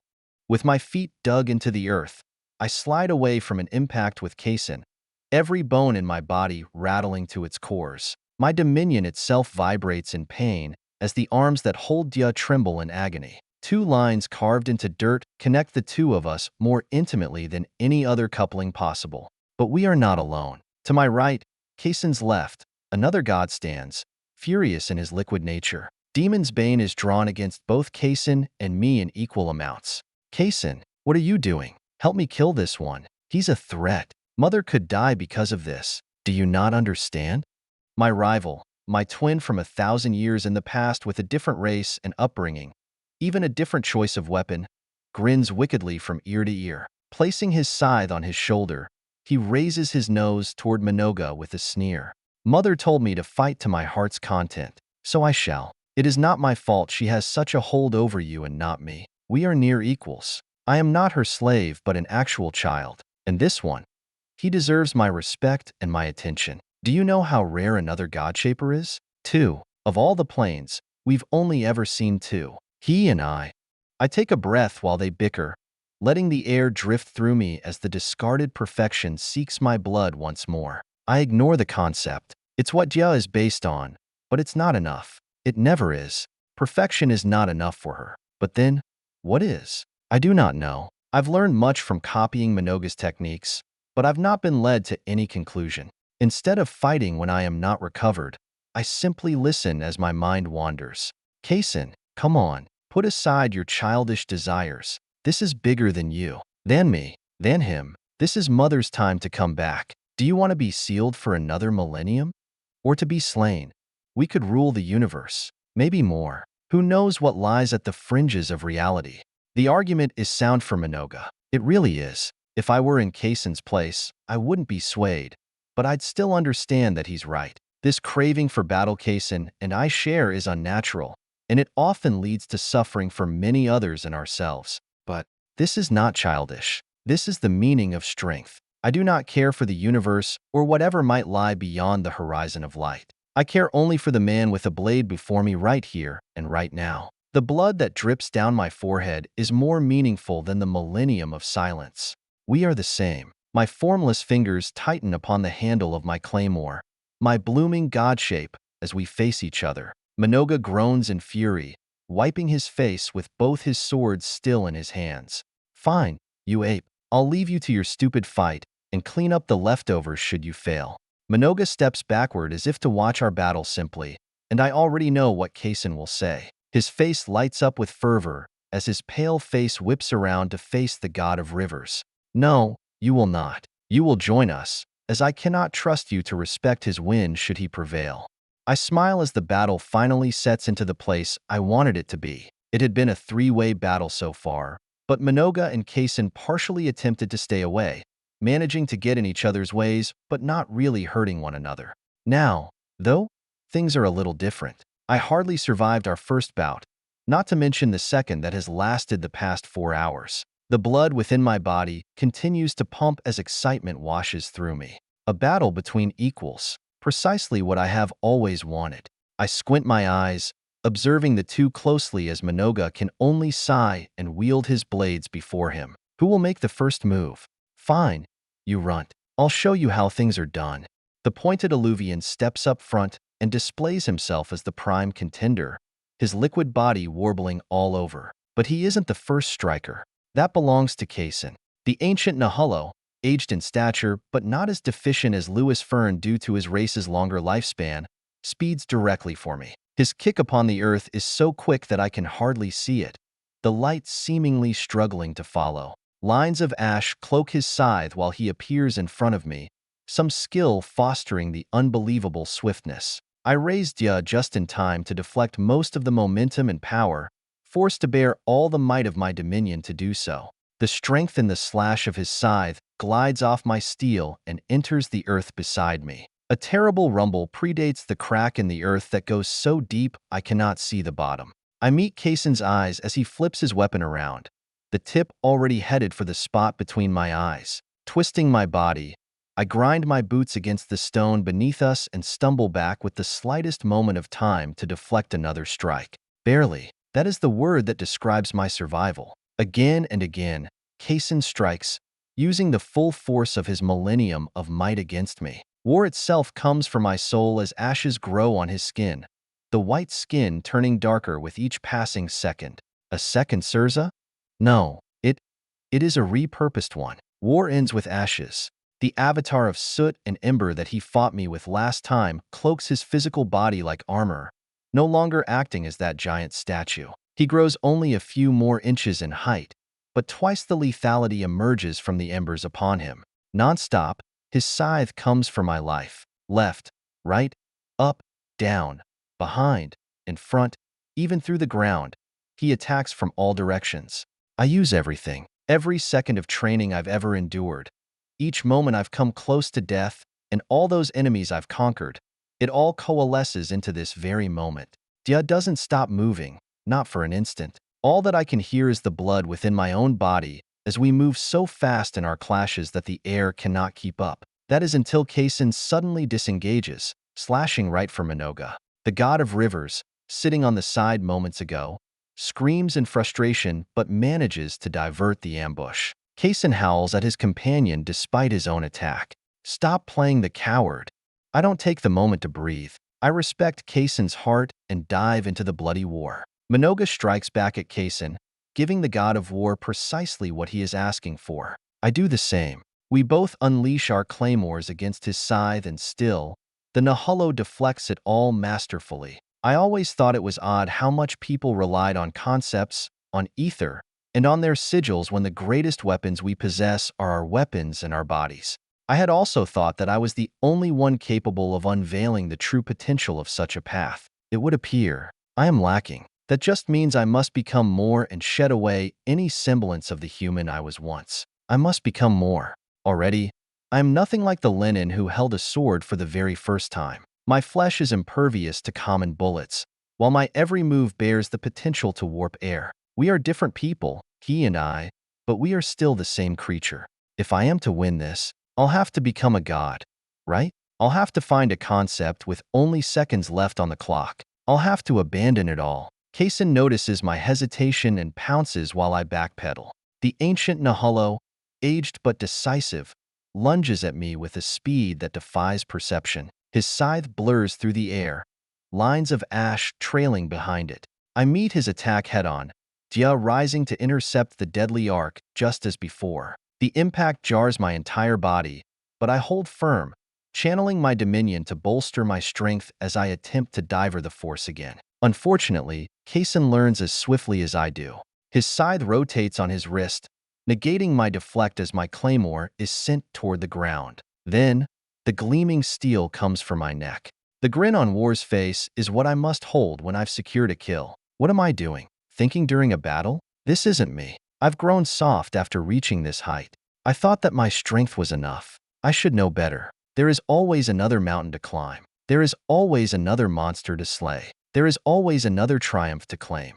There is always strength to be found when one feels powerless. The bottom of Dia's handle catches the tip of Kaysen's blade as we lock eyes beyond the clash. The sky shakes, and the earth rumbles as spiderwebs formed of cracking stone surround us in every direction, continuing for miles. My hands shudder under the weight of war, barely able to withstand Kaysen's might at such an odd angle. Unpredictable. I like it, just like me. The weapon against mine is yanked back as Kaysen contorts around to slash Minoga, nearly obtaining the god's left arm. An inch further, and he'd have severed Demon's Bane from its current owner. I take war's compliment in stride. Stepping forward as something within me tingles. It's at the core, similar to how perfection came to be, but it is different. It's difficult to describe. Still, I have no time to ponder anything else but the battle. Kaysen's strikes are relentless, coming from every direction with an intensity that leaves no room for error. There is not a fraction of a second where I can think inwardly. Each swing of his scythe is met with a deflection from Dia, but it takes everything I have to keep up. His movements are an amalgamation of all that war is, precise but swift, flowing yet unyielding. But Kaysen is not the only threat. Minoga moves in, his blades flashing as he joins the fray. His blades whirl around me, forcing me to split my attention between the two, which is only made worse by the demon's bane in his grasp. I have to look out for its terrible might. I learned long ago from Kate the things it was capable of. I do not wish to be put down by such a sword. Nevertheless, Kaysen and Minoga clash with each other as well, and their differing fighting styles create a show for me to watch and learn from. Kaysen's brute strength and relentless assault that grows more pointed every time contrast sharply with Minoga's fluid and agile strikes. The battlefield becomes a blur of motion that is nearly impossible to follow. I duck under a swing from Minoga, feeling the rush of air as his blade narrowly misses my head. Kaysen's scythe comes from the side, and I twist just in time to parry it.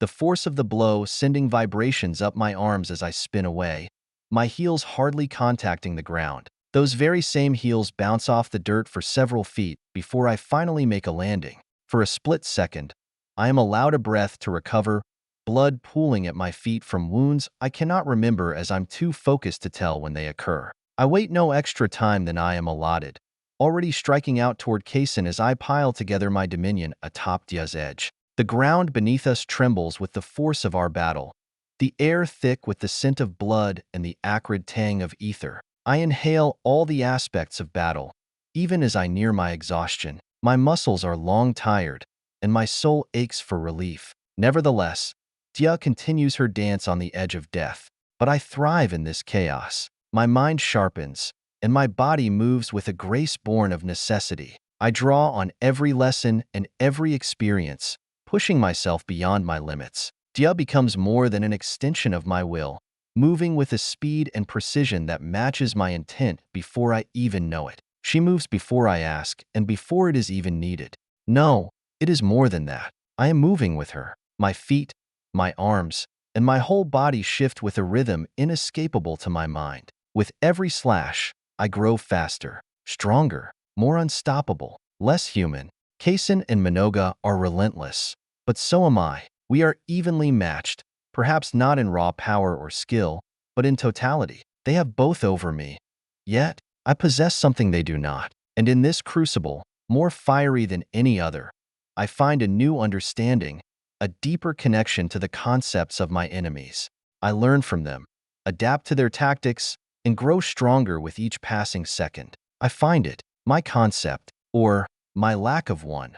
For I do not need only one pillar toward eternity, toward power. There is no lighthouse to guide my way. Years ago, I turned away from the radiance, and instead, I shall now find the stars of the sky to mark my trail. And like those stars in the sky, why limit myself to only one? That is foolish. That is being careful with oneself. That is taking the easy way out.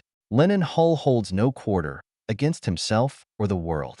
That which is within my chest is not a new power or concept. It is simply understanding. Perfection meets momentum as I ride Minoga's assault, shifting as he does, pivoting when he sees to, and striking when he finds the moment.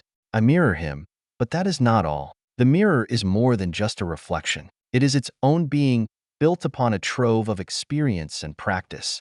With just my soul Dia, I contort Minoga's watery blade to the side while I rotate my body, transferring all the strength shared between us to smack his other hand with her hilt. Demon's Bane falls to the ground, but the claymore is not the first lumen for no reason. Dark tethers tie it back to the god, already hauling it back to his hands, yet it is not fast enough. Dia's edge separates Minoga's head from his shoulders before I slam into his body with my boot. His body falls to the ground while his head flies into the sky. I look at it, knowing this is my opportunity to kill him, but it's not enough. A scythe is headed for me, meaning I take a lethal wound in exchange. So, instead, I backstep and Kaysen utterly misses, with another crevasse born into the landscape. He looks at me in awe while Darklight reties Minoga's head to his body. The god of rivers shivers with terror and retreats slightly. I have little time to answer their question as a tremor runs through diameter. I look down at my blade in horror as cracks run along her steel. Immediately, I can feel the dire injury.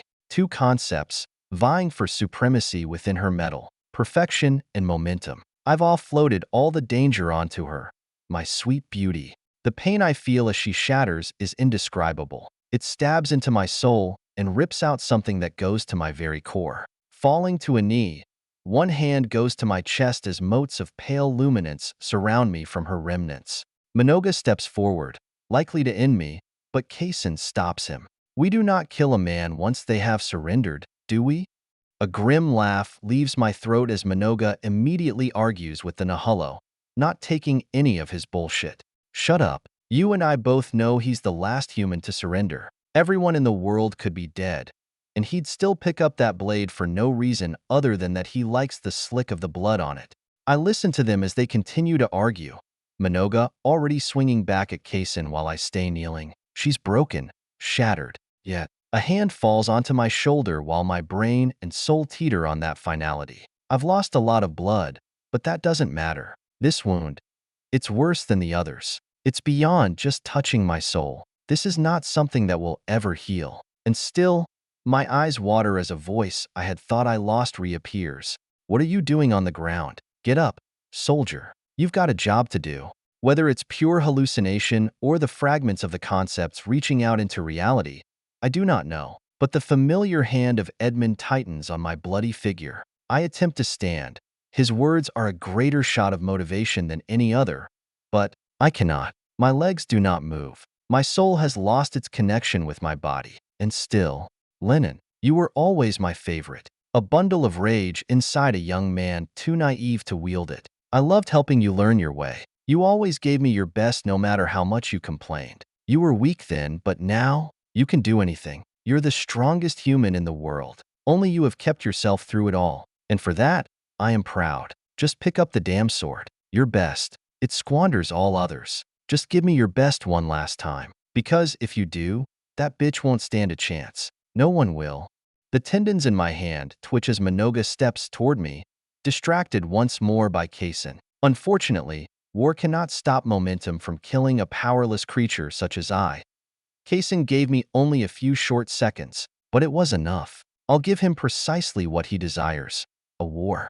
Those tendons clasp together around a new blade. It exists, yet it doesn't as another dia forms. Then, a second. Perfection and momentum. One dia for each concept. The former rests in my hands while the latter floats beside me, patient for its time. The two gods turn to face me, one with a smile and another with abject horror across his fluid skull. And then, that hand leaves my shoulder for the final time as I sense the concepts wash away the madness, but not without one last shot of meaning. Give him hell, boy. 5:15, sweating past. Lenin, bladed monster, hull. The two stare at me, both nearly stunned by the floating claymore orbiting me. It is identical to Dia, just as the one in my hand is. It is Dia, only a different manifestation of her. I reach out with another hand to grab her, to take momentum into my hand, but I pause halfway to the sword. A warning within my skull fires haphazardly. That is not something I should do. Two concepts should not share the same space unless they are highly compatible. I know that. Still, it pains me not to use that sword. Kaysen's laughter breaks me from my thoughts as his scythe remains pointed toward me. His exhilaration has only increased since he saw what I'm capable of. Yes, that's what I'm talking about. Haha, he's copied your concept, Minoga. Haha, that's hilarious. Wait, how did he do that? I thought there could only be one at a time? The other god, his body shifting with the dark waters of his domain, scoffs as he knees and picks up his weapons again. They flip in his hands dangerously as he prompts Kaysen to cut his bullshit. It's not my concept, it's just close, just like how we slow the advance of those beneath us. His is a lesser form. If he kills me, though, that's a different story. Now, will you finally fight him with me? The Naholo flicks an eye to Minoga, still laughing. He waves his free hand while the one with the scythe spews more ash that builds upon his body. No way, we're just getting started. Now, we're all almost at our peaks. Come on, Minoga, show us why she trusts you so much. I know you got a secret. Kaysen's tone is insidious and threatening while my legs stabilize. I look down at the rocks beneath me as I discover the splattering of blood I've left behind. It's not looking good. While I'm a demigod, that doesn't mean I'm immune to bleeding out, only incredibly resistant. It doesn't help that both of these two specialize in making someone bleed. They're wringing me until I have nothing left. But I don't have any time to waste on my injuries beyond simple care. My clothes are tattered to all hell, but I find a few strips of cloth on the ground and tie them around the most egregious wounds to help stave the blood loss. Meanwhile, I listen to the two arguing gods. Kaysen, watch what you're asking for. The god of rivers warns Kaysen with a sharp glare before stepping toward me. However, the god of war doesn't like the other's answer. He calls right back for him, egging him on. Come on, don't you want to fight at your best? At all of our bests. Hell, we're some of the strongest in all the realms. He's the strongest mortal to ever exist. And us, we're her strongest gods. How glorious would it be? The adrenaline, the excitement. Do it, Minoga. A scream tears through the sky, ripping up rock and causing the clouds to swoon above. A storm brewing from a voice alone. Kaysen, I look at him closely, finding the ether around him only building further. Right, Asurza. They don't stop growing until they either kill the user or are halted. Beyond that, he is brimming with the very nature of war. Surrounding him, the earth suffers constant damage, as if him simply existing wages war on the world. The space near Minoga is far more calm, but the god himself is losing his patience. Something is unraveling within the god of rivers. A shiver runs down my spine as I sense something shift in his being as his bent shoulders unwind. Minoga stands tall, the typical lean and lowered stance built for taking advantage of another's momentum utterly vanishing. Fine, if it gets you to fucking shut up, I'll show you what I've learned from you mortals and my currents. Ether swirls around the liquid humanoid, and my heart skips a beat. I knew Minoga learned swordsmanship from mortals, but that's not all he learned. To a god such as him, there is only one thing he would find worthy of study. Our pinnacles aren't enough. He'd only grasp for that which goes beyond. Shit. I won't make it in time to stop him. Kaysen won't let me. I backpedal quickly, kicking away faster and faster as Kaysen's booming laughter fills the coast of Onyx Gate. The waves in the distance react to his voice, but that's not all they respond to. The ether sings as Minoga takes a step toward me, raising an open palm as the color in his eyes turns from that of dark light to a luminescent blue. Words enter my soul, no matter how much I try to push them out of my head. Currents carve worlds in twain. The Surza is birthed within a second. That is all the time it takes for the world to utterly evaporate from what I once knew. The sky above, all the clouds that used to exist within it, liquefy, turning into millions of carving streams that head straight down for me. Each slices the air at a speed similar to Minoga's personal strikes. The ocean behind me, all the waves that flow in and out throughout the day, disappear into identical swords of liquid. Every damn one comes right for me, too. As far as I can see into the seas, there is only the bottom of the ocean, devoid of water. The ponds, creeks, and rivers nearby suffer the exact fate of the ocean and the sky. The currents come to carve me in twain, just as they could do to a world. The moisture that was once between my hand and my blade evaporates, and even the blood on the floor disperses. It is an odd feeling to be hurt, but without any blood. The sweat I had shed is gone, too. Worse, however, is how my own blood turns against me. Just as my internals wore from Kaysen's concept, I now have another foe to protect against. Despite it all, I relax my body as the sound of what could only be millions of pounds of water hurdles for my flesh as their destination. I can tell some are going for Kaysen, too, but I am obviously the primary target. Minoga is just trying to satisfy Kaysen while finishing me off. My shoulders fall back as pops ring out from my torso, spine, and neck. The ether stops fueling my body with monster, the skill so deeply ingrained that it's nearly constantly used at this point. I can concentrate it, yes, but only at the absolute instant I need it. The control is how I fight for so much longer now. I only use what is necessary. Fractions of a fraction of a fraction of a second. That is how I fight for so long. That is how I survive. My eyelids shut as I open my ears for guidance. I listen, praying to hear my old man's words. I need help. It hurts to say, but that is the truth. I need help, again. The whistling waters, however, only come nearer and nearer as the fractions of a second pass me by. I pray for his words to guide me, and yet none come. Ah, I see. Edmund, I have learned all you had to teach. Huh? Those were your last words for me? You had no more? Or am I no longer insane? Huh, does it even matter? Every single lesson of the mind, soul, and body. In the end, old man, you were just that, an aged soldier. Peerless wisdom eventually finds an end when matched with the likes of incomprehensible might. So then, what did I learn? What have I learned throughout all these years? Throughout all these battles? When you have no more blood to bleed, no more sweat to shed, and no more tears to cry, you dig your feet into the dirt. There is no help coming for me. There never will be. It is just me. Even Dia isn't real. She's just me. The hallucinations from before become glaringly clear. Dia is a sword, and that is all. Concepts might rest within her two copies, but that doesn't make her living. Perhaps, eventually, she might be, but not while I rule over the concepts within. The joyous laughter of Minoga rumbles through the chaos, a sound almost lost in the cacophony of descending waters. Still, it pulls me to a tranquil peace, a trim drop of water onto a motionless lake. If there is no help coming to me, then color returns to my pupils as I stare down the coming tsunami of watery blades. Instead of retreating, what any reasonable person would do against a Surza such as this, I advance. It is what I know best. I am not a runner. I do as the old man demands of me. I swing Dia with all my might, slicing through the first blade without too much difficulty, but there are many more. 2, 3, 4, 20, 50, 100. The numbers blur as I'm alternating the claymore in my hands with more skill than I've ever had before.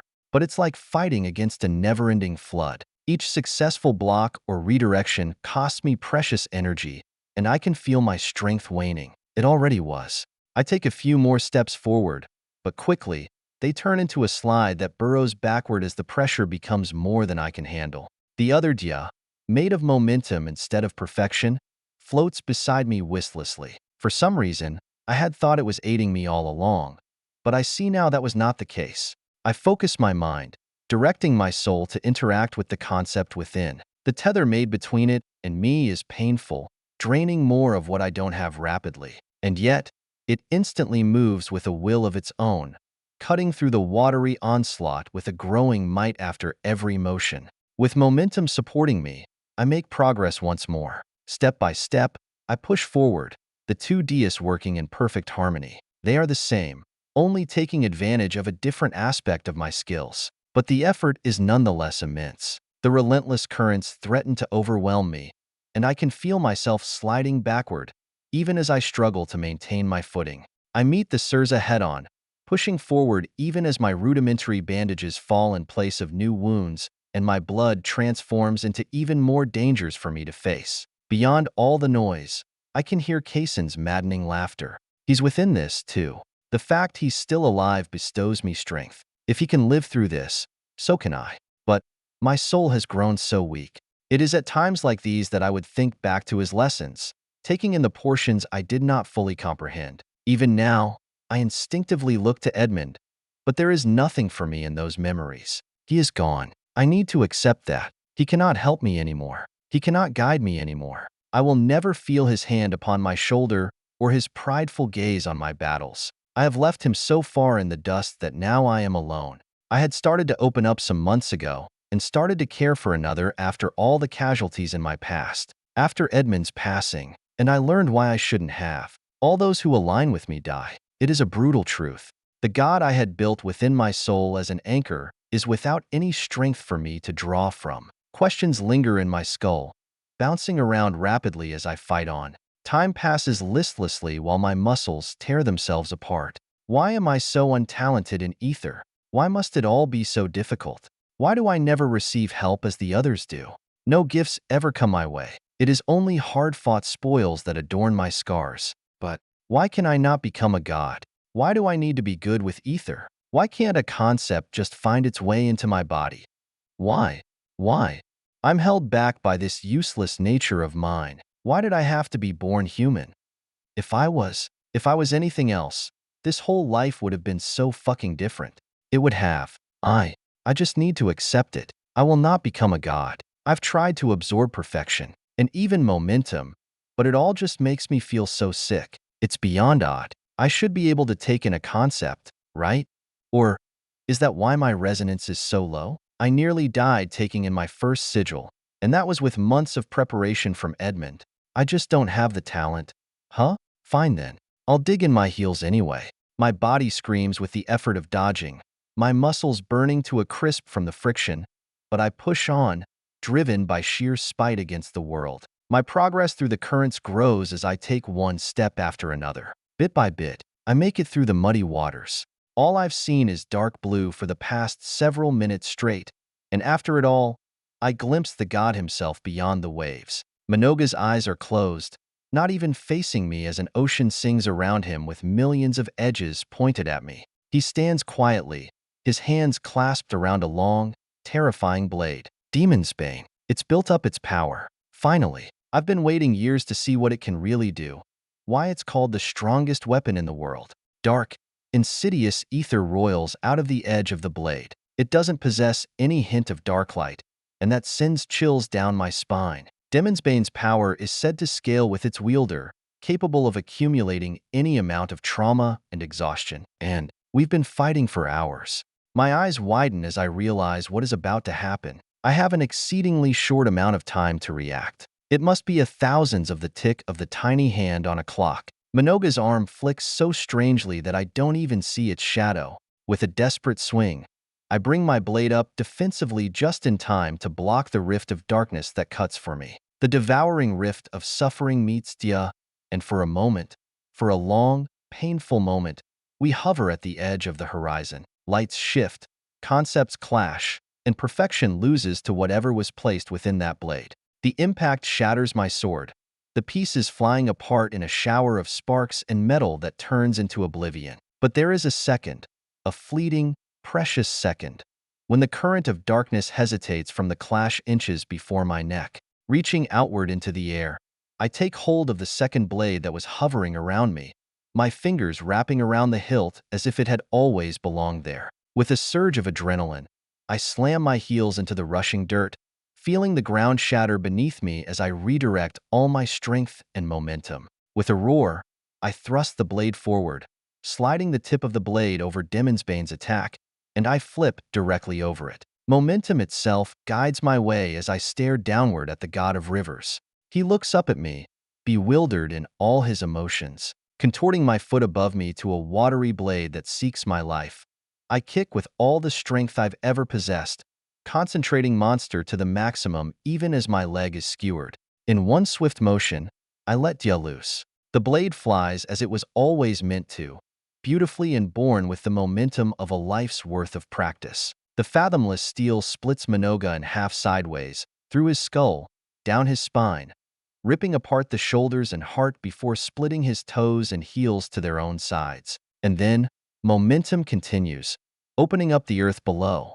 I quickly fall to my knees, not dying, but spent. Meanwhile, Minoga's face and the back of his head hid the ground simultaneously, and the two split from each other. A painful laugh leaves my lungs as I can feel the world holding its breath. The waters lose their cohesion and fall without their owner. I've never killed someone like that before. I even split the heart perfectly in the middle, and I've learned something about myself. It is this momentum that keeps me going. This perfect swirl of death, danger, and destruction that eggs me onward without an end. If I stop for even a moment, I fear. No, I am certain. I will never take another step. This is a truth, born from my soul. I only walk forward due to the pressure behind me. After all, how could I not? With the man who had taught me, the battles I had survived, and the monsters that fell behind my steel, I would be worthless to stop swinging. As such, when dark light weaves out of his corpse, I force myself to rise to finish him off. Yet, I don't even get to my knees before a boot slams Minoga's dark light into the dirt. Kaysen stares down at me with a smile, offering an opened palm, bloodied but not leaking dark light.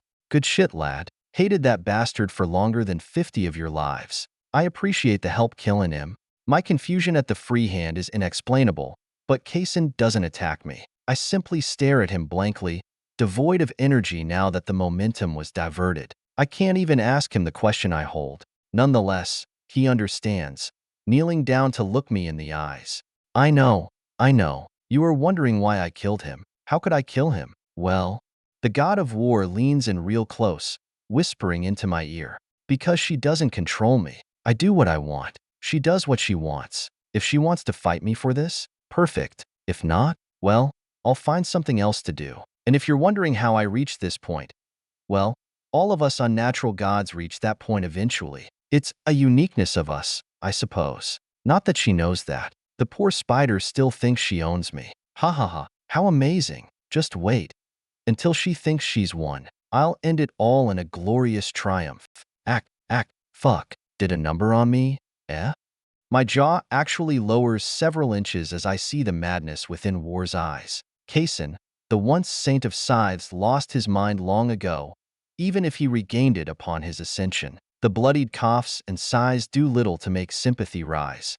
I like to fight. I like to battle. But this, the ear-to-ear smile of the Nahullo with a scythe wrapped around his shoulders that points back at me reminds me of a crescent moon. The eclipse behind him only makes it that much worse. I could ask him to help fight Yuzin in another way, but I know he'll decline. So, what now? Are you going to kill me? Kaysen shakes his head, and I can honestly say that I feel only dread in his answer. My heart sinks with every word until he mentions a specific name. Kill you? No, I'm saving you for later. You're a delicious treat to enjoy. Why eat you while you're soggy with blood? I think I'll go visit that Vincent boy. I've heard a lot about him. A whole lot. And it gets me excited. If he's half the human you are, it'd be a wonderful birthday present for myself. I hide my smile as Kaysen turns around, the ash on his body loosening and falling to the earth. He walks away with a short wave as I can only think about how little he knows about that man he is walking into. Kaysen is strong. Yes, he might even be the strongest god amongst Yuzin's entire army, not counting the now-dead Minoga, and possibly by a long shot. But he's no wastelander. He's going to get turned to dust, especially with the injuries we left him. If he does, I won't get my revenge for losing the first time. Still, fury builds within my chest. He's walking away from me, as if I'm nothing. He's my enemy to kill, not Vincent's. This bastard, he's already weak. Ichor drips all over, and his body is slanted unnaturally. Just a little more. Come on, get up. I'd rather die than be left for later, like some kind of meal. My pride, it will not allow it. My swords will not allow it. Gritting my teeth so much that one of my molars cracks off, blood flooding down my lips, I howl at the Nahullo to turn back. Face me. Kill me. Don't just fucking leave me like some damned mutt. You bastard. Come back here. End it. Now. Let's do this.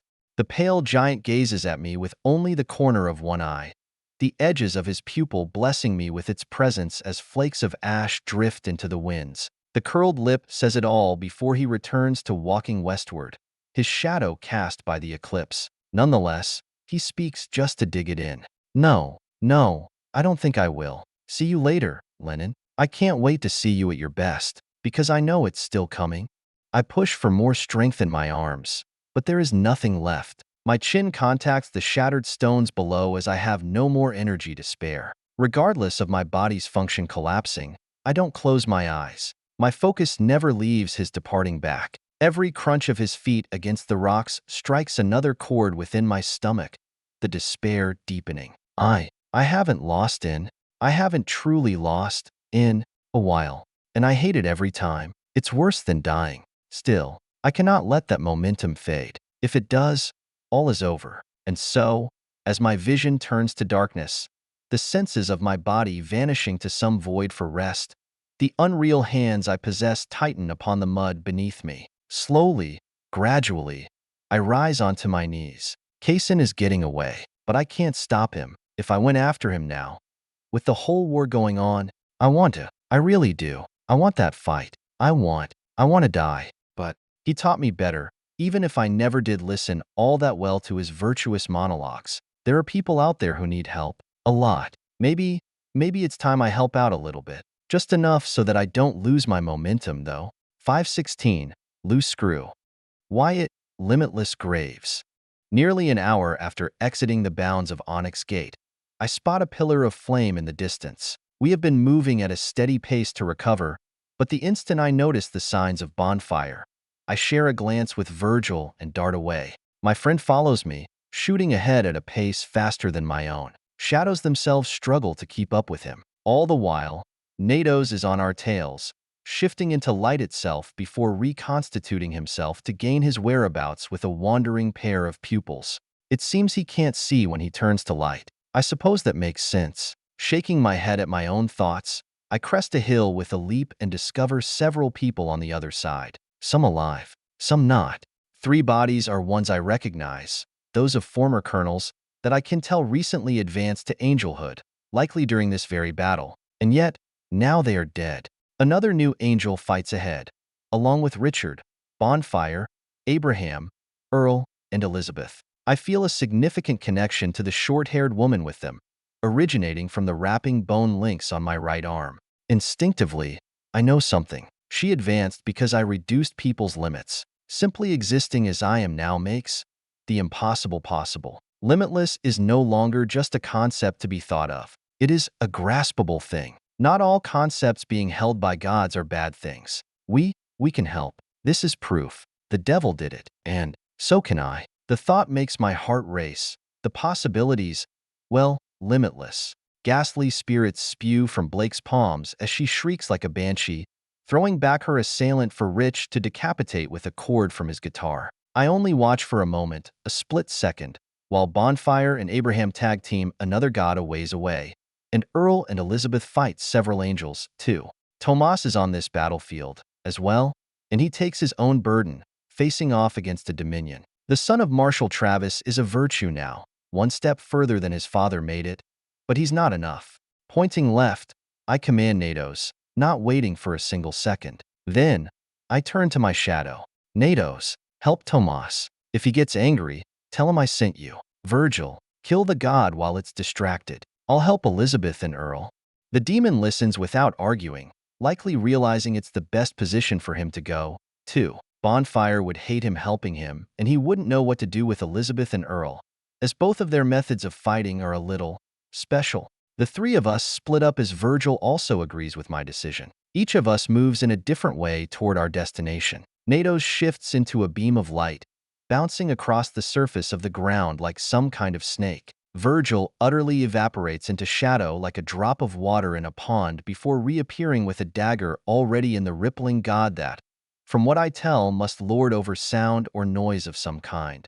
As for me, I simply take a long step forward, pressing down with all my strength into the ground as ether fills me from both my partners. Bones grow out from my heart, while one heart beats for 3. The Surza is a dozen times easier to use now that I'm a god, and I even feel as though I have some modicum of control over its actual growth. Still, I let it advance on its own as I crash into the horde of motherbound coming from the north.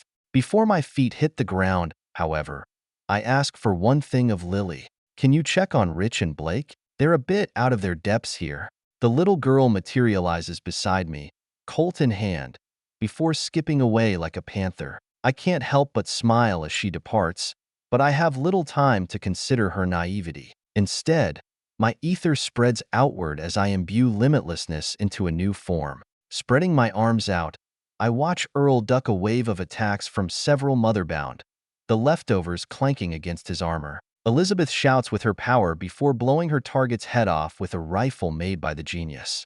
You will stand still now. The power only halts for a split second, a tiny fraction of a moment, but it's enough with her skill as its head departs its body. Then, it explodes in the air, accretion ether detonating the bullet. Alongside her, I find a streak of lightning and a cloud of noxious fumes kill cohorts of motherbound.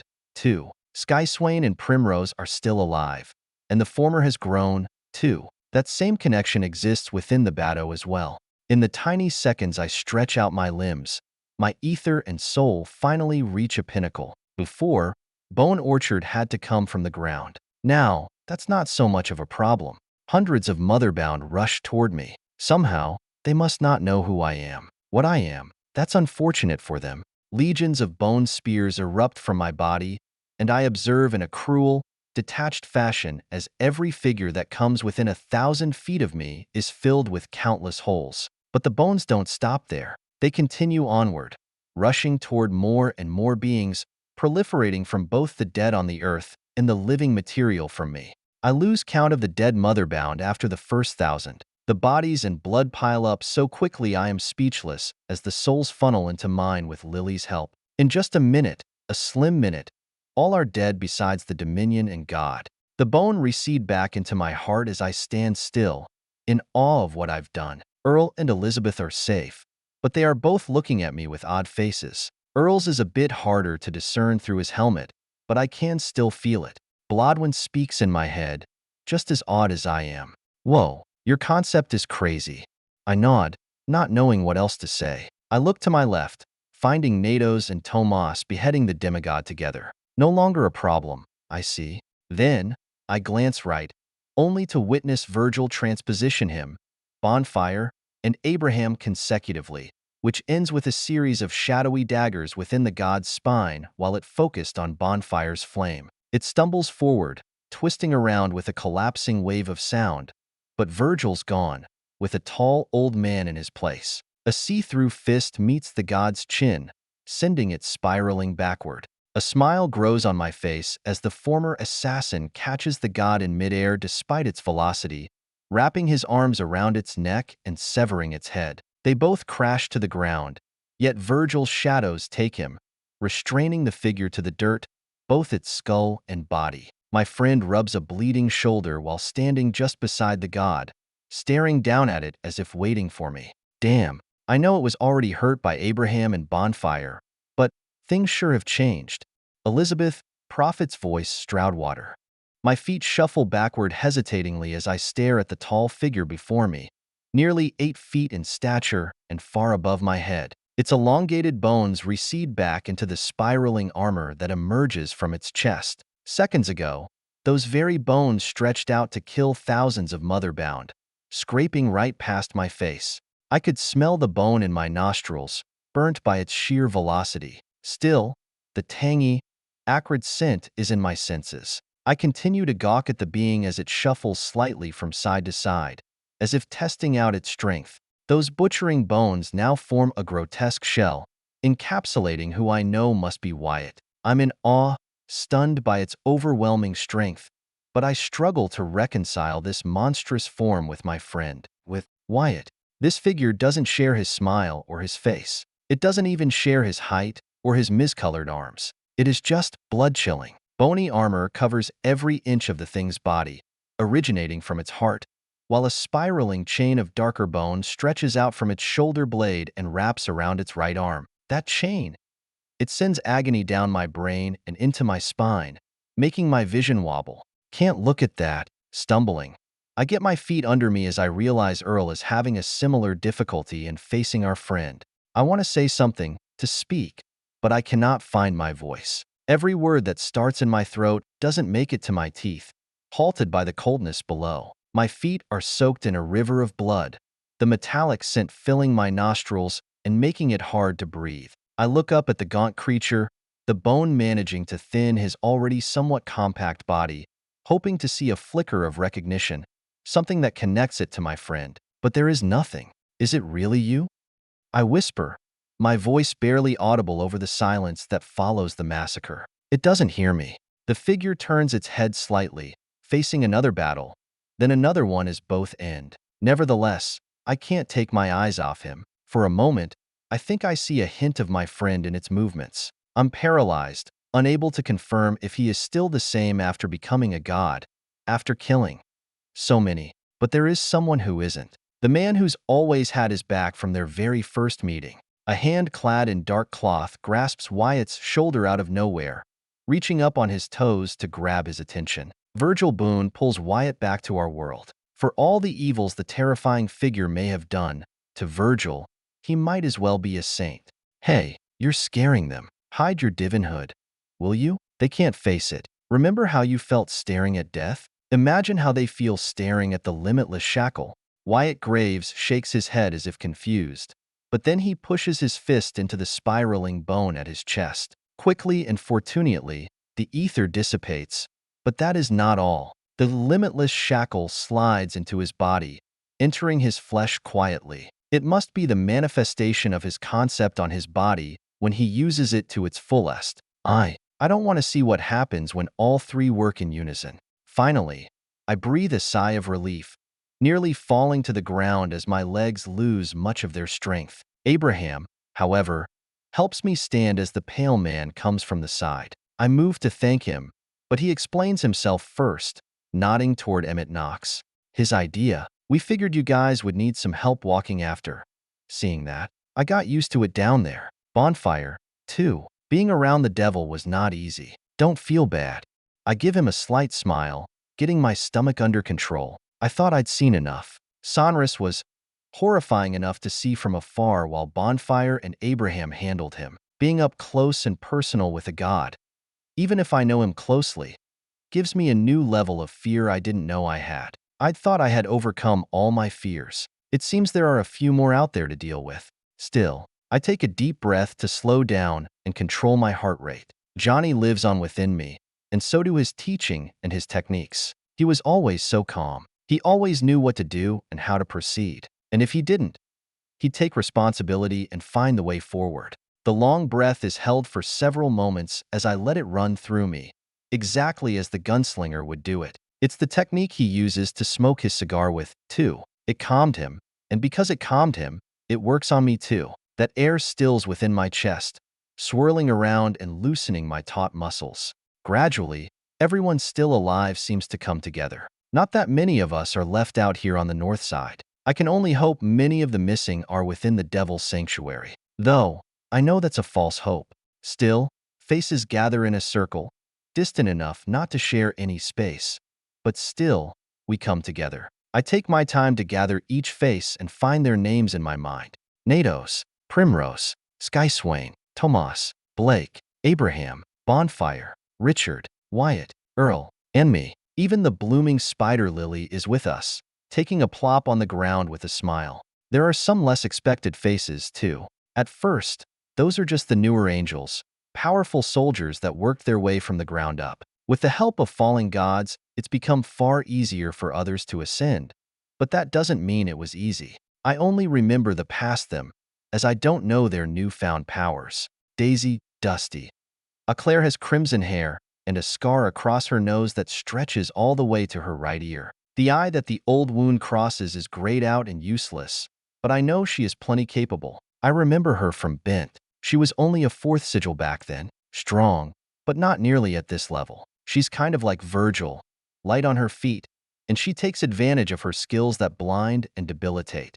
Hara Skynail is an interesting young man. He's older than me, but only by a few years, the early 20s at the most. Like Tomas, he is an orphan with no last name. The only difference is that, like many of the kids Marshall picked up from war-torn regions, he didn't take him as his son. I know he sees Tomas as a rival, and even now, he looks at him with a challenging gaze. Burke, Blackjack Breyer, is a stocky man with hair that trails to the bottom of his back. Tattooed onto his face is a playing card of an ace of hearts. I don't know what it stands for, but he's the only one of the surviving angels that did not serve with Marshall. At the same time, though, he gives me the feeling he's the strongest of the three despite lacking the general's training. His gaze gives me pause, but it does not seem violent in nature. The three hold my attention for very little time, however. Approaching footsteps call for all of our attention.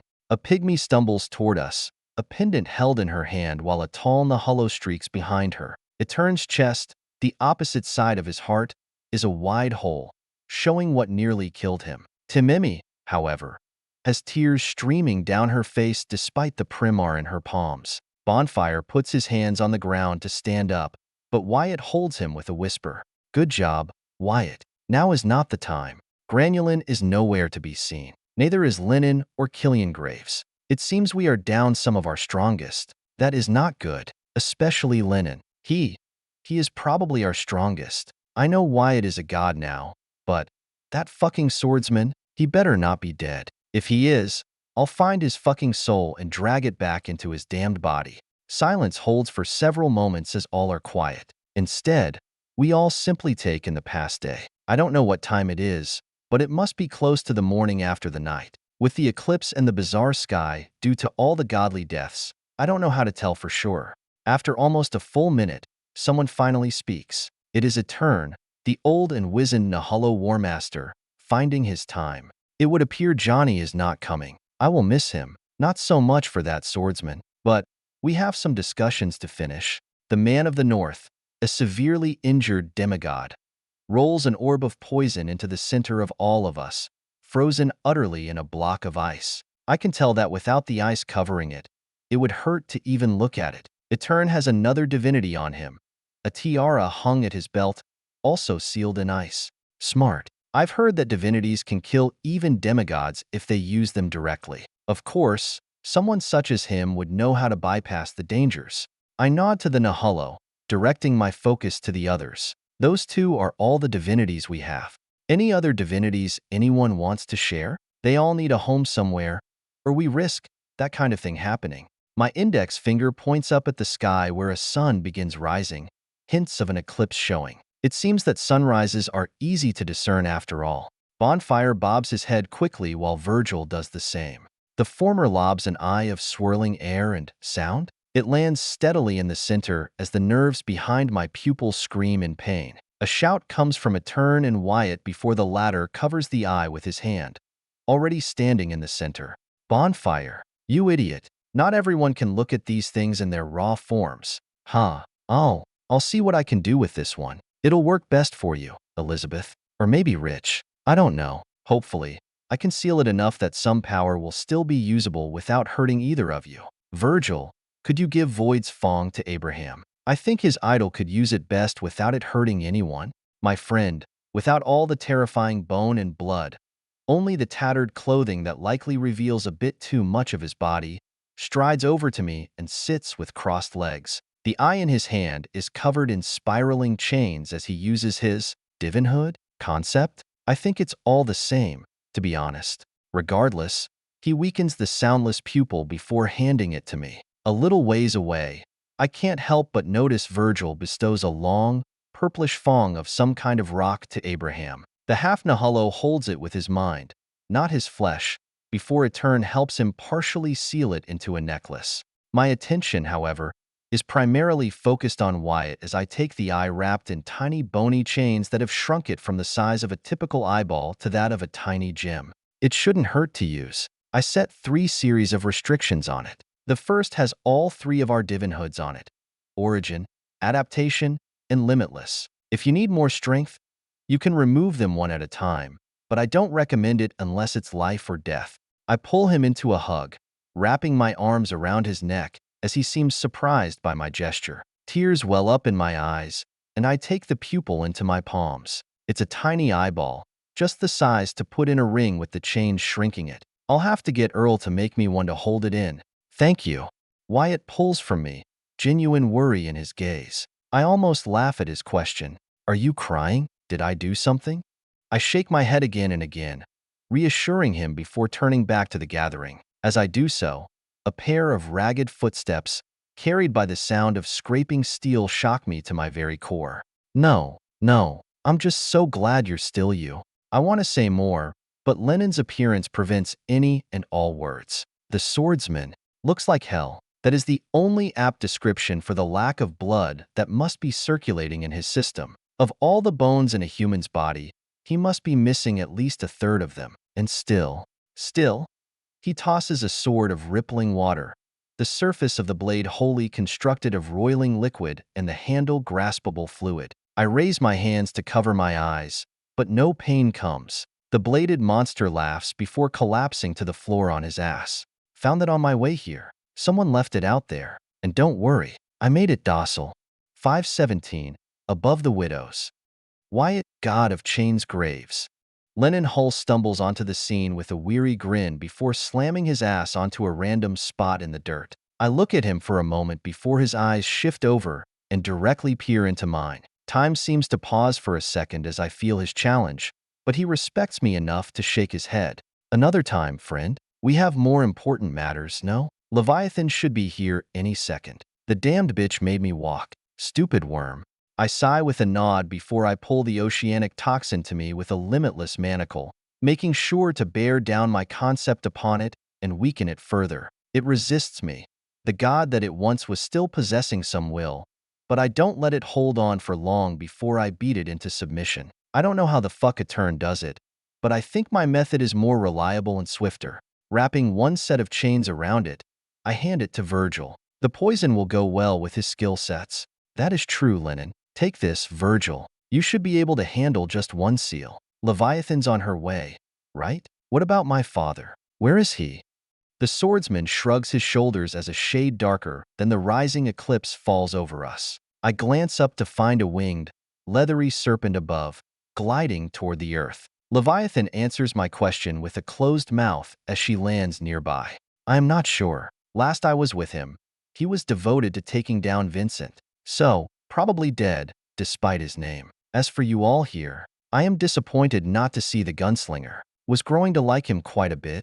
My mood worsens for two reasons. My father seeking out Vincent and Leviathan's mentioning of Johnny. I can't tell if it's a dig or a genuine comment with her, however. Despite that, I don't speak harshly to her. We will need her help.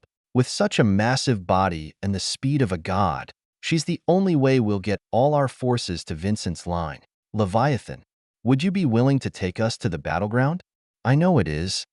The dragon scoffs, actually opening her mouth to articulate clear words when I thought she couldn't. Her wings flutter and kick up dirt as people frantically stand up, prepared to fight. Of course, you dimwits. Why else would I have come back? Do you think of me as prideful enough to ignore such obvious things? For the little abomination beside you, yes, because it's hilarious, but not for the rest of you. I also had to check on Lewis.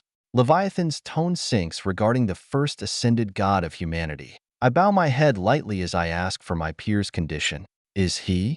A shake of her head tosses my heart into the abyss. No, he is gone. Placed a damn rule on his divinity, too. Doesn't even need a bearer. Fucking show off. Always has been. Just like him. Huh. Our people are safe, however. The only way she gets through his setup is if we let the spider batter it for days on end. It is a shame you humans live so transiently. Even concepts only extend it by so much. A bonfire. Short but bright. I will miss him. Perhaps more so than even my rival.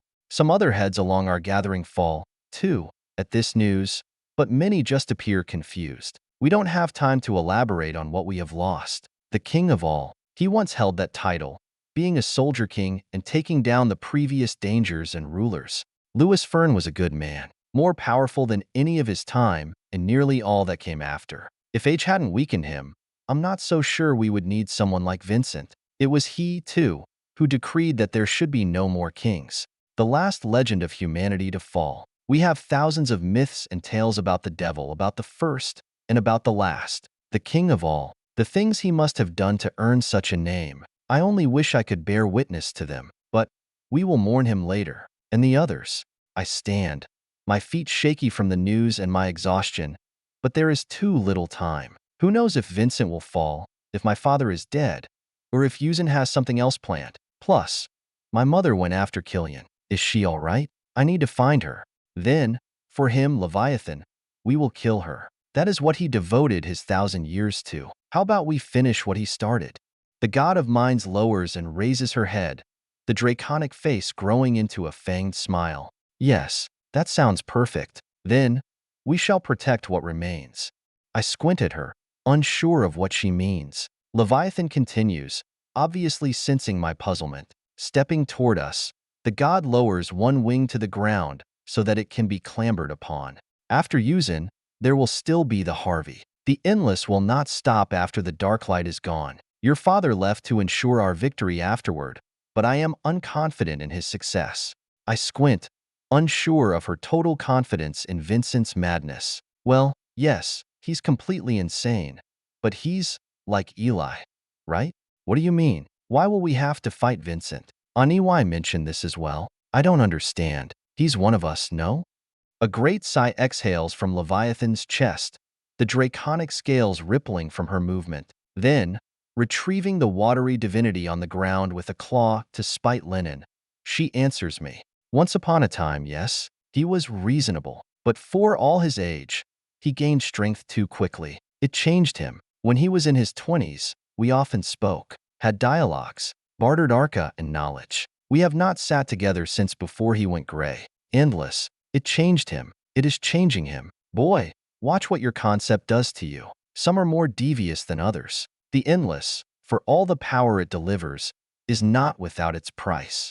Fuck, I didn't realize it was this bad. The endless. It is like limitless, only more violent in nature. Concepts exist in nature set to their bearer, augmented, and altered to their base. The endless once meant a vast ocean of water, never to be crossed. It was something that meant 1,000 years, eternal in essence. But to Vincent Harvey, it meant to devour all that is without end, to take power for his own, and to become that very thing, endless and endlessly growing. Everyone else climbs atop the dragon with a grumbling linen at the lead, but I stay on the ground, speaking to her directly. Another lingers, a shadow by my side as usual, but he is silent. What is the plan for him then? And Yuzin? By extension, have you come up with one? Leviathan bobs her draconic maw. The prodigious mind of a mentalist ascended to the highest stature.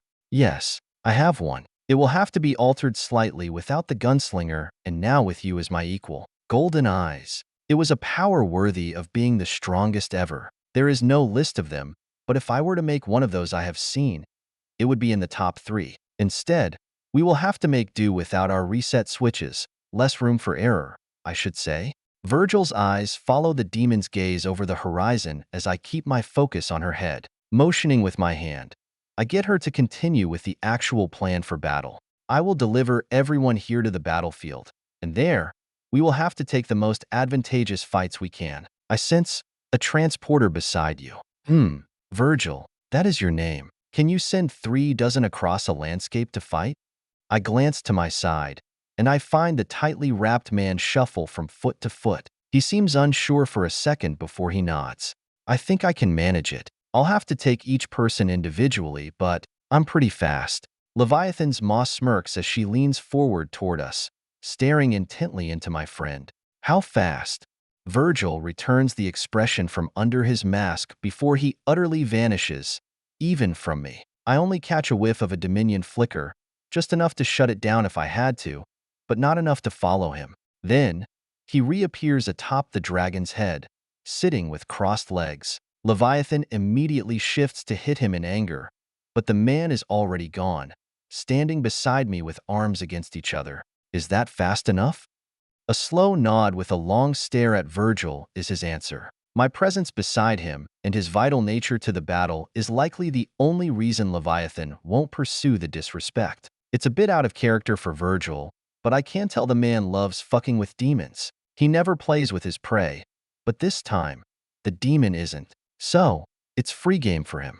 That will do. Teleportation through shadows is better than I had thought. Get on. We'll be there within 2 hours. There shall be other worries, however. When we fight Yuzin herself, we must be careful of her stored divinities. Just as people stockpile artifacts and Arcus, she has gathered many divinities, and that is where most of her personal power comes from. So, we will have to take things slowly, even if we think we have one. I quickly do as she asks, jumping from the ground onto her back. The height is only a few dozen feet, not all that much for me anymore. Virgil enters the shadows as before and seats himself beside me on the dragon's spine. Everyone gapes at me while I just shrug at them, unsure of what they're asking. Leviathan then flaps her wings to get into the air despite not needing it. Without another moment on the ground, we are gone, heading westward. I sit uncomfortably beside Virgil, Elizabeth, Earl, Bonfire, and Abraham as we all are gathered around the large pieces of Leviathan's spine that jut out so that we can hold on easier.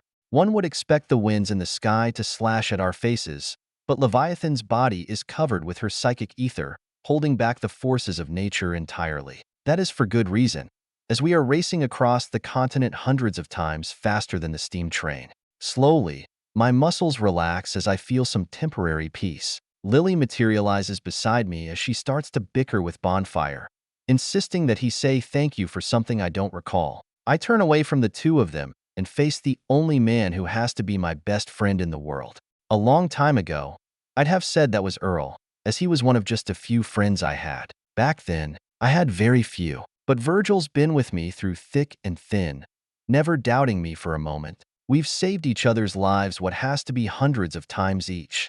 His eyes are slightly lidded, open just enough to see the light as I ask him a question I've always wanted to know. What will you do after this is all over? When we've dealt with Yuzen and Vincent, you gonna retire?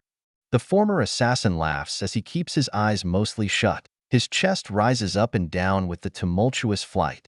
Maybe. Not sure what there will for someone like me to do after all this. All I've ever known is this: killing, hunting, slaying. But I think I'll sleep. Naps in the daytime, sleeping into the late morning or afternoon. It sounds nice. Beyond that, I don't know. Take Aaron and Nora to see the world? Help Victor draw without worry. Haven't given it much thought, to be honest.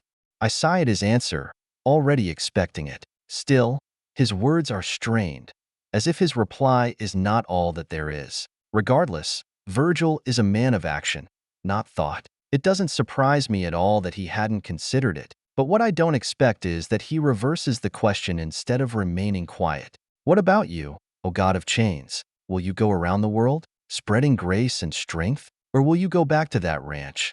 I can only shrug. I don't know what I'll do. Truly, I kind of want to explore this cosmos I've heard so much about. At the same time, though, I could use some relaxation. Not sure. Maybe a few years of rest. Then, I'll go see what the great beyond has to offer. Virgil smiles back at me, the mask unable to hide his emotions from me due to our time together. He gives me a promise before I feel him fall asleep, seeking rest for what little time we have until we reach the warfare. That sounds great. I'll have to watch your back out there. Then, who knows what's out there? Can't have you vanishing to some unknown being's mouth. I grin even as he enters his slumber. Always the caring man. Huh, Virgil? Terrifying to all who don't know you. O great flickering wraith. Leaning back, I let my mind wander as I slowly drift off to slumber, but I don't make it that far as Blodwyn and I keep discussing the future. Then, Elizabeth slides beside me, and I can't help but ask about her new gun. Caldwell's time. It is a beautiful weapon. I only wish someone's death wasn't required to make it. How does it work? The 12 different rounds? Elizabeth opens the chamber of the near-divine Colt and points at each bullet. She doesn't know all of them to their absolutes, but she has learned much in such a short period of time. They each have their own effect, all doing something with time. Once I shoot one, however, I have to wait to use it again until the cylinder is empty, wherein it resets. This first one freezes whoever I hit for 5 seconds. We've learned dominions and concepts can shorten the effects, but this second one rewinds whoever I hit by 10 seconds. One of my favorites since I can hit myself with it. The ninth one is good, too. It creates an echo of sorts that copies all of my movements and actions, only a little behind me. Super useful as it has its own gun, too. All the bullets are strong. I just have to be able to use them at the right times. And each shot is dreadfully exhausting to fire. Not life-threatening, just tiring. The woman's words gradually grow more emotional, and by the end of her explanation, tears drip onto the steel of the Colt. The liquid soaks into the metal as if expecting the cries. I wrap an arm around Elizabeth and hold her tightly as she sobs. I miss him already. Nodding, I feel the ache, too. It never gets easier. Never. All I do is get angrier with each death. The rage, at this point, nearly overpowers the grief.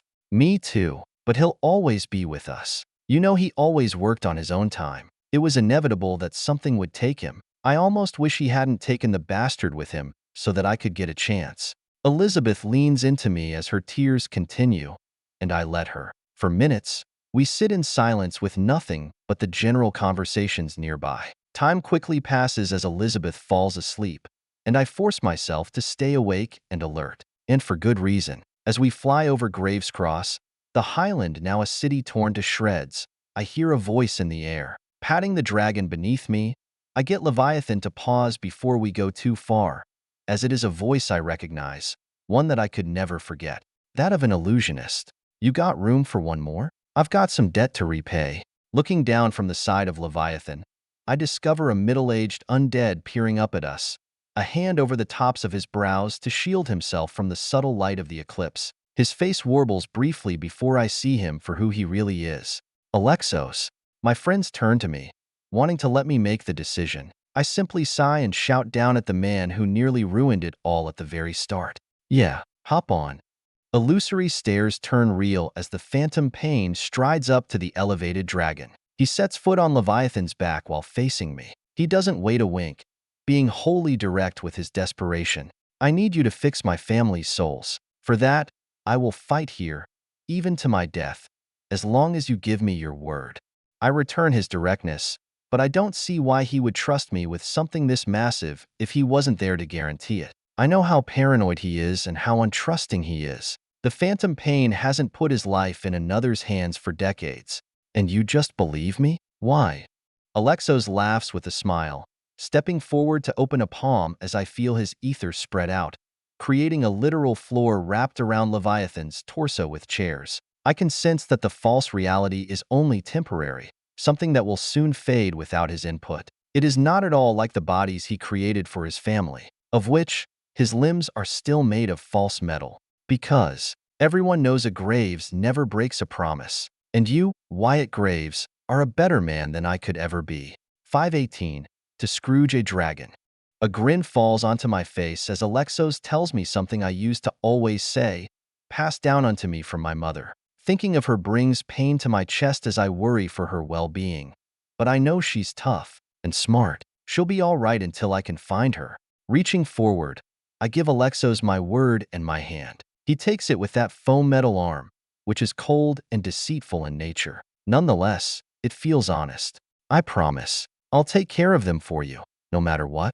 The phantom pain's shoulders sag in relief at my response, and he finally takes his own seat upon the dragon. Eyes watch him wearily, but I wave them away. Leave him alone. We're all in this together now. Our enemies are those possessed by dark light, and anyone who wishes to still fight after all is said and done. Those of us here, we're tired of the fighting. That, we all share. I get a series of nods while Leviathan restarts her flight, already heading back toward the wall of dust and debris in the sky. My hands turn sweaty, and I can't help but gnaw on one of my fingernails as I stand toward the top of Leviathan's body. I'm immune to fear, yes, and I have my mother to thank for that. Yet, I'm not immune to worry and anxiety. They are similar but different. Worry is for others, and anxiety is when I am worried about the situation as a whole. Fear is just for the possessed. But this war, it will be the last. It has to be. It's almost over, too. Yet, I'm already tired. One last ride. We got this, Wyatt. Just a bit longer. Then we can retire and eat all we want. Yeah, it'll be a piece of cake. Who taught you that phrase? It doesn't fit here, Lily. Shut up. The two in my head bicker as I can't help but smile. Blodwyn is looking forward to all the food after there is peace, and Lily simply wants some fun. I love them both, but sometimes they are just too much. Right now, however, I merely close my eyes and let them argue with each other. It's music to my ears as it distracts me from what is to come. You did not just tell me to shut up. You'll what? Spew some blood on me? Oh no, I'll be even more red. Ha ha ha. You, stop it. We can't be doing this right now. Who says we can't? I'm having fun, and so is Wyatt. Wyatt, is this true? When the attention is turned toward me, I quickly put my consciousness to sleep and ignore it. The act is a breeze, given how fatigued my whole being is. One of the two isn't very happy about it, but I sure do enjoy the slumber. Blodwin will get over it. If he's really angry, he can take control of our body for a while. Hey! Ha ha ha ha. Less than an hour later, cold steel slides across my forehead, and I instinctively open my eyes in recoil. The inside of a barrel points downward at me while Lily stands on the other side, a grim smile on her typical happy-go-lucky face. Almost there. Time to get up. Sorry. Your snores made it sound like you were quite enjoying it. I quickly wipe the sleep away from my eyes as I stand to see the vast sands before us. The endless. Inside of the territory-wide concept of Vincent is the war we are looking for. Seeing how close we are, I call for Leviathan's next step. Her plan was to place the attacks and ambushes strategically, but how would we do that with this calamity? Hey, the plan? The dragon peels to the side slightly, flying along the edge of the sands while her psychic voice rings out over the rest of us. I can sense the fear in the minds of creatures. I will find what the gods, demigods, and below are afraid of. Then, the wraith will transport the attackers through the shadows. As for our strongest, we will face Yuzin directly. Wyatt, Wraith, Lennon, that's you three. And the Starforged, you too.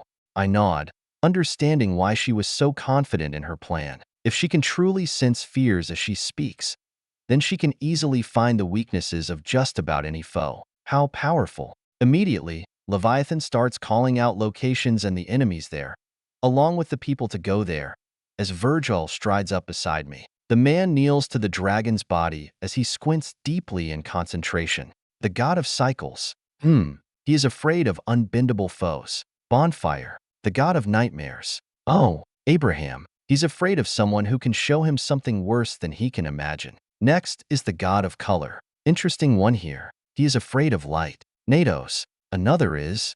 Leviathan goes through the gods already locked in battle against Vincent's unending swarm. From up here, if I look closely, I can see the endless getting pushed back quite severely, too. With every passing minute, I can see the sandstorm visibly retreat. He's losing, worse than before. Why? It doesn't make any sense, but we have to help it regardless. Shadows curl around Virgil as I watch his dominion fully bloom for the first time. It's one hell of a sight as the very air changes tint, and everything I see is scaled to darkness. One person after another is transported to their battlefield, something only possible due to the eclipse and my hand on Virgil's shoulder. With Limitless, I can directly push his dominion to a higher level of strength despite his lack of mastery or time. Additionally, without the sun to restrict him and having a full 2 hours of sleep, Virgil is at his peak. Unable to do anything but help Virgil with his job outside the sandstorm, I watch as my allies are transported in through the shadows. The first, as Leviathan mentions, is Bonfire. He leaves with a smile as a large domain of shade sharpens in a particular direction to reach the target. Emmett Knox is the first, but not nearly the last. One by one, my friends and allies land at their most advantageous matchup. Abraham and Natos go next, then Timimi and Etern. Bit by bit the demigods, and those who can match up to them leave. Surprisingly, Elizabeth is sent against a demigod herself. I look at her as she steps up to Virgil, and I can see the fear in her eyes. You don't have to go if you don't want to. I'll have her send someone else. Elizabeth shakes her head and takes my free hand with hers. She squeezes it tightly while peering into my eyes. I can see the determination she holds, and it is not any less than mine. Can't do that. A hunter's gotta do what she believes in. I gotta do it for Johnny. He killed a god with his guns. I can do a measly demigod. Plus, this one is afraid of loud noises. You, on the other hand, be safe, all right? I don't want to lose anyone else.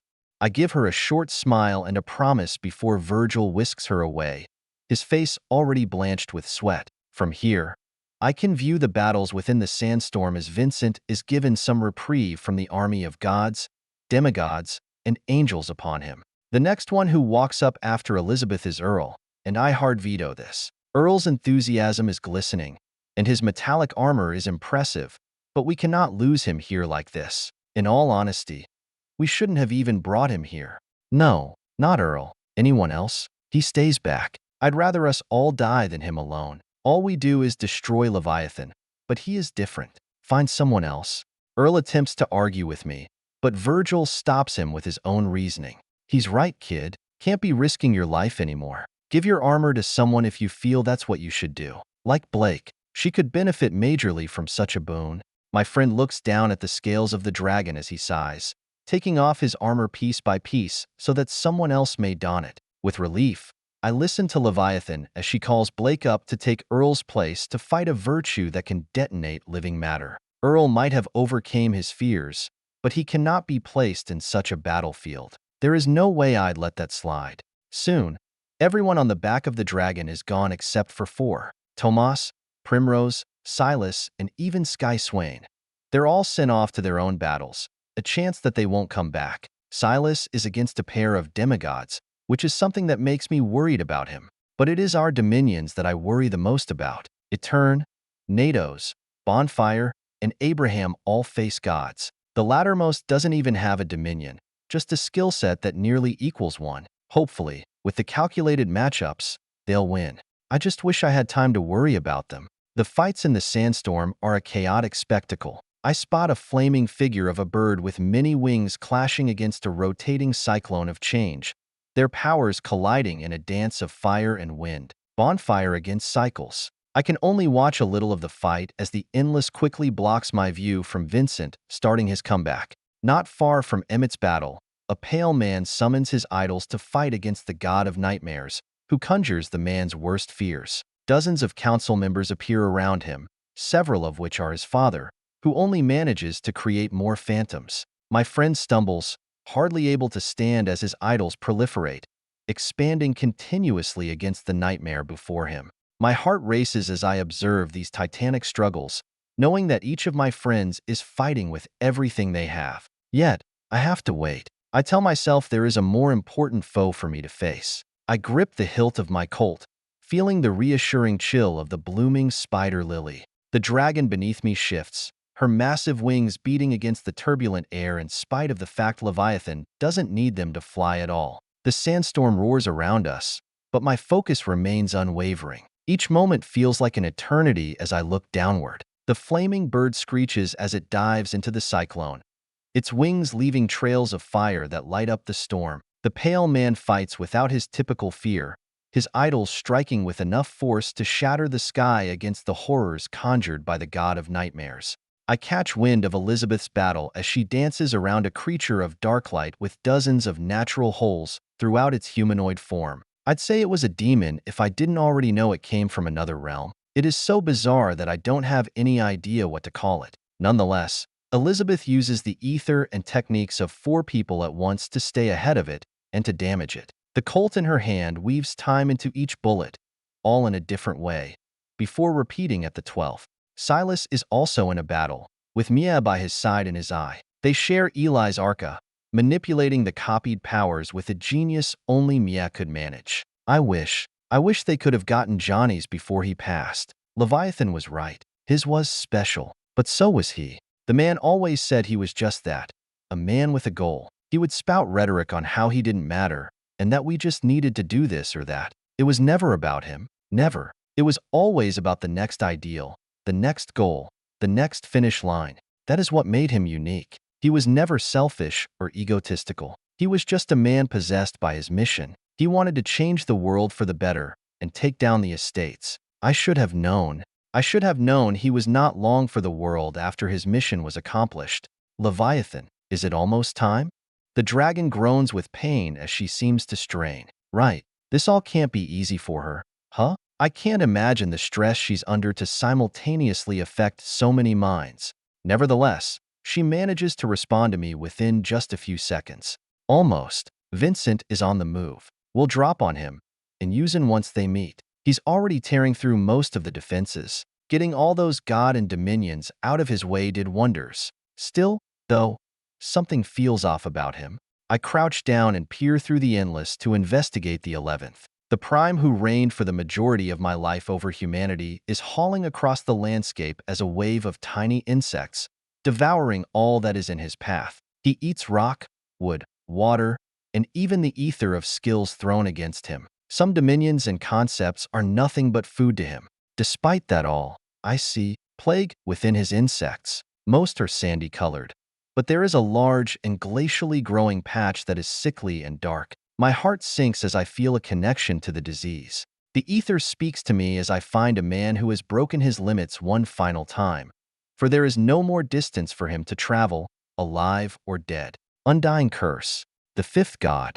My chest hitches in its breathing as I realize I will never see my father again. He has turned into a curse, into a Sirza, a second one. To create a second Sirza, I only know two who have succeeded in doing so, Leviathan and Remington.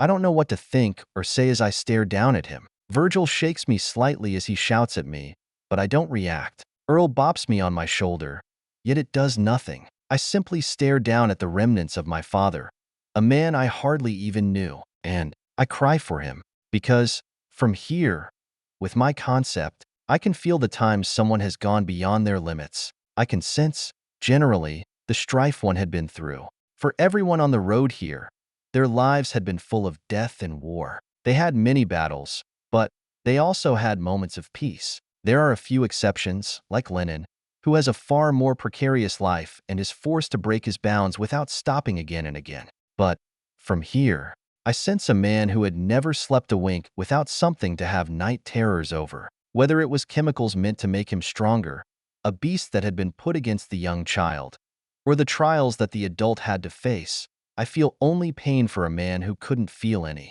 In all his adult life, the Undying had never slept a full night. The Graves had never gone on a vacation. He'd never drunk more than half a bottle of liquor. The man had never attended a party where he wasn't the assassin within or the target of the assassin. Everywhere he went, he was never afraid of another killing him. As to him, he was the greatest danger there, both to himself and all else. To Killian Graves, the Undying curse, the father that I never got to know, I have only tears to shed but no words to share. What are you crying for? Wyatt, what happened? Earl's words finally get through to my ears as I stare ahead at the diseased sands. My father, he died fighting Vincent, hours ago at most. My friend has no words for me, only a shocked noise. More liquid falls from my eyes, and the now chaotic winds blow it away. Oh! Leviathan doesn't let my hate simmer as she quickly speaks to me, guaranteeing my allegiance. Now is not the time for revenge. Focus. We'll get him later. Your father thought Vincent was the bigger threat, but it wouldn't matter. We can't take him now.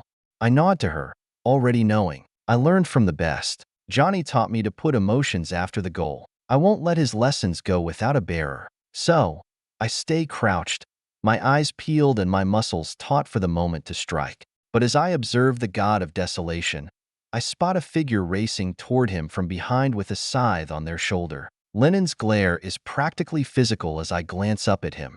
That's the god he fought before. Kaysen, right? Let's see how this goes. 519. A Mother's Love. The figure with the oversized scythe sprints for Vincent with a howl of exhilaration into the air, proclaiming his oh-so-glorious purpose. The scythe in his hands flips and twirls, with ash gathering across his body like ancient armor. The god of war meets the god of desolation with only bloodlust in his mind. Yes, it is time. Fight me.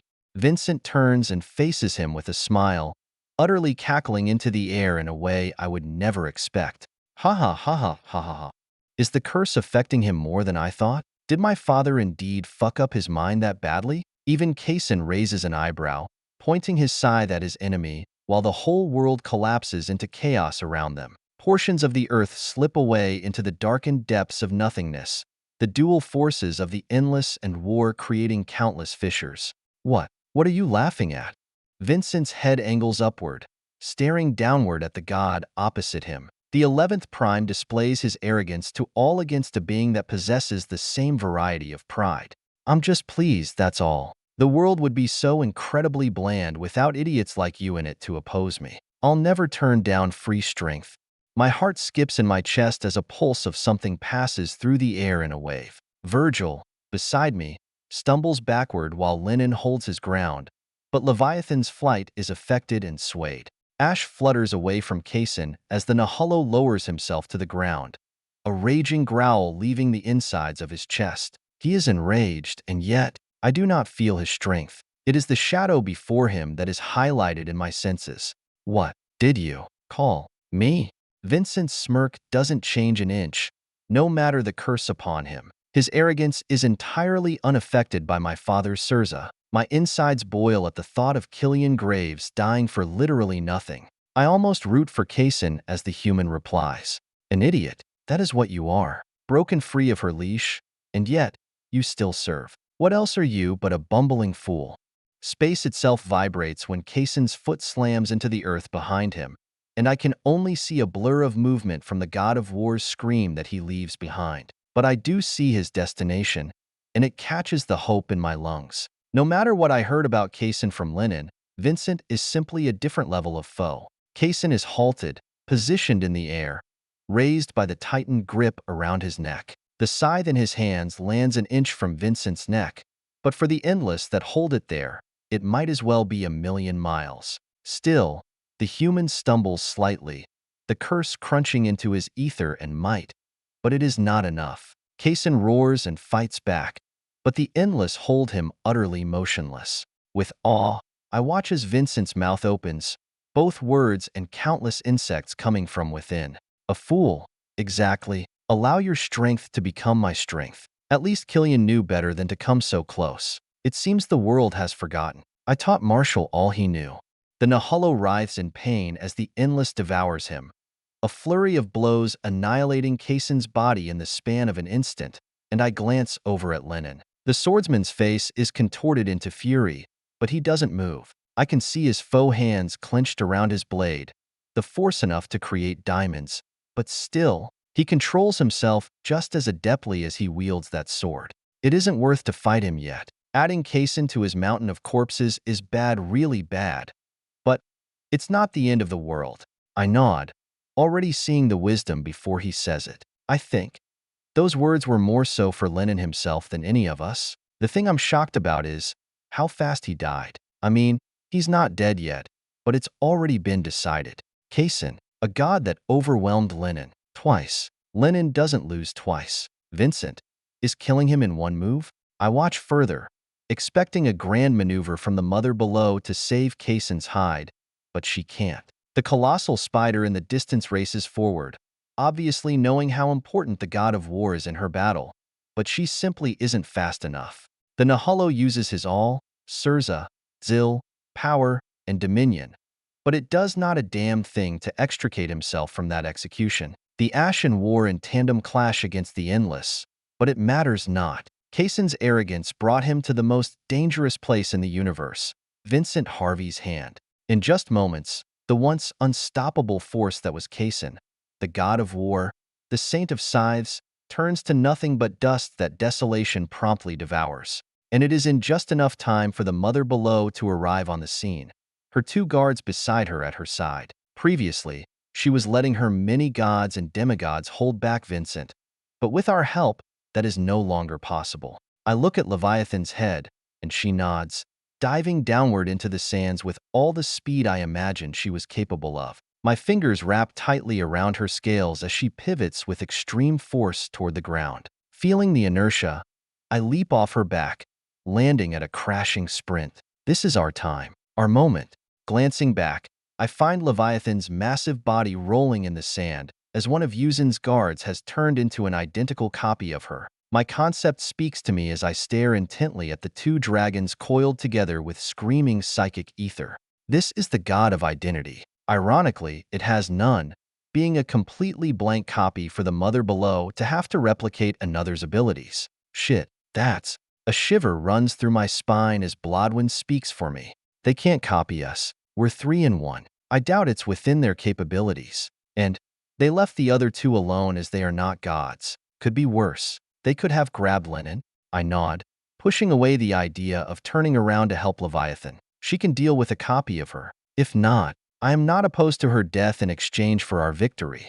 So, I rush ahead, darting past the oceanic wave of dark light that washes over me. The dominion of the mother below is augmented in countless ways from this close. I can spot that her 12 legs, where 11 are glowing, all possess some kind of divinity stored within the luminescent orbs. The 12th one appears to be damaged and impaired in some way. Inspecting it leads me to be reminded of Remington's Millennium War upon her. 11 divinities. Huh? My brain kind of halts as I stare up at the being before me, at least 100 feet tall and with countless probing eyes. Virgil has already vanished to some other place, taking the other guard with him. Damn it, he always does this kind of shit. I mean, it's a good idea to isolate Yuzin, but fuck it. This is our only chance. If we don't kill her today, here and now, she'll disappear to some random corner of the cosmos and return when we've lived our lifespans to their ends. Beside me, to my right, Lenin strides up. The claymore in his sheath rested there while a secondary one forms to his right. It floats as if waiting for its time to be wielded. I look at him while Vincent holds aloft the remnant dust of Kaysen to Yuzin. I believe this one was yours. Would you like him back? Yuzin hasn't said a word yet, but I can feel her many eyes peering down at Vincent and us. The Mother Below's orbs at the end of her feet vibrate as the sound of chittering comes not from her toothed maw of darkness, but instead from the dark light clouding the air. The god takes a step forward, and I take one back. Lenin does, too, as an indescribable presence falls upon us. Yet, Vincent bears witness without a shudder. A shadow clads the entire horizon, making even the endless seem invisible as the eclipse vanishes. There is only a terrible darkness, with 11 twinkling pale lights. The shadow grows and looms over us, becoming the only thing I can discern as the voice from the god finally reaches my ears. Vincent Harvey, no creature has ever angered me as you have. None have brought themselves to me and thought themselves my equal. You have not only denied my love, but forfeited it for your whole world. I will kill you and add your soul to my last leg. It will be a joy greater than eating a sun's worth of life. I can't move under whatever is happening. My fingers and toes crinkle as all 11 pale lights augment Yuzin's power while the dark light swims around me. I see why she's so strong. I'm 3 in 1, but she's so much more. How? How does she even control them all? Can she? I don't know, but she's certainly mighty. Lenin has a similar struggle, and he can't unsheath Dia from his hip. I can see his whole body tremble under the force of the Mother Below. And still, the demigod doesn't fall. He doesn't have his own concept within his flesh, but that doesn't matter. Yet most impressively, Vincent Harvey lives up to all that I've ever heard about him. For years, for all my life, I've heard countless legends about the 11th prime of humanity. His strength was always said to be unrivaled under the stars, only beneath the stars themselves. I've seen it for myself before when he ascended, but it was expected then. He was facing beings he had already won against in the past. He was simply pitted against more of them at once than before. But now, at this critical juncture with the paleness of the shadows, I see only the silhouette of his unbowed back. His right fist rises to the sky, unable to reach Yuzin, but he does so nonetheless. Then, he opens that clenched palm as some scattering fragments of dust fall to the ground. The man's voice is clear despite the fogged air and the countless concepts, dominions, and powers that complicate my ears. I hear him as if he were whispering into my eardrum. You made me into this. Without you, Yuzin, as that boogeyman in the dark, I'd have died a long time ago. I must thank you, truly, thank you, Mother Below, for cradling my hatred. Now, please be the one to receive it all. The shadows recede in an instant as a sandy brown cataclysm saves me from all the dark light in a single action. Yuzin's 12 legs retreat in surprise, as if she was not expecting the endless to match her dark light. I realize in an instant that Vincent has been holding back all this time. Against the army of gods, desolation never gave it his all. Only now, when his target is before him, does he bear it all for her to witness. I watch with awed eyes as two vast energies and forces meet in the air, earth, and the realms between. An infinite tide of insects so small they appear to be nothing more than grains of sand intertwine with the tsunami of silvery darkness that moves like a thick, suffocating fog. They hover in the air, their conflict so intense that the earth below us cracks open, apertures spreading out like a spider's web. I stumble to the side, catching my footing as magma begins to well up from the depths. And before I can even recover from the ground splitting open, the sky shatters, and fractures form in the very fabric of reality. Beings from other planes slip through these cracks. I recognize only a few of them, but I can tell that most are of the angelic realm. However, their strengths do not matter, for they enter only to perish in the overwhelming power of the battle immediately. I am behind Vincent with Lenin, shielded from the direct effects of their clash, but I cannot tear my eyes away from the spectacle. The display of the concepts of love and endless evokes emotions I didn't know I had. Darklight, the manifestation of the Mother Below's love wraps around the tiny insects of the endless. They battle at the tiniest fragments, down to the smallest motes of matter. But beyond those minuscule conflicts, the greater one still wages. Awe grips me as I witness the raw power they wield. Even the eclipse that was hiding the sun is pulled from its orbit, revealing the light of morning once more. The warmth of the star, however, is not felt as the chill of the dark light graces my skin. The teeth of the endless glide along my flesh, too, but they do not bite me. They have another opponent. If Vincent has one skill above all others, that is his control of ether and his concept. It is unrivaled, unparalleled. Perhaps, just maybe, Remington could have matched him, but none in the modern era can. The endless swarm forward, a tidal wave of minuscule death, meeting the silvery fog head-on. The fog engulfs the insects, turning them into nothingness, but the swarm is infinite, constantly replenishing itself as Vincent's raised hands turn into more and more of the critters. I catch the mark of signature upon Vincent's left palm during his efforts, and I can feel my father's ether from it too. The prime. He's weakened. Even with this, they were right. Leviathan, Killian, Lewis, they were all right. We fucking need him. He is so strong. How can one person be this? How? The Mother Below's legs twitch and move with uncanny grace at his power. She controls the fog with precision and malice that is not unlike from Vincent's, but the human's hatred is simply something else. He directs the endless with a mere thought, that of nothing but pure and unadulterated malice. His authority is absolute, yet the Mother Below somehow matches him at every turn. I know something quite well at this point. Without those 11 divinities powering Yuzin, she would have already lost. I don't know how it works, but they are the only reason she is nearly his equal. I look to Lennon as he can only shrug and point ahead. Why don't we join? The instant he asks, the ground beneath me shakes violently, and I struggle to keep my footing. Every clash of their powers sends shockwaves through the earth, the sky, and my very soul. The scale of their battle is beyond anything I have ever imagined. I've fought gods. I've killed gods. But this is not a fight. It is a cataclysm, a war between primal forces that could shape the universe into their images. My feet find their purchase as Lily emerges beside me. She rips the Colt from the holster and spins the cylinder within, smiling all the while. I can sense the sadness within her as she knows what has happened to her father, but she bears that grin for the time being. Let's go. I want her deader than dead. Lennon returns the little girl's enthusiasm, drawing his claymore with a shriek from the steel, the lady within the blade howling for blood. Striding forward, he motions for me to follow. She speaks wisely. Come, there is no better time. The swordsman swiftly darts ahead as I take in my surroundings. Blodwyn chimes in while I do so. Now or never, I'll start our ether. And he does so, blood nexus already heading towards the converging point for our Surza. But my eyes look to everyone else's struggle first, as I need to see it. Just a few hundred feet behind me, Leviathan struggles for her life against an equal while in some unknown corner. Virgil fights for his life. I trust my closest friend to win, but that doesn't mean I'm not worried for him. Beyond that, everyone else's lives are on the line. Every person I care about is fighting with their all. My hands shake. Fear. I can feel it creeping up my spine. It is a fear of failure, the killer of minds. But how? How is it upon me? I don't have an answer, only that it is wriggling deeply into my soul at such a critical juncture. I don't walk forward as the consequences of what might happen swirl in my mind. If we fail here, if I fail here, if I'm not good enough, everyone, Vincent is matching her.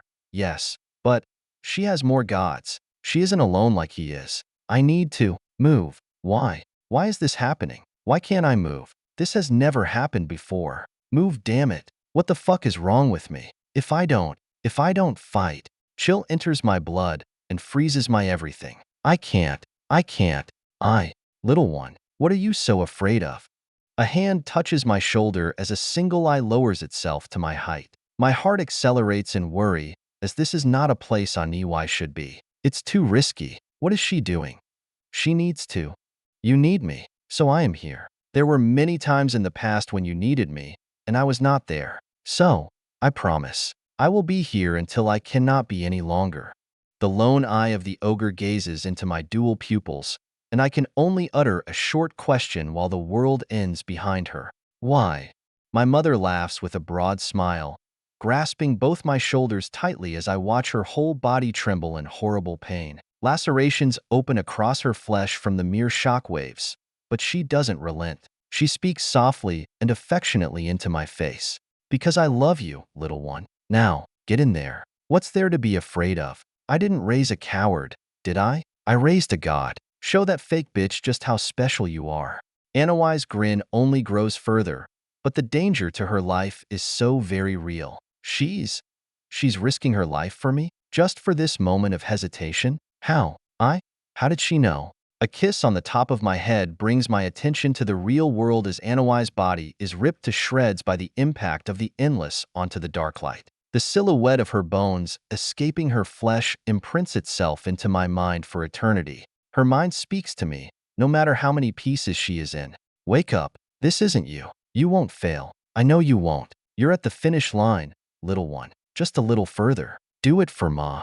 The blood and gore of my mother fall across my hands, legs, and face, and my eyes slide down to the single eye that now rests on my shoulder, the pupils swimming with ether and meaning. My heart beats hundreds of times a minute on its own as my partners scream in horror. My focus swaps from the eye to the two warring gods before me with the speed of light. Then my fist tightens, and my heart beats for one extra soul as the freezing fear ignites into a volcanic inferno. 520, endlessly exfluncticated.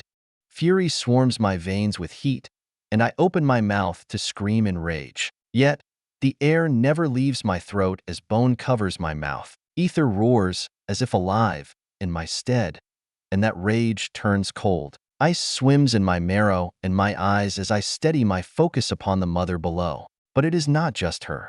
It is Vincent Harvey. The two of them, Aniwai. I never called you Ma. I only ever called the persona Ma, not her. The ripple of pain in my heart feeds the core of the Surza that is Pain's forge, and the blood inside my body pumps with a strength I've never felt before. My feet move on their own, and the distance between me and the two gods quickly disappears. But as I accelerate, time only seems to slow. With each lengthened second, a memory of my mother washes past my vision. From the earliest moments with Ma, of her teaching me carefully to even the hardened ones, where I was beaten and forced to do difficult tasks. Once upon a time, I hated the hidden memories, but now I simply treasure them. It was a mother doing her best. She knew no other way. Aniwai didn't know how to love back then, and as such, neither did her personas. But she learned, as she always did. The last hug we shared burns its way into my nerves as the Surza formed within me finalizes mid-step. But it is not yet entirely over. A concept slips from my soul and into the bone, as I never want it to be over. Limitlessness hardens the bones, lengthens the terror, and deepens the blood. I begin the final step of ether, of concepts, and of power, to place one's concept wholly within their Surza. It is the final frontier of strength, where the only way forward is perfecting that very thing. Blodwin speaks within my head as the artifact still possesses some measure of rationality. But I cannot hear him. All I hear is the sloshing of blood in my ears, and all I see is two beings that I want dead. She might not be dead. It could have just been a persona. Hey, calm down, relax. Don't rush into this. Lily joins in too, despite her own hurting. The little girl grabs onto my elongated arm, but she cannot hold on against my momentum. Stop, please. I answer them shortly before my concentration vanishes to that of a needle's bite. It is something that I modded it on purpose. If she wanted me angry, I'll be angry. Ma is a manipulator, one of the finest. She has just never done it to me, but I've seen it. I've seen the way she's made Johnny like her, someone who previously loathed all demons. I've seen the way she got Bonfire laughing, Abraham smiling, and even Elizabeth relaxed. She weaseled her way into the upper echelons of humanity with little no complaint. She knows the minds of everyone she comes across. And who could she possibly know better than me? The son she raised? The one who adores her? If she, or her persona, died intentionally, then I'm just as mad, but not at her. I'm furious that she has to go that far to get me out of my rut. I'm livid with myself, and that only makes the heart beat faster, with more frenetic energy. Time, however, stays slowed, and for a good reason. These two are too fast for the eyes to perceive. Only with such an altered view can I watch them. The legs of the spider tap thunderously while Vincent shifts into his very sands before reappearing at a moment's notice.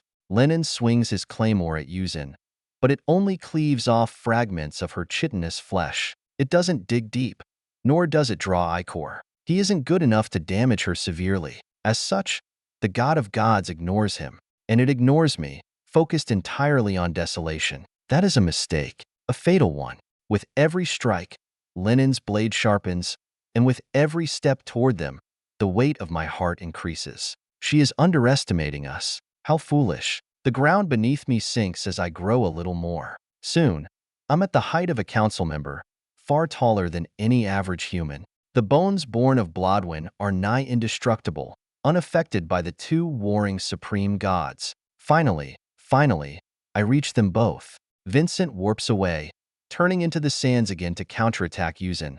But the spider comes closer, her 12 legs slamming down into the earth beside me. Each limb of hers sinks tens of feet deep, making me realize she's even bigger than I imagined. I look up at her for a moment, feeling only the chill within. Dashing forward, I throw a knuckled fist at one of her legs, several breaths entering my lungs through my flesh. The strike possesses all the emotion I can feel, and it holds all the strength I have ever held. But the chitin of only one of Yuzin's 12 legs only cracks. The god stumbles slightly, yet she doesn't raise her leg in panic. She simply swings it right at me with all the same force I exert. Lifting my arms to protect myself, I feel the chitinous flesh slam into me, and my vision turns black. Unable to see, I toss out limitless manacles to catch myself from the impact, and when color returns, I'm in the air, suspended by those chains. Feeling the pain and the wind knocked out of me, the anger hardens, allowing me to think properly, and to listen how I should have before. My Sirza absorbed much of the damage, which only increases my physical strength, but Blodwyn has a warning for me.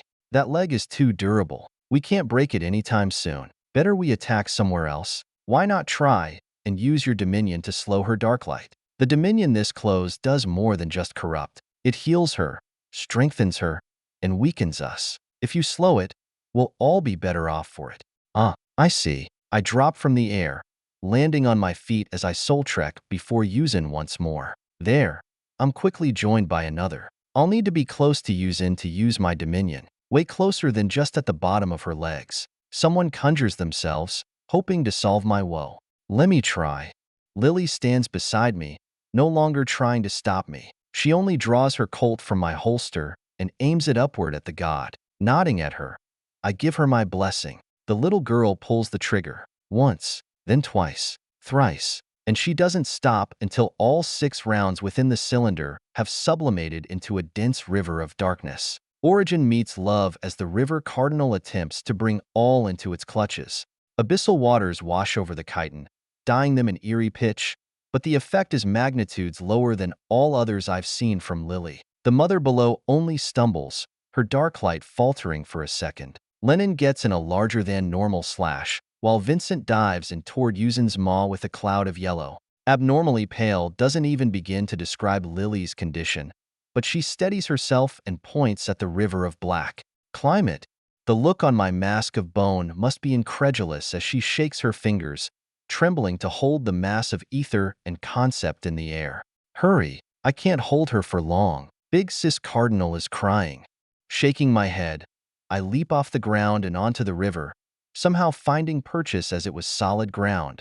The waters of the Cardinal on my left giving me such a feeling. Without testing my footing, I kick below me, heading straight for the body of the 12-legged spider. Yuzin reacts swiftly and strongly to Lily's attack, flicking around with her whole body. The little girl is almost crushed before she shifts back into abyssal water that streams into my left hand. The movement throws me into the air, and I meet Yuzin's many eyes face to face. I stare at her, equal in height, for a moment before she howls in anger, diving forward to bite me in twain with her countless rows of teeth. I welcome the challenge and open my arms wide as her jaws come down.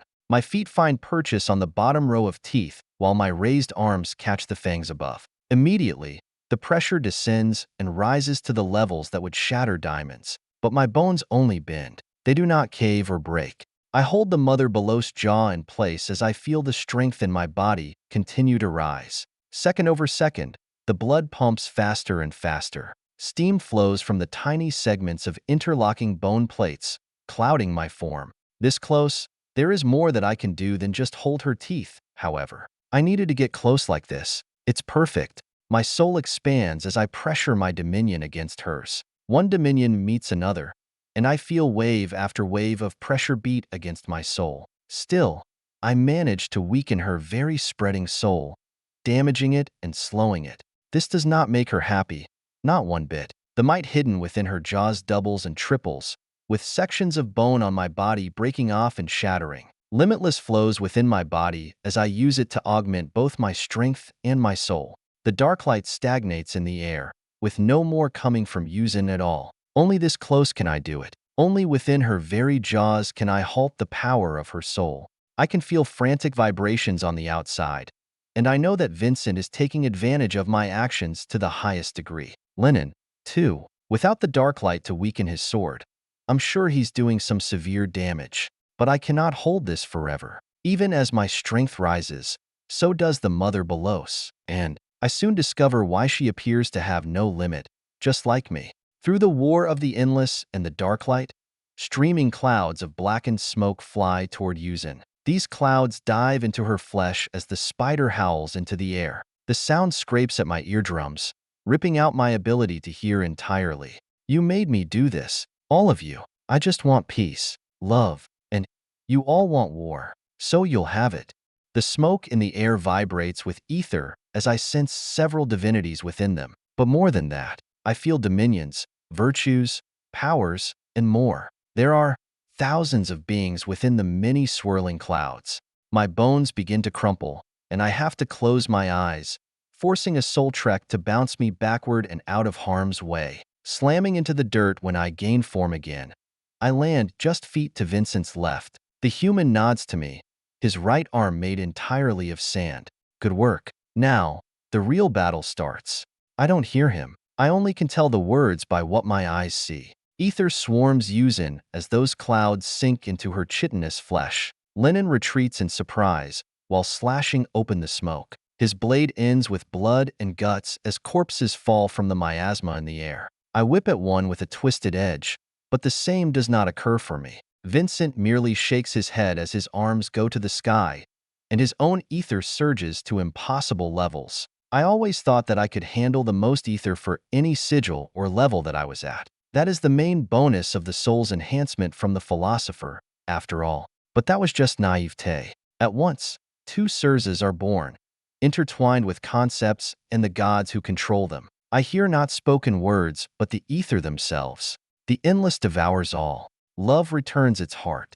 Right, my Surza is not yet completed. I can use it with limitless, but it is just not the same as being one and the same. Lennon stands beside me as the indignation in his gaze is evident. He hates being the weaker one, being the one who simply oversees the battle. But there is nothing for us to do. Not right now. I've done my part, and Lennon's is still to come. Vincent Harvey transforms every inch of his flesh into the endless as they devour everything. Everything. The god of the endless dissolves entirely, his form disintegrating into the very fine motes of dust that make up his infinite swarm. The endless devours all. The insects, tinier than the naked eye can see, spread out, consuming everything in their path. The gas in the air, the stone beneath our feet.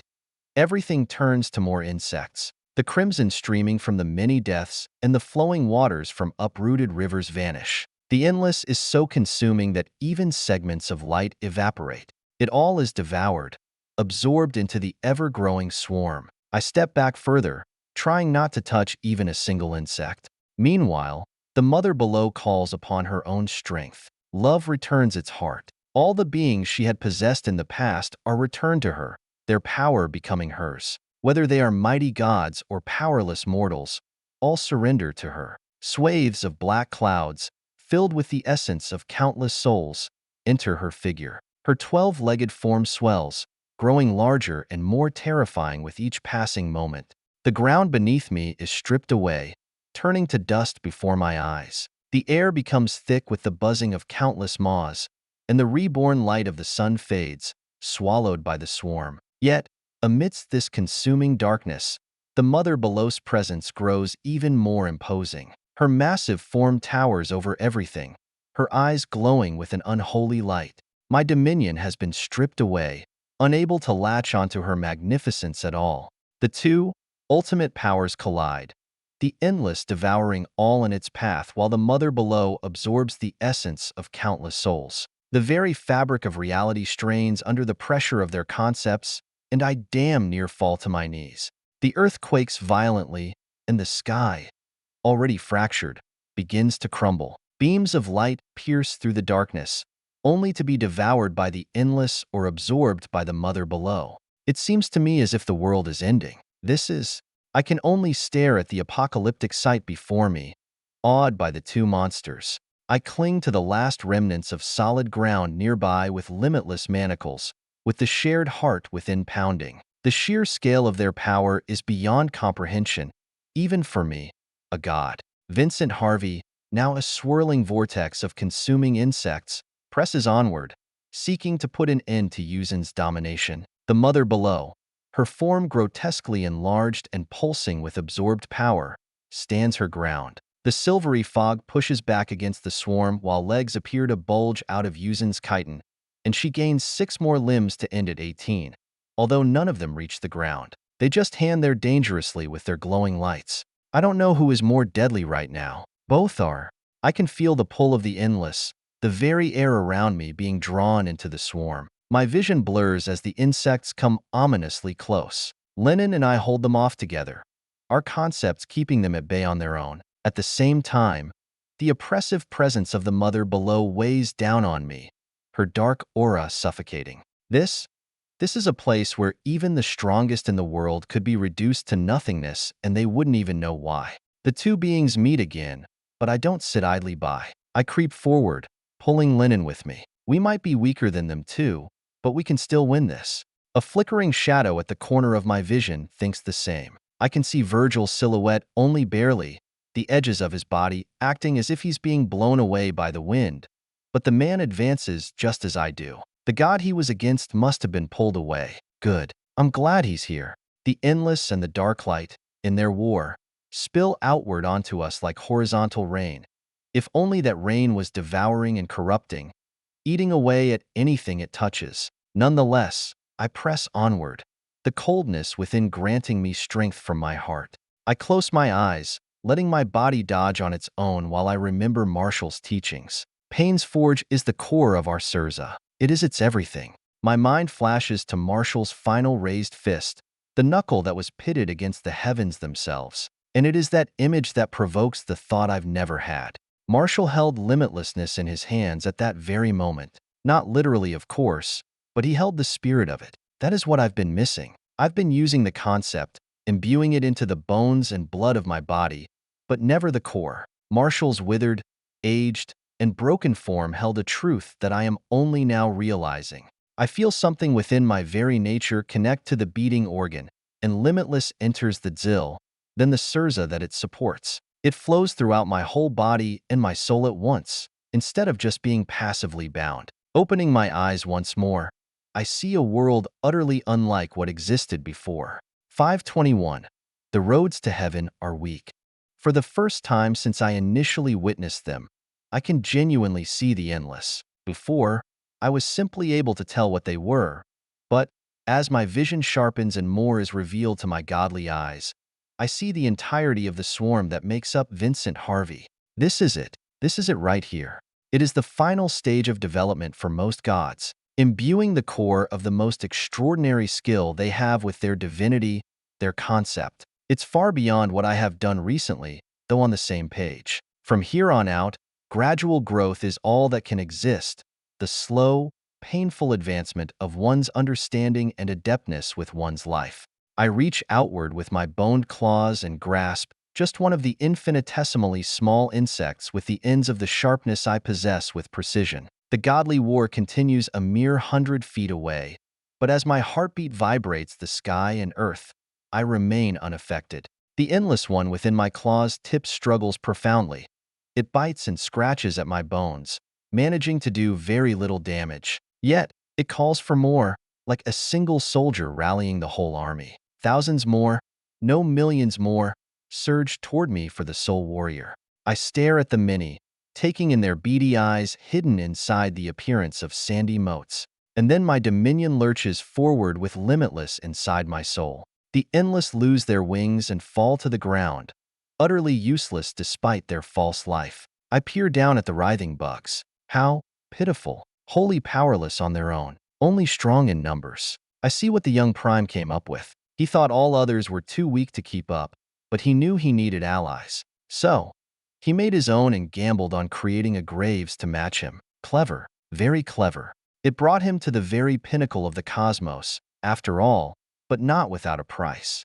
The next step of my boot brings me closer to the mother below. Then, the following one lands with my eyes glancing up at her orbs. Reactionarily, she stomps toward me, and I simply raise a hand, catching the enormous spike of chitin with one boned arm. An impact shakes my whole body, running from my claw to my heels, but more bone grows limitlessly to account for the stress. It reaches out from my body, wrapping around the spider's leg and bolstering my grip. Her dark light is put to the test by the endless, wholly distracted with desolation's advancement. As such, I attack, twisting my arm and bringing all my strength to bear as my other arm grabs the spindly leg.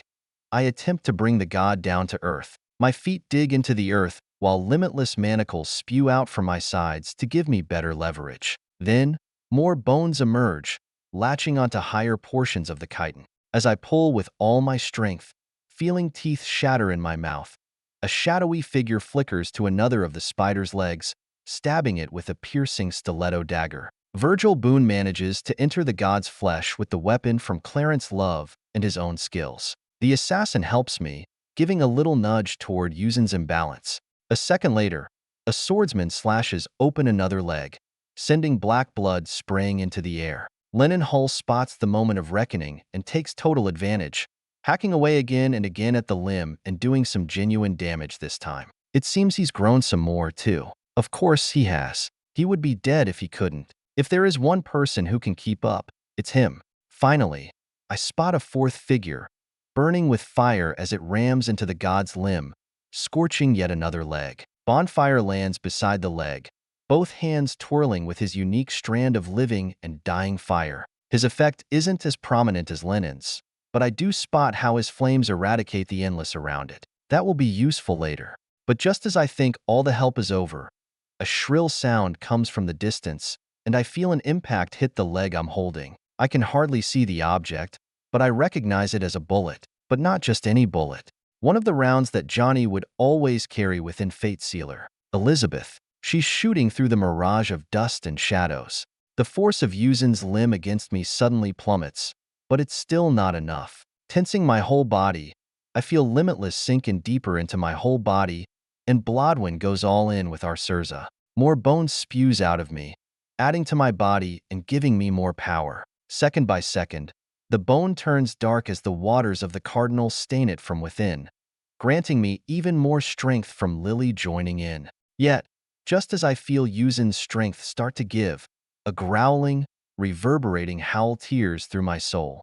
Enough. Dark light suddenly encompasses my vision like a rapture before I'm flung into the sky. Air and the insects of the endless bat at my face, yet a shadow fills my vision. And the next thing I know, I'm standing on the top of the colossal spider's back. Glancing around in confusion for a second, I find the answer in the kneeling Virgil, his mask bloodied and torn. I reach forward to heal him with sacrifice, but he shakes his head with a grim smile through the tear in the cloth. No, we don't have time. Had to come personally to pull so many at once.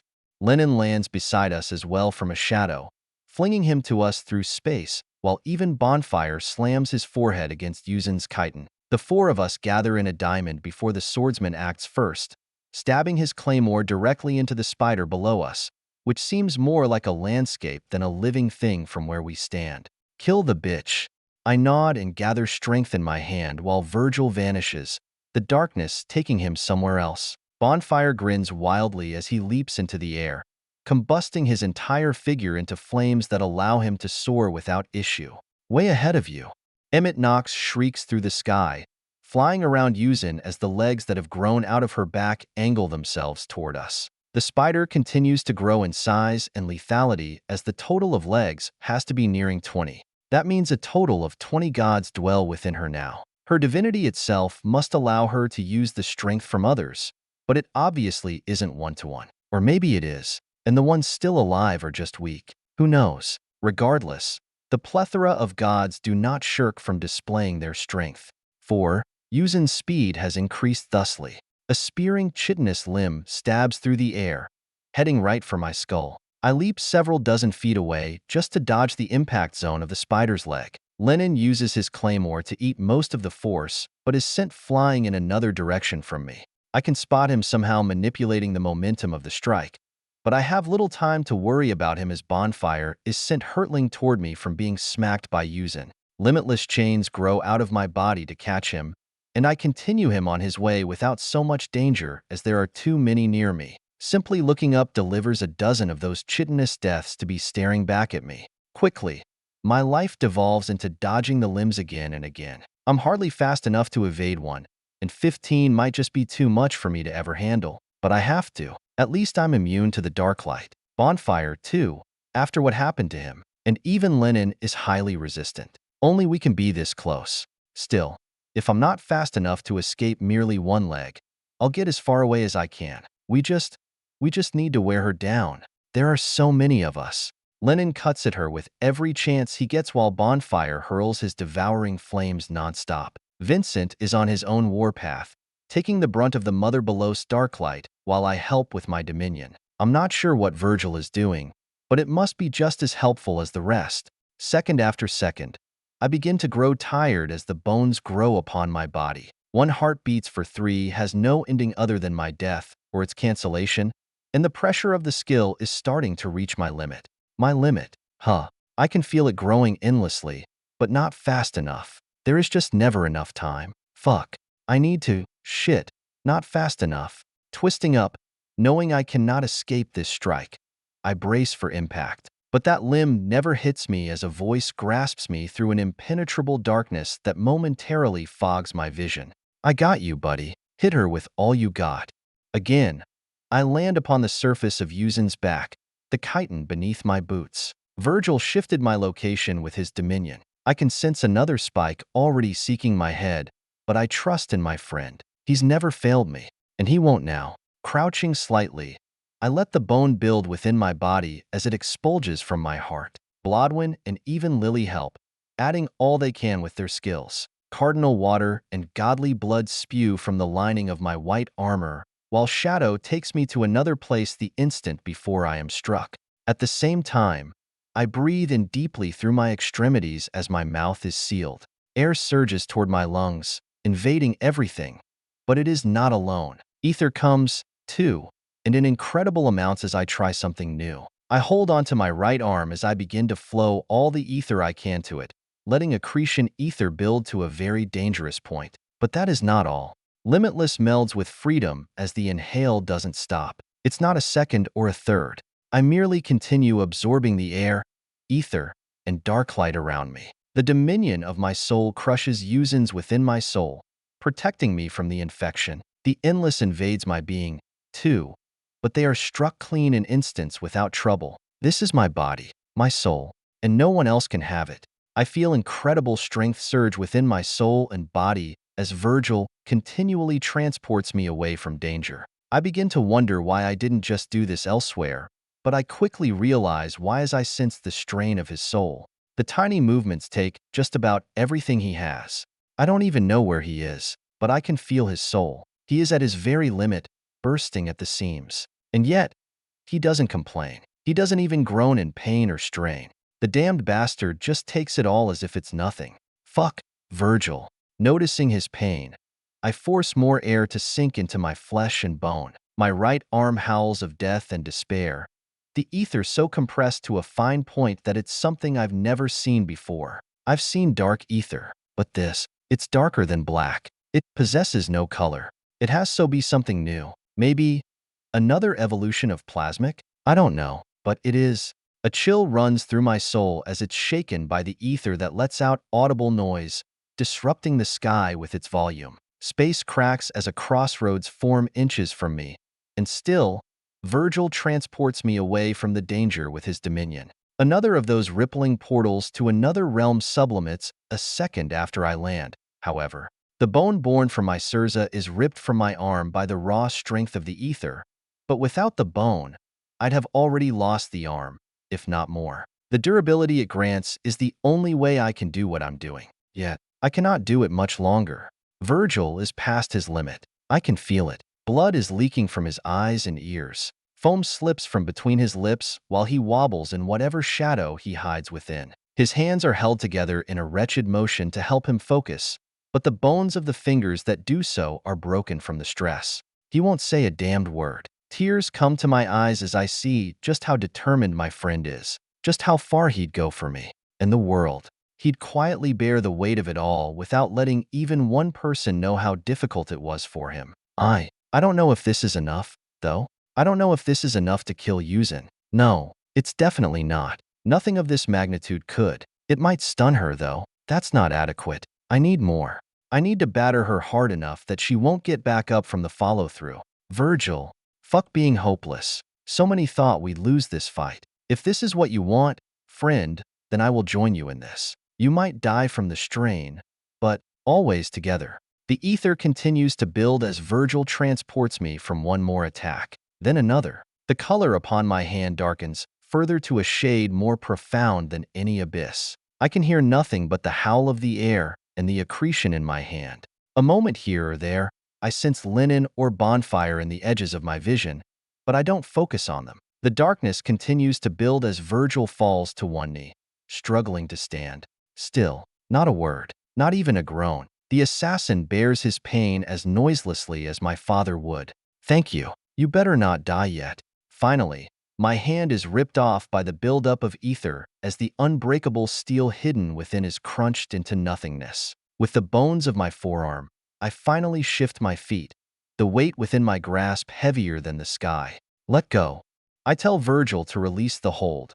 The man's hands broken and twisted, his chest caved in, and his eyes colorless. He does. Then he falls to the ground in some unknown place, and I lose the connection with my shadow. It is at the very moment that I can no longer feel him that the bomb of trauma within my forearm's bone, reminding me heavily of how my father fought, demands to be released. It is no longer something I can wait for, but it is heavier than I expected. I struggle to move it even an inch, and yet another dreadful nightmare of chitin falls for me. I stare up at it, screaming internally at myself to act, but I just can't. The weight is equal to that of the skies. Despite my struggle, the chitin doesn't reach me. It almost does before it seizes somehow, going back in time. The corner of my eyes catches a figure lost within the sands, hardly visible other than the shining golden eye that remains. Finally, my body moves, even though I know it is not Johnny who is watching me. Instead, it is Abraham's idol. Still, I would lift the skies if it meant impressing the gunslinger, the smallest morsel. My muscles contract, and blood explodes from my veins as I crash my fist downward. An aura of finality surrounds it, absorbing all light and extending several feet in every direction. Several spindly limbs collapse toward me, seeking to end my life as I can sense Yuzin's panic. But they are too slow as that idol's golden eyes pierce through it all. I only have feet to travel, and they have far more. They have stretches of boundless time.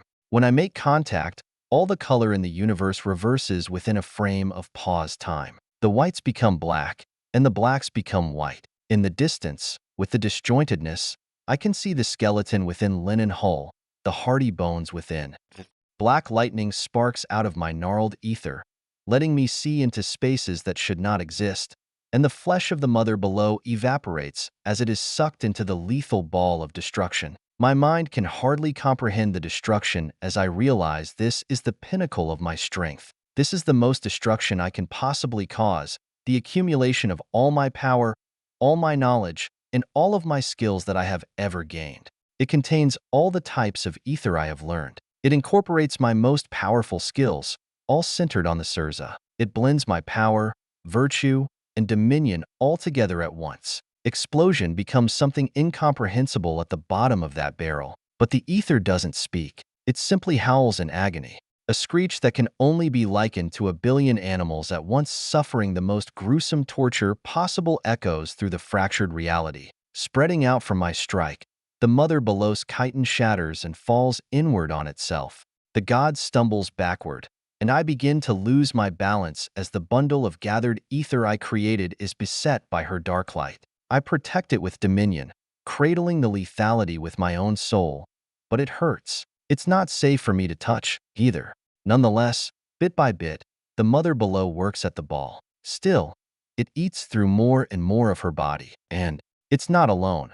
The insects in the air dive in to feast on God's flesh. The endless have come for the kill. Vincent is here for the reward. Shit. I stumble backward, utterly drained of any and all strength within my body. Blodwin attempts to fuel me with his own ether, but our Surza quickly falters. Falling to a knee, I listen to the awful howls of agony from the god and the many gods within her.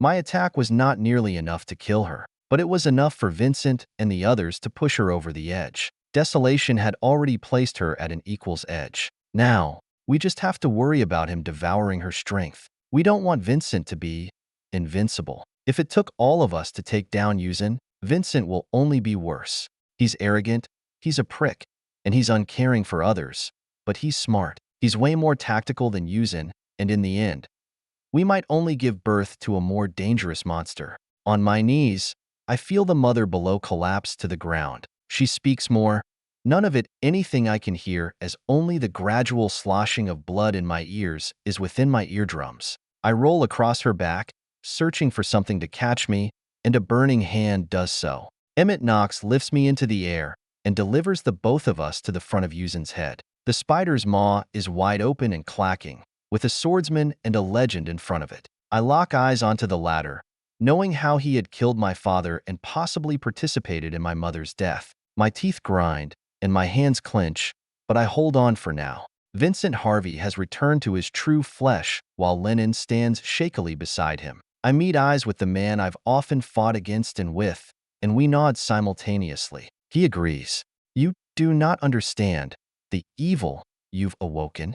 Desolation laughs to the god's face, seeing her words as pure arrogance. I, however, know that she is not lying or boasting. The roaming veins that appear sickened upon Vincent's body are worrisome. The worst is the smile on his face. He hasn't lost his mind. He believes he's still in the right. He believes that the world can only be peaceful under his iron claw, and he doesn't see how awful that would be for everyone else.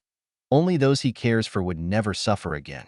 Stop your bullshit, Yuzin. You've lost. Quite quickly, too. I expected better from you. It appears you disappoint like all the rest. Maybe the universe is just weak? What do you think, Lennon? The question turns to the wobbling swordsman, his body pushed to its limit again, and then forced to move some more. Still, he nods with a smile, finding Vincent's words not all too wrong to himself.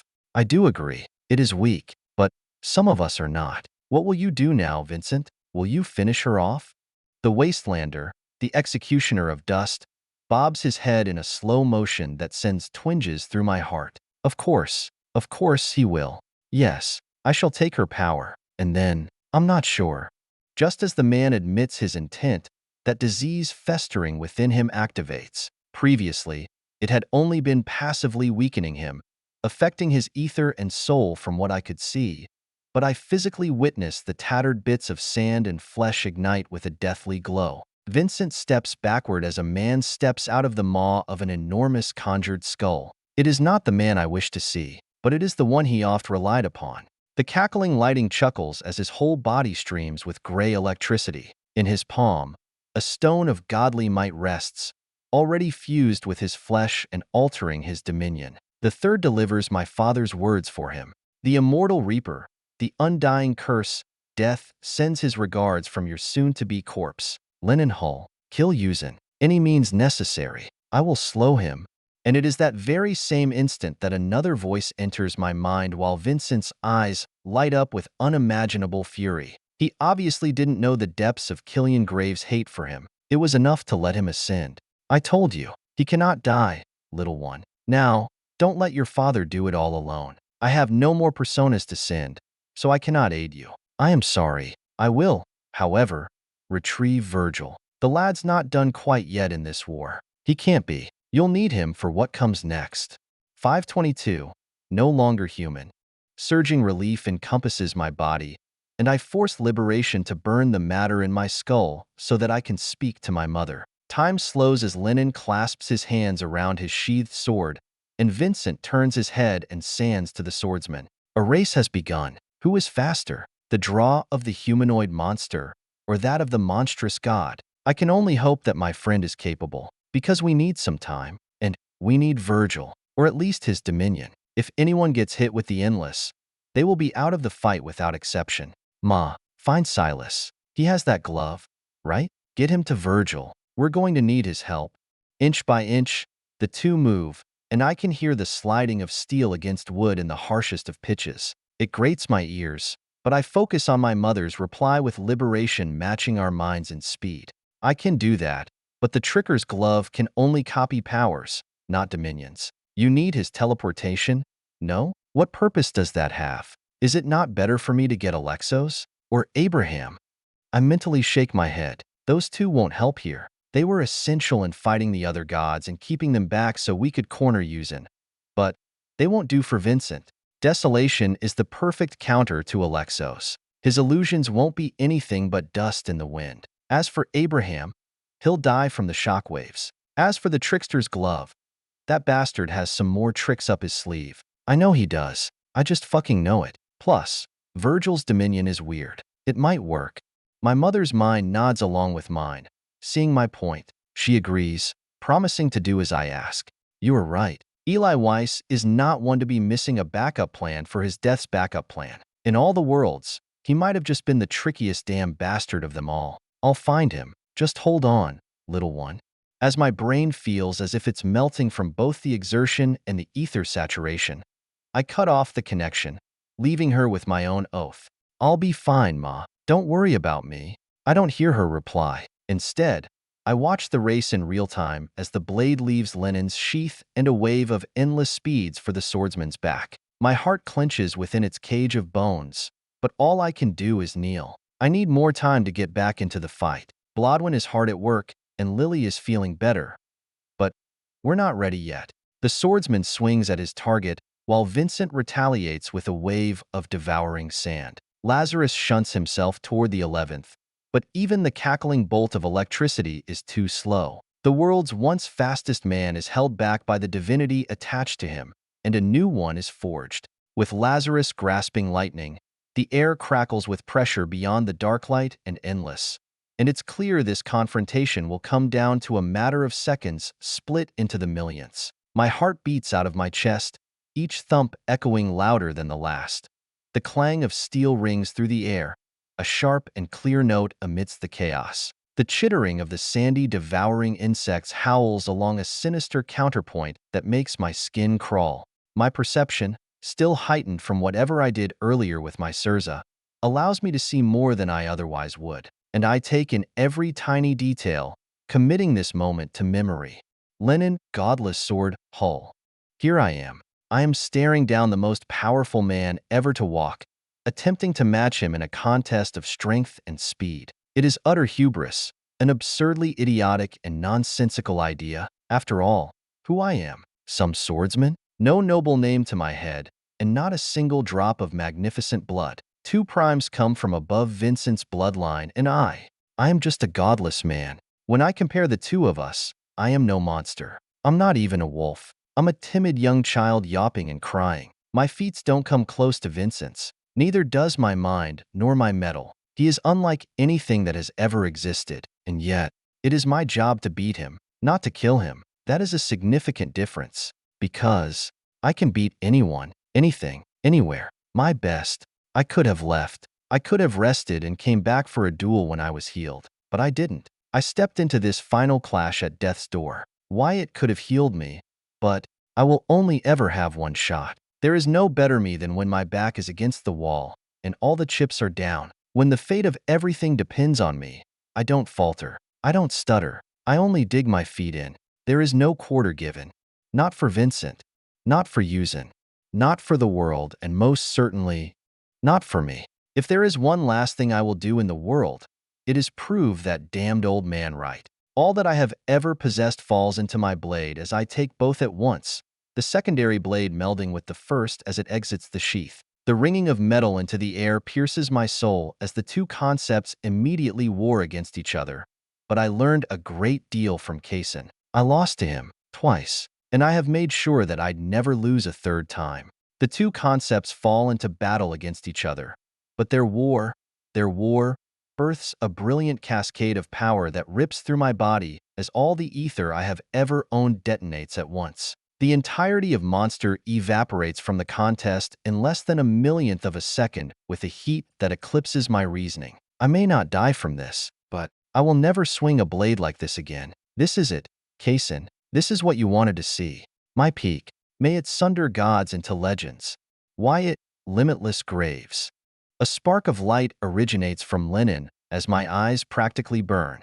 Three concepts at once battle in a triplicate along linen's blade. He took the path least trodden. I was careful, walking the road of concepts with the utmost care. But linen, his ambition has always been beyond imagination. Yet, at this moment, I see him. I truly see him. All his life, he has teetered between chaos and order, doing one or the other at every turn. He was often on our side, but he was always on that edge. One wrong day, one wrong word, it could have sent him overboard. And yet, right here, right now, Lennon surpasses it all. His past, his present, and his future. He makes the bomb I conjured before seem tiny with the death held in his palms. They move, finally, as this infinitesimally short moment stretches into eternity for all of us. The swordsman's eyes are focused, his muscles taut with the effort of his swing. Vincent's wave of sand is almost a living entity of a concept, swirling with a vicious hunger that seeks to consume everything in its path, racing against Lennon's steel to claim the final blood. I watch in breathless anticipation, every fiber of my being hoping the younger monster is fast enough to overcome the older one. I am praying to the devil himself that Lennon has risen high enough to counter the one he's always looked up to as invincible both for everyone and for the man's heart. And he is. Lennon Hull, at his highest, surpassed the unsurpassable. He shows the world the grandest show of power that has ever been. The swordsman's blade connects with a resounding force against the mother below's spider face. A colossal slash that cuts past the destination, shaving a ravine into the earth that stretches as far as I can see into the horizon. The sheer power released by the man creates crossroads along the ridges, and unknown entities crawl out in the aftermath. Reality itself shudders. This rend in the earth will be eternal, the place of Yuzen's true death. The god is obliterated, not just split in halves but decimated into imperceptibly slim pieces that are strewn into the skies before being ripped apart into nothingness. The air collapses in further, removing any possible trace of Yuzen and shoving her strength into nothing but history. Even her divinity is nowhere to be seen. Whether it is shattered or lost, none could know. But the victory is short-lived. The endless, relentless, and voracious devour into the spent swordsman without another target. Lennon collapses to the ground before a single insect reaches him. I sprint toward him, but the wave of sand engulfs him too quickly, the insects within it biting and tearing at his flesh. He is tossed to the side, his body rolling across the ground in a contorted mess of limbs and agony. His screams pierce the air, a haunting sound that speaks volumes to the danger of the endless. Lennon is not easily brought to the ground. I've seen him withstand enough torture to put any and all without my second name into a grave. A golden eye in the sands attempts to prove this point, but Vincent catches wind of it too quickly, clasping his left hand closed as Johnny's idol is annihilated by the sands near it. A bolt of lightning centered into a man's stabbing palm pierces into Vincent's back, yet the endless devours the gray electricity. Lazarus quickly disengages, diving back beside me while the battlefield falls silent. That is, silent except for the perpetual chittering of the endless and Lennon's agonized screams. Vincent turns and faces Lazarus, Bonfire, and me. His face isn't even angry. It is. Humanity never ceases to disappoint. Now, what was all this for? An admirable figure is set to die because you all… What? Didn't want me to grow stronger? So fucking stupid. Anything to say? You three? I can understand Killian's grievance with me, but the rest? What have I done to all of you? Do you have a problem with saving the world? With making a better place? Where we don't have to fear the other races, or live under their thumbs? We will be kings. I can only stare at Vincent's crinkled face as he points a hand back toward Yuzin, whose body was bisected and put to an end because of her continued weakness. We need time. We need Virgil's dominion to save Lennon from the insects eating him, but I don't know how long he has until he isn't fit for salvation. As my mind races for an idea, the Mother Below's death finally begins its ripples through reality, and it is massive, as the several gods she had taken into her are killed, too. Thankfully, it is by Lennon and not by the devouring endless. The swordsman has never grown from victory. He develops from failure infinitely more. There are no words I can use to describe how the world changes, but it does, and it does so much. Colors shift to all eyes, turning drearier, while a quake shakes the entirety of the earth. The ravine split by Lennon caves in, quickly becoming a landmark that would last until the end of time. The sky stills as air no longer flows. The spinning of our planet ceases. The glow of the sun increases in heat, burning the surface of the rocky landscape. Lazarus steps forward, shifting his open palms toward the air. This is what we swore to prevent. You are destroying the world, and you will only continue to do so. You and your reckless ambition for power. All primes make their oaths, and you have forsaken yours, Vincent Harvey. As the only other prime and the highest authority in all the lands, I say this to you. The Thunderbolt Titan lurches toward Vincent as I witness his undead stature bulge with silver, not that of darklight, but that of something born within him. You are no longer human. Surprise wreaks havoc across Desolation's face as I notice genuine hurt. The man who, according to him, has always fought for humanity is no longer seen as one of us and is utterly stunned. With that distraction, Lazarus moves his hands. A streak of gray flashes toward Vincent. The ether sings once last time, and I instinctively know this is a man's entire life placed on the line. It appears that my father has matured through his death, allowing his primes to use their greatest strengths. Or, Lazarus just came up with this. Who could know other than the two themselves? Thunderclouds dictate who rules. Electricity detonates with such focused precision and power that it actually pierces the endless. Billions of insects flow to Vincent's call, but the silver lightning stabs through it all, striking the man straight in the chest. The impact sends him hurtling away, bouncing across the charred and barren wasteland. But the carnage doesn't end there. The bolt of lightning continues past him, flying all the way back to Lazarus. It collides with the undead's flesh, and he nearly topples over from the arcing power in his form. I can see his own Sirza sizzle his flesh and scrape off his fingers. There it is. Like all Sirzas, they are self-destructive. The only person's Sirza who hasn't appeared to be so is Vincent's, which, I can see this being the case. He's different. After all, I waddle beside Lazarus, feeling some energy return to me. Limitless isn't just a word. It is within me. Every second under stress, we grow. Without limit. How many times can you attack with that? It's strong. And where were you earlier? The third, the most significant of all other primes besides the one I'm staring at, taught by the second himself, laughs just like his name intends. He hops from foot to foot with a grim smile on his face. Killian wanted to wait for the right moment. He apparently believed in the swordsman's ability. It's a good thing he was right. Your father has parasitized Vincent, using his enormous well of strength to sustain himself. And me. As such, not too many times. Killian is stretched thin enough to weaken Vincent. You may not see it, but Desolation is at war on the inside. A terrible one. What we have seen is, at most, 6/10 of his total prowess. I nod, feeling unsure of how to react to my father's condition. From what I heard earlier, he's the new god of death. But what happens if Vincent dies? Does he too? I don't know, but I don't think I want to. Bonfire finally pipes up, the typically loud man making his mark after so much silence. It is not a positive one, unfortunately. This is scary, man. How are we supposed to win? He's Vincent fucking Harvey. No one told me we'd be fighting him. Clearing my throat, I watched the man in question climb to his feet, a hole in his chest closing as the endless heals him. He's made of those insects. Completely. I see. No longer human. The god shakes his head as he curses the world. You, Lazarus. I always looked up to you. The man who held the heavens aloft after they fell with a smile and a laugh. You were the first real prime. The first to truly bear the weight of the world for years and years.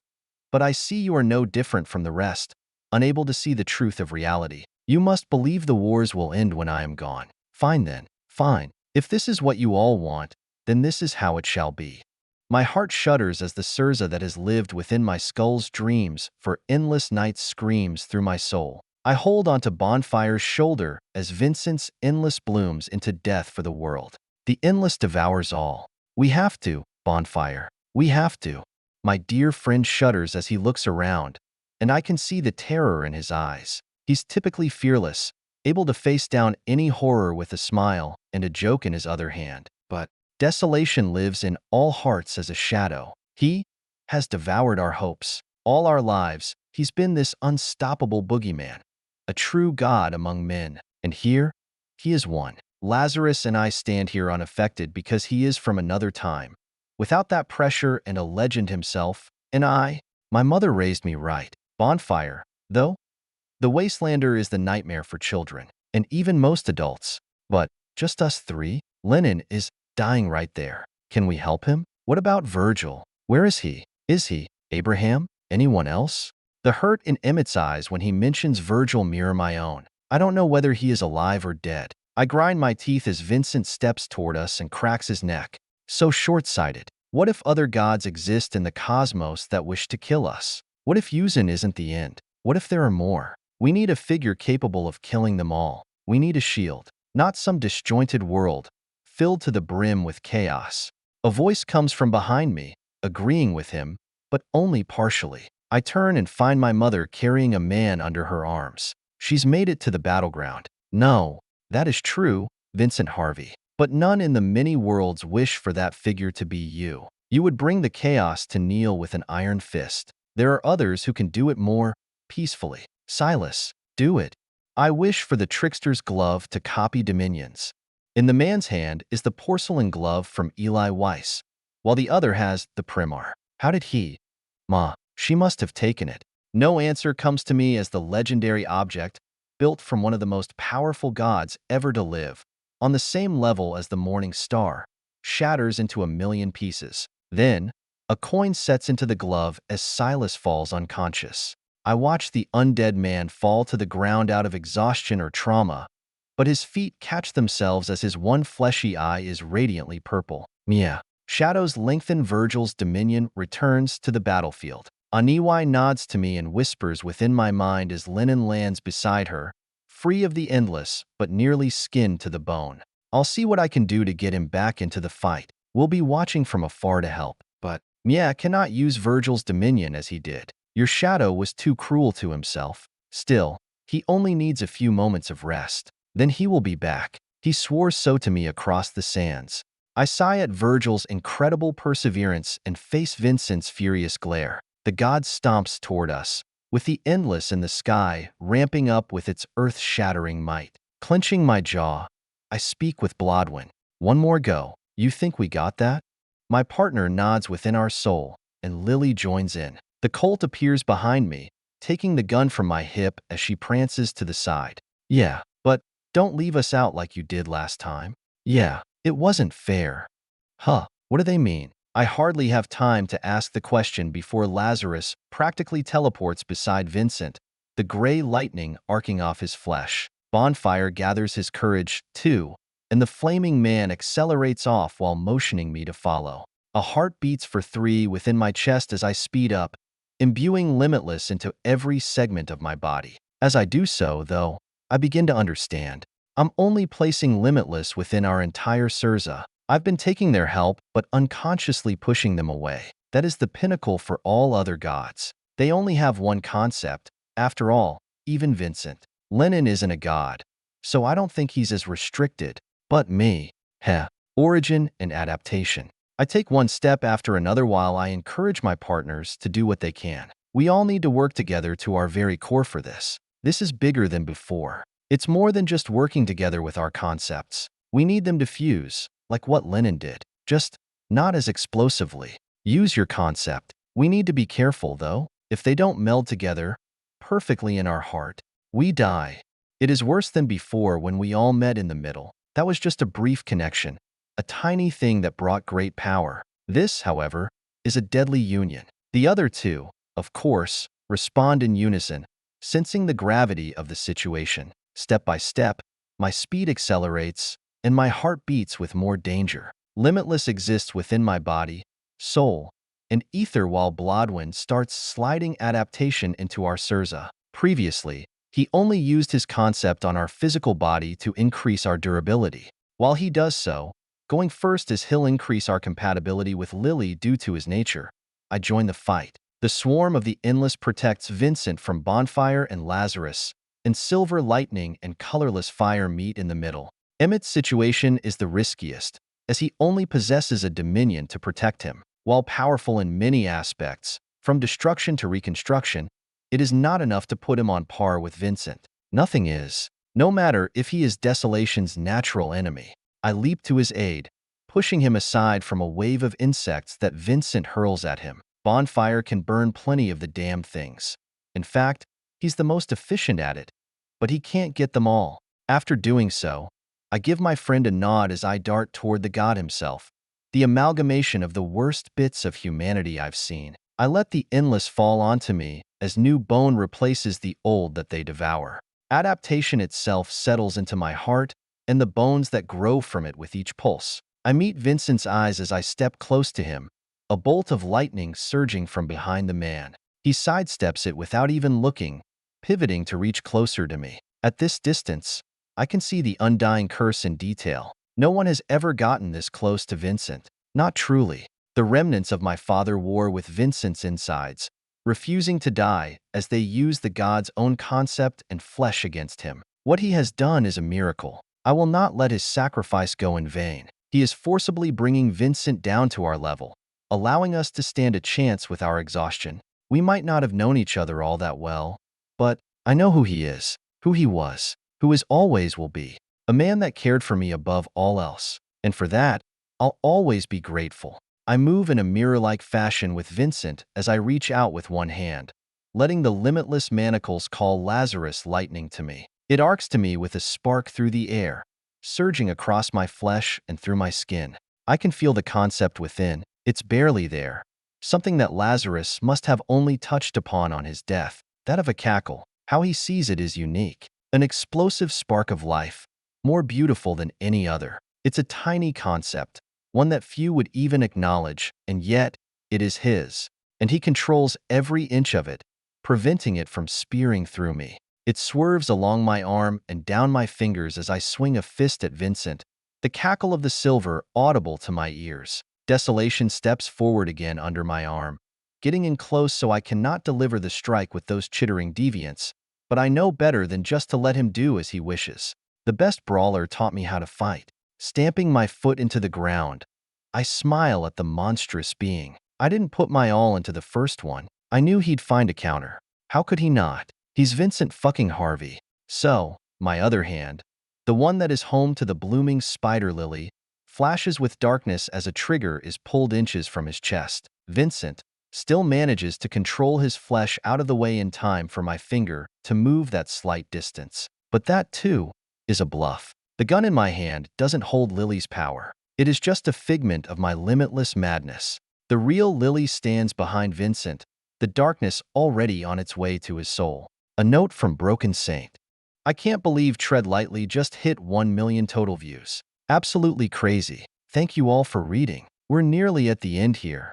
523, Wicked Widows.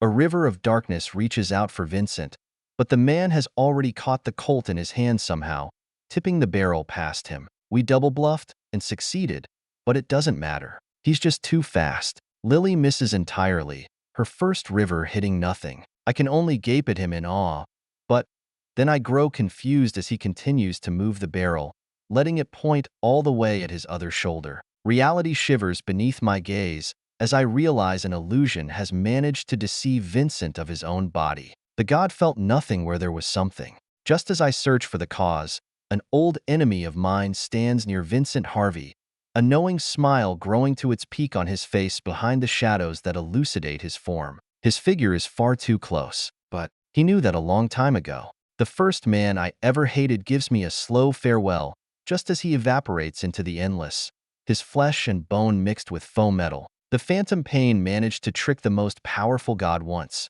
his greatest trick of them all. I didn't even know he was here until now, but I suppose that is the only way it would have worked. If I had known, Vincent would have figured it out. The only way to genuinely pull one over on Vincent is for Alexos to have made us all believe he wasn't even here. Vincent's face of complete and utter horror almost counteracts the grief I feel as he realizes what has happened to him. The oh-so-familiar current of darkness conjured by the blooming spider lily links Vincent Harvey to my soul. His eyes widen in shock as I step closer, reaching for his collar. My partner shouts in strain as she struggles to siphon his vitality away, but I change her course. It's impossible. I can't. He's resisting? Then don't take his life. Just distract him. Do anything to hurt him. Lily acknowledges my words and refocuses her efforts as I stare desolation in the eyes. He is momentarily paralyzed, the cardinal itself bearing its weight upon him while my father does the same. It takes two of the strongest gods imaginable to halt Vincent, and that's only temporary. His pupils, golden and sandy as they are, remind me of a dear friend and mentor. But they do more than just place that figure in my eyes. They tell me his words. When you begin the final battle, don't look at me that way. When you fight your final opponent to end this war, please take them into one of the two. I'm sorry, Johnny. I've forgotten. And in doing so, I've ruined so much of our world. If only we had fought Yuuzhan elsewhere, then this continent would still be fully habitable after our war. As it is now, though, I don't know if that will be the case other than the absolute fringes. But I won't destroy anymore. And I won't let Vincent either. My irises slide over to those who are here to help me. If I do this, I probably won't have any more help. Is it worth it? No, I'll just have to bring them.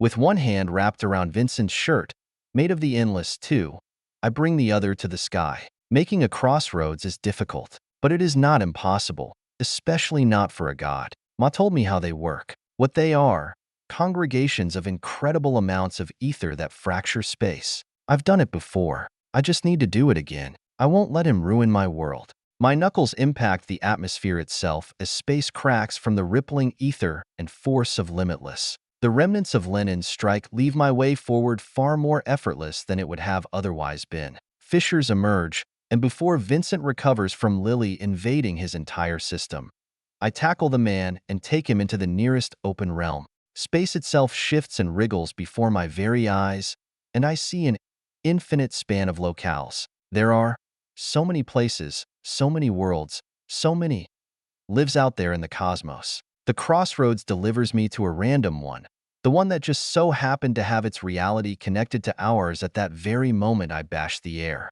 Vincent and I go tumbling through a series of gray bricks, rolling in the dust and debris as we both separate instinctively, our ether and concepts broiling to their peaks. He's hurt. Good job, Lily. But it's not enough. For a moment, though, our eyes are focused on something other than our battle. In the sky above, 3 stars twist, delivering 3 different hues of red, white, and blue while countless eyes fall upon us. We stand in a fortress of some kind, with humanoid creatures of a shade of light crimson and 3 eyes.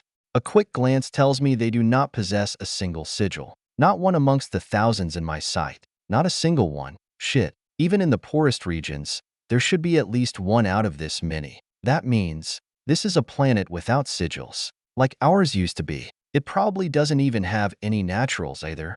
My opponent doesn't care beyond the shock of being teleported here through the crossroads, even as others rush in from behind us. Bonfire and Lazarus are stunned, while Mia is in awe of how far we were brought. Vincent Harvey, however, blames me for what is about to occur. This is your fault, Wyatt Graves. We could have fought in the wastes. Now these pitiful creatures will die in our aftermath.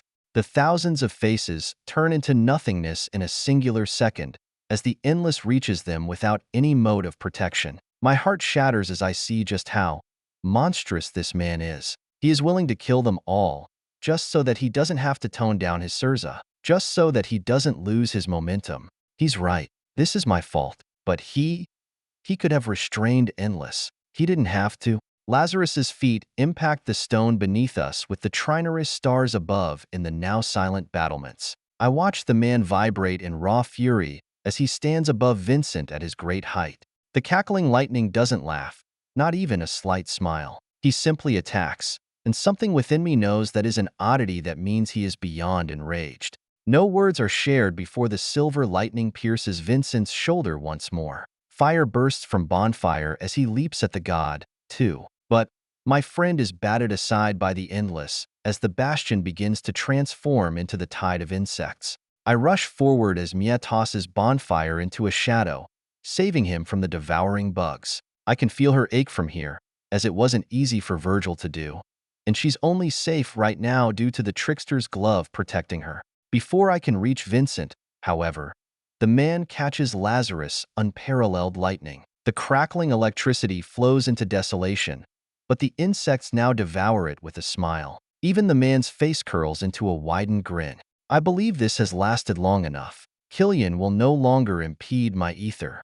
My jaw drops as I feel ether move once more, the Endless, somehow twisting again. It is already a part of a Surza, nearly impossible to attack or prevent. The only way to protect ourselves is to be teleported away by Mia, who is staying far behind us so that he won't rush her. But to Vincent, it appears he doesn't need to kill her anyway. He's already defeated my father. No matter what my mind may have to say about this, the ether is telling me something different. Is this a second Surza from Vincent? No way. No, please don't let that be the case. I curl the ether within my body, the bones of my own Surza exploding outward as I strike out at Vincent, too. But a hand emerges from his chest and catches mine. I stare down in awe while Bonfire attempts to hit him, too, only to be caught entirely within a sandy palm. I can't see him anymore. There is only the smile of the Endless before me. It's worse than a second Surza. Vincent's has a second stage. I didn't know that was possible. The Endless devours all until it has no woes. His body was already cradling the Endless, and the Surza let him turn entirely into his concept. But this is so much worse. Now, he's formless yet formed. The transformation into his Endless took time and was unmistakable before, but as I stare into the maws and countless beady eyes, my knees wrinkle from the pressure. Agony spikes through my whole arm as Lily screams in pain, too, the Endless devouring the flesh, bone, and soul within. Before the insects invade too far, however, a shadow overtakes me, and I land on the floor beside Mia. Lazarus and Bonfire are with me, only in worse states. The undead is missing his whole left arm and half his torso, while Bonfire's right arm is gone. Fires lick at the edge of his shoulder, gradually regenerating. But it will take some time as Vincent's concept doesn't just destroy. He takes, and he never stops. Mia crashes to a knee beside me, Silas' body unable to stand any longer. Just a few uses. That's all she could handle, but it still saved us. Ahead, Vincent greedily approaches, his body dematerializing into the insects with each step. A swarm in the air and a boot upon the ground before recongregating. It is the most magnificent display of power I've ever seen. The ether, it's more than alive. It's an entire civilization working together in unison. It is only awful because of who owns that power. Mia, go. He'll just kill you now. We can't stop him from doing so. You already saved us. Go.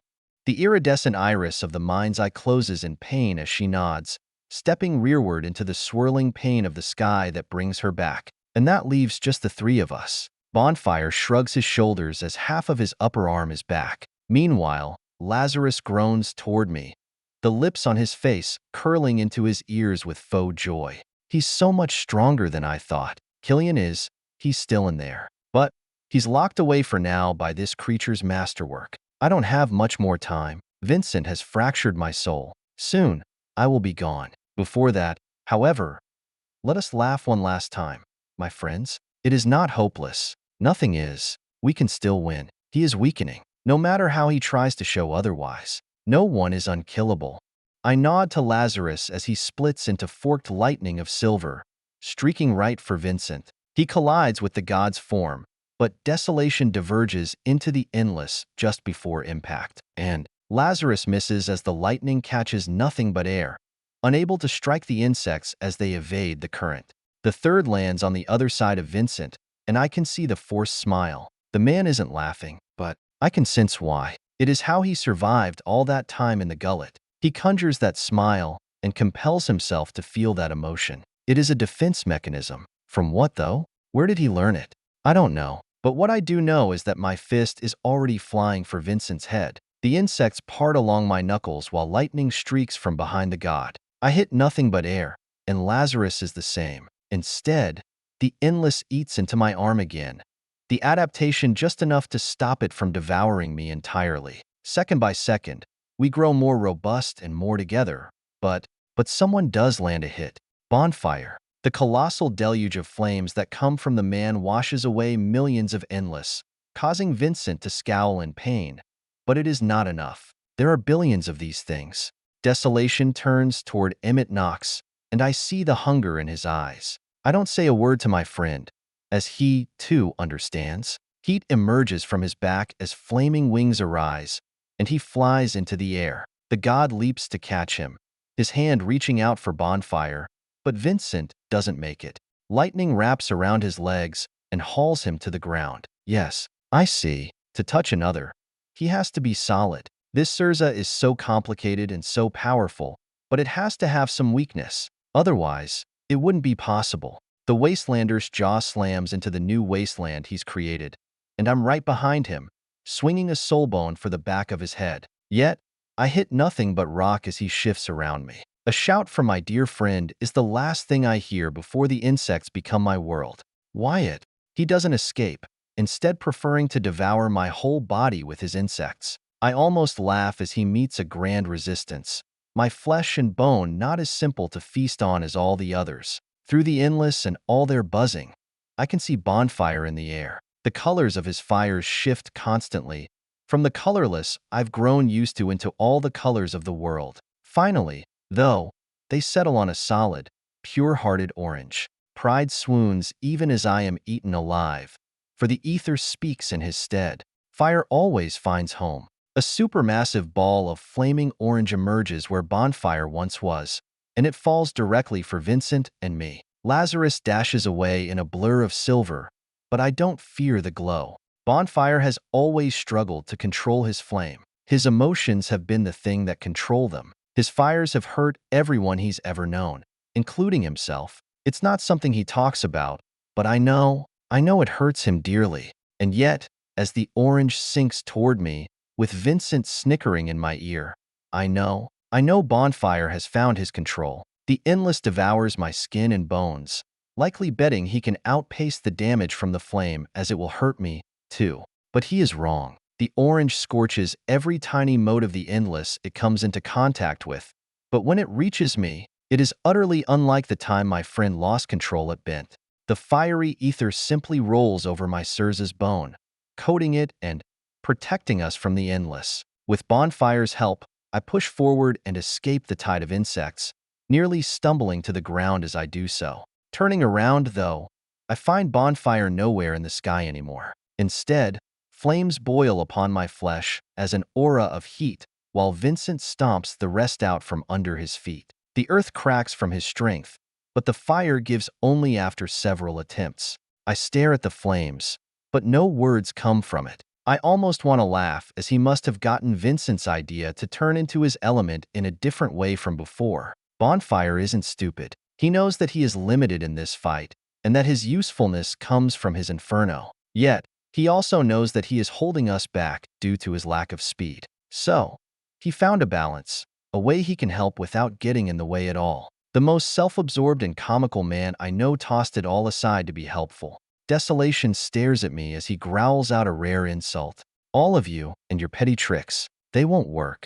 I shake my head, ignoring his words, and dart back toward him, kicking the ground beneath me with lava left in my steps. He heads right back for me as lightning circles around him, aiming for his side. I see Lazarus plan and step back, acting as though I am afraid that Vincent will rush me, but it doesn't work. The god twists an arm out to the side as a dozen more emerge from his body, catching the bolts of lightning in all directions. The endless bulges outward, and I gasp against my sealed mouth of bone while the silver vanishes under the endless.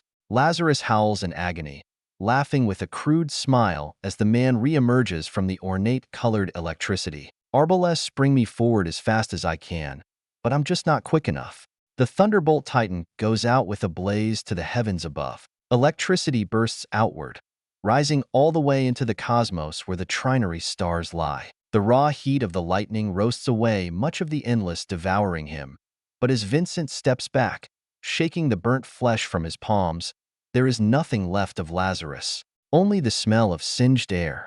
Vincent Harvey twists slowly, lowering his gaze to focus on me, and me alone. My heart squirms in weight as I remember what Johnny told me a long time ago. You always saw so fucking far away, Caldwell. Your damn sharp eyes. I bet you're happy now, though. Huh? How am I? And now, it comes down to the one. Well, more than one. But it is all the same. Really? Tell me, young man, why don't we just stop this? We don't have to fight anymore. Just as my confidence dwindles to the slimmest thread, it shoots back up all the way to the pinnacle, from the nadir to the apex. Vincent Harvey. Vincent fucking Harvey would never ask for peace at this juncture. Unless he is not as strong as he is leading me to believe. Unless he believes he might actually lose to me. I squint, staring at the man more profoundly as I begin to see it. The weakness. He too is man. He may no longer be human, but all living things have their limits. And Desolation has been fighting for too long without rest. How many gods in a row has he put in their graves? Dozens? I can see the minor shake in his hands. The way his ether, while grand, is starting to turn choppy and imperfect. He isn't confident in doing 3 more. I can't help but smile, and Vincent notices the emotion on my face instantly. The bone from my Sirza seals my lips, but he knows what I have to say nonetheless as a little girl flips him a middle finger. Go fuck yourself, old man. I pat the little girl on the head just as Blodwin's concept settles into my flesh and bone, as if it was always meant to be there. Adaptation blends with limitless, and it feels fantastic as the weight of the endless is less consuming. Gradually, it is becoming nothing more than a winter breeze. Blodwin's mind aligns with Lily's, and he wholly agrees. I fucking hate him. I nod and clench my fists at my sides. The bones from our shared skill have only continued to make me grow, and at my height now, I tower over the once human. Bonfire's flames crackle over my bone before settling upon the edges of my knuckles. A supportive skill. How? Unlike my friend, he's grown far more than I ever have. Vincent Harvey chuckles at our motions, his shoulders heaving up and down as the older man nearly doubles over. Then, he wipes a tear from his eye, tossing it to the floor, as it, too, turns into the endless. On this wasteland, which was home to some civilization just ours, with a mighty fortress and thousands of lives, we are the only 2 living things to stand surrounded now by rubble. We face each other quietly, each doing what we can to recover in these short moments.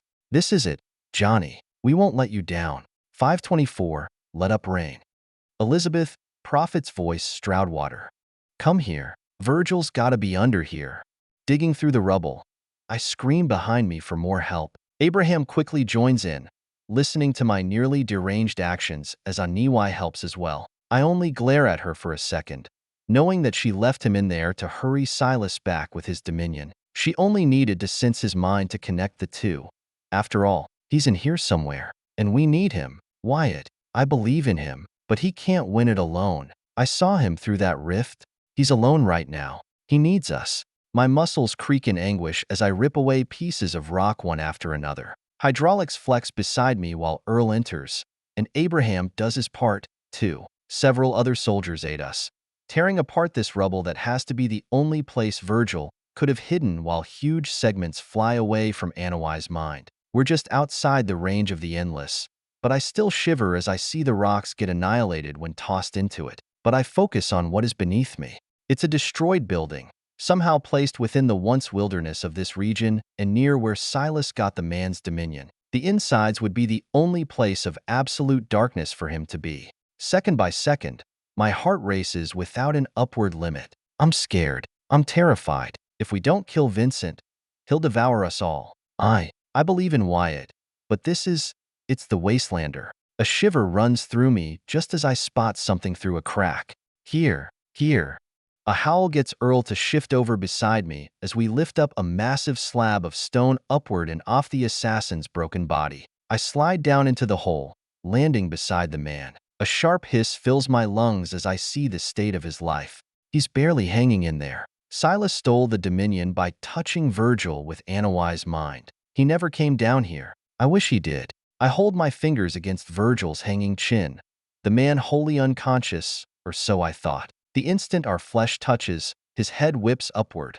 One eye open to glare at me in reflex, while the other is permanently shut with crimson. It quickly calms the murderous intent toward me, but the eye doesn't lose any intensity. A low, hardly audible voice comes from the shadowed man. The noise is slurred and dulled by the blood that leaks from his throat. We win. I bite my lip, furious at myself for the answer that comes out. Not yet. He needs you. Lennon is down. Bonfire is, too. Lazarus, as well. It's just him. Him against Vincent. Leviathan is holding back the remnant forces with everyone else. It's just you, Virgil. None of the other dominions can do a thing. They'd be torn to shreds. But you're different. The partial lie births life back into Virgil's blood. It pains me greatly to lie to him, even minorly, to get him up. Bonfire is still there, fighting, just not in his flesh and blood. The only person who can get us to that fight and participate in any way is this one here. Even if he's so hurt, he'll do it. I know he will because he's Virgil Boone, and he always answers that call. Whether it is guilt, ambition, or genuine care that pushes him forward, I don't think I'd ever truly know. But he does it nonetheless. In the pack behind me, there are 5 bombs. Godsinkers. I take the bag and shake it toward the man as he slowly starts to move once more. Bones crack, and I hear ligaments cry, but the assassin shifts, using some sort of technique that ignores such injuries. There are countless secrets, mysteries, and hidden arts within his repertoire. Just a tenth would surpass the skills I have obtained on my own. When it comes to raw physicality, I think he might surpass the triplicate memories granted to me. We need to get the sinkers to him. I'll give you Caldwell's time. I have only the second round loaded. It'll reverse the time of anything it hits. If you're coming with. I can't walk, much less aim a gun. Virgil cuts me off when he gets onto his feet, the toned muscles trembling under their ruptured mass. The man struggles to speak, but he gets it all out. My voice catches in my throat as I don't know what to do. I can't. I'll get killed instantly. The shadow shrugs while wrapping an arm around my shoulder. His dark clothes are more blood-red than noir at the moment. Only the heightened durability of a demigod keeps him breathing. Then we all die. I look at Earl after Virgil's words, and the genius can only nod. Wyatt would lose his mind if we brought Earl. That was his one condition. I can't break it. Anawai holds the same answer. She has never fired a gun before. I sigh, helping Virgil climb out of the hole, while 2 walk from behind the armored man. Anawai and Silas. No, that's Mia. Silas is out for a while. They both look like hell itself, and they were in the fight for only seconds while being protected. Turning back to Virgil, I lower my head. I guess it's time to do what needs to be done. Johnny? If I am to put others' lives at risk, I shall place mine at the head of the altar, too. Then, I won't be like Eli. All right, I'll carry you to the rift. Is it still open, Anawai? The demonic mother of Wyatt nods lowly and gestures to Silas. Give the dominion back to Virgil. Yes, it's open still. Leviathan is holding the open crossroads while Lennon protects her. Before you get your hopes up, the swordsman is in worse shape than Virgil. He is in no condition to help, whereas the shadow can use his dominion. All Lennon can do is scare off the remnants of Yuzin with his eyes. Biting my lip to the point blood spills, I shuffle toward the rift with Virgil. He moves his legs to help, but it hardly does anything. Despite his struggles, the tough bastard never complains. I don't know how he does it. I'm fucking shaking right now. I hardly won my fight earlier, and it was entirely thanks to Johnny's gift. Within just a few moments, We stand before the last rift of the crossroads that was ripped open on the surface. Lennon leans against Leviathan's incredible body, his skin missing. I can see the obliterated muscles and broken bones directly, but he is still alive. Those eyes are fading, their lights dwindling. But the beast is still here for a bit longer. Talk about a tough bastard. Shaking my head, I thank Leviathan.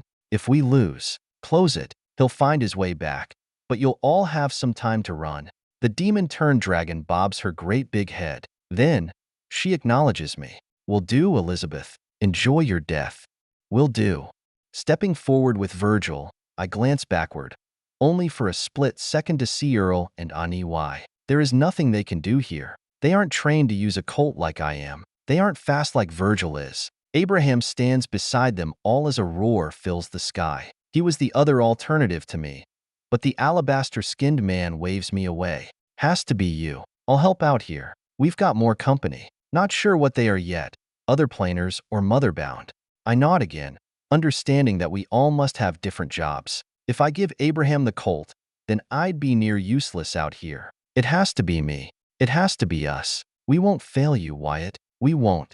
Wyatt, god of chains graves. I breathe in and out, the voices in my head rallying together. Blodwyn guides Lily's concept movement while Vincent's eyes scour my form. They look up and down, all over, searching for a weakness.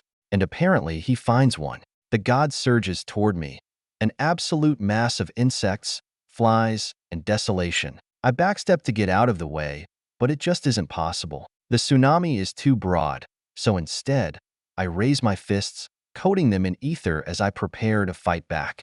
Might as well go down swinging. And yet, darkness covers me. The next moment, I find myself thousands of feet away, peering straight at Elizabeth as she holds up a coughing and dying Virgil. Elizabeth doesn't speak a word as I sense her power uplifting Virgil. My best friend raises his head to meet me head-on. I got your back. We brought you a little something.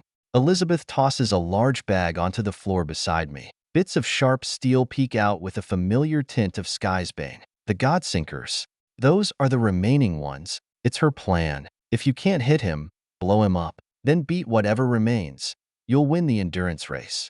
I reach down as thunderous buzzing comes from behind me. Vincent is already on his way. Taking the several Godsinkers in hand, I can't help but worry about my friends. Lily appears next to me, speaking in my stead as my mouth is still sealed. What about you two? Elizabeth shakes her head, and Virgil simply smiles at me. I'll keep her safe, don't you worry. His words hide a truth that I cannot bear revealing. I can only nod and thank him. If he gives me his word, then I'll trust him. Lily translates my meaning. Thank you. Elizabeth raises the Colt in her hand as I turn around to face Vincent. I can already see the disappointment on his face. Right. Humanity always disappoints. I don't agree. It was a thin, weak, and fragile man who made the devastating weapons in my hands. And it was a similar man, only weakened by his years, that set me along this path. I hear nothing behind me, but I sense nothingness in that direction as Virgil uses his dominion to enter the shadows with Elizabeth. So, instead, I hoist the bag in my hands upward and smile at Vincent as the god reforms into his body. Bonfire's flames lick across my armor as I give the man the go-ahead to ignite the explosives. I don't say anything aloud. I simply think it, and he knows. Let it burn. I swear I hear a chuckle within the crashing waves of fire that rush into the satchel at the end of my claws. Bonfire's having fun. At least, Vincent's mouth goes wide in confusion before a sun covers the two of us. All I can see is the white color of misery and destruction. The explosion is so fast, so rapid, and so disastrous that I don't have time to react or defend myself in any meaningful way. The heat simply washes over me and erodes much of what I am. It is so consuming that even concepts are weakened and altered. At extreme enough conditions, reality breaks down, and these are the most extreme conditions imaginable. Thankfully, I have a being made from the same flames as the stars themselves to protect me. Still, Emmett Knox's Sirza isn't enough to hold back the consecutive detonation of half a dozen Godsinkers. When the heat and light lowers enough for me to see again, I find myself at my knees, the bone charred and burn off until only my flesh remains. One heart beats for 3, thunderously regenerates, but it has been knocked off course by the concepts within being damaged. Inside the crater over a mile deep, there is another across from me. Similarly scorched but still standing, Vincent Harvey stumbles toward me. A hand reaches out from him with a laughing grin. Is that all? A final, desperate gamble? You. Then, he nearly falls onto his face as dark ichor leaks from his burns, and the spiraling lines of undying curse re-emerge. My father isn't wholly gone yet. Coughing out of the now broken mask of bone, I give him the same treatment. Is that all? You seem a little cursed. Desolation's face curls in fury as he regains his balance, stomping toward me. Light fizzles into the air, reminiscent of Lazarus' grandson, but it is stopped by a clench of Vincent's palm. Shit. I attempt to rise into a stand, but before I do, I hear the shrieking of steel through the air. My eyes cannot catch the bullet's curve or speed, for it is timeless. Even Johnny Caldwell's bullets work on his own time, ignoring the Golden River entirely. The lead strikes me and, where am I? What's happened? Vincent is bleeding, a far cry from what we've managed to do so far, and I'm inside a crater. A metal casing falls to the ground from my chest as an idea forms. In the distance, I spot the glint of a Colt and the darkness of a friend.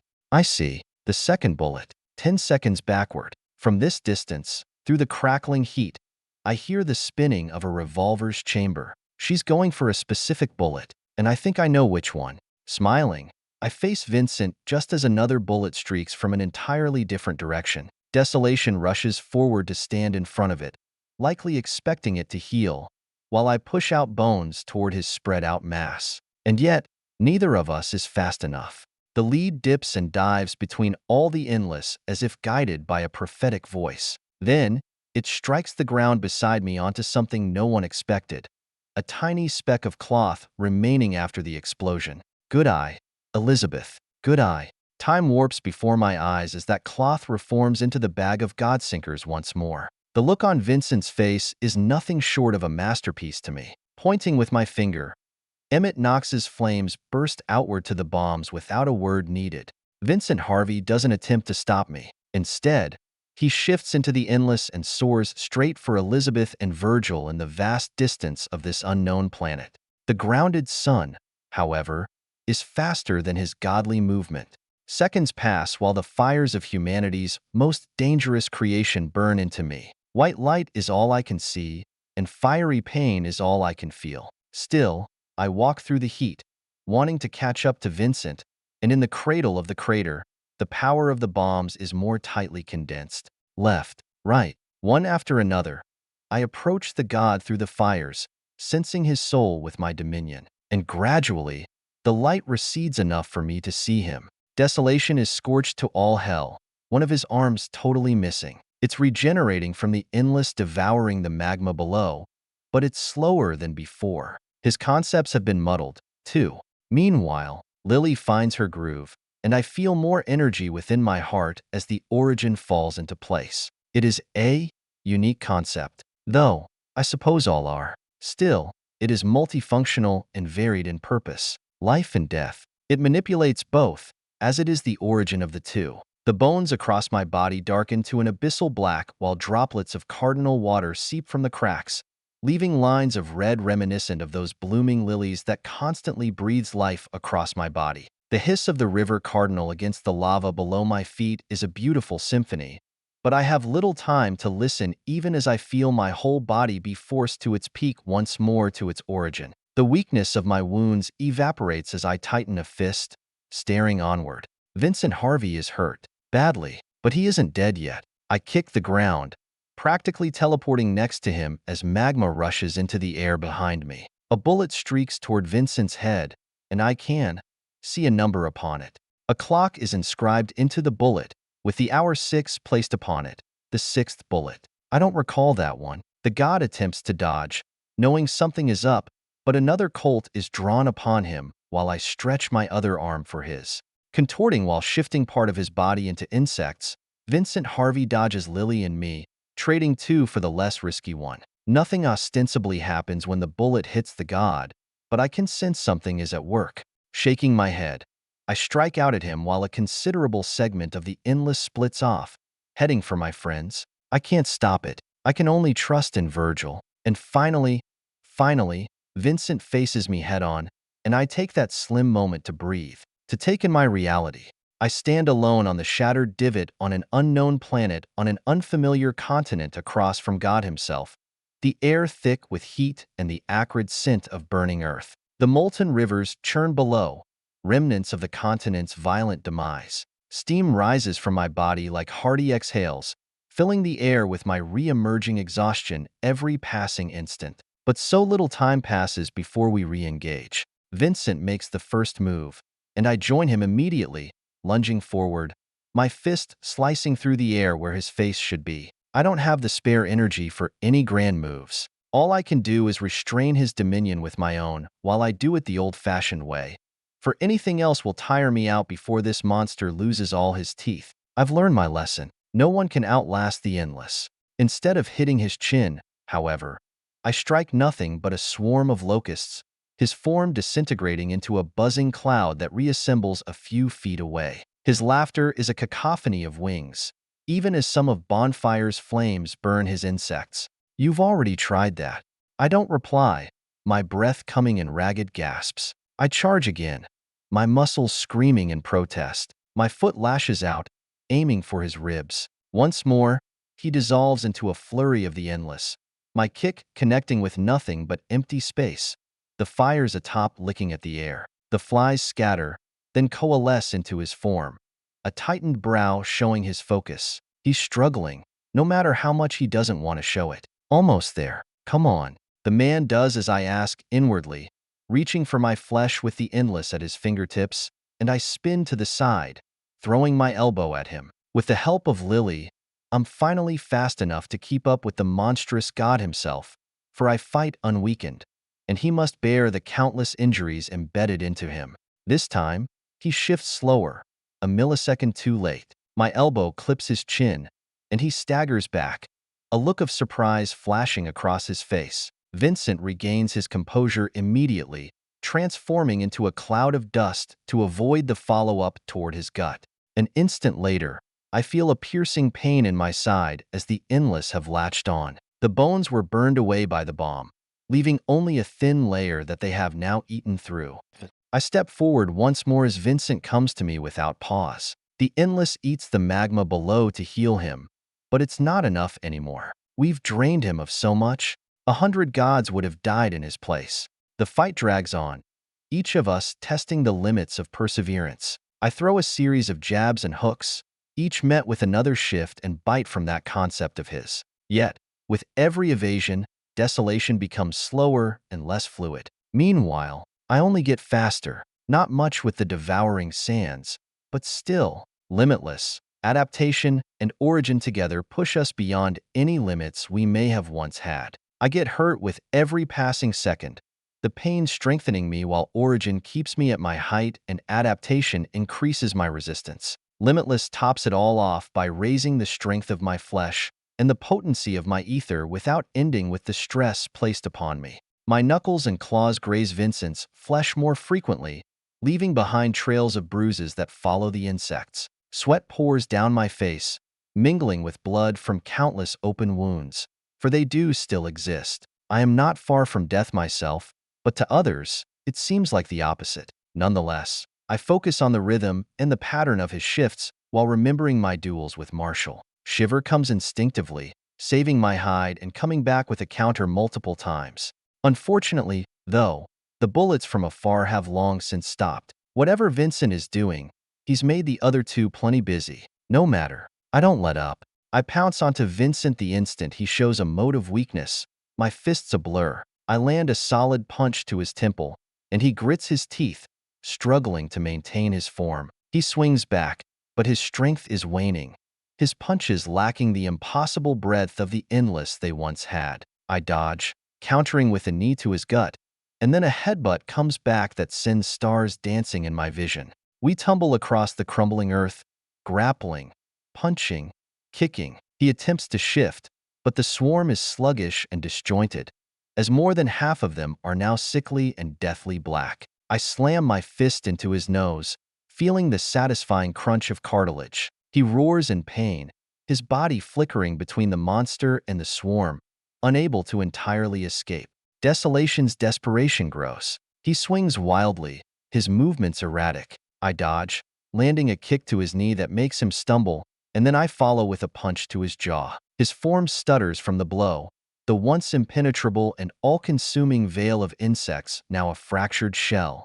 I raise my arm to hit him again, but I can't. I can feel the insects swarming within. Our concepts work together to push them out, but he's got us here. There is nowhere to run, and we're surrounded. We've been fighting without rest for so long. It has been so long. We can only push through them and hope to finish this thing. My fists beat into Vincent's face as he hides in a cloud of his endless, doing just as I am, betting that he can outlast me. I know the rule. I know he can't be beaten in such a way, but I don't have any other option. Surely, after all this, he will run out of fuel before me. Again and again, my arms bone as those insects dig deeper and deeper, taking things which I do not have to give. Blodwyn and Lily do all they can. But if we were any other god, we'd be reduced to the void minutes ago. Still, I don't let up. The countless memories of my near deaths flash through me every time I've come close to falling headfirst into a grave, and that only makes me swing harder. Vincent reaches up toward me, but I strike him right against his temple. The momentum shakes us both as we go rolling down the crater, heading deeper into the center that we had already escaped. We collapse beside a bubbling pool of magma, our energy nearly spent. Origin cannot revitalize me as it's too busy restoring the portions being eaten alive. And so, Vincent and I meet each other with the strength of mortals. Our blows are clumsy, each one more effort than the last. I grab his arm, twisting it behind his back. He snarls, but the fight is leaving him. I headbutt him as he did to me, feeling the satisfying thud against my skull. Vincent slumps against the boiling magma, gasping for breath. I sit up in front of him,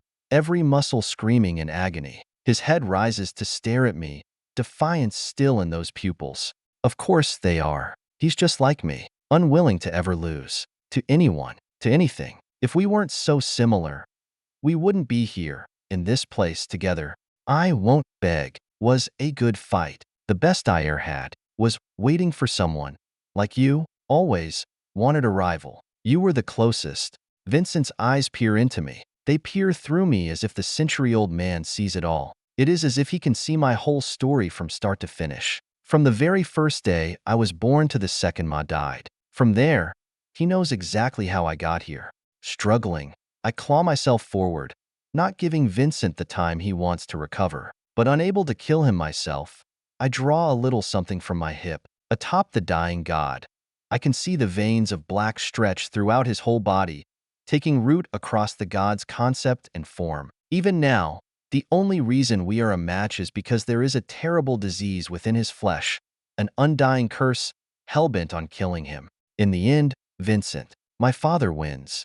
A brutal laugh that carries the vicissitudes of a life of nothing but battle and war, of loss and pain, echoes across the lava and into the sky of the unknown world. I can almost imagine the life he had lived, unrivaled under the skies above, traveling the world, seeking new foes to reach impossible heights. Though he might have been invincible to us and all others, he still paid the price for every morsel of power. The de-aged face rapidly returns to the weathered and wrinkled countenance the world knows him as.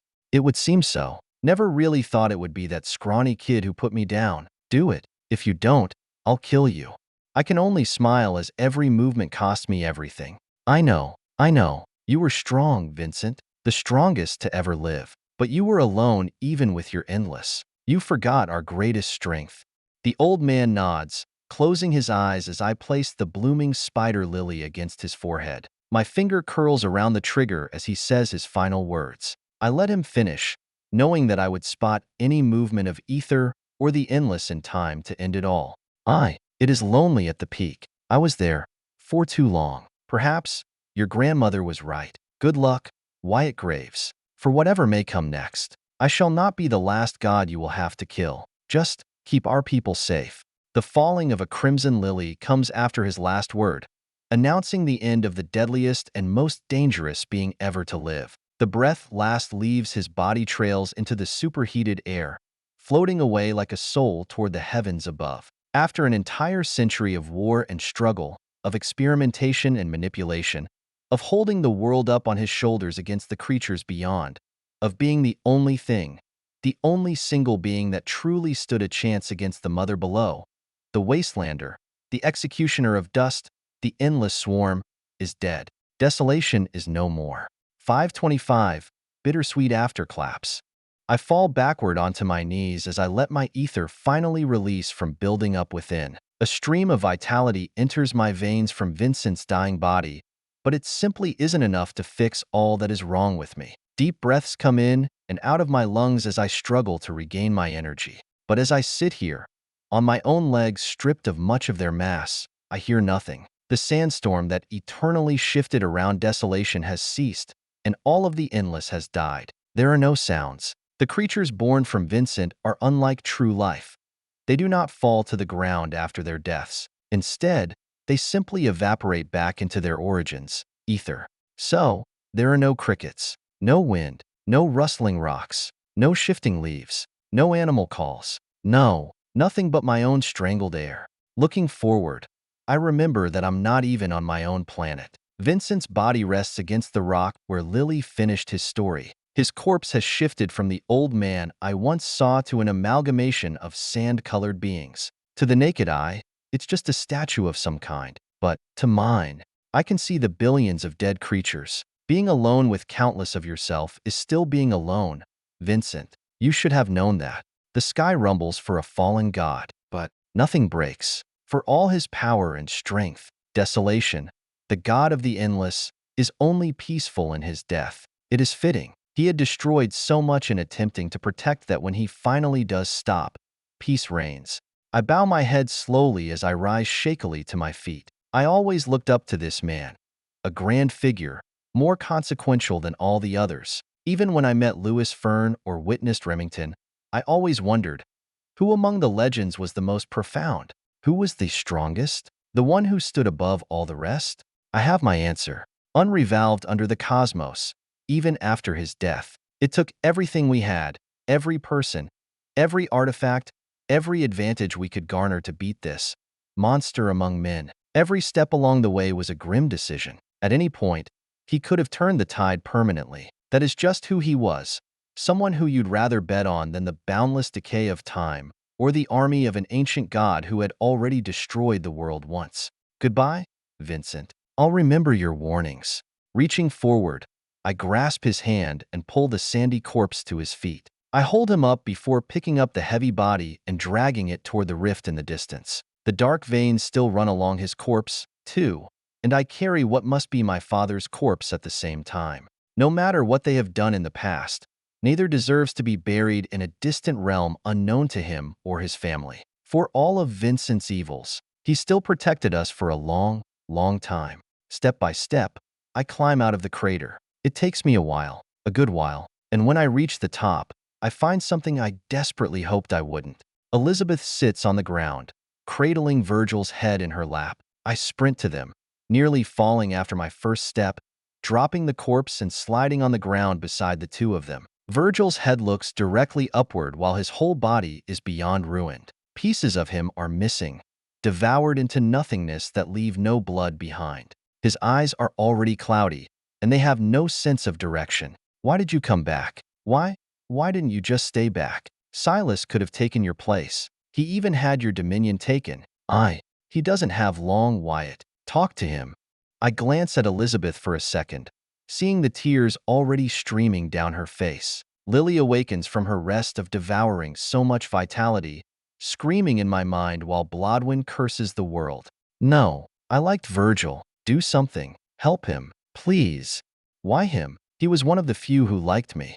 My teeth grind as I reach out to touch Virgil's arm, already brewing a sacrifice in my body, but the limb disintegrates the moment contact is made. He didn't stop teleporting us. Without him, I would have died. He gave me opportunities to shoot, too. I owe him my life, but my power isn't enough. I already tried 5 times. Is there anything? Suppose this was a year ago. Yeah, I could just give him the lily. But now, we're tied at the soul. She cannot be removed from me without one of our deaths. If I can't touch him, sacrifice won't work. It seems he's beyond the limit of ether saturation too, holding on by the sheer force of will he's known so well for. My mind races for a solution as I feel Virgil's soul flicker within his body, preparing to depart. He is low on time. So, desperately low. Can you shoot him with the Colt? Buy me some time. Anything. I'll figure it out. Elizabeth nods, drawing her Colt with one hand and blasting several rounds into the distance. Each bullet takes a moment to switch between, and when she's finished with them all, she hits Virgil with the bullet that mirrors Johnny's golden eye. Something tells me, if he had time, he would have developed all the abilities the gun holds with a Dominion or something of the like. But that is not something to ponder now. I look all over, staring at 1,000 things for ideas and inspiration. I find nothing until my eyes rest on Vincent's corpse, the sand monster. It shifts slightly under my gaze, and I quickly realize that the entire corpse is the divinity. Fucking monster. Absolute one-of-a-kind monster. Shuffling over, I haul the divinity over to Virgil. Simply touching it brings its name to me, possessing the exact significance of a Sirza to the ether within it. Wasteless corpse. Not a corpse for long. I don't know what the thing will do once it's finished forming, but I sense Vincent's soul clinging onto it bleakly. Tightening my jaw, I flex my dominion, letting my own soul war against his. It's a far easier battle than all the others. He falls to the wayside quickly, but I can't just kick him out of it quite yet. The thing needs to be finished. So, I reach out to Virgil's soul and take it, bringing him to this wasteless corpse. The act is beyond difficult. I struggle to even move him out of his own body, but a helping hand comes. There is a second soul within this corpse, also fading. Death himself lends me a hand. Here, son, this is how you do it. Killian manipulates Virgil's soul to take the place of Vincent's in the wasteless corpse. He goes one step further, too. He lets Virgil's soul fill the whole of the divinity, an act that will allow him to control it as if it were his own body. And as my father does this with my help, I come to a grim understanding. Shakily, I speak to him through this connection. What about you? Was this not your plan? To take the artifact? Second by second, Virgil fills the entirety of the divinity, leaving Vincent and my father less room to work with. In the instant that the wasteless corpse finishes its development, Killian cuts himself and Vincent out. Two small but supremely decisive souls fall into my hand, that of death and that of desolation. Vincent cannot speak, but the undying curse can.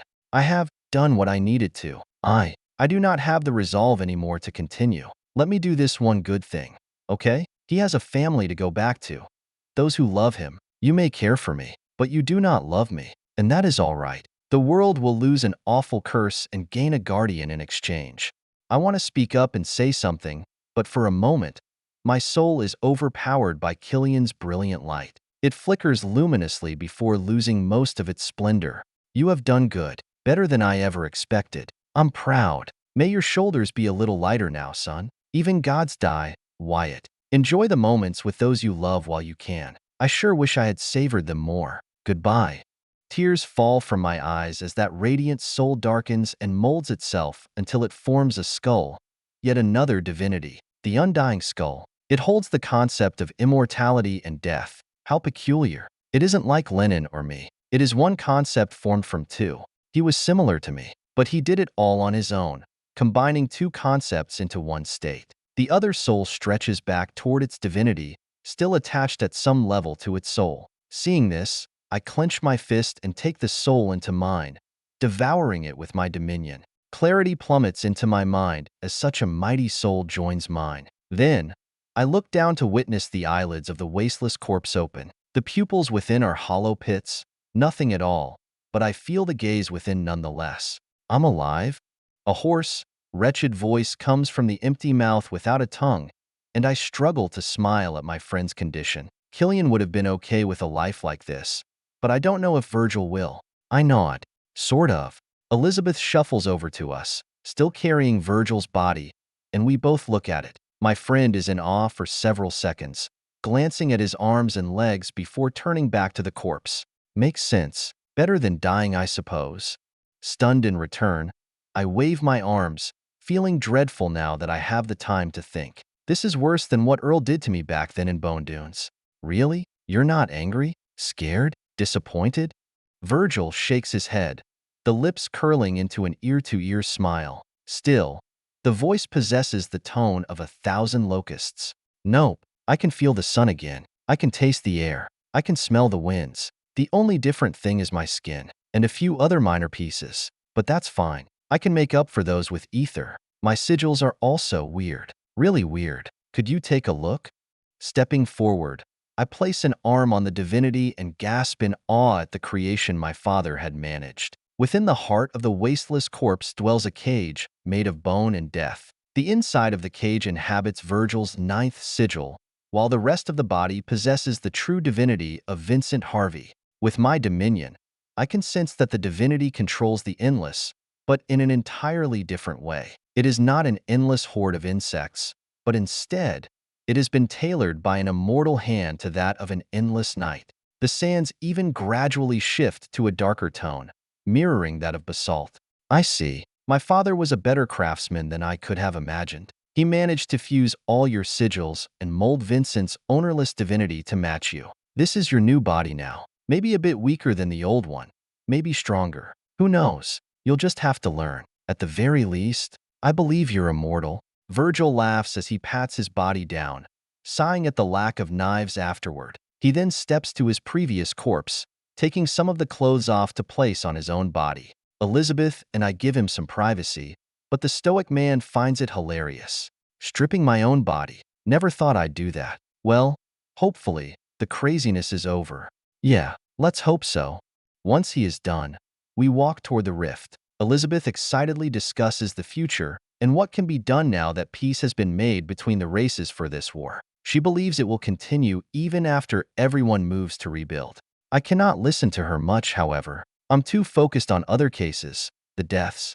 The one at the forefront of my mind, too, is my father. I truly knew so little about him. His past is mostly a mystery beyond the torture and experiments. I just wish I knew him better. I wish he had more time with us. A long, drawn-out sigh comes from my lips as I stare at the skull in my hand. His soul is in it, but he used all that remained of who he once was to mold Virgil's vessel instead of his own. When a god dies, they don't go to any afterlife. No being can retrieve their souls and harbor them. My method does not let them retain their minds or personalities. When gods die, they cease existing beyond their divinity. Even Killian, he was a pioneer in controlling bodies and souls with ether, but when one dies and becomes an artifact, their minds are wiped, and their emotions are turned into all that remains. He could swindle his way out of it, but he chose not to. He chose death. Soon, perhaps even now, there will only be his emotions left as his soul can no longer hold the rest without a body. Worst yet, he's not the only one to die. So many soldiers. Alexos, almost Virgil, Tanuin, Granulin. As we approach the rift, I feel many souls gather, but some more are missing. Rich, he's gone too. Closing my eyes tightly, I stop looking, unable to peer at the deaths and injuries. It's too much. But where is Bonfire? Bonfire? I stop abruptly, speaking aloud to the heavens as I just now realize the flames on my body have ceased. When did that happen? When I killed Vincent? I don't know. But, oh, he's standing at the open fracture in space, waving toward me next to Abraham. I see. His Sirza. It ends with him being back home. But where is home to him? The ether says it's where the fire is. But where is his fire? I don't know, but it's certainly not on this planet. Emmett Knox leaps through the portal, quickly followed by Earl and Tomas, while Leviathan shouts at them all about how difficult it is to hold the passage open. Wyatt, you won't believe it. After I stopped my ether, I died. Then, I came back to life within Silas' cigar while standing next to Abraham. Ha ha ha. I can't die. Ha ha ha. The overenthusiastic Pyro is exaggerating his strength, for sure, but it is still impressive. A free escape from any fight is something worth celebrating. Behind Emmett, however, Earl waves at us, beyond exhilarated at our victory. You guys did it. Yes, yes, I knew you could do it. No one even seems to notice Virgil's change. The man's clothes darkened by ether and the open pieces closed by threads of shadow. I guess he likes being hidden, even from positive attention. Earl begins to step out of his armored suit, but Elizabeth stops him with a raised arm. Wait, the conditions of this planet are harmful, especially now. They can all handle it, for obvious reasons, but you can't, Earl. Just wait until we step through. Come on, guys. My eyes shift around for a moment before I shrug. I didn't even notice. I was far too hung up on everything else. Whatever. I follow Elizabeth to the rift and watch everyone step through, but I pause at the exit. Glancing around, I see only devastation left in our wake. Thousands of miles, if not tens of thousands, are left wasted because of our battle. A civilization used to live here, and we ruined it. My heart aches, but Blodwyn says it best. We did what we could, better them than us, anyway, and no one else would have cared. At least we do. Let's leave that planet be. We've done enough damage. Maybe it's for the best they don't have sigils. Sighing, I nod and step through the open fissure before Leviathan closes it. And there, I stand before all the others as they look at me. Even the demons and pygmies gape at me in awe. Then the cheers ring out. I close my eyes and let those be the primary sound, even as my heart aches. But the one I've been waiting for takes only another second to arrive as a pair of arms wrap around mine. I'm glad you're safe, little one. It is not your fault he is dead. The only thing that could kill him was himself. He chose this, I am sure. Her words finally break me, and while all others celebrate, I fall into my mother's arms, crying like a child. Even after all of this, killing gods and becoming one myself, losing the father I always wanted pierces through it all. Aniwai pats my back while her own tears drip from her lone eye. It is okay. See that? There? He will always be with you, little one. Now, let's get you some rest. I nod before Aniwai puts her palm against my head. Her ether moves toward my brain, and I could so easily resist if I wanted. Nevertheless, I don't. I let her lull me to sleep, just as she did when I was a boy. 5:26. Good medicine. I wake up warm. It's a bizarre sensation, and due to that fact, my heart races into action. I attempt to move, confused and with my blood pumping, only to rip the covers atop me and collapse the bed beneath me. I stumble in panic out of my restraints straight onto the floor and with my cheek against the hardwood. A piercing shrill of good-hearted laughter comes from a few feet away as I turn my pupils to find Elizabeth hard at work with a stack of papers before an elongated desk. Bewilderment continues to grow as I flick my eyes around, discovering a white room with windows that let the sun's benevolent glow in. An unreinforced door rests near the corner, like that of a typical room. Squinting, I ask the laughing lady a question. Am I in a hospital? Elizabeth bobs her head up and down, flicking her hair that's grown longer. She cut it short before the war. Now, yes, silly. You've been asleep for a month. Dawn and Earl came to the conclusion you were tired. Dead tired. Almost 2 full years of nonstop fighting, killing, and running yourself ragged. Not to mention all your injuries, soul and physical. But here you are, alive. And that's what matters, right? We're past the storm. So, it's okay. Relax. It's all right. Even if you freak out because of the calm.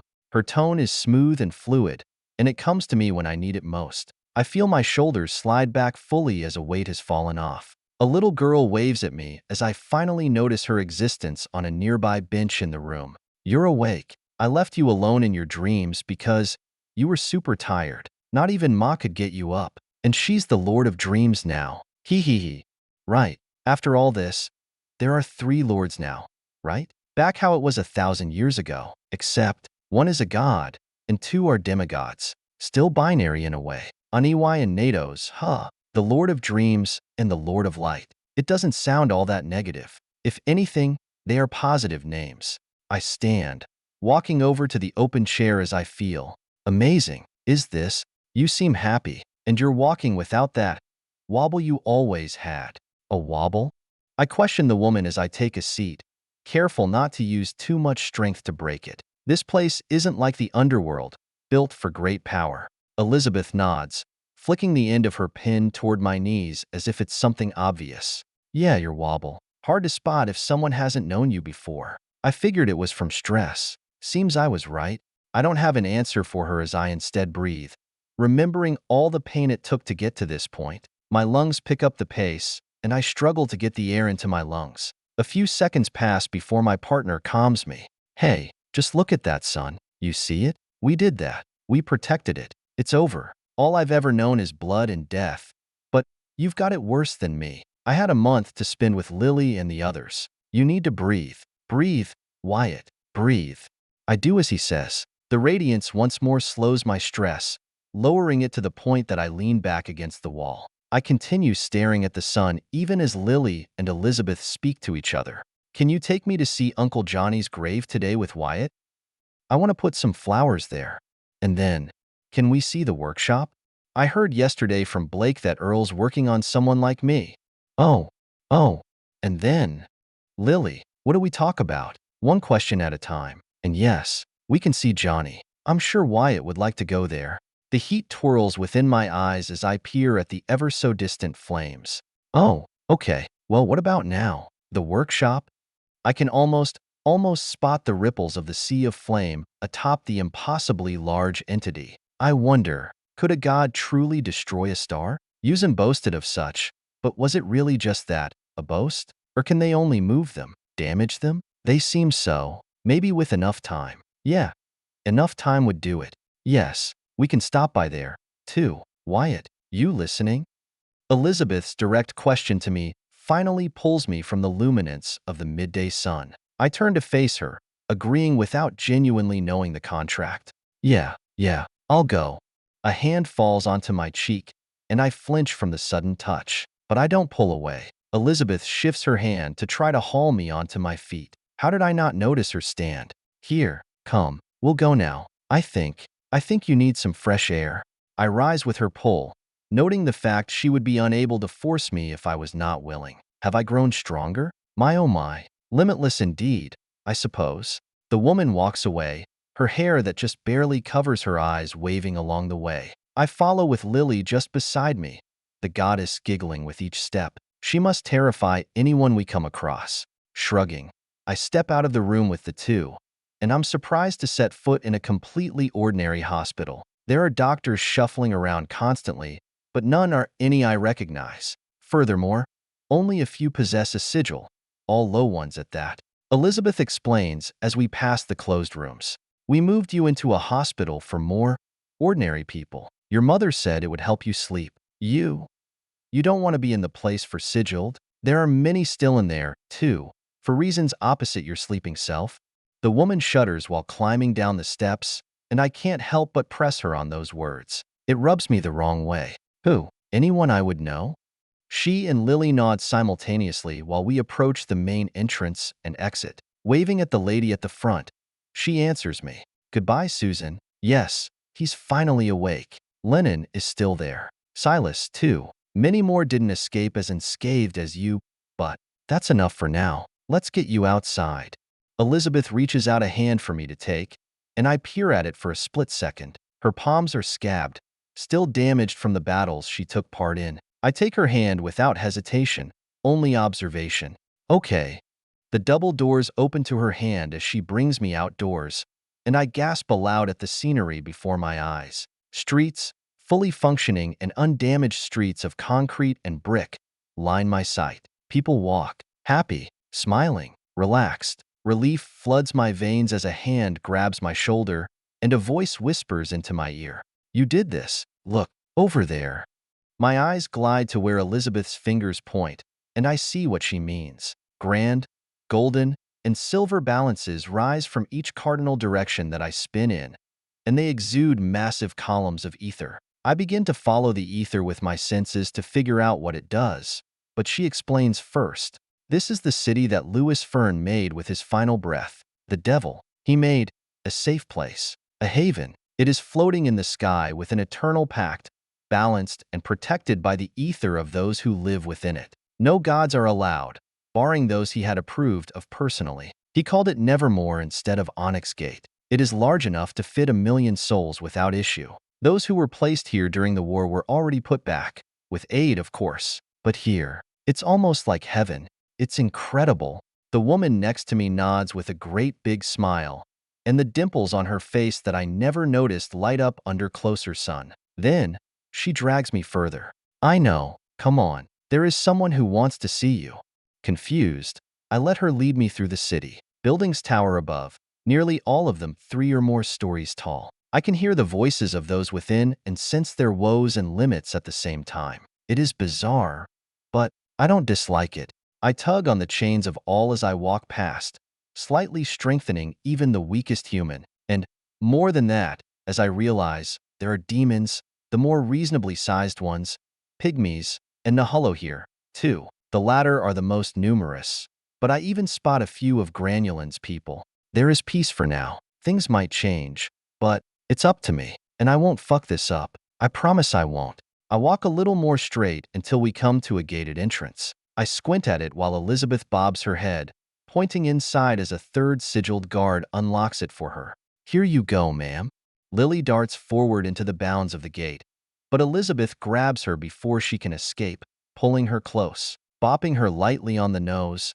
She looks at me. Let him go in on his own, just for a little while. I expect Lily to complain, but the colt doesn't. She simply shuffles back and prods the weapon at Elizabeth's hip. Sighing, I shrug and move forward. As I do so, I notice what is on the other side of the gate now that I am no longer distracted. Graves. So many graves.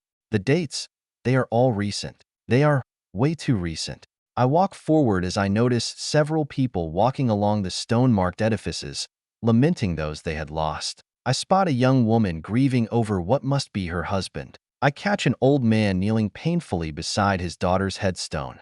Many of these names are ones I know. I abruptly stop at one gravestone, that of a familiar name and one that I had fought against before. Parker Callahan. A man who served his people. Not perfect, but he did his best.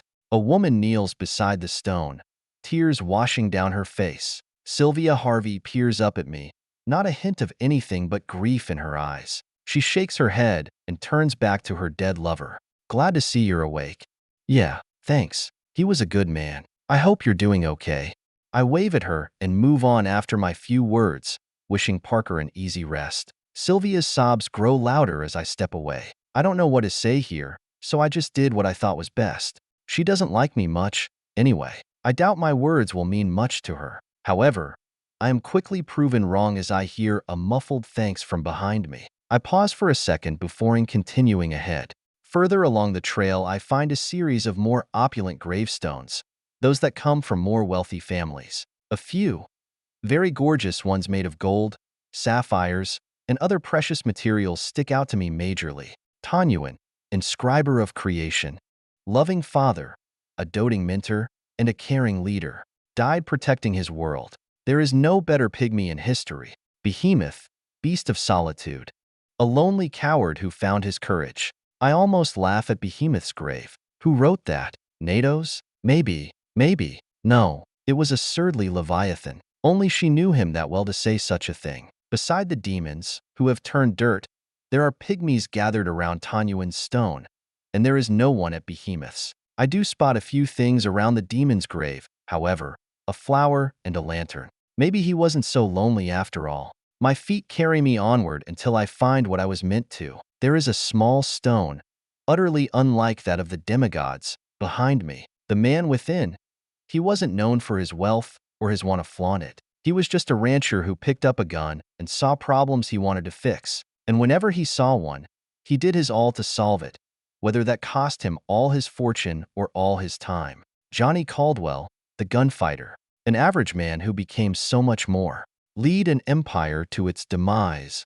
Slayed a god with an ordinary bullet. Left behind an eternal legacy. The devil would bow to you, Johnny. There is no need for measurement.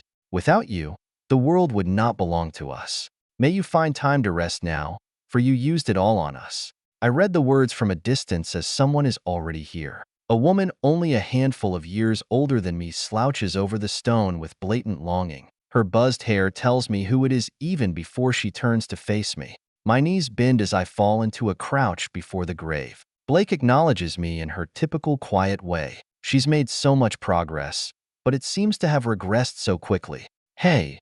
I return the word to her, and we stay there for a minute. Eventually, she speaks, slowly, but it increases in pace as her stutter no longer exists. Maybe she didn't regress. She just needed some time. We had just started thinking about baby names. Johnny finally got over his fear of having another kid. I never wanted to rush him or force him because of Amelia. I couldn't imagine his pain. He rarely talked about her, but the day before he died, he sat me down and he said that he wanted to leave something with me, that he wasn't sure if he'd be there to hold me in a year. I got angry at him for that, but he was right. How often was he wrong? Only about you. Only about you.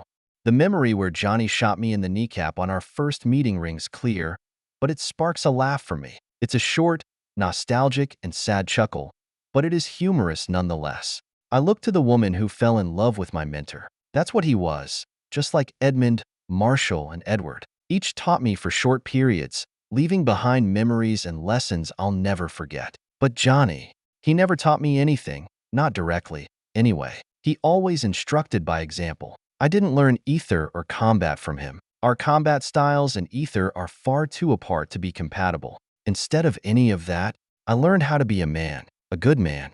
Did you two pick out a name? Blake bobs her head with misfortune as she leaks out a surprise. Yes, but only one. We didn't know I was having twins. We agreed on Heath if it is a boy, Summer if it is a girl. I smile, glancing instinctively at her slightly raised stomach. It is hardly even noticeable she is so early along. Beautiful names. Do you know which? Blodwin can probably check if you don't. Blake smiles and motions for me to go ahead. No, we don't. Could you, please? Dawn hasn't had time the past few days and I don't know any other doctor. I haven't been in a good place lately. I stand and quickly hug the woman tightly as Blodwin speaks to me, reading the blood in her body with his incredibly careful ether. Boy and girl, one of each. I whisper to Blake just as she begins to sob. Her shoulders heave up and down, and I pat her softly. As I do so, I remember the days we spent in Damned Marsh, where she came from, and now where she is now. Blake's come so far, and I can't bear to see her like this. At least I can provide some good news. A boy and a girl. You can use both names. Elizabeth and Lily approach us slowly from behind Blake's back, and they see the situation. The former gives me a knowing, strained smile and pulls Lily aside, momentarily covering the young girl's mouth. How about you spend the day with Elizabeth, Lily, and I? I think you could use it. We're gonna go see Earl in a little. I just woke up, though. Blake looks up at me through the tears in her eyes, the water skewing her vision as she asks me possibly the most weighted question she ever has. Was this your first stop? Yes. The woman hugs me even tighter, to the point that she would have killed any person without a sigil. The future mother of Johnny's children doesn't play around. She's not a godslayer, but she could handle him. Thank you. Thank you. Thank you so much. I extend a slim smile as I continue to hug her. As I do, my eyes drift to the lowest section of the gravestone, a portion written in swirling ether that is only visible to the most capable eyes. Goodbye, my friend. We had little moments, but they were magnificent. I remember few humans. I shall remember you for all my centuries. Never again shall I look down a barrel of a gun and not think of you. For you, Johnny, as long as I live, there shall be no wars between our people. That is a promise written in stone and paid for in blood. Etern Ulrin, War Master. That tiny smile grows into a broad one, for I am not the only one willing to fight for peace. Everywhere you went, Johnny, you found a friend. Everywhere we went, you found at least one. And it's those friends that made it all possible. I only wish I could have seen you kill that god. More than saying goodbye, I just wanted to see you at work one last time. Because no one did it like you did. Professional, skilled, and meticulous, with nothing else on your mind other than the goal. Blake releases me from her hug as she finally notices Elizabeth in the distance through her emotions. The woman from the swamps glances up at me as if for approval, and I pat her on the back. She quickly steps toward Elizabeth and Lily, waving toward them and wiping away her tears. As she does so, I turn around, finding a series of empty plots past Johnny. I step to them, kneeling at the first one as the words come out of my lungs on their own. Vincent Harvey, you were a monster, worse than any demon or ghost, god or man. But I don't agree with Lazarus. You were still human. You fought for us your whole life, dedicated your all. I can only imagine what would have befallen humanity had you vanished beyond the waves. You were wrong, but you were not a bad man. At least I don't think so. It was the concept, or That's what I want to believe. And I took your soul. You're a part of me now. So, the limitless shall have mercy on your soul. I place my hand against the soil, and I dig deep, finding the inner sections of my soul. All those that I have taken into myself are assimilated instantly, joining my soul and empowering it. But I still find his. I find it because it's my soul. Everything within it is mine. The God of souls cannot possibly mess this up.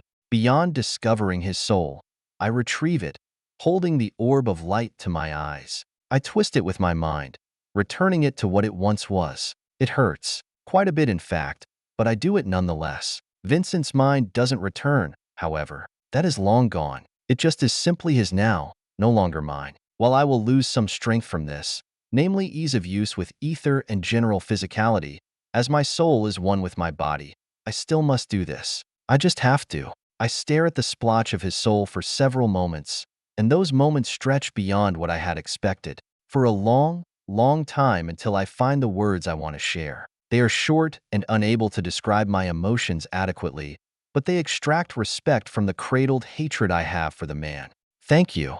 My hand falls into the earth as I release the soul, letting it flow to wherever it goes now. Probably the underworld. Maybe not. Killian's divinity might have changed things up, but I don't know. There is a whole lot I don't know. Maybe it's about time I start learning how to be a god. 527.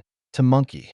Sitting at a desk in Earl's new workshop, I'm in awe of the tools and contraptions around. There have to be a dozen different kinds of furnaces and 100 contraptions I don't know the name of. The heat alone is enough to fog the glass on the building one over. It truly has been too long since I last set foot in a workshop of his. It was before we went to the underworld. Maybe even before that. It never ceases to amaze me. While everyone else seems to have relaxed after the war, Earl Garner has only become busier. Instead of creating weapons of war, however, he's moved on to greener pastures. I call this an automatic shoveling hoe. It can till the ground of a farm for up to 10 square miles per day on its own, as long as a bit of ether is used to get the gears turning. Primrose didn't like the name, though, so we're calling it an ash. I raise an eyebrow at his explanation of the contraption before me, riddled with spikes, blades, and a bucket of some design. It is beyond my understanding, but I ask for just a little. But farmers can't use ether? How will any of them ever get this thing running? My friend points to me with a smile on his face, running across the room to grab another thing. It looks like a cylindrical device, covered in warning signs and labels with pieces of copper and gold wired around its sides. See, that's what I thought too. So I never bothered before with things like this. But I had an idea. I could reuse the idea of the old testing devices for Sigiled and turn them into rudimentary storage of usable ether. The concept came from Eli making non-living things capable of fighting with ether, like the mannequins. Now, as I'm sure you know, ether is all over in the air and within the bodies of Sigiled, but only the kind inside people can be easily used. So, these manage to retain the imprint of a person for up to 14 days. These can be sold to run such tools without a Sigiled ever touching them. I scratch my forehead as I stare at the tool, sensing the feeble strands of ether within the device. I open my mouth to ask another question, but the man's assistant is already on it. Fucking dumbass. Yes, it's pitiful compared to what you shit out on the daily, but for a tool like this, it'll last days, Wyatt. Not everyone is a fucking god. Think fast. Primrose tosses me a container of my own, though this one is massively different. It has no warnings and is pitch black in look. Oh yes, that's my newest prototype. I obviously wanted to build something a little more capable, and that's it. It contains the ether an average third sigil could wield over the course of a full day. Not much for us, but for the common man, as long as it retains its signature, could run a tool like this for months. Fuck, could I get a word in? A peal of laughter comes from behind me as I attempt to ignore both Blake and Elizabeth in favor of speaking to Earl. Shaking my head, I step a bit closer to the tool, poking it lightly to test its durability. But what will you do with this? Sell it? And what else can be made? Earl shrugs as if he has no clue, but is already listing off alternative devices. Sell it. Most likely. Not too expensive, though. Just enough to pay for the materials that I don't create. If it becomes too much for me to handle on my own, however, things might have to change. Beyond the ash, I was thinking of vehicles like the steam train but smaller. more portable and usable, preferably seafaring. With the changes to the continent, people need easier ways to travel. Maybe even weapons for people to protect themselves with that don't require a sigil but can be made stronger with ether. Tools to help with temperature. Seeing as the outside world is quite bad in some spots, there's much to be done and so little time. I laugh, waving my friend off. He's always so stuck in a rush. I can already see the fuming smoke out of Primrose's ears at his comment. She doesn't like it when he's too busy and ignores her entirely. Nevertheless, I am thankful I vetoed his participation in the final battle. If we had lost his mind, I would never have forgiven myself. The smile on my face would take the reappearance of Vincent to remove today. Too little time? You have all the time in the world, my friend. Just keep making the world better. The genius smiles at me with all the joy I could ever hope to see on his face. And to my surprise, Primrose shares that happiness. But the instant she notices that I can see her, she turns away to move something on a table. So weird, that girl. Well, I guess you're right. Is there anything you'd want me to make for you? Or you, Elizabeth? Blake? Primrose? I can try to do another arm for you, Wyatt. But Earl spreads his arms open, offering to the four of us, counting Lily, a privilege no one else has ever gotten. I shake my head lightly and turn him down despite how much of an honor it is. I'm good. Maybe one day, if I ever need to fight again. But for now, I'm good. Focus on creating creation, not creating destruction. Just as I finish my comment, however, the little girl beside me shouts out in expectant enthusiasm. Aren't you making someone like me? Can you do it faster? I chuckle, stepping to the side to rustle her hair. Earl nods like it's the most crucial mission in the world and steps away toward the back of the shop for a moment. Of course, missus, but this one has a special purpose. I'll be right back. You'll love to see the progress. Elizabeth plants herself on an open spot of a nearby table while Earl is gone and presses Primrose, who is tinkering with a container of gas, with quite an invasive question. A bold one that has Blake's face sinking. You mentioned wanting to propose last I saw you. Any update on that? You two have been tied at the hips for more than a year at this point. No? You better tie that knot before someone takes him from you. The glare that Primrose returns Elizabeth makes me snort as the Inquisitor puts her hands in the air as if she did nothing wrong. Primrose puts a finger to her lips while growling out a threat. Not a word. I said that in confidence. Now he knows too, and no one will dare. They'll die before they even get close. No one but me knows the difference between what tools will kill you and what will turn on the furnace. Oh, he's coming back. Shut up, both of you. And you, don't say anything. Primrose becomes more agitated, pointing at Blake and me before motioning to Lily a moment later. She is embarrassed. How funny. It's so unlike her. I didn't even hear a single curse word there. Say anything about what? Earl comes back just a little too soon, and I catch the deathly meaning from Primrose. Not wanting to ruin it for her or for him, I save her. About Virgil's birthday. It's coming up soon. We're gonna surprise him. The man, holding a box in his hand made of purple-tinted wood, grins lavishly as he places it on the table next to Elizabeth and before Lily. Yeah, right. You've got a better chance of killing Wyatt with a stick than surprising Virgil with anything. He'll sniff it out a mile away. Plus, I heard no one has seen him lately. Hopefully, he will come and visit now that you're awake. I'm willing to help, regardless. Oh, here you go, Lily. Open it. It's not done yet, but it's on the way. A prancing and giddy blooming spider lily wraps her tiny hands around the box before prying it open. The little girl, bound by her gloomy dress and skirt, gasps aloud at the contents of the box. A shotgun. I look down at the insides of the container, impressed by the craftsmanship. Every time, I wonder just how Earl can do it better the next time. And he always does. My breath catches in my throat as I take it in. The weapon is unlike anything I've ever seen. The gun is riddled with glowing veins that pulse with deathly darkness, an aura that chills me to my core. These veins, almost alive, snake across the barrel and grip, emanating a sensation that feels like death herself, or himself. My eyes trace the veins, following them to the handle. It's bone-white, smooth yet cold, ending in a shrunken skull. The skull is grotesque, with 4 hollow eyes that seem to peer into my soul. I shudder as I know just where that skull comes from. My father. And Kudo. Worse yet, the skull's mouth is twisted into a silent scream, as if it is locked into eternal pain. The only comfort I feel at the moment is that I know my father was not within the skull when it was formed. It was only the remnants that were no longer him. Drapes of cloth surround the two short barrels of the gun, reminding me of Kudo's cowl. The fabric looks ancient, frayed, and darkened by time. With the cloth and bone, it almost looks crude in construction, but with my senses, I can tell it is anything but. I notice the trigger next. It's made of bone, too, shaped like a finger bone. My own finger twitches in response, imagining the feel of it beneath my touch. But someone else picks it up from the box, flinging it all over with her petite hands. Earl freaks out for a second before calming down when I grab Lily's shoulders to slow her excitement with the weapon. Relax. It's not going anywhere. Yeah, and sorry about not asking for your permission, Wyatt. He was your dad, too. But Lily, she was lonely without you. So, I promised to help her. And it's far safer to put his remains in this than just leave it around.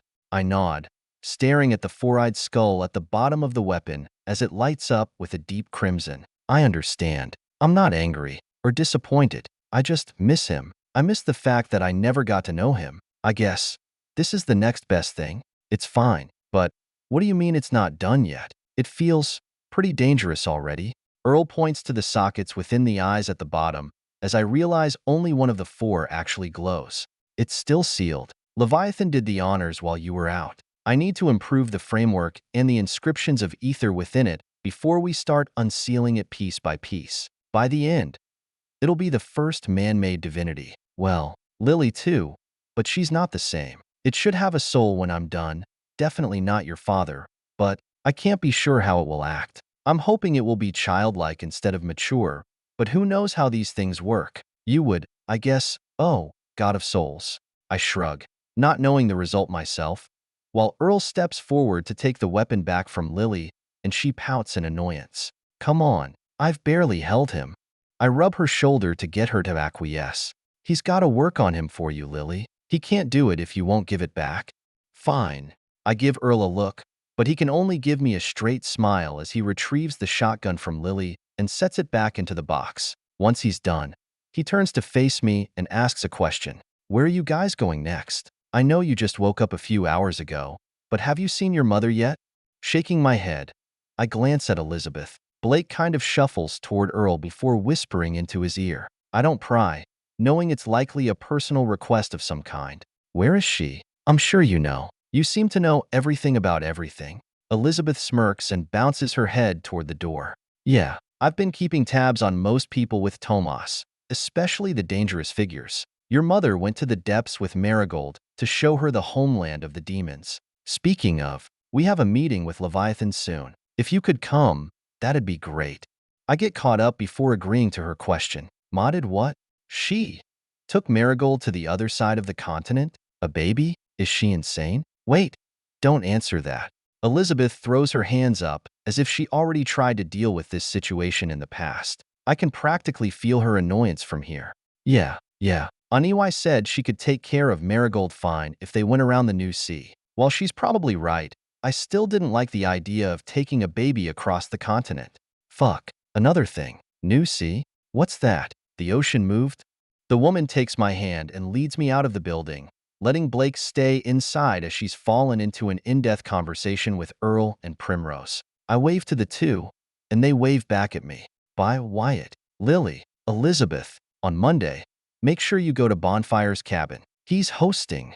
Earl shouts at me while Elizabeth explains a little. Her hands paint a bit of a picture as she forms a circle with her fingers. The fight against Yuzin had disastrous impacts on our continent. The aftereffects flooded the center, which had many low valleys, and were made even worse by the craters left behind in the fighting. So now, from about halfway into the wilds all the way to Kuhn and Gravecross as its border, there is a new sea. We call it New Sea. Not my idea. Was Tomas's. Actually, the stubborn man, however, is determined to build up Valens and restore it to an island. I'll probably join in that effort here soon. I bite my lip, feeling awful about the damage we left behind. We've permanently ruined our world. For a terrible second, I consider leaving, starting anew, but I shake it away as I remember what Flint told me when we fought. I'm not a voyager. I won't just destroy and leave. Elizabeth must notice my concern as she tries to make it better. It's not all bad. There are plenty of islands within the new sea. The Spires and Stark Bluffs is a massive archipelago that the Bato have now returned to. Plus, the ocean retreated a great deal, giving us more land on our shores. We lost our most dangerous lands and gained plenty of usable land. It doesn't hurt that we're more separated from the demons than ever before, too. Plus, the Nahalo are happy now that they have a portion of that sea frozen that they can fish in for food. You did just enough destruction to change the continent, not ruin it. Still, there are dangerous places left behind that are better left untouched. I nod deeply. What she said makes sense. While we did lose a bunch of land, it's now vastly safer. The relief I feel due to the knowledge that I didn't destroy my home is impossible to describe. We can always find more, too. There are plenty of islands in the endless seas, and based on what Vincent told Johnny, there are more continents out there, too. One's just as dangerous as ours. Vincent had nearly died out there. Several times? Sure, he was a demigod back then and not a god, but that still displayed the grandeur beyond the horizon. Just thinking about the possible adventure, it gets my blood flowing. I shake my head roughly, however, focusing on something more important. My ma, then. How far away is she? And where are you meeting Leviathan? Elizabeth smiles softly as she turns to face the westward horizon. I can almost see the excitement on her face as she stares outwardly. Tomas and I were planning on heading to Leviathan's hearth all the way on the other side of the continent. You could join us. Aniwai is probably there already. I get her attention with a face that must reek of disbelief. What? How are you two going to traverse thousands and thousands of miles in a single day over mostly water? Can Virgil even do that? The woman's lips only widen as she walks toward the edge of the floating city. I follow her, passing by countless people before we're at the edge, hovering over the vastness below. No, none of us are that fast. Well, maybe you are now, but we don't have to be. Leviathan is set to open a crossroads for us here shortly. One of the gods we killed was an expert in the void, and that lets her use their divinity for such things. And we're okay with her having that power? I immediately rebuttal with worry, but Elizabeth doesn't possess my same concern. She peers up at me with pride as she confidently declares my strength. No, we're not, because if she ever misuses it, you will put an end to her and all that she holds dear. Furthermore, Bonfire is still training. Our hope is that he can reach godhood by the end of next year so that you won't be alone. Abraham doesn't want to be left behind, but I don't think he's capable, in all honesty. Unfortunately, the others with the potential have been killed or crippled. Our peace can never be held simply on mutual trust and friendship alone. It just isn't possible. Friendship with guaranteed destruction, should we come to blows, is far better for long-term prosperity. It'll keep both in line. My eyes fall down onto her as she places her hands behind her back and grins, attempting to be cute. It's a ploy, however. I know her. I know her very well. Learned a lot from Eli, huh? Elizabeth nods, her face instantly shifting into a scowl. She sure doesn't like being compared to him. Immediately, I feel bad as I know her feelings about that man. Yeah, I guess. Don't say that, though, please. I don't like it. Let's find Tomas. Leviathan should be ready soon. I apologize to her quickly, and we step away from the edge of the city. As we do so, I realize we forgot Lily back at the workshop. Fuck. She better not be playing with that shotgun. 528, Moonshiny Futures. Space warps and rips open before me as I spot the eye of a dragon on the other side of the crossroads. Leviathan's scaly claw bears a shifting jewel of some kind, inlaid into a pocket watch the size of a person's torso. How odd. I wonder who made that? It must have been one of the demon's craftsmen. I know she's got plenty, even if none can compare to Earl. Huh. I bet she even had to help. Not my Earl, though. He can do this kind of shit all on his own. Well, minus the ceiling part. But I figure he'll get that down too, eventually.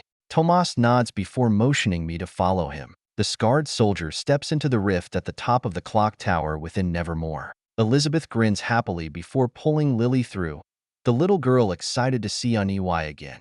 As for me, I take a moment to stare at the shifting ether and fractured reality. A long time ago, this felt like a once-in-a-lifetime phenomenon that no soul could control. Now, Leviathan holds the keys to such incredible power.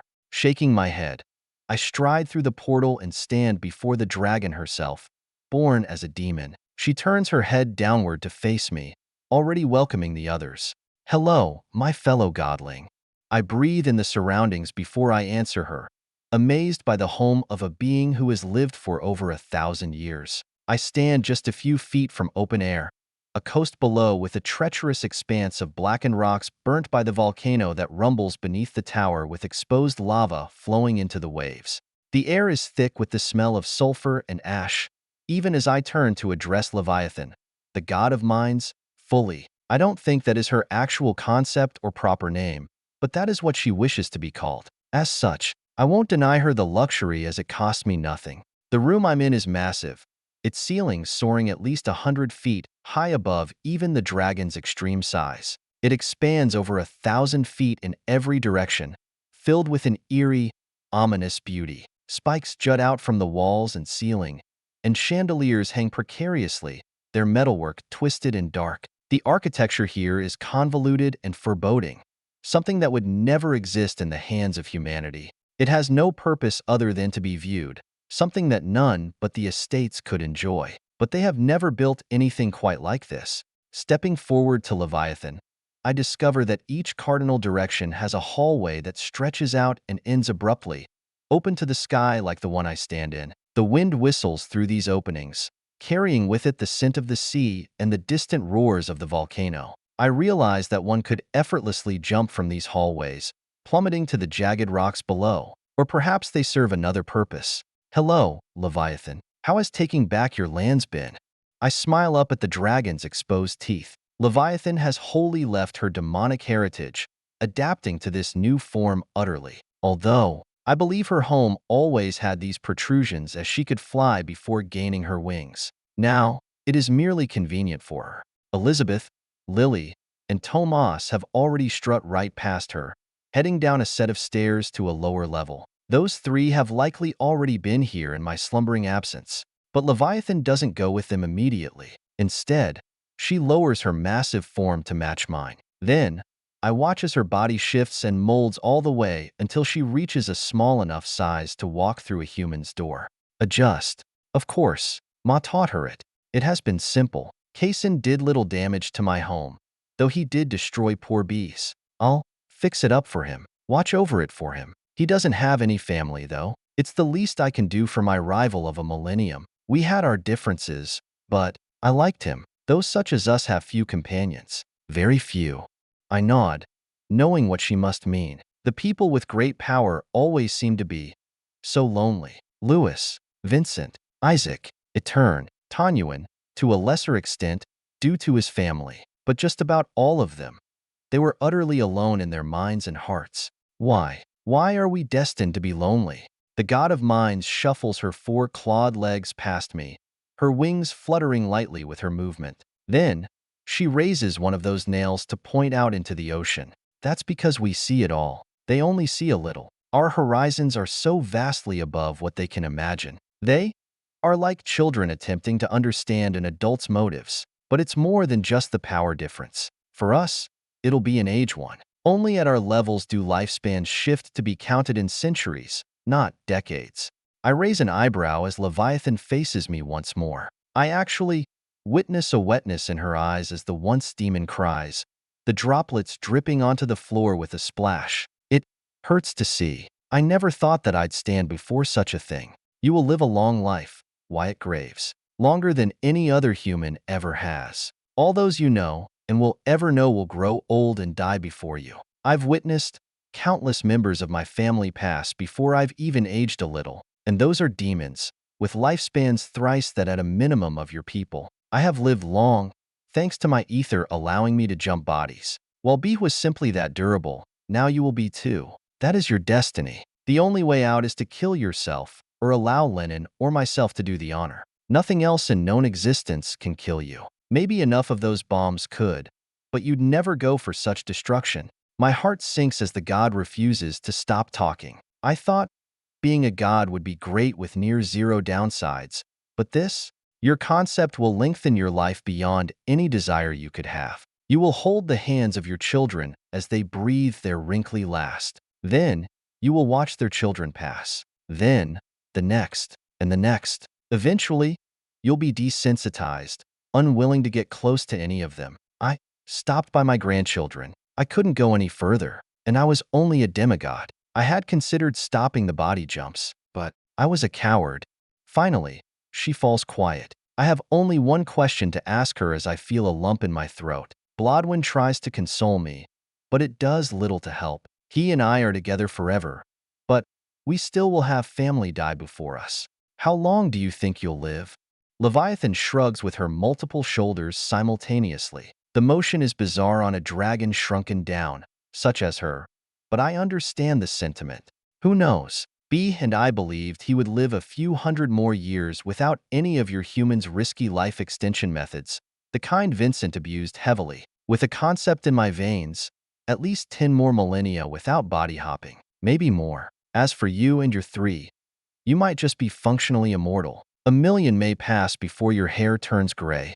I can't help but look down.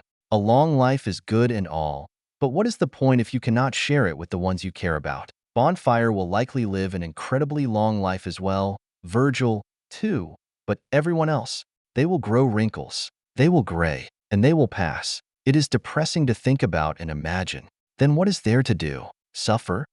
Leviathan's eyes flicker back and forth as she sighs, the most dangerous creature in all the realms flittering her tail back and forth as she heads back to the staircase the other 3 went down moments ago. We make another afterlife. So, we can see those who pass us by, even if only for a little longer. Beyond that, I would not judge you if you ended it all. With my new strength, I have accomplished just about all I have ever wanted. I am now lost, aimless. My core family is long gone. I could make more, but I do not believe I can withstand the pain again. As such, that mission shall be left to you. I call after her, not letting her leave our conversation with that depressive statement. This is a god. How could she be aimless, without purpose? This is Leviathan, the great of all demons, the one who changed her whole being. A life that possesses 2 Surza. You're just gonna give up? Like that? After all you've been through? After Behemoth's death? What are you gonna do? Roll over and die? Be a real god. Don't be like the ones we despised. My words actually halt Leviathan's claws in the air above the first black marble step. The draconic head turns to face me. Be a god? What do you mean? Bits of me writhe with disgust, but I know it is the best way forward for her, and maybe even for me. With all this power, I can't just waste it. I will have to do something with it. Be a god. Answer prayers. Serve the people. If you cannot have a family to love you, let those countless souls love you for the good you can do. You've been a terror for most of your life. I know you do not care for forgiveness, but this could be a new leaf. You could be honored across the realms. The god of minds, Leviathan, the dragon of empathy. A long, serpent-like tongue glides over Leviathan's pointed teeth as she seems to smile profoundly. Her head bobs up and down as if she is discovering 1,000 different possibilities. I don't know if I am too worried or excited for her, but her words point me to the latter. I like the idea of that. I like it a lot. Lewis had his own religion. Small, albeit. Surely, I could have my own? That could be interesting. Thank you for this. I will remember it. Your mother is in the first level's kitchen. You do not need to come to this meeting if you wish to spend time with my pupil. I give you my word that I will treat those 2 as I would you. At least that's one concern settled. And another, I was slightly concerned about the relationship between Ma and her. It seems they had already shoveled it away. Leviathan will not be a threat. She's really the only one in all the world I thought could be a trouble. After the goddess descends the stairs, Blodwyn pipes up in my head, his own enthusiasm rearing into a storm. Could I have a religion, too? It sounds like fun. Helping people. How does that work anyway? Do they just talk into the empty air? I've never heard any words before. I smile, laughing as I head toward the stairs myself. Right. He wasn't there in full spirit when we fought that one worshipper of the devil. Raymond was his name, right? One of the few angelic humans who was not a pillar. How I wish he hadn't been converted by the mother below when we found him. If only we were a bit faster. Just a bit. It's nothing like that. A person has to do something related to our concept in a kind of ritual. I think they have to do it with ether, too, for it to reach us. Like with Lewis, Abraham had a bunch of lit candles, a balanced bowl, and a whole bunch of blood. It represented chaos, balance, and humanity. Blodwyn nods in thought in my head. I continue down the broad steps, beyond the grand meeting room where Lily, Elizabeth, Tomas, and Leviathan are. They wave at me, and I return it. Right, that makes sense. And I guess our concept would just make the connection to their ether, then. But aren't we limited in what we can do? Or is it just practice? Oh, and what will ours be? I shrug, unsure of anything he is asking about.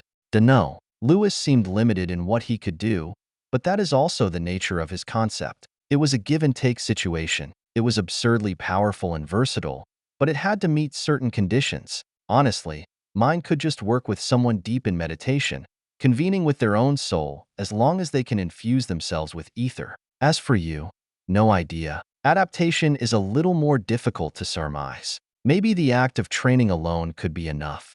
Our conversation continues as we traverse down the steps. There must be dozens of levels to this expansive tower as I pass by room after room after room. There are demons in many of them, either doing work or lounging. The ones that are relaxed seem to resemble Leviathan before her ascension, with the bluish tint to their flesh. Those must be her descendants. I grow poignant as I think about what she said, but just as I start to spiral, I find myself in an open antechamber. On the far end is a grand set of double doors over 100 feet tall, but I can hear something to my right behind another large pair of doors. It sounds, it smells, like Ma's cooking. I rush like I've never moved before in my whole life. I've run swiftly for my life, in a life or death scenario, where to be an inch slow means my death. But I've never sprinted like this for a joyous reason. Bursting through the door, placing cracks into the sturdy material, I find a one-eyed woman with a pan in one hand and a roaring flame under it.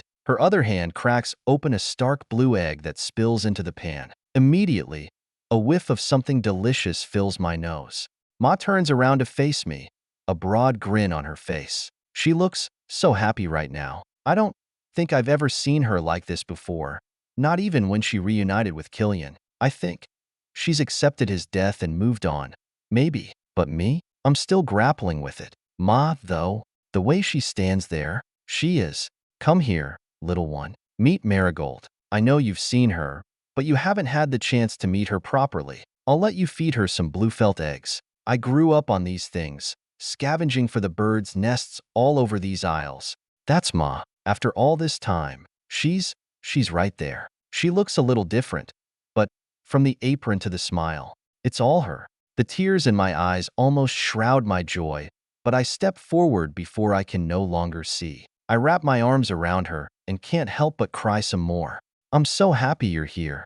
Aniwai laughs, a great bellow that shakes the egg on the pan as she places it on the counter and faces me. Still taller than the god before her, my mother places a hand on the top of my head. Of course I am. You came after me? No? I was just waiting for you to wake up, little one. Here. I already had an egg made. Give it to Littler, her nickname for Marigold. The petite baby placed into a seat at a long and intricate table sparks a bark of laughter from me this time. It's almost comical how smoothly it came from her lips. Littler? Aniwai nods, forcing the plate into my hands. Then, she shoos me away to feed my sister. Yes, she's smaller than you are. It works. Little and Littler. Now feed her. She's hungry, even if she's quiet. Marigold's too sweet to cry like you. A wry smile remains on my face as I pull out a chair next to Marigold's ornate chair explicitly built for her. It is constructed out of Ma's ether, meaning the baby can now withstand some of it being near her. That's good. It's really good. I can't wait to see how she grows up. She'll be so strong. But for now, open wide, Marigold.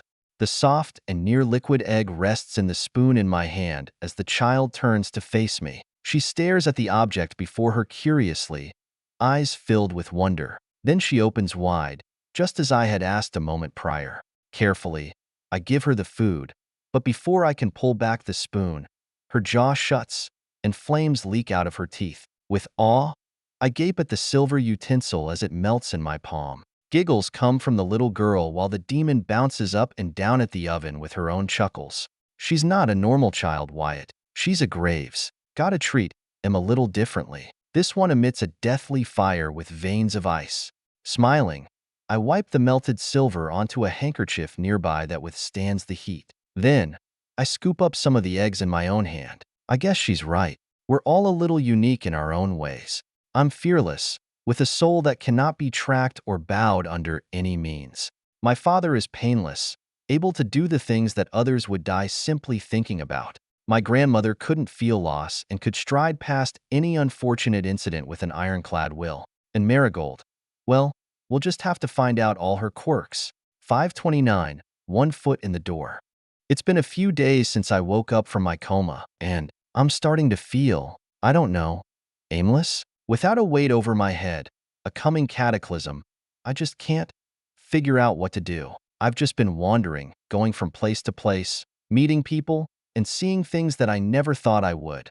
Like Ilstra's academy down in the flats. It's truly impressive what the pygmies had built down there. All the tools and books. The Greyskins' royal palace, too, was unbelievable, with the giant castle surrounding it. There was so much of the world I had never seen, so many people I had never known. But now I'm back in Nevermore, and I'm still lost. I think that's why Virgil left. He's out there somewhere. I tried finding him, but he's not someone who can just be located so easily. Most other people are doing great. They fought for peace, not because they enjoyed it, but I kind of liked fighting, and I got really used to it. Not like Leninhull, yet still, the adventure, the adrenaline. I didn't like the risk of my friends' or family's deaths, but I loved the heat of battle. Truly. Knocking on a door, I don't hear a response. Shaking my head, I walk through anyway. I only rapped on the door as a courtesy. Stepping into the hospital room, I find a certain swordsman lying in bed. Leninhull stares out the window to his right, across the room from me, as light drapes in toward his eyes. If anyone is lost, it'd be the swordsman whose whole life was fighting. I've come here. I don't know why I've come here. I needed a break. I've enjoyed spending time with Elizabeth, Ma, Marigold, and everyone else, but here, I can breathe. It's something I know. The pupils that turn to face me, the deathly challenge placed within, give me adrenaline. I haven't been anything but calm since I awoke. And as Leninhull addresses me, I feel the monsters inside begin to rustle. I see you're awake. There is a hidden message in the way he looks at me, a violent one. He's been locked in bed for over a month now and is unable to train, unable to fight, unable to live. Nodding, I walk closer to him, standing over the side of his bed. His eyes still possess that same wildness despite his injuries. Vincent hurt him badly, really bad. How are you feeling? The swordsman scoffs, shaking his head as the blankets over him rustle. The lack of arms must make it difficult to do anything as the man's dominion has been heavily damaged. His soul is fractured. Like shit. Can't even walk on my own. I've shrugged off every damn injury I ever came across till now. But not this one. It'll stick. Maybe forever. I bite my lip as I can hear the visceral pain in his voice. Not from the physical trauma, but the mental one. If he can hardly walk a month later. Still, I shake my head, only somewhat believing in his crippled condition. I'm sure you'll be back on your feet soon, but if not, what will you do then? Continue brute forcing your way through? Lenin's head dips, and for a moment, my whole body freezes. Blodwyn shivers within my chest as our heart beats in a panic. The air ceases movement. The insects outside, the chittering birds, and the breathing of all the humans in the vicinity fall to the wayside. This is why he was sectioned off. I attempt to raise an arm, but it doesn't move. The bladed monster still bares his fangs, and they leave me shivering. Pain washes through my every pore. 1,000 images of death and despair, of war and finality. The scene of that final slash, the one that put Yuzin in the grave, slaps my soul once, and then the swordsman looks up. Yet, I've already diverted my eyes to escape the violence. For a brief second, I worry about what I will see when I shift back. Breathing in, I do so, facing the swordsman, and relief floods me as the monster is gone. Only the man remains. The wildness in his eyes is gone as if that was the last he had in him. I watch as his shoulders slide back and his brows lose their creases, something I didn't know was possible for him. I think I'll open a school, do what the old man did for me. I could fight it all again, but what's the point? If I did, I know the path that it would lead me to. I'd be like Kaysen, a being of nothing but war. This is the moment I have to change. I can feel it. I nod, understanding completely. I don't know what just happened here, that aura and presence that leaked out of him, but I am certain it was dangerous. If Lennon acquiesced to that violence, or whatever held him, I don't know what would come. But I do know that it would be disaster on the scale of Yuzin and Vincent. It would have to be me to deal with him, and I'm not sure that I can. Nevertheless, the man smiles as he sees I can relate to him. Then, he bobs his head to the window. I felt it just then. My actual, true and blue concept. It was war. That is why I couldn't find it before. Kaysen had it, and I couldn't take it until Vincent fell since he devoured it. Only while looking at you, a man I had sworn an oath to defeat, did it reawaken. The feeling I had, you must be careful, Wyatt. These things, they will change you. They already have. Do you feel it? I will say no to mine. I do not want it. I like who I am, even if I could use a little direction. I take a moment to look at myself, and I quickly sense it. I've been so calm. I've been thoughtful and reminiscent. Typically, I'm quick-footed and rash. I haven't even trained how Marshall taught me to, which I always did every morning before the war. I'd wake up and go through the motions every single damned morning. Now, I only practice ether, neglecting the more violent and physical aspects. It's not all that bad, though. The concept of limitless is nowhere near as mentally adjusting as war would be. Lennon is still correct, though. I'll have to be more careful. Endless changed Vincent. War changed Kaysen. Even thought changed Leviathan, as she is friendlier and more open to reason than before. Yeah, I'll keep an eye out so it doesn't go too far. My friend, the relationship between us predicated entirely on our shared battles and struggles, bows deeply, well, what he can manage in the hospital bed. Good. I am sorry I could not fight Vincent with you. It seems, Yuzin was my limit. Do you think you could help me? The doctors, they can't do much, but I know you can. You're limitless. I grin wearily as I reach out a hand to his shoulder. Ether flows in my body as I bring my concept to bear. But it's not just mine. Blodwin comes, too, careful in our combination not to hurt Lennon any more than he already is. It's okay. You did enough. If he had managed to get Yuzin, we'd all have lost. I'll see what I can do, though. Blodwin and I aren't the best healers, but we can make some shit happen. Sacrifice is the first thing I try, but I swiftly put it away. It cannot heal souls, only the physical bodies. After that, I imbue the flesh and blood of the human, even if he might not seem like he is one, with limitlessness. His chains, visible only to me, recede like the tides washing away with the coming morning. A breath of relief comes from my friend, and we share a matching grin as he wobbles out of bed. Instantly, the man bears a shimmering arm born of his soul. It is shaky, not what it once was, but he laughs joyfully, something I am unsure if I have heard before. The bladed monster's laugh, a true one, is not familiar. Perhaps Edmund or Kate had heard it, but for me, this is the first genuine laugh. Lennon raises his recovered arm over his head as a blade is conjured from his soul. It is sturdier than the arm, showcasing the man's true heart. He is the sword, not the swordsman, and he's grown on the inside, no longer refusing the regeneration of his flesh by raw stubbornness, but only one. I felt him push against the other, returning back. Lennon. I simply stand back and watch as the man continues his routine, something he had robbed of him for far too many days. His chest quickly becomes hastened, and his lungs struggle to move the air, but he doesn't stop. An hour passes in this fashion as I watch a master at work. When it comes to blades, there is no one in the world better than the one before me. I'd go as far as to say no one has ever been better than him, nor will they ever be. Despite his exhaustion and wounds, he only halts after 60 minutes, collapsing back to his bed and dismissing his dominion. The man looks up at me with thankfulness before he gasps out the words, "Thank you. Let me know if there is anyone you want to join my school. I'll let him in. No questions asked. They might fail out 'cause I'll be rough like the old man, but I won't deny them from trying. If he did, I wouldn't be here." A hand is offered to me once Lennon finds his breath, and I take it. We shake, creating a promise. Likewise, if you need my help, just let me know. The swordsman bobs his head before offering me a question. It's a meaningful one that I've considered many times since I awoke. Well, Mr. God, will you do anything with your divinity? You're the god of limits, after all, of chains, or whatever. You're the closest to Sigils, no? Closer than Glusgab. You could create a true guide, one that doesn't make people kill themselves just trying to rise. I see his point. It makes sense, and I hadn't thought about the actual creation before, though. Making a lighthouse, huh? Maybe even my own wonder? How would I even go about doing that? I have no clue, but I guess I just have to find out.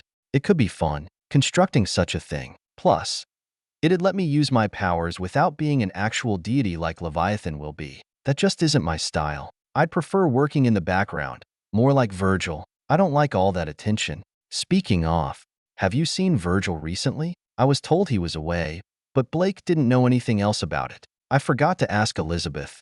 Lennon gives me a particular look that brooks secrecy. Then, he spills the lot. He took up Vincent's reins if I were to guess. I don't know him all too well, but I know the type. The ancient bastard is the one who guarded the planet from the realms outside. The devil helped, too, but he was more focused on those below than above or outside. I think he's following a lead on a demigod that popped out during the war from one of the crossroads. I spoke to him a few weeks ago about it. He asked for advice on how to go about it. I thought he'd be back by now, but I see he has his own troubles. Damn, always working. He said he'd sleep. Did he lie to me? Maybe, maybe not. Maybe it just isn't over for him. The war is still ongoing for the assassin if there is a target to kill. I have to find him. He needs to rest. The swordsman shrugs before climbing back into bed. He doesn't appear fazed at all by Virgil's whereabouts. He'll be fine. He's capable. If he wants to sleep, he will. Now, get out. I'm tired. I clench my eyes, squinting closely at Lennon before I laugh. He's joking. Probably. He doesn't do that all too much. He has changed in this white room. All right, just this once. I'll let you be a dick. You are hurt. A chuckle comes from behind me as I close the door. Standing in the hallway, which is mostly empty, only a few doctors are walking past. This is the higher-tier hospital where each and every person on the staff is a sigilled. Waving at a nurse, I head on out, thinking about where Virgil could be. But by the time I make it to the door, I can only give up. How am I to find him? If he doesn't want to be found, then it's impossible. He's fucking Virgil. With a great sigh, I stare up at the sky above the floating city. The sun is back to normal, maybe a little warmer than before, but it is still summer. Time to go back home. Aniwai and Marigold should be leaving by now. Ma wants to take her to see the eastern coast. I don't know why they travel so much, but I trust her choices. That means it'll just be me. And Dakota, the little fox I once knew. He's changed just as much as everyone else. My feet carry me across the city toward a less populated section. It would be for the best if Aniwai were away from the other inhabitants. A left, a right, and some minutes of walking deliver me to the white brick house that I now call home. It has 2 floors, a patio, and more windows than I would like, but it is mine, and there is someone waiting for me. A woman stands beside the gate, feeding the fox below her with open hands. She turns to face me, the sundress twirling with the patterns designed into it, and a brilliant smile greets me. Elizabeth, how did she know I'd be here? Lennon sent half the city into a temporary paralysis. Thankfully, that's all it was, a few seconds of stillness. The only person who could have made him do that was you. Figured you'd be coming home after that. Was my guess right? I shake my head in faux annoyance as I admit that she's right. Too clever. Yeah, you're right. But what did you want? Elizabeth shrugs, motioning to Dakota beneath her. The immense fox shuffles happily with her beside him. She's taking care of him more than me at this point. I'm glad he likes her so much. Dunno, do you want to go for a walk? Dakota doesn't get out much anymore. I return her shrug before she practically skips past me, shouting at me to follow. Dakota is already on her heels, making his short yipes of joy. I follow, but not as energetically as she is. She takes me through the nearby streets, mostly silent other than pointing out something here or there. I don't talk either. I'm more focused on discussing this lighthouse with Blodwin. He doesn't have any concrete plans, but we have so many ideas. He does want Lily to join, but she's with Aniwai right now. Thankfully, since she became a god, she can spend many days away from me before showing any signs of weakening. It gives Blodwin and me some peace. We're used to each other far more than we are to her. It's different. I don't know. We love the crazy girl, but she's a whole lot to deal with. Nearly an hour after starting the walk, we end back at my house. Dakota shuffles inside, opening the door all on his own with his paws. Elizabeth taught him that. The woman who did so faces me at the gateway, hands behind her back. Almost sheepishly, she retrieves a box from behind her, shoving it toward me. It's wrapped lavishly with some kind of crinkled paper. I give her an odd look, and she explains, uncharacteristically embarrassed. Your birthday came and went while you were asleep. Happy 18th birthday, Wyatt. I got you something. It's not much, but… I tear into the present as she speaks, finding a more petite, fancier box within the first. It's composed of some kind of velvet fabric. Carefully opening the secondary container, I discover a chained necklace with a spent and bent bullet wrapped by metal, perfectly seated in place. Is this? My thoughts turn to Johnny, and Elizabeth nods, answering the question before I even fully announce it. Yeah, that's the bullet that killed Yezu. I can't help but laugh as I hold the jewelry in my hands. To anyone else, it'd be just a piece of cheap metal. It's not worth anything but the dense lead that it is. But to me, it is priceless. Clenching my fist closed, I nod and thank her sincerely. It has to be one of the best gifts I've ever gotten. This means a lot. Do you? Do you want to come inside? It's just Dakota and me for the week. Elizabeth smiles with a short nod of excitement, stepping right past me as if the house is hers, not mine. I don't mind one bit, following after her and closing the door behind me. It shuts with a click, hiding the noise of the woman's brilliant laughter for only me to enjoy. 530. Heartfelt cards, the end. Over 2 years later. Wyatt, are you ready yet? You don't want us to be late, do you? A shout comes from the other side of our house, Elizabeth hurrying me along. I do my best to speed up, but I spent too much time on my project and not enough on getting dressed this morning. The amount of ether I spent is exhausting, even for me. Still, I stand with haste, only to hear Blodwin nag me as well. It's been almost a month since we saw anything more than Corn and Elizabeth. You can work more on it later. It's okay if you can't figure out that final piece. Yeah. I shake my head as I slide my coat on over my arms, the fabric fitting nicely over my flesh. Pants are next, and then finally, boots shimmy up and onto my feet. I take a glance at the rugged leather for a moment, nearly laughing at the fact I wear them at all. What? Is a rock going to bruise my foot? A second later, I'm out of the bedroom, tapping down the steps to find Elizabeth waiting for me. A bag is in her hand, some dessert hidden within as she glares at me. I am lost between her beautiful sundress and the finger pointed directly at me. Hey, Primrose is making her cherry pie today. If we get there late and Bonfire ate it all already, you're cooking dinner for the next week. I wave my hands in self-defense, the battle a sure loss. I don't want to cook. I'm awful at it, at least compared to her. No, he would never. He knows how much you love cherries. And Lily, he wouldn't dare. A raised eyebrow comes next as I'm hit with yet another question. I'd be annoyed if I wasn't used to it. Where is your sister? She left to see her friends a few days ago. Is the tether all right? With a flick of my mind, I reach out to the stretched line of ether that cradles Lily's concept to her actualized form. I can't see through her eyes or anything, but I can easily sense her. She's smiling, laughing. That's good enough for me. Her school has a break this week, so we let her do whatever she wants. I'd hate to force her to come with us when she doesn't want to. I reply to Elizabeth while stepping out the door, a bundle of black fur on the porch. She's fine. With Kenny and Vanessa. Come on, Dakota. A low groan of understanding originates from the fox as Elizabeth follows me. I take in the bright sun above, the lemony luminance that radiates off the fields of corn around us. Inhaling the scent for a second, I just enjoy it all. That's great. I'm happy she's found some friends at her school. I just wonder what they would think if they saw the real her. Ha ha ha. A burst of laughter that always brings a smile to my face does it yet again. Turning to face Elizabeth, I lay out a hand for her. Ether swims through my body as I let my concept tap into a specific series of actions. I've made tremendous progress over the past 2 years with my ether, not as much as before, but those years were special. Nothing in the cosmos can push me as I was constantly herded back then.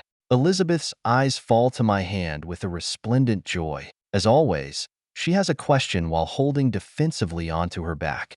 Blink or soul travel? I answer quickly, and she accepts the offer. Soul travel, of course. blink would ruin the dessert. A squinted pair of eyes follow me while the hand I hold onto begins to dematerialize. The effect then spreads to the fox rubbing against my leg, and even the food in the held bag. The last to vanish from sight, should any be watching us, is me. Then, miles pass us by, 1,000 in less than a second. We chose to live far from everyone else for one simple reason. I can't just walk through a street. Everyone either wants to talk to me or run from me. I've seen people drop what they're holding and rush at me while others have a heart attack from fear. Plus, it takes quite a bit of effort to restrain my ether or my concept at this point. Unsigiled, do not handle a god walking amidst them all too well. It is what it is. I just wish Levi didn't announce that I was a god in her stupid religion. What even is Satanism anyway? So dumb. I miss not being recognized.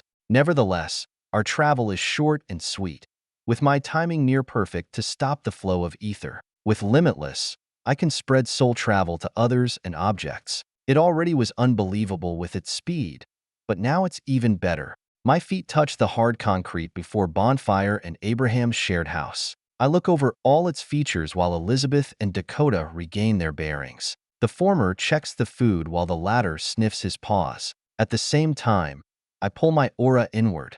The passive concepts that roil off my form and the ether that departs me without my notice. The action itself isn't tricky, easily done by my dominion, but after a while it can become tiring. It's like sucking in my gut. Not bad for short periods, yet annoying and troublesome for hours or more. Nonetheless, this is worth it. The house isn't that large, 6 or so rooms, if I remember correctly. The last time I was here, Abraham threatened to move back to the frozen waste with his girlfriend because Bonfire couldn't keep it clean. How about that? 2 demigods unable to settle living arrangements in a house? I wonder how that argument went. I've been so focused on my project for the past few weeks that I completely forgot about visiting them and everyone else. But Virgil, I still haven't found where he went off to. His siblings held a funeral. Aaron said he wasn't coming back. She said that he came back once and left. We all think he can't stand his new body. It's more than just hunting the remnant forces of Yuzin to him. Not even the naturally growing demigods and monsters in the world would call to him like this. It's been 2 years since I saw my best friend. You all right? A hand wraps around mine and clutches it tightly. A mouth opens on the side of my cheek as Blodwin follows up with his own sarcastic remark. I think he's already turned back to that damn thing. Just give it a break for a day. It'll be fine. Elizabeth shakes her head. Somehow, she knows me better than my literal soulmate. Nah, that's not it. If you don't want to come today, we can head back. I'm sure they'll understand. I breathe in deeply and step forward toward the door, outstretching a hand. I nearly make it to the doorknob before it pulls itself open. On the other side, a venomously green dress overflows past the doorway. Primrose smiles and waves us in, her grouchiness still on display. 10 minutes late? So unlike you, Elizabeth. Everyone's practically already here besides you guys. Practically yanked in by her voice, I enter, only to experience the cacophony of voices within. Typically, I restrict my senses too with my aura, not wanting to constantly participate in all that noise, so I couldn't tell beforehand. But while at the entrance of the house, my tongue is caught in my mouth. Ahead is the living room, where Rich is playing music with a guitar across the couch from Blake, her twins, and Skybullet. Abraham is reclined on a separate chair, a veil over his eyes. I can hear his snores from here. Walking past him is his girlfriend with a short giggle at his condition. Ineria pats his foot, but that still doesn't wake the half-Nahullo, likely lost in dreamland. She continues on to find Bonfire setting up the wide circular table for our games. She gives him a snarl but doesn't say anything to him or Earl, who is across from him. Bonfire still runs his typical board and card games for us, but Earl has created some pretty crazy stuff, changing decks, evolving cards, and figurines that can move and fight. Every month, we make sure to do this, and I can't help but smile as I see a broadback at the short bar the 2 roommates have in their house. Tomas sits at the bar with a cigar in his mouth, reminding me of a certain gunslinger. He doesn't come to these often. Elizabeth says something, and so does Primrose, but I step past them all, heading straight for the general. Climbing up to the stool with him, I place my elbows on the granite. How are things? I tend to avoid drama, only coming in to help when absolutely needed. For example, one time, a group of demons and pygmies tried to summon a god from deep in the cosmos. Tomas sent someone to fetch me to help, just in case they succeeded. They did not. All right. The Church of Leviathan is making things difficult for new settlers heading west past the waters. But things will iron out. Those bishops and cardinals know better than to hurt my people. Our people. Nodding, I follow along as he continues to tell me about the situation of New Valence, the island country that he's been leading for the past year. The whole continent had already been split apart into its own factions since Vincent's death. Only this time, it isn't by race but by location and ideals. New Valence, Nevermore, Lehan Theocracy, Northbound Alliance, Ilstra's Union, Soaring Waves, and the Southern States. Tomas' home is smack dab in the middle of it all as he's uplifted the earth and the sea to create an isle where his father raised him. Demons, Nahullo, pygmies, Bato, and undead are all welcome to his motherland. I'm surprised he came all the way here for today.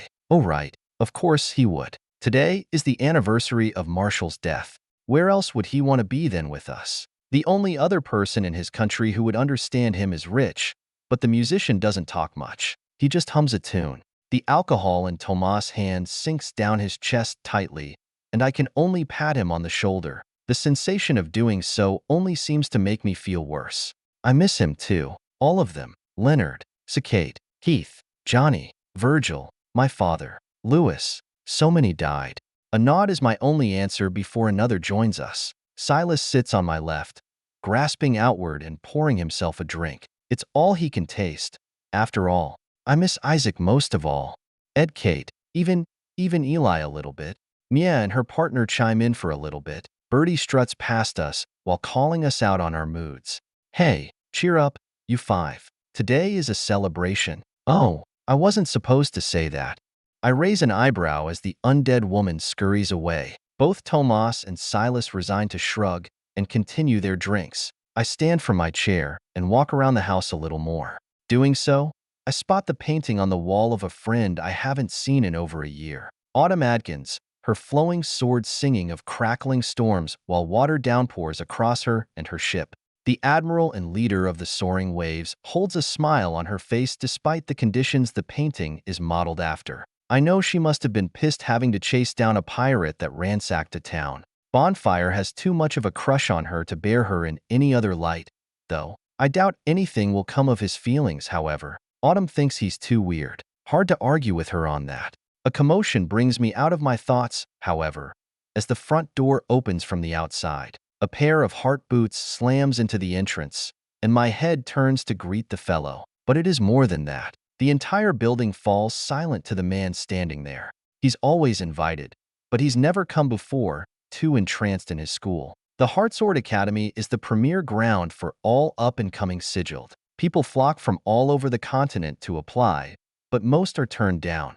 Every month, only a handful of people are allowed out of the tens of thousands that try. Lennon Hull gives no quarter, even with his injuries, although some are healed.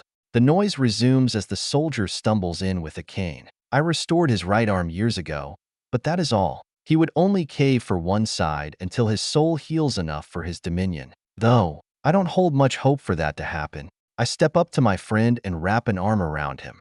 I'm glad to see you. It's been a while. Lennon's face actually displays a smile as he faces me in turn. He even returns the hug with his one arm. Likewise, I figured I'd finally come to one of these. Maybe even pick up some new recruits from Blake's pair. Hey! The woman in mention shouts at Lennon as I gape at the man in shock. He actually made a joke. I'm just kidding. But send them to me when they're older if they're interested. Free entry for Johnny's kids. No trial of limits either. Blake stands from her seat, handing both her twins to Richard, who takes them for a moment. The guitar player doesn't seem to bind the burden. Then, she walks over to us. Water shapes in her eyes as she thanks Lennon. I appreciate the offer, Lennon. I'll send them the moment they are ready. I don't want them to be weak, and they can have no better teacher. I interject by pointing at myself with my index. What about me? He's not a god, you know? Blake side-eyes me while Primrose shuttles past, a steaming pie in her hands. The venomous woman continues to earn her title. Yeah, and you can't teach a cow how to be livestock. Lennon's the one who swung a sword to kill gods. He's the only one of you freaks who is still human to the core. My kid's going with him. I bite my tongue as she steps away, unable to say anything in response lest I be barred from her cooking. Sighing, I push Lennon after her, the man struggling to stay standing even with his cane. I don't know how he got here from the many miles he had to travel, but he must be tired and hungry. Go on, get some of her pie. I'm going to go see Bonfire. Lennon nods, doing precisely as I said, though with how close he is following her, I am worried she'll say something rude.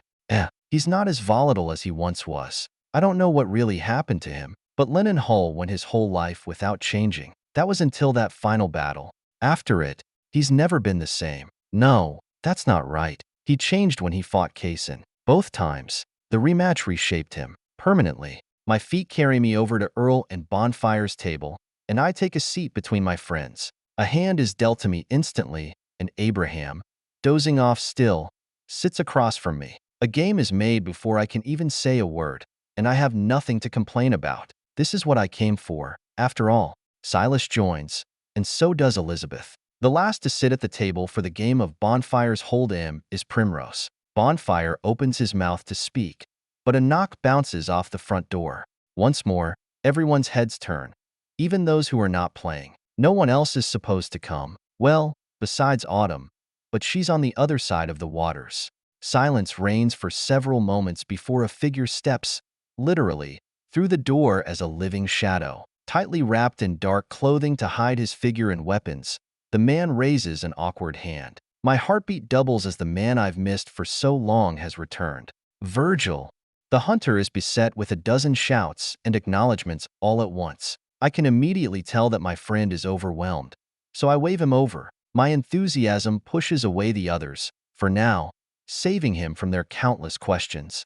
I know it's been a while, but we can catch up later. We're about to play. Virgil bows his head toward me and sits directly beside me, just like a shadow would. While he does so, Bonfire sets the ground rules without any interruptions. Things are no longer what they once were. No ether above solid, no powers or anything else like it. I don't want my house to be destroyed. And no mind reading, yeah, that's no fun for anyone. Blodwyn, you and Wyatt can take turns. Beyond that, cheat all you want. Just don't get caught by someone else. A grin embeds itself on my face as the fun finally begins. But when it comes time for me to decide whether to play my hand or fold, I simply stare at the cards. Virgil is here. He hasn't said why, but he's here after 2 years. I wonder what he's been through, what kind of things he's killed, what things he's seen. People whisper with terror and awe of the flickering wraith. Many are terrified of what he represents. Sudden, inescapable death. At the same time, however, many gaze at him with wonder and adoration as he appears and slays a monster with nothing but those pupils being shown to the saved and premature night. We're all here. All of us who are alive, at least. Aniwai is here. She's upstairs with Marigold. But the little one isn't too good around so many people. I'll have to see them in a little. Johnny. My eyes scratch over the room I'm in, and it enters the others. My perception expands as I let it balloon to its maximum. Everyone you cared to protect? We're all here, Johnny. Tranquility settles upon me. The stress I've held for so long unwinds fully. I've always felt something in the back of my head that it wasn't over yet. That Virgil could die, and that I'd have to go out there. Because if there is a being out there that can kill my best friend, then I'll have to deal with it. And sure, if he's back now, that either means he's done or that he needs help. Whichever is the case, I'll deal with it tomorrow. For now, I lay down my hand, playing the shitty card without a care in the world as my mind expands to the project I have been building. The consciousness in my mind flutters outward to attach to a saloon, the very same kind I met Johnny in, the place where it truly all began. The origin of my divinity. Sure, that day Ma died set off the motions to it all, but nothing was set in stone until I met that man. I enter at the instant I reach the plane I have built. The batwing doors swing wildly behind me, the limitless void on the other side. Ahead of me, the tables are empty, and the chairs are without the rowdiness from back then. A bar rests without a bartender, hundreds of full and empty bottles on display while the stairs beside the many stools ride up to the second floor. The trim brawling ring is absent of participants, utterly desolate. My eyes grace it all. Even the banners that hail from the ceiling, graspable if one treads along the walkway on the second floor. Yet, as I step up to the bar, a man appears to greet me. He is tall, with the build of a runner, yet possessing the muscle of a hardened warrior. Scars litter his face, and his hands hold a shot glass with the dexterity of a god. However, all of those features are meaningless to me. It is the eyes that stare into my soul. A bird of prey is more than blind to such a man with his prowess, the golden pupils too radiant to unsee. They rotate while observing me as if peering beyond the physical, viewing the soul and that which lies beneath. It can see the origin and then plan for one's adaptation to their limits. Hello, Wyatt. It is a pleasure to meet you. Are you here for techniques, information, or ascension? The smile on my face fades slightly. It is him, but it is not.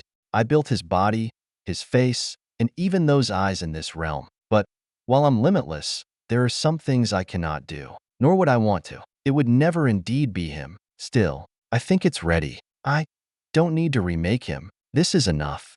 None of those things, Johnny. It's time we deploy the saloon. Too many have died without knowing the right way to power. Too many struggle blind, without a guiding hand. But you, my words catch on themselves. The figure behind the bar twists his head, confused and unsure of what I am saying. He recognizes the plan, I'm sure, but it is the rest he does not know.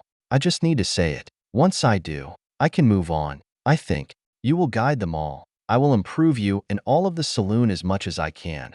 But this is your realm. When someone comes desperately needing aid, I know you will step up to the challenge. Because you always did. They won't be blind. They won't be aimless and without purpose. Just as you gave a group of ruffians a cause, you shall give all beings one in their own hearts. When I finish speaking, my words don't echo. They are absorbed into the personalized and specialized realm I've created. Johnny nods, preparing to say something with the unique soul I've built for him, but I don't let him. I cannot grow too attached to him. I just can't. Goodbye, Johnny. I hope your next pupil is less tiresome than I. When my consciousness comes back to my body, I find myself sitting on a petite hill, the sun falling in the distance. The lack of recognition of my surroundings isn't all that abnormal. I'm sure Blodwin had fun playing cards tonight. I'll always have another chance. But I'm not alone on this hill. Elizabeth is beside me, lying down with her fingers crossed behind her long hair. I didn't dislike her short hair, but I always preferred the original strands that fell to her back. Our fox rests inches away, his head set upon my leg. Is he back yet, Blodwin? I grin slightly, revolving to face Elizabeth. Yeah, I am. What was that celebration for anyway? The woman who has caught my heart returns the smile that melts the very thing. Leaning up to me, she pecks me on the lips before revealing the news. I'm pregnant. What? Surprise. Booyah. Both Lily and Blodwin cash in on their notes, but I'm just lost as Elizabeth's joy only continues to grow. My lips bounce off each other, and no sound is capable of leaving my throat. My love, however, explains how she got past my hereditary limit. We always knew that we couldn't have kids, even on the very first date she dragged me on. But it wasn't easy. Silas helped, and so did Dawn. It took dozens of wishes and, hundreds of decrees behind the scenes.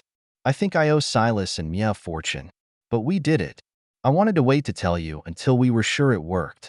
I dive onto the woman, hugging her tightly with all the strength I can muster that won't hurt her. There are no words to describe my joy as the sun sets behind me, but the tears that fall from my face and onto hers have to be enough of an indication. Do you have an idea for a name? My question is quick, but it is only because I have a pretty good notion of what she will want, and I can only agree. Yeah, you're way happier about this than I expected. I expected, whatever. I've got a few ideas, but nothing concrete yet, although it is a boy. Silas' wishes are more powerful when specific, so we already know. I nod with more rivers from my face and place my forehead against hers. She doesn't say anything but looks up at me and into my eyes. Have you told Ma? The answer breaks my heart with how amazing it is. Yeah, she was building a cradle for us today. Who knows what kind of monster we'll give birth to?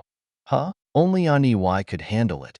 The short laugh from Elizabeth escalates my joy into cackling laughter. Still, our foreheads hang close enough that I can feel her soul. I can feel all the souls of the people around me, courtesy of my strength. But hers has always been different. And now, this is all I have ever wanted. A full family, a happy one. In my pocket, I pull out a photo and show it to Elizabeth. It's not the first time she's ever seen it. Killian, Ma, Lily, and me. Yet this one is special. We're missing one from this photo, but I'd love to recreate it. I know Killian would want us to. I don't even need to look ahead or listen to hear the answer. I already know what it is. Still, I pull away from Elizabeth and sit beside her, grasping the slightly damaged photo in my hands. Staring at my father's face, I recall the times I used to hate him for leaving me behind. I wanted him to bring me with him. Being abandoned was the worst thing in the world to me back then. But now I understand. Anything to protect your family, right, Killian? Anything, no matter the cost to yourself or your soul. I'll tell him about you.